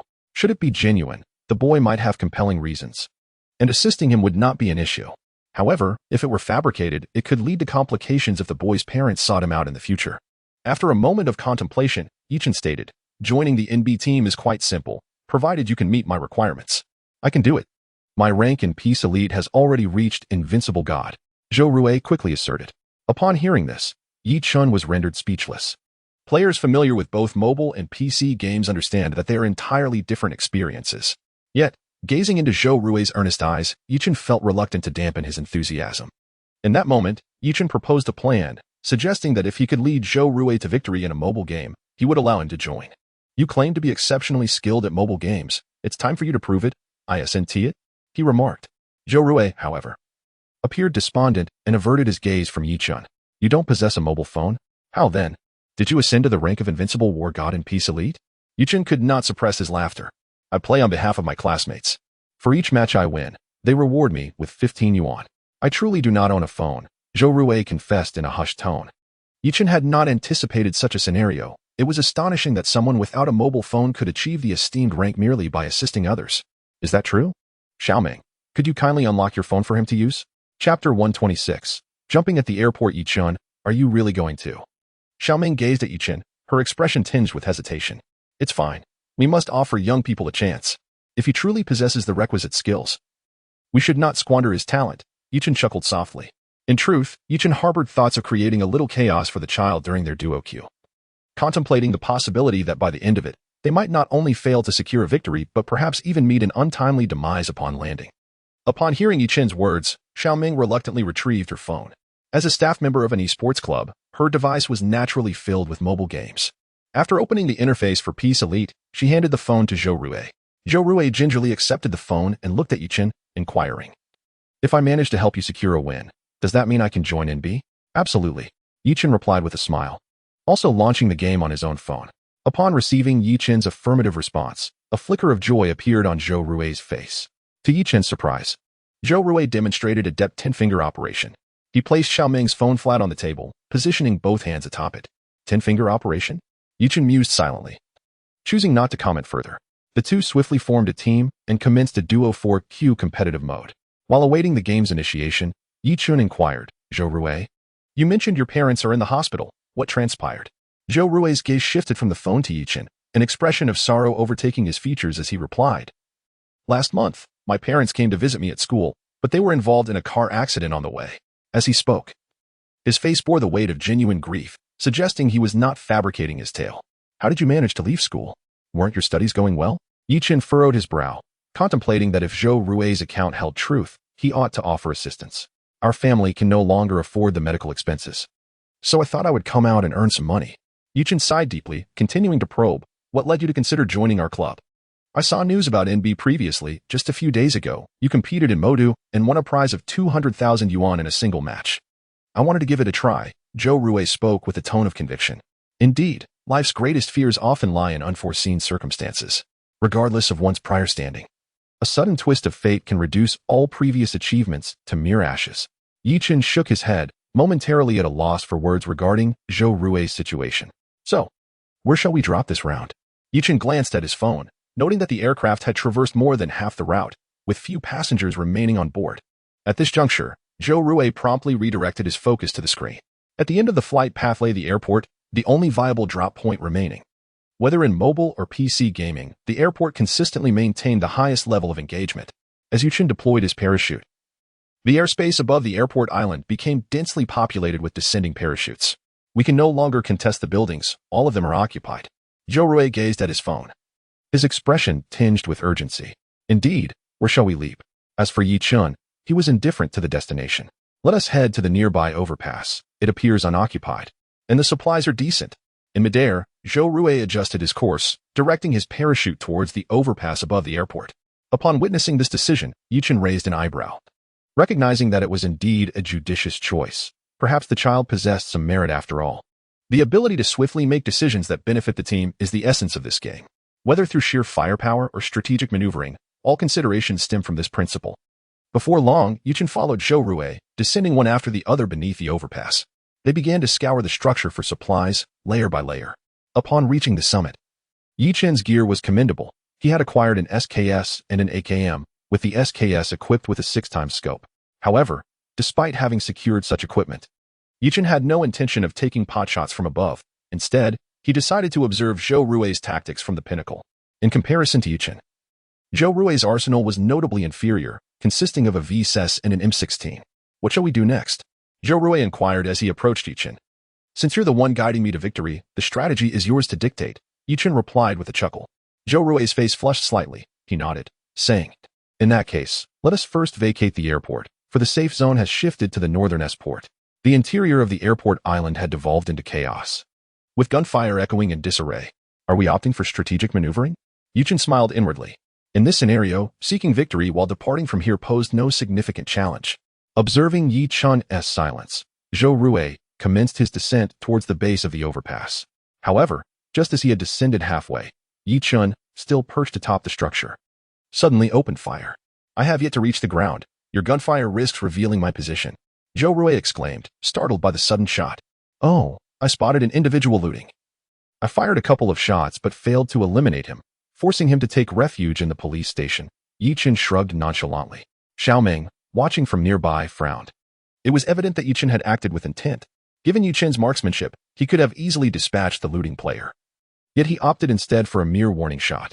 Moreover, even Xiaoming could discern that the opponent was fully equipped, situated within the C building.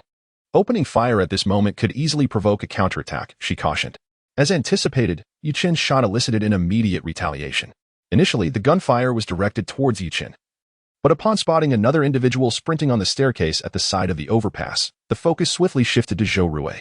While the top of the airport island's overpass offered some iron columns for cover, the exposed staircase left one utterly vulnerable.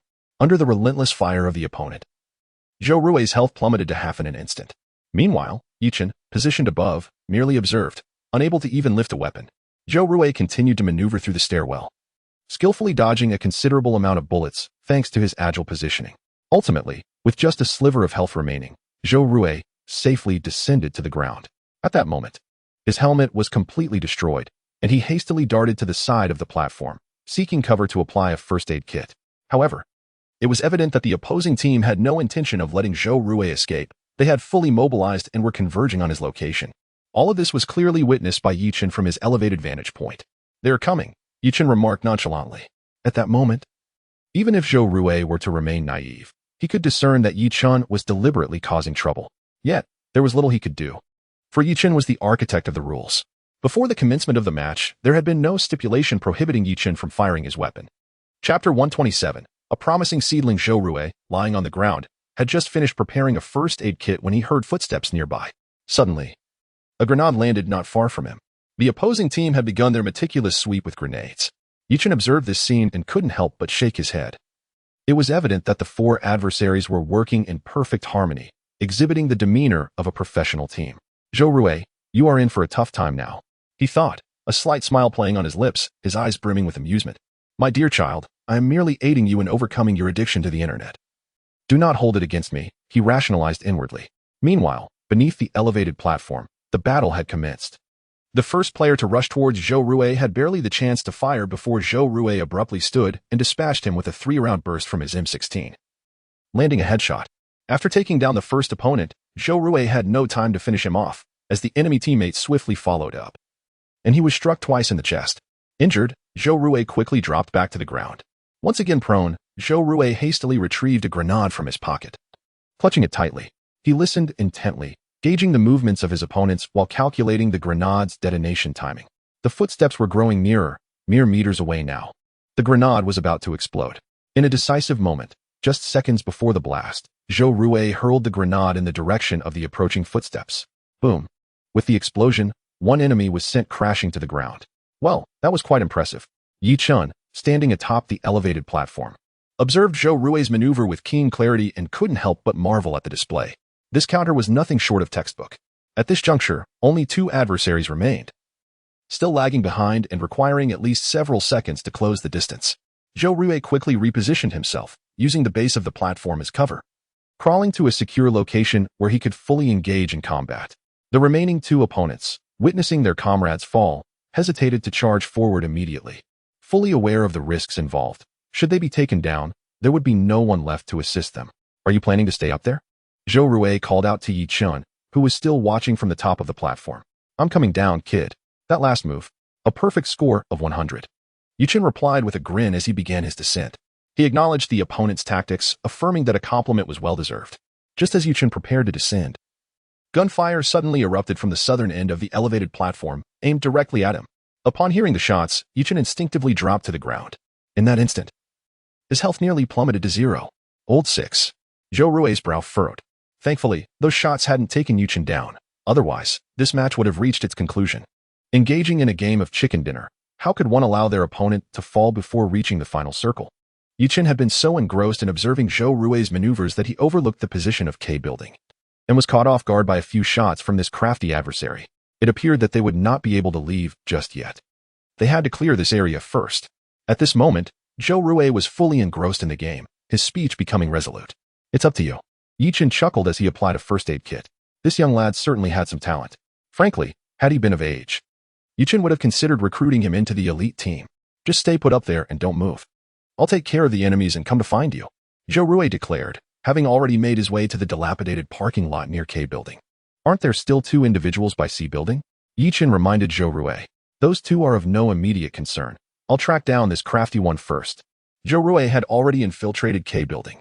Meanwhile, Yichin lay atop a high structure, awaiting news from Zhou Rui. Soon, gunfire erupted from within K building. The sound of a rapid succession of M16 shots rang out, and Zhou Rui's kill notification appeared in the upper right corner. Yichen realized that Zhou Rui had dealt with the crafty adversary. However, he also noticed that the two individuals from C building were stealthily approaching K building. Although Yichen had a clear view from above, he refrained from firing a shot, watching as the two men made their way into K building. "Now you're in trouble," Yichen mused silently. Just then, another volley of gunfire echoed from K building, revealing that Zhou Rui, with only a sliver of health remaining, had vanquished the two adversaries. "Well done. You've got some skill." Yichen couldn't help but exclaim in admiration. He had seen those two approach stealthily, effectively ambushing Zhou Rui. In such circumstances, for Zhou Rui to turn the tables on them was remarkable. Although he had not witnessed the precise maneuvers, his reflexes alone attested to his prowess. Upon hearing Yichen's praise, a smile graced Zhou Rui's face. Yichen exchanged glances with Xiaomeng, who could perceive the admiration for Zhou Rui that was unmistakably reflected in Yichen's eyes. "The airport island should be clear now. Do you want to come down and loot the supplies?" Zhou Rui inquired. "I'm on my way," Yichen replied as he adeptly descended from the elevated structure of the airport island. "You loot the supplies. I'll fetch a vehicle and come back for you," Zhou Rui stated, already making his way out of the airport island. This young man demonstrated clarity of thought, precision in marksmanship, and sound judgment. He was indeed a promising talent. It was a pity he was only 15, if only he were a couple of years older. Soon, Zhou Rui arrived driving a camouflage jeep, having navigated the outskirts of the airport island. Yichen had not actually gone to loot supplies, instead opting to wait outside. He had not intended to fully engage in this match, rendering the need to gather resources unnecessary. The vehicle smoothly exited the airport. "You don't think anyone will block the bridge, do you?" Yichen inquired from the car. "It seems unlikely. This circuit is too expansive. By the time they complete the lap, blocking the bridge would be unnecessary," Zhou Rui analyzed. Indeed, as they passed by the West Bridge, there was no obstruction in sight. The two continued northward, encountering no one along the way. They halted at a gas station located in the western part of City Y, where a slight edge of the circuit was visible. "What are we stopping here for? Once the circuit closes, this place will likely be dismissed." Yichen questioned Zhou Rui as he parked the car. "I need to observe for a moment and determine which position is most advantageous. If we rashly rush in to secure a point, the defenders will have a significant upper hand," Zhou Rui replied calmly, standing with a 98K rifle, surveying the safe zone from the periphery of the gas station. "Let's head to the seaside. It seems there are no favorable positions left," Zhou Rui remarked after a brief observation, returning to the vehicle and beckoning Yichen to follow. Chapter 128. Yichen's thoughts. The journey commenced with Zhou Rui at the wheel, while Yichen occupied the passenger seat, steering towards the seaside. Zhou Rui's driving was both swift and steady. Indeed, as Zhou Rui had mentioned, the residential areas they traversed were largely under occupation. Upon spotting Zhou Rui's vehicle, some individuals even emerged to fire their weapons. Fortunately, Zhou Rui's exceptional driving skills allowed them to navigate through the perilous territory unscathed. The multitude of houses within Esports rendered it unwise to venture recklessly. Should they encounter hidden adversaries, the consequences could be dire. "Zhou Rui, when did you first engage with this game?" Yichen inquired from the car. "I hadn't interacted much with it before, but I watched my classmates playing on their phones. They encouraged me to try a couple of rounds, and that is how I got the chance," Zhou Rui replied, maintaining his focus on the road without compromising speed or direction. "You certainly possess a remarkable talent," Yichen remarked with a smile. Zhou Rui beamed at Yichen's affirmation, his determination visibly intensified. "But you're only 15. Are you truly contemplating abandoning your studies?" Yichen pressed further. "I wish to earn enough for my parents' medical expenses before returning to school," Zhou Rui responded candidly, glancing at Yichen. "Your aspirations are indeed commendable. It's essential to know what you desire to pursue. What grade are you in?" Yichen continued the conversation. "Third year of junior high." "Third year? Isn't the high school entrance examination imminent?" "Yes." Yichen observed a flicker of anxiety crossing Zhou Rui's face. Though the high school entrance examination does not carry the same weight as the college entrance exam, its significance should not be underestimated. Many children, due to an unsuitable high school environment, gradually develop detrimental habits that are difficult to rectify. With a long sigh, Yichen shifted his attention to the game. As they entered the second circle of poison, Zhou Rui parked the car by the seaside and proactively began gathering information. Yichen leaned over the cliff by the shore, the sound of the waves resonating clearly in his ears. Glancing out at the distant sea within the game, Yichen smiled. "Zhou Rui, shall we negotiate a deal?" Yichen stood up as he spoke. "A deal?" Zhou Rui paused, looking at Yichen in surprise. "Here is the proposition. I will cover your parents' medical expenses, but you must secure admission to a provincial key high school. Should you succeed, my NB team will formally invite you to join. We will arrange training sessions for you each month, and should circumstances permit, you will participate in competitions, receiving a salary equivalent to that of regular team members. After articulating his offer, Yichen fixed his gaze upon Zhou Rui.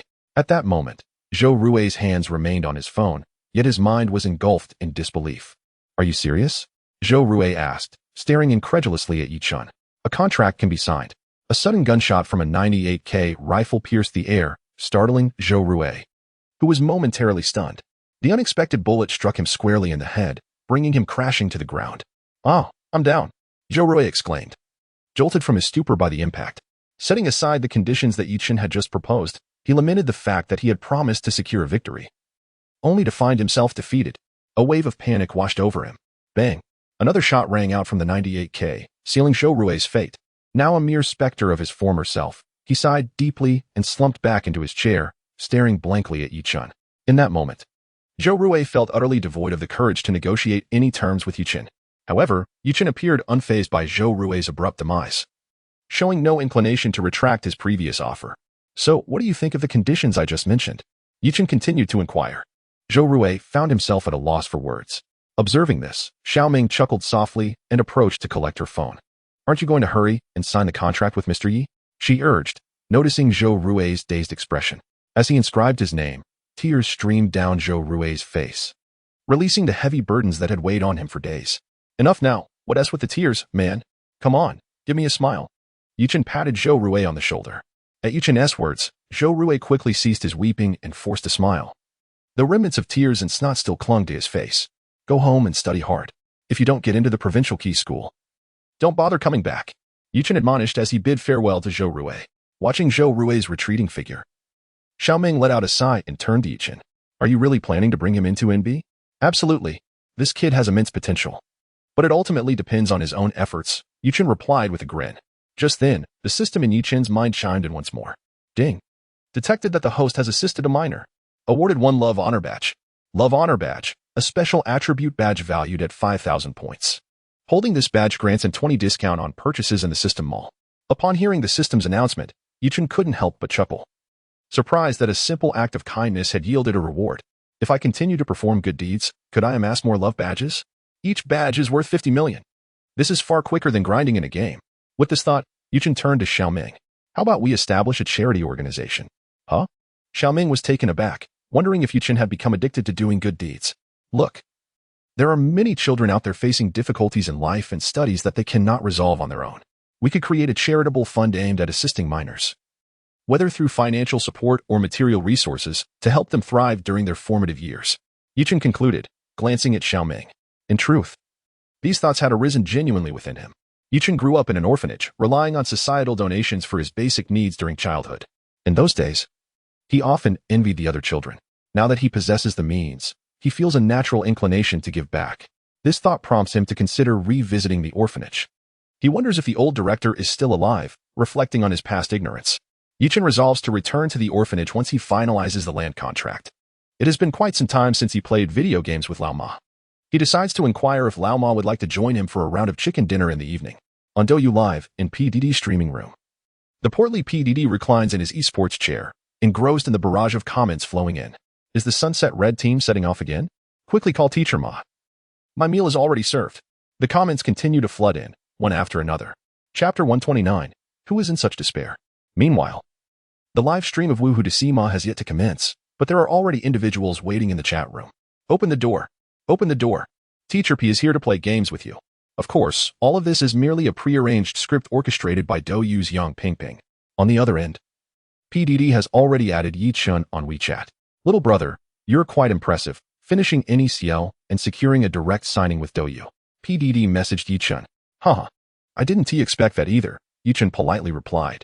When we go live tonight, make sure to put in some effort, with just the 3 of us. It might be a bit overwhelming for you alone. I must say, especially with Teacher Ma, he has quite inexperienced. Reading PDD's message, Yichen couldn't help but chuckle, retorting, and just how skilled are you? PDD, in his earlier days, was indeed a formidable figure in the League of Legends professional scene. During the 2013 LPL Spring Split, Lu Mao, controlling Jarvan 4, initiated an early-level team fight, resulting in a 3-4 one trade for IG. Subsequently, Lu Mao, in conjunction with the ADC, eliminated 3 members of WOA. And later, while being besieged by 4 opponents in the jungle, he and his teammates executed a counterattack, wiping out WOA and demolishing the enemy's high ground to secure victory. In the 2014 IT Esports tournament, Lu Mao, utilizing Kale, found himself at a disadvantage early on. However, in the mid-game, he executed a flanking maneuver, inflicting substantial damage and taking down both the Royal Club's Soraka and Trundle, leading IG to a 0-4-2 exchange before pushing through the enemy's mid-lane high ground. They then proceeded to slay Baron after eliminating the Royal Club's Oriana, ultimately clinching the win. These remarkable feats earned PDD a substantial fanbase, with some even dubbing him the godfather of esports, albeit a somewhat exaggerated title. It cannot be denied that many individuals were introduced to League of Legends due to PDD's influence. Following his retirement, PDD lavishly established his own team, YM, which has since been regarded as the cradle of LPL talent. Notable players such as Knight from SNG, Ning from IG, and Ming from RNG all emerged from YM. Furthermore, PDD's streaming endeavors post-retirement have proven to be just as impactful as his professional performances. His signature move of casually smoking while playing has astonished many and become widely recognized. However, when it comes to playing Battle Royale games, PDD's performance is truly lamentable. Whether due to age or a lack of aptitude for FPS games, he struggles mightily, often failing even against AI opponents. Everyone, let me tell you, I've met an incredibly skilled professional player. With him around, I'm certain we'll secure 3 chicken dinners today, PDD confidently declared, observing the barrage of comments on the screen. Come on, Teacher P, with your skills. Even with the likes of Weishin, 17 Beast, and Xiao Ding Dong leading you, you might not even manage a single chicken dinner. Who is the professional player in such despair as to lead Teacher P to victory in a battle royale? It is anticipated that following today, the professional player will sever ties with Teacher P. Observing the barrage of mocking comments on the screen, Teacher P's face turned crimson with indignation. Do I, Lu, truly possess such lamentable skills in your eyes? Indeed, yes, that is precisely the case. It is not merely that your skills are lacking, rather, you possess no skills at all. This revelation has utterly dismantled PDD's defenses. Initially, Yang Pingping had encouraged him to mentor a newcomer, and he was brimming with confidence. However, the relentless barrage of comments has completely overwhelmed PDD's final stronghold. How about a little wager today? Will I be able to secure 3 victories? No. Let us temper that. Can I manage just 1? A single card entitles you to participate in the wager. Guess correctly, and you shall be rewarded with an 888 red envelope. Immediately, PDD announced the wagering activity in the live stream. Goodness, PDD is truly giving back to the audience. He is practically showering them with gifts. I have faith in Teacher P. I simply cannot afford to wager. That fellow who placed 50 cards on the notion of not winning is rather excessive. Such a rare opportunity for fortune has compelled me to stake my entire fortune. At this moment, PDD's expression had darkened considerably, as not a single participant had wagered on his chance of victory today. This is hardly surprising, for it is not just PDD who is participating. He has also invited the equally entertaining Decima. To still wager on a victory under these circumstances would indeed be a folly. Before long, Decima's live stream commenced. He presented himself in the guise of a typical middle-aged man, greeting the comments with a jovial demeanor. The broadcast has begun. Just now, PDD mentioned he wants me to help him secure some victories. Clearly, my prowess in competitive gaming is well acknowledged. Decima promptly divulged his intent to play PlayerUnknown's Battlegrounds with PDD. Could it be that the professional player PDD referred to as you? Is it the Sunset Red team? Quick, I must prepare dinner. Decima chuckled at the comment's playful jabs. My skills are more than sufficient to guide PDD, and by the way, Sister Zhou has expressed her desire to join as well. Decima flashed a mischievous grin. What is this? PDD, Sister Zhou, and Decima competing together? Are we serious? Goodness, this is quite extraordinary. Meanwhile, in Zhou Shi's live stream, excitement erupted. Today I shall play a couple of rounds with Teacher Ma and Teacher P. Zhou Shi exclaimed, her voice booming. The moment the audience heard this, they erupted with enthusiasm. Zhou Shi's live stream was instantly filled with merriment. Han Jinluan shamelessly claims he will help me level up. Can I indulge him? Zhou Shi laughed as she held her phone. To expect Jinluan to assist me in leveling up, how misguided am I? It's merely that I heard Teacher P mention encountering an exceptionally skilled professional player. And we shall play together, Zhou Shi clarified. At this point, 3 prominent figures from Douyu Live simultaneously announced in their streaming rooms the presence of a professional expert to assist in ranking up, which inevitably attracted a considerable audience. Which team could it possibly be? Some viewers even ventured into the live streams of top-tier PCL teams that have signed with Douyu, such as 17 Show, Xiaodingdang, Shanghai, and Summer, inquiring whether it was them. Not me, I've never heard of it, replied 17 Show, who was engrossed in a game, looking bewildered at the barrage of comments. Please. Let's not jest. I lack the capacity to elevate their ranks in chicken dinners. Xiaodingdang, reclining in his esports chair, chuckled at the comments. Almost every member from the elite teams was questioned, and all denied any involvement. Consequently, the Douyu streaming room was shrouded in a veil of mystery. Who on earth would recklessly tarnish their reputation by assisting 3 underperformers in securing chicken dinners? Chapter 130. Yichen. Let the broadcast begin. Have you heard? Today, a renowned gamer is set to team up with PDD, Decima, and Sister Zhou for a game of chicken. Xiaolei, seated in front of his computer, was initially engrossed in PDD's live stream. Upon receiving this news, he quickly exited other streams and exclaimed in excitement. Who is this audacious individual? What a reckless notion. The fishman, intrigued by the announcement, also opened PDD's live room. At that moment, Chigwa happened to pass by and, upon overhearing their conversation, calculated something with her fingers before bursting into laughter. Haha, so it's him. Upon hearing Qingyue's words, Xiaolei and the others were left bewildered. Who is it, Daowang? Xiaolei inquired eagerly, his gaze fixed on Qingyue. The suspense created by Qingyue left everyone in eager anticipation. You'll find out soon enough. I assure you, it will be quite a shock. Qingyue chuckled mischievously as she pulled up a chair to sit beside the fishman. At this moment, PDD's live stream alone had already garnered over 10 million views, with everyone eagerly awaiting the revelation of which team would dare risk their reputation to accompany PDD in a game of chicken. Meanwhile, PDD had entered the game interface and began searching in the player search box. N.B. PDD muttered to himself as he searched. Oh my. Xiaolei was startled by these 2 letters. Surely, no one would dare impersonate our team, would they? Why? B. At this point, PDD finished entering Yichen's gaming ID and pressed enter. Within the NB club, everyone's jaws nearly dropped to the floor. Yi. Brother Yi? Impossible. Brother Yi doesn't he even know P teacher, for goodness sake. Oh my, it really is Brother Yi. The room fell into a profound silence. In PDD's live stream, the barrage of comments became overwhelming. Who is this person?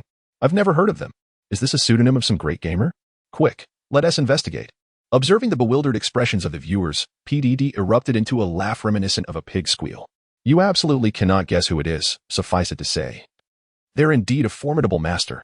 By the way, I can't believe none of you bet on me to win chicken today. Do you all think so little of me, Lu? As PDD spoke, he invited Decima and Zhou Shui to form a 4-person team. Well, who is the second young man? Sister Zhou's first question upon joining was directed at PDD, her tone notably flirtatious. Quickly, someone silenced Sister Zhou. I'm about to be sick. How disgusting. Decima, now present, also inquired. Second, please introduce yourself so everyone can get to know you. At that moment, Yichen sat in his office, grinning as he watched the screen. Currently, his own live stream had no viewers. Responding to Decima's prompt, Yichen smiled and said, Teacher Ma, hello, I am Yichen, here from the NB team. That was a standard self-introduction. This voice. I'm absolutely smitten.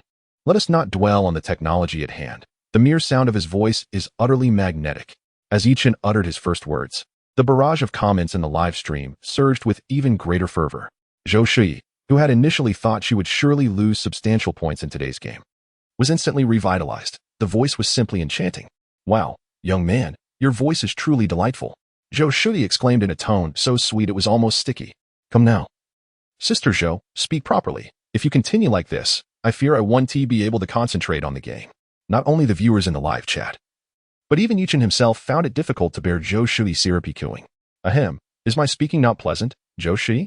Humph, if you say that, I shall be quite displeased. Zhou Shui finally resumed her usual tone. Oh dear, young man, you seem to be walking a narrow path. Know that Sister Zhou has never flirted with us before. You're taking undue advantage and then pretending to be coy. Decima chuckled, taking a hearty sip from his classic enamel mug filled with strong tea. Yichen, the comments in the live stream suggest you won't be able to carry us today. Are you prepared to prove them wrong? PDD inquired shortly thereafter. At this moment, the game had already commenced, unfolding in a desert map where the players were positioned at the church, awaiting the action. However, Yichen did not anticipate the overwhelming influx of fans flocking towards PDD, Decima, and Zhou Shui as soon as the game screen appeared. These individuals were evidently ardent supporters, intent on targeting the trio. Observing the jam-packed scene, Yichen felt a wave of unease wash over him. I shall do my utmost.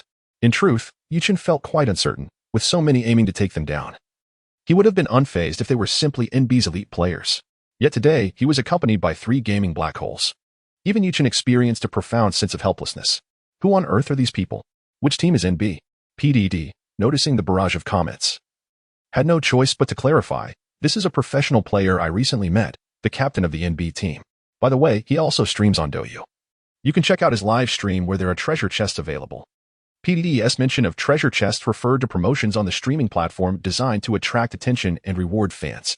By entering a streamer's live room and interacting through comments, viewers could have a chance to win.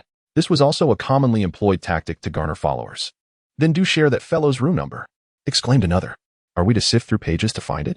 Suddenly, a user with the ID Decima exclaimed in the live chat, I found it, and I even won a treasure chest.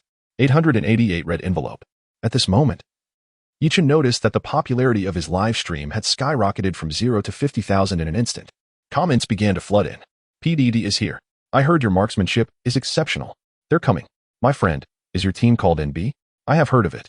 Is it the same team that triumphed in the NECL? Initially, when the barrage of comments was sparse, Yichin managed to respond to a couple. But as the comments swelled, he could no longer keep up with the replies. Only 10 seconds remain until the match commences. Just as Yichin opened the map to examine the flight path and prepare to select his jump point, a voice echoed in his mind. Ding! Congratulations, host, on achieving a new milestone, becoming a streamer with an audience exceeding 100. Ding! Congratulations, host, you have earned a reward. 500 points. The suddenness of this system reward brought a smile to Yichin's face, for he had been pondering how to swiftly accumulate points. Though 500 points may not be substantial, even the tiniest morsel is still sustenance. Chapter 131. Kneeling upon landing at long last, the aircraft took to the skies. Its route charting a course from the military base in the upper right corner to the island prison in the lower left. Where shall we jump? Zhou Shui was the first to inquire. Meanwhile, she discreetly opened Yichin's live stream, curious to see if he would show his face. To her slight disappointment, he did not. Let us observe for a moment. How about we jump in a less populated area? Yichin suggested tentatively. By this time, the plane had traversed a third of its journey, but Yichin noticed that only a single team had deployed their parachutes. Even the hotspot at the military base remained devoid of jumpers. It was evident that many were merely waiting to ambush Yichin and his companions. Elsewhere, in the Douyu branch of Magic City, Yang Pingping furrowed her brows upon witnessing this scene. If too many individuals were to ambush, it would severely impact the broadcast quality of the live stream she had diligently orchestrated. It was known that her insistence had secured a contract with NB, but it had also garnered considerable discontent. Her position as the interim head of this branch was precarious. Any misstep could result in her ousting. Initially, Yang Pingping had contemplated partnering Yichin with some top-tier technical streamers. However, she realized that such a choice would overshadow Yichin's abilities. Thus, she resolved to take a gamble, allowing 3 of the least competent yet highly popular streamers to elevate the live stream's appeal. Currently, Yichin's live stream was indeed gaining traction, but Yang Pingping remained uncertain about the eventual outcome. In the game, PDD and his companions had already parachuted, opting for a location in the southern part of the map known as Spring City. Why can't I seem to control my parachute? Sighed Dazuma, sensing something amiss as he deployed his chute. Ma teacher, stop following. Click to cancel follow. Zhou Shi quickly explained to Dazuma, realizing he had inadvertently chosen to follow PDD without canceling. Is Ma teacher already trying to stir things up? Impressive, this could be advantageous. She mused. Ma teacher, land quickly. Someone is driving towards you. Indeed, as one individual landed, rather than searching for weapons within the buildings, he hastily commandeered a vehicle and barreled towards Dazuma's parachute. Oh my. Brother, is this really necessary? Dazuma noted the speeding jeep, prompting him to frantically maneuver his keyboard. Ultimately, his parachute collided with a nearby telephone pole, causing him to lose a third of his health upon landing. Now that's a classic landing. Blood loss upon descent, truly, you never disappoint. Have you learned from this? I certainly have not. The spectators in Dazuma's live stream erupted in laughter at the spectacle. The jeep, however, showed no signs of slowing down, continuing its relentless pursuit of Dazuma. Watch your positioning. Watch your positioning. Fortunately, the Grand Marshal adeptly maneuvered around the utility pole, eluding his pursuer momentarily. Where are you all? This person is trying to ram into me. He called out loudly to his teammates. What on earth, PDD? Why are you down? The Grand Marshal, who had hoped for his teammates' assistance, was disheartened to see PDD already felled by a punch. This individual dropped in with a firearm and immediately came at me. I intended to retaliate with my super invincible whirlwind fist, but to my astonishment, he brandished a handgun, exclaimed PDD, who was now kneeling and crawling away. His will to survive evidently fierce. After knocking PDD down, the assailant chose not to finish him off with the gun but instead approached, crouching down to continue his assault with his fists. "Bro, please, let us not do this. We're on the same side," PDD pleaded as he crawled, visibly losing health. PDD. Huh, didn't you claim you could secure a victory? I wagered over 50 cards that you couldn't. The enthusiastic assailant exclaimed as he continued his relentless pounding. "So it was you who placed that bet, my friend? There is no need for this. How about I refund your wager if you cease this onslaught?" PDD hastily proposed. "Do you think I care about a mere wager?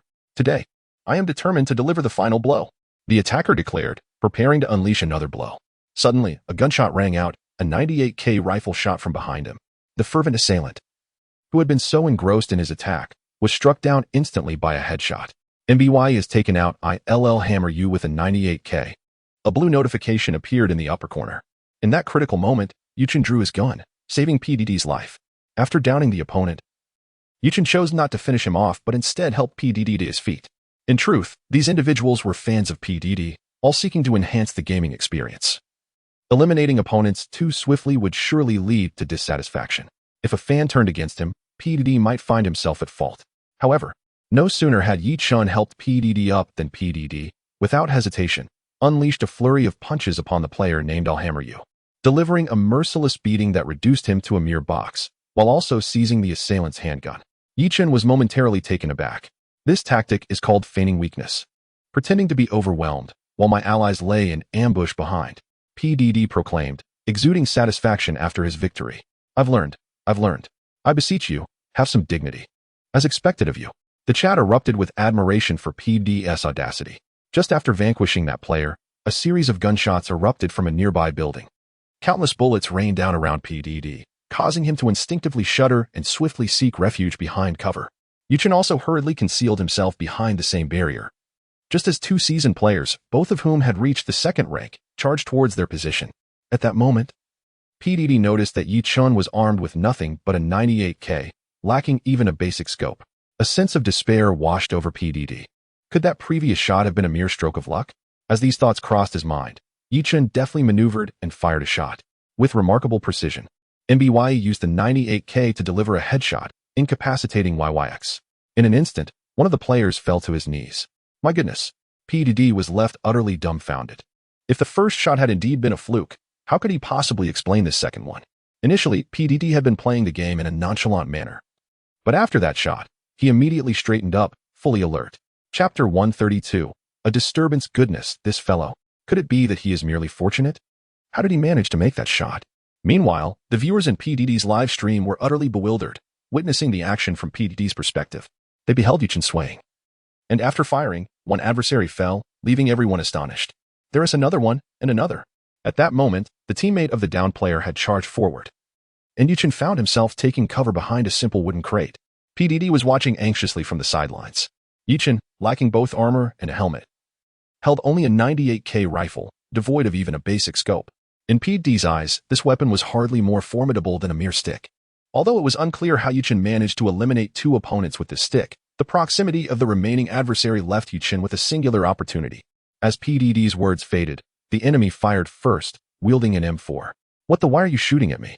PDD found himself on the ground once more, realizing with shock that the gunfire was not aimed at Yi Chun, but rather at himself, a twist he had not anticipated. Just as PDD had been revived, with minimal health remaining, a barrage of bullets struck him down.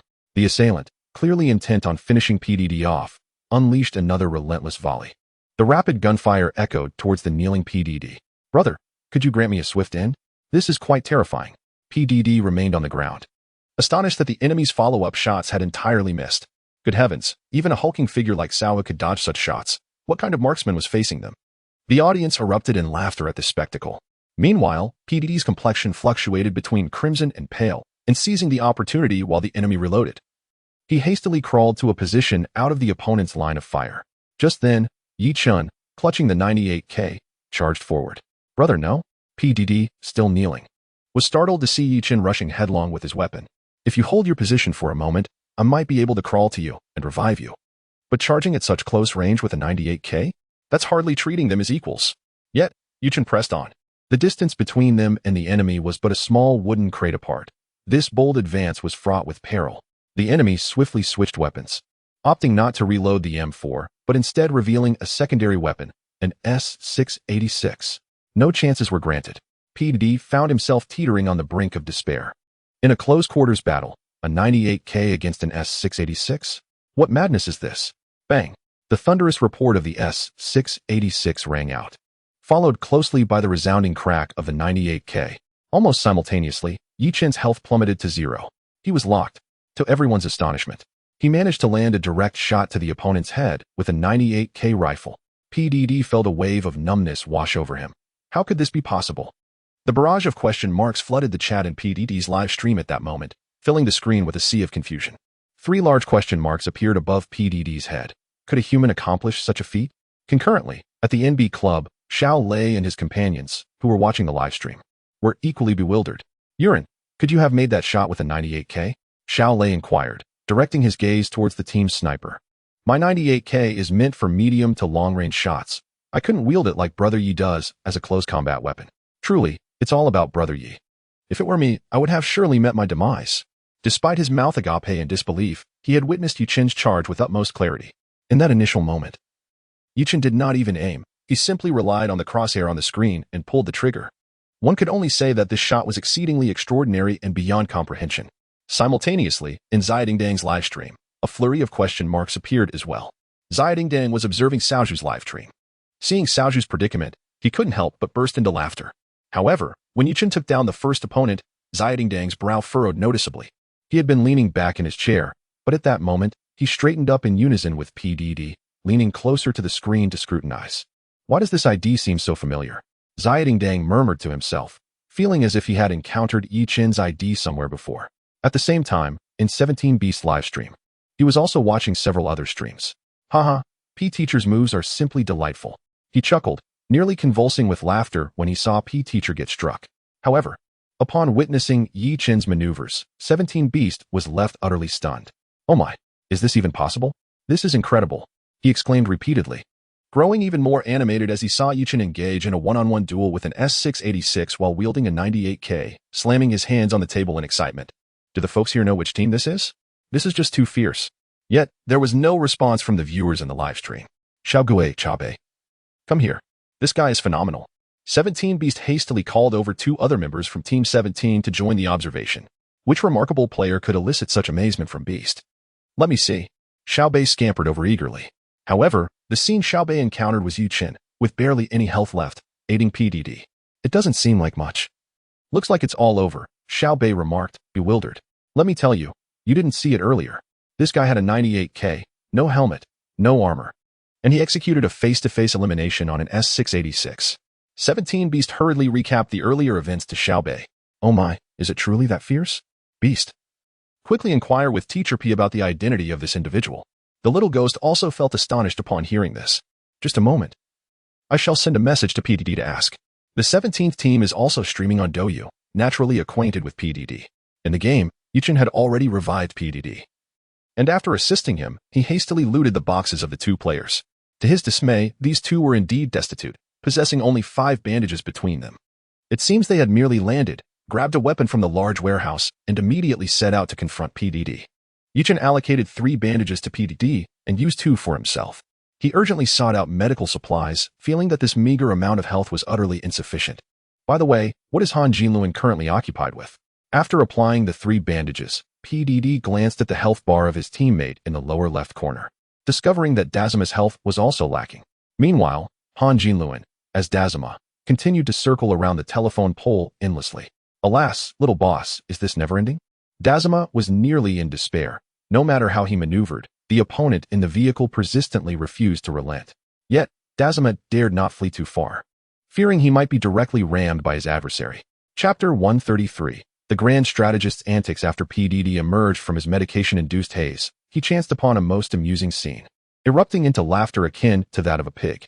At present, Master Ma was engaged in a game of cat and mouse with his adversary. The mirth on PDD's face was such that the flesh around his cheeks seemed to coalesce. Oh dear, please cease your laughter and devise a strategy. It appears this fellow is determined to run me down today without respite. Master Ma lamented, his expression one of exasperation. It was evident that this individual was part of the trio recently vanquished by Yichen. Now your three comrades lie defeated, yet you persist in your relentless pursuit, surely. This is excessive. At that moment, despite his internal cursing, Master Ma was compelled to rely on his clumsy maneuvers to evade the approaching vehicle. Silly pig. Your laughter is most unwelcome. Do come up with a plan, for this is exceedingly vexing. Upon hearing PDD's laughter, Master Ma felt even more disheartened. Meanwhile, Yichen had nearly finished looting. He had long been aware of Master Ma's precarious predicament, yet upon observing Master Ma's nimble dodges, he concluded that Master Ma would not perish just yet. As he parachuted down, he noted that apart from himself, only one team was present. Originally, another team intended to land in Spring City, but upon noticing their delayed descent, they redirected towards the church. Thus, Yichen felt emboldened to continue his search. Casting a glance at the shrinking safe zone, the encroaching circle, ominously dubbed the Heaven's Wrath, centered ominously upon the military base in the upper right quadrant of the map. With limited time remaining before the first circle closed, less than 2.5 minutes, Yichen was determined not to squander a single second. In Master Ma's streaming room, the barrage of comments was a source of unrestrained joy. Could this be the legendary Ma-style maneuvering? The skilled Qin Wang dances around the pillar. A true master never lies flat. He is surely maneuvering. The ghostly blade is unseen. Master Ma, however, had little inclination to peruse the comments. PDD, exhibiting a lack of concern for his comrade's plight, imitated Yichen's actions, scouring for supplies and swiftly replenishing his health. By the time he returned from his looting spree, Master Ma was still engaged in his evasive tactics. At this juncture, Master Ma had lost the energy for further words, his focus razor-sharp, fingers dancing upon the keyboard with a resounding cadence. Finally, Yichen completed his search, armed with an M762 and a 98K, sprinting towards the fray. With the arrival of PDD and Yichen, the driver of the pursuer's vehicle seemed to sense an impending threat to his life. In a dramatic display, he executed a sharp turn, preparing to flee. My dear boss, have you finally chosen to concede? Master Ma sighed in relief as the relentless assault ceased. Yet, in the next instant, the vehicle, now facing the opposite direction, executed an extreme reverse maneuver, colliding with Master Ma and sending him sprawling to the ground. Alas, this is utterly devoid of martial ethics. Master Ma's morale suffered a significant blow. This sudden turn of events took even Yichen by surprise. Since the individual involved was presumably a fan of the Grand Marshal, Yichen refrained from firing in consideration of their emotions. Unexpectedly, the person reversed their vehicle and collided directly with the Grand Marshal. Could they possibly be a hidden detractor? Fortunately, after the impact, the car crashed into a nearby lamppost, sparing the Grand Marshal from further harm. How remarkable, this brother. I certainly did not foresee this twist. This individual must possess a genius for psychology. Without delay, let us finish the job. The live broadcast room of the Grand Marshal erupted in chaos at this unforeseen spectacle. The driver, evidently intent on their course, began to adjust the steering to ensure the Grand Marshal would meet his end. Bang! A crisp gunshot rang out from the barrel of Yichen's 98K rifle. MBY had secured a headshot, eliminating Liao Ciji. Phew. The Grand Marshal's previously pallid complexion finally returned to its normal hue. After taking a deep breath, he grasped the enamel cup beside him and took a hearty sip of strong tea. Oh dear, enough with the laughter, come help me. After finishing half a cup of tea, PDD continued to chuckle, prompting the Grand Marshal to reach his limit. Here I come, here I come. Upon hearing this, PDD hurriedly scampered over. Who taught you to pull off such antics? PDD inquired while still laughing. As if I willingly engage in such mischief. It was entirely out of necessity. The Grand Marshal was finally assisted to his feet. Mr. Ma, you go search for supplies while I find a vehicle, Yichen instructed, observing the revived Grand Marshal. By the way, where has our sister Zhou Shui gone?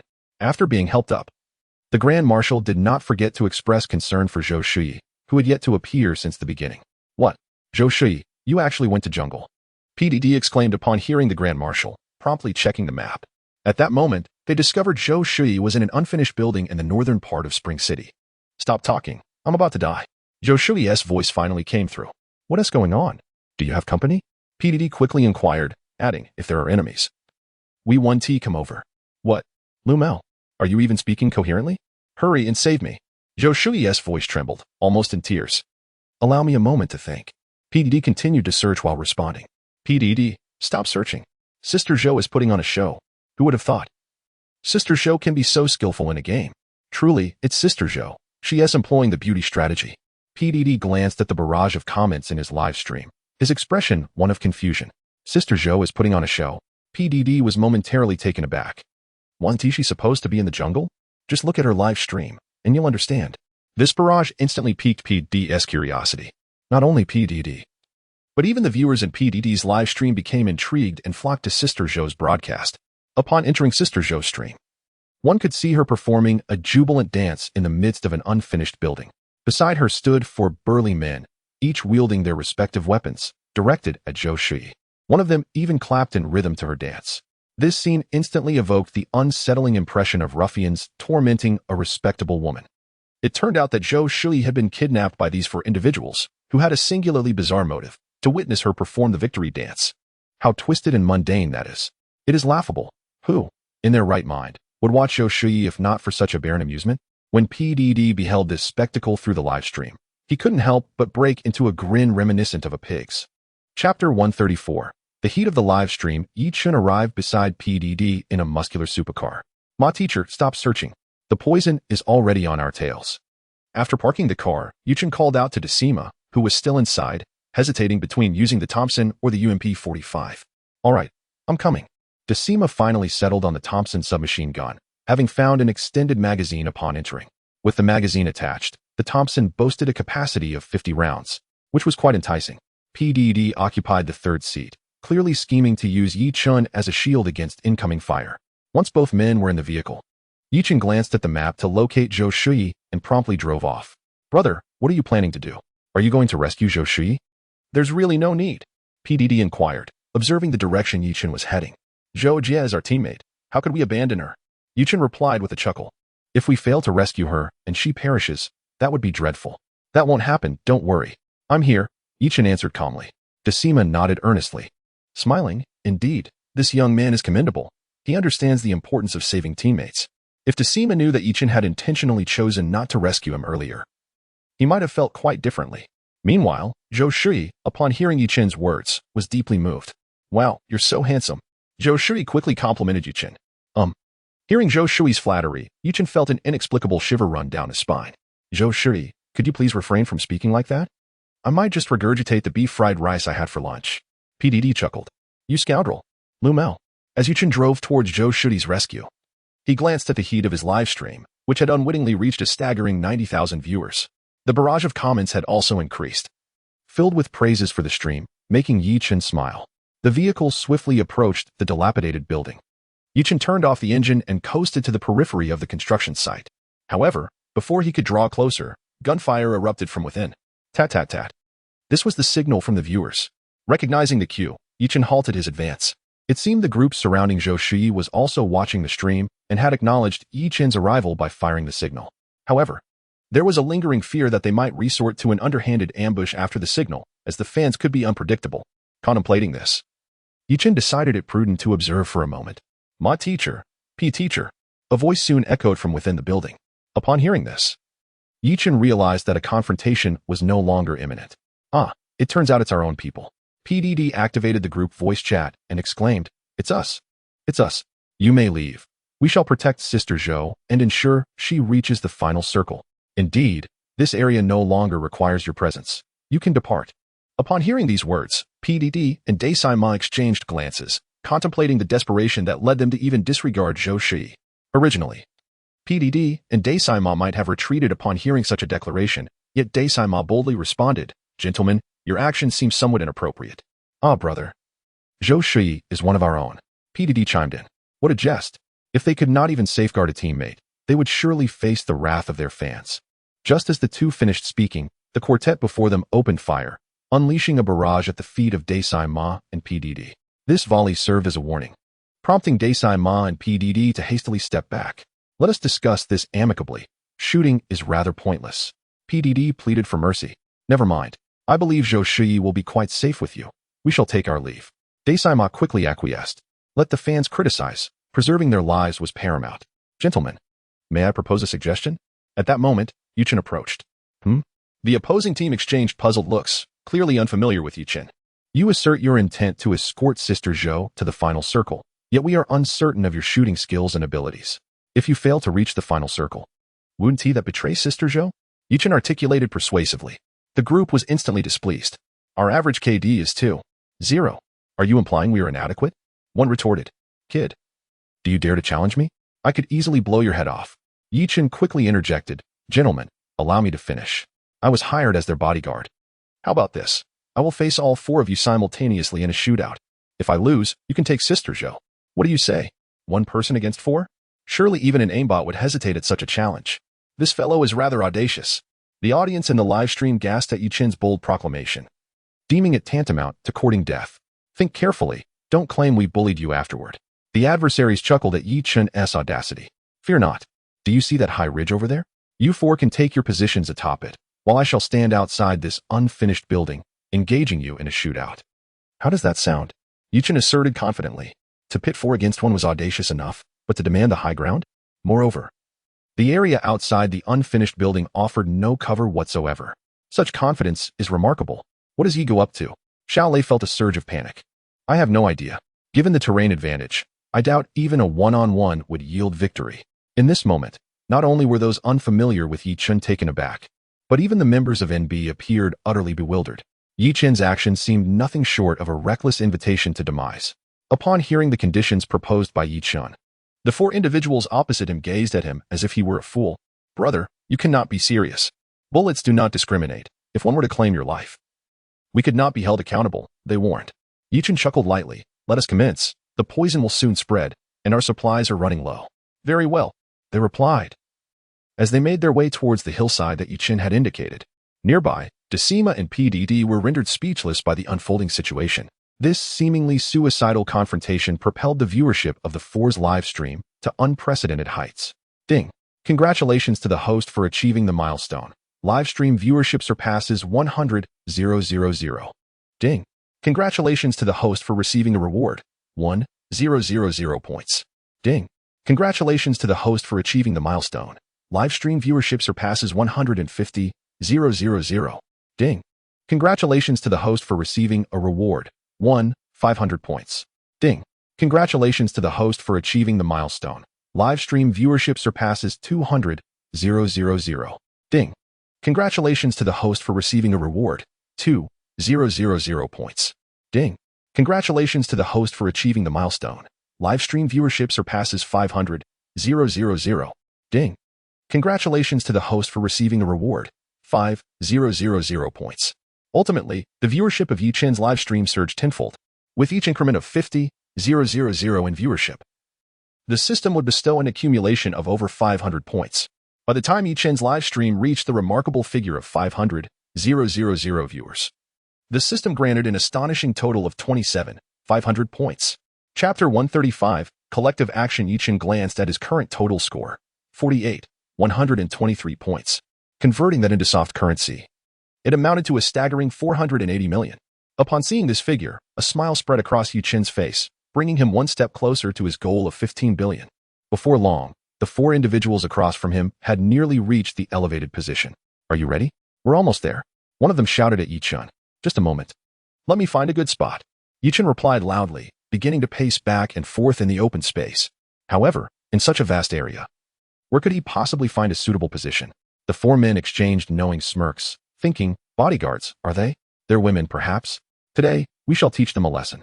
Meanwhile, all those watching the live stream shook their heads in dismay at Yi Chen's reckless behavior. This was a confrontation devoid of any suspense, rendering the outcome utterly meaningless. At last, the four reached the high ground. Yet, as soon as they turned around, the sound of an engine revving outside a dilapidated building caught their attention. What is happening? Are they trying to use the car as cover? They pondered, momentarily taken aback. That can't be right. There's only one car around here.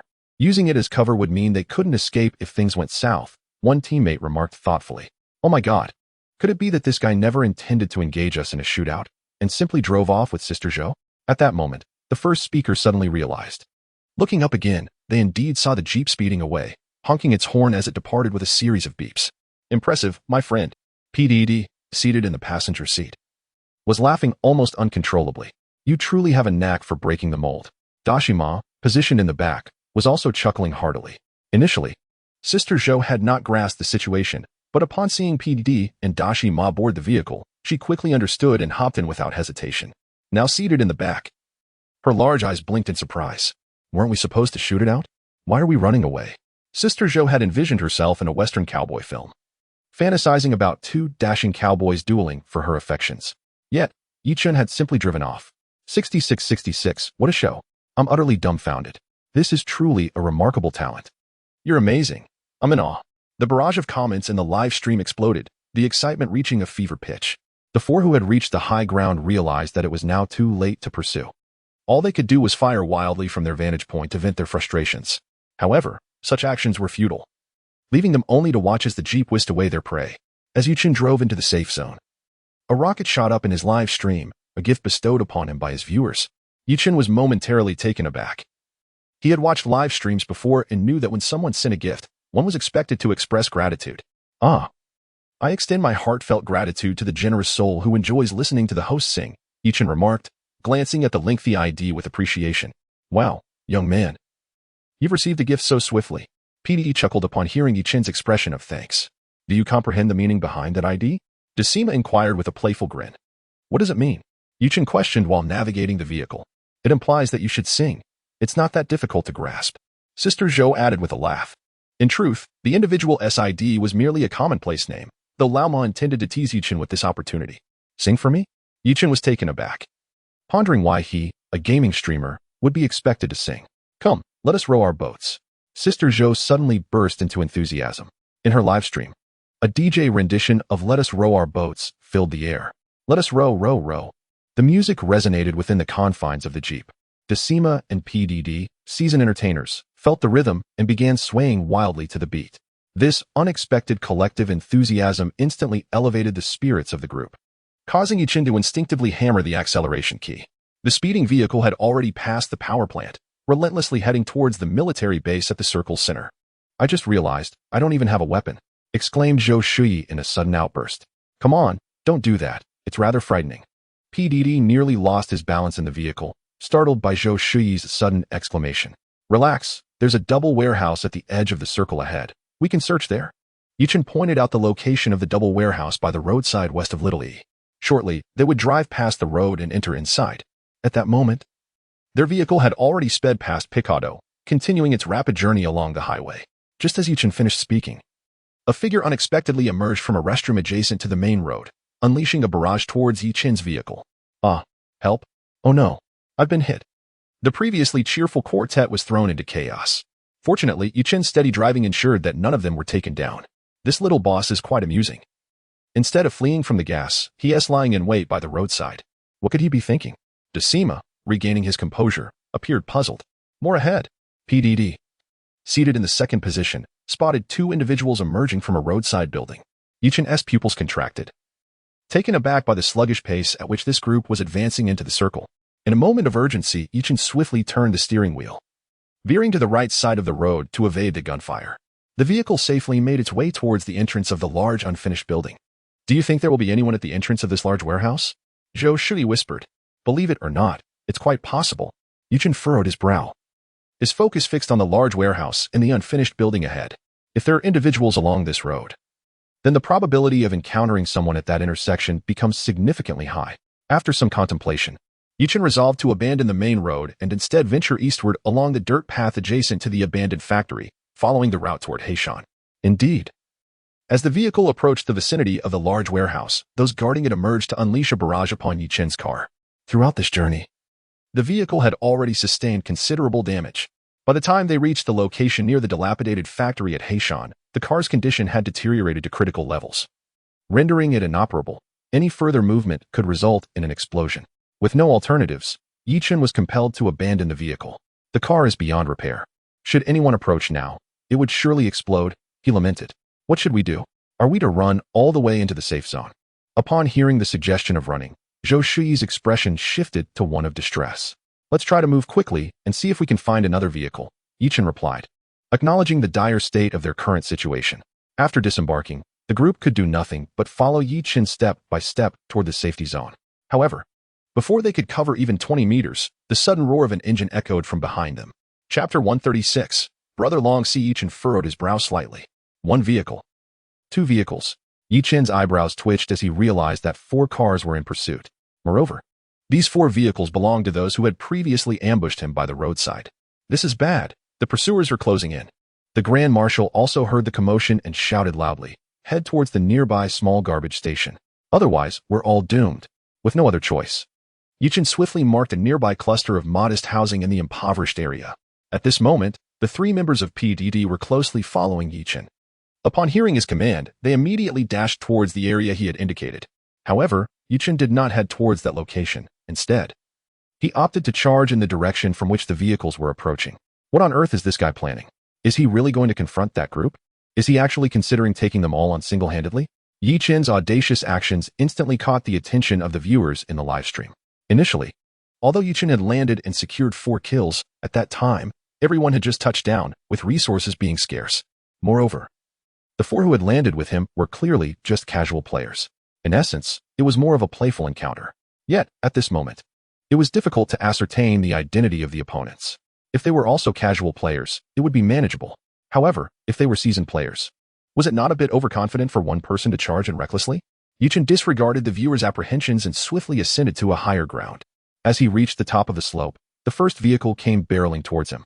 A blue muscle car roared with a thunderous engine, akin to a ferocious beast charging at him. Inside the car sat a player adorned with a level 3 helmet, likely having looted it from an airdrop.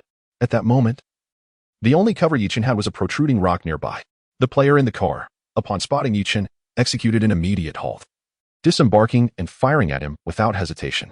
Fortunately, most of Yichen's body was shielded behind the rock, and the bullets did not find their mark. As the gunfire from the opposing player ceased, Yichen wasted no time and retaliated.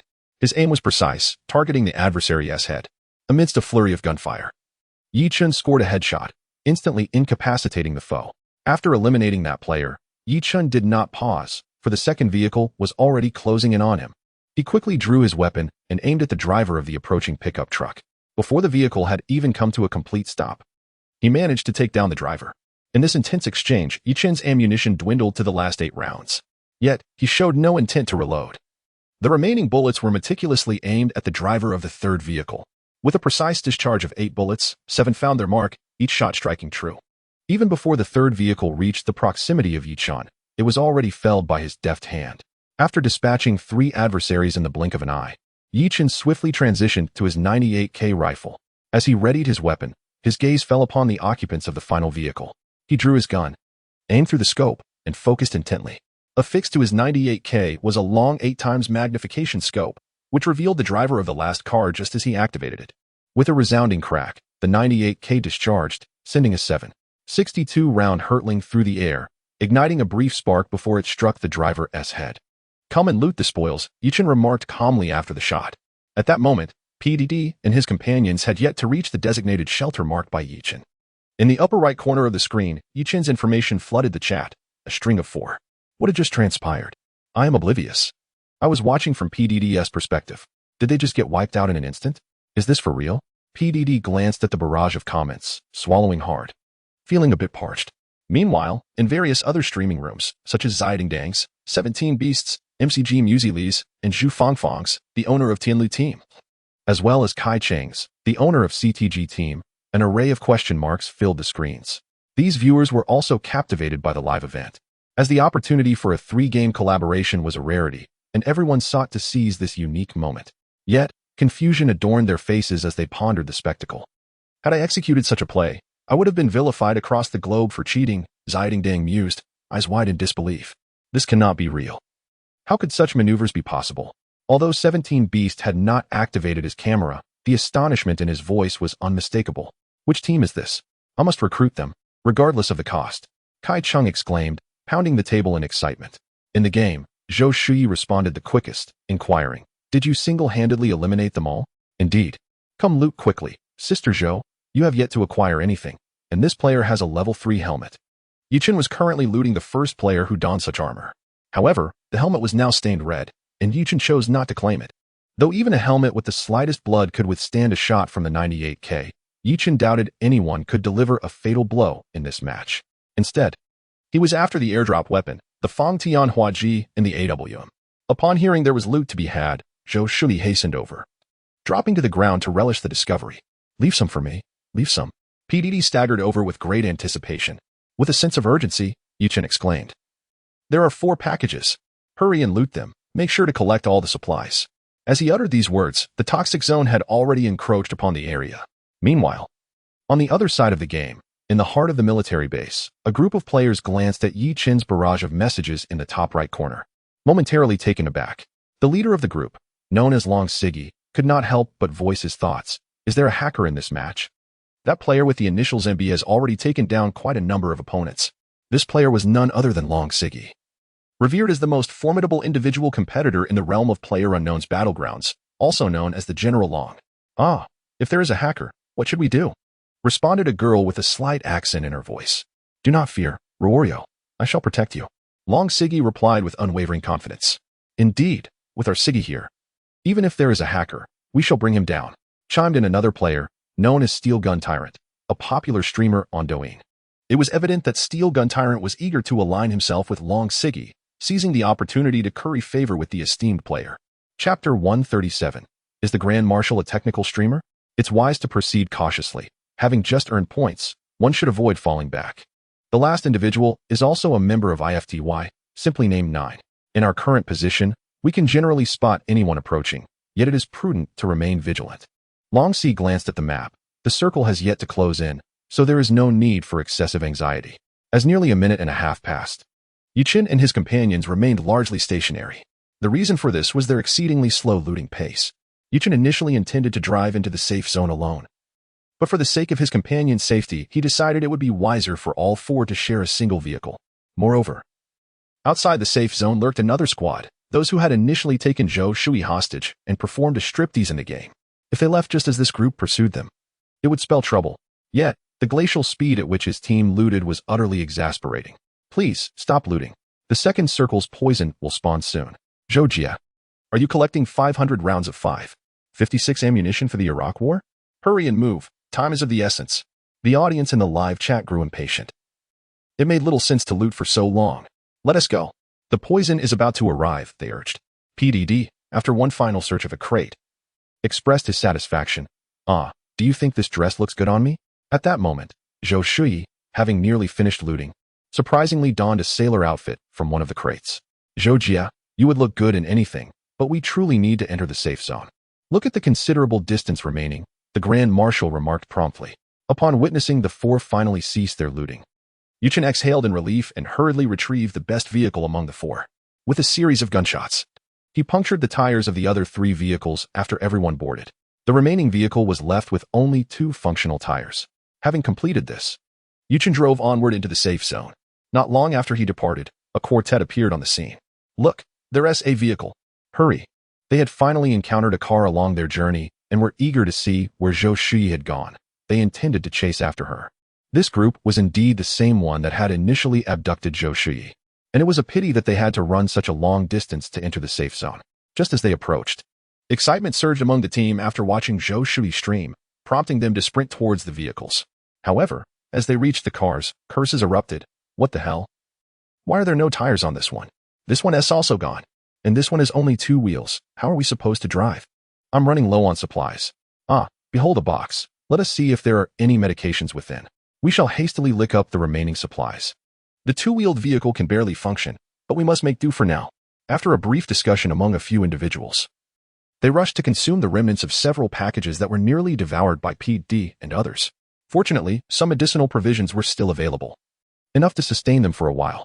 Having traversed a considerable distance, Yi Chen and his companions finally arrived at the periphery of the second safe zone. However, they had less than 30 seconds before the toxic circle would close in. Yi Chen parked the vehicle on a high ridge, disembarking to conduct a careful observation. A glance at the circle revealed that the center of the second zone remained at the military base, with much of the northern area near the border wall still within its confines. Currently, there were 50 players surviving. This round had seen a notably slow drop in numbers. Yi Chen mentally noted these details and marked a point on a high ridge near the northern border wall. Based on his understanding of the game, he surmised that the next circle would likely encompass his marked location. Having completed this task, Yi Chen intended to call PDD and the others to reboard the vehicle and continue escaping the toxic zone. However, upon turning around, he noticed that PDD and his companions had already made their way toward a nearby cluster of small houses, positioned at the edge of the circle. They intended to search for additional supplies. What are you all doing? Yi Chen pondered, perplexed, as the 4 individuals' bags were already quite full. Did they still need to scavenge? Let us check the houses. There might be a delightful surprise. Zhou Shui exclaimed, eagerly following PDD and the others toward the small housing area. Just as Yichin was about to call out to them to continue moving deeper into the circle, gunfire suddenly erupted from that very vicinity. The first among them, PDD, instantly lost half of his health. What on earth? How can there still be people here? Thankfully, I reacted quickly, or I would have been done for. PDD, startled by the unexpected gunfire, nearly suffered an adverse reaction. At that moment, he crouched behind a rock, hastily applying medical supplies. Come on, little boss. Explain to me what you mean by surprise. Decima, trailing behind, was equally startled and quickly sought cover. What do you mean by surprise? What does that even entail? This is what we call a surprise. Surprised, aren't you? Unexpected indeed. In that instant, the viewers in their live stream seemed to embody the essence of Zhang Mozi from Let the Bullets Fly, flooding the chat with excitement. It could only be said that Zhou Shuyi's remark was remarkably timely. Just as she mentioned surprise, they were met with an ambush. Upon hearing the gunfire, Yichin felt compelled to act swiftly and rushed to PDD's side. Upon his arrival, he observed that the occupants of the small houses had no intention of charging out. At this point, it was unclear how many adversaries were concealed within, as only a single gunshot had been fired. However, if the area was fully occupied by enemies, recklessly rushing in could lead to their own ambush. We should depart quickly. While they remain inside, PDD suggested after finishing his medical supplies. Leave? What a jest. They do not offer apologies after inflicting harm? Yet, the esteemed Decima was not pleased. Indeed, Decima has consistently maintained that he is a skillful streamer. However, the inherent randomness of the game PlayerUnknown's Battlegrounds obscures his technical prowess. Now, fully equipped and in a complete squad, he is more than capable of confronting the adversaries head-on. Truly, Master Ma possesses a commendable spirit. Master Ma, a genuine man. Master Ma, let us witness a Ma-style charge. The atmosphere in Decima's streaming room surged with enthusiasm as viewers flooded the chat with encouragement, urging him to boldly engage with those within the building. Clearly inspired by the fervor of the chat, Decima began to show signs of advancing. Yet, before he could take more than a couple of steps, a hail of bullets erupted from the interior of the building. Due to the angle, this barrage did not eliminate Decima outright. However, his health diminished to a mere third. Chapter 138. The fight is against friends. I find PDD's earlier remarks to be rather insightful. There is no need to engage awkwardly with them here. As you can see, the circle has already shrunk. Decima, while crouched and administering medicine, uttered these words. Clearly, he had been jolted into awareness by the barrage, realizing that a reckless advance would likely result in dire consequences. Hey, Teacher Ma, why are you being such a coward? Weren't you just insisting they should apologize? Zhou Shui shouted, challenging Decima. That is not quite fair to say. This is a game of intellect. And if we get into a standoff with those in the other zone, our chances of winning will diminish. It's unnecessary. You see? Decima resolutely explained his rationale for choosing to refrain from aggression. Meanwhile, in Decima's live stream, an avalanche of dog heads filled the chat. Fine, let us engage. Let us resolve this swiftly, Yichin mused, glancing at the time and assessing the surrounding terrain. A confrontation seemed feasible, provided the three individuals he was with remained composed. At this moment, Yichin led PDD and the others, hoping they wouldn't fall carelessly. He held no illusions about being able to provide significant assistance. When the individuals from the other zone fired at Decima earlier, Yichin had effectively pinpointed their location. They were situated within a small room nearby. A single grenade could force them to reposition, allowing for a counterattack. Having formulated his plan, Yichin promptly retrieved a grenade and hurled it towards the window of that room. As it was a third-person perspective game, Yichin remained sheltered behind cover after throwing the grenade, waiting for the adversaries to reveal themselves. In such a confined space, the grenade's explosive power would be amplified. Once the grenade detonated inside, the occupant of the room was evidently startled, rushing outside in a panic. That was precisely the moment Yichin had been waiting for. As soon as the opponent exposed themselves, he emerged from behind cover and unleashed a flurry of bullets in their direction. Just as Yichin fired, another figure unexpectedly emerged from the corner adjacent to the small zone. This person also aimed their weapon at Yichin. As Yichin sought to outmaneuver his opponent, the adversary was simultaneously attempting to do the same. The sound of gunfire echoed as Yichin fired 2 rounds before swiftly retreating behind cover. His health now reduced to half. The opponent's marksmanship was notably precise. There is still one more of them, Yichin remarked, applying a first aid kit. I think we should consider retreating. There is no need to prolong this engagement. The poison is closing in, PDD observed, sensing Yichin's predicament. And his confidence began to wane. I concur with Teacher P. At this juncture, we must prioritize the bigger picture. Zhou Shui echoed in agreement. Exactly. Our primary objective should be to secure the win. Decima chimed in. However, retreat was no longer an option if they attempted to leave now. They would undoubtedly be targeted from behind, and when the poison encroached, providing assistance would become exceedingly difficult.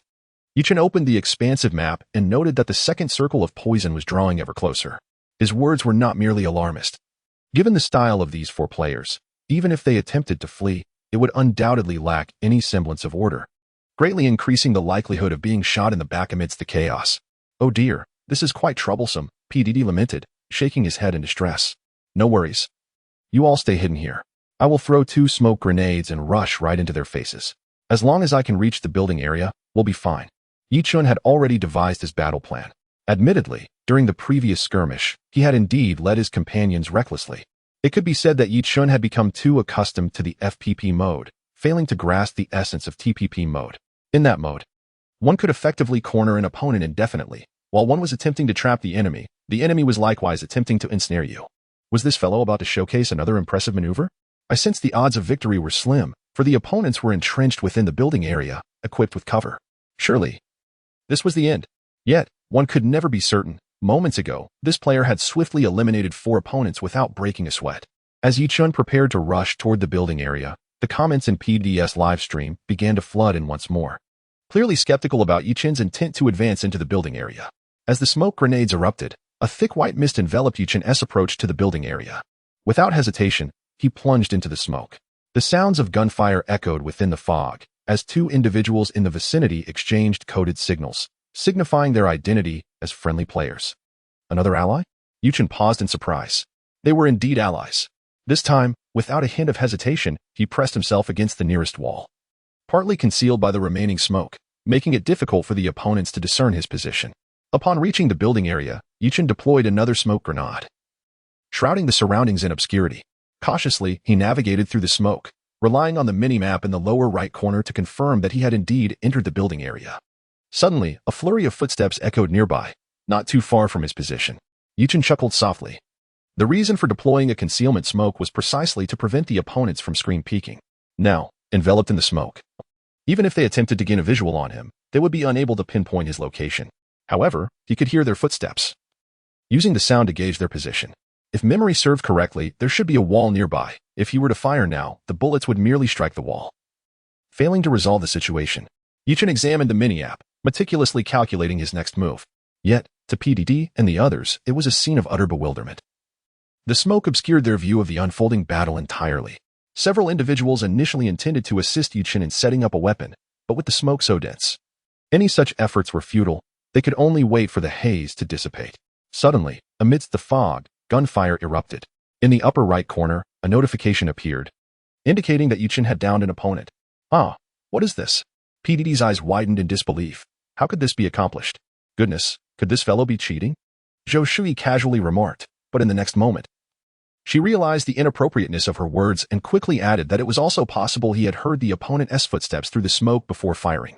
In the current landscape of prominent streamers, certain statements cannot be made lightly. Should someone maliciously edit the footage, it could lead to a scandal implicating a major streamer in accusing Yichun of cheating. Nonetheless, it was no wonder Zhou Shui was astonished. Everyone was enveloped in smoke. Yet he managed to take down an opponent. The accuracy of his auditory positioning was simply astounding. Chapter 139, Jealousy. Fortunately, upon glancing at the barrage of comments in her livestream, Zhou Shui discovered that no one seemed to be stirring the pot regarding the earlier accusation of Yichun cheating. Should such a narrative take hold, she would undoubtedly become the first target. It is no wonder that the team owner personally contracted by Douyu possesses such remarkable marksmanship, one that I cannot compare to. Upon hearing Zhou Shui's words, PDD immediately chimed in. "Oh, is this little boss truly that impressive? The owner signed him personally?" Decima quickly inquired as well. Clearly, these two were embellishing Yichun's identity, shining a spotlight on him. Indeed, after Yichun had just completed the budget match, General Yang from Douyu personally sought out VSBN to secure the contract on the spot. PDD continued, "This young man has a bright future ahead." Decima expressed his amazement. Their banter served as a subtle warning to those in the live stream with differing interests. Yichun's background is formidable and not to be trifled with. My goodness, how impressive. It seems we have exciting matches to look forward to. That team, the NB team, surely you're aware, right? During the competition, Wei Shen was even invited as a guest commentator. Some viewers who had previously watched the NECL competition seemed to recall and began to enlighten others. PDD let out a sigh of relief. Today, he had promised Yang Pingping that he would help Yuchen break into the spotlight. And if that were to be jeopardized by a single utterance, it would certainly offend her. Although PDD's prowess in the streaming world is undeniable, one must rely on Douyu's official traffic to sustain such strength. They are all interdependent. There was a former streamer who claimed to be the queen of Douyu, who thought herself invincible and jumped ship to a smaller platform, only to find herself relegated to the status of an unnoticed minor streamer. PDD was well aware of this cautionary tale. Not just him.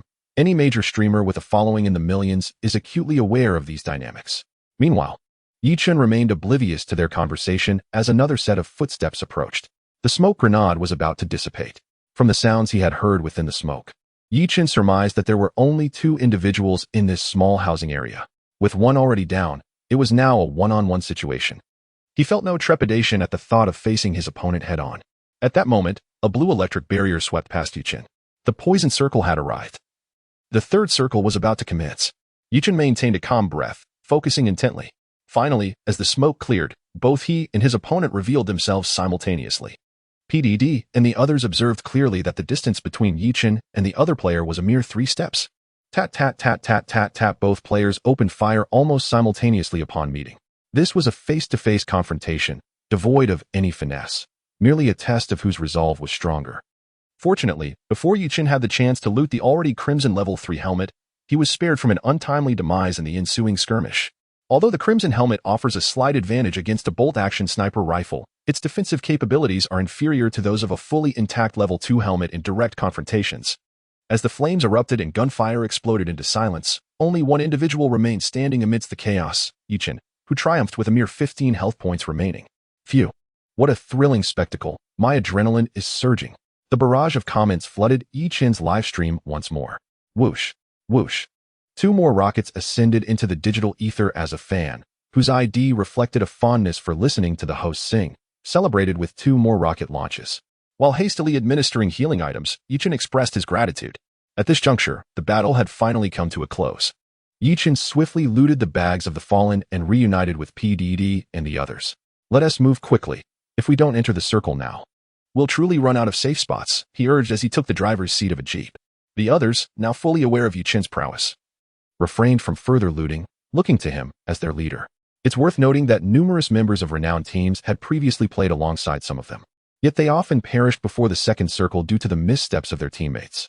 Now, however, under Yichen's guidance, they forged ahead, overcoming challenges like never before. Meanwhile, Yichen's livestream maintained a viewership hovering around 500,000, a remarkable feat, especially for a debutante streamer, despite being overshadowed by the other 3. It was a stark contrast to the several months he had spent streaming at home, where he barely garnered a few thousand viewers. Yang Pingping observed the surge in viewership and nodded in approval. Initially, she had anticipated the viewership might exceed 200,000, but now that it had reached 500,000, plans could be expedited. Inform Hua Qiliang. We need to give Yichen a promotional boost. Yang Pingping instructed her assistant. For a newcomer to achieve such a viewership in less than half an hour on their first stream was an opportunity that demanded immediate action to capture greater attention. Upon receiving this directive, Hua Qiliang furrowed his brow. He had not regarded this team with much seriousness at first, but the livestream's performance suggested that Yichen possessed the potential to become a leading streamer. However, this realization held little relevance for Hua Qiliang, as Yang Pingping had previously remarked that if Yichen were to generate buzz, he would not claim any credit for it. Initially dismissive of her foresight, Hua Qiliang now found himself begrudgingly admiring her keen insight. Yet, a sense of resentment began to brew within him.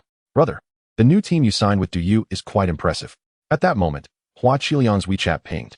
Upon checking, he found a message from Xia Ming of Huyao Live. In the realm of live streaming, it is only natural for individuals to be acquainted with one another.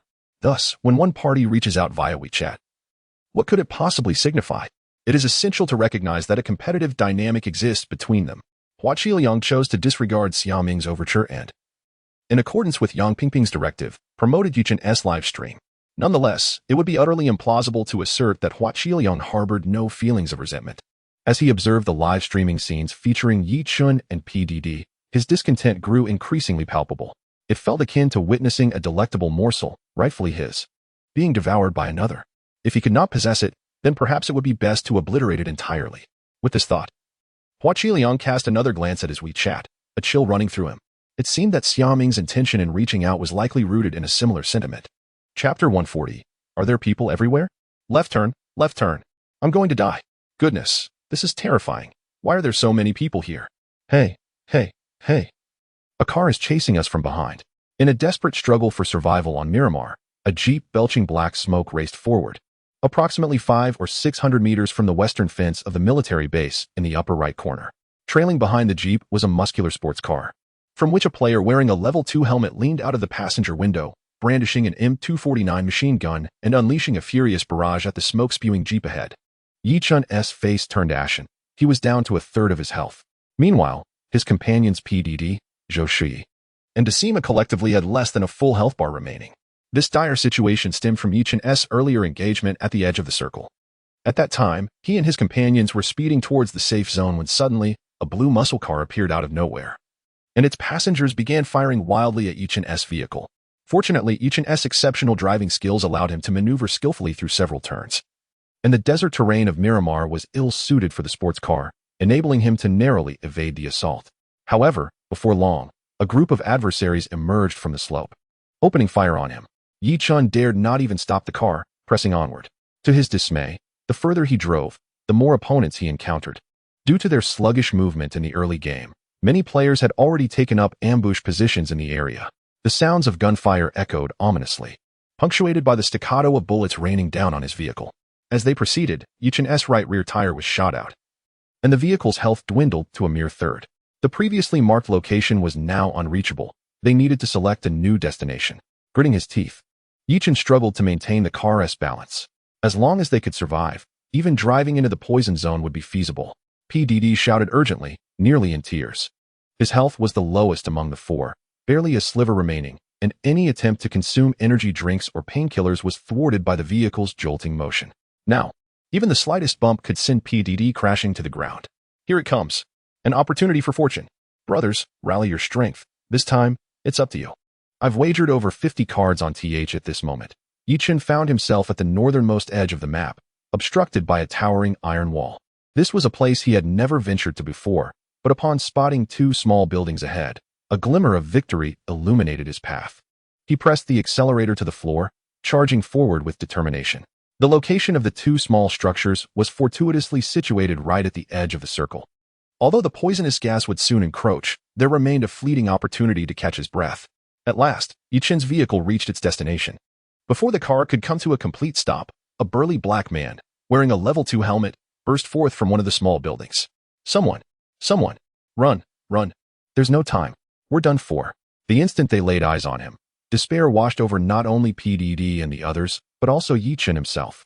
In such a desolate place, there was still a person lurking. With audacity, Yi Chun bellowed, "I'll charge in," and propelled himself forward without hesitation. Unbeknownst to Yi Chun, the man who had just emerged from the building was equally panicked. He was the last surviving player of his team, the final glimmer of hope.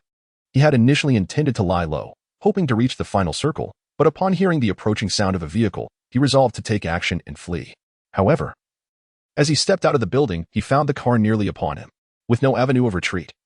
He had no choice but to open fire at the approaching jeep. His shots found their mark, striking Yi Chun in the head, and he was unceremoniously dislodged from the driver's seat. Oh no, Yi Chun has fallen. It's over. I thought we could secure the win. PDD, Zhou Shui, and Decima were engulfed in despair the instant Yi Chun fell. They did not even have time to react and take control of the vehicle, which began to glide in neutral. The car careened into the building. In the upper right corner of the screen displayed the notification of Yi Chun's vehicle colliding fatally with another player. Dazed on the ground, Yi Chun quickly regained his composure, exclaiming, "Come help me. I can save us. That guy was taken out by my car. He is a lone wolf."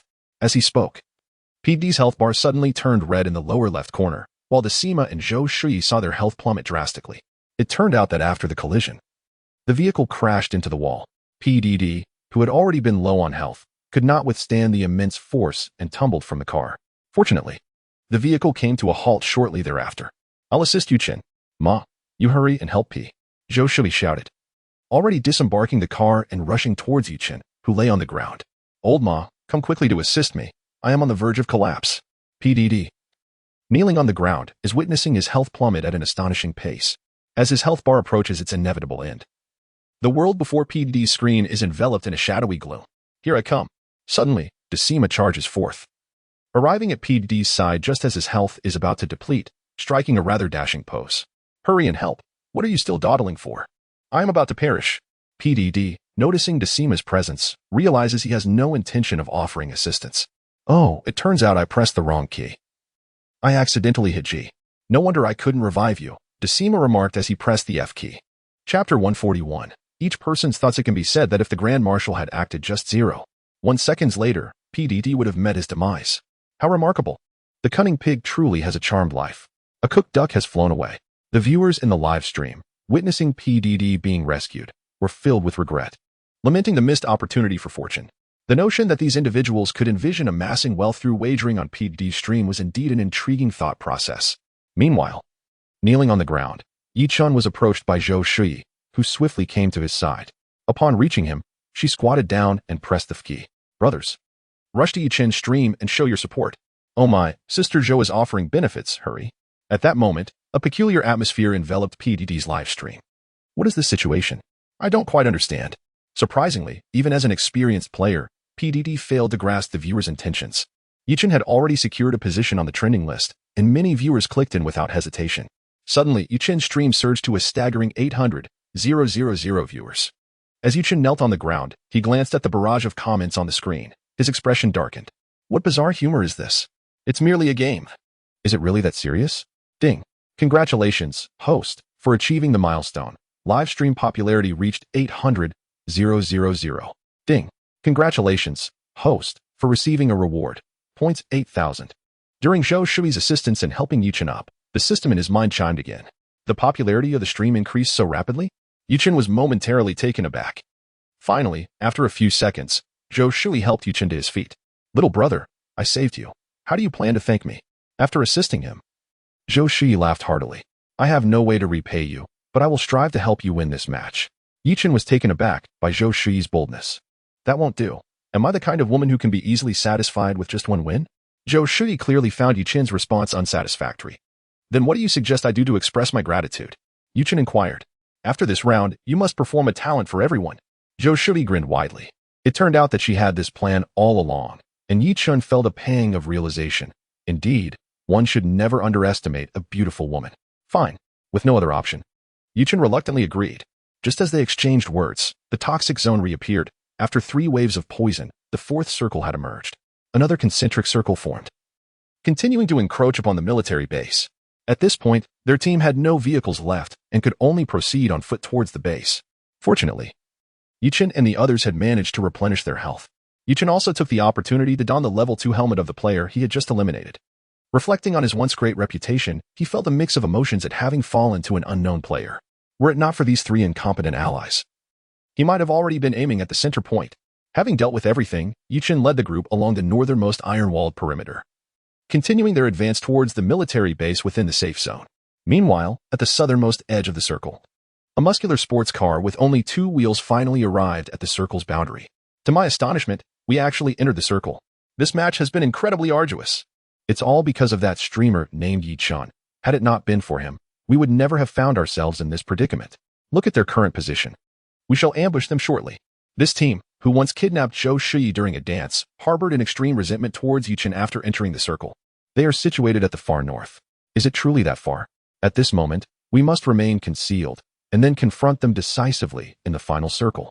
Yes, let Zhou Shui dance for us again in the final circle. The group had firmly resolved to survive until the final circle. At last, they arrived. In the westernmost warehouse of the military base, Yichun and his companions successfully stepped inside. Strangely enough, throughout this journey, no one had come to pursue them. The vehicle that had relentlessly chased them earlier had also vanished.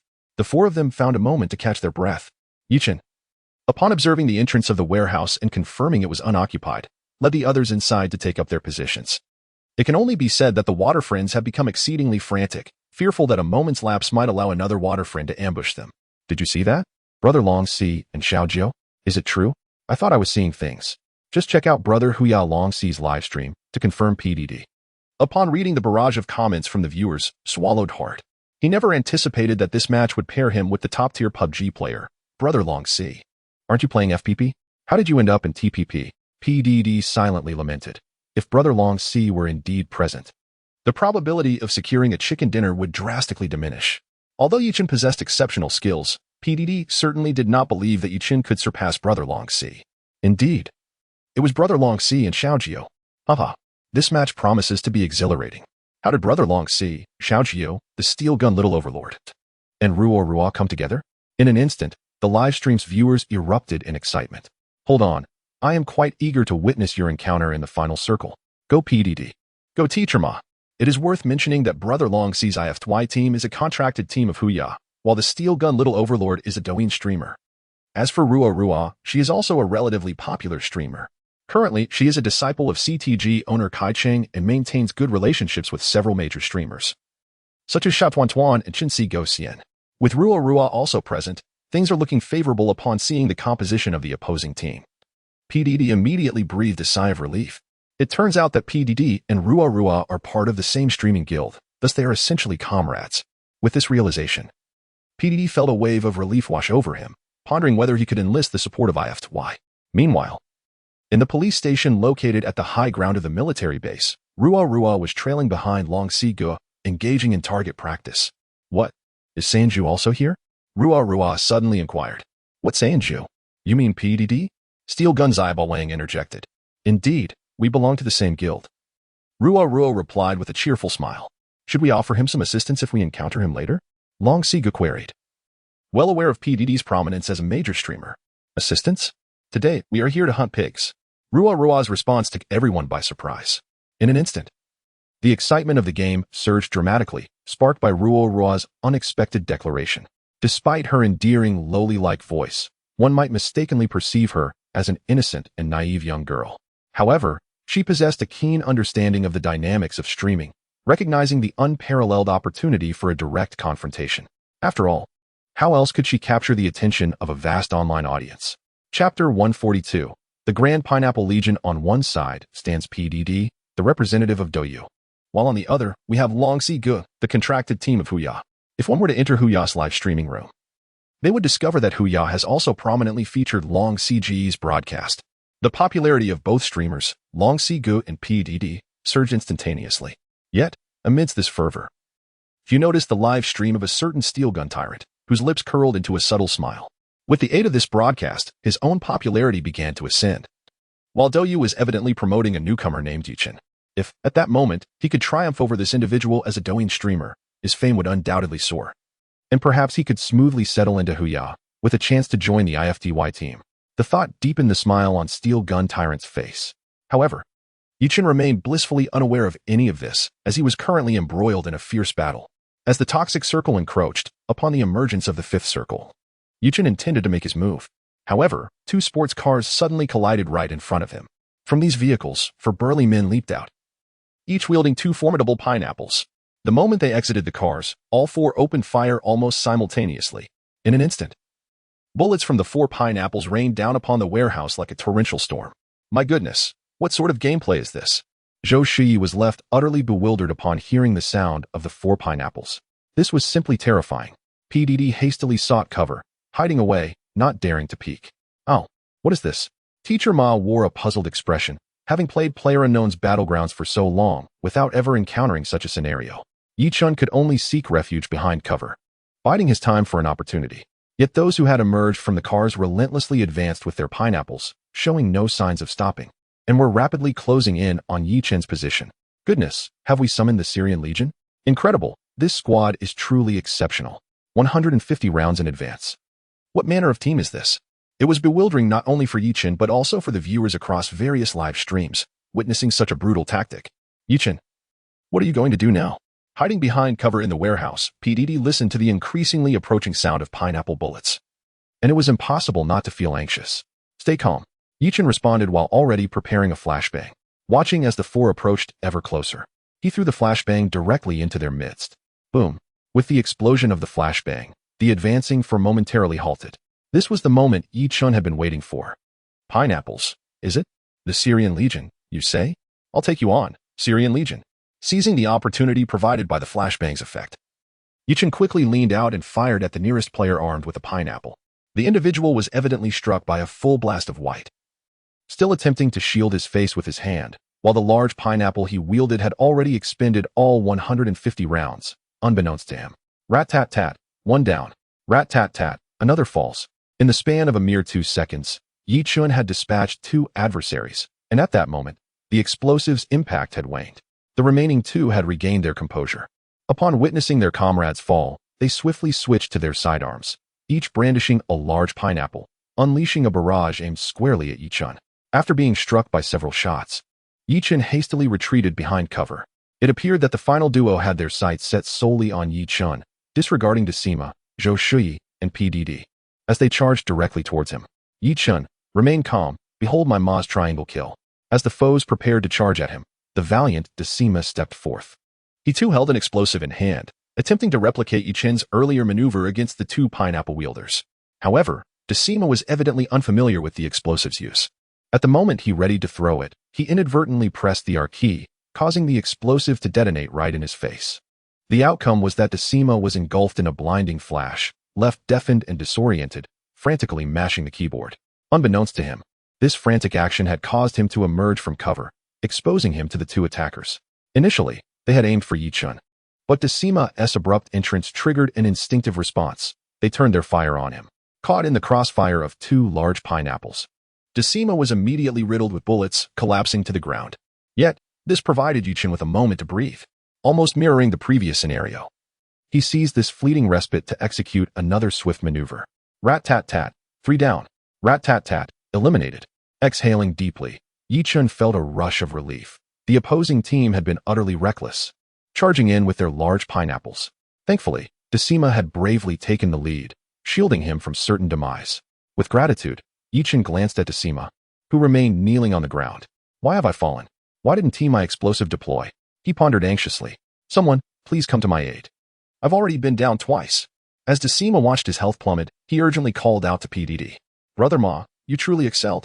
This Ma's triangle kill is also known as the ultimate invincible technique of absorbing bullets to divert attention. PDD chuckled as he hurried over to assist Decima. With a bemused expression, he glanced at the flood of 666 comments filling his live stream, appearing somewhat perplexed. It seems that the opponents have perished, and regardless, we have safely navigated through this round. We have reached the 5th circle, with only 29 players remaining. As we advance inward, we must exercise utmost caution. Every corner may conceal an adversary. Yi Chun, while applying a first aid kit, surveyed the shrinking circle. The area had become quite diminutive, yet the number of surviving players had halved. The impending challenges may well exceed those previously encountered. At that moment, a series of clandestine signals reverberated through the safe zone. As the muted signals echoed, the atmosphere of the entire military base underwent a dramatic transformation, resonating with a rhythmic barrage of gunfire. So, it appears that only fellow players remain here? Listening to the gunfire, Yi Chun's expression grew tense. These individuals had been waiting for him in the final circle. The sound of signals permeating the 5th circle felt akin to a welcoming ceremony, leaving the group hesitant to proceed. Who could predict what these frenzied players might undertake next? Chapter 143. The decapitating blow. What on earth is happening? Sister Zhou was momentarily taken aback. It turned out the viewers were all waiting for us in the final circle. What do we do now? Decima clearly found it hard to believe his own audience, suspecting they might be deliberately trying to rattle his composure. Yi Chun, what do you suggest? PDD turned his gaze toward Yi Chun. Yi Chun surveyed the circle, contemplating for a long while before finally delivering his verdict. Strike. The moment that single word escaped his lips, PDD and the others felt an unmistakable aura of lethal intent emanating from Yi Chun, sending chills down their spines. Why did I shudder when he uttered that word? Same here. I felt it too. It's terrifying. Oh mother. I'm scared. The audience in the live stream was evidently affected by Yi Chun's fierce determination. After speaking, Yi Chun was the first to take a step forward. After just a few strides, he switched his primary weapon, the M762, to his secondary, the AWM, and made a sudden left turn, instantly aiming at the elevated point of a large disc within the military base. Yi Chun's movement seemed to unfold in slow motion, leaving the others momentarily dizzy. Bang! The sound of the AWM echoed, deep and powerful, a specially made bullet launched from the barrel, soaring toward the high point of the disc. Ndui used the AWM to score a headshot on Daewonpan. The instant Yi Chun fired, the notification of his takedown appeared in the upper right corner. Well, that was somewhat impressive. Zhou Shuyi trailed behind Yi Chun, observing his actions with rapt attention, her face lighting up with admiration. Bang! In the next moment, the AWM fired again, targeting the same position on the large disc. a player who was circling the disc and preparing to assist a teammate, was struck in the head as he ascended the staircase. Having taken those 2 shots, Yuchen showed no signs of hesitation, pressing forward with unwavering resolve toward the police station at the center of the safe zone. Meanwhile, PDD and the others were completely flabbergasted. How could he have dispatched enemies at such a distance in such a brief span of time? When did he even notice them? This fellow is truly formidable. At that moment, Long Si and his companions remained stationed at the police station. Although the sounds of gunfire echoed throughout the safe zone, it did not faze them in the slightest. "See, go. I'm going to confront that fellow named Yuchen." The bullet comment suggests he is quite skilled. Steel Gun's eyeball Wang glanced at the upper right corner and spoke up. Be cautious. He is wielding an AWM. Long Si pondered for a moment and decided to allow him to test the waters. "No worries, I've got a general sense of the opponent's position. I'll approach slowly and engage in close quarters combat. I'm confident in my abilities." Steel Gun's eyeball Wang chuckled. "Go ahead," with a nod of approval. Steel Gun's eyeball Wang's face broke into a wide grin. "Yichen, is it? Your debut, is it? Today, I shall use your first performance as my stepping stone." As the Steel Gun Little Overlord stepped out of the police station, he stealthily approached the location from which the AWM had just fired. Soon, he spotted Yuchen and his 3 companions moving towards the safe zone. Glancing at his live stream, he was astonished to see the viewership surge past 300,000 due to his actions. This was merely the beginning. If he were to eliminate his target, the numbers could easily exceed 1 million. Swallowing hard, the seasoned player understood that he must not allow fleeting emotions to cloud his judgment in the game. At this moment, Steel Gun Little Overlord had quietly positioned himself beside a nearby wall. If Yuchen continued along his current path, he would inevitably pass by the wall where Steel Gun Little Overlord lay in wait. With a sudden assault, even if the opponent reacted swiftly, the advantage of surprise would allow him to secure the kill. Time ticked away as Steel Gun Little Overlord maintained his vantage point, watching Yuchen draw closer. Now within a mere 10 meters. Generally, at this distance, one could open fire. However, he remained patient, intent on executing the most reliable strategy without a single misstep. Finally, he could hear the footsteps of Yuchen. 5 meters, 4 meters, 3 meters, 2 meters, 1 meter. Now was the moment. Steel Gun Little Overlord timed his movement perfectly, rising swiftly from behind the wall as Yuchen approached. He unleashed a barrage of bullets towards Yuchen. However, to his astonishment, as bullets flew from the chamber, his smile froze. What kind of uncanny agility was this? Steel Gun Little Overlord's eyes widened in disbelief as he witnessed Yuchen swiftly bobbing his head side to side at the moment he fired, adjusting his aim with urgency. Each time he did, Yuchen's head would dart in the opposite direction. What kind of monster is he? Dodging bullets? Steel Gun Little Overlord's mind spiraled into chaos in that fleeting second. Meanwhile, as Yuchen turned, his weapon was raised, and sparks ignited within the barrel. Steel Gun Little Overlord could almost see the 7.62 rounds hurtling toward him. Under such circumstances, how could one possibly evade bullets merely by swaying their head? This was the final thought that crossed his mind before he fell to the ground. MBY eliminated GNGQINGXIABAWNG with a headshot using the M762. In truth, Yuchen was also startled by the sudden appearance of Steel Gun Little Overlord. In a rush, he realized that there was no time to evade. Instead, he focused on moving his head swiftly to prevent his opponent from pinpointing his headshot. Then, he launched a counterattack. What a bizarre name. So lengthy. Yuchen murmured as he glanced at the name of the player he had just taken down. Without uttering a word, he swiftly took him away. The live stream of the Steel Gun Tyrant, which had previously garnered a staggering 50,000 viewers, plummeted to a mere few thousand the instant he collapsed. What is this? A remarkable agility. It evokes a sensation akin to the Matrix. Dodging bullets with one's flesh. Terrifying indeed. Yuchen's earlier display not only captured the attention of the Steel Gun Tyrant, but also left the viewers in the chat momentarily bewildered. Those who profess to enjoy playing PlayerUnknown's Battlegrounds, surely, to some extent, have engaged with the game, yet they had never witnessed such a feat. To evade bullets at such close range through mere head movements. What extraordinary reflexes and dexterity must one possess? Yuchen, surely, you do not have a girlfriend? Zhou Shuri burst into laughter. How did you know? With such speed, you hardly seem the type to be in a relationship. Chapter 144, The Obsessive Admirer Fourth Brother. That individual is quite something. You all ought to exercise caution. At this moment, the once formidable Steel Gun Tyrant had transformed into a mere observer, keenly watching Fourth Brother Long's maneuvers. Instinctively, Fourth Brother Long cast a glance at the map and inquired, is he truly formidable? That is difficult to say. The Steel Gun Tyrant replied, as he stood firmly by Fourth Brother Long's side. He was wary of overly praising the adversary, fearing it might induce displeasure in Fourth Brother Long. Let us wait until he gets closer to discuss further. With a chuckle, fourth brother Long dismissed the matter and resumed his position atop the high ground, taking aim at targets. Meanwhile, the players on the field had ceased their cryptic signals, and a hush fell over the arena. The unique terrain of the military base prompted everyone to lie low, awaiting the final showdown. Yuchen had also entered the circle, finding refuge within a small green warehouse. Sister Zhou. As they stepped into the warehouse, voices called out. "Oh, it's my fan," Zhou Shui exclaimed in surprise. "Sister Zhou, don't shoot, don't shoot." The enthusiastic admirer continued to shout from a distance. "Yuchen, do not harm him. He is my fan." Zhou Shui quickly urged Yichun, recalling his earlier declaration of intent to engage in a killing spree. "Very well, I shall spare him," Yichun replied with a chuckle. Moments later, a man donned in a level 3 helmet bounded before them. Clearly, he was making a beeline for Zhou Shui as he approached and blew her a kiss. "My goodness, you come here and perform such a gesture. It makes me feel quite bashful," Zhou Shui laughed. "Sister Zhou, this is for you," the level 3 helmet wearer declared, tossing his helmet onto the ground. "Oh, this is too embarrassing." Zhou Shui feigned refusal. Yet her hands moved swiftly to pick up the helmet. "And this too." The man stepped back, removing his level 3 armor as well. "Oh my, thank you so much." Zhou Shui beamed, her smile widening. This level 3 gear is still in excellent condition. Meanwhile, PDD and Decima stood to the side, silently observing. They were helpless. After all, the man was a fan of Zhou Shui, and it would be inappropriate to intervene at such a moment.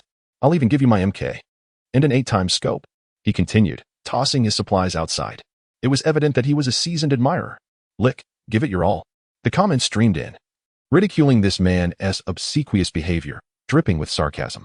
Ultimately, he stripped off all his gear, standing before them in a state of undress.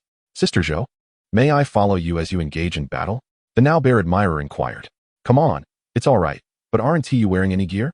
Zhou Shui inquired. "No worries, I'm not afraid." Just as the words left his lips, the sharp crack of a 98K rifle echoed through the air. The man was instantly reduced to a box. Ty Longsker had executed a headshot, eliminating Tingu. The unexpected gunfire startled the group. Yichun quickly took cover behind a barrier, angling his view towards the source of the shot. Brother Long, Yichun's eyes narrowed slightly, a faint smile gracing his lips. While others had overlooked the moment, Yichun had observed it clearly. The so-called licking dog was not merely standing idly, but was swaying and acting cute towards Zhou Shui. Furthermore, they were several hundred meters apart, with barely any shooting angle available. In such circumstances, a 98K headshot, striking directly between the eyes, truly exemplified the prowess of General Long. "What do we call this, brothers? This is the fate of the licking dog. Licking until there's nothing left." "Ha!" PDD chuckled, his grin wide. "What a pity, little boss. Let us see what else you have left," Decima lamented while rushing to the box of the licking dog, eager to scavenge. "Be careful, teacher Ma," Yichun warned, hoping not to witness Decima meet the same fate as the licking dog, falling victim to another headshot. Fortunately, the box was already empty. After a brief glance, Decima withdrew his gaze. "Yichun, Brother Long has noticed us. What should we do?" PDD asked with a hint of worry. "It's fine. We're still at a distance. The next circle may not even bring us close." Yichun assessed the surrounding terrain. Upon hearing his analysis, the group felt reassured. "Let us move. We need to escape the poison from the back door. The front may already be under fire." With that, Yichun was the first to exit through the back door. Zhou Shui, witnessing her fan who had been conversing with her moments ago now reduced to a box, felt a pang of sadness. After bowing in a gesture of mourning for the fallen, she hurriedly followed Yichun and the others. Yichun had observed the surroundings for a while, concluding that it was relatively safe. The group quickly trailed behind him. They had reached the 5th circle. Yet the number of players remained significant, instilling a sense of fear. Only by following Yichun could they find a semblance of safety. After a brief trek, they arrived once more at the safe zone of the 5th circle. Sister Zhou. As they entered the safety of the zone, familiar voices rang out. This scenario felt somewhat reminiscent. "Ah, my fellow water friends." Zhou Shui's spirits lifted, the earlier sadness dissipating. Soon enough, 4 well-equipped players appeared before her this time. They were 4 licking dogs. "Sister Zhou, you haven't secured any kills yet, have you?" "Not at all. Come on. Let us be slain by the esteemed Sister Zhou to enliven the occasion. Isn't that rather inappropriate?" "Nonsense. To perish at Sister Zhou's hands is an honor for us." "Then I shall not hold back."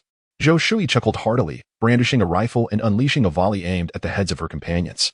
This left Yichun and the others utterly astonished. Could one be so audacious? The angle was indeed peculiar. Look at her audience. "Do I, Decima, lack supporters?" Are there any viewers tuning in who might allow me a chance to retaliate? Decima was evidently agitated. Why was it that her audience showered her with gear and kills, while he was besieged by adversaries? Rat-a-tat-tat. Just as Decima finished speaking, he was met with a response gunfire. Although shielded, the group could distinctly feel that the gunshots were directed at Decima. Enough, enough. Gentlemen, spare me. Let us pretend I said nothing.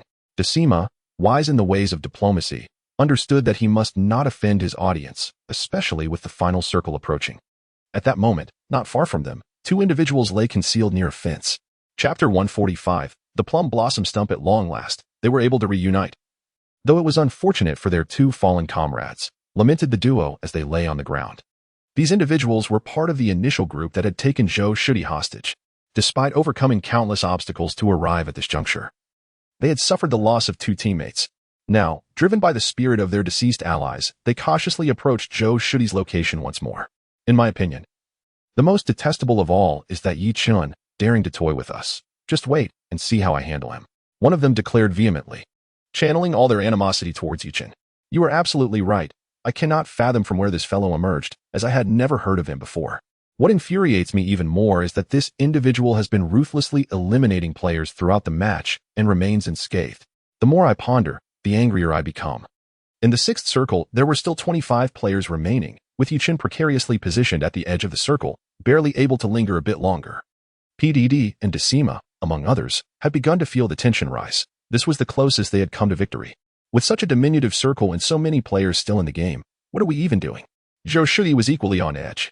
At this point, even the slightest movement could draw unwanted attention. Just moments ago, Decima had nearly been shot in the head. The situation was becoming increasingly precarious. Zhou Shudi's fans had exhausted their resources, and now, even the players who were ostensibly on their side were turning against them. After being shot, Decima had a stark realization of the malice from his so-called allies. Do not panic. Once the circle shrinks again, we will follow the poison. There are a few abandoned vehicles by the wall ahead. We will head there shortly, Yi Chun instructed the group. Before long, the poison of the sixth circle began to encroach, with only 2 more circles remaining before the plum blossom stump would emerge. The tension among the group intensified. Surviving to this point was nothing short of a miracle. I refuse to believe it. It is absolutely impossible. The barrage of comments in the livestream chat grew increasingly frenetic.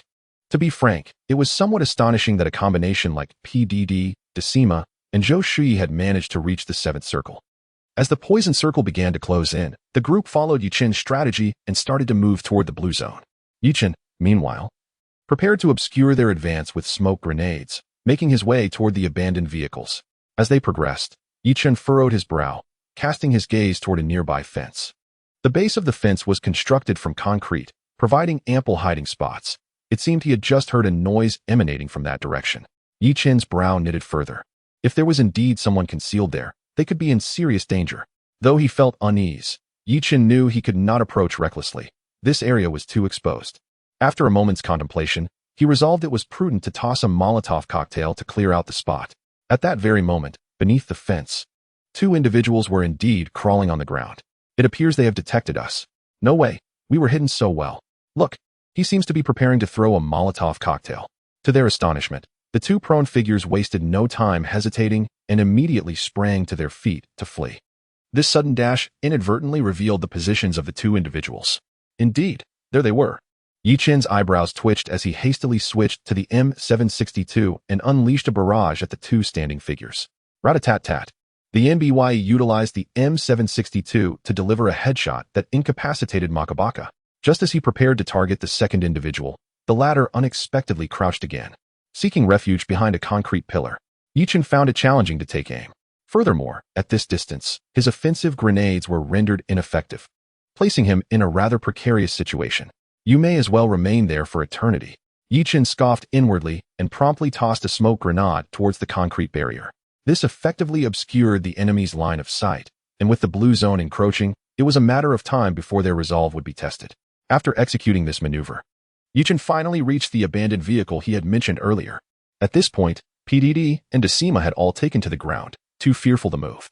As the 7th circle approached, the previously tranquil environment erupted into chaos, with many players engaging in direct combat. In this zone, avoiding conflict was no longer an option. The elimination notifications in the upper right corner had been incessantly updating since the poison circle commenced. observing the rapid decrease in the number of survivors. Yi Chen felt a sense of relief. He had been apprehensive that if everyone refrained from firing until the end, an eventual confrontation would be exceedingly troublesome. Once the gunfire subsided, only 11 players remained. These were the ones who would soon engage in the final showdown. Yi Chen noted that the players with the highest kill counts were still the two whose names began with IFTY. Indeed, it was IFTY's Long Sigu and Xiao Nine. At this moment, they were positioned not far from Yi Chen, near the corner of the large warehouse, accompanied by Ruo. Long Sigu. Where are PDD and the others? We can start hunting. Ruo exclaimed excitedly. Do not let your guard down. Have you forgotten how the little tyrant met his end? Long Sigu remarked with a knowing glance at his surroundings, chuckling softly. No worries, with the two of us here, this match is as good as secured. Xiao Nine chimed in cheerfully. Well, there are not many hiding spots left. The plum blossom stakes will appear in 15 seconds. Everyone, be prepared. Long Sigu maintained his composure. Though his words were light-hearted, his demeanor betrayed no hint of relaxation. The 15 seconds slipped away swiftly, leaving little time for contemplation. The plum blossom stakes materialized, but not in their vicinity. At the moment they appeared, a multitude of smoke grenades rapidly filled the air. Yi Chen, how should we proceed? PDD inquired, wiping the sweat from his brow. Stay calm. It is crucial to maintain composure at this juncture. Yi Chen replied, simultaneously tossing a smoke grenade a short distance away. He had been vigilant of the individual crouching by the fence. Although the smoke grenade dispersed, the opponent had not perished outside the circle, which left Yi Chen perplexed.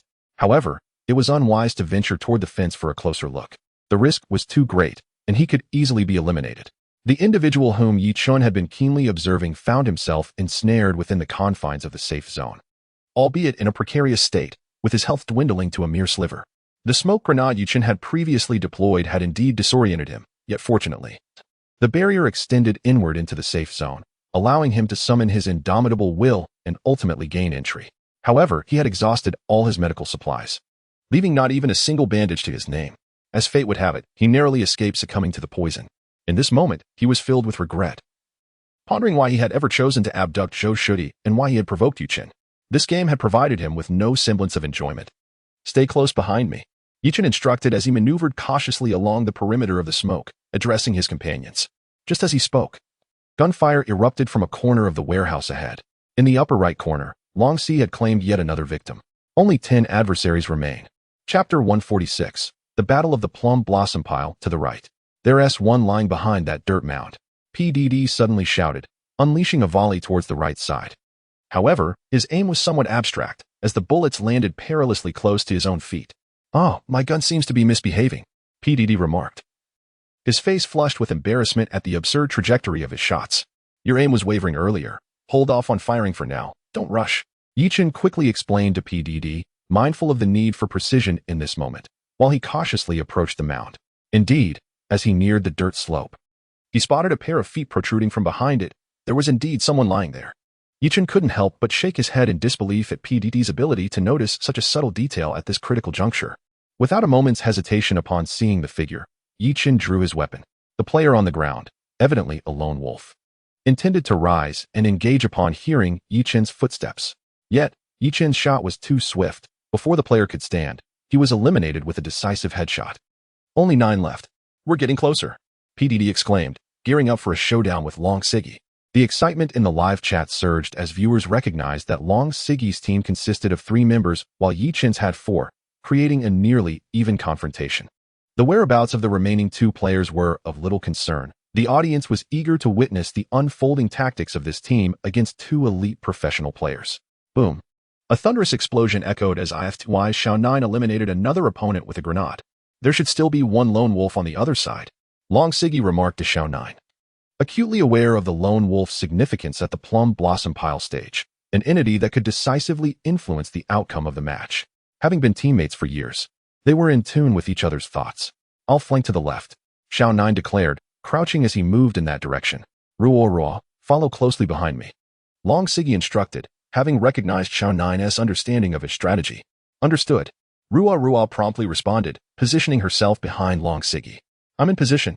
I can take one out as soon as they deploy smoke, Xiao Nine announced, taking cover behind a rather slender tree while observing Yi Chen's smoke location. All right. Wait for them to deploy the smoke. Long Siggy continued to advance toward the Plum Blossom Pile step by step. They're coming out, Xiao Nine shouted after only a few steps, promptly pulling the trigger and sending a volley that downed the first player emerging from the smoke. Wait, PDD? Shouldn't that be Yichen? Xiao Nine paused in confusion. However, before he could ponder further, another figure sprang forth from the smoke, unleashing a barrage at Xiao Nine. He barely had time to react before he was struck down, collapsing to the ground. Yichen, I can assist you no further. The health of PDD, kneeling on the ground, was rapidly dwindling, for this was already his third fall. No worries, we shall definitely secure this victory. Yichen had also deployed a smoke grenade. While Long Sigu was strategizing, Yichen was likewise concocting a plan. In this phase of the game, the available cover was scant. Thus Yichen resolved to employ a tactic of attrition, sacrificing one to save another. Indeed, as Xiao Nine felled PDD, he too revealed his position and was ultimately brought down. Bang! The sharp crack of a 98K echoed. Just as Yichen emerged from the smoke, his health plummeted, but fortunately, he wore a level 3 helmet. The level 3 helmet previously donned by the sycophant had been transferred to Yichen's own head. Oh no, with his health critically low. Yichen hastily dropped to the ground, applying a first aid kit. Long Sigu furrowed his brow tightly. Had that bullet not struck Yichen's helmet, it would have undoubtedly ended him. Goodness, is this truly a direct confrontation with Long Sigu? Yichen was perilously exposed, having been hit squarely in the head. Alas, he was indeed a formidable opponent, but he was up against the legendary Long Sigu. Meanwhile, in the bustling metropolis, Yang Pingping anxiously scrutinized the screen. Yichen, you can do it, she urged, clenching her teeth. Since learning that IF2Y would be encountered in this round, the Tiger Yi streaming channel had also promoted Long CGE's stream. It seemed both channels were subtly competing to see who could dominate. This indicated that the event had escalated beyond mere streaming into a battle between two broadcasting giants. On a gaming forum, discussions surrounding this live stream had exploded. Topics such as IF2Y Long Sigu versus the strongest rookie Doyu and the legendary sharpshooting of Long Sigu in PUBG flooded the forum, amplifying the buzz. Yang Pingping recognized that many of these posts were artificially generated to bolster Long CGE's presence. She felt a twinge of regret for having enlisted 3 gaming black holes to highlight Yichen. A single one would have sufficed. Bang! The crack of an AWM jolted Yang Pingping back to reality. This shot had been fired by Yichen, who was prone on the ground. Due to the angle, it struck Long Sigu in the chest. However, being a magnum bullet, the damage was not to be underestimated. Upon being hit, Long Sigu visibly faltered, hastily retreating to the edge of the circle to apply a first aid kit.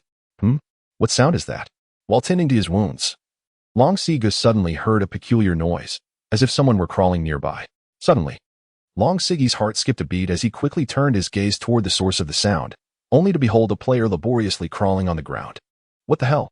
Long Sigu cursed aloud, hastily aiming his weapon at the individual. His efforts to bandage himself abruptly halted, just as he fired a bullet. The unfortunate soul was whisked away. It was the lone wolf. Long Sigu's pupils dilated in shock. He had hoped this solitary figure would confront Yichen's faction, yet he never anticipated encountering him here. A wave of regret washed over Long Sigu. He chastised himself for taking that shot, which not only revealed his position but also allowed the adversary to remain ensconced, unable to escape the encroaching circle. At that moment, a new sound reached his ears, the unmistakable sound of a grenade. It landed right in front of him, and given his current health, he could hardly withstand the impending damage. Long Sigu felt a surge of despair.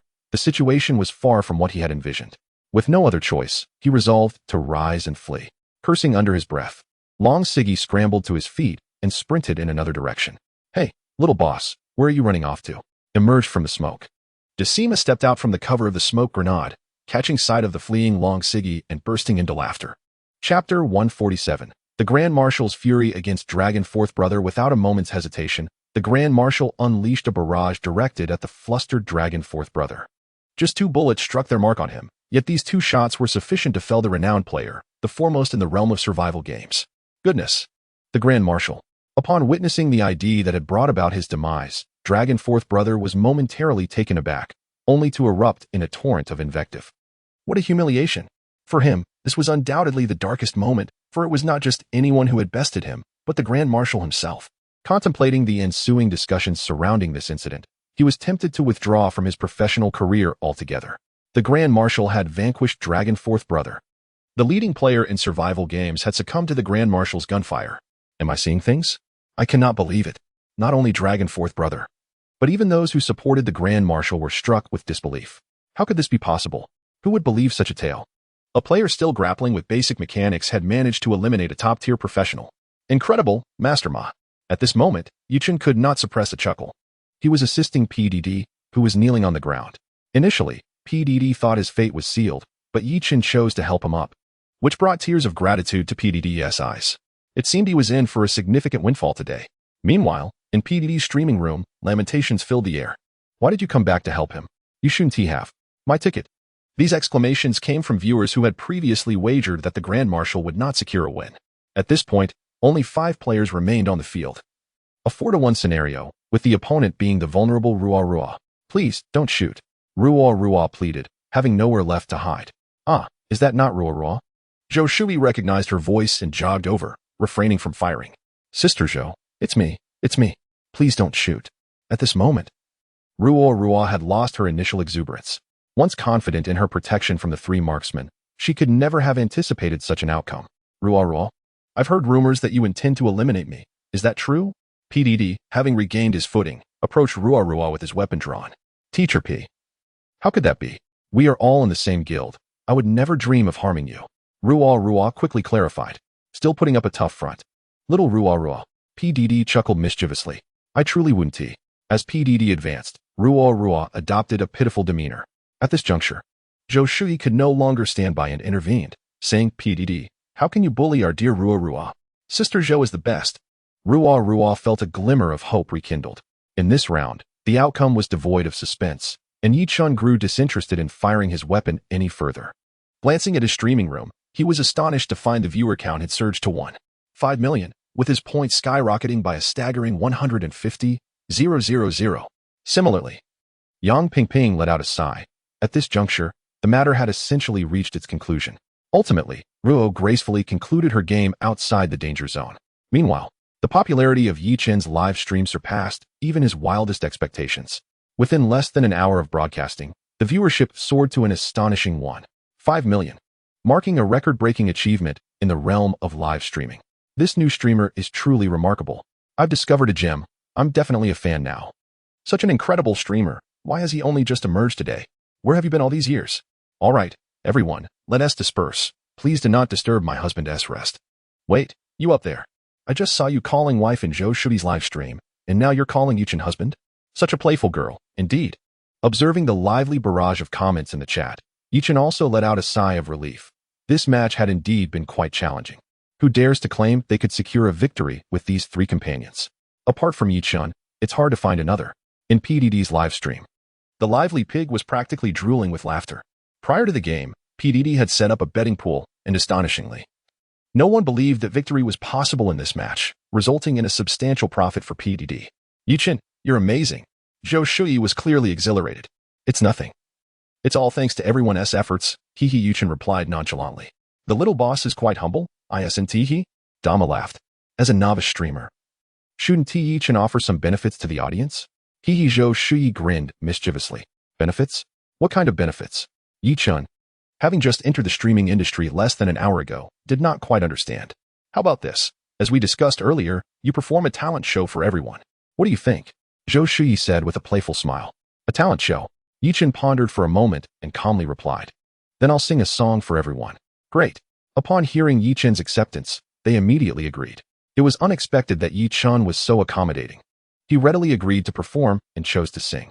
For someone who lacks singing talent, performing live would be akin to public execution. What do you plan to sing?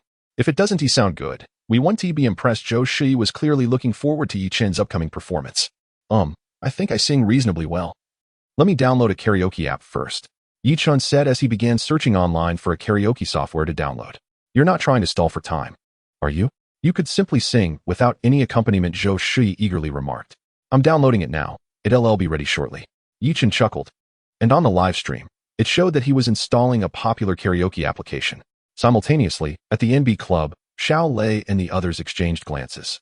Have you ever heard Yigo sing? Never. I've never seen him open his mouth. Yigo has concealed this quite well. Now, we are in for an intriguing performance. Should the singing fall short, we shall certainly have plenty to discuss. The crowd eagerly anticipates Yichen's forthcoming rendition. I've completed the download. Would you like to hear? Yichen inquired after installing the software. That depends on you. Why not showcase your best piece? PDD chimed in, already donning his headphones with a mischievous grin. Let me see what I can find. Yi-Chin replied as he began to search through the karaoke application. Meanwhile, word of Yi-Chin's impending performance attracted a multitude of spectators to his live stream, many of whom had migrated from PDD's channel, eager to witness the event from a first-hand perspective. Concurrently, in the bustling metropolis, Yang Pingping gazed at her computer screen with a beaming smile. This opening performance proved to be remarkably successful. Yi-Chin not only excelled in technical skills, but also demonstrated an astute understanding of live streaming dynamics. With such a triumphant beginning, Yang Pingping's position is surely unassailable henceforth. Chapter 148. A stunning melody. What will he sing? Yang Pingping pondered quietly. Well, allow me to present to you a song titled Leave the Sadness to Yourself. At that moment, Yi-Chin was fully prepared. A song so melancholic? PDD was taken aback. Never expecting Yi-Chin, right after a victorious match, would choose to sing such a sorrowful tune. Wow, Yi-Chin, just the title evokes a profound sense of sadness, exclaimed Zhou Shudi, her infatuation evident as she promptly entered Yi-Chin's livestream. This song is quite good. It always brings back memories of the past, echoed Decima in agreement. Does Teacher Ma also have a sorrowful past? Impressive. Teacher Ma, do not be sad. Despite Decima's heartfelt remarks, the comments in the live stream were somewhat unexpected. After all, no one anticipated that following a hard-earned victory, Yi-Chin would opt for such a poignant song, creating a striking contrast. At that moment, the background music for Yi-Chin's microphone began to play, and everyone fell silent, eager to hear his vocal prowess. Can you let me accompany you on this journey? Since you say, there's no way to hold on. Yi-Chin's voice emerged softly, deep and resonant, instantly transporting listeners into the essence of the song. PDD, Decima, and Zhou Shuyi were left agape in astonishment. The auditory experience was nothing short of exquisite. As Yi-Chin's voice soared, the emotions of the group were entirely enveloped. Even the usually carefree Zhou Shuyi could not help but wipe away tears from her eyes. The comments in the live stream fell silent, as the viewers were utterly mesmerized by Yi-Chin's enchanting performance, forgetting to comment altogether. Leave my sorrow for myself. Your beauty shall carry you away. As Yi-Chin's pitch heightened, the song transitioned into its chorus, and the world seemed to be immersed in the profound sadness conveyed by his voice, enveloped in silence. In the bustling city of Shanghai, Yang Pingping found herself in tears, as Yi-Chin's song stirred memories of the ups and downs of her 30-plus years of life. As a career woman, despite having ascended to the position of branch leader, the struggles she faced over the years were known only to her. Late-night work sessions until 3 or 4 in the morning, tirelessly pursuing performance targets, and enduring suppression during her most vibrant years due to her refusal to succumb to workplace politics. Each step taken was a testament to her resilience. At KJ Club, Xiaolei and others wore expressions of sorrow. Xiaolei, Yi-Chin's longtime partner, though not as flamboyant as Yi-Chin, possessed top-tier foundational skills and operational acumen.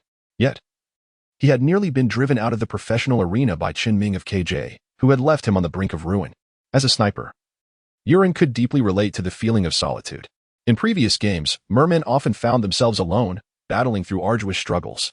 A young man, once unemployed and aimless, had aspired to prove his worth through his own capabilities. Yet, before encountering Yi-Chan, he was perpetually engulfed in profound confusion. Daniel, an exceptionally talented individual from a prestigious university, found himself unable to afford even the rent. Yi-Chin's song emerged as a sharp hook, unearthing the deepest wounds within the hearts of all who listened, wounds they were reluctant to confront. As the final notes faded, a hushed stillness enveloped the world. PDD, Zhou Shui, and Decima remained ensnared in the aftermath of the melody. The barrage of comments in the live stream fell silent.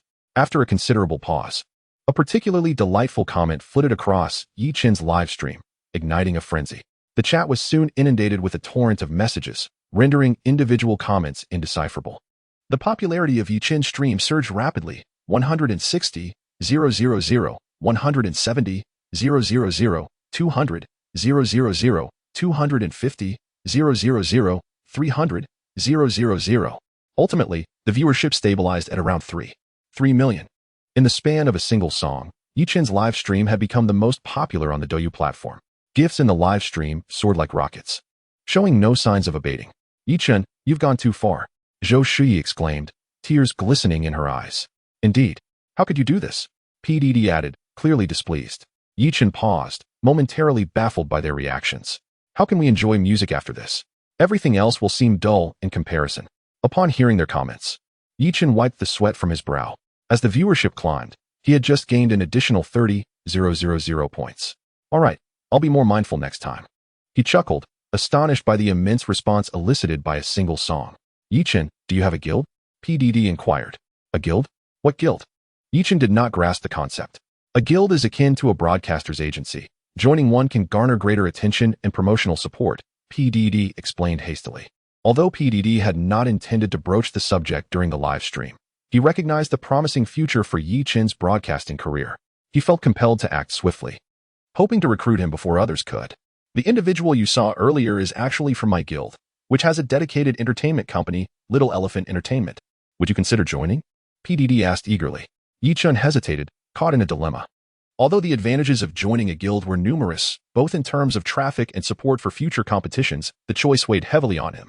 However, Yichen was not inclined to join, to put it plainly, were it not for the desire to enhance the visibility of his team through live streaming.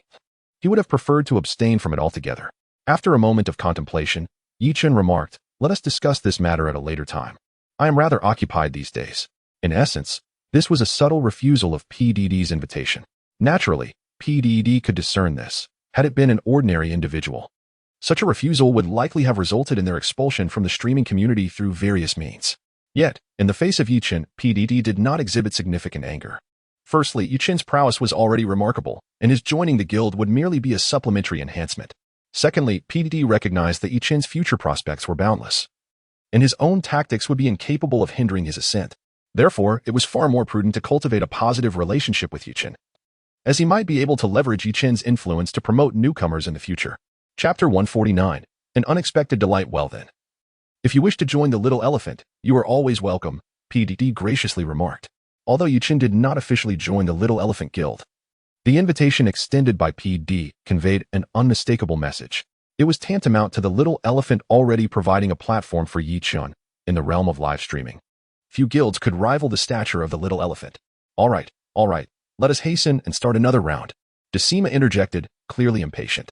Upon hearing this, the group shifted their focus away from guild matters and redirected their attention to the game. Yichen did not disappoint, leading the group to consecutive victories, securing 5 or 6 chicken dinners throughout the night. By the end, Decima, PDD, and Zhou Shudi remarkably elevated their ranks from Bronze 3 to Platinum I, tantalizingly close to reaching the Diamond tier. Despite having played PUBG for several years, none had ever accumulated so many points in a single night. Although most of the points were earned while reclining, the outcome was undeniably gratifying. It was only when exhaustion set in that they concluded their broadcast. Yichen stretched languidly, feeling the fatigue from several hours of live streaming. Clearly, being a streamer was not as effortless as it appeared.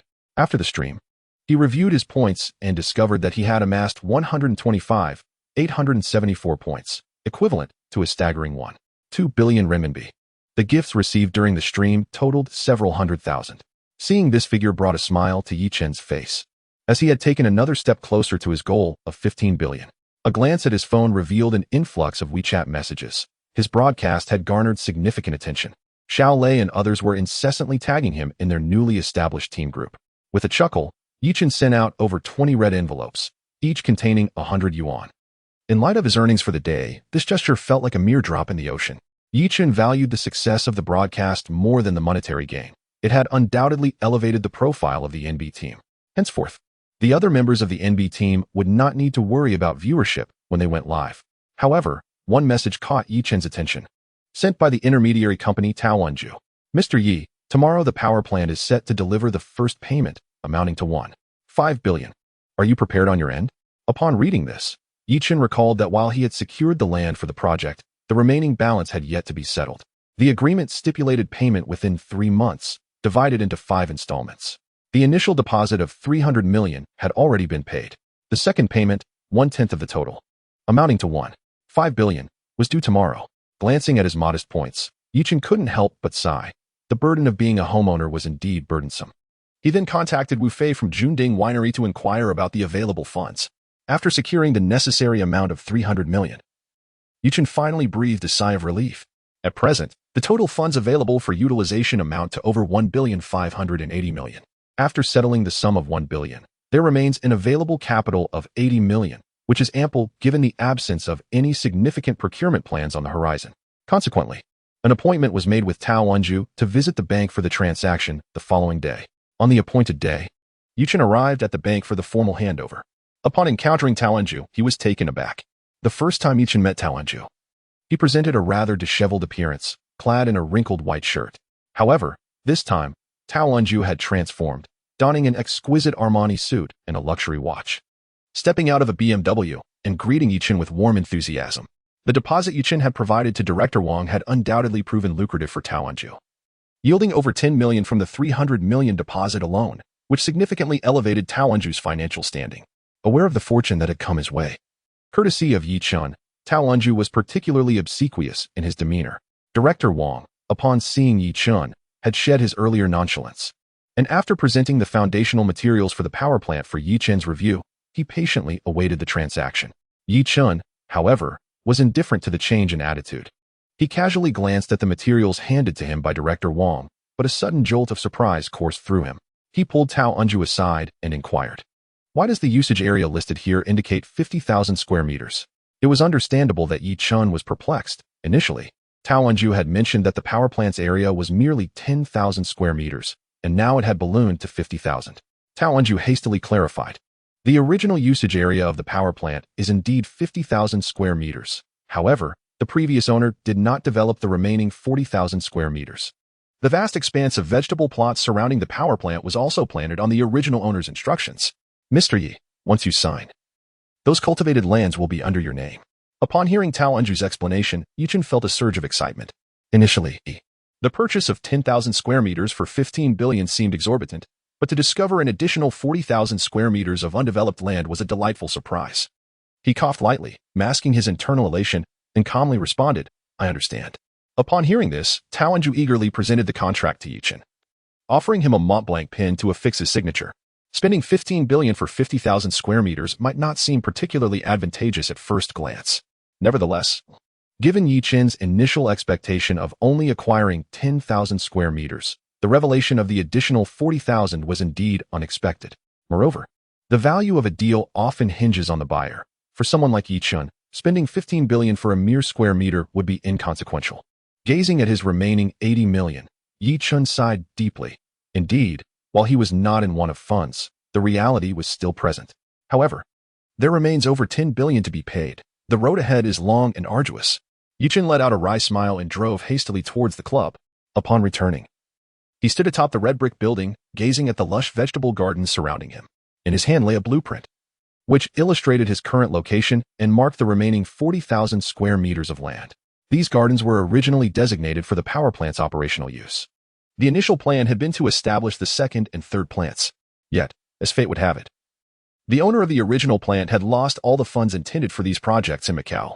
Ultimately, with no other options left, he was compelled to sell the plant and relocate, thereby preserving a glimmer of hope. Chapter 150. The NB farm goes live with such splendid land lying idle. It seems a pity that it has fallen into the hands of Yichen. Fortunately for him, he possesses all the necessary documentation for the 50,000 square meters of land. He could even transform it into commercial housing if he so desired. However, Yichen would not entertain such notions, as developing it into commercial real estate would require a substantial investment. After due consideration, he decided to focus on harvesting the crops from the 40,000 square meters of land before him. One must say, the previous owner of the original factory was quite remarkable. Before selling, he neglected to harvest the crops that had already grown. Such negligence undoubtedly contributed to his financial losses. "Yigu, what are you staring at? Come down and play basketball." As Yichen pondered over the vegetable field, he heard the voice of Xiaolei. The young man was holding a basketball, having just emerged from the training room. Since the equipment from the original power plant had been removed and the area transformed into a basketball court, Xiaolei had taken to playing basketball daily, often finding joy in simply shooting hoops. Noticing Yichen lost in thought atop the red brick building, Xiaolei bounded up with enthusiasm, exclaiming, "Yigu, what is so fascinating about that vegetable field? You can't even pick anything to eat. Come on, let us play some ball and get some exercise." Yichen glanced at Xiaolei, then pointed towards the sprawling vegetable field, shaking his head with a smile. "Would you believe me if I said this entire vegetable field belongs to us?" "Of course, Yigu. I believe whatever you say. Let us go play basketball." Though Xiaolei verbally expressed his belief, his demeanor suggested otherwise. "Are you serious? Have you not noticed how ripe the vegetables have become? Look at those peppers. Some are already rotting on the ground." Yichen shot Xiaolei an exasperated glance, wondering how this child could lack such awareness. "Yigu, you can't be serious. Can you?" Seeing Yichen's earnest expression, Xiaolei's demeanor shifted as he surveyed the expansive vegetable field before them. "We must find a way to harvest them. Otherwise, they will spoil, and it would be a shame to waste them. It's not about the value of the vegetables, but the waste itself is truly regrettable. Yichen sighed. Xiaolei scratched his head, gazing at the field with a furrowed brow, feeling somewhat troubled. It appeared that Yichen intended to rally everyone to assist with the farming tasks. Go gather everyone first, and let us see if we can harvest a portion. I'll reach out to see if there are any vegetable purchasing companies willing to buy, Yichen encouraged, patting Xiaolei on the shoulder. As expected, Xiaolei's earlier suspicions were confirmed. Yi Ge, with such a vast expanse of land, how long will it take to harvest? He inquired, astonished by Yichen's plans. We'll harvest as much as we can. We cannot simply let it rot in the field, Yichen reassured him, giving Xiaolei's shoulder another pat. Xiaolei's enthusiasm waned immediately. He had come up to provoke Yichen, only to find himself burdened with work instead. However, from another perspective, even if he chose to avoid involvement, Yichen would still find a way to assign him tasks. There was no escape. Yichen then pulled out his phone to call Lu Jingwen. Hello, Lu Jingwen, do you happen to know any freight companies? Would it be possible to borrow 5 or 6 box trucks? Yichen inquired over the phone. Box trucks? Lu Jingwen was momentarily taken aback by Yichen's question. There is indeed a transportation company run by Uncle Jiang. I can ask him for you. But why do you need so many trucks? What are you planning to transport? She continued to probe. I mentioned I'm transporting vegetables to sell. Do you believe me? Yichen chuckled. All right, I don't have time to listen to your nonsense. I have matters to attend to, but I will call Jiang Susu to discuss this. At that moment, Lu Jingwen was reviewing a report for the Feiyu Internet CAF in Feicheng and was quite busy. Thanks a lot. Yichen laughed heartily. Before long, Xiaolei had gathered all the members of the club. In fact, there were not many, just Xiaolei, Mingming, Yuren, Daniel, Qingwei, and Xiaoming. Yi Ge, are you saying that vast vegetable field outside is all ours? Mingming was the first to inquire upon arrival. Indeed, I only learned about it today. I wondered why those vegetables had not been harvested for so long. Let us all work hard today and gather the ripe ones from the field, Yichen shrugged, chuckling helplessly. Wow, with this many vegetables, we could eat until next year, Yuren exclaimed with a grin. By next year, new crops will be sprouting again, huh? You could eat for a lifetime. Daniel joined in the laughter. Yichen swiftly assigned tasks, with 40,000 square meters equating to 60 acres, excluding Xiaoming. Each person had a workload of 10 acres. In no time, the club members surged into the fields, each carrying a large, woven bag. As it was their first time engaging in such an endeavor, everyone was filled with enthusiasm and energy. Wow, these tomatoes are truly sweet. Yi Ge, you must try one. Xiaolei called out from the tomato patch, taking a bite of a tomato that burst with juice. Yichen accepted the tomato thrown his way and took a bite himself. Indeed, it was exceptionally sweet. Moreover, the quality of the tomatoes was remarkable, plump, large, and hefty. If they were taken to the farmer's market for wholesale, they would undoubtedly be in high demand. Your tomatoes are easy to harvest. But these peppers of mine are a real challenge. My eyes are burning. Mingming lamented while picking peppers. Just as Yichen was savoring the tomatoes, his phone suddenly rang. Upon answering, he discovered it was Jiang Susu calling. Yi Ge, I heard you need box trucks. I've already dispatched vehicles from our logistics company. Please provide me with the address. Jiang Susu spoke gently over the phone. All right, I truly appreciate it, Yichen replied. It's no trouble at all. You've helped us multiple times, so this small favor is nothing. After hanging up, Yichen sent Jiang Susu his location. Once he received an affirmative response, he resumed his labor, focusing on the bountiful cucumbers.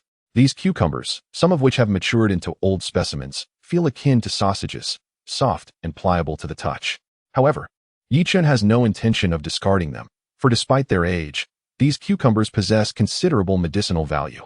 When slightly dried and processed, they can serve as a beauty treatment for the skin when applied externally and as a diuretic to clear heat from the body when consumed internally, making them a valuable herbal remedy.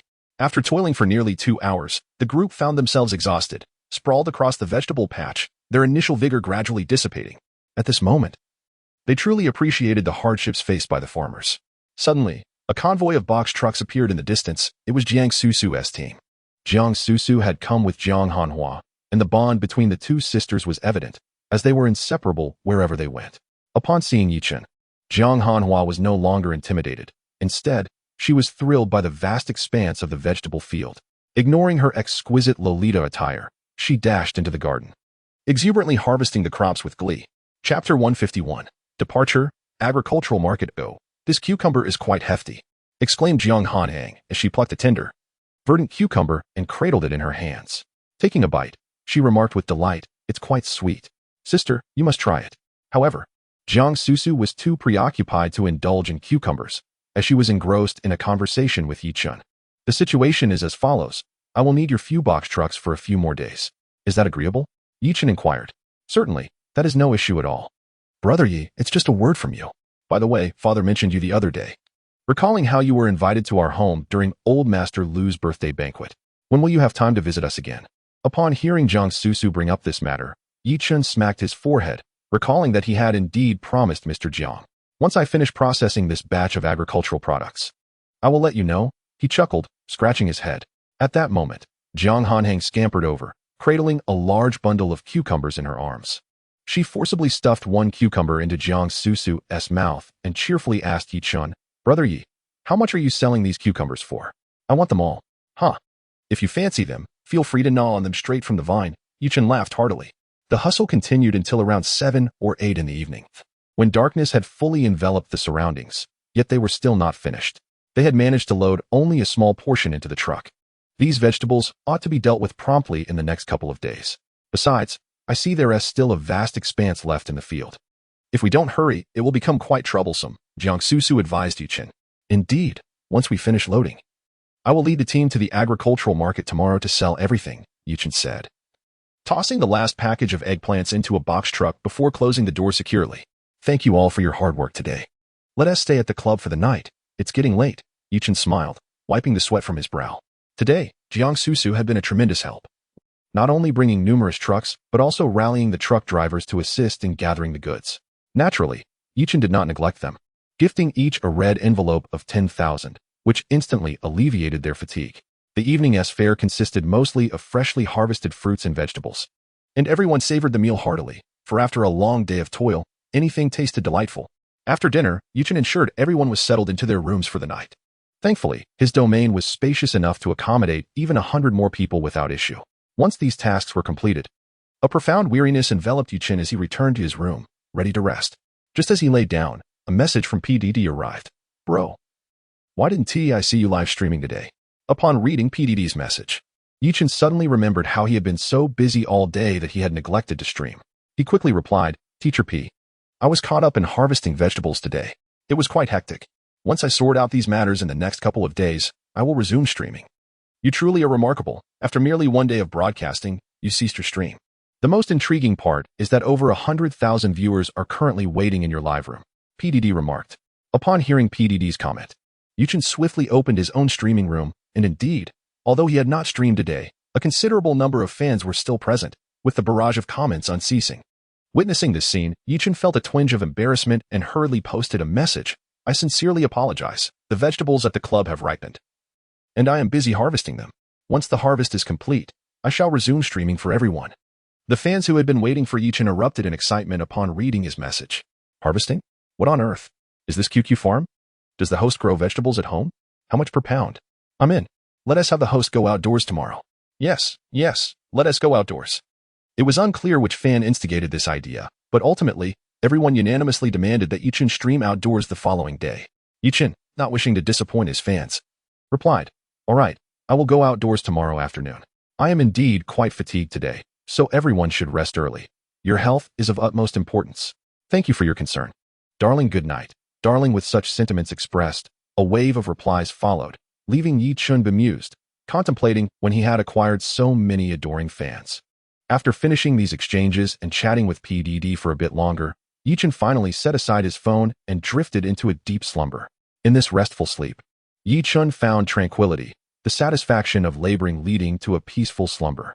He slept soundly until approximately 4 or 5 in the morning when his phone abruptly rang. It was Jiang Susu calling. Hello, Yi Chun.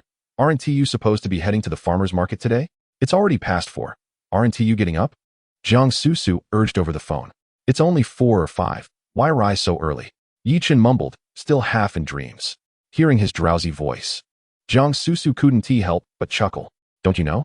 If you're going to wholesale, you typically need to arrive at the market by 1 or 2 in the morning. At this hour, you're already late. Most vendors have likely finished their stocking. Jiang Susu explained over the line, hoping Yi Chun would hurry up, though she knew if he didn't, the Jiang family could easily manage the several trucks of vegetables. Is that so? Then I shall get up right away, Yi Chun exclaimed, instantly invigorated by her words. After taking a couple of deep breaths of the morning air, he dressed, washed up, and stepped out of his room. Upon entering the common area, he discovered that the trucks were already ready for departure. The drivers, accustomed to early mornings, had risen promptly despite the fatigue from the previous day. Jiang Susu and Jiang Hanwei were also waiting for Yichen outside. Jiang Hanwei, brimming with excitement, had never been to a farmer's market before, making this experience particularly novel for her. After Yichen exchanged greetings with the two individuals, he hastily boarded a vehicle. This van, besides the front seats, featured a long bench seat in the rear. The fleet appeared remarkably new, evidently handpicked by Jiang Susu specifically for Yichen. Yichen settled into the passenger seat, while Jiang Susu and Jiang Hanhang took their places on the spacious bench at the back. The driver, an experienced man named Hu Yong, sported a stubbly beard, yet appeared to be around 30 years of age. His gaze was steady and seasoned, unmistakably indicating his expertise as a veteran driver and the leader of this convoy. "Boss Yi, are you all settled?" Hu Yong inquired, glancing over at Yichen. "All set. Let us commence our journey," Yichen replied. After Hu Yong activated the hazard lights of the lead vehicle twice, the convoy began to move. As for Xiao Lei and the others, Yichen chose not to rouse them, recognizing that they had indeed exerted themselves the previous day. He allowed them to rest, knowing that upon the break of dawn, they would need to resume their labors. Chapter 152. The provocative blonde. Initially, Jiang Henin's excitement was palpable, but as the vehicle traversed the roads, a wave of drowsiness enveloped her, and her large eyes gradually began to close. By the time they approached the agricultural market, she had completely succumbed to slumber, resting her head on Jiang Susu's lap and drooling in her sleep. Hu Yong, possessing commendable driving skills and a thorough familiarity with the various routes, navigated the early morning streets with ease. Within half an hour, they had arrived at the agricultural wholesale center in Feiqing, the very heart of the city's produce supply. This bustling hub served as the transit point for fruits and vegetables, the proverbial basket of Feiqing. With Hu Yong leading the way, they passed through the inspection checkpoint, and after the necessary procedures were completed, they entered the market. Despite the early hour, the atmosphere was already abuzz with activity. The market was divided into several sections: A, B, C, D, and E, each housing hundreds of shops, all teeming with life as workers maneuvered their small carts laden with goods. Jiang Henin's eyes fluttered open, and as she rubbed the sleep from her eyes and took in the vibrant surroundings, her face lit up with excitement. She eagerly pulled Jiang Susu from the vehicle, and at that moment, Yichen was busy unloading bundles of vegetables from the truck alongside the other drivers. After completing the task, he took a stroll around, gauging the market prices for the produce they brought. Meanwhile, Yang Yong drew the attention of many passers-by, primarily due to the presence of Jiang Susu and Jiang Henin's striking beauty. The market, typically a gathering place for men, rarely witnessed the appearance of such enchanting young women, inevitably drawing the gaze of those around. "Oh, I thought I had arrived too late to find good goods, but it appears fortune is on my side. Boss, what are the prices for these vegetables?" A corpulent man suddenly emerged from the crowd, his figure resembling a large, round ball of flesh. Jiang Susu and Jiang Henin's exchanged glances with the rotund individual and the array of vegetables laid out before them, momentarily at a loss for words. All were new to this endeavor and unfamiliar with the market dynamics. Just then, Yichen returned. "Ah, esteemed sir, you've arrived at a fortuitous time. We are currently offering these vegetables at a wholesale price of just 1 yuan per jin." Yichen smiled, having determined this price after his exploration of the market. Typically, during the early hours, vegetable prices were at their lowest, often mere dimes per jin. As the hours progressed, prices would rise slightly, yet not exceeding a yuan or so. Yichen's pricing was indeed quite reasonable. Upon hearing this, the rotund man's face broke into a broad grin. "Wonderful, wonderful. I will take all of this." The stout man pointed towards the tomatoes and cucumbers that had been carelessly tossed into burlap sacks. Observing the other's straightforwardness, Yichen felt a surge of delight and proceeded to fetch a small cart, transporting the items indicated by the stout man towards the market's fair scale for weighing. Logically, Yichen should have brought his own weights, but due to the hurried preparations, he had neglected many essentials and was left with no choice but to use the market's fair scale. Just as Yichen was about to pull the cart, a pair of hands gripped the cart's handle. Suddenly, a dozen young individuals clad in flamboyant attire emerged from seemingly nowhere. "Hey, have you paid your taxes?" The leader, a young man with dyed yellow hair, appeared to be around 21 or 22, adorned in a vibrant shirt. The front of his shirt was unbuttoned, revealing a dragon tattoo on his chest. Noticing their garish outfits, Yichen furrowed his brow and inquired, "Are you staff? Do you understand the rules? You need to pay your taxes before unloading here." The yellow-haired youth shot Yichen a disdainful look. "And you, Bosley, is this your first day sourcing here?" Do you even know the trustworthiness of these goods? After reprimanding Yi Chen, he turned his ire towards the stout man. The stout man seemed intimidated by the yellow-haired youth. Quickly putting on a smile and saying, I just arrived late today. I saw his vegetables looked good and thought I'd take a little. There's no other intention. Despite his robust physique, he appeared as timid as a mouse before a cat in the face of the yellow-haired youth's aggression. The yellow-haired youth then scrutinized Yi Chen from head to toe and asked, Which place are you from? What are you doing bringing goods in at this hour? Do you understand the rules? Yi Chen couldn't help but chuckle at the bravado of the youth, who, despite his youth, spoke with an air of authority. The market is open 24 hours. Even at this hour, one could wholesale as usual. Who do you think you are to dictate terms here? Remove your hand. You've sullied my vegetables. With that, Yi Chen swatted away the yellow-haired youth's hand gripping the cart's handle. The youth felt a sharp pain in his hand, as if struck by a needle, and instinctively covered it. Do you know who protects this place? Originally, Brother Peng was willing to overlook your first-time transgression if you paid your taxes, but it seems you are courting disaster. Brothers, destroy their goods. The yellow-haired youth shouted, resembling a ruffled rooster, and at his command, the thugs behind him surged towards Yi Chen. Brother Yang, please take Jiang Susu and Jiang Hanhang to the vehicle. Yi Chen remained unperturbed as the assailants charged at him. Upon hearing Yi Chen's orders, Yang Yong quickly opened the door of the cargo truck, ushering the bewildered Jiang sisters inside. Sis, who are these people? Why are they being so unreasonable? Jiang Hanhang, now in the truck, asked with a hint of fear, also concerned for Yi Chen's safety. Do not be afraid, everything is fine. Although Jiang Susu felt a wave of apprehension within her, as the elder sister, she could only focus on comforting her younger sibling. Meanwhile, Huang Mao had dashed towards Yi Chen, throwing a punch directly at his face. However, to Yi Chen, this strike appeared as trivial as a child's play. Before the opponent's fist could even approach him, Yi Chen retaliated with a swift kick, sending Huang Mao soaring through the air. The remaining individuals were caught completely off guard, and before they could react, they all found themselves sprawled on the ground, defeated by Yi Chen. Observing the fallen ruffians, Yi Chen let out a cold snort. Is this all you have? Do you still dare to come here demanding protection fees? Begone. His gaze turned icy as he admonished the sprawled thugs. The defeated miscreants, now thoroughly intimidated, hurriedly scrambled to their feet, dispersing like frightened birds. Such a rabble. Yi Chen scoffed disdainfully. With this minor altercation behind him, he shook his head, reflecting on the fact that those who came here engaged in honest trade were merely striving to earn a meager living. It was utterly astonishing that some would stoop to extorting protection fees, nothing more than a horde of parasites. At that moment, the plump Bosley approached with an anxious expression. Ah, young man, you must leave quickly. This place is no longer safe for you, he urged, wiping the sweat from his brow as he addressed Yi Chen. Chapter 153. The Vegetable Overlord. Why can't I endure this? Am I afraid of his vengeance?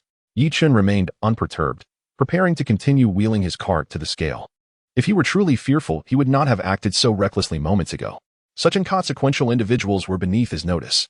Ah, young man. Those yellow-haired ruffians are all under the sway of the Vegetable Overlord, Fu Yongpeng. How many of you are there? Fu Yongpeng is a man whose mere stomp can cause the vegetable prices of the entire Feiqing to tremble. Bosley advised earnestly.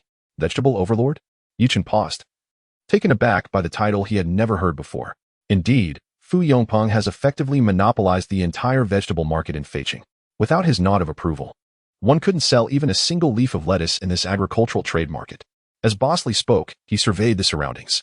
Listen, my young friend. You must come with me at once. I will take your goods at a slight loss, but I cannot offer you a high price, he added, wiping the sweat that continuously beaded on his forehead. The reason Bosley was willing to speak to Yi Chen was that he recognized the freshness of the vegetables Yi Chen had brought. Having navigated the vegetable market for decades, he could easily discern quality. The produce Yi Chen had today was, without a doubt, top-notch. Now that Yi Chen had offended the Vegetable Overlord, it presented a perfect opportunity for Bosley to acquire the goods at a low price. He could effortlessly turn a profit once resold. Yet, Yi Chen seemed unappreciative of Bosley's goodwill. Vegetable Overlord? I don't even regard the Heavenly Overlord. So let that Fu fellow come. Yi Chen appeared to grasp Bosley's intentions and returned the goods back onto his cart. Are you attempting to take advantage of me? Bosley? I'm afraid I shall not sell to you after all. Farewell. As for the so-called Vegetable Overlord, if he dares to come, I shall engage him again. This group is merely composed of bullies who prey on the weak. If I must confront him, it would serve to rectify the market environment. Upon hearing this, Bosley grew anxious, taken aback by Yi Chen's unexpected resolve. Oh, young man, ignoring the wisdom of elders will lead to your downfall. Bosley's ample frame trembled with urgency. He knew that soon, the yellow-haired ruffians would seek Fu Yongpeng. And if he were to bargain with Yi-Chen at that moment, it would surely spell disaster. Bosley, it seems you've been living quite well lately. Daring to gossip about me behind my back? At that moment, a hoarse voice emerged from behind Bosley. He felt a chill run down his spine upon hearing it. A young man, approximately 1.7 meters tall, slender, and sporting a buzz cut, appeared behind him. Dressed in an expensive suit, the suit hung loosely on his gaunt frame, making him appear as though he were draped in an oversized robe. This was Fu Yongping, the vegetable overlord, as referenced by Bosley. The appearance of this individual evoked in Yi-Chen memories of the character Liang Kuan from Hong Kong cinema. However, while Liang Kuan was at least involved in the film industry, this Fu Yongping thrived on petty schemes that hardly warranted comparison. Oh dear Mr. Fu. How could I ever presume to speak in such a manner? He chuckled, attempting to reason with the naive young ones. At this moment, Bosley had entirely transformed his demeanor, turning with a forced smile to address Fu Yongping. Leave. Fu Yongping replied coldly, not even casting another glance at Bosley. Hearing that single word, Bosley quickly recoiled, his steps trembling as he hurried away, not daring to mention the previous dealings. Meanwhile, others in the agricultural market began to take notice of the unfolding scene, craning their necks to observe, though few dared to approach. It seemed that the notorious reputation of the vegetable tyrant was indeed fearsome. Alas, these individuals are audacious enough to provoke a bully like Fu Yongping. They are bound to suffer today. Someone lamented, stretching their neck to witness the events unfold. Truly, we're all just trying to make a living, earning a meager wage. Now, having offended the vegetable tyrant, they may find it impossible to even enter the market again, another remarked. Indeed, look at that young boss. It would be such a pity if he were to get hurt. Observers whispered amongst themselves, cautious of speaking too loudly lest Fu Yongping overheard. Young man, what is the price for all your goods? I'll take them all. After dismissing Bosley, Fu Yongping turned his gaze towards Yi-Chen, his eyes narrowing with an air of indifference and disdain, even nudging the produce on the cart with his foot. Taken aback by the unexpected offer, Yi-Chen had anticipated a confrontation upon Fu Yongping's arrival, but was surprised by this turn of events. I'm afraid I have no intention of selling to you. Yi-Chen calmly replied, gathering the items that Fu Yongping had carelessly kicked. Every place has its own rules. Since it's your first day here, I'll enlighten you on the customs. Should you remain obstinate after this, do not blame me for my lack of civility. Fu Yongping's voice was gruff, as if he were struggling against a lump in his throat, yet his gaze remained fixed intently on Yi-Chen. As he spoke, a large crowd began to gather around, encircling Yi-Chen and his companions in layers, nearly 100 strong. Boss Yi, perhaps it would be wise to let them have the goods? Urged several drivers who had accompanied Yi-Chen, their eyes wide with concern at the overwhelming situation. These drivers, with families to support, were merely doing their job for Yi-Chen, and the thought of a physical altercation left them apprehensive about their well-being. What are you all saying? Before Yi-Chen could respond, Yang Yong, standing beside him, could no longer contain his indignation and reprimanded the several drivers. Do you still wish to continue working here? This business belongs to Boss Yi. It is not your place to interject. Yang Yong's words carried a weight of authority that instantly subdued the frightened drivers. His actions also captured the attention of Fu Yongping, who observed Yang Yong for a considerable time before shaking his head in resignation. If you seek your own demise, so be it. Strike me if you must. If anything is damaged, it shall be attributed to me, Fu Yongping. He offered no further commentary, merely gesturing dismissively to the group of ruffians beside him. Let us see who dares. At that moment, Yang Yong unleashed a thunderous roar, revealing 2 long wrenches in his hands, likely taken while he assisted the Jiang sisters into the cargo truck. Yi-Chen found himself increasingly intrigued by Yang Yong. This individual displayed remarkable courage, undaunted in the face of danger, and his stance suggested he possessed a certain level of prowess. The young subordinates, initially eager to assert themselves, were indeed intimidated by Yang Yong's fierce exclamation, and none dared to advance even a single step. Chapter 154. A vicious beating of the yellow-haired and the vegetable tyrant. What are you still dawdling for? Fu Yongping narrowed his eyes, exuding an intimidating aura. In his hand, he brandished a collapsible baton, which he swiftly extended, gripping it firmly. Seeing their leader ready for action, the ruffians wasted no time and surged towards Yi-Chen and his companions. In an instant, chaos erupted, and as Fu Yongping charged forward with his baton, Yang Yong shouted and rushed in, wielding 2 wrenches. Yi-Chen stood unflinching, undaunted by the tide of thugs advancing upon him. He darted left and right, dispatching each assailant who drew near with a single punch, sending them sprawling. Earlier, he had shown some restraint against the yellow-haired thug, but now, he wielded no mercy. Those felled by Yi-Chen bore fractures and lay on the ground, moaning in agony. Observing Yi-Chen's prowess, the remaining thugs hesitated, opting instead to target the innocent truck drivers. These unfortunate men, being of simple disposition, dared not retaliate, and were mercilessly beaten, left in a pitiful state. Suddenly, a cry of despair pierced the tumult. Yichen turned towards the sound to see a truck driver, blood streaming from his forehead. His gaze turning vacant as he slumped against the truck's cargo hold. Yichen's pupils constricted. The brutality of these thugs was beyond measure. The driver had likely suffered a severe blow to the head, putting his life at risk.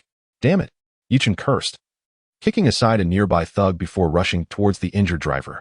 The thugs scattered at his approach. Yichen hurried to support the bloody driver, checking for breath. There was still a flicker of life. Relieved, he quickly began administering first aid, tearing off a piece of his clothing. He applied it as a makeshift bandage to staunch the bleeding. Just as he was preoccupied with the driver, he sensed a rush of air behind him. Yichen furrowed his brow, remaining grounded while turning his upper body. A thick steel pipe, smeared with fresh blood, was hurtling towards him. Recognizing it as the weapon wielded by the yellow-haired thug from before, rage surged within him. As the pipe approached, Yichen reached out and grasped it firmly. Following the length of the pipe, he found that it was indeed the same yellow-haired thug who had attempted a sneak attack. The thug, taken aback by Yichen's swift reaction, struggled to wrest the pipe from his grip. Yet, no matter how hard he pulled, it felt as if the pipe were firmly affixed to Yichen's hand. You truly are oblivious to your own peril. With a sudden surge of strength, Yichen exerted force. The iron rod had already found its way into Yichen's grasp. The originally armed Huang Mao was flung several meters away, crashing into 4 or 5 ruffians in succession. At this moment, Yichen, firmly holding the iron rod, advanced towards the still reeling Huang Mao.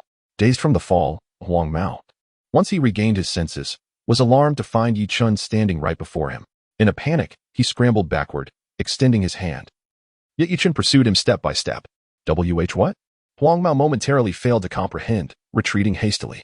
The onlookers, witnessing Yichen's imposing demeanor, were struck with terror, none daring to step forward. Extend your hand, Yichen uttered once more. At that moment, Huang Mao discerned the gravity of his predicament. He was completely cornered against the rear of a delivery truck, with no escape in sight. Upon hearing Yichen's command, he inexplicably extended his right hand. Bang! Crack! Before Huang Mao could fathom how the iron rod had struck his hand, a searing pain radiated through his arm, which had been mercilessly broken by Yichen at a grotesque angle. The agony jolted Huang Mao back to reality, and he began to wail, clutching his fractured arm in despair. With a frigid expression, Yichen pressed his foot upon the writhing Huang Mao. I was wrong, spare me. Huang Mao's words were garbled by pain. The other one, Yichen bellowed fiercely. Huang Mao, wishing to resist, found himself utterly drained of strength. Yichen firmly placed his foot upon Huang Mao's uninjured arm. Bang! This time, Huang Mao's wailing echoed for 2 seconds before it ceased, as he succumbed to unconsciousness. Meanwhile, the surrounding ruffians were utterly paralyzed by the scene unfolding before them, standing frozen in place, none daring to make a move. These individuals, seasoned in the art of brawling in this area, were now completely cowed by Yichen's presence. Boss Yi, I have subdued this one, came a sudden voice from Yang Yong. Following the sound, one could see Fu Yongping sprawled awkwardly on the ground, with a robust man pressing down on him. This man was Yang Yong, employing a grappling technique to bind Fu Yongping to the ground, rendering him utterly immobile despite his struggles. The baton that Fu Yongping had wielded was nowhere to be found. In truth, from the moment Fu Yongping engaged with Yang Yong, he had realized he was no match for him. Desperately, he had hoped to create chaos, signaling his underlings to intervene and stall Yang Yong. However, his subordinates proved to be no match, swiftly toppled by Yang Yong's decisive moves. Yet, Yang Yong's objective remained steadfastly focused upon himself. Soon, after managing to extricate himself from the throng, Fu Yongping was swiftly overtaken by Yang Yong. Following a few exchanges, Fu Yongping found himself on the ground, his front tooth shattered by a swift maneuver from Yang Yong. Witnessing this scene, Yichen strode purposefully towards them. Observing Fu Yongping, whose mouth was stained with blood, Yichen let out a cold snort and delivered a sharp kick to Yang Yong's thigh. There was a distinct sound of bone fracturing. So you fancy yourself a tyrant, do you? You believe you set the rules? With each utterance, Yichen followed up with another kick. After delivering a barrage of over a dozen kicks, Fu Yongping lay on the ground, completely incapacitated, resembling a mere puddle of mud. His speech, rendered incomprehensible due to the absence of his front teeth, was barely audible. But one could discern that he was attempting to assert, do not revel too much in your triumph, there are still cards to play. This provocation ignited further ire within Yichen, prompting him to deliver yet another kick. There is nothing left for you now. It was all in vain. This final blow made Fu Yongping acutely aware of the gravity of his situation, compelling him to plead for mercy. I merely meant to say, please, do not strike me any further.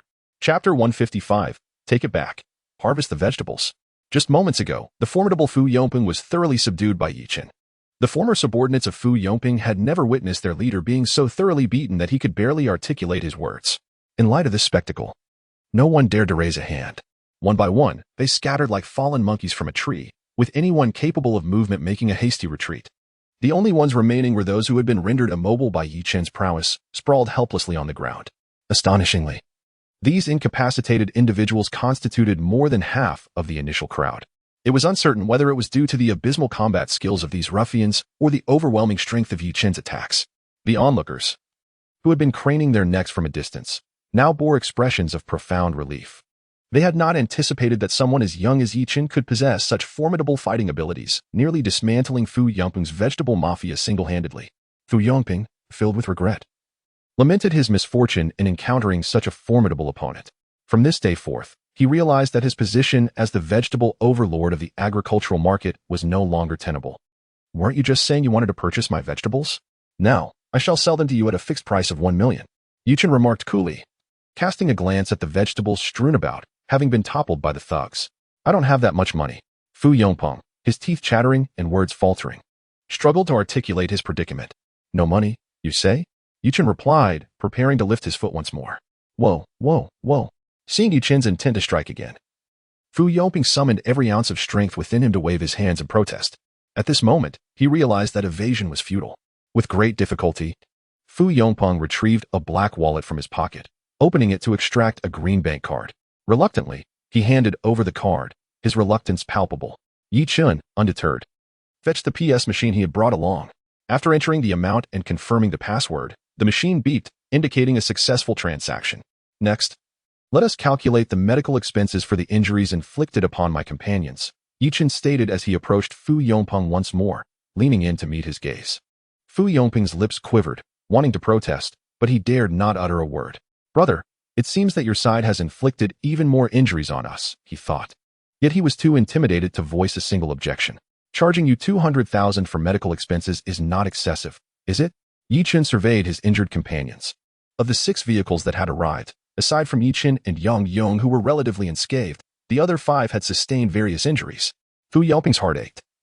But upon catching Yi Chen's icy stare, he quickly conceded, that is indeed reasonable. Recognizing the gravity of the situation, Yi Chen swiped the card once more on the PS machine. Another 1 million was successfully transferred. At this moment, Yi Chen's spirits lifted slightly. In his heart, Fu Yongping thought, you have taken your money, so you should leave quickly. Am I not allowed to admit my mistakes? Yet, who could have anticipated that Yi Chen's next words would catch Fu Yongping completely off guard? After completing a transaction, Yi Chen turned his gaze back to Fu Yongping. At these words, Fu Yongping felt as though the world around him had dimmed. What more could there be? Haven't you already destroyed a considerable number of my trucks? Shouldn't you be liable for compensation? Yi Chen continued to press on. The humiliation that surged within Fu Yongping was overwhelming. How could this person before him appear more tyrannical than himself? Compensation or not? Seeing Fu Yongping's silence, Yi Chen raised his voice a notch. I have no money. The moment Fu Yongping uttered those words, he felt utterly degraded. Here he was, a formidable figure in the agricultural trade center of Feiqing. Yet a single skirmish had nearly led to his financial ruin. No money, you say? Then let your labor serve as compensation. Yang Yong, take these individuals and load them onto the trucks. We shall return to our place and harvest our crops. Yi Chen showed no intention of letting Fu Yongping off the hook. Aren't you the vegetable tyrant? Coincidentally, I have a vast vegetable field that requires more hands for the harvest. What? You're all injured? No worries, my medical skills will take care of your ailments. Yang Yong glanced at Yi Chen, astonished, as though he were seeing him in a new light. This young man, several years younger than himself, was ruthless in his dealings. Soon enough, those lying on the ground were treated like cargo and unceremoniously loaded into the trucks. After this, Yang Yong fetched 2 spare tires and replaced the punctured ones on the box truck. Today's business could not proceed. Let us head back, Yi Chen declared. Shaking his head, what a situation this is. After painstakingly harvesting and packaging the goods, they had encountered such a band of ruffians. Although they had secured 2 million in compensation, Yi Chen still felt a twinge of regret for the vegetables that had been ruined. One must remember, the farmers toil arduously in the fields. Subsequently, under Yang Yong's renewed leadership, the vehicles made their way back to the base. As Yi Chen and the others departed, the onlookers in the distance remained dumbfounded, unable to comprehend the unfolding events. It was as if a bully had met a bandit. After a considerable time, A young boy helping his parents with work turned to his father, who was shouldering a sack of potatoes, and asked, "Dad, will no one come to collect protection fees anymore?" At that moment, the father finally snapped back to reality as if he had just witnessed a thrilling martial arts film. "It seems unlikely now," the child's father murmured, his eyes glimmering with hope. If even a force like Fu Yonping could be so swiftly vanquished, who would dare to demand protection fees again? On the return journey, Yang Yang sat in the driver's seat, slowly steering the vehicle, occasionally glancing at Yichen, who occupied the passenger seat. "Is there something on my face? Why do you keep staring at me?" Yichen shot a glance at Yang Yang and inquired. "No, it's nothing. I just feel that what we did might have been a bit excessive." Yang Yang pondered for a moment before voicing his innermost thoughts. "Is it excessive? The individuals currently confined within our carriage, who routinely engage in extortion and wield their power over others, are they not the ones who truly overstep? These people prey upon the innocent, yet when confronted with someone more formidable, they promptly cower. I do not consider myself malevolent. However, should a villain dare to impose upon me, they will swiftly learn the true meaning of malice," Yichen stated with a calm demeanor. Upon hearing this, Yang Yang couldn't help but nod in agreement. Yichen was indeed correct. Such individuals are not uncommon in our daily lives. In the past, we believed that avoiding confrontation with such people was prudent, but often, in our attempts to evade them, we unwittingly invite them into our own lives. Yichen's actions today seem to bestow upon Yang Yang a newfound perspective, illuminating his mind and uplifting his spirits. "You must have served in the military, haven't you?" Yichen chuckled softly and continued, "Not just as an ordinary soldier." Chapter 156, Collective Therapy. Yichen's words left Yang Yang momentarily speechless. After a brief pause, Yang Yang managed a bitter smile. "I was formerly a member of the Wolf Fong Special Forces, but due to certain circumstances, I retired 2 years ago." Wolf Fong Special Forces? Yichen was taken aback. This was currently the most elite military unit in Huaxia. He was astonished to learn that Yang Yang had retired from such a prestigious force. It was no wonder that he had shown no fear while confronting those ruffians earlier. The fact that such a high-caliber individual would choose to become a truck driver after retirement intrigued Yichen. However, noticing that Yang Yang seemed unwilling to elaborate further, Yichen refrained from probing. Everyone has their own past they prefer not to discuss, and asking too many questions could diminish the moment's significance.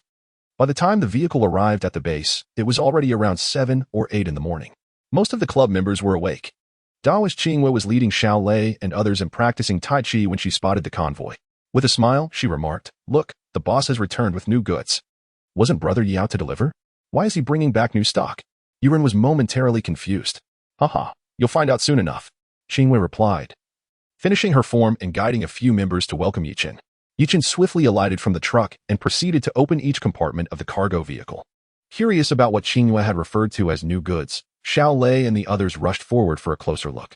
The sight that greeted them was shocking. Inside each compartment lay several individuals, contorted in agony, moaning incessantly. What's going on? Xiao Lei felt a chill run down his spine. "These are individuals in dire need of education. Let's get them down first," Yichen stated, climbing into the truck to haul the people out as if they were mere refuse. Soon, the club's playground was strewn with bodies in various states of disarray.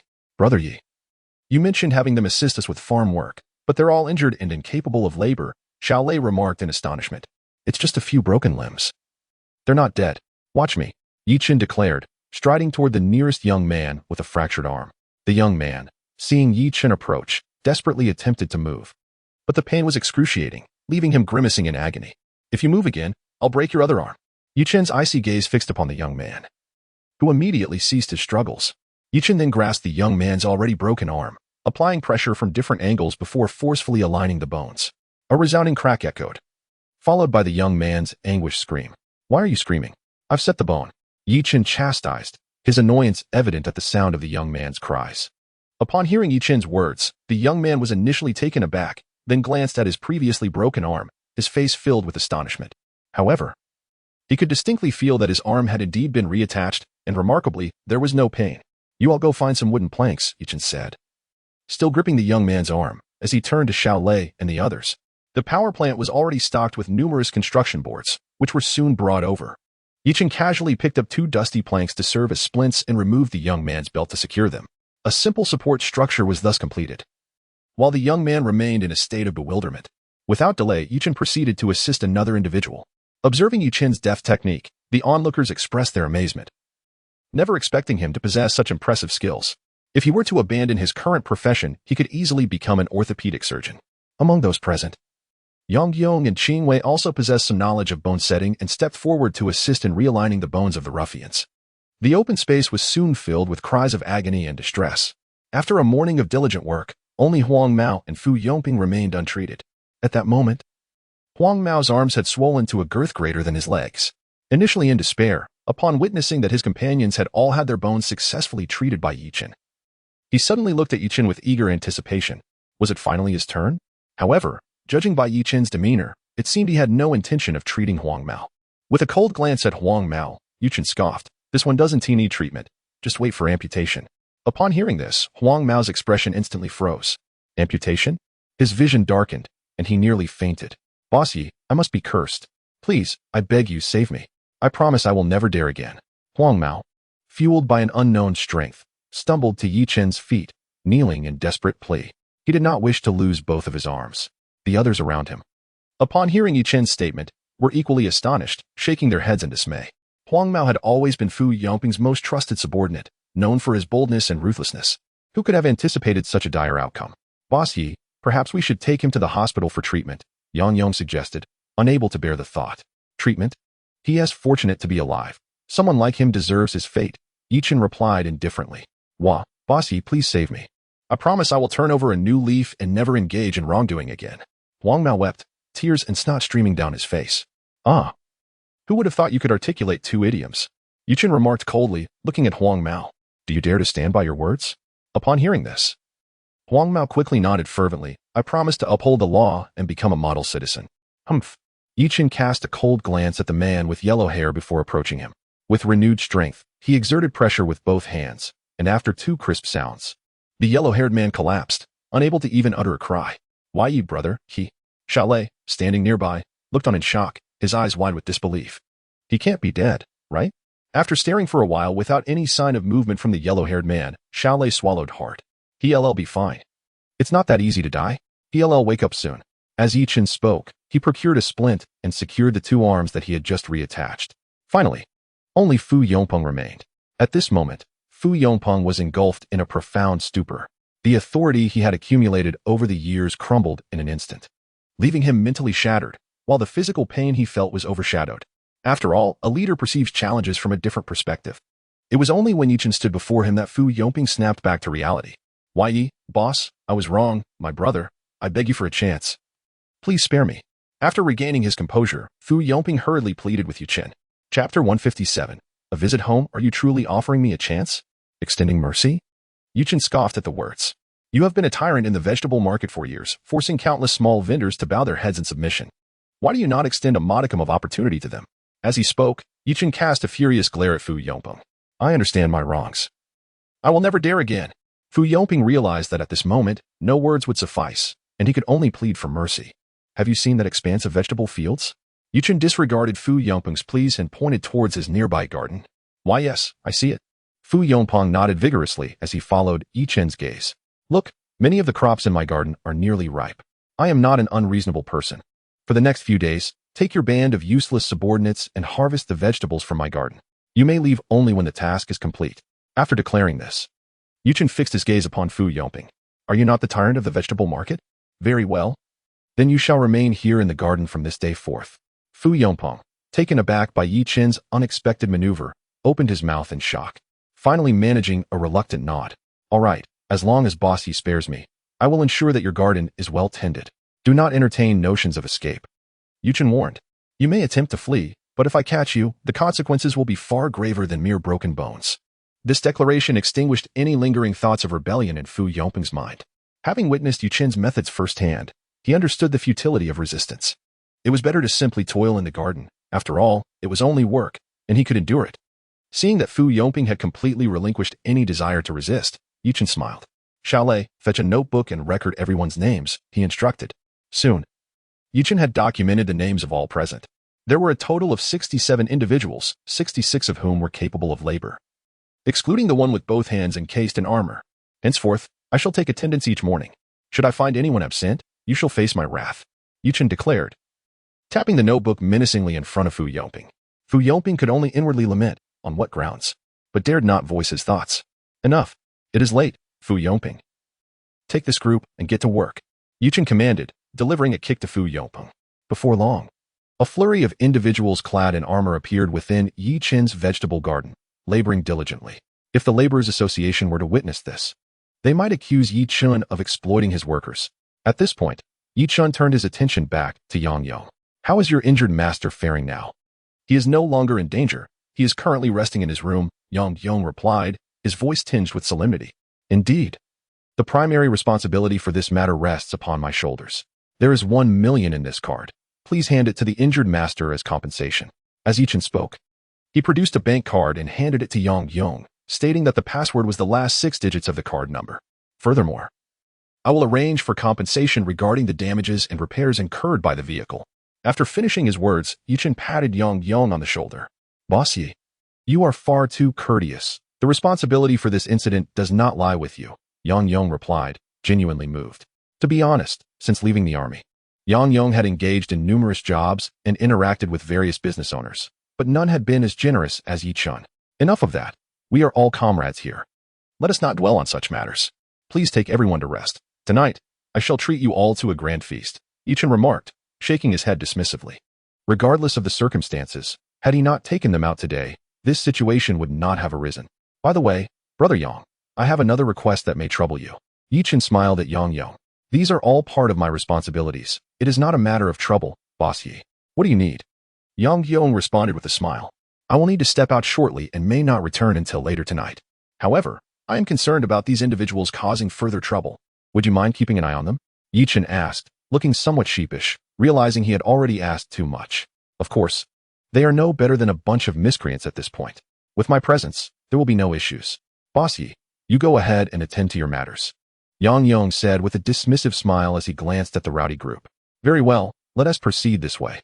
We will wait until they have gathered a portion of the goods before moving forward, Yi Chen replied with a smile. It seemed that following the morning's encounter, Yang Yong felt a closer kinship with him. In the fields, despite some individuals being injured, their numbers proved advantageous. After approximately an hour's labor, they had harvested a considerable amount of fresh vegetables, which were promptly packed. Yi Chen was pleasantly surprised to discover that Fu Yongpeng indeed possessed a knack for management. He excelled at agricultural tasks, handling many matters without needing Yi Chen's guidance.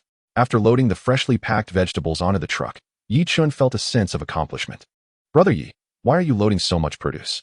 Are you heading to the farmer's market? Xiao Lei inquired while helping to close a truck door. Not at all. I have long wished to revisit the orphanage where I spent my childhood. I have been preoccupied until now, but I finally have the time. I thought I would bring some local specialties back as well, a sort of homecoming, Yi Chen replied with a smile. Xiao Lei, pondering Yi Chen's intentions of bringing vegetables to the orphanage, seemed intrigued. Brother Yi, when will you be back? Jiang Susu couldn't help but ask upon seeing Yi Chen preparing to leave the club shortly after returning. I shall return soon, likely by tonight. I apologize for imposing upon you 2 sisters to stay at our club for another night, Yi Chen said, feeling a bit embarrassed. That is quite all right. Just ensure your journey is safe, Jiang Susu nodded in response. Indeed, let us hope that we do not encounter any more ill-fated individuals, remarked Jiang Hanhai from the side. Haha, I was just thinking of meeting a few more. We could certainly enlist them to help cultivate the land. Yi Chen chuckled heartily before turning to board the truck. Boss, it seems that the one surnamed Yi has driven away. I know this place well. If we head north for over 80 miles, we will reach the city. Should we make our escape? At that moment, one of Fu Yongpeng's subordinates whispered to him. Are you out of your mind? I currently have a broken leg and can hardly see. Over 80 miles? I'll have you know it's over 80 miles. Fu Yongpeng retorted, and instead of expressing any agreement, he picked up a cucumber vine and struck his subordinate repeatedly. Chapter 158. The beautiful traffic police officer. It was not that Fu Yongpeng was unwilling to leave. Rather, one of his legs was broken, rendering him incapable of moving swiftly. Even if he were to walk until dusk, he would scarcely cover a few miles. This location was evidently remote. Not only would he be unable to escape, but any unforeseen circumstances could prove disastrous. Moreover, Fu Yongpeng pondered the fact that Yi Chen, at such a young age, commanded such a vast territory. Could he possibly be backed by a formidable power? As a mere small-time tyrant, it seemed wiser to endure for the moment and assess the situation further. The adage that a true man can bend and stretch encapsulated his reasoning perfectly. Get to work. Fu Yongpeng barked at the subordinate who had just proposed the foolish idea, and then he busied himself once more. The others in the club began their daily training as well. The Jiang sisters quickly grew familiar with Xiaoming. Upon realizing that Xiaoming was the sole female responsible for all operational tasks in the club, The sisters eagerly stepped in to share the burdens. Xiaoming, with such a large club, how is it that you are the only one managing everything? That guy Yichen should have recruited a few more people. Jiang Hanhai expressed her frustration. We are trying, but many are reluctant to come work in such a remote location, Xiaoming replied, a hint of helplessness in her voice. Thus, it became apparent that every situation has its pros and cons. Although Yichen's facilities could be deemed top-tier luxury, their remoteness was indeed a significant drawback. Additionally, the NB team had not been particularly well-known, which deterred candidates from coming for interviews. However, with Yichen's recent surge in popularity during his live stream, it was anticipated that they would soon attract a fresh batch of applicants. What kind of person do you think Yichen is? Asked Jiang Susu with a smile. Well, Xiaoming mused. I believe he is someone who radiates brilliance. Radiates brilliance? Jiang Hanai was puzzled. Does that mean Yichen possesses some sort of special ability? At that moment, Yi Chun, who was driving, suddenly sneezed. With an hour's drive remaining to reach the orphanage where he had previously resided, he wondered whether the familiar caregivers were still there. Just then, his phone buzzed with a voice message from PDD. Hey, brother, didn't you say you were going outdoors today? When does it start? I woke up really early, waiting for you. Upon hearing PDD's message, Yichen chuckled awkwardly. As a streamer, he had sought freedom. Yet it felt as though he was being summoned to a job. Nevertheless, he had promised to go outdoors, so there was no reason to hesitate. With that thought in mind, he quickly replied, I'm heading out now. Ah, then I'll get moving. PDD exclaimed, realizing he had not yet woken up. However, Yichen paid little heed to PDD's awakening status. After placing his phone in the car's holder, he opened the Douyu live stream. In an instant, the once tranquil chat room erupted into a flurry of activity as a multitude of viewers flooded in. The broadcaster's sudden live stream took everyone by surprise. Was there no prior announcement? Fortunately, I had been vigilantly watching the broadcaster's channel for 24 hours. Otherwise, I would have missed it entirely. Truly, this is an outdoor stream. Is the host driving? Remarkable. He dives straight into driving as soon as he starts. The chat room buzzed with excitement, comments flowing in like swiftly rolling wheels. Hello everyone. Today we are embarking on an outdoor live broadcast. Yichen's voice resonated. At that moment, the camera was directed outside the car, revealing only his voice. Come on. Show your face. Indeed. How can there be an outdoor host who doesn't reveal their identity? Actually, I have seen many outdoor hosts who remain anonymous, like Hong Kong. From above, someone asked, my friend wants to know where to watch. Upon reading this, Yichen couldn't help but chuckle, saying, moderator, kindly ban that driver. What a joke. I am a responsible host. Just as he finished speaking, a swift whoosh echoed, a blur darting past his vehicle. It was a latest model modified GTR. Its engine roaring like thunder. Watching the car disappear into the distance, Yichen furrowed his brow and addressed the microphone. Dear fans, remember, there are countless roads. But safety is paramount. Do not emulate reckless driving or racing on public roads. Not only can you incur penalties, but you could also easily cause an accident. Exactly. No reckless driving. Never drink and drive. If you drink, do not drive. Those who indulge in speeding on the streets are simply foolish. If they have the skill, they should participate in professional races. Indeed, if they wish to endanger their own lives, that's one thing, but they must not jeopardize the safety of others. Noticing the chat room brimming with traffic safety awareness, Yichen nodded in satisfaction. At least it proved that most of his fans held reasonable views. As Yichen contemplated this, he spotted a traffic officer signaling him to pull over. Looking ahead, he noticed that behind the officer lay a wrecked GTR, its front end mangled and lifeless on the roadside. Wasn't he that the very car that had just sped past him? Had an accident occurred so quickly? This scene was fortuitously captured by Yichen's live stream. How ironic. Indeed, what goes around comes around. Haha, serves them right. Host. Hurry over and see if anyone's injured. If they aren't dead, give them another kick. Let them try to race again. Yichen had already exited his vehicle and approached the officer, only to realize that it was a female officer. Earlier, her white, round helmet had concealed her gender. This female officer was tall and fair-skinned, with sparkling eyes and a prominent nose, her lips slightly parted. Clad in a fitted uniform, she exuded an air of striking confidence. Wasn't that driver just distracted by the traffic officer, leading to the collision? This thought involuntarily surfaced in Yichen's mind. Please present your driver's license and vehicle registration. The female traffic officer said earnestly to Yichen. He smiled at her, then retrieved his documents, waiting for her to complete her inspection before resuming his journey. Unbeknownst to Yichen, the live stream chat had erupted in excitement. This traffic officer is stunning. Today's outdoor broadcast is absolutely worth it. Isn't she more beautiful than the girls in the dance section? Tell me who she is. I must drive over. The majority of Yichen's audience were male. And the appearance of such a beautiful traffic officer immediately ignited a frenzy in the chat. Yichin? The female traffic officer glanced at the driver's license, her brow furrowing slightly. Then she looked up at him, her eyes filled with confusion. Yes, that's me. What's the matter?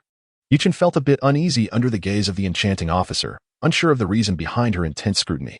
Chapter 159. The beautiful woman gets in the car. Yichin, is it really you? Don't you remember me? The female traffic officer exclaimed with delight, her laughter echoing with surprise. I truly have no recollection, Yichin replied, a myriad of names flitting through his mind, only to be dismissed one by one. Wow, is the streamer really that impressive? This inexplicably feels like a dose of dog food. Streamer. I advise you to be wise and hand over this young lady's contact information. The barrage of comments had erupted into chaos, leaving one to wonder what expressions the hungry wolves before the screen must be wearing. It's me, Miao Feifei. The traffic officer, noticing Yichin's prolonged silence, grew somewhat disheartened and stamped her foot in frustration. You are Tiger Girl? Upon hearing the name Miao Feifei, Yichin's pupils dilated in recognition. Vivid memories of the orphanage flooded his mind. Images of a robust, boisterous girl with a perpetually runny nose, known for her penchant for brawling. Yet, the Tiger Girl from his past bore no resemblance to the refined and striking officer before him. My goodness, how do you still remember my childhood nickname? Miao Feifei. Caught off guard by Yichin's invocation of her old name, felt a flush of shyness creep across her cheeks. I've fallen in love. Streamer, are you even human? Quick, get me into an ambulance. My heart can no longer accommodate another. Miao Feifei's blush alone had sent Yichin's countless fans into a frenzy, proclaiming her beauty as otherworldly. During their time in the orphanage, Tiger Girl had been Yichin's closest companion. They often climbed walls to escape for adventures, and regardless of the circumstances, they stood united against any disputes with other children, forging a deep bond. Who could have anticipated that the once boisterous Tiger Girl would blossom into such a stunning beauty? Yichin, where are you headed? Why are you driving such a large truck? Are you now in the cargo business? Where do you work? Miao Feifei bombarded him with questions. I haven't visited in ages. Today, I finally have some free time and thought I would check in on Aunt and the headmistress. Yichin scratched his head and chuckled. You're going back? Wonderful. I was just thinking of returning as well, which is why I applied to work at this intersection. I intended to visit after my shift, so it works out perfectly. Shall we go together? Upon hearing that Yichin planned to return to the orphanage, Tiger Girl eagerly insisted on accompanying him. Don't you have work? Yichin inquired with curiosity. My shift ended a while ago. I just finished my handover when this accident occurred, and my colleagues are currently managing the situation. Otherwise, would you mind waiting a moment? We can return together. Miao Feifei, brimming with joy at seeing Yichin, quickly dashed off to the scene of the accident, which was now an unrecognizable wreck. Fortunately, the GTR had a high safety rating, despite the crumpled front end. The occupants miraculously emerged unscathed. Yichin observed that the owner of the GTR was currently seated on the curb, engaged in a phone conversation. Meanwhile, Miao Feifei was conversing with the traffic officer handling the accident. After the officer glanced at Yichin and nodded, he resumed his work. Shortly thereafter, Miao Feifei returned to Yichin's side, smiling as she said, all set on my end, let us go. Although it was not as poignant as encountering an old friend in a foreign land, the unexpected reunion with his childhood companion brought genuine joy to Yichin's heart. Even more delightful was the fact that Miao Feifei had blossomed into a stunning beauty. One could hardly find a man who would not be elated by having such a beauty in the passenger seat. Suddenly, there was a commotion as she was about to enter the car of the streamer. She's getting in. Hooray. Streamer, I adore you. When Yichin got back into the car, he caught sight of the last barrage of comments proclaiming love for the streamer. A puzzled expression crossed his face as he wondered, why do you love me? Are you male or female? Upon seeing the display on Yichin's phone, Miao Feifei laughed. Wow, your dashcam is quite peculiar. It even has subtitles. Indeed, I am the subtitle. She exclaimed, I am also a subtitle. ABCDFG floating by. Miss, look at me. I'm a subtitle too. Just as Miao Feifei finished speaking, the style of the comments shifted dramatically. This isn't just a dash cam. It's a live stream. Yichin chuckled. A live stream? You're moonlighting as a streamer? Miao Feifei inquired with curiosity. Yes, Yichin replied, shaking his head. However, he acknowledged the truth in her words. His streaming indeed had a somewhat part-time quality to it. Streamer, if you don't turn the camera around, I'll unfollow. Unfollow. Unfollow. Turn it around. 1,000 pleas for you to turn the camera. We want to see the lady. Yichin realized that the viewers were eager to catch a glimpse of Miao Feifei, so he unhesitatingly directed the camera towards her. Hearts filled the screen. Miao Feifei was momentarily taken aback. Could Yichin be doing this intentionally? With that thought, A flicker of delight crossed her mind. However, seeing Yi-Chen in his current state, juggling cargo transportation and streaming, made her think he must be working very hard to earn a living. And she resolved to assist him more in the future. Wow, Yi-Chen, your live stream has so many followers. After the vehicle had driven a short distance, Miao Feifei noticed that Yi-Chen's live stream had amassed over 300,000 followers. One user named PDD was fervently sending rockets in Yi-Chen's stream. Brothers, next time I play games with Yi-Chen, I will definitely secure this lady's contact information for everyone. PDD was also streaming at that moment. But he was watching Yi-Chen's stream while live. Are you not hoping to get it for yourself? Dongjua, I never expected you to be such a villain. Dear friend, heed my advice. One must never deceive a friend's spouse. Should you truly desire the contact information of that young lady, do feel free to message me privately. I am not acquainted with Yi-Chen. Meanwhile, PDD's live streaming room has erupted into lively chatter. Little did PDD anticipate that Yi-Chen's casual outdoor excursion would incite such a profound response. Through Yi-Chen's broadcast, PDD found his follower count significantly bolstered. In an instant, PDD felt as though his years of streaming had been in vain, for Yi-Chen's flair for captivating entertainment was unparalleled.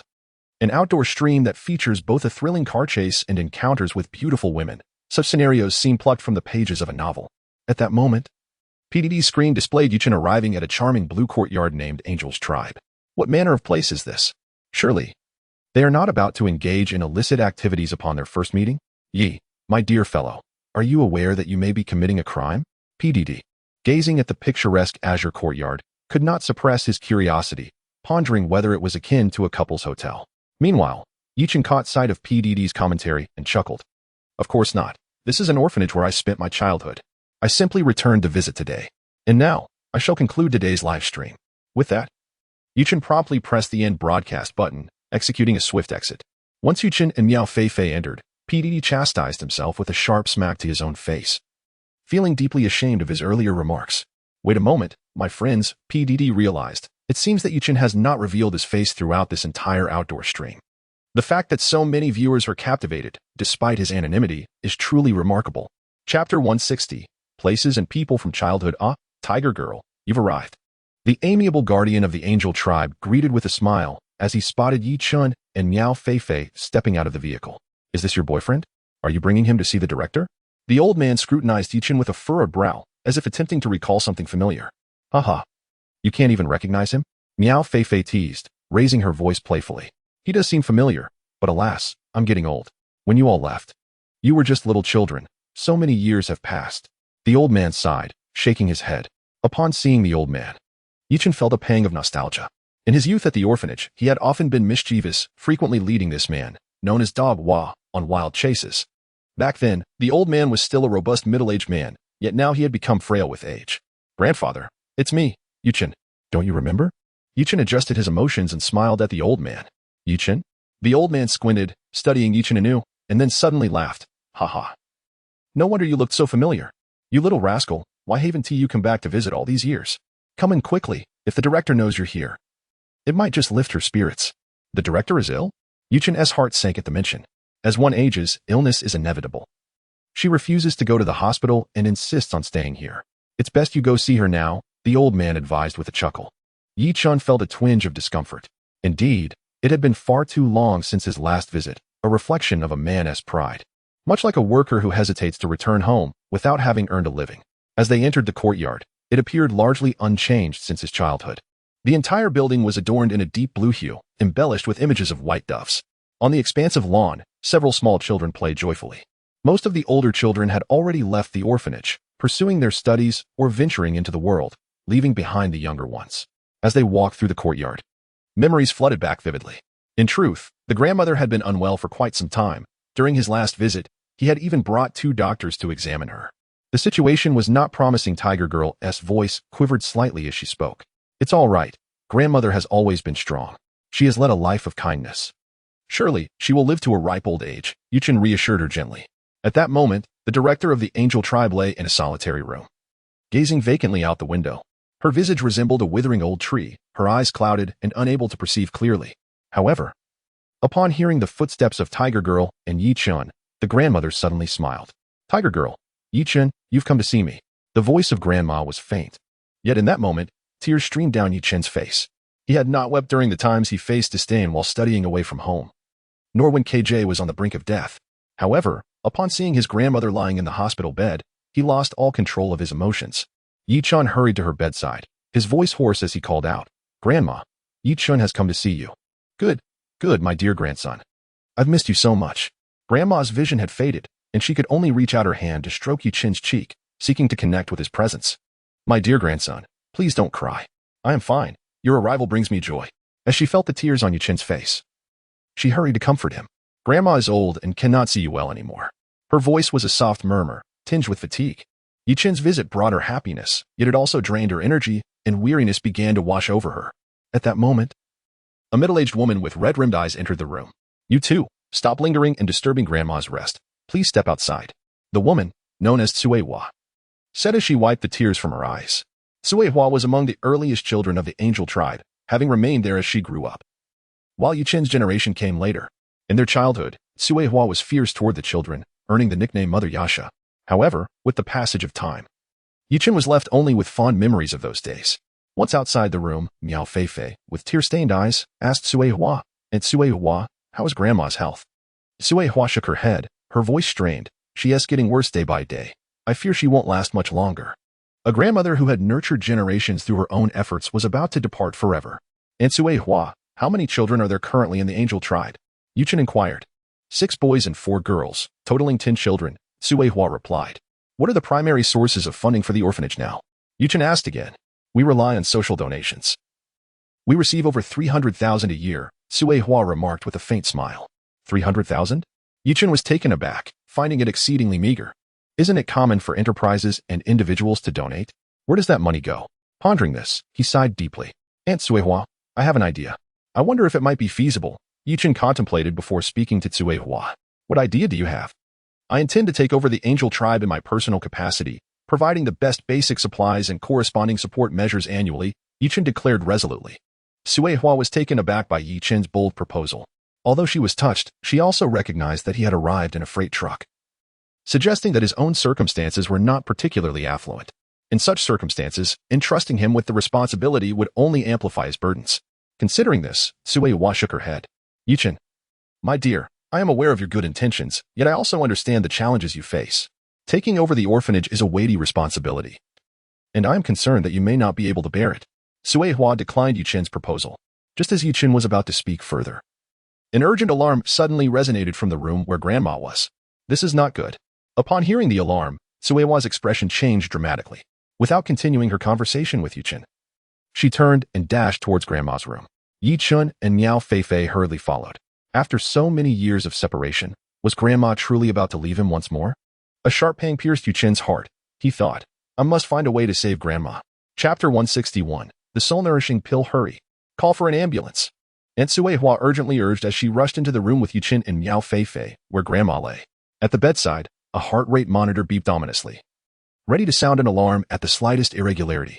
Miao Feifei, upon hearing this, hastily retrieved her phone, preparing to dial emergency services.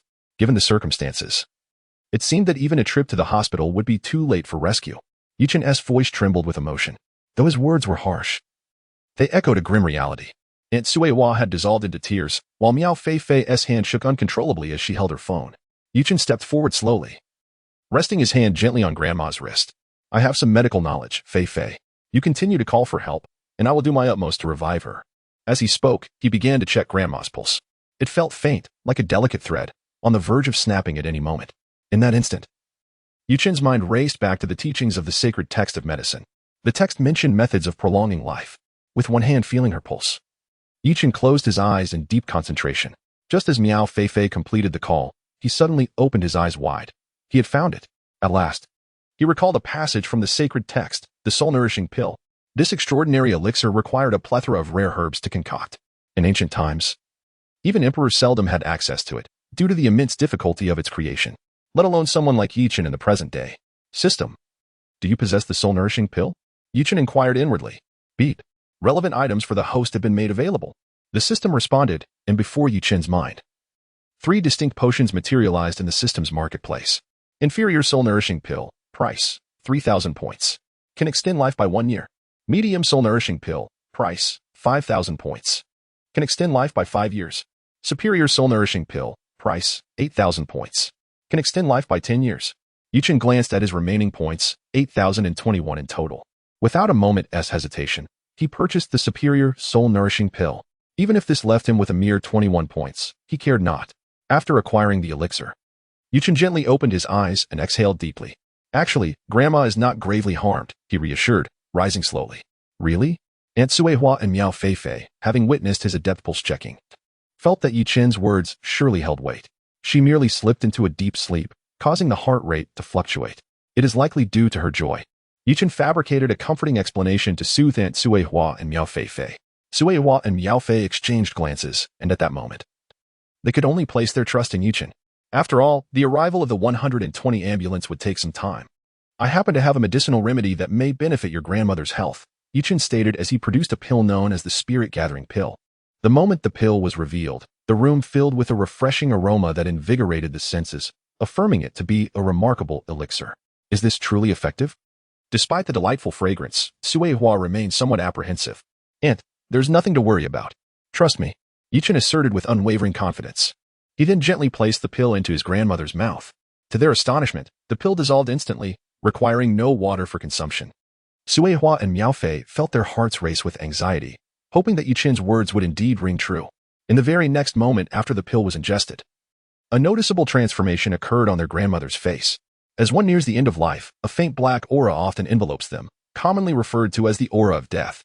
However, after taking the elixir, this dark essence dissipated almost immediately. The once dull complexion of their grandmother began to regain its rosy glow. The heart monitor beside Suehua shifted from a red light to green, indicating a return to normalcy in her heartbeat. It truly works, Suehua exclaimed with excitement. Yichen, you are incredible! Miao Fei, taken aback, could hardly believe the extent of Yichen's remarkable skills. Yet, with such profound medical expertise, why was he merely working as a truck driver, relying on part-time jobs to make ends meet? This thought puzzled Miao Fei. In the next moment, their grandmother slowly opened her eyes. The once murky gaze now appeared clear and bright. What is happening to me? She inquired, tilting her head to see the tear-streaked faces of those around her. Yichen, I can see you again. Surely, I'm not dreaming. Yichen gently grasped her hand, shaking his head vigorously as he choked back emotion. Grandma, you are all right now. I feel so much better. She smiled. Gradually sitting up in bed, Suehua hurriedly approached, cautioning, Grandma, please be careful and do not move too much. I am fine. I know my own body. What is going on? Their grandmother, now sitting upright, shook her head in confusion. Seeing this, both Miao Fei and Suehua laughed through their tears. You children. Now that Grandma is well, you needn't cry anymore. It pains my heart to see you so distressed, she said with a smile.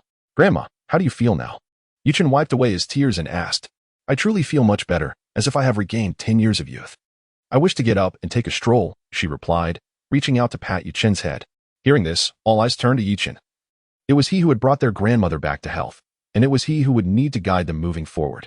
All right, Grandma, allow me to assist you in taking a stroll, Yichen gently remarked as he helped his grandmother.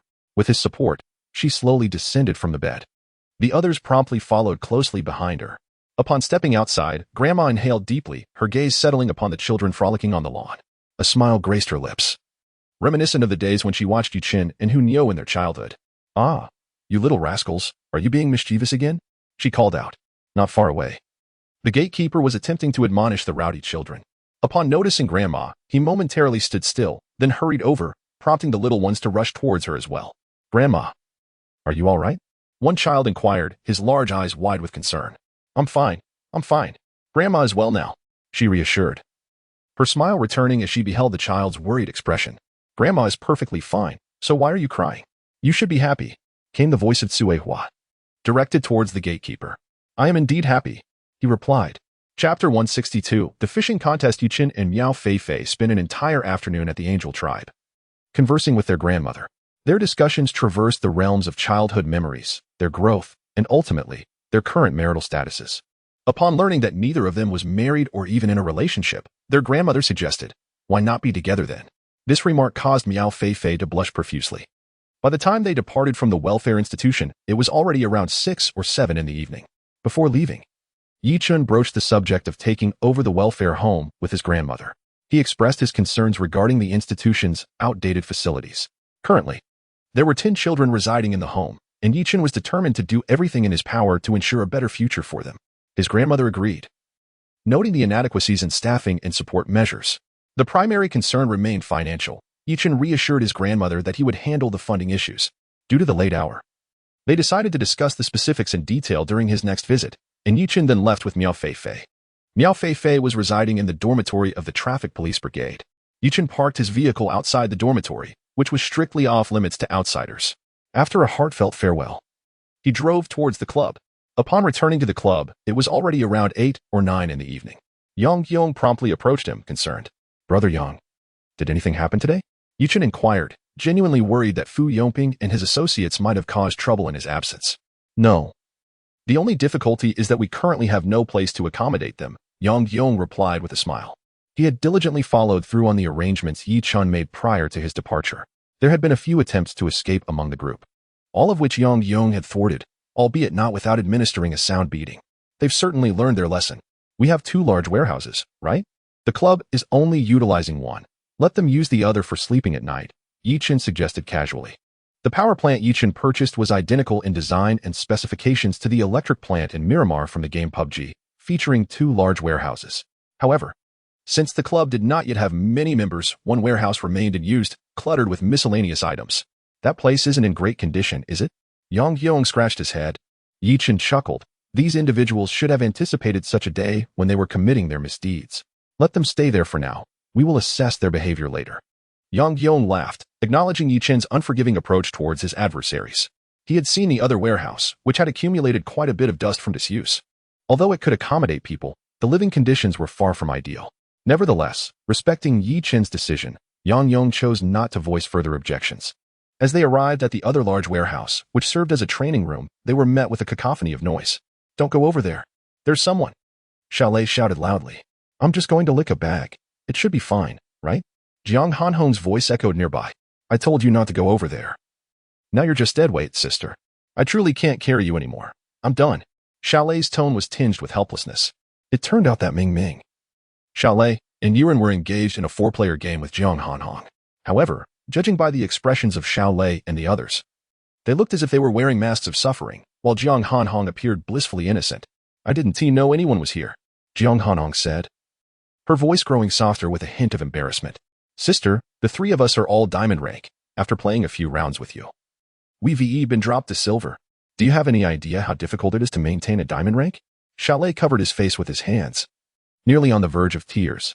Listening to their conversation, Yichen surmised the situation. It seemed Jiang Hanhong was indeed a liability, and Xiaolei and the others were struggling to keep up. "Yichen, you're back. These people are bullying me." Upon seeing Yichen return, Jiang Hanhong hastily reported her grievances. After spending 2 days here, she had shed her initial shyness and had become even more unabashedly herself. Yichen shrugged. Jiang Hanhong was only 16, just a year older than Zhou Rui from her last visit, still a child. However, this child was proving to be the most troublesome, as evidenced by Xiaolei's demeanor. "Brother Yi, you can't blame me. Hanhong is truly a burden. My rank is nearly ruined." Xiaolei quickly defended himself. Although Yuren and Ming did not speak, they both nodded vigorously, clearly having experienced similar frustrations. "Is it really that difficult to carry someone?" Yichen asked, somewhat incredulous. Knowing that Xiaolei and the others were exceptional marksmen, how could 3 skilled players not manage one? "Come on, Brother Yi, you try," Xiaolei insisted. Yielding his position to Yichen. "Are you going to carry me?" Jiang Hanhong's previously gloomy mood brightened at the prospect. With a smile, Yichen took Xiaolei's seat, thinking to himself that it was that hard to help a girl play a game. After summoning Yuren and Ming, the 4 entered the game once more. 5 minutes later, Yichen leaned back in his chair, his expression grave. Those 5 minutes had given him a new perspective on the game and a deep understanding of what it meant to face a genuine gaming black hole. It is worth noting that Yichen had previously carried PDD, Decima, and Zhou Shui successfully without such difficulty. Yet today, with 3 skilled players supporting 1 novice, they only managed to secure 14th place, and Yichen had even secured a single kill. What a disgrace. This left Yichen questioning his very existence. "All right, Hanong. Let us stop playing. Don't waste their training time." Nearby, Jiang Susu could no longer bear to watch and pulled the still eager Jiang Hanong away. "Yichen, there's an upcoming team signing event tomorrow, inviting NB to participate. Should we join?" Xiaoming approached them. "A streamer competition?" Yichen was momentarily taken aback, for the club's operations were solely managed by Xiaoming. Indeed, the invitation had already been dispatched to our NB email account. with both PDL and PCL teams participating. And prominent squads like 17, Piro, and MCG would also be in attendance. As Xiaoming spoke, she handed Yuchen a form detailing the teams competing in the upcoming event. Upon perusing the list, Yuchen noted the presence of several formidable teams. However, there were also some rather peculiar entries. What on earth is a chive box? And what is this Four Little Heavens box? The former was led by a certain and a renowned streamer, while the latter was headed by Lan Zhanfei, a semi-technical streamer. The designation of semi-technical stemmed from the fact that aside from Lan Zhanfei, the skills of the others were rather lackluster. The Sailor Moon Ensemble? Does it include the likes of the adorable Mei? Commentators JY and Xiaodong? Upon reaching the end of the list, Yuchen could not help but chuckle. This competition indeed promised to be a grand affair, featuring both professional and amateur participants. It was certain that the event would be anything but ordinary. Count me in, Yuchen declared resolutely after reviewing the list.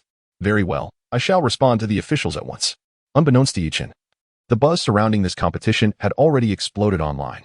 Having spent the entire day away from the club, he was oblivious to the unfolding excitement. It appeared that the attention on tomorrow's match would rival that of any major tournament in PUBG history. Chapter 163, going to pick up Yongmi after a long day of managing various affairs at the club.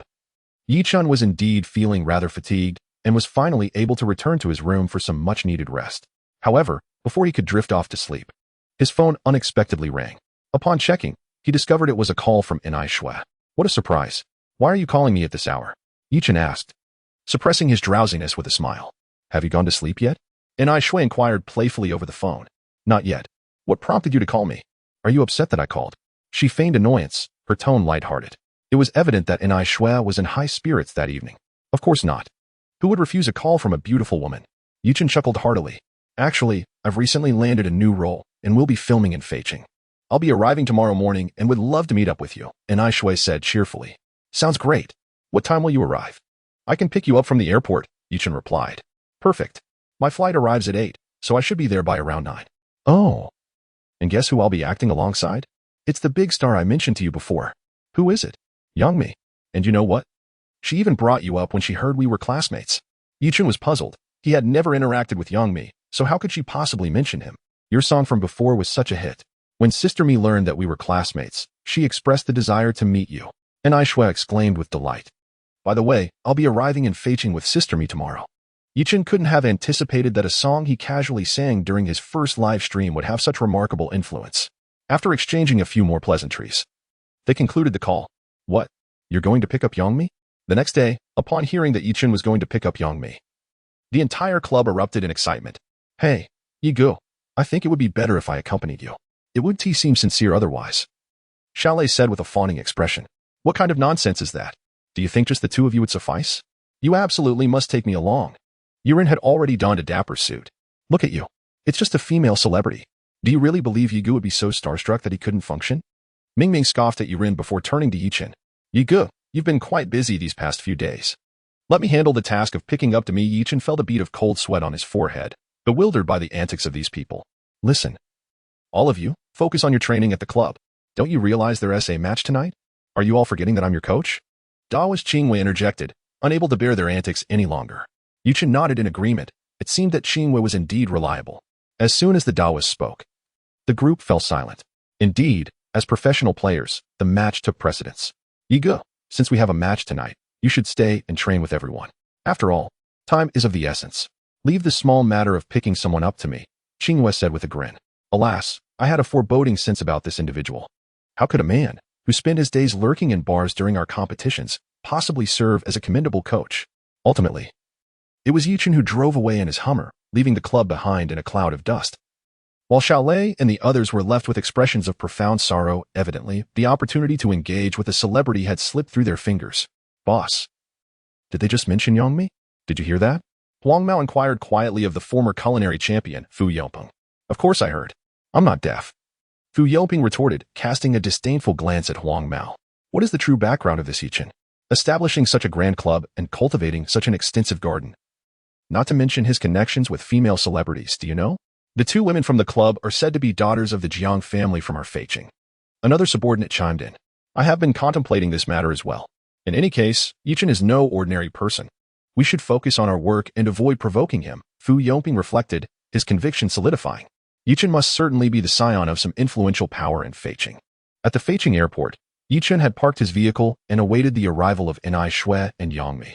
Last night, Enai Shui mentioned that they intended to come to Feiqing discreetly, without informing anyone. Thus, there were no frenzied fans at the airport to greet them. After approximately 20 minutes, Yichen spotted Enai Shui and Yang Mi, who had just disembarked from the plane, though they had been apart for only a few days. Enai Shui seemed even more ethereal, exuding the aura of a star. Even Yang Mi, who stood beside her, appeared less striking in comparison upon closer inspection. "Let me introduce you. This is Yi Chun," Enai Shui said, offering Yang Mi a brief introduction. "You are Yi Chun? I didn't anticipate you would be so handsome."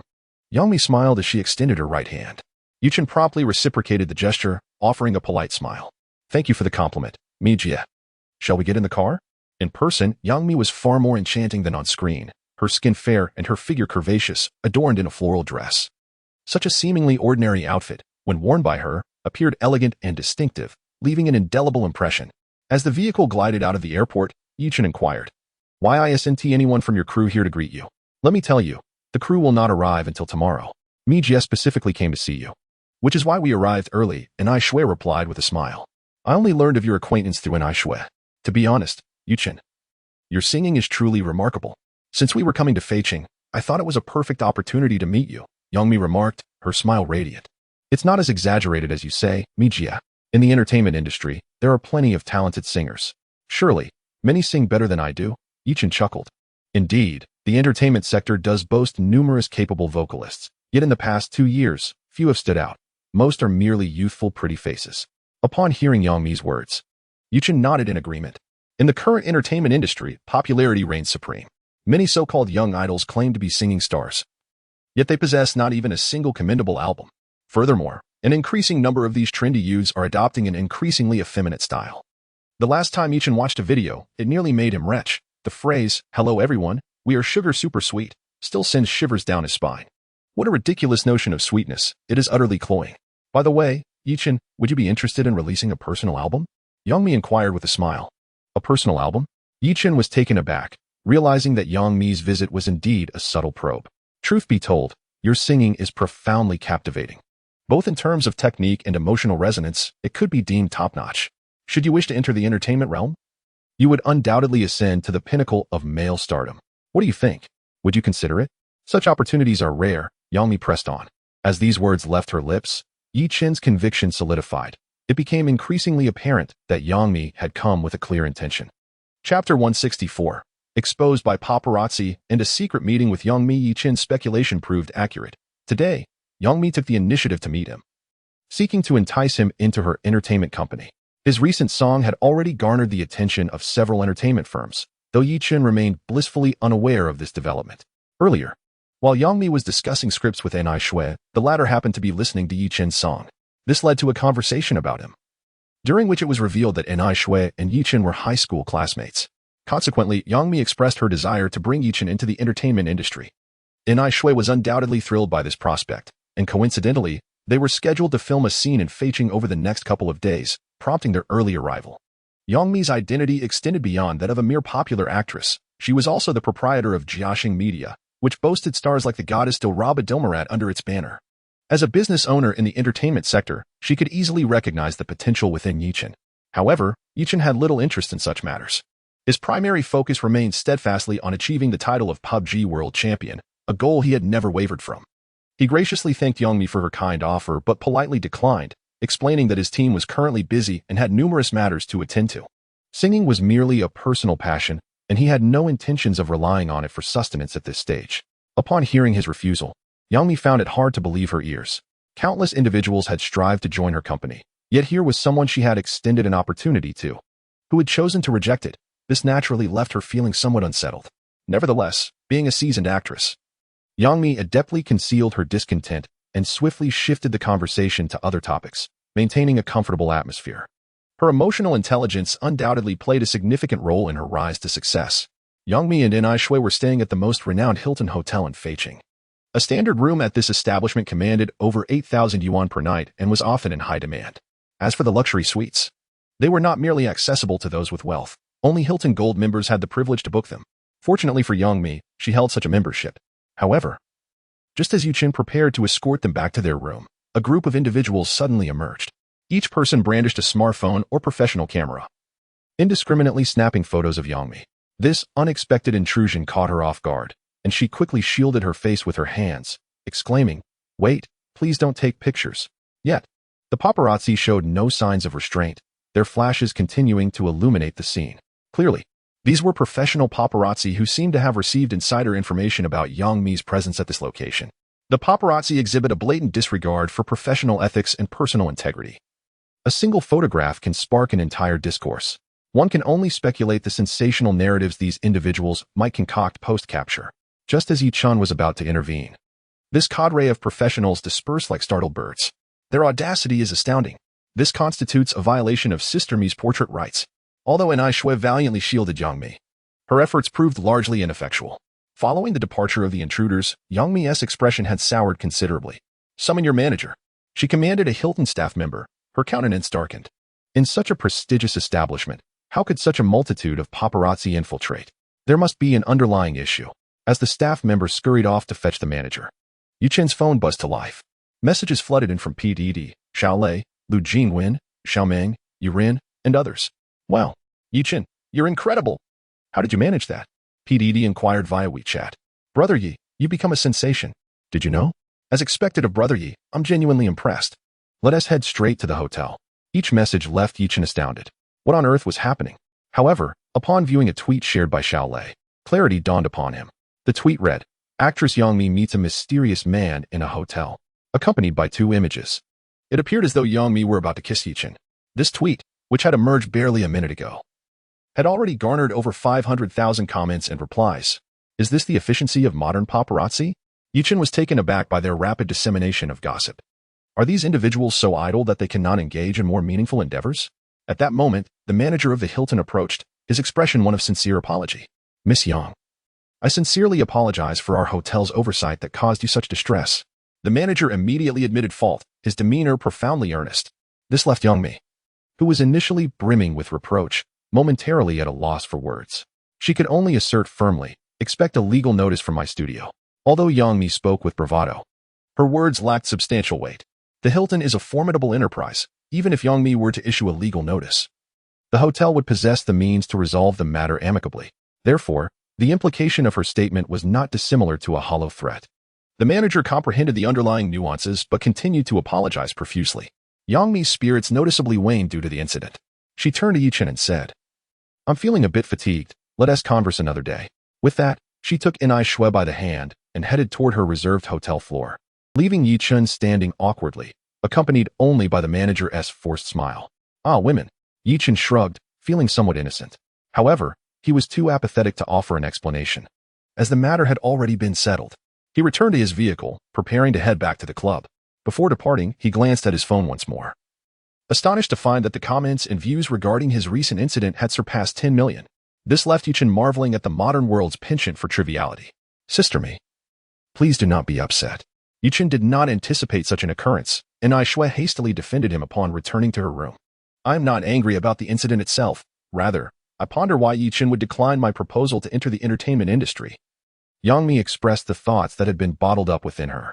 Though An Shui and Yangmi did not share the same level of stardom, An Shui was merely an unknown student at a drama academy. Their bond was genuinely strong. Yangmi had already regarded An Shui as her closest confidant, which is why she felt comfortable sharing her thoughts. "Perhaps I should find an opportunity to speak with Yi-chen again. There might still be a chance," An Shui reassured Yangmi. "Ah, I hope that is the case." Yangmi sighed. Chapter 165. One person, 3 pits today. The most discussed topic on Weibo is none other than Yangmi. Everyone is fervently speculating about the identity of the man accompanying Yangmi to the hotel. However, apart from a few friends of Yi-chen, no one seems to know who possesses such charm as to captivate even Yangmi herself. Yi-chen's 2 live broadcasts have not revealed his face during the second one. Despite being outdoors, he was overshadowed by Miao Fei, causing the audience to overlook Yi-chen's true visage.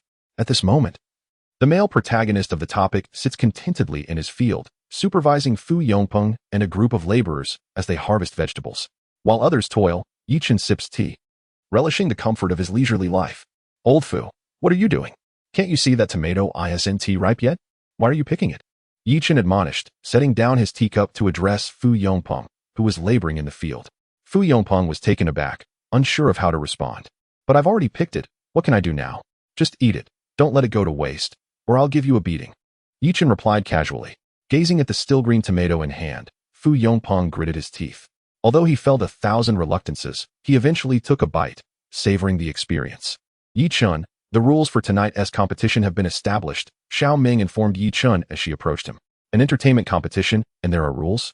Yichen questioned. Puzzled. Indeed. Given the varying skill levels among participants, tonight's competition will adopt a randomized team arrangement. Xiao Ming began to explain the rules for the evening. Randomized?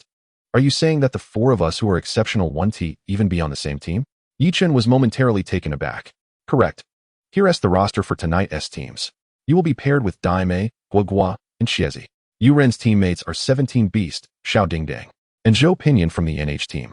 Xiao Lei's team includes the CTG team S Monkey King, Nanzhao team S Little Tiger, and a small group named Tuan Tuan. Ming Ming will be teamed up with 17 team S Xiao Bei, as well as the renowned streamer PDD and 4AM S Xiao Hai. After sharing the details, Xiao Ming handed Yichen the list of participants for the evening's competition. As Yichen perused the roster, a bead of cold sweat trickled down his forehead. Must it be like this? Setting aside the fact that the three teams I'm grouped with consist of top-tier players, what about my own team? Why is Xiezi, who should be playing CSGO, mingling in PUBG? Especially Yuren. This combination is simply outrageous. Zhou Pinyin is the commander of NH, the champions of the PCL Summer Tournament. Xiao Dingdang, the owner and leading gunman of Pyro, has led his team to victory in the Spring Tournament's Intercontinental Championship. And 17 Beast is an absolute veteran marksman. With Yuren on my team, how can the players from other teams even compete? Although Xiao Lei and Ming Ming's lineup is slightly weaker, they still boast 3 top-tier marksmen from the professional circuit. How is it that I must endure these 3 individuals? Goodness, can I withdraw from the competition at this point? Gazing at the list of participants, Yichen swallowed hard. This competition features numerous professional teams, and he lacked the confidence to carry these 3 players to victory. It would be best to withdraw, but the registration deadline had already passed. The current roster was filled with top-tier streamers and teams. Withdrawing now would complicate matters for others. As Xiao Ming pointed out from an operational perspective. Damn. Yichen pressed the list to his face, already envisioning the arduous journey that awaited him in tonight's match. Had he known they would be grouped together, he would have preferred not to register at all. However, the die was cast, and he had no choice but to proceed. At this moment, Yichen found no desire to continue teasing Fu Yongping. Instead, he turned and raced back to the training room, determined to hone his shooting skills. Perhaps he could make up for his deficiencies in marksmanship. Meanwhile, discussions surrounding this competition had reached a fever pitch. The 2 most talked about topics of the day were Yongmi's private meeting with a mysterious man at the Hilton Holiday Inn, and today's streamer competition. Both subjects had one commonality. Yichen was involved in them. Yichen practiced diligently in the training room until 5:30 in the afternoon. Just half an hour before the match was set to begin. After a day of training, he finally regained his rhythm. Are you Yichen? A new friend request appeared on his phone. The requester had an adorable avatar of a 2-dimensional girl.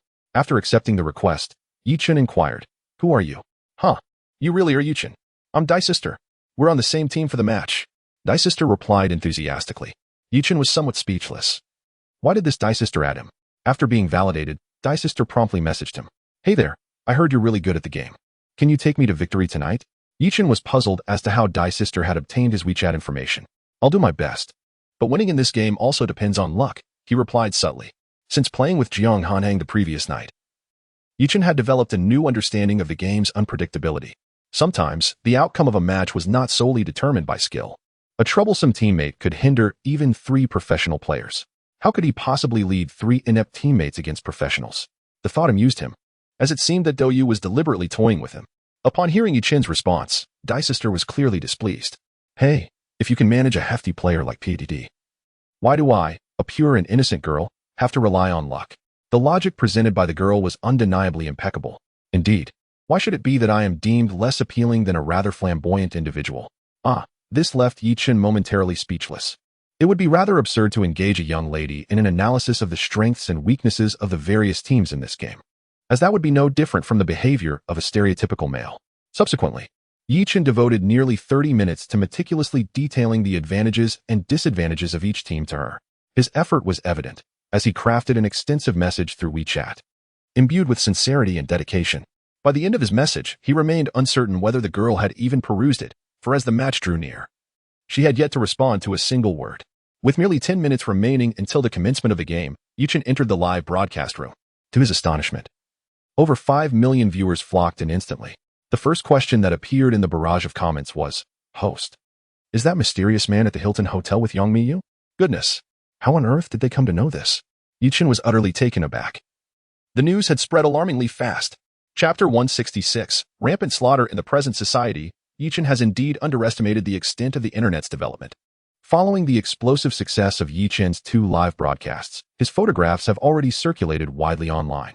Moreover, with the fervor surrounding Yongmi today, enthusiastic netizens began to speculate whether this enigmatic figure could be Yichen, drawing comparisons. Naturally, these are merely conjectures, and everyone is eager to confirm their theories through Yichen's responses.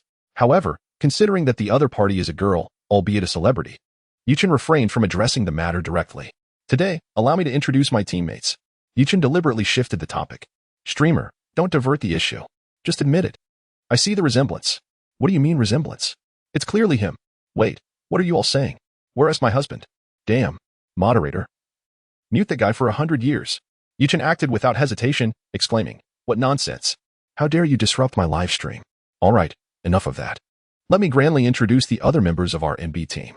This was indeed a perfect opportunity to promote the NB team, and Yichen was not about to let it slip by. First, we have the Vice Assault player of the NB team, Xiao Lei. He'll be teaming up with Xiao Tuan tonight. Yichen began his introduction. "No way, really? I'm heading over to Xiao Tuan's stream to check." "Indeed, I just heard Xiao Tuan mention that tonight they also have Zhou Pinyin and Xiao Hu. Wow, those two are formidable players too. Streamer, you're in danger." Yichen chuckled, relieved that the topic had successfully shifted, and continued, "Next, our top free agent, Ming Ming, will be teaming up with 4AM Xiaohai tonight. ISNT 4AM Tiger Ye's team? Why would they participate in Douyu's entertainment match? Though 4AM belongs to Tiger Ye, Xiaohai is a streamer from Douyu. Finally, we have our sniper, Yurin, who will be teaming up with 17 Beast, Xiao Dingdang, and Zhou Pinyin from NH team." Upon hearing this, the live stream fell into a stunned silence. What an impressive lineup. This year's National Cup team couldn't even compare. How could MB possibly have someone teaming up with those three? What hope do the other teams have? Hey, Yichen. At that moment, a woman's voice emerged in Yichen's voice channel. "Daimei, are we playing together tonight?" The instant this voice was heard, the live stream erupted once more. Cough, yes. Tonight I'll be teaming up with Daimei, along with Gui Xiaoguo and Chiazi, Yichen said, his confidence wavering by the end. "Then what are you even playing for? I hereby pledge that if the streamer manages to win with these three tonight, I will send 100 rockets." An individual with the ID, "I am Principal Wang," exclaimed, 100 rockets. What a boast. You think you're Principal Wang? Do you believe you are Wang Sicong? However, it occurred to me that Wang Sichong's Douyu ID genuinely is "I am Principal Wang." Astonishingly, upon checking, it indeed belonged to Wang Sicong. Yichen was momentarily taken aback. Wasn't Wang Sicong only interested in female streamers? How could he possibly be in his own live streaming room? He even claimed he would send 100 rockets. "I keep my promises. If Yichen can lead 3 people to victory today, I shall send 100 rockets." Wang Sicong responded again. "Goodness, Yichen. I never expected we would be on the same team today." Just then, a gruff voice resonated. It was the renowned Chiezi from the Zhang team, equally famous as PD and Daisai. This Chiezi was quite the character. He was a formidable player in FPS games, having achieved godlike status in CSGO. It was rumored that when his son, little Chiezi, was born, he emerged feet first. When asked why he came out this way, little Chiezi replied, "My father said, whoever shows their head dies." Of course, this was merely a humorous quip, but it attested to Chiezi's exceptional sniping skills in CSGO. However, upon transitioning to PUBG, he struggled to find his bearings.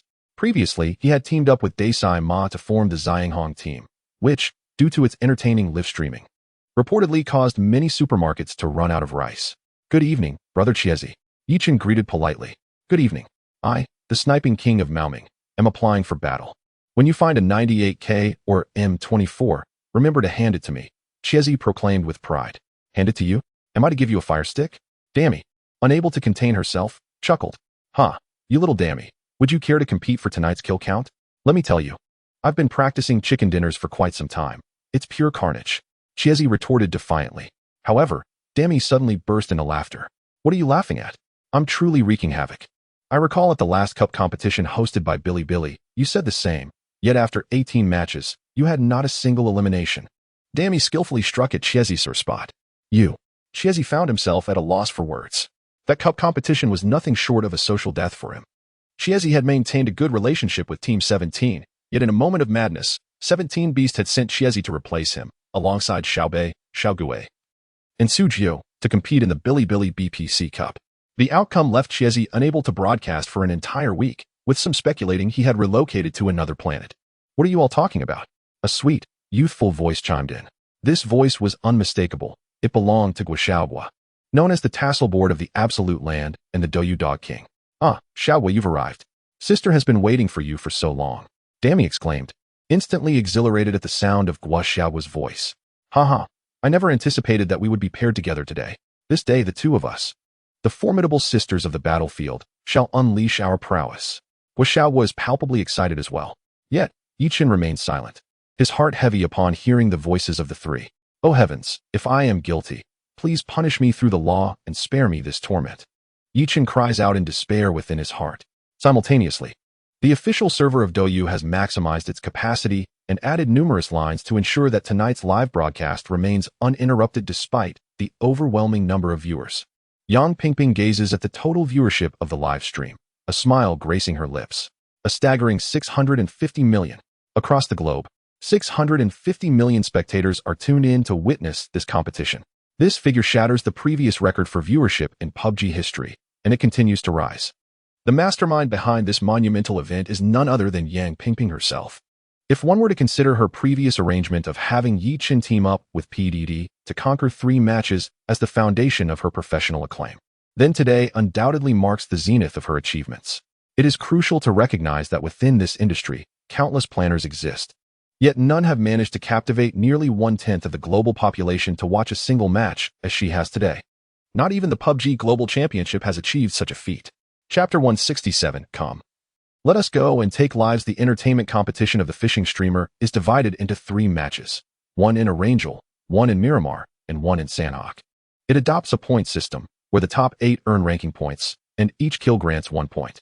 Securing a chicken dinner rewards 10 points. As preparations concluded and the streaming connection stabilized, the competition finally commenced. In the central square of Arangel, Yichen stared vacantly at the distant seashore. Behind him, however, was a lively scene. The various streamers were quite familiar with one another, and since they had finally gathered together, it was only natural for them to engage in some playful banter. Yigu, what are you doing standing here all alone? Came the voice of Yurin from behind him. Yurin quickly dashed to Yichen's side, shaking his head from side to side. Ah, I just want some peace and quiet, Yichen replied, activating the group microphone. What? Peace and quiet? ISNT, that my cousin? What do you want with her? 17 Beast chimed in, joining the conversation. This remark instantly bridged the gap between the two. Everyone knew that 17 Beast's cousin was, in fact, his girlfriend. As soon as those words were spoken, a green halo enveloped 17 Beast's head. Haha. It's really you guys, XDD exclaimed, who had also come over. Yurin just told me that the team we encountered at Bright Summit was you. XDD referred to a match that had taken place when the NB team had just been established, coinciding with an encounter with Pyro and 4 a.m. Yichun. I'm Zhou Pinyin. Zhou Pinyin joined the group, blowing a kiss at Yichun.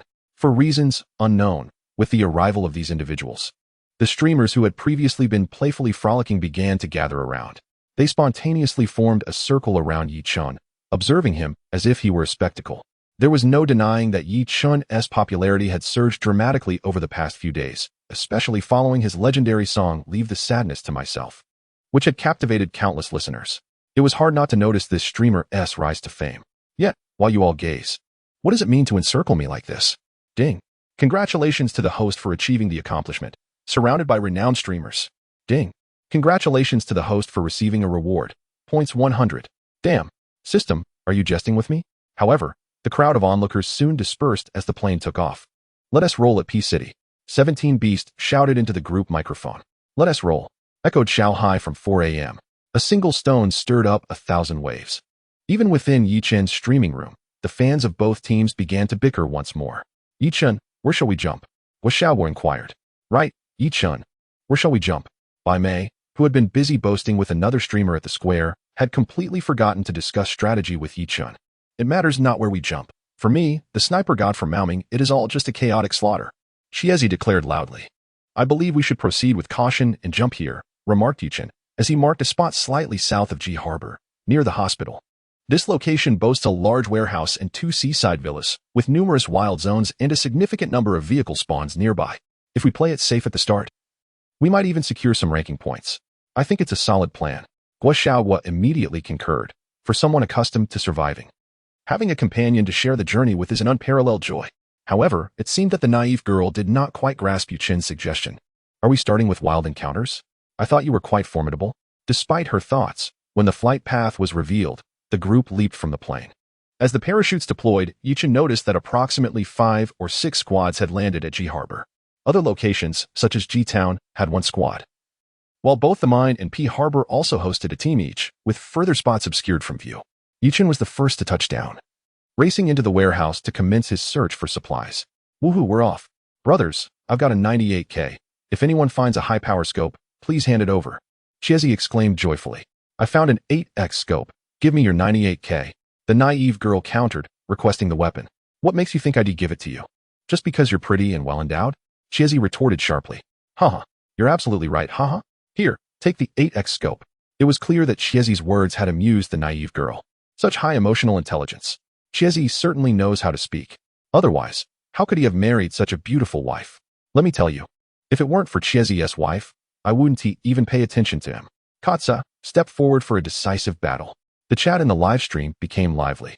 Eventually, Chiezi acquired the coveted 8x scope he had long desired. Meanwhile, the kill notifications began to appear in the upper right corner. NB Urin used a 98K to headshot and knock down Douyou 485175. The fishman has claimed first blood. Streamer, is that fishman part of your squad? Is he that impressive? I just saw him land at the northern fake garage of Peace City with Team 17 and take out someone on the rooftop with a precise shot from his 98K. Is he truly that formidable? However, as the match progressed, Yu Qin no longer focused on the chat, as some viewers were rather inconsiderate, prone to screen peeking and revealing information. Yu Qin, was that also one of your teammates? Chiezi asked when he noticed the fishman had secured another kill. Yes, indeed. Yu Qin replied. Is he using a bolt-action sniper too? I intend to challenge him today, Chiezi declared confidently. Well, you might not stand a chance against him. Yu Qin chuckled. You're joking, right? You want to go head-to-head with the fishman? What a reckless thought. Just then, another series of kill notifications appeared in the upper right corner, indicating a solo wipe, and the individual responsible was none other than NBXIOLEI, also known as Xiao Lei. In a stunning turn of events, Yu Qin's live streaming room erupted with excitement. The NB team, aside from Yu Qin and Xiao Lei, had not broadcasted for several days. However, to everyone's astonishment, these 2 individuals exhibited remarkable prowess. Xiao Lei single-handedly eliminated a squad that included a formidable player named Bangsa. In less than 3 minutes from the start, he had decimated the team. What manner of extraordinary talents comprised the NB squad? Before many could even react, another member of NB had already executed a series of impressive kills. Within 5 minutes of the match, the NB team had claimed 7 lives. Now, only Yu Qin remained, the captain of the NB team, with no kills to his name. Not only was there a lack of kill information, but Yu Qin was also rummaging through the wilds for supplies. Yu Qin, your teammates are out there making kills, and you're not even showing off your skills. Finally, the patient Dai Mei could no longer tolerate Yu Qin's apparent nonchalance. Though we 3 are a bit inexperienced, you can't just do nothing. All right, I've just gathered some supplies. Let us go hunt, Yu Qin declared as a speeding motorcycle approached Dai Mei. With a graceful turn, the bike came to a smooth halt in front of her, performing an impressive spin. Wow, what driving skills!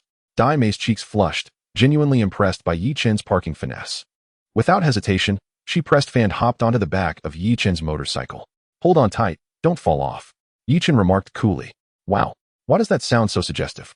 Chiezi found it hard to contain his laughter as they sped off, leaving Guo Xiaohua and Chiezi, who were still diligently searching through the buildings, utterly bewildered.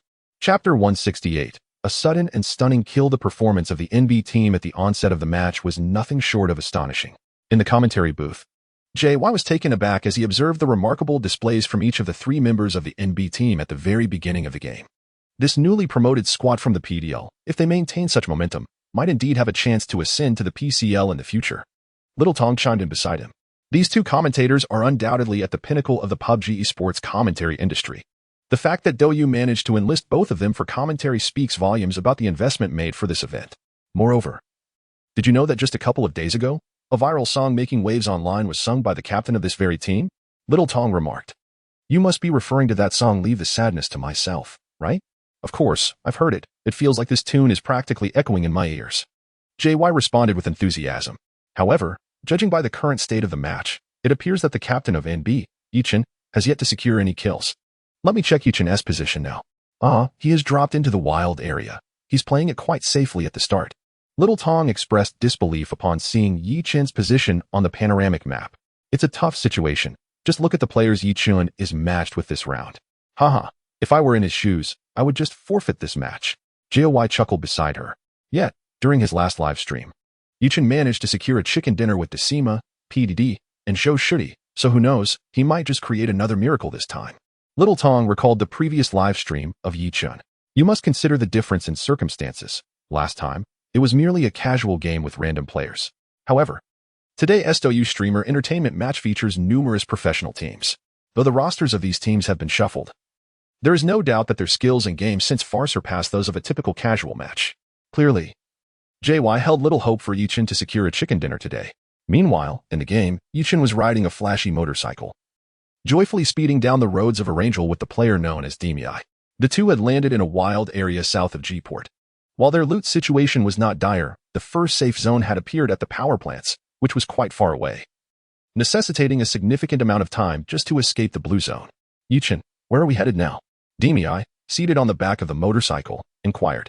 At this moment, Yichin was steering the motorcycle towards G-Port, which was still outside the safe zone and had other players landing there. Demi was puzzled about Yichin's intentions. G-Port, to eliminate. Yichin replied in a flat tone. In truth, Yichin had come to a realization. With 3 players in tow, securing a chicken dinner was improbable. It would be better to secure a few more kills for additional points. What about us at G-Port?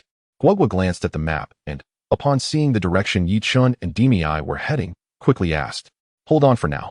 Once we have dealt with the forces in G-Port, you can join us. As Yichin spoke, he had already arrived at the southern part of G-Port, atop a high slope near the hospital. This vantage point provided an excellent view, allowing him to survey the entire layout of the lower urban area of G-Port. Yichin recalled that there were 2 teams present in G-Port, yet remarkably, they had not engaged in combat for quite some time. Endure? Eggplant. No, nothing of such endurance. With an 8-fold scope on my 98K, I assure you, my barrel is quite heated. Eggplant expressed his dissatisfaction upon hearing Yichin's strategy. Feeling unfairly sidelined. Wishabwa, I have an 86 here too. Come, let me show you my sniping skills. As he spoke, Eggplant approached an 86 vehicle, ready to take Wishabwa along. However, he pondered, perhaps it would be wiser to proceed cautiously. Should we be overpowered, it would be for naught. True to form, Wishabwa maintained her characteristic cautiousness. In the lower urban area of G-Port, 2 teams were gradually converging towards one another. One was led by Lan Zhanfei, which included my Yunlong and Mamu from the Piro team, alongside a popular female streamer named Pippi from the Beauty Zone. Pippi, I have an 8-fold scope. Would you like it? Lan Zhanfei's hearty voice resonated within the team. Oh, Feej, I already have a 6-fold. I can't aim well with an 8-fold. Pippi replied in a coy manner, her voice almost unbearable to listen to. My Yunlong and Mamu, upon hearing her, became increasingly animated, inquiring about what Pippi needed. At that moment, had Pippi requested the heads of the 2 men, they would likely have rushed to their own demise. This team evidently revolved around Pippi, with the 3 men zealously supporting her. Pippi, the center of attention, delighted in the adoration, sharing laughter with the trio. You 3 must protect me well. She cooed. Rest assured, Pippi, with me, Lan Zhanfei, you shall not suffer a scratch. Just as Lan Zhanfei finished speaking, the distant sound of 2 SLR rifles echoed. Instantly, a notification appeared in the upper right corner. Yichin had downed Pippi with a headshot using the SLR. This unexpected turn of events caught Lan Zhanfei and the others off guard. What the heck? I was looting on the rooftop and got headshot, Pippi exclaimed, having completely shed her demure image. Can you save me? I'm coming to rescue you. Lan Zhanfei panicked upon seeing Pippi downed. I should be able to save you. He is too far to finish me off. I only had a level 1 helmet when he knocked me out, Pippi replied, scrambling toward a cover on the rooftop. Upon hearing Pai Pai claim he could support, Lan Zhanfei quickened his pace, racing towards the rooftop where Pai Pai was located. However, before Lan Zhanfei could reach the ground floor, the sharp crack of 2 SLR shots rang out, and Pai Pai was swiftly eliminated. Who on earth is this person? Pai Pai was instantly thrown into a frenzy. After finally experiencing the sensation of being cherished like a star, it was snatched away in an instant, leaving him utterly defenseless. Don't be afraid, Pai Pai. We shall avenge you. urged Ma Yunlong, a fellow teammate. Earlier, he had already pinpointed the location of Yi Chen's shots. With years of collaboration, the teammate, Ma Mu, wasted no time, and together they surged towards the hillside where Yi Chen was situated. How dare you harm our cherished teammate? You shall pay dearly for this today. Yi Chen's actions had successfully incited the wrath of all the men in the team. Chapter 169.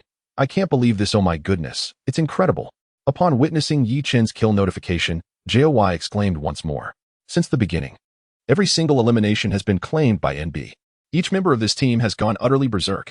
If I hadn't seen it with my own eyes, I would hardly believe that from such a great distance, every shot has found its mark, resulting in a flurry of kills and revives. Shatong was engrossed in the replay of Yi Chen's recent kill of Pai Pai, utterly astounded by his impeccable marksmanship. However, this audacious act of Yi Chen might provoke a fierce retaliation. After all, his adversaries are members of the Puro team.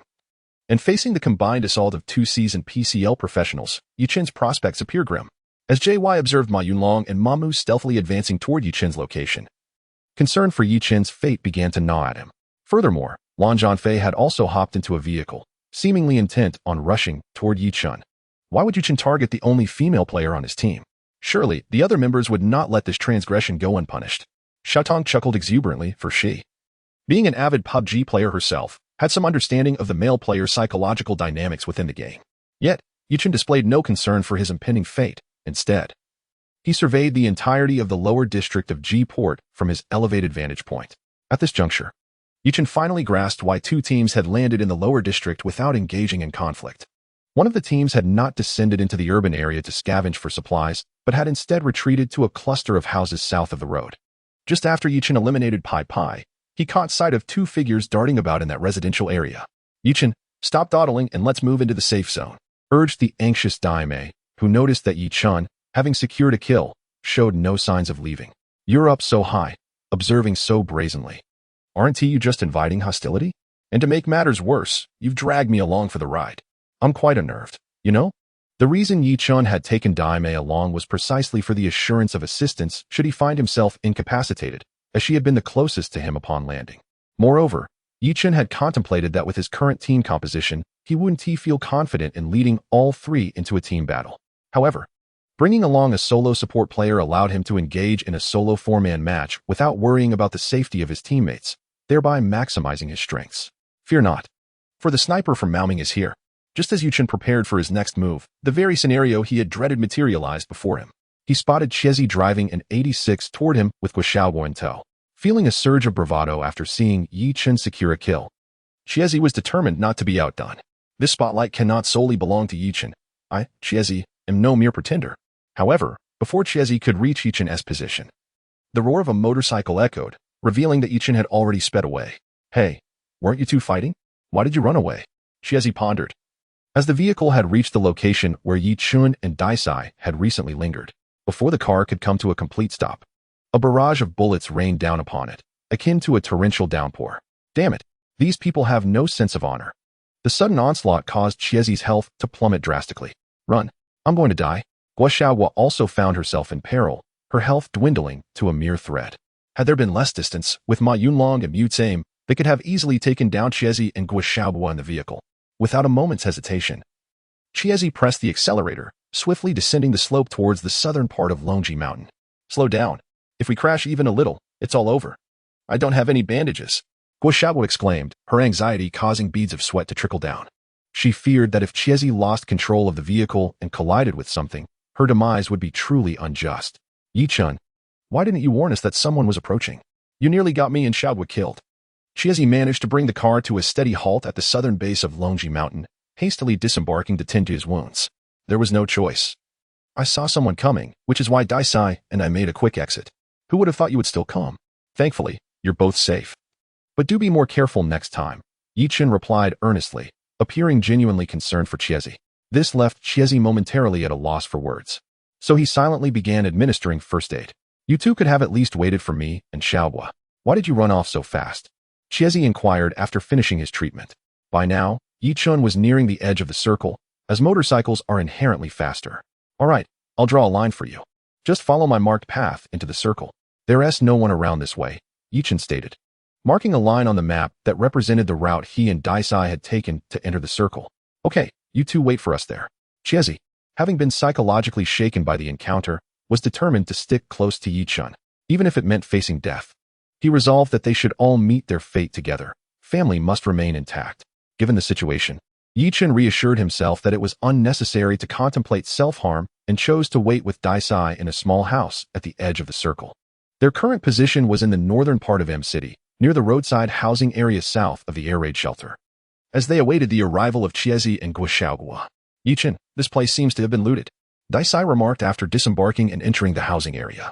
The structure was a two-story villa accompanied by a makeshift garage situated right by the road. If this area were within the circle, the location would indeed be quite advantageous. Do you think anyone is still around? Daisai asked, stepping into the first floor and observing the already scavenged supplies with a hint of concern. It shouldn't be, by now. Everyone should have moved into the circle, Yi-chun replied, following closely behind Daisai and shaking his head at the sight of the disturbed supplies on the ground. Otherwise, you should ascend the stairs to take a look. I fear that if someone is lurking, it could lead to unfortunate consequences. After some contemplation, the naive girl hesitated to venture to the second floor. Goodness, this is unacceptable. Your words suggest you do not regard me as a person, Yi-chun remarked, momentarily taken aback by her statement. Suddenly, a hand grenade detonated nearby, shaking both Yi-chun and the naive girl, leaving them severely injured. The explosive had been cast down from the stairwell of the second floor, indicating that someone must be lurking above.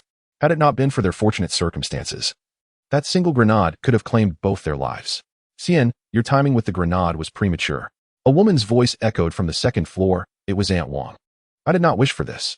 However, if I had delayed any longer, it would have exploded in my hands, came the response from Xian. Yi-chun, standing on the ground floor, was utterly exasperated. You two are not only hiding here to ambush us, but you are also broadcasting your entire conversation? Do you fear we might miss it? Chapter 170, The Marksman of the Fishmen Now. The team led by Zhou Pinyin is on the verge of encountering the squad from MCG, commanded by Xia Tian, at the Grand Power Plant. In the commentary box, JY is providing a live broadcast based on the director's perspective. The MCG team is a composition of sharpshooters, and Xia Tian, the seasoned player, has already concealed himself within the large warehouse of the power plant. 17 Beast remains oblivious to the fact that he is walking into a trap. He is charging forward recklessly. He is doomed. Sitting beside JY, Xiaotong has begun to fret for 17 Beast's fate. The shot is fired.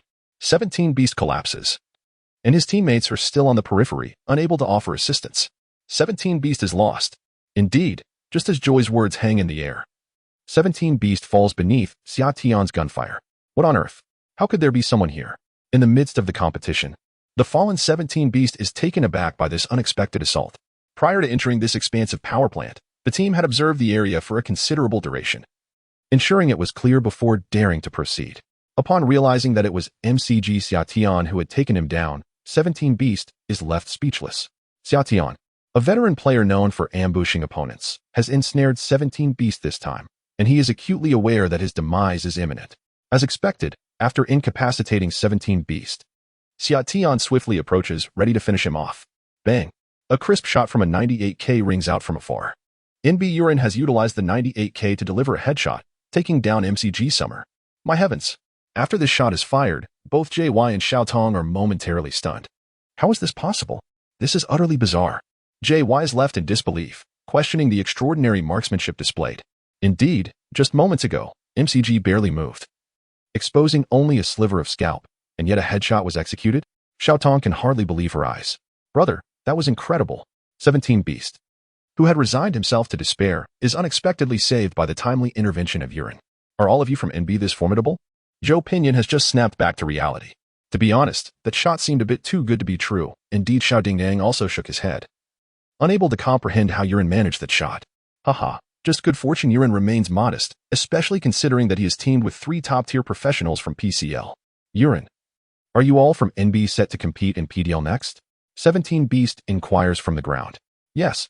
It appears that it is set to commence next month. Urin ponders briefly before responding. After PDL, we will move on to PCLB, and only then will we engage in PCL. Zhou Pinyin adds. Phew, that is reassuring, very reassuring. 17 Beast exhales a sigh of relief. What do you mean by that? Xiaodingang fails to grasp 17 Beast's implication.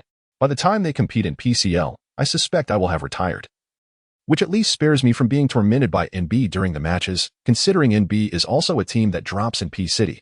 17 Beast chuckles lightly. Goodness. Surely not. Beast brother, you are the legendary 17 Beast. When have you ever shown fear? Remarked Zhou Pinyin, expressing disbelief. Fear is unavoidable. Just look at how Summer has collapsed, 17 Beast replied, glancing at the fallen Summer. After 17 Beast fell, Summer followed suit. The two displayed remarkable synergy. With their backs pressed against one another, each crawling towards an exit of the warehouse, awaiting their teammates' rescue. I am indeed fortunate, the fishman chuckled, though modest. His words held truth. At the moment 17 Beast fell, the fishman had fortuitously aimed his scope at the location of 17 Beast's demise. Coincidentally, he spotted a head emerge and instinctively fired a shot, which struck Summer squarely in the forehead. All right, hurry and come to my aid. I'm on the brink of demise, exclaimed 17 Beast, who had managed to crawl out of the warehouse, his health now reduced to half. Xiao Dingdang was the first to approach and assist 17 Beast, while MCGS Summer had also crawled to his teammate's side. Once both parties helped their comrades to their feet, the ensuing battle would undoubtedly unfold without suspense. 17 Beast was the first to rise. He didn't even take a healing item before re-engaging. Xiao Dingyang and Zhou Pinyin followed closely, demonstrating a precise understanding of timing despite not being on the same team. Right ahead, behind the blue house, 17 Beast announced, feeling invigorated as he returned to the warehouse, simultaneously reporting and administering a healing item to himself. Upon hearing his report, Zhou Pinyin and Xiao Dingyang charged forward. There is no one here. Xiao Dingyang reached the rear of the building but found no enemies, only a box. Is this Summers? How peculiar. Did his teammates not assist him? Zhou Pinyin inquired, glancing at the box on the ground. I just executed a jump kill. Just as Zhou Pinyin posed his question, a kill notification appeared on the fishman's screen. Oh no. Suddenly, Zhou Pinyin seemed to grasp the gravity of the situation, his expression tightening. Boom. A grenade detonated right at the feet of Zhou Pinyin and Xiao Dingdang, sending them both crashing to the ground. I knew it. Zhou Pinyin roared from his prone position. 17 Beast's earlier report had been accurate. However, upon seeing two opponents charging towards them, the adversaries had abandoned the idea of reviving Summer. Instead, they had leveraged Summer's position to bait the two into a trap. Indeed, Xiao Dingdang and Zhou Pinyin had fallen for the ruse. The enemy team executed a double strike, swiftly turning the tide in their favor. At this juncture, only 17 Beast and the fishman remained capable of fighting. Noticing the knockout notification in the upper right corner, Yuchen smiled. It appeared the fishman's team had encountered difficulties. Yuchen recalled that Zhou Pinyin and Xiao Dingdang were matched against the fishman in tonight's competition. In the upper right corner, both Dingdang and Zhou Pinyin collapsed simultaneously, and just moments ago, the beast number 17 had also fallen. Surely, the fishman would be next. Yuchen mused. Auntie, it's me. I'm Dai Sister. While Yuchen pondered these matters, Dai Sister unexpectedly activated her team voice chat, calling out to those upstairs. Dai Sister? Is that you? Why didn't you say so earlier? Aunt Wang exclaimed, clearly delighted upon hearing Dai Sister's voice. As fellow streamers who often engaged in playful banter together, they shared a good rapport.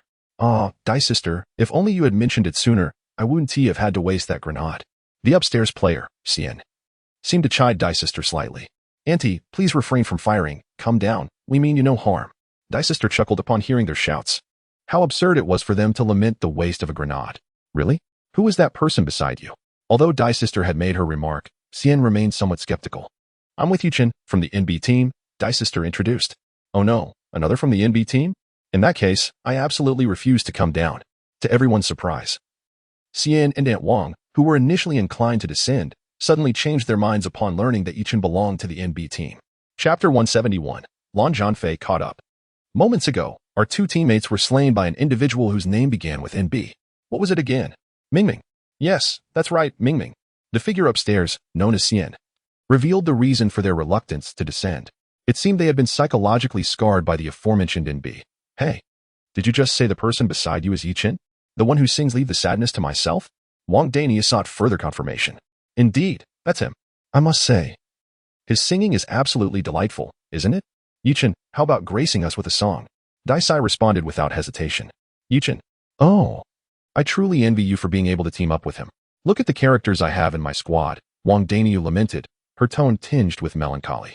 Daniu, what do you mean by that? Are you implying that my skills are lacking? Xian bristled at Wang Daniu's remark, clearly displeased. There's no need to speak ill of your teammates. Initially, when we landed, you insisted on heading to the air defense cave, resulting in the demise of two teammates. Had you not made such reckless suggestions, they might have survived. Wang Dainita retorted sharply. That was, a strategic decision. Do you understand? Xian's defense sounded somewhat feeble. It seemed only they could consider a lost life a strategy. Dania, where do you plan to go next? Daisai chuckled softly, amused by the ongoing banter between the two. It was surprising that even during a casual match, they continued to bicker.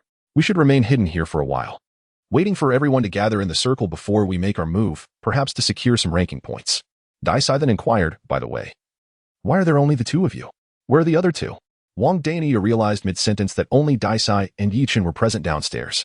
Well, they're Chiezi and Guishaohua, but we came by motorcycle, so we're moving quickly. Let me check where they are. Daisai said as she opened the map, only to discover that Guishaohua and Chiezi had abandoned their vehicle and were now sprinting on foot. Guishaohua, where's your vehicle? Daisai inquired. The car flipped over. So we're running on foot. Please wait for us. Guishaohua and Chiezi were currently dashing through the fields near P City. Oh dear. It sounds like your team is in quite a predicament. Xian chuckled upon hearing their situation. Why don't you take us along? Wang Dainyu suddenly suggested. Absolutely not. Yichen instinctively objected within his mind. All right then. Once Chiezi and Xiaowo arrive, we'll form a group of 6. Daisai readily agreed on Yichen's behalf. Just remember, you mustn't shoot at us. Xian expressed a hint of skepticism towards Yichen's reliability. Whoever opens fire shall be deemed the lesser, Daisai assured, thumping her ample chest. Meanwhile, Yichen felt an overwhelming sense of dread. Not only was he already burdened with 3 incompetent teammates, but now he was expected to accommodate 2 more. How could the game possibly continue? Daisai, a vehicle just sped past us. Be cautious. There were 3 people inside. The sound of the eggplant suddenly echoed in the air. At that moment, the eggplant had reached the hillside near P City, and upon hearing the sound of approaching vehicles, it quickly took cover with Xiaogua. Only after the vehicles had passed did it dare to relay information to Dai Mei and Yichun. The occupants of these 2 vehicles were none other than Lan Zhanfei, Ma Yunlong, and Ma Mu, 3 men whose fury had been fully ignited. These individuals were remarkably swift, making it impossible to pursue them. While driving, Lan Zhanfei followed the trail to this location, only to discover that he had lost them. Earlier, we passed a wrecked vehicle. Could it possibly be theirs? Mamu recalled the overturned vehicle they had encountered and found it highly suspicious. Regardless of the truth, I must locate them. I am determined to make them pay, especially that Yichun, Ma Yunlong said, seething with anger. Why target anyone else but the only woman in our team? Do you not realize you have incurred the wrath of many? Let us not dwell on that. We should head to the nearby false garage to regroup. Lan Zhanfei glanced at the map and marked a location within a residential area. The group, having recently traversed a hazardous zone, was not in optimal health and required some recuperation. However, they remained unaware that the marked location was precisely where Yichen and the others were situated. Without hesitation, Lan Zhanfei charged ahead. Hearing the sound of the car, Yichen perked up, directing her gaze towards the window. They are coming. Should we engage? Dai Mei paused at the sound of Lan Zhanfei's approaching vehicle and inquired of Yichun. Engage? Why not? Yichun retorted, immediately stepping outside the house. As she opened the door, she caught sight of Lan Zhanfei approaching in a convertible jeep, heading straight towards her position. Someone's ahead. Attack. Ma Yunlong, seated in the passenger seat, was the first to spot Yichen. He leaned out, intending to eliminate her with a shot from the vehicle. As a professional player, such marksmanship was a fundamental skill, and he was confident in his ability to take her down. Unfortunately, he underestimated Yichen's shooting prowess. Although Yichen's response was slightly delayed, the cover provided by the building behind her offered some protection. With 3 men charging towards her, who else would she shoot at but them? Yichen fired back, landing 2 shots directly above Ma Yunlong's head as he protruded from the vehicle. Before he could even click the mouse, he was swept off his perch. It was Yichen again. Upon seeing this username, Ma Yunlong nearly lost his composure. How could this person always appear in the most unexpected places? Seated in the driver's seat, Lan Zhanfei did not halt the jeep immediately after his teammate fell. Instead, he opted to change direction and continue driving. The vehicle ascended to a hillside position, gaining a tactical advantage from the elevated terrain. Although only Lan Zhanfei and Mute remained at this moment, it did not impede their judgment and control over the situation. They ascended the mountain and paused upon reaching its summit. Aunt Wang observed keenly and promptly called out. Understood, Yichen replied nonchalantly. It's not enough to simply understand. Why don't you go and confront him? Dai sister remarked, noticing Yichen's lack of action after his casual acknowledgement. As he continued to wander about on the first floor of the room. Tap, tap, tap. Having reached the pinnacle, Lan Zhanfei did not even halt the vehicle, but rather turned around and aimed towards the area where Yichun was located. Bang! In the distance, the sharp report of a 98K rifle echoed. At that moment, The upper right corner of the screen displayed a flurry of messages about the NB fishman. The lone fishman had commandeered the entirety of the large power plant. Furthermore, he seemed to be leisurely rummaging through a loot bag, appearing quite at ease. Is he truly that formidable? A single shot from a 98K taking down an entire professional team? Damn, I'm down. Someone come help me, exclaimed one of the three teammates alongside the fishman, incredulous at the unfolding events. Meanwhile, 17 Beast had already fallen for the second time, his health plummeting rapidly. Here it comes, don't panic. The fishman calmly approached 17 Beast, ready to assist the fallen trio. Chapter 172. NB, The Rise of All. What an extraordinary marksmanship. On the commentary platform, JY was utterly exhilarated.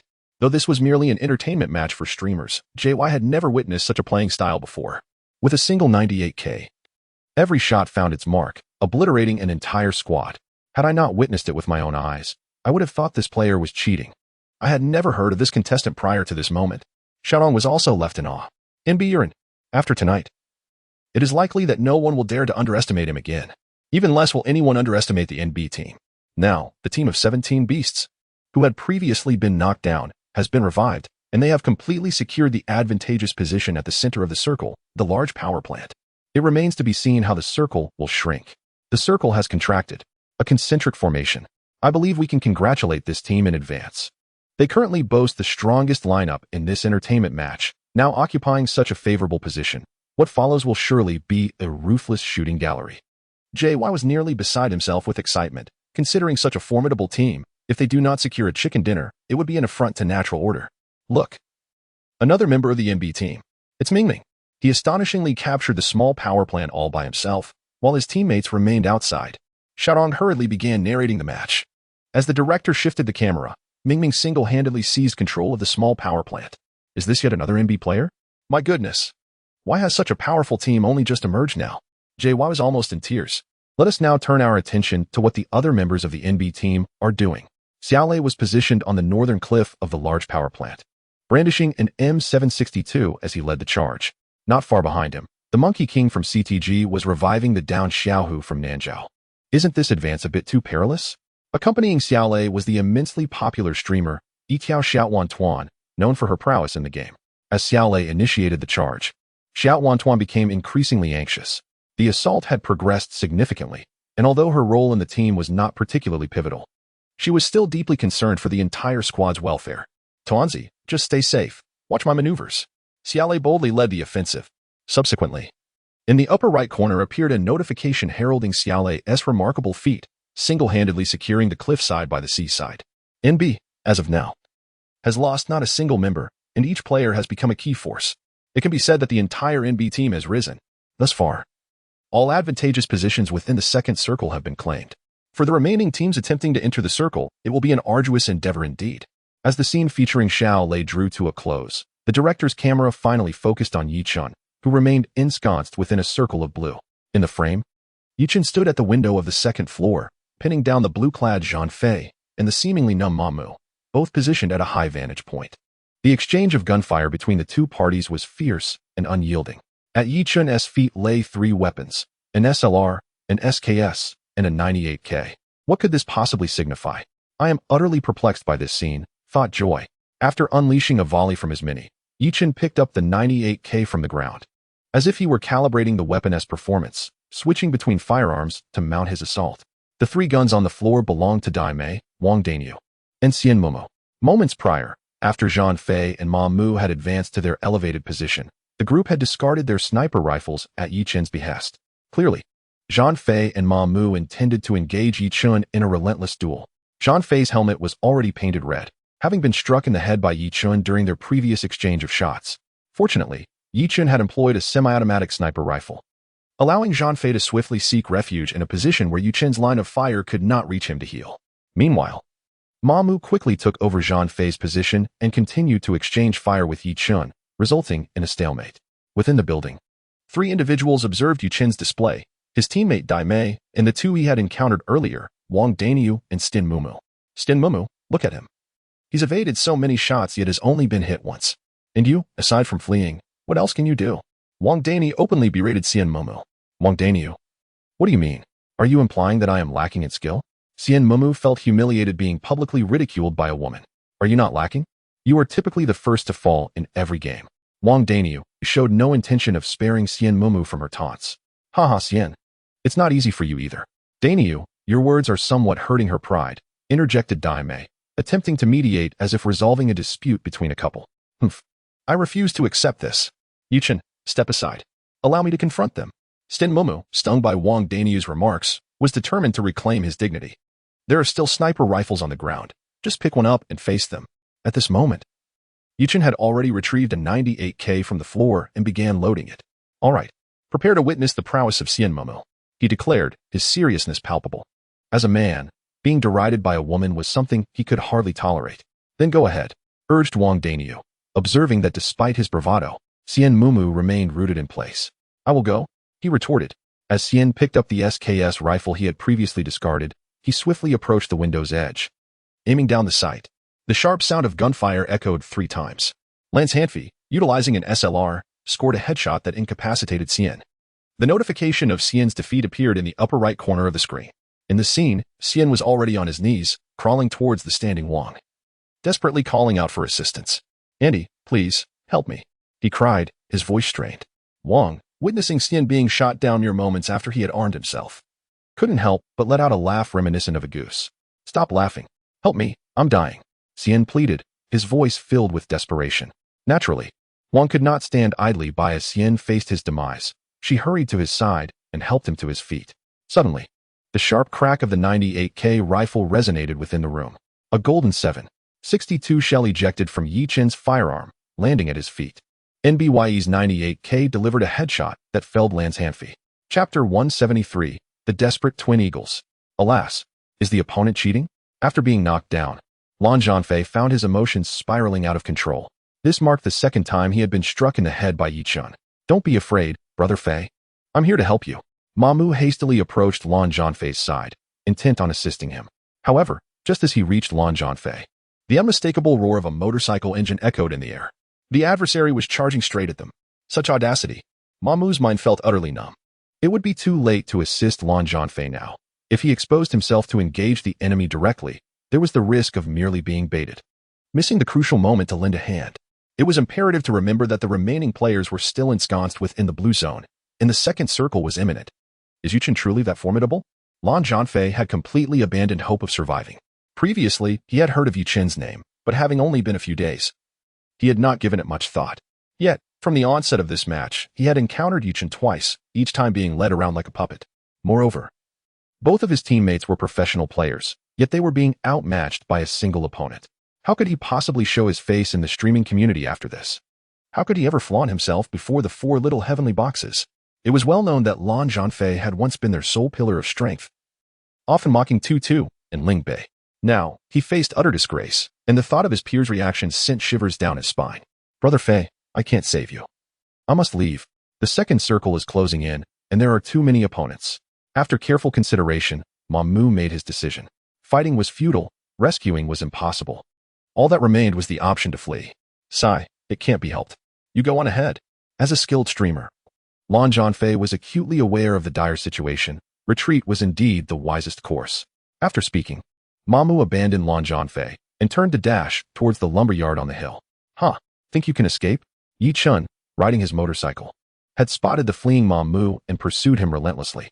Above, Mamu continued to sprint without pause, but as the sound of the motorcycle drew nearer, his brow furrowed in increasing tension.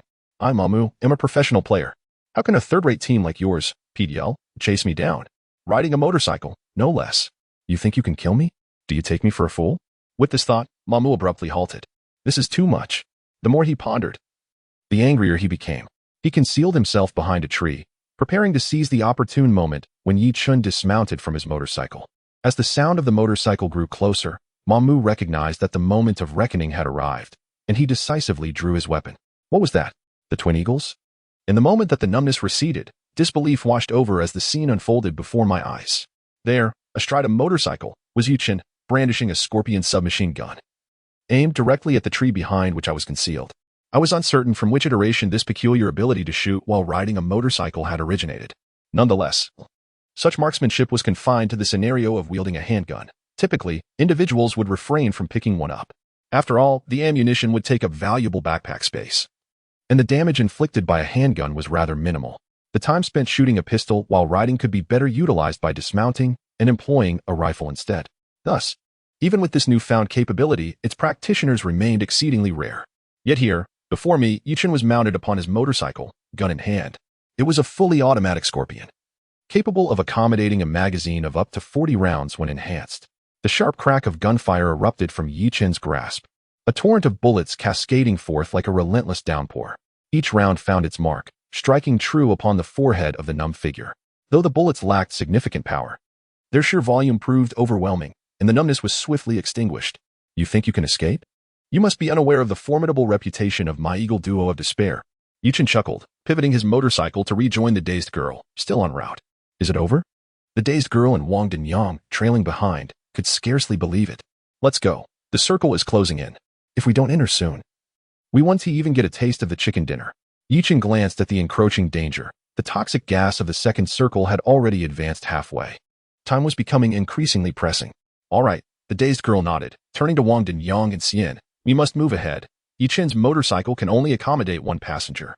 Upon hearing this, Wang Dinyang and Xian exchanged glances, understanding that there was little more to say. They were not even a proper team. The fact that they had not been eliminated while hiding in the house was already an act of mercy. At this juncture, further demands were unrealistic. Don't we still have a vehicle? Wang Dinyang suddenly recalled that Lan Zhanfei and the numb figure had arrived by car. Yes. Quickly, let us grab the vehicle. Xian's realization came swiftly. Hey, you ride the motorcycle, and we'll follow in the car. That should work, right? Meanwhile, Yichen had reached the dazed girl, picking her up and racing toward the safety of the circle. However, when Wang Dinyang and Xian finally arrived at the location where Lan Zhanfei and the numb figure had left their vehicle, they discovered that all 3 tires had been shot to shreds.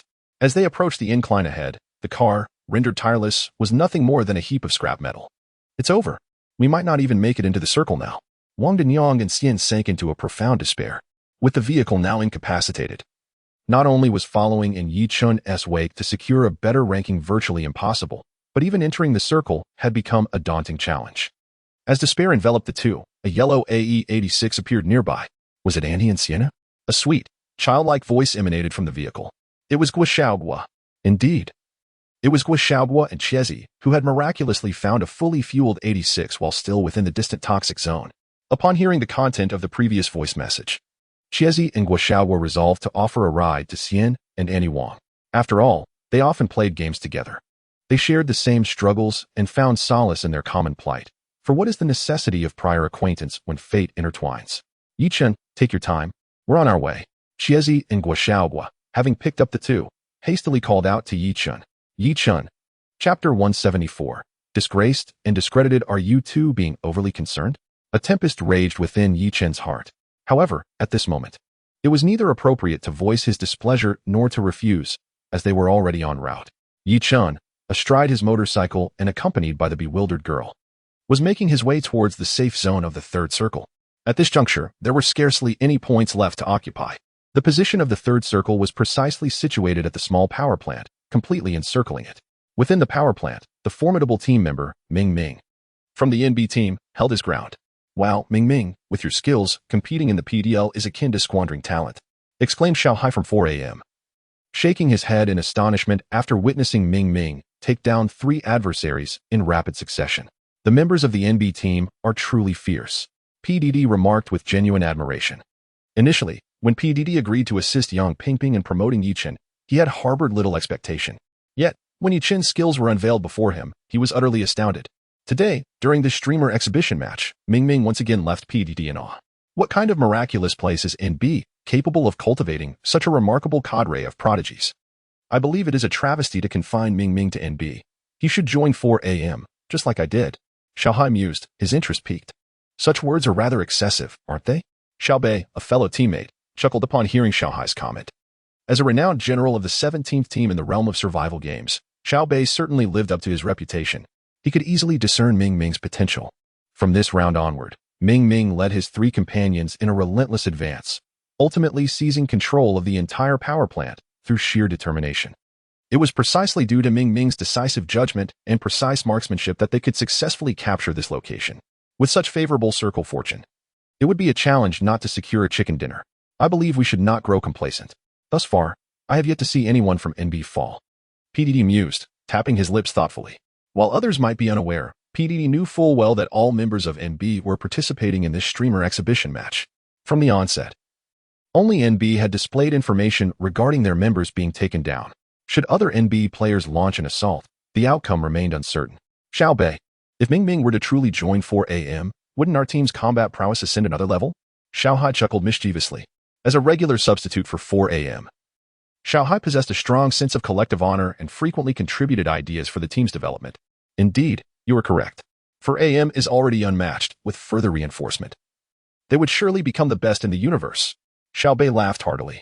The 17th and 4AM teams had long harbored animosity towards each other, and neither had anticipated being placed in the same team. Amidst their banter, it was inevitable that barbs would be exchanged. Incoming. Stay alert. Ming Ming's conversation with these individuals entered one ear and exited the other, not lingering in his mind at all. As soon as Ming Ming's words faded, a jeep, seemingly without destinations, sped towards the small power plant from the northern L-port. Xiao Bei and Xiao Hai simultaneously spotted the approaching vehicle, both determined not to be outdone by the other, exerting all their effort to unleash a barrage upon it. Alas, the unfortunate jeep, before even nearing the small power plant, was reduced to a pile of scrap metal. The 4 occupants of the vehicle met an untimely demise with no survivors. Within the room of a streamer amusingly engaged in fishing, a male host with a center-parted hairstyle pounded the table in exasperation. What enmity do I hold against you? Must you resort to such ruthless measures? This individual, known as Chen Sigi, was indeed quite skilled, yet he found himself, in a fleeting moment, transformed into a mere dead dog. Yi Chen, the battle ahead is quite intense. At that moment, Dai Sai and Yi Chun were crouched beneath a slope to the south of the small power plant. Upon hearing concentrated fire directed at the north of the plant, Yi Chen seized the opportunity, leading Dai Sai to this location, where they stood at the edge of a safe zone. Let them fight. Our primary objective this round is to secure a victory. The current situation is not in our favor. If we can avoid firing, we should. Yi Chun was earnestly analyzing the situation for Dai Sai when suddenly, a flaming 86 barreled toward them. The driver of the vehicle was none other than Chiezi.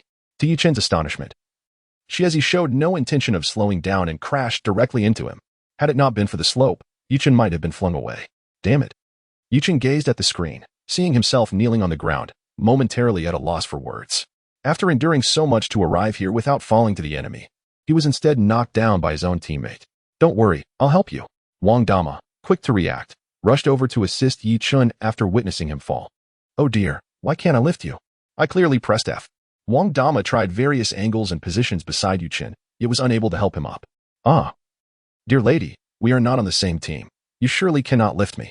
Yi Chen felt a surge of despair, pondering the challenges of life and why he had to encounter such a duo of misfortune. Let me handle this.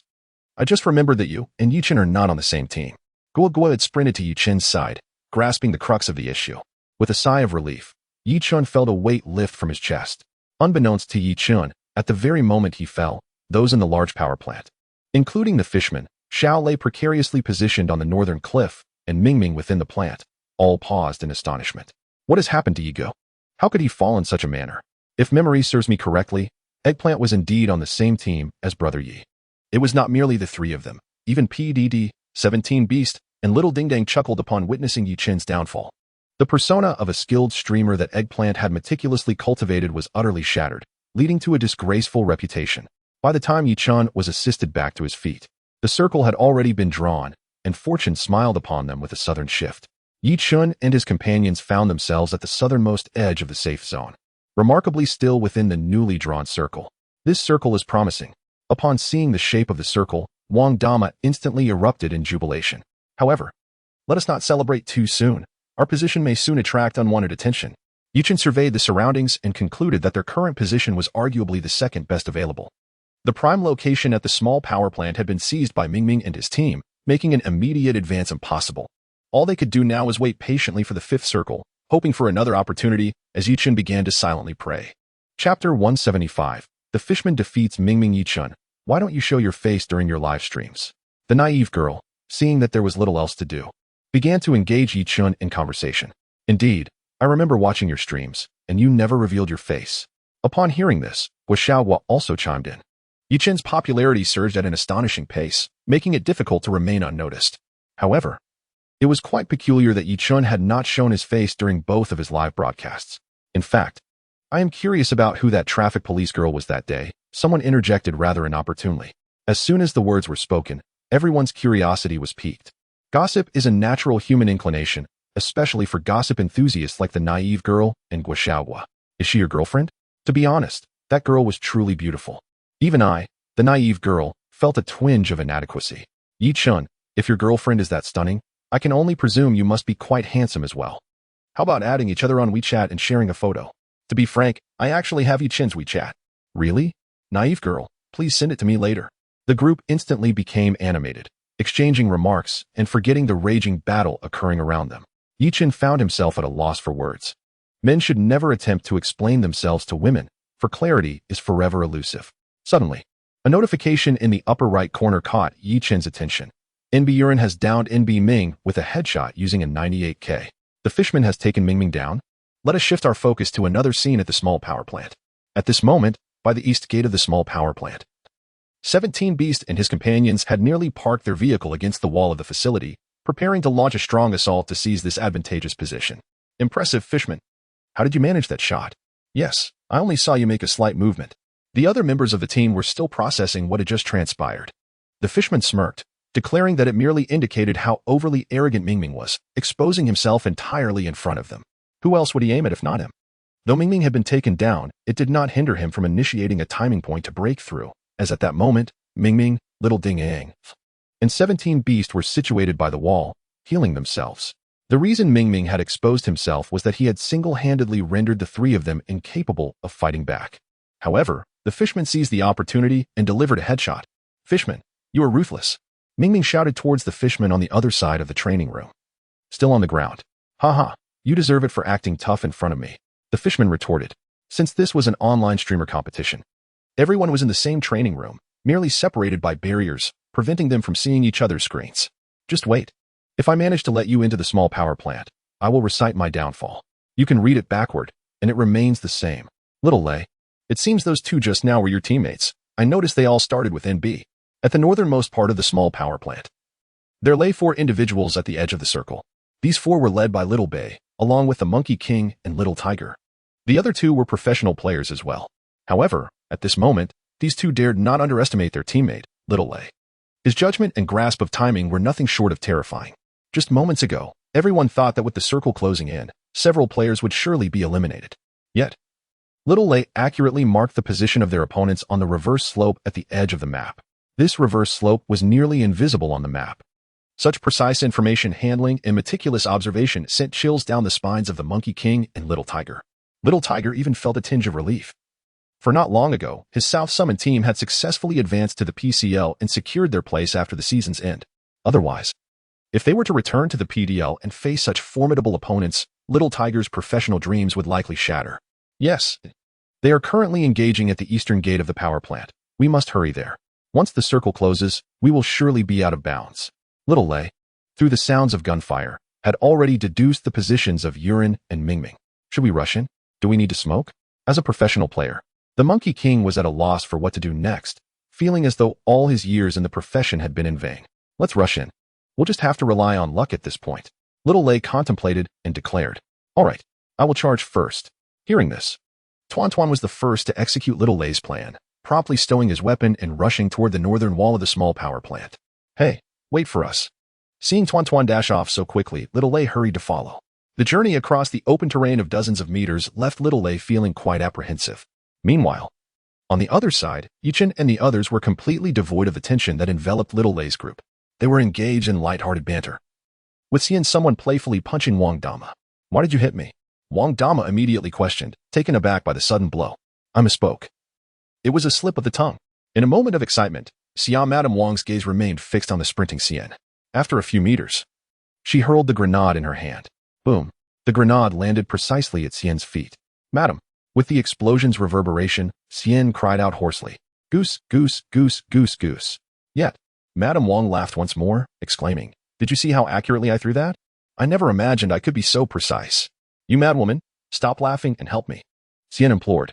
Naturally, Madame Wang hurried to assist him. After all, despite their playful banter, their bond remained strong. Observing their antics, Yi Chun felt a bead of cold sweat trickle down his forehead. Bro, this is still a competition. Please, for the love of all that is good, stop with the theatrics. Meanwhile, the toxic zone had arrived. A new safe area had been designated. Upon seeing the location of the safe zone, Yichen's brow furrowed. It appeared that a fierce battle was imminent. Chapter 176. You are quite arrogant. Now, the entire small power plant has transformed into a colossal slaughterhouse. This is merely the fifth circle, and in a desperate bid to seize the singular advantageous terrain, all those outside the circle must launch a fierce assault on the small power plant. Together, Zhu Hua and Hai Bao successfully overwhelmed CTG's Monkey King, albeit at a devastating cost. Xiao Tuan is no more. At this moment, only the tenacious Xiao Lei from NB and Xiao Hu from Nanzhao remain alive near the northern wall of the power plant. The situation in the south is equally dire. If I recall correctly, Xian has already succumbed 5 times within this brief span. The old lady is truly loyal. Rushing to aid. It seems the old lady had a deep bond with Xian. Alas, the old lady too has perished. Both Xian and the old lady are gone. In the commentary booth, as the poison circle of the 5th round begins to encroach, personnel from various regions have commenced a collective dash towards the small power plant. Intense gunfire erupts around the 4 surrounding walls of the power plant. By the time the poison circle has fully closed in, only 18 individuals remain on the field. Among them, Yichen's team is still at full strength, while Xiao Lei's side is down to just 2 members. The Fishmen, owing to their high combat proficiency, have managed to retain their entire squad. However, those originally from the small power plant, including Ming Ming and others, have suffered the loss of 1 member. Xiao Hai from 4 a.m., leaving only 3 steadfast defenders. The remaining 6 have congregated at the western wall of the power plant, divided into 2 teams of 3, locked in a standoff. Goodness, NB remarkably has not lost a single member. Xiao Tong notices that although Yichen's NB team has not been grouped together, they still maintain a full roster at this stage. Indeed, the survival rate of this squad is astonishing, particularly Yichen, who has managed to keep Eggplant and others alive until now, something I had not anticipated. JY, seated beside Xiao Tong, shakes his head in astonishment. Do you think the members of NB will eventually collide? Xiao Tong has begun to eagerly anticipate the upcoming battle. It's hard to say, for the moment. The advantageous side appears to be Ming Ming, Xiao Bei, and PDD within the small power plant, yet in terms of combat prowess, the 17 beasts at the eastern wall undoubtedly hold the upper hand. JOY provides an analysis to Xiao Tong. Look, Xiao Lei and Xiao Hu have chosen not to continue their assault on the small power plant. Instead, they are maneuvering towards the western wall of the power plant. In the footage, Xiao Lei and Xiao Hu have reached the wall, and logically, they should be entering the small power plant. However, to everyone's surprise, they are skirting along the wall, heading west without any intention of breaching the power plant. Yet, there are still 6 individuals positioned at the western wall. If these 2 proceed, will they not be walking into their demise? Xiao Tong furrows her brow, puzzled as to why they would forsake the opportunity for a secure position inside the small power plant. Yichen, come quickly to assist me. I'm down again. The naive girl, pinned against the wall, was abruptly knocked to the ground by a grenade that fell at her feet. She turned to Yichen, calling for help. It was hopeless. She might as well await her fate. Yichen glanced at the girl who was struggling to crawl towards him, but chose not to act. The spot where she fell was precisely at a gap in the southern wall of the power plant. And Yichen was perplexed as to why she had ended up there. Weren't you supposed to be right behind me? Hurry up. I'm dying. The girl's voice rose as she noticed Yichen's inaction. If I go now, that gap is within reach, but it would be a futile sacrifice. Yichen shook his head. His reluctance to assist the girl was not due to a lack of compassion. Rather, her position was simply too perilous. Are you really going to just watch a beautiful, youthful, and innocent girl fall before you? The girl was speechless, finding Yichen excessively callous. What do you propose? Shall I join you in death? Yichen chuckled. Sure, come over. We can die together. A family should be united in death. Upon hearing this, the girl couldn't help but laugh. Rest easy. We will avenge you. At that moment, the eggplant lying prone nearby shook its head and spoke to her. Farewell. Your spirit will remain with us, added Guogua. Ah, you all. The girl's words were cut short as she succumbed to blood loss, becoming lifeless. Watching her demise, Yichen could only sigh. Unbeknownst to him, his live stream was inundated with comments branding him a scoundrel. To the viewers, it was incomprehensible that he would not rescue her. Meanwhile, the girl had transitioned to a spectator, observing Yichen's actions. Let me see how this straight man operates in his live stream. With nothing else to do, she suddenly felt compelled to check out Yichen's broadcast. As a glamorous and skilled PUBG streamer, she had always enjoyed considerable popularity among fans. Yet, she had never experienced such cold indifference in a game before. Reflecting on the entire match, it was evident that Yichen regarded her as merely a tool. This realization left her quite displeased. Brothers, if Yi Chen wins this round, I shall do 500 push-ups in a handstand. Upon entering Yi Chen's live stream, she promptly made a bold declaration. Are you that harsh on yourself? Just as she finished speaking, she heard Yi Chen's voice. But how would one even accomplish 500 handstand push-ups? The girl was taken aback. She had inadvertently activated the open mic and was overheard by Yi Chen, who was still engrossed in the game. However, Yi Chen's remark made her realize that 500 handstand push-ups might indeed be a daunting challenge. So what do you suggest? Yet, she was inherently competitive. Even if it was merely a matter of pride, she refused to yield to Yi Chen. How about this? If I win this round, you must grant me one request. What do you say? Yi Chen merely chuckled. All right, but what if you refuse to eat? The naive girl retorted. If I don't eat, I promise you 10 requests. Yi Chen replied with unwavering confidence. You are quite arrogant. Such confidence. It's a deal. I am eager to see how you plan on claiming victory when you are not even within the safe zone. The naive girl became animated. For the very reason she dared to make this wager with Yi Chen was that it would be exceedingly challenging for him to reach the safe zone. Furthermore, accompanied by Eggplant and Guo, it was doubtful whether he could even survive to the next zone, let alone secure a victory. Just as she finished speaking, Yi Chen conjured a lengthy wall of smoke right before her eyes. This smoke barrier extended from the southern part of the small power plant to the west, forming a white shield. Upon witnessing this, the naive girl was momentarily taken aback. Was he really planning to enter from the western side of the power plant? What a jest! There were still 2 squads of 3 players each in that area, and 2 more were preparing at the western barricade. Did he not consider the magnitude of the gunfire he would face by charging toward the western wall? Chapter 177. The 17 Beasts. Why, Yi Chen? Why have we sealed the smoke wall yet remain here? Eggplant, still prostrate on the ground, struggled to comprehend Yi Chen's strategy.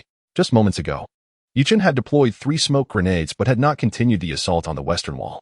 What could be the reason? This is a psychological tactic. Yi Chen chuckled softly. Firstly, the 3 smoke walls we have erected are clearly visible to those within the small power plant. They will surely assume that our deployment of smoke signifies an imminent attack on the west. Presently, approximately 6 adversaries still occupy that position, and our smoke walls serve to confound them. Both teams are already in a standoff. Observing the smoke, each side will suspect the other is preparing for an assault. Ultimately, when the 2 teams engage, those stationed to the north will be poised to reap the benefits. At that juncture, we can launch our own attack, rendering the positions around the power plant's 3 walls secure, thereby maximizing our gains. Yi Chen proceeded to elucidate his tactics and objectives to Eggplant. How can you be certain that those at the northern wall will attack the western wall? Eggplant still appeared puzzled. It's simple. The eastern wall has been firmly established by the 17 beasts and their companions, whose combat prowess is formidable. A direct incursion into the power plant would entail excessive risk, likely leading to significant casualties. Thus, it is far more prudent to strike the western wall, where there remains a sliver of safe ground. Eggplant listened, momentarily taken aback by the precision of Yi Chen's reasoning. Could it truly be this accurate? In truth, Yi Chen had yet to reveal a crucial detail. He was well aware that at the northern wall were his teammate Xiao Lei and Xiao Hu from the Nanzhao team. With an intimate understanding of Xiao Lei's tactical approach and habitual tendencies, he was confident that Xiao Lei would indeed launch an aggressive assault on the western wall.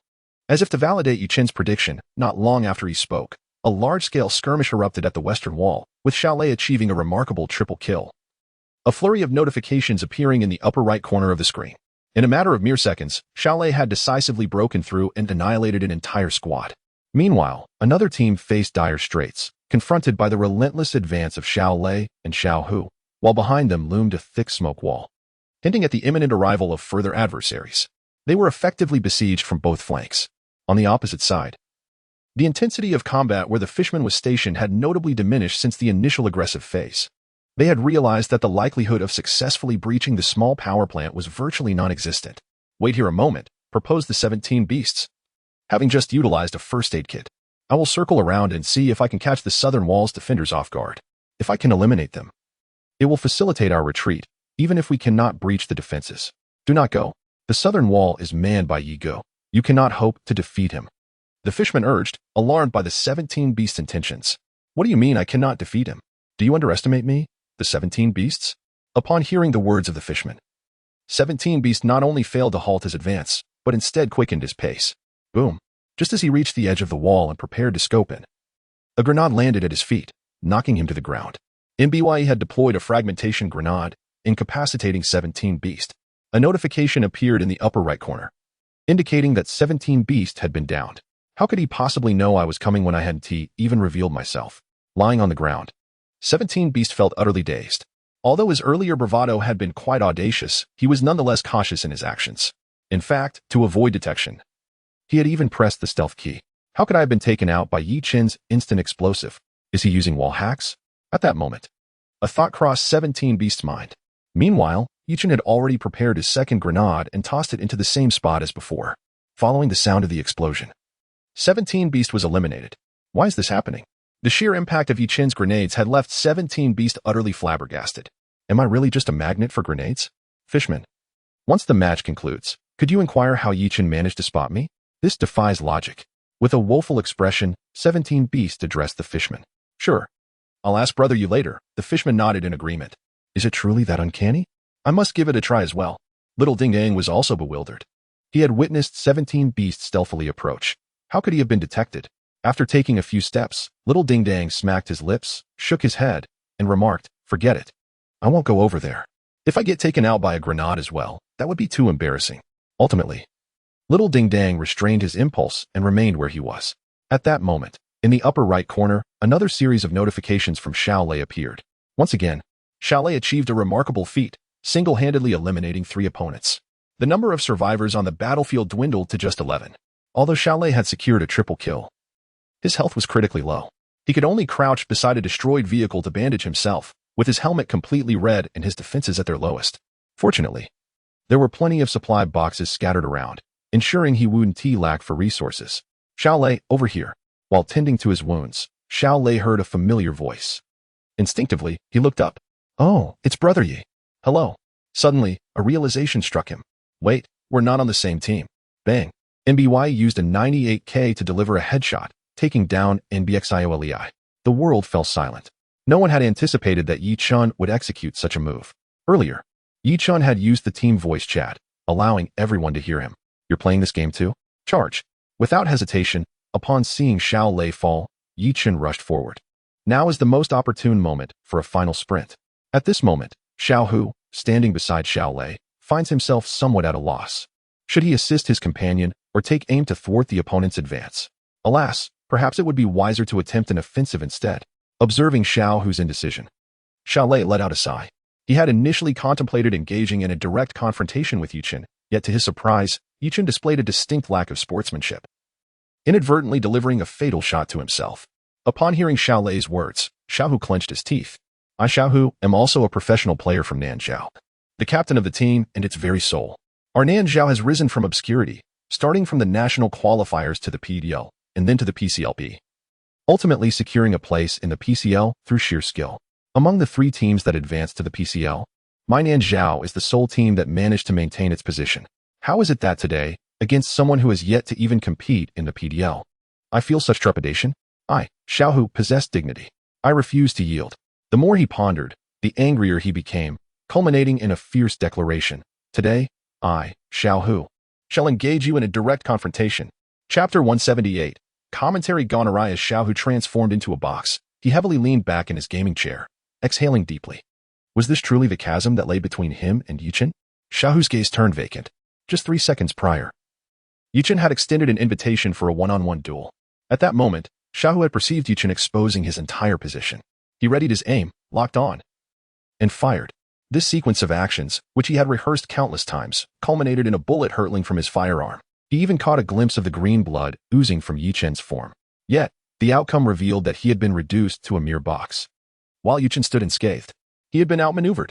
As a player who had ascended through sheer skill, Xiao Hu had encountered formidable opponents over the years, rivaling even those faced by top-tier competitors. Yet, he had still faced a devastating defeat. Opting for a spectator's perspective, Xiao Hu observed that Yi Chen's health remained at an astonishing 50% before he utilized a healing item. This meant that despite having initiated the encounter and inflicting substantial damage, Xiao Hu had lost. It was undeniably a resounding slap across his face. This Yi Chen was not someone to be trifled with. A sudden thought flickered through Xiao Hu's mind. Currently, the battlefield was embroiled in a 3 versus 3 stalemate. JOY continued his commentary. Presently, Ming Ming, Xiao Bei, and PDD occupied a position of height within the small power plant. Although they were outside the safe zone, their advantageous position allowed them to easily intercept any advancing team. Meanwhile, Zhou Pinyin, Yurin, and Xiao Ding Dang, situated to the east of the power plant, found themselves at a distinct disadvantage. They would need to act first if they harbored any hope of victory. As for Yichen, Guogua, and Chiezi, having concluded their earlier skirmish, they were effectively distanced from the final showdown. Neither of the other two teams was likely to abandon their position in the power plant to pursue Yi Chun and his companions. Thus, in the impending climax of the final circle, Yi Chun would serve as a ticking time bomb. JOY meticulously analyzed the prevailing circumstances, elucidating the strengths and weaknesses of each of the three remaining teams. As a luminary in the realm of PUBG commentary, JY possessed profound insights into the game. However, the next unfolding scene left him momentarily dumbfounded. What was happening? The trio positioned at the high ground of the small power plant, led by Ming Ming, surprisingly opted to forego their hold on the eastern gate, allowing Yu Ren and his team to enter. Upon their entry into the small power plant, Yu Ren and his companions did not immediately assault the high ground, but instead continued deeper inside. Their target was none other than Yi Chun. If his eyes did not deceive him, a coalition had formed between the two teams. Xiao Tong's eyes widened in astonishment. 6 individuals, 5 of whom were professional players, had inexplicably chosen to abandon their conflict to collectively eliminate Yi Chun. Had these two teams conspired together? This was utterly outrageous. In the current situation, even JOY is at a loss for words. It has begun. Little Tong is utterly exhilarated. Presently, Mingming, Xiaobei, and PDD have secured the high ground at the small power plant, astonishingly aiding XDD, Yurin, and Zhou Pinyin in their efforts. My heavens! They are genuinely resolved to eliminate Yi Chun and his companions first. On screen, Yurin, XDD, and Zhou Pinyin are merely separated by a wall from Yi Chun and his group as they enter the small power plant. XDD is the first to charge forward, tossing a grenade to clear the area. Given that the circle has shrunk to an almost negligible size, the effective range of the grenades has also considerably diminished. Boom, boom, boom.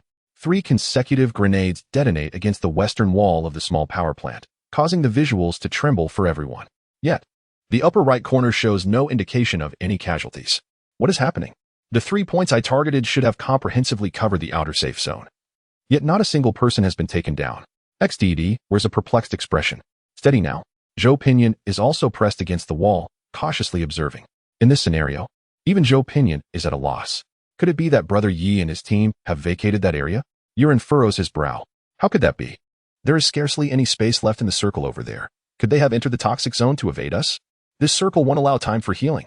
XDD dismisses Yurin's theory. Hey, those on the upper floor, what are you doing with your guns? Zhou Pinyin, witnessing this, feels a surge of frustration. After much effort in negotiating with the individuals inside the small power plant, they had agreed not to engage, allowing them to hold the high ground with their firearms. Yet, after all this time, not a single shot has been fired. Zhou Pinyin vents his irritation towards Mingming, Xiaobei, and PDD, who occupy the high ground. This is not our fault. We have been diligently aiming. We can't fire blindly at unseen targets. PDD protests, feeling quite innocent. To be honest, after years of gaming and professional play, today a streamer entertainment match is the most earnest PDD has ever participated in. However, if they can't see anyone, there is little they can do. Besides these 3, the spectators, including Demii, are utterly astonished by Yi Chun's maneuvers. They are truly lingering in the poison. This is already the 6th circle of poison. Demii stares incredulously at the unfolding scene. On screen, Yi Chun, Guoshabua, and Chiezi are closely aligned with the outer wall of the small power plant, advancing cautiously. Yet, every few steps, the trio halts simultaneously to heal, moving in perfect synchrony. Moments earlier, Yi Chun had eliminated Xiao Hu, discarding all his bullets and throwable items. While applying a first aid kit, he speaks to Chiezi. Why? I finally managed to loot. Guoshabua expresses her confusion. Do you want to win? If you want to win, then heed my words. Yi Chun's tone remains remarkably calm. Very well. Now, there are a total of 8 boxes on the ground, and each person must thoroughly lick the first aid kits inside, ensuring to only lick the kits. Each individual must possess no fewer than 10 kits. Once completed, replenish all energy. Alright, now follow my lead and obey my commands. After issuing his directive, Yi Chun charged ahead, plunging directly into the toxic substance. The eggplant, witnessing Yi Chun dive headfirst into the poison, was momentarily taken aback, wondering what sort of reckless maneuver this was. Was he resigning himself to defeat? Keep up. Upon entering the circle, Yi Chun immediately commenced to tackle the next first aid kit. Hearing Yi Chun's words, Eggplant and Fruity gradually snapped back to reality. Although they remained uncertain of Yi Chen's true intentions, they had no choice but to comply. Thus, at the edge of the small power plant's perimeter, the three individuals began their arduous task of encircling. With only a few steps taken, they would halt simultaneously under Yi Chen's command to administer the kits. On several occasions, they were left agonizingly close, mere slivers of health away from successfully applying the first aid kits. Chapter 179. Capturing the small power plant. What a bold strategy this is. In all my years of commentating on matches, I have never witnessed such audacity. This is a perilous six-ring poison. One misstep could lead to disaster. Moreover, do they even have enough healing supplies? Jiawei and Xiaodong are at a loss for words. Yi Chen's approach is exceedingly risky. Stop. Heal. Yi Chen paused once more, commencing the application of a first aid kit. Behind him, Eggplant and Guoxiaowo were on high alert, not daring to utter a word. Yi Chen furrowed his brow. This method was indeed the only way to break the deadlock. At that moment, he resembled a solitary soldier traversing treacherous territory, facing dire circumstances. A single miscalculation could result in total annihilation. Yet, Yi Chen was aware that victory lay just ahead. Not far from his grasp was the safety zone. Without uttering any superfluous words, he trudged onward. 10 meters, 8 meters, 6 meters, 5 meters, the distance dwindled. Only one first aid kit remained in his pack. Heal. Yi Chen extracted the last kit, decisively applying it. Charging into the safety zone. After healing, Yi Chen surged forward. Just ahead, a scant portion of the safety zone awaited. Barely sufficient for 3 individuals to take refuge. Furthermore, once established, they would have at most 3 seconds before the poison reappeared, making time exceedingly urgent. Eggplant was the last to enter the safety zone, with only a sliver of health remaining. My goodness, my palms are already sweating. Upon entering the safety zone, Eggplant finally relaxed his taut nerves. Now is not the time to relax. We must move into the small power plant. Remember, from this moment on, we must tread lightly and make no sound. After conveying this, the poison circle began to encroach once more. Yi Chen ceased further discussion, maintaining silence as he stealthily approached the small power plant. Their cautious movements kept the blue circle nearly at their heels. Ahead lay the eastern entrance of the small power plant. After such a considerable detour, this was the destination Yi Chen sought. Eggplant, you may truly need to leverage your sniping skill shortly, Yi Chen commented as he continued to tread carefully. All right. Eggplant felt the tension rise again, even lacking the strength to speak. Leading the way, Yi Chen extended his gaze towards the interior of the small power plant. Entering here would place them in a blind spot, where even those above would not detect their presence. The crucial question remained, could the 3 of them swiftly eliminate the trio of Mingming positioned at the high ground of the small power plant? Yi Chen harbored his own doubts. Stop. Yi Chen abruptly halted. Did you see the one who was watching from behind? He quietly inquired of Eggplant. Where? I can't see anyone. The Eggplant surveyed the surroundings, but found no one in sight. They must be at a higher vantage point. What are you looking at? I have already seen it. Meanwhile, Guoxiaowo spotted someone before the Eggplant did. Ah, I see someone. Should we strike now? The Eggplant asked nervously. Not yet. This is just one person. We need to identify at least 2 before we can act. Yi Chen replied, continuing his observation. Finally, he recognized a familiar figure. Mingming, his teammate, clad in the familiar attire from their usual gaming sessions. A smile crept onto Yi Chen's lips. The opportunity had arrived. With that thought, came the scope at the man in the battle attire atop the small power station. Eggplant, prepare. All right. Fire. Bang. Bang. 2 shots from a 98K rang out almost simultaneously. NBYE had used the 98K to knock down NB Ming, with Yi Chen's knockdown notification appearing in the upper right corner. Damn, I missed. The Eggplant exclaimed, realizing that his earlier shot had gone awry. What the heck? The live streaming Daimei shouted, clearly more anxious than Yi Chen just moments ago. In Yi Chen's streaming room, the comments exploded in chaos. It's over. At such a critical moment, how could he have fired a blank?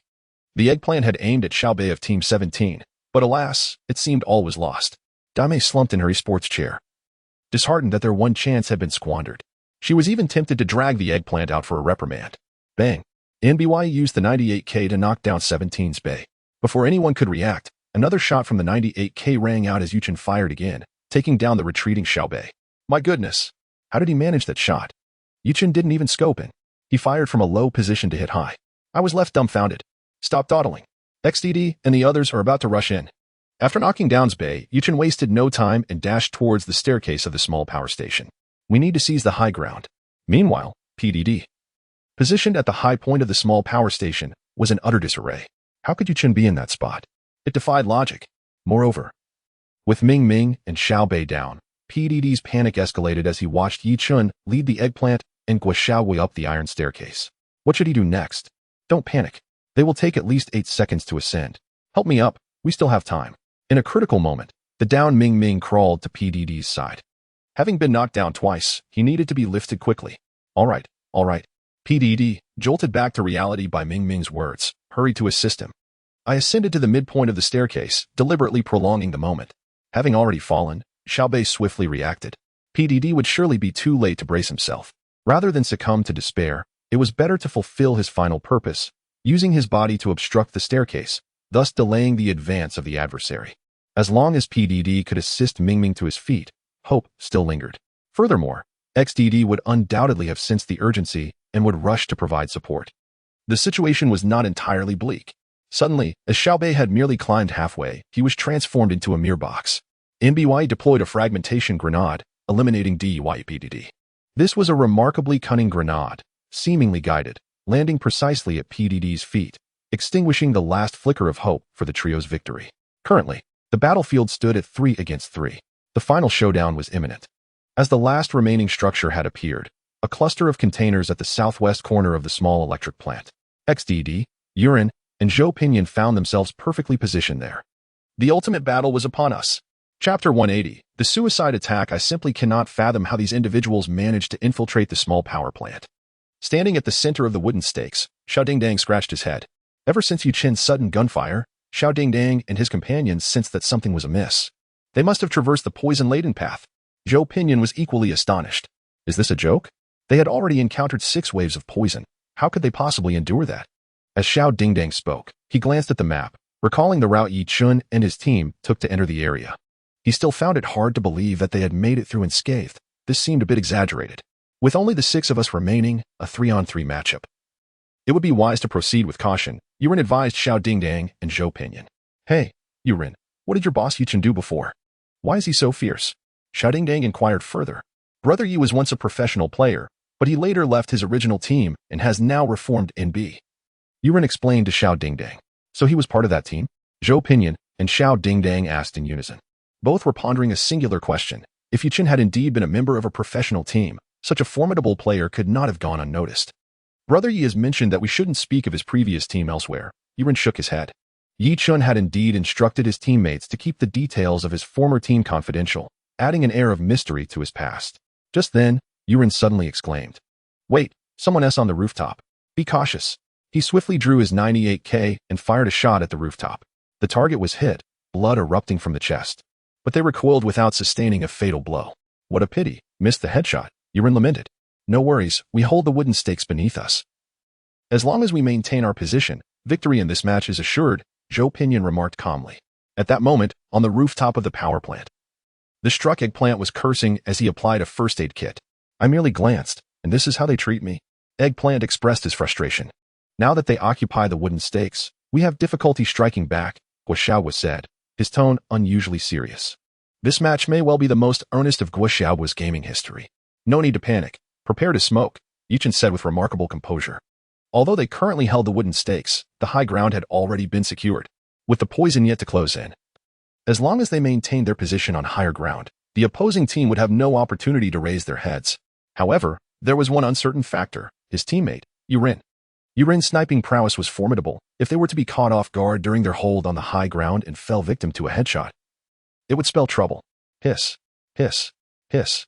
3 smoke grenades were hurled down from the top of the power plant, landing near Xiao Dingdang and his companions. They have deployed smoke, evidently preparing to launch an assault. Xiao Dingdang furrowed his brow, taking cover behind a container while keeping a vigilant eye on the elevated position. Zhou Pinyin, armed with an M762, focused intently on securing the elevated position. Yurin, your accuracy with the sniper is crucial. You may need to breach the target, Zhou Pinyin instructed as he maintained his vantage point. I have been ready for this, Yurin replied with a smug grin.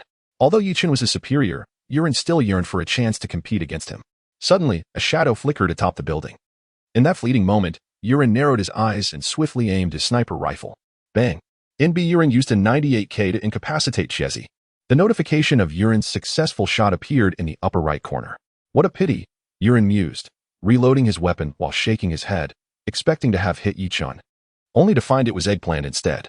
Abruptly, as Yurin reloaded, an unsettling feeling washed over him, as though he were being scrutinized by a pair of eyes in the darkness. It was Yi Gil. Yurin instinctively reacted and glanced up once more. Bang. Another shot from the 98K erupted from Yurin's rifle. Bang. A similar gunshot resonated from above. The two shots seemed to echo simultaneously. NBY used a 98K to take down NB Yurin. Damn. At the instant Yurin fell, Zhou Pinyin and Xia Dingdong gasped in unison. They sought to retaliate. But Yuchen had already retreated. No need to worry. The poison is closing in. I hit Yigu earlier, so E1T have time to heal. Lying on the ground, Yurin quickly relayed the prior events to Xia Dingdong and Zhou Pinyin. The exchange of gunfire with Yi Chun had been razor thin. In that split second, Yurin had adjusted his aim from Yi Chen's forehead to his neck. When engaging in a sniper duel, if both parties aim for the head, the first to fall cannot inflict damage. Thus, understanding his impending defeat, Yurin made a choice to maximize his benefit. At that moment, Yi Chun, perched at the high point, smiled slightly. This Yurin certainly knows how to strategize. Although he still held the advantageous position, the poison was encroaching, and there would be no time for healing. After a moment's contemplation, Yi Chun devised a final plan. Though the odds of victory were only 50-50, prolonging the situation would inevitably lead to defeat. Eggplant, Xia Guoguo. Do you have any grenades? Yi Chun inquired. I have one. Me too. Eggplant and Xia Guoguo promptly responded. Good, now take your grenades, hold them tight. And once you press R, jump straight down. Yi Chun said calmly. Hearing Yi Chun's instructions, both were momentarily taken aback. Jumping down while holding grenades seemed like a reckless act of self-destruction. Hurry. There's no time. Yi Chun gradually moved forward, the poison perilously close to his rear. If he advanced any further, he would expose himself once more. A pained groan escaped Guo Xiaohua, as if grappling with a momentous decision. All right, I shall heed your call. Let us charge. With the poison encroaching upon them, both Guo Xiaohua and Chezi gritted their teeth, retrieving grenades and clutching them tightly in their hands. After pulling the pins, they exchanged a glance, seemingly bidding one last farewell. For the tribe, I lead. They shouted in unison, then plunged downward with the grenades in hand. They leapt. Fire. Below. Zhou Pinyin and Xiao Dingdang, having witnessed the two shadows plummeting from the sky, immediately opened fire. Piro XDD felt GX with an M762, while NHCPN delivered a headshot to Chezi. Just before Guo Xiaohua and Chezi touched the ground, the information of their defeat appeared in the top right corner. Chapter 181. The Great Landlord in this final moment. Guo Xiaohua and Chezi unexpectedly leapt down. One could only describe their audacity as remarkable. Were they truly underestimating the marksmanship of professional teams? No, prior to their descent, they were clutching grenades. Was this an entirely new strategy reminiscent of Syria? At the commentary desk, JOY and Xiaotong, who had been closely monitoring the situation, felt a chill run down their spines. Both are renowned commentators in the realm of PlayerUnknown's battlegrounds, having narrated countless matches of varying scales. Yet, never had they experienced such palpable tension as on this day. In this moment, witnessing Yi Chun gradually falling into a disadvantageous position while employing such a daring tactic left both commentators in disbelief. Boom, boom. As the two airborne figures crashed to the ground, the grenades in Guo Xiaohua and Chezi's hands detonated in succession. What was this? The explosion occurred right at Dingdong's feet. Leaving her no opportunity to evade, she was instantaneously taken down by the twin blasts. Meanwhile, Zhou Pinyin fared somewhat better, sustaining only half of his health. At this moment, Zhou Pinyin's lips curled into a slight smirk. Victory still belonged to him. He wondered what other tricks Yi Chun might have up his sleeve. Zhou recalled that the fishman had already landed a shot on Yi Chun moments ago. Now, with Yi Chun having no time to heal, he was merely waiting to meet his demise. All who were watching Yi Chun felt their palms grow clammy. This time, he was truly cornered. There seemed to be no escape. Sighing, Yi Chun lamented that if only Guo Xiaohua and Chezi's suicidal assault had succeeded. He shook his head in resignation. It was truly over. What a pity. Had it not been for the fishman's shot, there might still have been a chance. The chat in Yi Chun's live stream had begun to accept the grim reality of this match's impending defeat. Demi leaned back in her esports chair, a look of regret upon her face. Yi Chun's done for this round, she mused. PDD stared vacantly at Yi Chun. No need to keep watching. We might as well congratulate Zhou Pinyin, Xiao Bei sighed. Though everyone had been eliminated by Yi Chun, they secretly hoped for a miracle. Yet, under such circumstances, miracles were unlikely to occur. Not necessarily. Mingming, who had remained silent, finally spoke up. Given the state of things, what is the possibility? Xiaohai chuckled. Because he is brother Yi, anything is still possible, Mingming asserted with unwavering conviction. TCH, Xiaohai scoffed at the notion. In this scenario, even a deity couldn't save him. Yichen simply has no time to heal. Leaping from such a height, he is surely doomed. Xiaohai analyzed earnestly. Not necessarily. Mingming reiterated, steadfast in her belief. As Mingming's words came to a close, Yichen made his move. He had reached the corner of the small power plant, inching forward toward exposure. In the lower region, Zhou Pinyin was fully alert. Come on, he shouted towards the apex of the small power plant. Suddenly, a shadow wavered at the top. This is the moment. Almost instantaneously, as the shadow flickered, Zhou Pinyin fired his weapon. The sound of several bullets echoed in rapid succession, striking the shadow with a resounding clang. It was the sound of metal. Damn! Zhou Pinyin quickly regained his composure, retracting his aim and readjusting towards the rooftop. Yet, before he could shift his gun, Yichun had already leapt down. In that very moment of descent, Yichun's SM-762 unleashed a barrage of fiery projectiles. The 7.62mm bullets rained down upon Zhou Pinyin, who stood on the ground. Victory is ours. Tonight we feast. From Yichen's perspective, a vivid scene unfolded. Silence enveloped the world, as if time itself had paused. After a few seconds, incredible, exclaimed Dy Mei, springing up with excitement. What the heck? This is possible? PDD was left utterly astonished. I told you, it's not certain, Mingming chuckled, wiping the sweat from his brow. A powerful comeback. Though merely an exhibition match, this decisive circle showcased a caliber akin to a world championship. This playful competition would undoubtedly be etched into the annals of PlayerUnknown's battlegrounds. A remarkable reversal unprecedented in history, perhaps never to be replicated. JOY was utterly captivated, declaring this match the most exhilarating he had ever witnessed. At times, he even forgot to commentate. In Magic City, the Douyu division, General Manager Yang Pingping felt a wave of relief wash over her. She had watched the entire match, initially believing there was no hope left, only to be astonished by Yichen's prowess. Let us assess the global popularity of this match. Yang Pingping instructed her assistant. The statistics are in. The global viewership has reached 2 billion, reported the assistant, proficiently relaying the information to Yang Pingping. Excellent. Let us distribute the prizes for today's match, she nodded in satisfaction. Ding.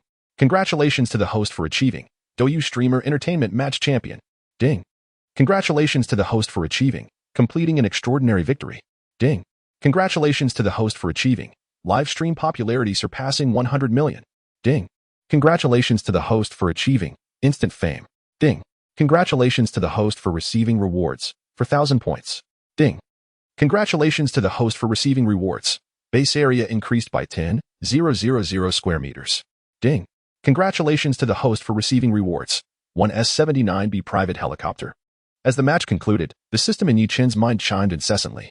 This time, not only did I earn an additional 4,000 points, but I was also rewarded with a helicopter. What does it mean that the base area has increased by 10,000 square meters? Staring at this reward, Yichen was momentarily taken aback. Ding. Responding to the host, the reward of 10,000 square meters is an extension of the current base area. The blueprints and documents have already been sent to the host's desk. Upon hearing this from the system, Yichen noticed a new document at one end of his desk. Upon opening it, he discovered it was indeed a land use certificate for 10,000 square meters. Above the list of names, his own was clearly inscribed. Well, does this mean I've become a major landowner? Yichen exclaimed with a grin. Removing his headphones, he glanced at the live stream, where a person named Principal Wong was fervently showering the chat with rockets. After sending 50 in quick succession, Principal Wong typed 2 words, impressive. Yichen shook his head, chuckling. This person is quite the tycoon. Host, don't forget about the girl. Yes, what are you planning to have her do after the bet? It must be some dance for the otaku, right? Is there any request more exhilarating than that? Look at your ambitions. At the very least, she should shout husband 100 times. Although the viewers were genuinely thrilled for Yichen, they were even more curious about what he intended to have the girl do after his victory. Chapter 182. The brightest star in the night sky, Brother Hua. That woman Yang Pingping has firmly established herself in the company. If you wish to advance further, it may prove to be quite challenging. Within a private club in the bustling metropolis, 2 middle-aged men sat across from each other. One of them wore a rather displeased expression. You have summoned me on multiple occasions. It cannot simply be to mock me, Hua Qiliang remarked, furrowing his brow as he glanced at the man opposite him, Xiaming. The 2 men held significant positions in their respective companies. One was the head of Tiger Yes PlayerUnknown's Battlegrounds division, while the other led Douyu's equivalent. Although they were both high-ranking, their current circumstances were far from favorable. Xiaming, having failed to gain favor from Yichen, had found himself at odds with him. Have you ever contemplated why that woman Yang is able to maintain her position so securely? Xia Ming inquired, lifting a wine glass to his lips as he scrutinized Hua Qiliang. Isn't it due to her signing that formidable NB team? I simply cannot fathom how a team that has just entered the PDL could achieve such prowess. Hua Qiliang shook his head. Truth be told, had I known NB would garner such popularity, I would have done everything in my power to sign Yichen back then. Such is the nature of the world. Missed opportunities for one often translate to gains for another, leading to their triumph. Nevertheless, there remains a chance for a turnaround. As Xia Ming concluded, a glint of determination flashed in his eyes. A turnaround? Hua Qiliang responded, shaking his head. What means do we have for a turnaround? NB's popularity has already eclipsed all of Douyu. Hua Qiliang's assertion was not unfounded. Although Yi Chun had only streamed 3 times thus far, each performance had been remarkably impressive, catapulting him to become the most celebrated streamer on Douyu in such a short span. As the saying goes, a tree that stands out in the forest will inevitably be felled by the wind. Xia Ming's demeanor had transformed entirely with NB's current momentum. It was likely that other streamers were growing increasingly envious. Upon hearing this, Hua Qiliang's gaze flickered momentarily as he stared out the window, remaining silent. Indeed, Xia Ming was correct. Yi Chun's rising prominence had caused a shift in the fanbase of many other streamers, implying that Yi Chun had effectively siphoned off their traffic. One must wonder if those whose audiences were diminished found any joy in this. Enough with the circumlocution. What is it you truly wish to convey? Hua Qiliang said, a faint smile gracing his lips as he regarded Xia Ming. Simply put, if we tarnish Yi Chun's reputation, or that of NB, the higher they have risen, the harder they shall fall, Xia Ming replied with a slight smile. You mean? The two exchanged knowing glances, an unspoken understanding passing between them. Well then, it is an honor to share a drink with Brother Hua today. I hope our two families can grow closer in the future. With that, Xia Ming rose, extended his hand for a handshake with Hua Qiliang, and exited the room. At that moment, Hua Qiliang was left alone in the private chamber. Hua Qiliang leaned heavily against his chair, exhaling deeply, and sighed to himself, Yi Chun, oh Yi Chun, you cannot hold this against me. Dai Mei, have you lost our wager? Yi Chun said with a smile. After the competition concluded, Dai Mei and Yi Chun engaged in another round of duo play. At that moment, Dai Mei was rummaging through a seaside residence for items. Upon hearing Yi Chun's remark, Dai Mei trembled slightly and shook her head, declaring, what are you talking about? I, Dai Mei, am a law-abiding and well-behaved citizen. How could I ever engage in such illegal gambling activities? Are you unable to accept defeat? Yi Chun chuckled softly. Dai Mei's face instantly flushed crimson. She had seen all the suggestions from the barrage of comments in Yi Chun's livestream. If Yi Chun were to heed those comments, how would she ever face anyone again? If you can't accept defeat, then let us forget it, she said, somewhat dejected. Yi Chun laughed again. Who says I cannot accept defeat? Who do you look down upon? I, the illustrious Dai Mei, am willing to abide by the terms of our wager. Surprisingly, Dai Mei became indignant upon hearing Yi Chun's words. This caught Yi Chun off guard. For his previous statement was not a retreat, but rather a realization that there was nothing worth wagering. Yet now, Dai Mei was taking the initiative. If he were to refuse again, it would seem unreasonable. Speak, Yi Chun, as long as it is not illegal. I, Dai Mei, will keep my word, she asserted, patting her not-so-busted chest for emphasis. Haha, I haven't thought of anything yet, so let us leave it as is for now. When I have an idea, I will let you know, Yi Chun mused, genuinely lacking any particular request for Dai Mei. Hearing this, a smile instantly brightened Dai Mei's face, but she thought, what if you forget after tomorrow? With such thoughts, she secretly delighted in her cunning. Ultimately, Yi Chun and Dai Mei achieved victory with a remarkable 28 kills, thereby compensating for Dai Mei's earlier misfortune of dying first during the streamer competition. As this streamer event concluded, NB's prominence soared, eclipsing even renowned first-tier teams. After the broadcast, Yi Chun checked the system's points and found that his total had reached 4,250 points. Another 40 million had been credited, bringing him immense joy.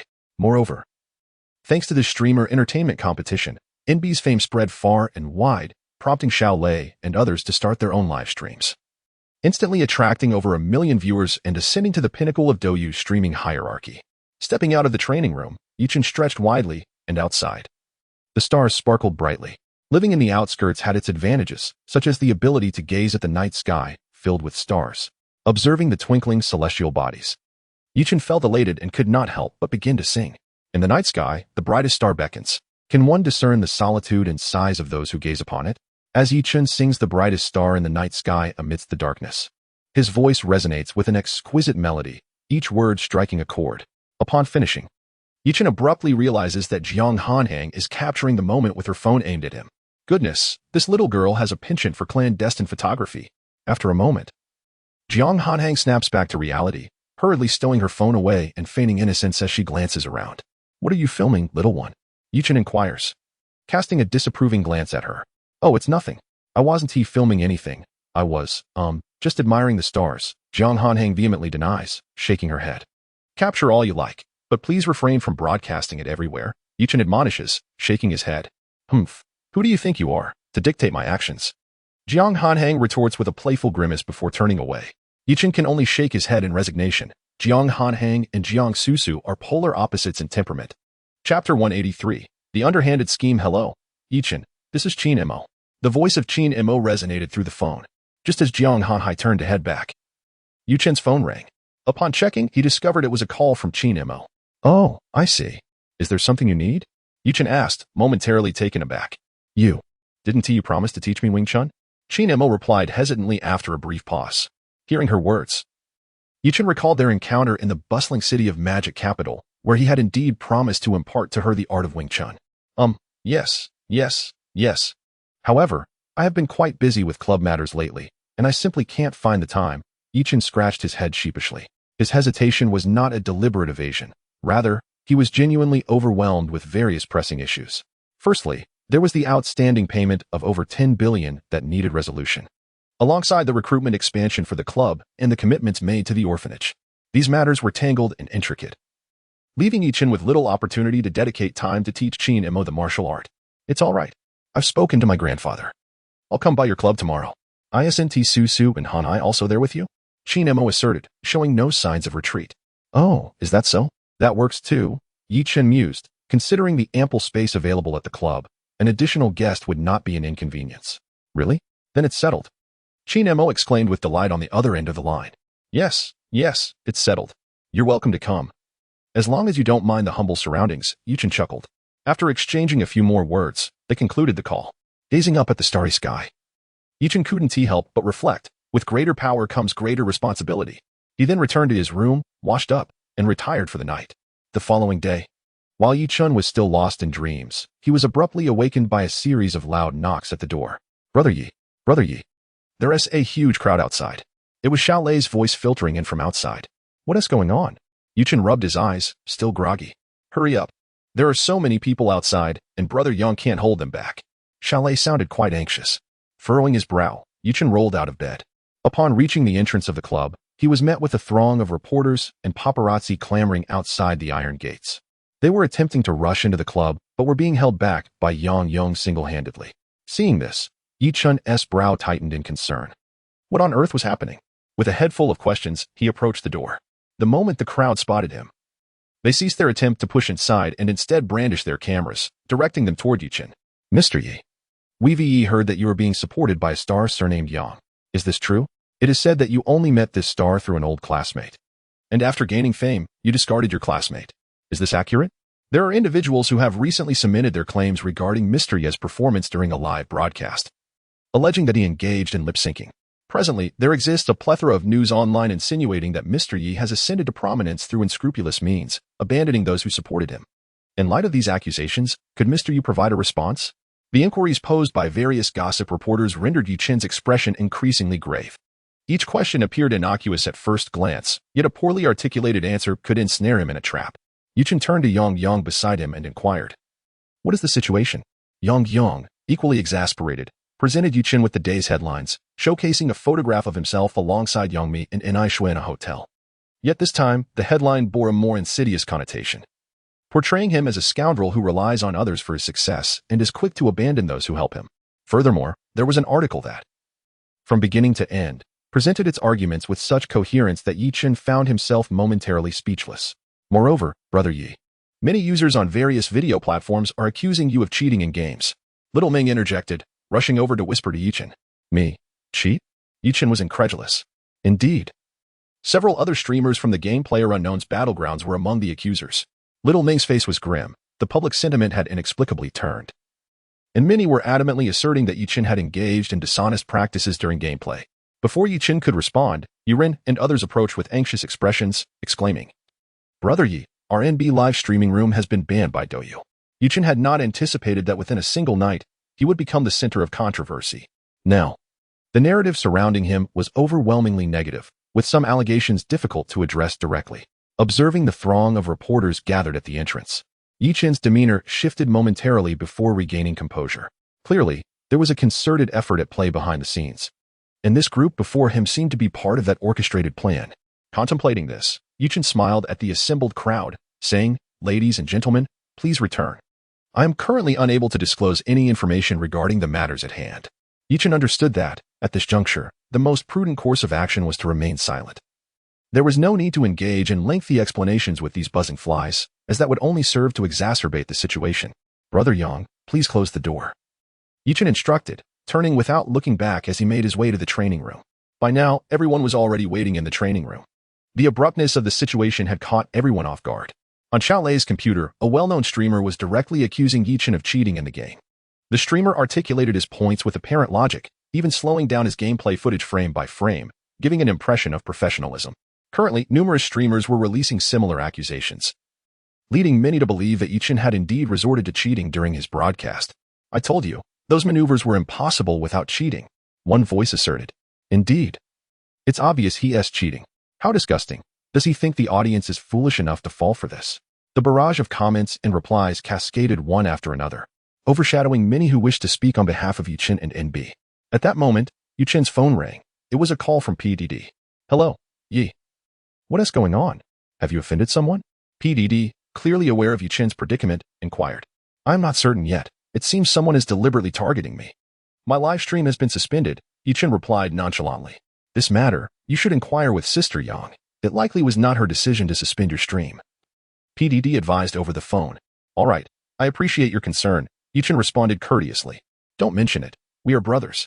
Although the identity of your adversary remains unknown, rest assured that I, as your loyal ally, will always stand by your side. I have already rallied my guild and fellow streamers to voice their support for you," PDD stated earnestly. "Haha, thank you.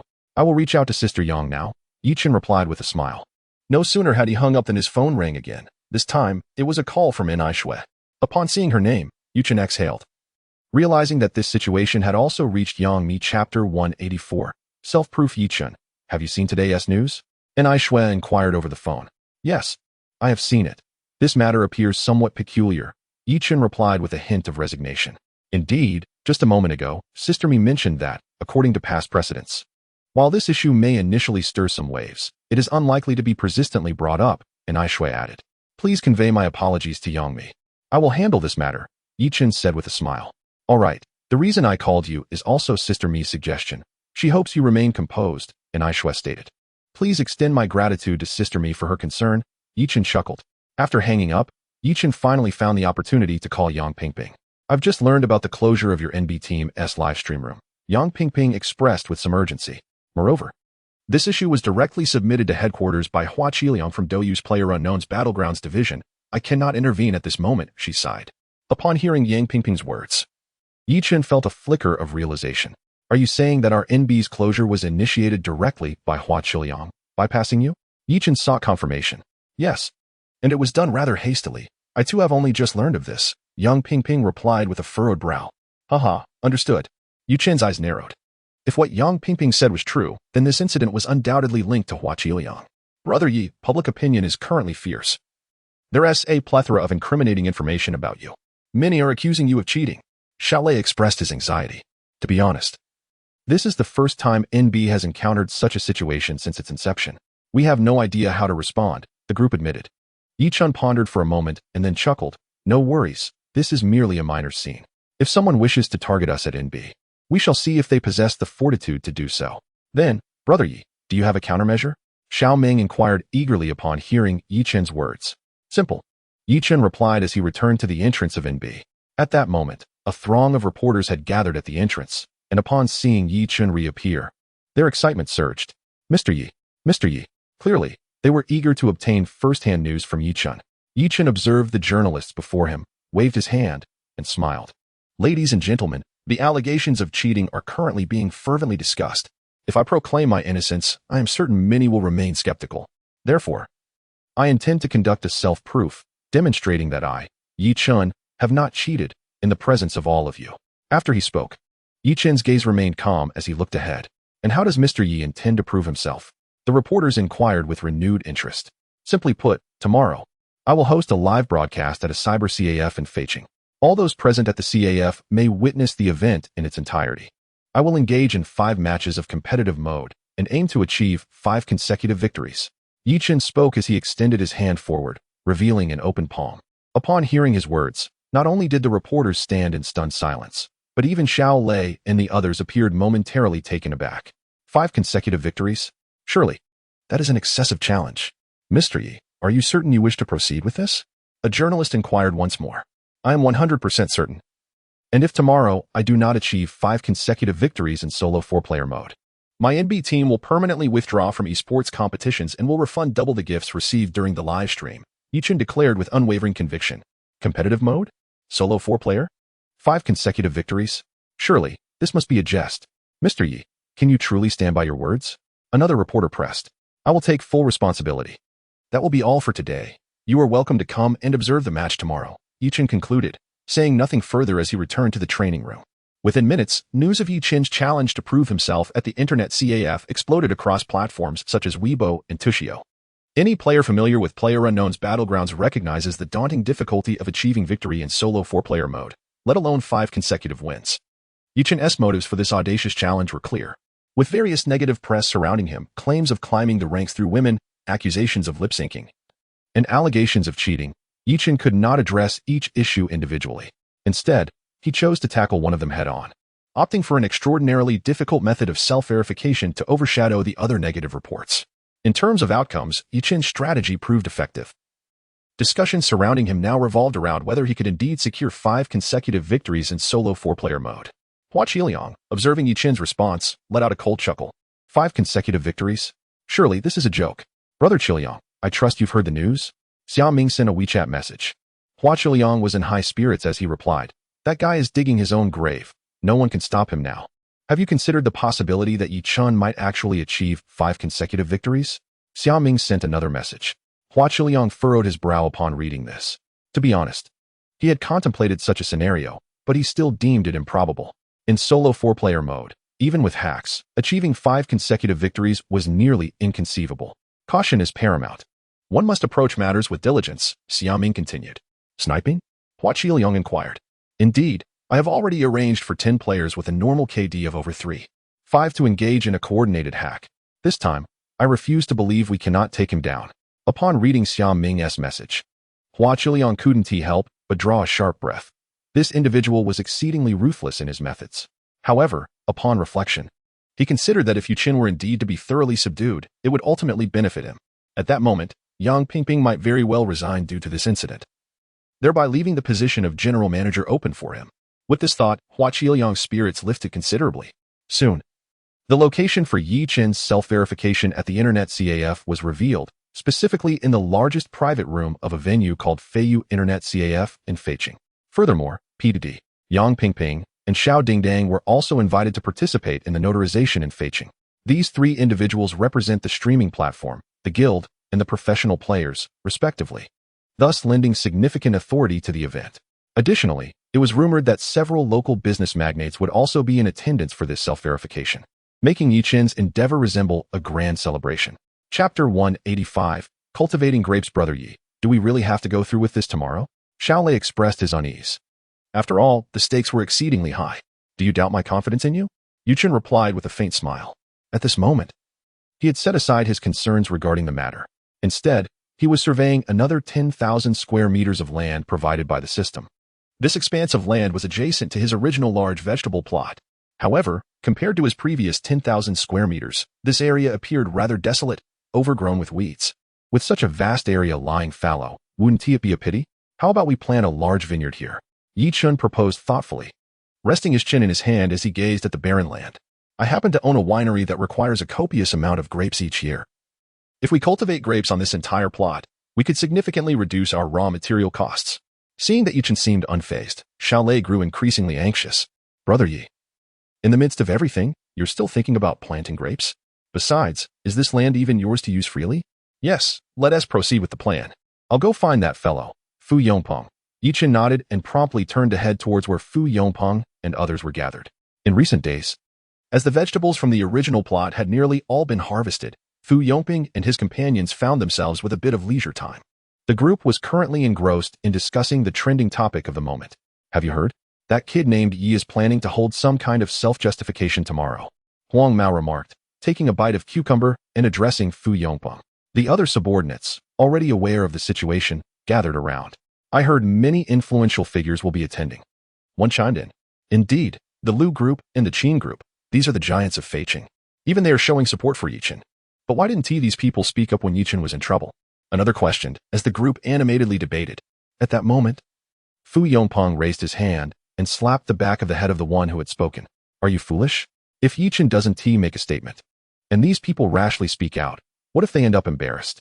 Now that Yichen is proactively clearing his name, they can step forward to support him. The young man nodded, somewhat enlightened. Huh, who would have thought? Old Fu, you actually have some sense.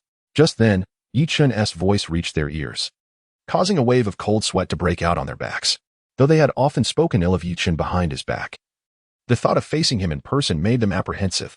Mr. Yi, what brings you to our humble gathering? Fu Yongping immediately plastered on a smile. Is this your territory? Yichen inquired, raising his gaze to scrutinize Fu Yongping, realizing he had misspoken. Fu Yongping quickly sought to amend his words, but found himself at a loss for how to proceed. All right, gather a couple of my subordinates and follow me. I have a new task for you, Yichen remarked, exhibiting a hint of impatience towards Fu Yongpeng. Upon hearing this, Fu Yongpeng promptly nodded, beckoning Huang Mao and a few other underlings to hastily trail behind Yichen. Have your injuries improved? Yichen inquired, glancing at Fu Yongpeng's leg, which had once been brutally fractured. Remarkably, after only a few days, he was walking almost normally. Thanks to your generous intervention, Yi, my brothers are nearly fully recovered. Fu Yongping replied with a beaming smile. That's good to hear, Yichen acknowledged, coming to a halt on a high slope. Do you see that vast expanse of wasteland ahead? He gestured towards the barren land. I intend to plant grapevines across this entire area. The seedlings and trellises will arrive in the next couple of days. Meanwhile, I need you to organize some people to prepare this land. Once this task is completed, you may return. Is this expansive tract truly yours, Yi? Fu Yongpeng asked, a look of incredulity crossing his face. Indeed, it is currently lying fallow, and we must make swift use of it. Yichen confirmed with a nod. Yi, you are truly impressive. Fu Yongpeng pondered for a moment before exclaiming, young and accomplished. His limited vocabulary reflected the barren landscape of his mind. Well then, I entrust this matter to you. I prefer not to concern myself with other details, Yichen stated. While I may not excel in other areas, I assure you, Yi, that when it comes to grape cultivation, I am quite skilled. Fu Yongpeng proudly thumped his chest in assurance. Oh, is that so? Yichen inquired, intrigued. This isn't merely boasting, is it?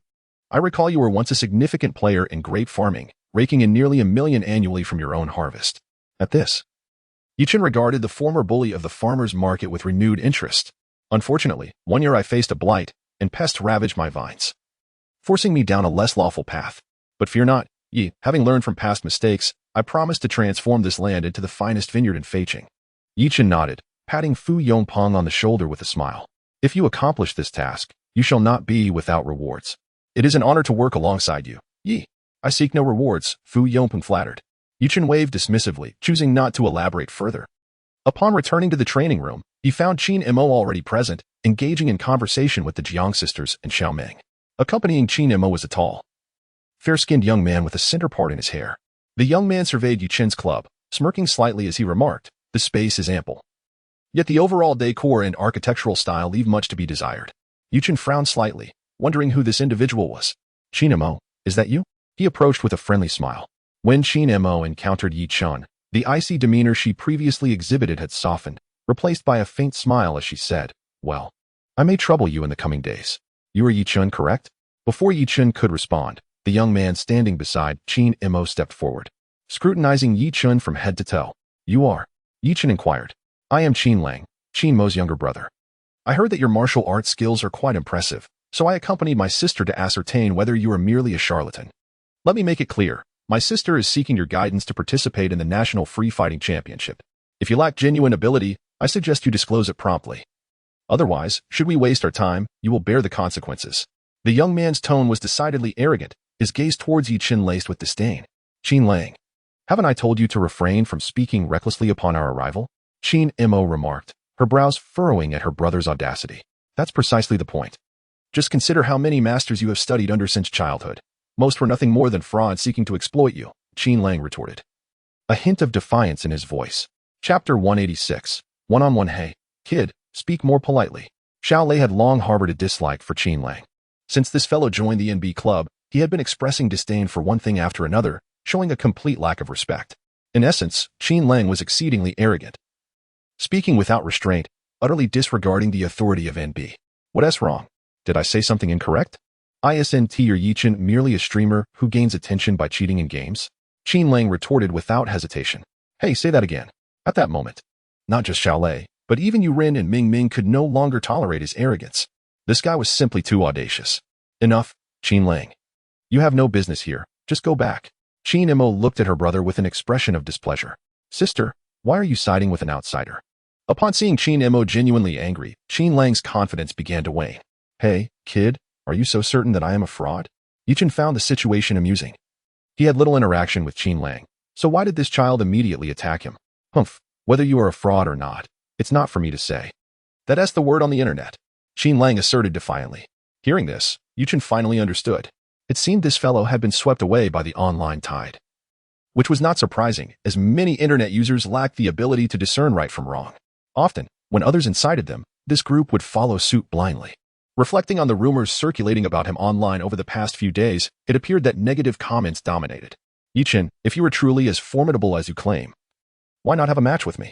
If I lose, I, Qin Lang, will acknowledge you as my elder brother, and from then on, whatever you say, I shall comply without question.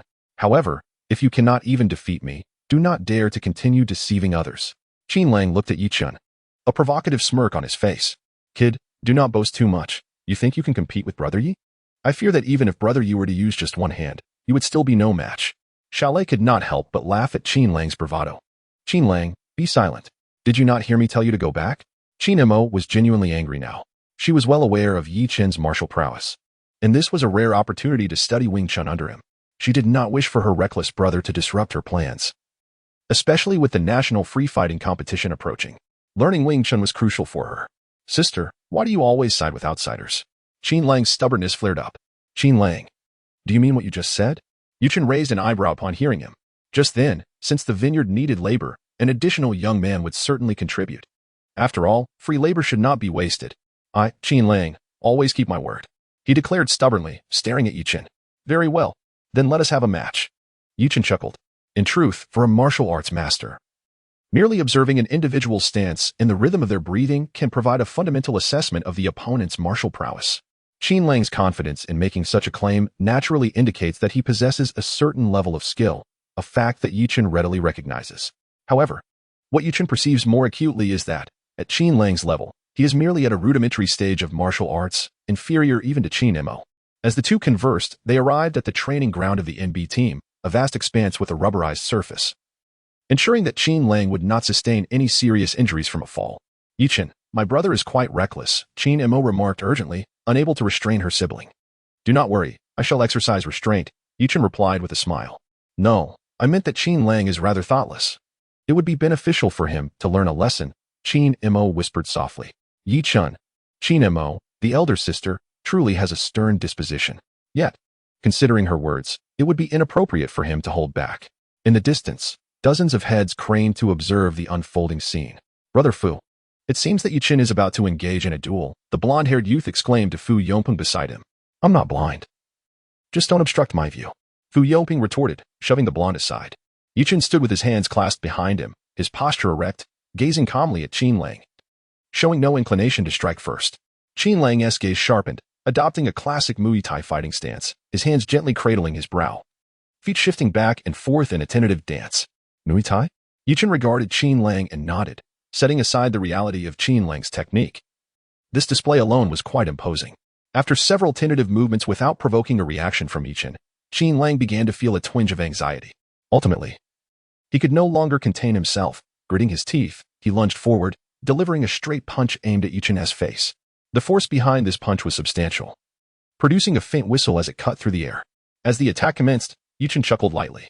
In the moment when Qin Lang's fist was mere centimeters from his nose, Yichen swiftly sidestepped.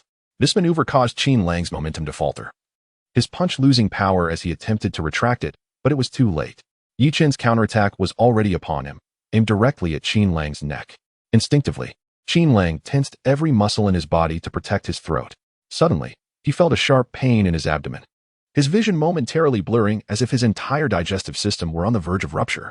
At that instant, he realized that a robust thigh had driven its knee into his midsection. When had this happened? The only thought that occupied Qin Lang's mind was this. After absorbing Yi Chen's powerful knee strike, Qin Lang staggered back 5 or 6 steps before finally regaining his balance. Gasping for breath, he felt as though his stomach was ablaze with agony. The force of that knee strike was overwhelming, and he was struggling to cope with the aftermath. After a while, Qin Lang gradually regained his composure.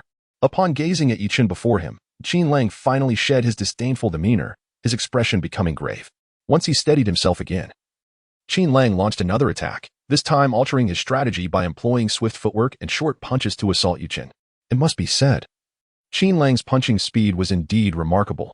Each strike, whether a jab or an uppercut, seemed to leave a shadow in its wake. However, after unleashing dozens of punches, not a single one connected with Yi Chen, all finding only empty air. This approach, while aggressive, was also the most taxing on his stamina. As he continued to throw punches, Qin Lang began to falter, his strikes losing their velocity. At that moment, a sudden chill gripped his heart, for he saw Yi Chen unexpectedly thrusting a punch towards his face. Qin Lang swiftly raised both hands to shield himself, bracing for the impending blow. Yet, in the next instant, the familiar sensation of pain surged once more. Struck in the same place and in the same manner, Qin Lang's body contorted into a shrimp-like position, seemingly suspended in midair. Good grief, weren't we supposed to be practicing Wing Chun? Why are you incessantly using your legs? Chapter 187. I want to acknowledge you as my elder brother at this moment. Qin Lang had completely collapsed onto the ground, a long stream of drool trickling from the corner of his mouth, while his body continued to convulse uncontrollably. Qin Mo, observing Qin Lang's pitiful state, could not help but furrow her brow. Can he still get up? Yi Chen stood nearby, calm and unperturbed, quietly watching the incapacitated Qin Lang. Qin Lang tightly clutched his abdomen, unable to utter a word. It was evident that if given another chance, he would certainly refrain from questioning Yi Chen again. Yi Chen shook his head and instructed Xiaolei, take him to the lounge. Upon hearing this, Xiaolei chuckled and approached, grabbing Qin Lang's legs and dragging him towards the nearby lounge as one would drag a lifeless dog. Yi Chen, is he going to be all right? Although Qin Mo had asked Yi Chen to teach Qin Lang a lesson, her sisterly affection prevented her from wishing for him to sustain any serious injuries. Don't worry.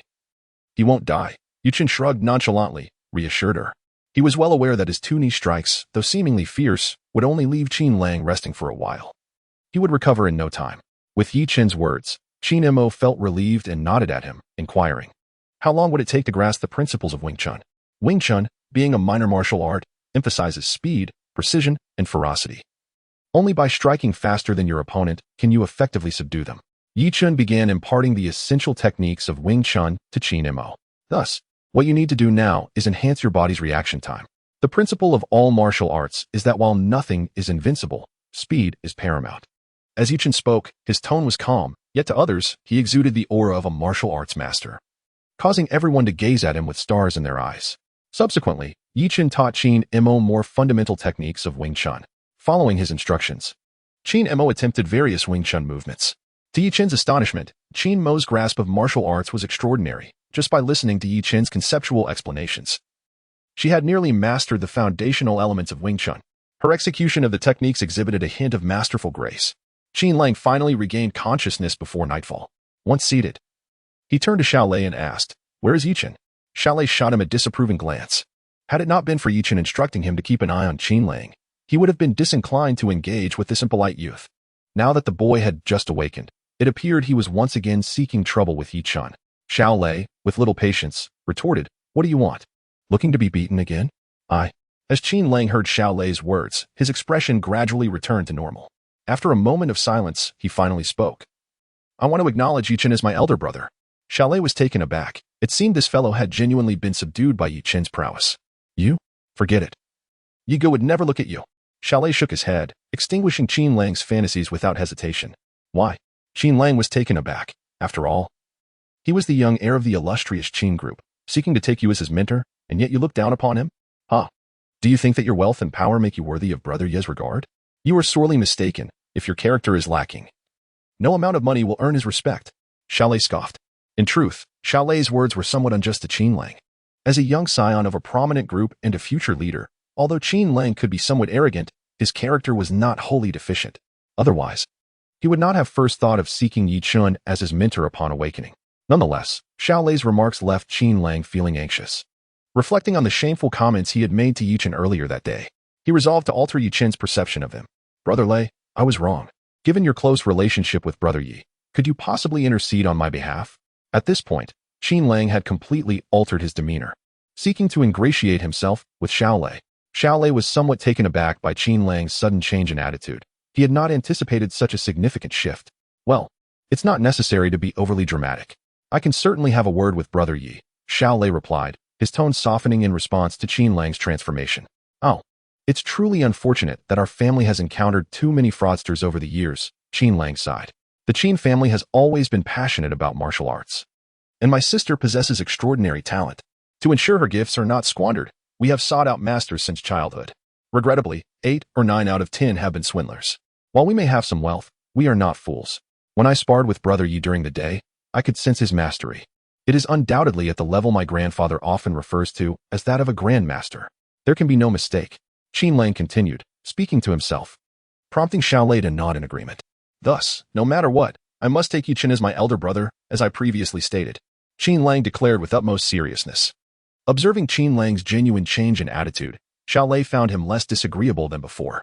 After a moment of contemplation, Xiao Lei smiled and said, All right. I will go speak to Brother Yi on your behalf. I will accompany you. Qin Lang felt invigorated by this support. At that moment, Yi Chun was busy with Fu Yoping and others. The batch of grapevines and trellises Yi Chun had ordered had arrived in the afternoon, and he was directing everyone to plant them in the ground. Seeing Yi Chun occupied, Xiao Lei hurried over to assist him in stabilizing a trellis, exclaiming, Brother Yi, how can you personally handle such tasks? Yi Chun, unfazed, replied with a smile, consider it a workout. Weren't you supposed to keep an eye on Qin Lang? What brings you here? Xiao Lei gestured towards the direction of Qin Lang. Following Xiao Lei's indication, Yi Chun noticed Qin Lang approaching. Without uttering a word, Qin Lang knelt on one knee before Yi Chun. The scene startled Yi Chun, nearly causing him to topple the trellis in his hands. Brother Yi, Qin Lang, truly admire you. I only ask that you show magnanimity and overlook my minor faults. From now on, I shall follow your lead. Listening to Qin Lang's heartfelt declaration, Yi Chun blinked in surprise, thinking to himself that this fellow must have watched too many period dramas. All right, get up. Just in time. I could use some extra hands. Quickly, secure the base of this trellis. Coming back to his senses, Yi Chun urged Qin Lang to rise. If you're not embarrassed. I certainly am, with so many people watching. A smile instantly spread across Qin Lang's face as he hurriedly stood up, grabbed a nearby shovel, and began digging to stabilize the trellis. Meanwhile, the busy crowd remained unaware that Yi Chun had once again become an internet sensation due to his song. This time, it was a pure a cappella performance that, upon its release, completely dispelled the controversy surrounding allegations of his lip-syncing. Observing the responses to his posted video, Jiang Hahong stifled a giggle and turned to Jiang Susu, saying, Sister, let us see how those critics respond this time. Chapter 188. The Hongmen Affair. Yi Chun aims to disseminate the news of his offline self-certification, which has become the most talked about topic in the esports community. This self-certification will be broadcasted live in its entirety, encompassing not only in-game streaming but also panoramic coverage. So, what do you think? Has Yi Chun truly commenced? I am uncertain, yet his maneuvers are undeniably astonishing. To be honest, whether or not he certifies himself is inconsequential. I am here primarily to witness his singing. Did you also hear that new song, The Brightest Star in the Night Sky? Indeed, last night, within just a few hours, that song surged back into popularity. It seems that the original artist pales in comparison to Yi Chun's rendition. At this moment, a considerable crowd has gathered in the Feiyu Internet CAF, naturally engaging in discussions centered around Yi Chun. Here he comes. A voice called out, and at the entrance of the CAF, Yi Chun made his entrance with a measured gait. Following closely behind him were Xiao Lei and others, including the newly recruited underling, Qin Lang. Qin Lang's presence caused a sense of embarrassment for Qin Mo, as the young lad now idolized Yi Chun immensely, even beginning to deliberately mimic his fashion style. Yi Chun, there's no need to place such a hefty wager, Yang Pingping whispered to him early this morning, as she arrived in Feiqing. It's fine. Since I have spoken it, I possess confidence, Yi Chun replied nonchalantly. As he spoke, his gaze inadvertently fell upon a figure in the corner of the CF, in Aishui. To his surprise, she was also present today. Seated beside her was a woman clad entirely in layers, undoubtedly young me. All right, esteemed media friends. Yichen's offline self-certification will commence here today. Please take your positions, Lu Jingwen announced to the media members still preoccupied with capturing photographs. We need to inspect the equipment, shouted several men, who appeared to be journalists. What if the machine has already been rigged? They continued. Yichen cast a glance at them, and, after exchanging a few words with Yang Yong, the latter nodded and quietly departed from the crowd. Shall you inspect each one of you, or send a representative? Yichen inquired, having anticipated such a scenario. Upon hearing this, the group promptly approached him and conducted a thorough examination of the machine Yichen was about to use. However, to their disappointment, the device bore no illegal programs. Even the mouse, keyboard, and headset showed no signs of tampering, leaving them quite disheartened. Since their inspection yielded no discrepancies, they had no further recourse but to step aside, allowing Yichen to take his seat. Brother, after this event, I would like to visit your club. I've heard you've cultivated quite a few vegetables. PDD remarked with a cheerful expression. Sure, P, since you've traveled such a distance to Feiqing, I shall extend my hospitality, Yichen replied with a smile. These individuals are simply incapable of witnessing others thrive. When they relentlessly targeted me, it was a relentless onslaught that nearly plunged me into despair. Xiao Dingdang remarked with a hint of jest. Why didn't you defend yourself at that time? Inquired Xiao Lei, seated nearby. I was merely 17, and during my broadcasts, I pleaded countless times for them to listen, yet they remained obstinate. What could I possibly do? Xiao Dingyang reminisced about the years past when he was unjustly accused and left speechless, a wave of nostalgia washing over him. PDD and XDD are undeniably esteemed figures within the realm of esports, yet they too have endured varying degrees of online harassment, thus holding a profound understanding of Yichen's plight. Enough with the trivialities. Let us commence, Yichen announced to those around him. At that moment, more than a dozen cameras were already trained upon him, capturing every movement with unwavering scrutiny. To claim that one could cheat under such circumstances would be utterly ludicrous. Yichen had opted for a solo squad mode, diving into the competitive landscape of PUBG. PSN, we're in too. At a gaming hotel in the bustling metropolis of Shanghai, hundreds of miles away, several individuals, having tuned into the live broadcast, witnessed Yichen entering the game. The instant Yichen made his entrance, they too pressed the ready button. I match with him. I see him. On the spawn island of Arangel, among this group. 2 or 3 squads had spotted Yichen on the island. No matter the cost, today they were determined to thwart his chance at a chicken dinner. This was their singular objective. Hua Qiliang stood behind these individuals, his gaze fixated on the screen before one of them. These were the gaming experts that Hua Qiliang and Xiaoming had painstakingly recruited to ambush Yichen during the self-justification. Each participant had activated their cheat codes. Confident that in this scenario, Yichen would be unable to mount a counteroffensive.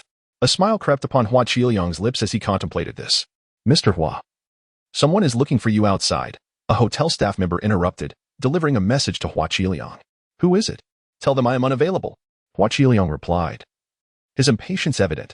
He was intent on witnessing Yichen's torment and had no time for external matters. However, before he could finish, the door to the Esports hotel was suddenly kicked open. Hamin is here. Everyone, hands off the keyboards. The abrupt shout startled everyone present. A tall and imposing middle-aged man led the charge into the room, his gaze sharp and penetrating, making it so that none dared to meet his eyes. Calm down. Ah oui, there's no need for such theatrics, remarked a handsome young man standing behind him, a friendly smile gracing his features. These were none other than the young master of the Hamin in Shanghai, Situ Ding, accompanied by a subordinate, Ah oui. After Yichen gleaned some information through Yang Pingping's words, he began to suspect that it was the nefarious Hu Qiliang orchestrating the mischief. Therefore, last night, he reached out to Situ Ding, requesting his assistance in investigating the matter. Since being treated by Yichen, Situ Ding had mostly recovered from his long-standing ailments, and he was eager for some engagement as he languished in his courtyard. Seizing this opportunity for amusement, he delved into the depths of the Hamin, where numerous skilled individuals quickly uncovered Hu Qiliang's whereabouts. Upon discreetly tracking him, they indeed discovered something amiss. Situ Ding, invigorated by the excitement, gathered some of his compatriots from the Hongmen in the bustling city of Modu. The sheer magnitude of this gathering left Hu Qiliang and his accomplices, who were plotting against Yichen, utterly dumbfounded. They had never witnessed such an imposing display. After all, it was merely a game, wasn't it? Why provoke members of the Hamin? Situ Ding chuckled, shaking his head as he settled onto a sofa, casting a sidelong glance at Hu Qiliang. That single glance sent a chill down Hu Qiliang's spine. If Ah Hui exuded a physical intimidation, then Situ Ding embodied a psychological annihilation. The icy aura emanating from him was nearly unbearable for Hu Qiliang. Who exactly is this Yichen, and how is he associated with the Hamin? Hu Qiliang lamented inwardly. Chapter 189. Achieving a minor goal in a private room of Feiyu Internet CAF in Feicheng, Yichen sat before his computer, meticulously observing the terrain before him. Just moments ago, during the second round, a sudden notification in the upper right corner revealed that a dozen players had been eliminated by the shrinking safe zone. Amused by this, Yichen chuckled softly. Earlier, his phone vibrated, leading him to speculate that Situ Ding had successfully handled matters on his end. Now, with the second round concluded and entering the third phase, only 18 players remained in the arena. Yichen had just emerged victorious from P-City, having single-handedly taken down 4 squads before commencing his escape from the poisonous zone. That last shot was truly spectacular. In the 5 houses of P-City, landing a headshot on a moving target in the double warehouse was nothing short of miraculous. Had he not witnessed it himself? He would have doubted the authenticity of such skill. With so many spectators watching, if he truly were cheating, it would be impossible to go unnoticed. The bullet screen of the live stream buzzed with discussions of Yichen's recent maneuvers. Subsequently, Yichen transformed into a cavalryman, driving around in search of opponents to eliminate. Astonishingly, of the remaining 18 players, 16 fell beneath the fire of Yichen's weapon. He effortlessly secured victory in this first match. Ding! Congratulations to the host for achieving the milestone. 50 chicken dinners accumulated. Just as Yichen removed his headphones, the system chime echoed in his mind. Congratulations to the host for receiving rewards. 5,000 points. Congratulations to the host for acquiring a Mercedes-Benz Ultra Luxury Limited Edition RV, with the rewards promptly credited to his account. Amounting to over 50 million, Yichen relished the moment. Seizing the opportunity before the next game commenced, he glanced at his phone. Indeed, a message from Situ Deng confirmed that he had dealt with Hua Qiliang and informed him of several individuals planning to cheat and target Yichen. It turned out that the sudden deaths in the second round were orchestrated by those very individuals preparing to ambush him. How do you intend to handle this? Situ Deng inquired. Aside from Hua Qiliang, bring them all to me for some labor, Yichen replied after a moment's contemplation. All right, I'll arrange for them to come over in the next couple of days. I also plan to visit Feicheng to see you, Situ Deng responded with a mischievous smile emoji. The second match commenced, set in a desert map. Yichen chose to drop at Picaldo, and at the moment his parachute opened, he noticed a swarm of players descending from the sky, half of the total participants. Goodness, is Picaldo really attracting this many players? This time, even top-tier professional players might struggle to survive. It was hard to fathom Yichen's audacity. To leap into Picaldo as a solo player was practically courting disaster. Did you forget? He dropped at P-City last time. This match proved to be quite nerve-wracking. The moment Yichen landed, he found himself targeted by a full squad. 4 players charged at him from within the red building. Yichen, armed only with a DBS and without even the chance to grab a helmet, prepared for the impending confrontation. Pursuing relentlessly, Yichen managed to take down 2 opponents. Yet he himself was struck by 2 bullets, leaving him with but a trace of blood. With no other option, he ascended to the top floor of the red building, barricading the door behind him. At this moment, the atmosphere grew tense. Brother, hold on. PDD clutched Zidingdang's neck tightly, clearly anxious. Let go. You're going to strangle me. XDD, already slender, felt his vision blur under the pressure. As he repeatedly struck PD to regain his senses, PDD finally released the nearly unconscious Zidingdang. What is wrong with you? Is it really necessary to act like this while watching a match? XDD exclaimed in exasperation. PDD chuckled sheepishly, apologizing before refocusing on Yichen's screen. He noticed that 2 more adversaries had closed in on Yichen, separated by only a single door. Overwhelmed by the moment, PDD once again tightened his grip on XDD's neck. Ugh. XDD was genuinely struggling now, unable to withstand PDD's relentless grip. Fortunately, PDD soon released him. It turned out that Yichen had achieved a hard-fought victory by the slimmest of margins. Unbeknownst to Zidingdang, who quickly positioned himself at a safer distance, the encounter had been perilous enough to threaten his very life. After dispatching the 4 foes, Yichen scavenged their loot. Though resources were scarce, he managed to replenish his helmet. Instead of switching his DBS, he picked up a Win-94. Am I seeing this correctly? What does Yichen want with a Win-94? Zidingdang was momentarily taken aback. The Win-94 was notoriously regarded as a weapon even dogs would disregard. Yet, upon acquiring the Win-94, Yichen exited the red building and plunged into the cacophony of the boxing arena, where combat had not ceased since the moment of descent. As he entered, he observed 2 individuals grappling with one another at the threshold. The muffled thud of the Win-94 echoed as Yichen fired, taking down the nearest opponent. Without hesitation, he aimed again, dispatching another adversary with a well-placed shot to the head. In mere moments, he had felled both, transforming the Win-94 into a long-range executioner. A single bullet for each target. Is that the same Win 94 I used? Why does it feel so different in his hands? Amidst the spectators' discussions, Yi Chun had already stormed into the boxing arena. Within moments, he resembled a lion unleashed upon a flock of sheep, as every foe within his line of sight fell before the might of his firearm. In less than 30 seconds, Yi Chun single-handedly cleared the entire boxing arena, donning a pristine set of level 2 armor. In terms of firearms, Yi Chun had successfully acquired his primary weapons, the M762 and SKS. With these two guns slung over his shoulders, he strode purposefully out of the boxing gym. Upon exiting, Yi Chun unleashed a wave of chaos throughout the city of Picado, mercilessly dispatching those players who sought to ambush him from the shadows. They had scarcely laid eyes upon him before becoming mere boxes. By the time he had thoroughly cleared Picado, the toxic circle had already encroached upon the area. Mirroring his previous match, Yi Chun commandeered a vehicle and began his relentless hunt across the desert map. In the final stages of the match, he faced off against 4 opponents head-on, decisively unleashing a barrage that annihilated the last full squad, securing a triumphant victory. This performance left all spectators in awe. Could such feats truly be executed by a human? One might wonder if it was not the result of some illicit aid. Following his victory, Yi Chun once again received a reward of 1,000 points from the system. Glancing at his total score, he noted it had reached an impressive 10,351 points, equating to over 100 million soft sister coins, plus an additional 300,000.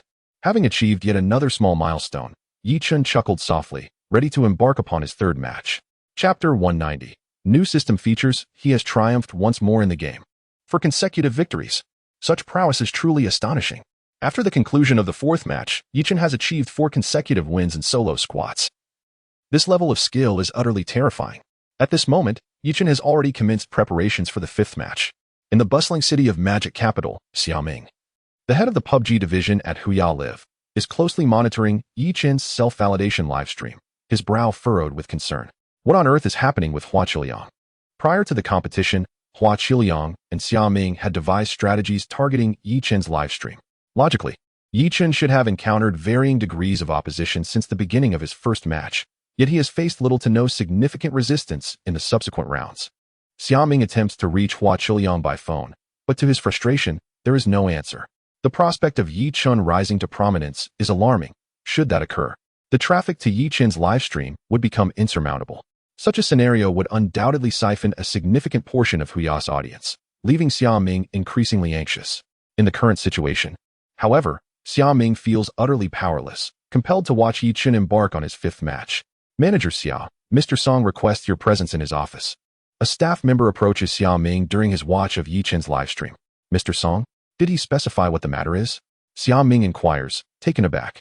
He didn't elaborate, but he seemed quite urgent. You should head over promptly, the staff member replies cautiously, fully aware of the fiery temperament exhibited by Song Chuanong moments earlier. Given the circumstances, Xiaoming dares not delay and swiftly makes his way to Song Chuandong's office. As the chief executive of Huya Live's Magic Capital branch, Song holds considerable authority. Mr. Song, you summon me? Xiaoming enters, curiosity evident in his voice. Xiaoming, you have brought this upon yourself. Before Xiaoming can fully comprehend the situation, an ashtray hurtles from Song Chuandong's desk towards him. He barely has time to react, taking the blow squarely to the face, which instantly swells up painfully. Mr. Song, what is this about? What have I done wrong? Please, just tell me. Xiaoming pleads, eager to appease. Damn it, how can you still ask that? Song Chuanong is seething with rage, primarily due to Yi Chun, or more specifically, due to NB. Initially, when Song had dispatched Xiaoming to negotiate with NB, he was unperturbed by the unsuccessful outcome. However, as days have passed, NB's performance has proven remarkably exceptional. Unbeknownst to Xiaoming, Song Chuandong is acutely aware that a significant amount of traffic has already been diverted to Yi Chun. I ask you, concerning the slanderous information about Yi Chun, was it you who disseminated it? Song Chuandong glares at Xiaoming, demanding an answer. Xiaoming stammers, momentarily at a loss for words. The truth is indeed that he was responsible, yet his intentions were rooted in the company's interests. If I couldn't recruit talent, I resorted to tarnishing reputations. Look at this. Song Chuandong turned the computer screen on his desk towards him, revealing a video in which a man sat in a chair narrating his story. The man in question was none other than Hua Qiliang, someone Xiaoming recognized. In truth, Xiaoming had been momentarily entranced, and together with manager Xiao from Huya, had concocted this scheme. The intention was to tarnish Yi Chun's reputation, believing that by casting aspersions upon him, they could ruin him. As Xiaoming watched, Darkness enveloped his vision. What was Hua Qiliang up to? How could such a clandestine affair be recorded and posted online? A glance at the comments below the video revealed a torrent of vitriol directed at him, with many demanding that Xia Ming be held accountable. I didn't tea. I truly didn't tea. Xia Ming thought to himself, knowing he must not concede at this moment. Otherwise, everything he had would be lost. The company would never jeopardize its image for one individual. However, in the next instant, Hua Qiliang unveiled a segment of covert footage, his secret conversation with Xia Ming from the previous day. Now, Xia Ming was left utterly speechless. Thus far, the video's shares and views had skyrocketed beyond 100 million, with the comments multiplying rapidly. Douyu had issued an official statement, removing restrictions on all live streams and extending formal apologies, indicating they would pursue legal action against Hua Qiliang. Meanwhile, Huya had begun its public relations efforts, advising him to prepare a lawyer. At this moment, Song Chuandong had regained his composure. As a seasoned professional, he had sensed the brewing storm the instant Yi Chen's negative news erupted. However, he was also gambling on the hope that if Yi Chen were truly brought down, it would ultimately benefit Huya. Yet, it seemed the situation was not unfolding as he had anticipated. He could only shift the entire burden of responsibility onto Xia Ming. At this juncture, Xia Ming had become like a wooden puppet, rendered speechless. Soon, Huya released an official statement similar to Douyu's, pledging to address the matter with seriousness. In an instant, discussions surrounding Yi Chen surged to the top of trending topics online. Yi Chen's fifth self-validation game had concluded. This match took place on the Sano map, where Yi Chen began by leaping into the self-isolation city, rampaging through the competition, eliminating 50 out of 64 players single-handedly, truly akin to a human cheat code. His 5 self-validation games instantly boosted his popularity. Ding! Congratulations, host, for achieving the accomplishment, successfully securing 5 consecutive victories in a solo squad. Ding! Congratulations, host, for receiving a reward. Points 10,000.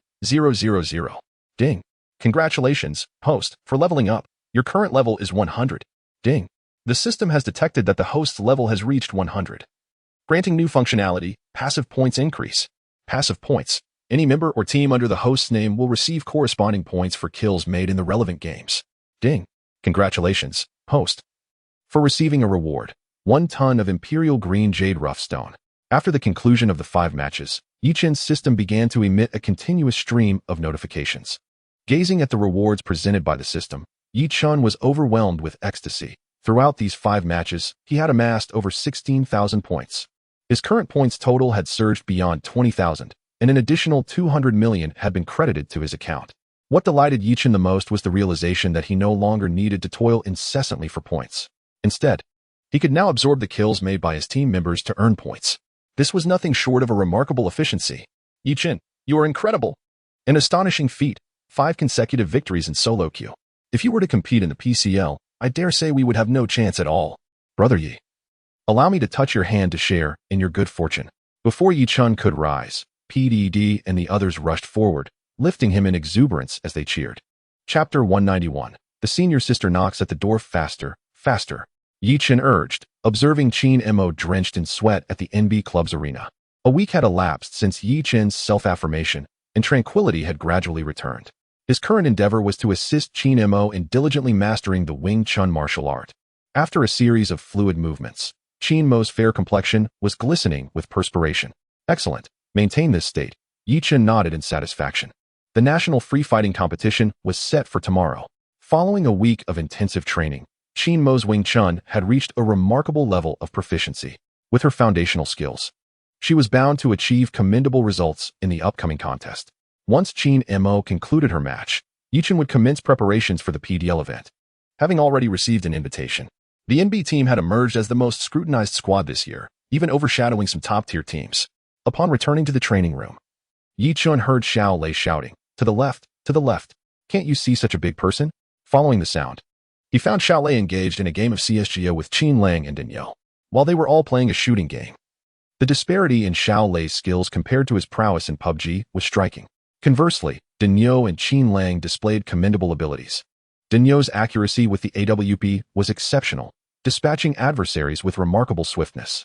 Who are we up against? They're ruthless, exclaimed Qin Lang as he was taken down. Shifting to a spectator view to watch Danielle in action, the screen showed Danielle, armed with an AWP, stealthily approaching the A site to plant the bomb. The sound of footsteps echoed from the dog hole, growing increasingly nearer as he began the planting process. Daniel remained unfazed, concentrating intently on his task. Be cautious. Suddenly, a shadow emerged from the dog hole, brandishing an AK and unleashing a barrage of fire upon Daniel. With a chuckle, Daniel swiftly pressed the E key, halting his planting motion. Simultaneously, he aimed down the scope of his AWP at the AK-wielding opponent. A crisp shot rang out. Yichen's system chimed with a notification of 1 point. Ever since the system granted him a passive increase in points, Yichen's score had been soaring by thousands daily. As of now, his score had reached a remarkable 500 points. Impressive, Daniel. Your skills are becoming increasingly formidable. Yichen applauded, unable to contain his delight upon witnessing Daniel's victory. Ah, I'm getting older. My reflexes aren't what they used to be, Daniel humbly replied. As a technician for NB, he seldom had the opportunity to play games with others, making this occasion a rare delight. Daniel, I am planning to establish a CSGO team. Would you consider being the coach? Yichen proposed with a cheerful demeanor. I possess a certain technical prowess, yet perhaps it would be better for Qingyue to take the role of coach, the adept hastily declined. At present, Qingyue serves as a coach at the Absolute Realm, and that individual is notoriously carefree, often disappearing for days on end. Your skills seem commendable. Why not give it a try? Yichen suggested with a smile. Over the past few days, Qingyue has been vanishing after morning exercises, only to return late at night, presumably sneaking off to some bar for a drink. As they conversed, a flustered Qingyue, clad in a Taoist robe, rushed toward them. Hey, Qingyue, what's the hurry? Yichen inquired. Trouble is brewing. I should take my leave. Qingyue merely uttered this before dashing into the training room, hastily unlocking his locker. Within, there were no extravagant possessions, just a compass and a peachwood sword. Grabbing these items, Qingyue turned and bolted outside.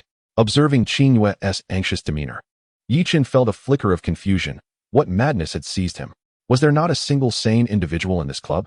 Yet, just as Qingyue's foot crossed the threshold, his entire being froze in place. He began to retreat slowly, revealing an iron sword pointed threateningly at his nose. As he stepped back, the wielder of the sword came into view, an equally sized female Taoist, her expression one of ire, her eyes ablaze with fury. In that moment, Yichen could believe she would not hesitate to end Qingyue's life. Excuse me. Yichen assessed her attire and carefully rephrased, Taoist priestess, please. Take your time to explain. He had no desire for chaos to engulf his club. However, upon receiving a fierce glare from the female Taoist, Yichen felt a chill run down his spine. Such palpable hostility. What had Qingyue done to provoke this wrath? Run. Why aren't you running? The female Taoist demanded coldly, brandishing the iron sword, cornering Qingyue against the wall. Once a free spirit known for his nonchalant demeanor, today Qingyue found himself in an unexpectedly dire situation. Senior sister. I apologize, I truly do. Qingyue pleaded repeatedly. Bah. Today, I shall have my reckoning with you. The female Taoistess' anger intensified at Qingyue's words, and she swung her sword down upon him. This was no mere feint. Yichen observed closely. Had Qingyue not evaded swiftly, that strike could have severed half his head. In that moment, Qingyue had fallen to the ground, having instinctively dodged the attack, yet tumbling in the process, and now sat there, retreating further. Witnessing the scene escalate towards a potential tragedy, Yichen rushed forward to intercede, adopting Qingyue's form of address, and softly said, Senior sister, let us discuss this calmly. Such weapons are not to be trifled with. Who is your senior sister? Step aside. Yet the senior sister remained ungrateful, striking once more at Yichen with her sword. Just as the blade was about to cleave into him, Yichen gracefully sidestepped and, extending his fingers, deftly pinched the sword's body between his index and middle fingers. The senior sister attempted to withdraw the iron sword from Yichen's grasp, only to discover that his grip was extraordinarily strong, rendering her efforts futile. Senior sister, please temper your anger. Let us sit down and discuss this matter calmly, Yichen urged gently, maintaining his hold on the sword. Having yet to comprehend the nature of the senior sister's grievances with Qingyue, Yichen deemed it prudent to first stabilize her emotions. Realizing she could not overpower Yichen, the senior sister finally relented, allowing him to exhale in relief. However, an hour later, upon learning the full extent of the situation, Yichen's jaw dropped in astonishment. No wonder the senior sister was so enraged. Had it been anyone else, they would have surely sought to cleave Qingyue in two. Chapter 192, Celestial Master 3 years ago. At Longhu Mountain. What? Senior sister, you are pregnant? Qingyue exclaimed, springing up from the bed, her eyes wide with disbelief as she gazed at her senior sister, Luomei. What do you mean? Am I supposed to jest about such matters? Seeing Qingyue's panic instead of joy at the news, a hint of concern crossed Luomei's face. No. Qingyue quickly reassured her. Then what do you propose we do now? Luomei glared intensely at Qingyue, demanding an answer. Qingyue hesitated, pondering for a long while before finally suggesting, in that case, I shall report this matter to Master. If Master permits, I shall marry you. Are you serious? You wouldn't dare deceive me. Of course not. Now go speak with Master. Qingyue nodded earnestly, giving Luomei a reassuring pat on the shoulder. Wait here for me. I shall inform Master right away. Yet, she departed and never returned, vanishing for over a year. After grasping the situation, Yichen found himself scratching his head in bewilderment. He had often doubted the reliability of his Taoist instructor, but he never anticipated such a level of irresponsibility. To have gotten someone pregnant and then fled. How absurd. Taoist, how could you commit such an act? I truly misjudged you. Yuren expressed his dismay, his face a picture of heartbreak. If anyone in the club was close to Qingyue, it was undoubtedly Yuren. Such a betrayal. It's truly appalling. Senior sister, I fully support your decision to take action against him. We won't stand in your way. Xiaolei echoed, his voice filled with fervor. Yes, yes, senior sister, do it now. In an instant, the entire club was filled with cries of retribution against Qingyue. Wow, you all. Qingyue, overwhelmed by the uproar, felt exasperated. What kind of brothers are you? Senior sister, while it's true that murder is illegal, if you were to act upon him now, I assure you that each one present would keep your secret, and we would assist in disposing of Qingyue's remains. Yichen stated earnestly. Now, what more do you have to say? Luomei approached Qingyue menacingly, her iron sword drawn. Mimi, please, listen to my defense. No, allow me to explain. Qingyue felt the situation spiraling beyond his control, desperately seeking to clarify. Go to hell. But Luomei paid no heed to Qingyue's pleas, bringing the iron sword crashing down towards his head. The onlookers quickly turned their heads away, unable to bear witnessing the scene. Yet, after a prolonged silence, the anticipated scream did not resonate. Upon a second glance, they saw that Luomei's sword was suspended above Qingyue's forehead, refusing to descend. Yichen exchanged glances with Xiaolei and the others, and they instantly understood. They all smiled and stepped forward, stopping the senior sister, saying, as the saying goes, fighting at the head of the bed and making peace at the foot. If we are not family, we shall not enter the same door. Since you cannot bring yourself to act, why not sit down and discuss this slowly? The crowd exchanged words, creating a momentary chaos, and the iron sword in the senior sister's hand was somehow taken away. As the adage suggests, a good tiger cannot withstand a pack of wolves. Under the barrage of words from everyone, the senior sister's expression softened considerably. You will return with me to Longhu Mountain. The senior sister glared at Qingyue, declaring, I cannot go back. To this, Qingyue immediately refused. Upon hearing this, the senior sister's temper flared up again as she searched for her iron sword. Sister, please listen to me. My refusal to return is for a reason, Qingyue quickly explained, sensing the senior sister's anger rising once more. A reason? The senior sister shot a cold glance at Qingyue. Yes, actually, I mentioned our situation to the master that day. Qingyue's voice trailed off into a whisper. You mentioned it? The senior sister was taken aback, looking at Qingyue with anticipation to hear more. Yes, when I spoke to the master. He said he had foreseen it and did not blame me. At that moment, Yichen and the others had already brought small stools and formed a circle, listening intently as if it were a captivating tale. Such melodramatic gossip might not occur even once in a century. It would indeed be a pity not to listen carefully. The master said my experience was too shallow, and even if the child were born, I would not be able to be a competent father. So he gave me a peachwood sword and a compass, telling me to descend the mountain for training, and that I must return to Longhu Mountain after 3 years. Qingyue scratched his head, earnestly addressing the senior sister. Goodness, your master is quite unreasonable. How could he do this? Xiaolei shook his head, munching on a sunflower seed. Indeed. Sister, was it a boy or a girl? He turned to look at Luomei. Yes, after all this commotion. We still do not know whether it was a boy or a girl. The crowd curiously turned their gaze toward the senior sister. Well, faced with everyone's expectant looks, the senior sister's face flushed. It's a girl. Ah, a little princess. Upon hearing this, Yichen was also delighted, giving Qingyue a hearty pat on the shoulder, saying, Well done, my friend, you are indeed fortunate. At that moment, Qingyue's mind went blank, and he found himself at a loss for words. In truth, sister, we all know the character of the Taoist, though he may seem a bit laid back. He is quite reliable when it comes to matters. Exactly. Just like that time we participated in the initial competition, before we left. Qingyue reminded us to stop when encountering water. It was thanks to the Taoist's advice that we clinched the championship. The others quickly chimed in, urging the senior sister with kind words. It is no wonder that when the master saw me holding Ye to meet him, he did not express any blame. It turns out he had known all along. The senior sister nodded in confusion. The Taoist priest, you just mentioned that Master Zhang allowed you to return after 3 years. According to your words, that time has indeed arrived. Do you not intend to go back and see your daughter? The fisherman counted on his fingers. Upon hearing this, Qingyue's body trembled. Indeed, if we consider the passage of 3 years, it seems the time has come. Let me calculate. Qingyue, upon hearing this, hurriedly began to mentally tally the days, and after a while, she stood up in excitement, exclaiming, Yes, yes, it has indeed been 3 years. I can return to Longhu Mountain. Come, Mimi, let us go back to Longhu Mountain. Just moments ago, Qingyue was reluctant to leave. Yet now she eagerly wished to take her senior sister back with her. The others were somewhat astonished. After all, there is no need to rush, one way or another. We will return eventually, so perhaps we should wait a little longer. Indeed, Taoist priest, if you leave, who will take on the role of our instructor? Upon hearing Qingyue's intention to depart, the group felt a twinge of reluctance. A good disciple, as long as you remember my words, that is sufficient. Before Qingyue could respond, a deep voice resonated from outside. Chapter 193. Earthsha. Upon hearing that voice, Qingyue's eyes instantly lit up with joy. Before long, an elderly Taoist, with hair as white as snow and a youthful visage, stepped into the room, holding a floating whisk. Yichun observed the old man's gait and recognized that he was well-versed in internal martial arts, with profound expertise. He suspected that even he would not be a match for this venerable figure, despite possessing numerous formidable skills bestowed by the system. They paled in comparison to the prowess of true masters. These exceptional beings possessed strength far beyond that of ordinary grandmasters.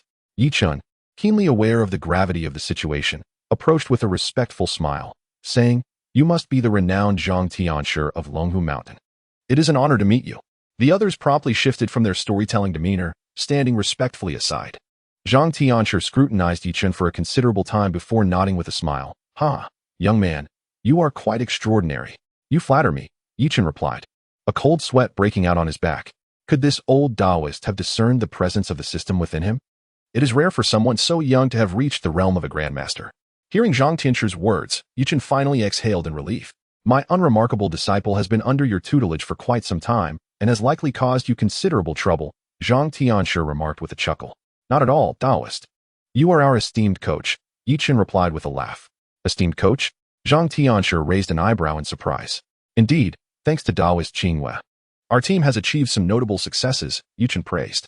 That can indeed be considered a form of cultivation, Zhang Tianshi laughed heartily, nodding in agreement. Master, what brings you here? Qingyue asked, feeling a bit bashful at the praise. Why, can't I descend the mountain to stretch my limbs? Zhang Tianshi replied with a cheerful gaze at Qingyue. Oh no, not at all. Qingyue quickly shook her head. Recently, through my celestial calculations, I have discerned that the Earth Sha will soon emerge. If we do not suppress it, it may pose a grave threat to humanity. Thus, I have come down the mountain. Zhang Tianshi finally revealed the purpose of his visit. So, Master is not here to fetch me back, Qingyue said, her spirits lifting at the revelation. Return where? Longhu Mountain? If you cultivate with sincerity, is there anywhere in the world that isn't Longhu Mountain? Zhang Tianshi chuckled, shaking his head. Indeed, you speak wisely, Qingyue nodded earnestly. But Master, what exactly is this Earth Sha? What circumstances surround it that warrant your presence? She inquired, sensing the gravity of the matter. Every 72 years, the Earth Sha manifests, and the successive Tianshi of Longhu Mountain have always come forth to suppress it. Zhang Tianshi explained calmly. And what is the origin of this Earth Sha? It sounds rather ominous, Xiaolei remarked, appearing incredulous. Xiaolei, enough with the idle chatter. Let the Tianshi speak. Yichun admonished him with a glare. Had it been before, Yichun might have dismissed the tale as mere fantasy, yet after acquiring the system, he had developed a new perspective on this world. In this world, many phenomena indeed exist, yet they remain elusive to the common individual. The Earth's malevolence is intrinsically linked to humanity. Some souls, consumed by lingering resentment after death, retreat underground. Initially, this may not be apparent, but as grievances accumulate, this malevolence gradually takes form. Once it coalesces into a formidable force, its eruption can inflict immeasurable harm upon the living. Master Zhang, upon realizing this, sighed deeply. Through my divinations, I have discerned that the locus of this malevolence is in Feiqing. Moreover, its emergence at this moment is extraordinary. I fear that my solitary strength may prove insufficient to contain it. As fate would have it, you too are in Feiqing, so I seek your aid. However, the endeavor to quell this malevolence is fraught with peril. a venture where survival is uncertain. Consider your decision carefully, Master Zhang advised, turning his gaze to Qingwei. Without hesitation, she declared, there is no need for deliberation. As cultivators, it is our duty to aid those in distress. I am willing to accompany you. Ah, splendid. I knew I did not misjudge you. Master Zhang nodded with satisfaction. Then let us proceed without delay. We must act tonight. Master, may I also accompany you? Yuchen interjected, eager to join. Master Zhang regarded him with a smile. That you have reached a masterful realm. This malevolence cannot be subdued by sheer force. It would be prudent to avoid entangling yourself in unnecessary troubles. Master, I possess some knowledge of esoteric arts, and should danger arise, I can ensure my own safety without being a burden, Yuchen implored. Is that so? Master Zhang pondered for a moment before nodding in agreement. Then you may accompany us. Brother Yi, are you truly going? This all sounds rather sinister. Xiao Lei voiced his concern. Perhaps we should join him. There is safety in numbers. Yuren and Mingming echoed their unease. Hearing Master Zhang's words, the others felt a chill of trepidation. Yuchen, being the group's core, was irreplaceable, and they did not wish for him to come to harm. Enough. You all stay here. Yuchen shot them a stern look. These comrades might excel in gaming, but in a confrontation with malevolent forces, their capabilities would surely falter. In his youth, Yichun had been an avid admirer of Lin Zhengying. Having watched every film featuring his mystical practices, the prospect of witnessing the master of Longhu Mountain subdue malevolence firsthand was an opportunity he could not let slip away. Then follow me, Master Zhang instructed, stepping out of the training room. Yichun and Qingwei hurried to keep pace. Indeed, Master Zhang's skills in the mystical arts were profound. Having merely exited the training room, he was already several paces away. In the blink of an eye, he had traversed over 10 meters. Is this the technique of shrinking the earth to a mere inch? Yichun marveled, summoning his own inner strength just to keep up. Yichun, this matter appears to be perilous. I advise you to contemplate it thoroughly. Qingwei, who followed closely behind Yichun, urged him once more. What are you saying? Am I the type to falter in the face of adversity? As they conversed, the group had already arrived at a rural area on the outskirts of Feiqing. Strangely enough, the moment they stepped into this place, Yichun felt a chill creeping up the back of his head. This is indeed the location. Master Zhang stood atop a high slope outside the village, pointing down at the settlement below and speaking in a grave tone.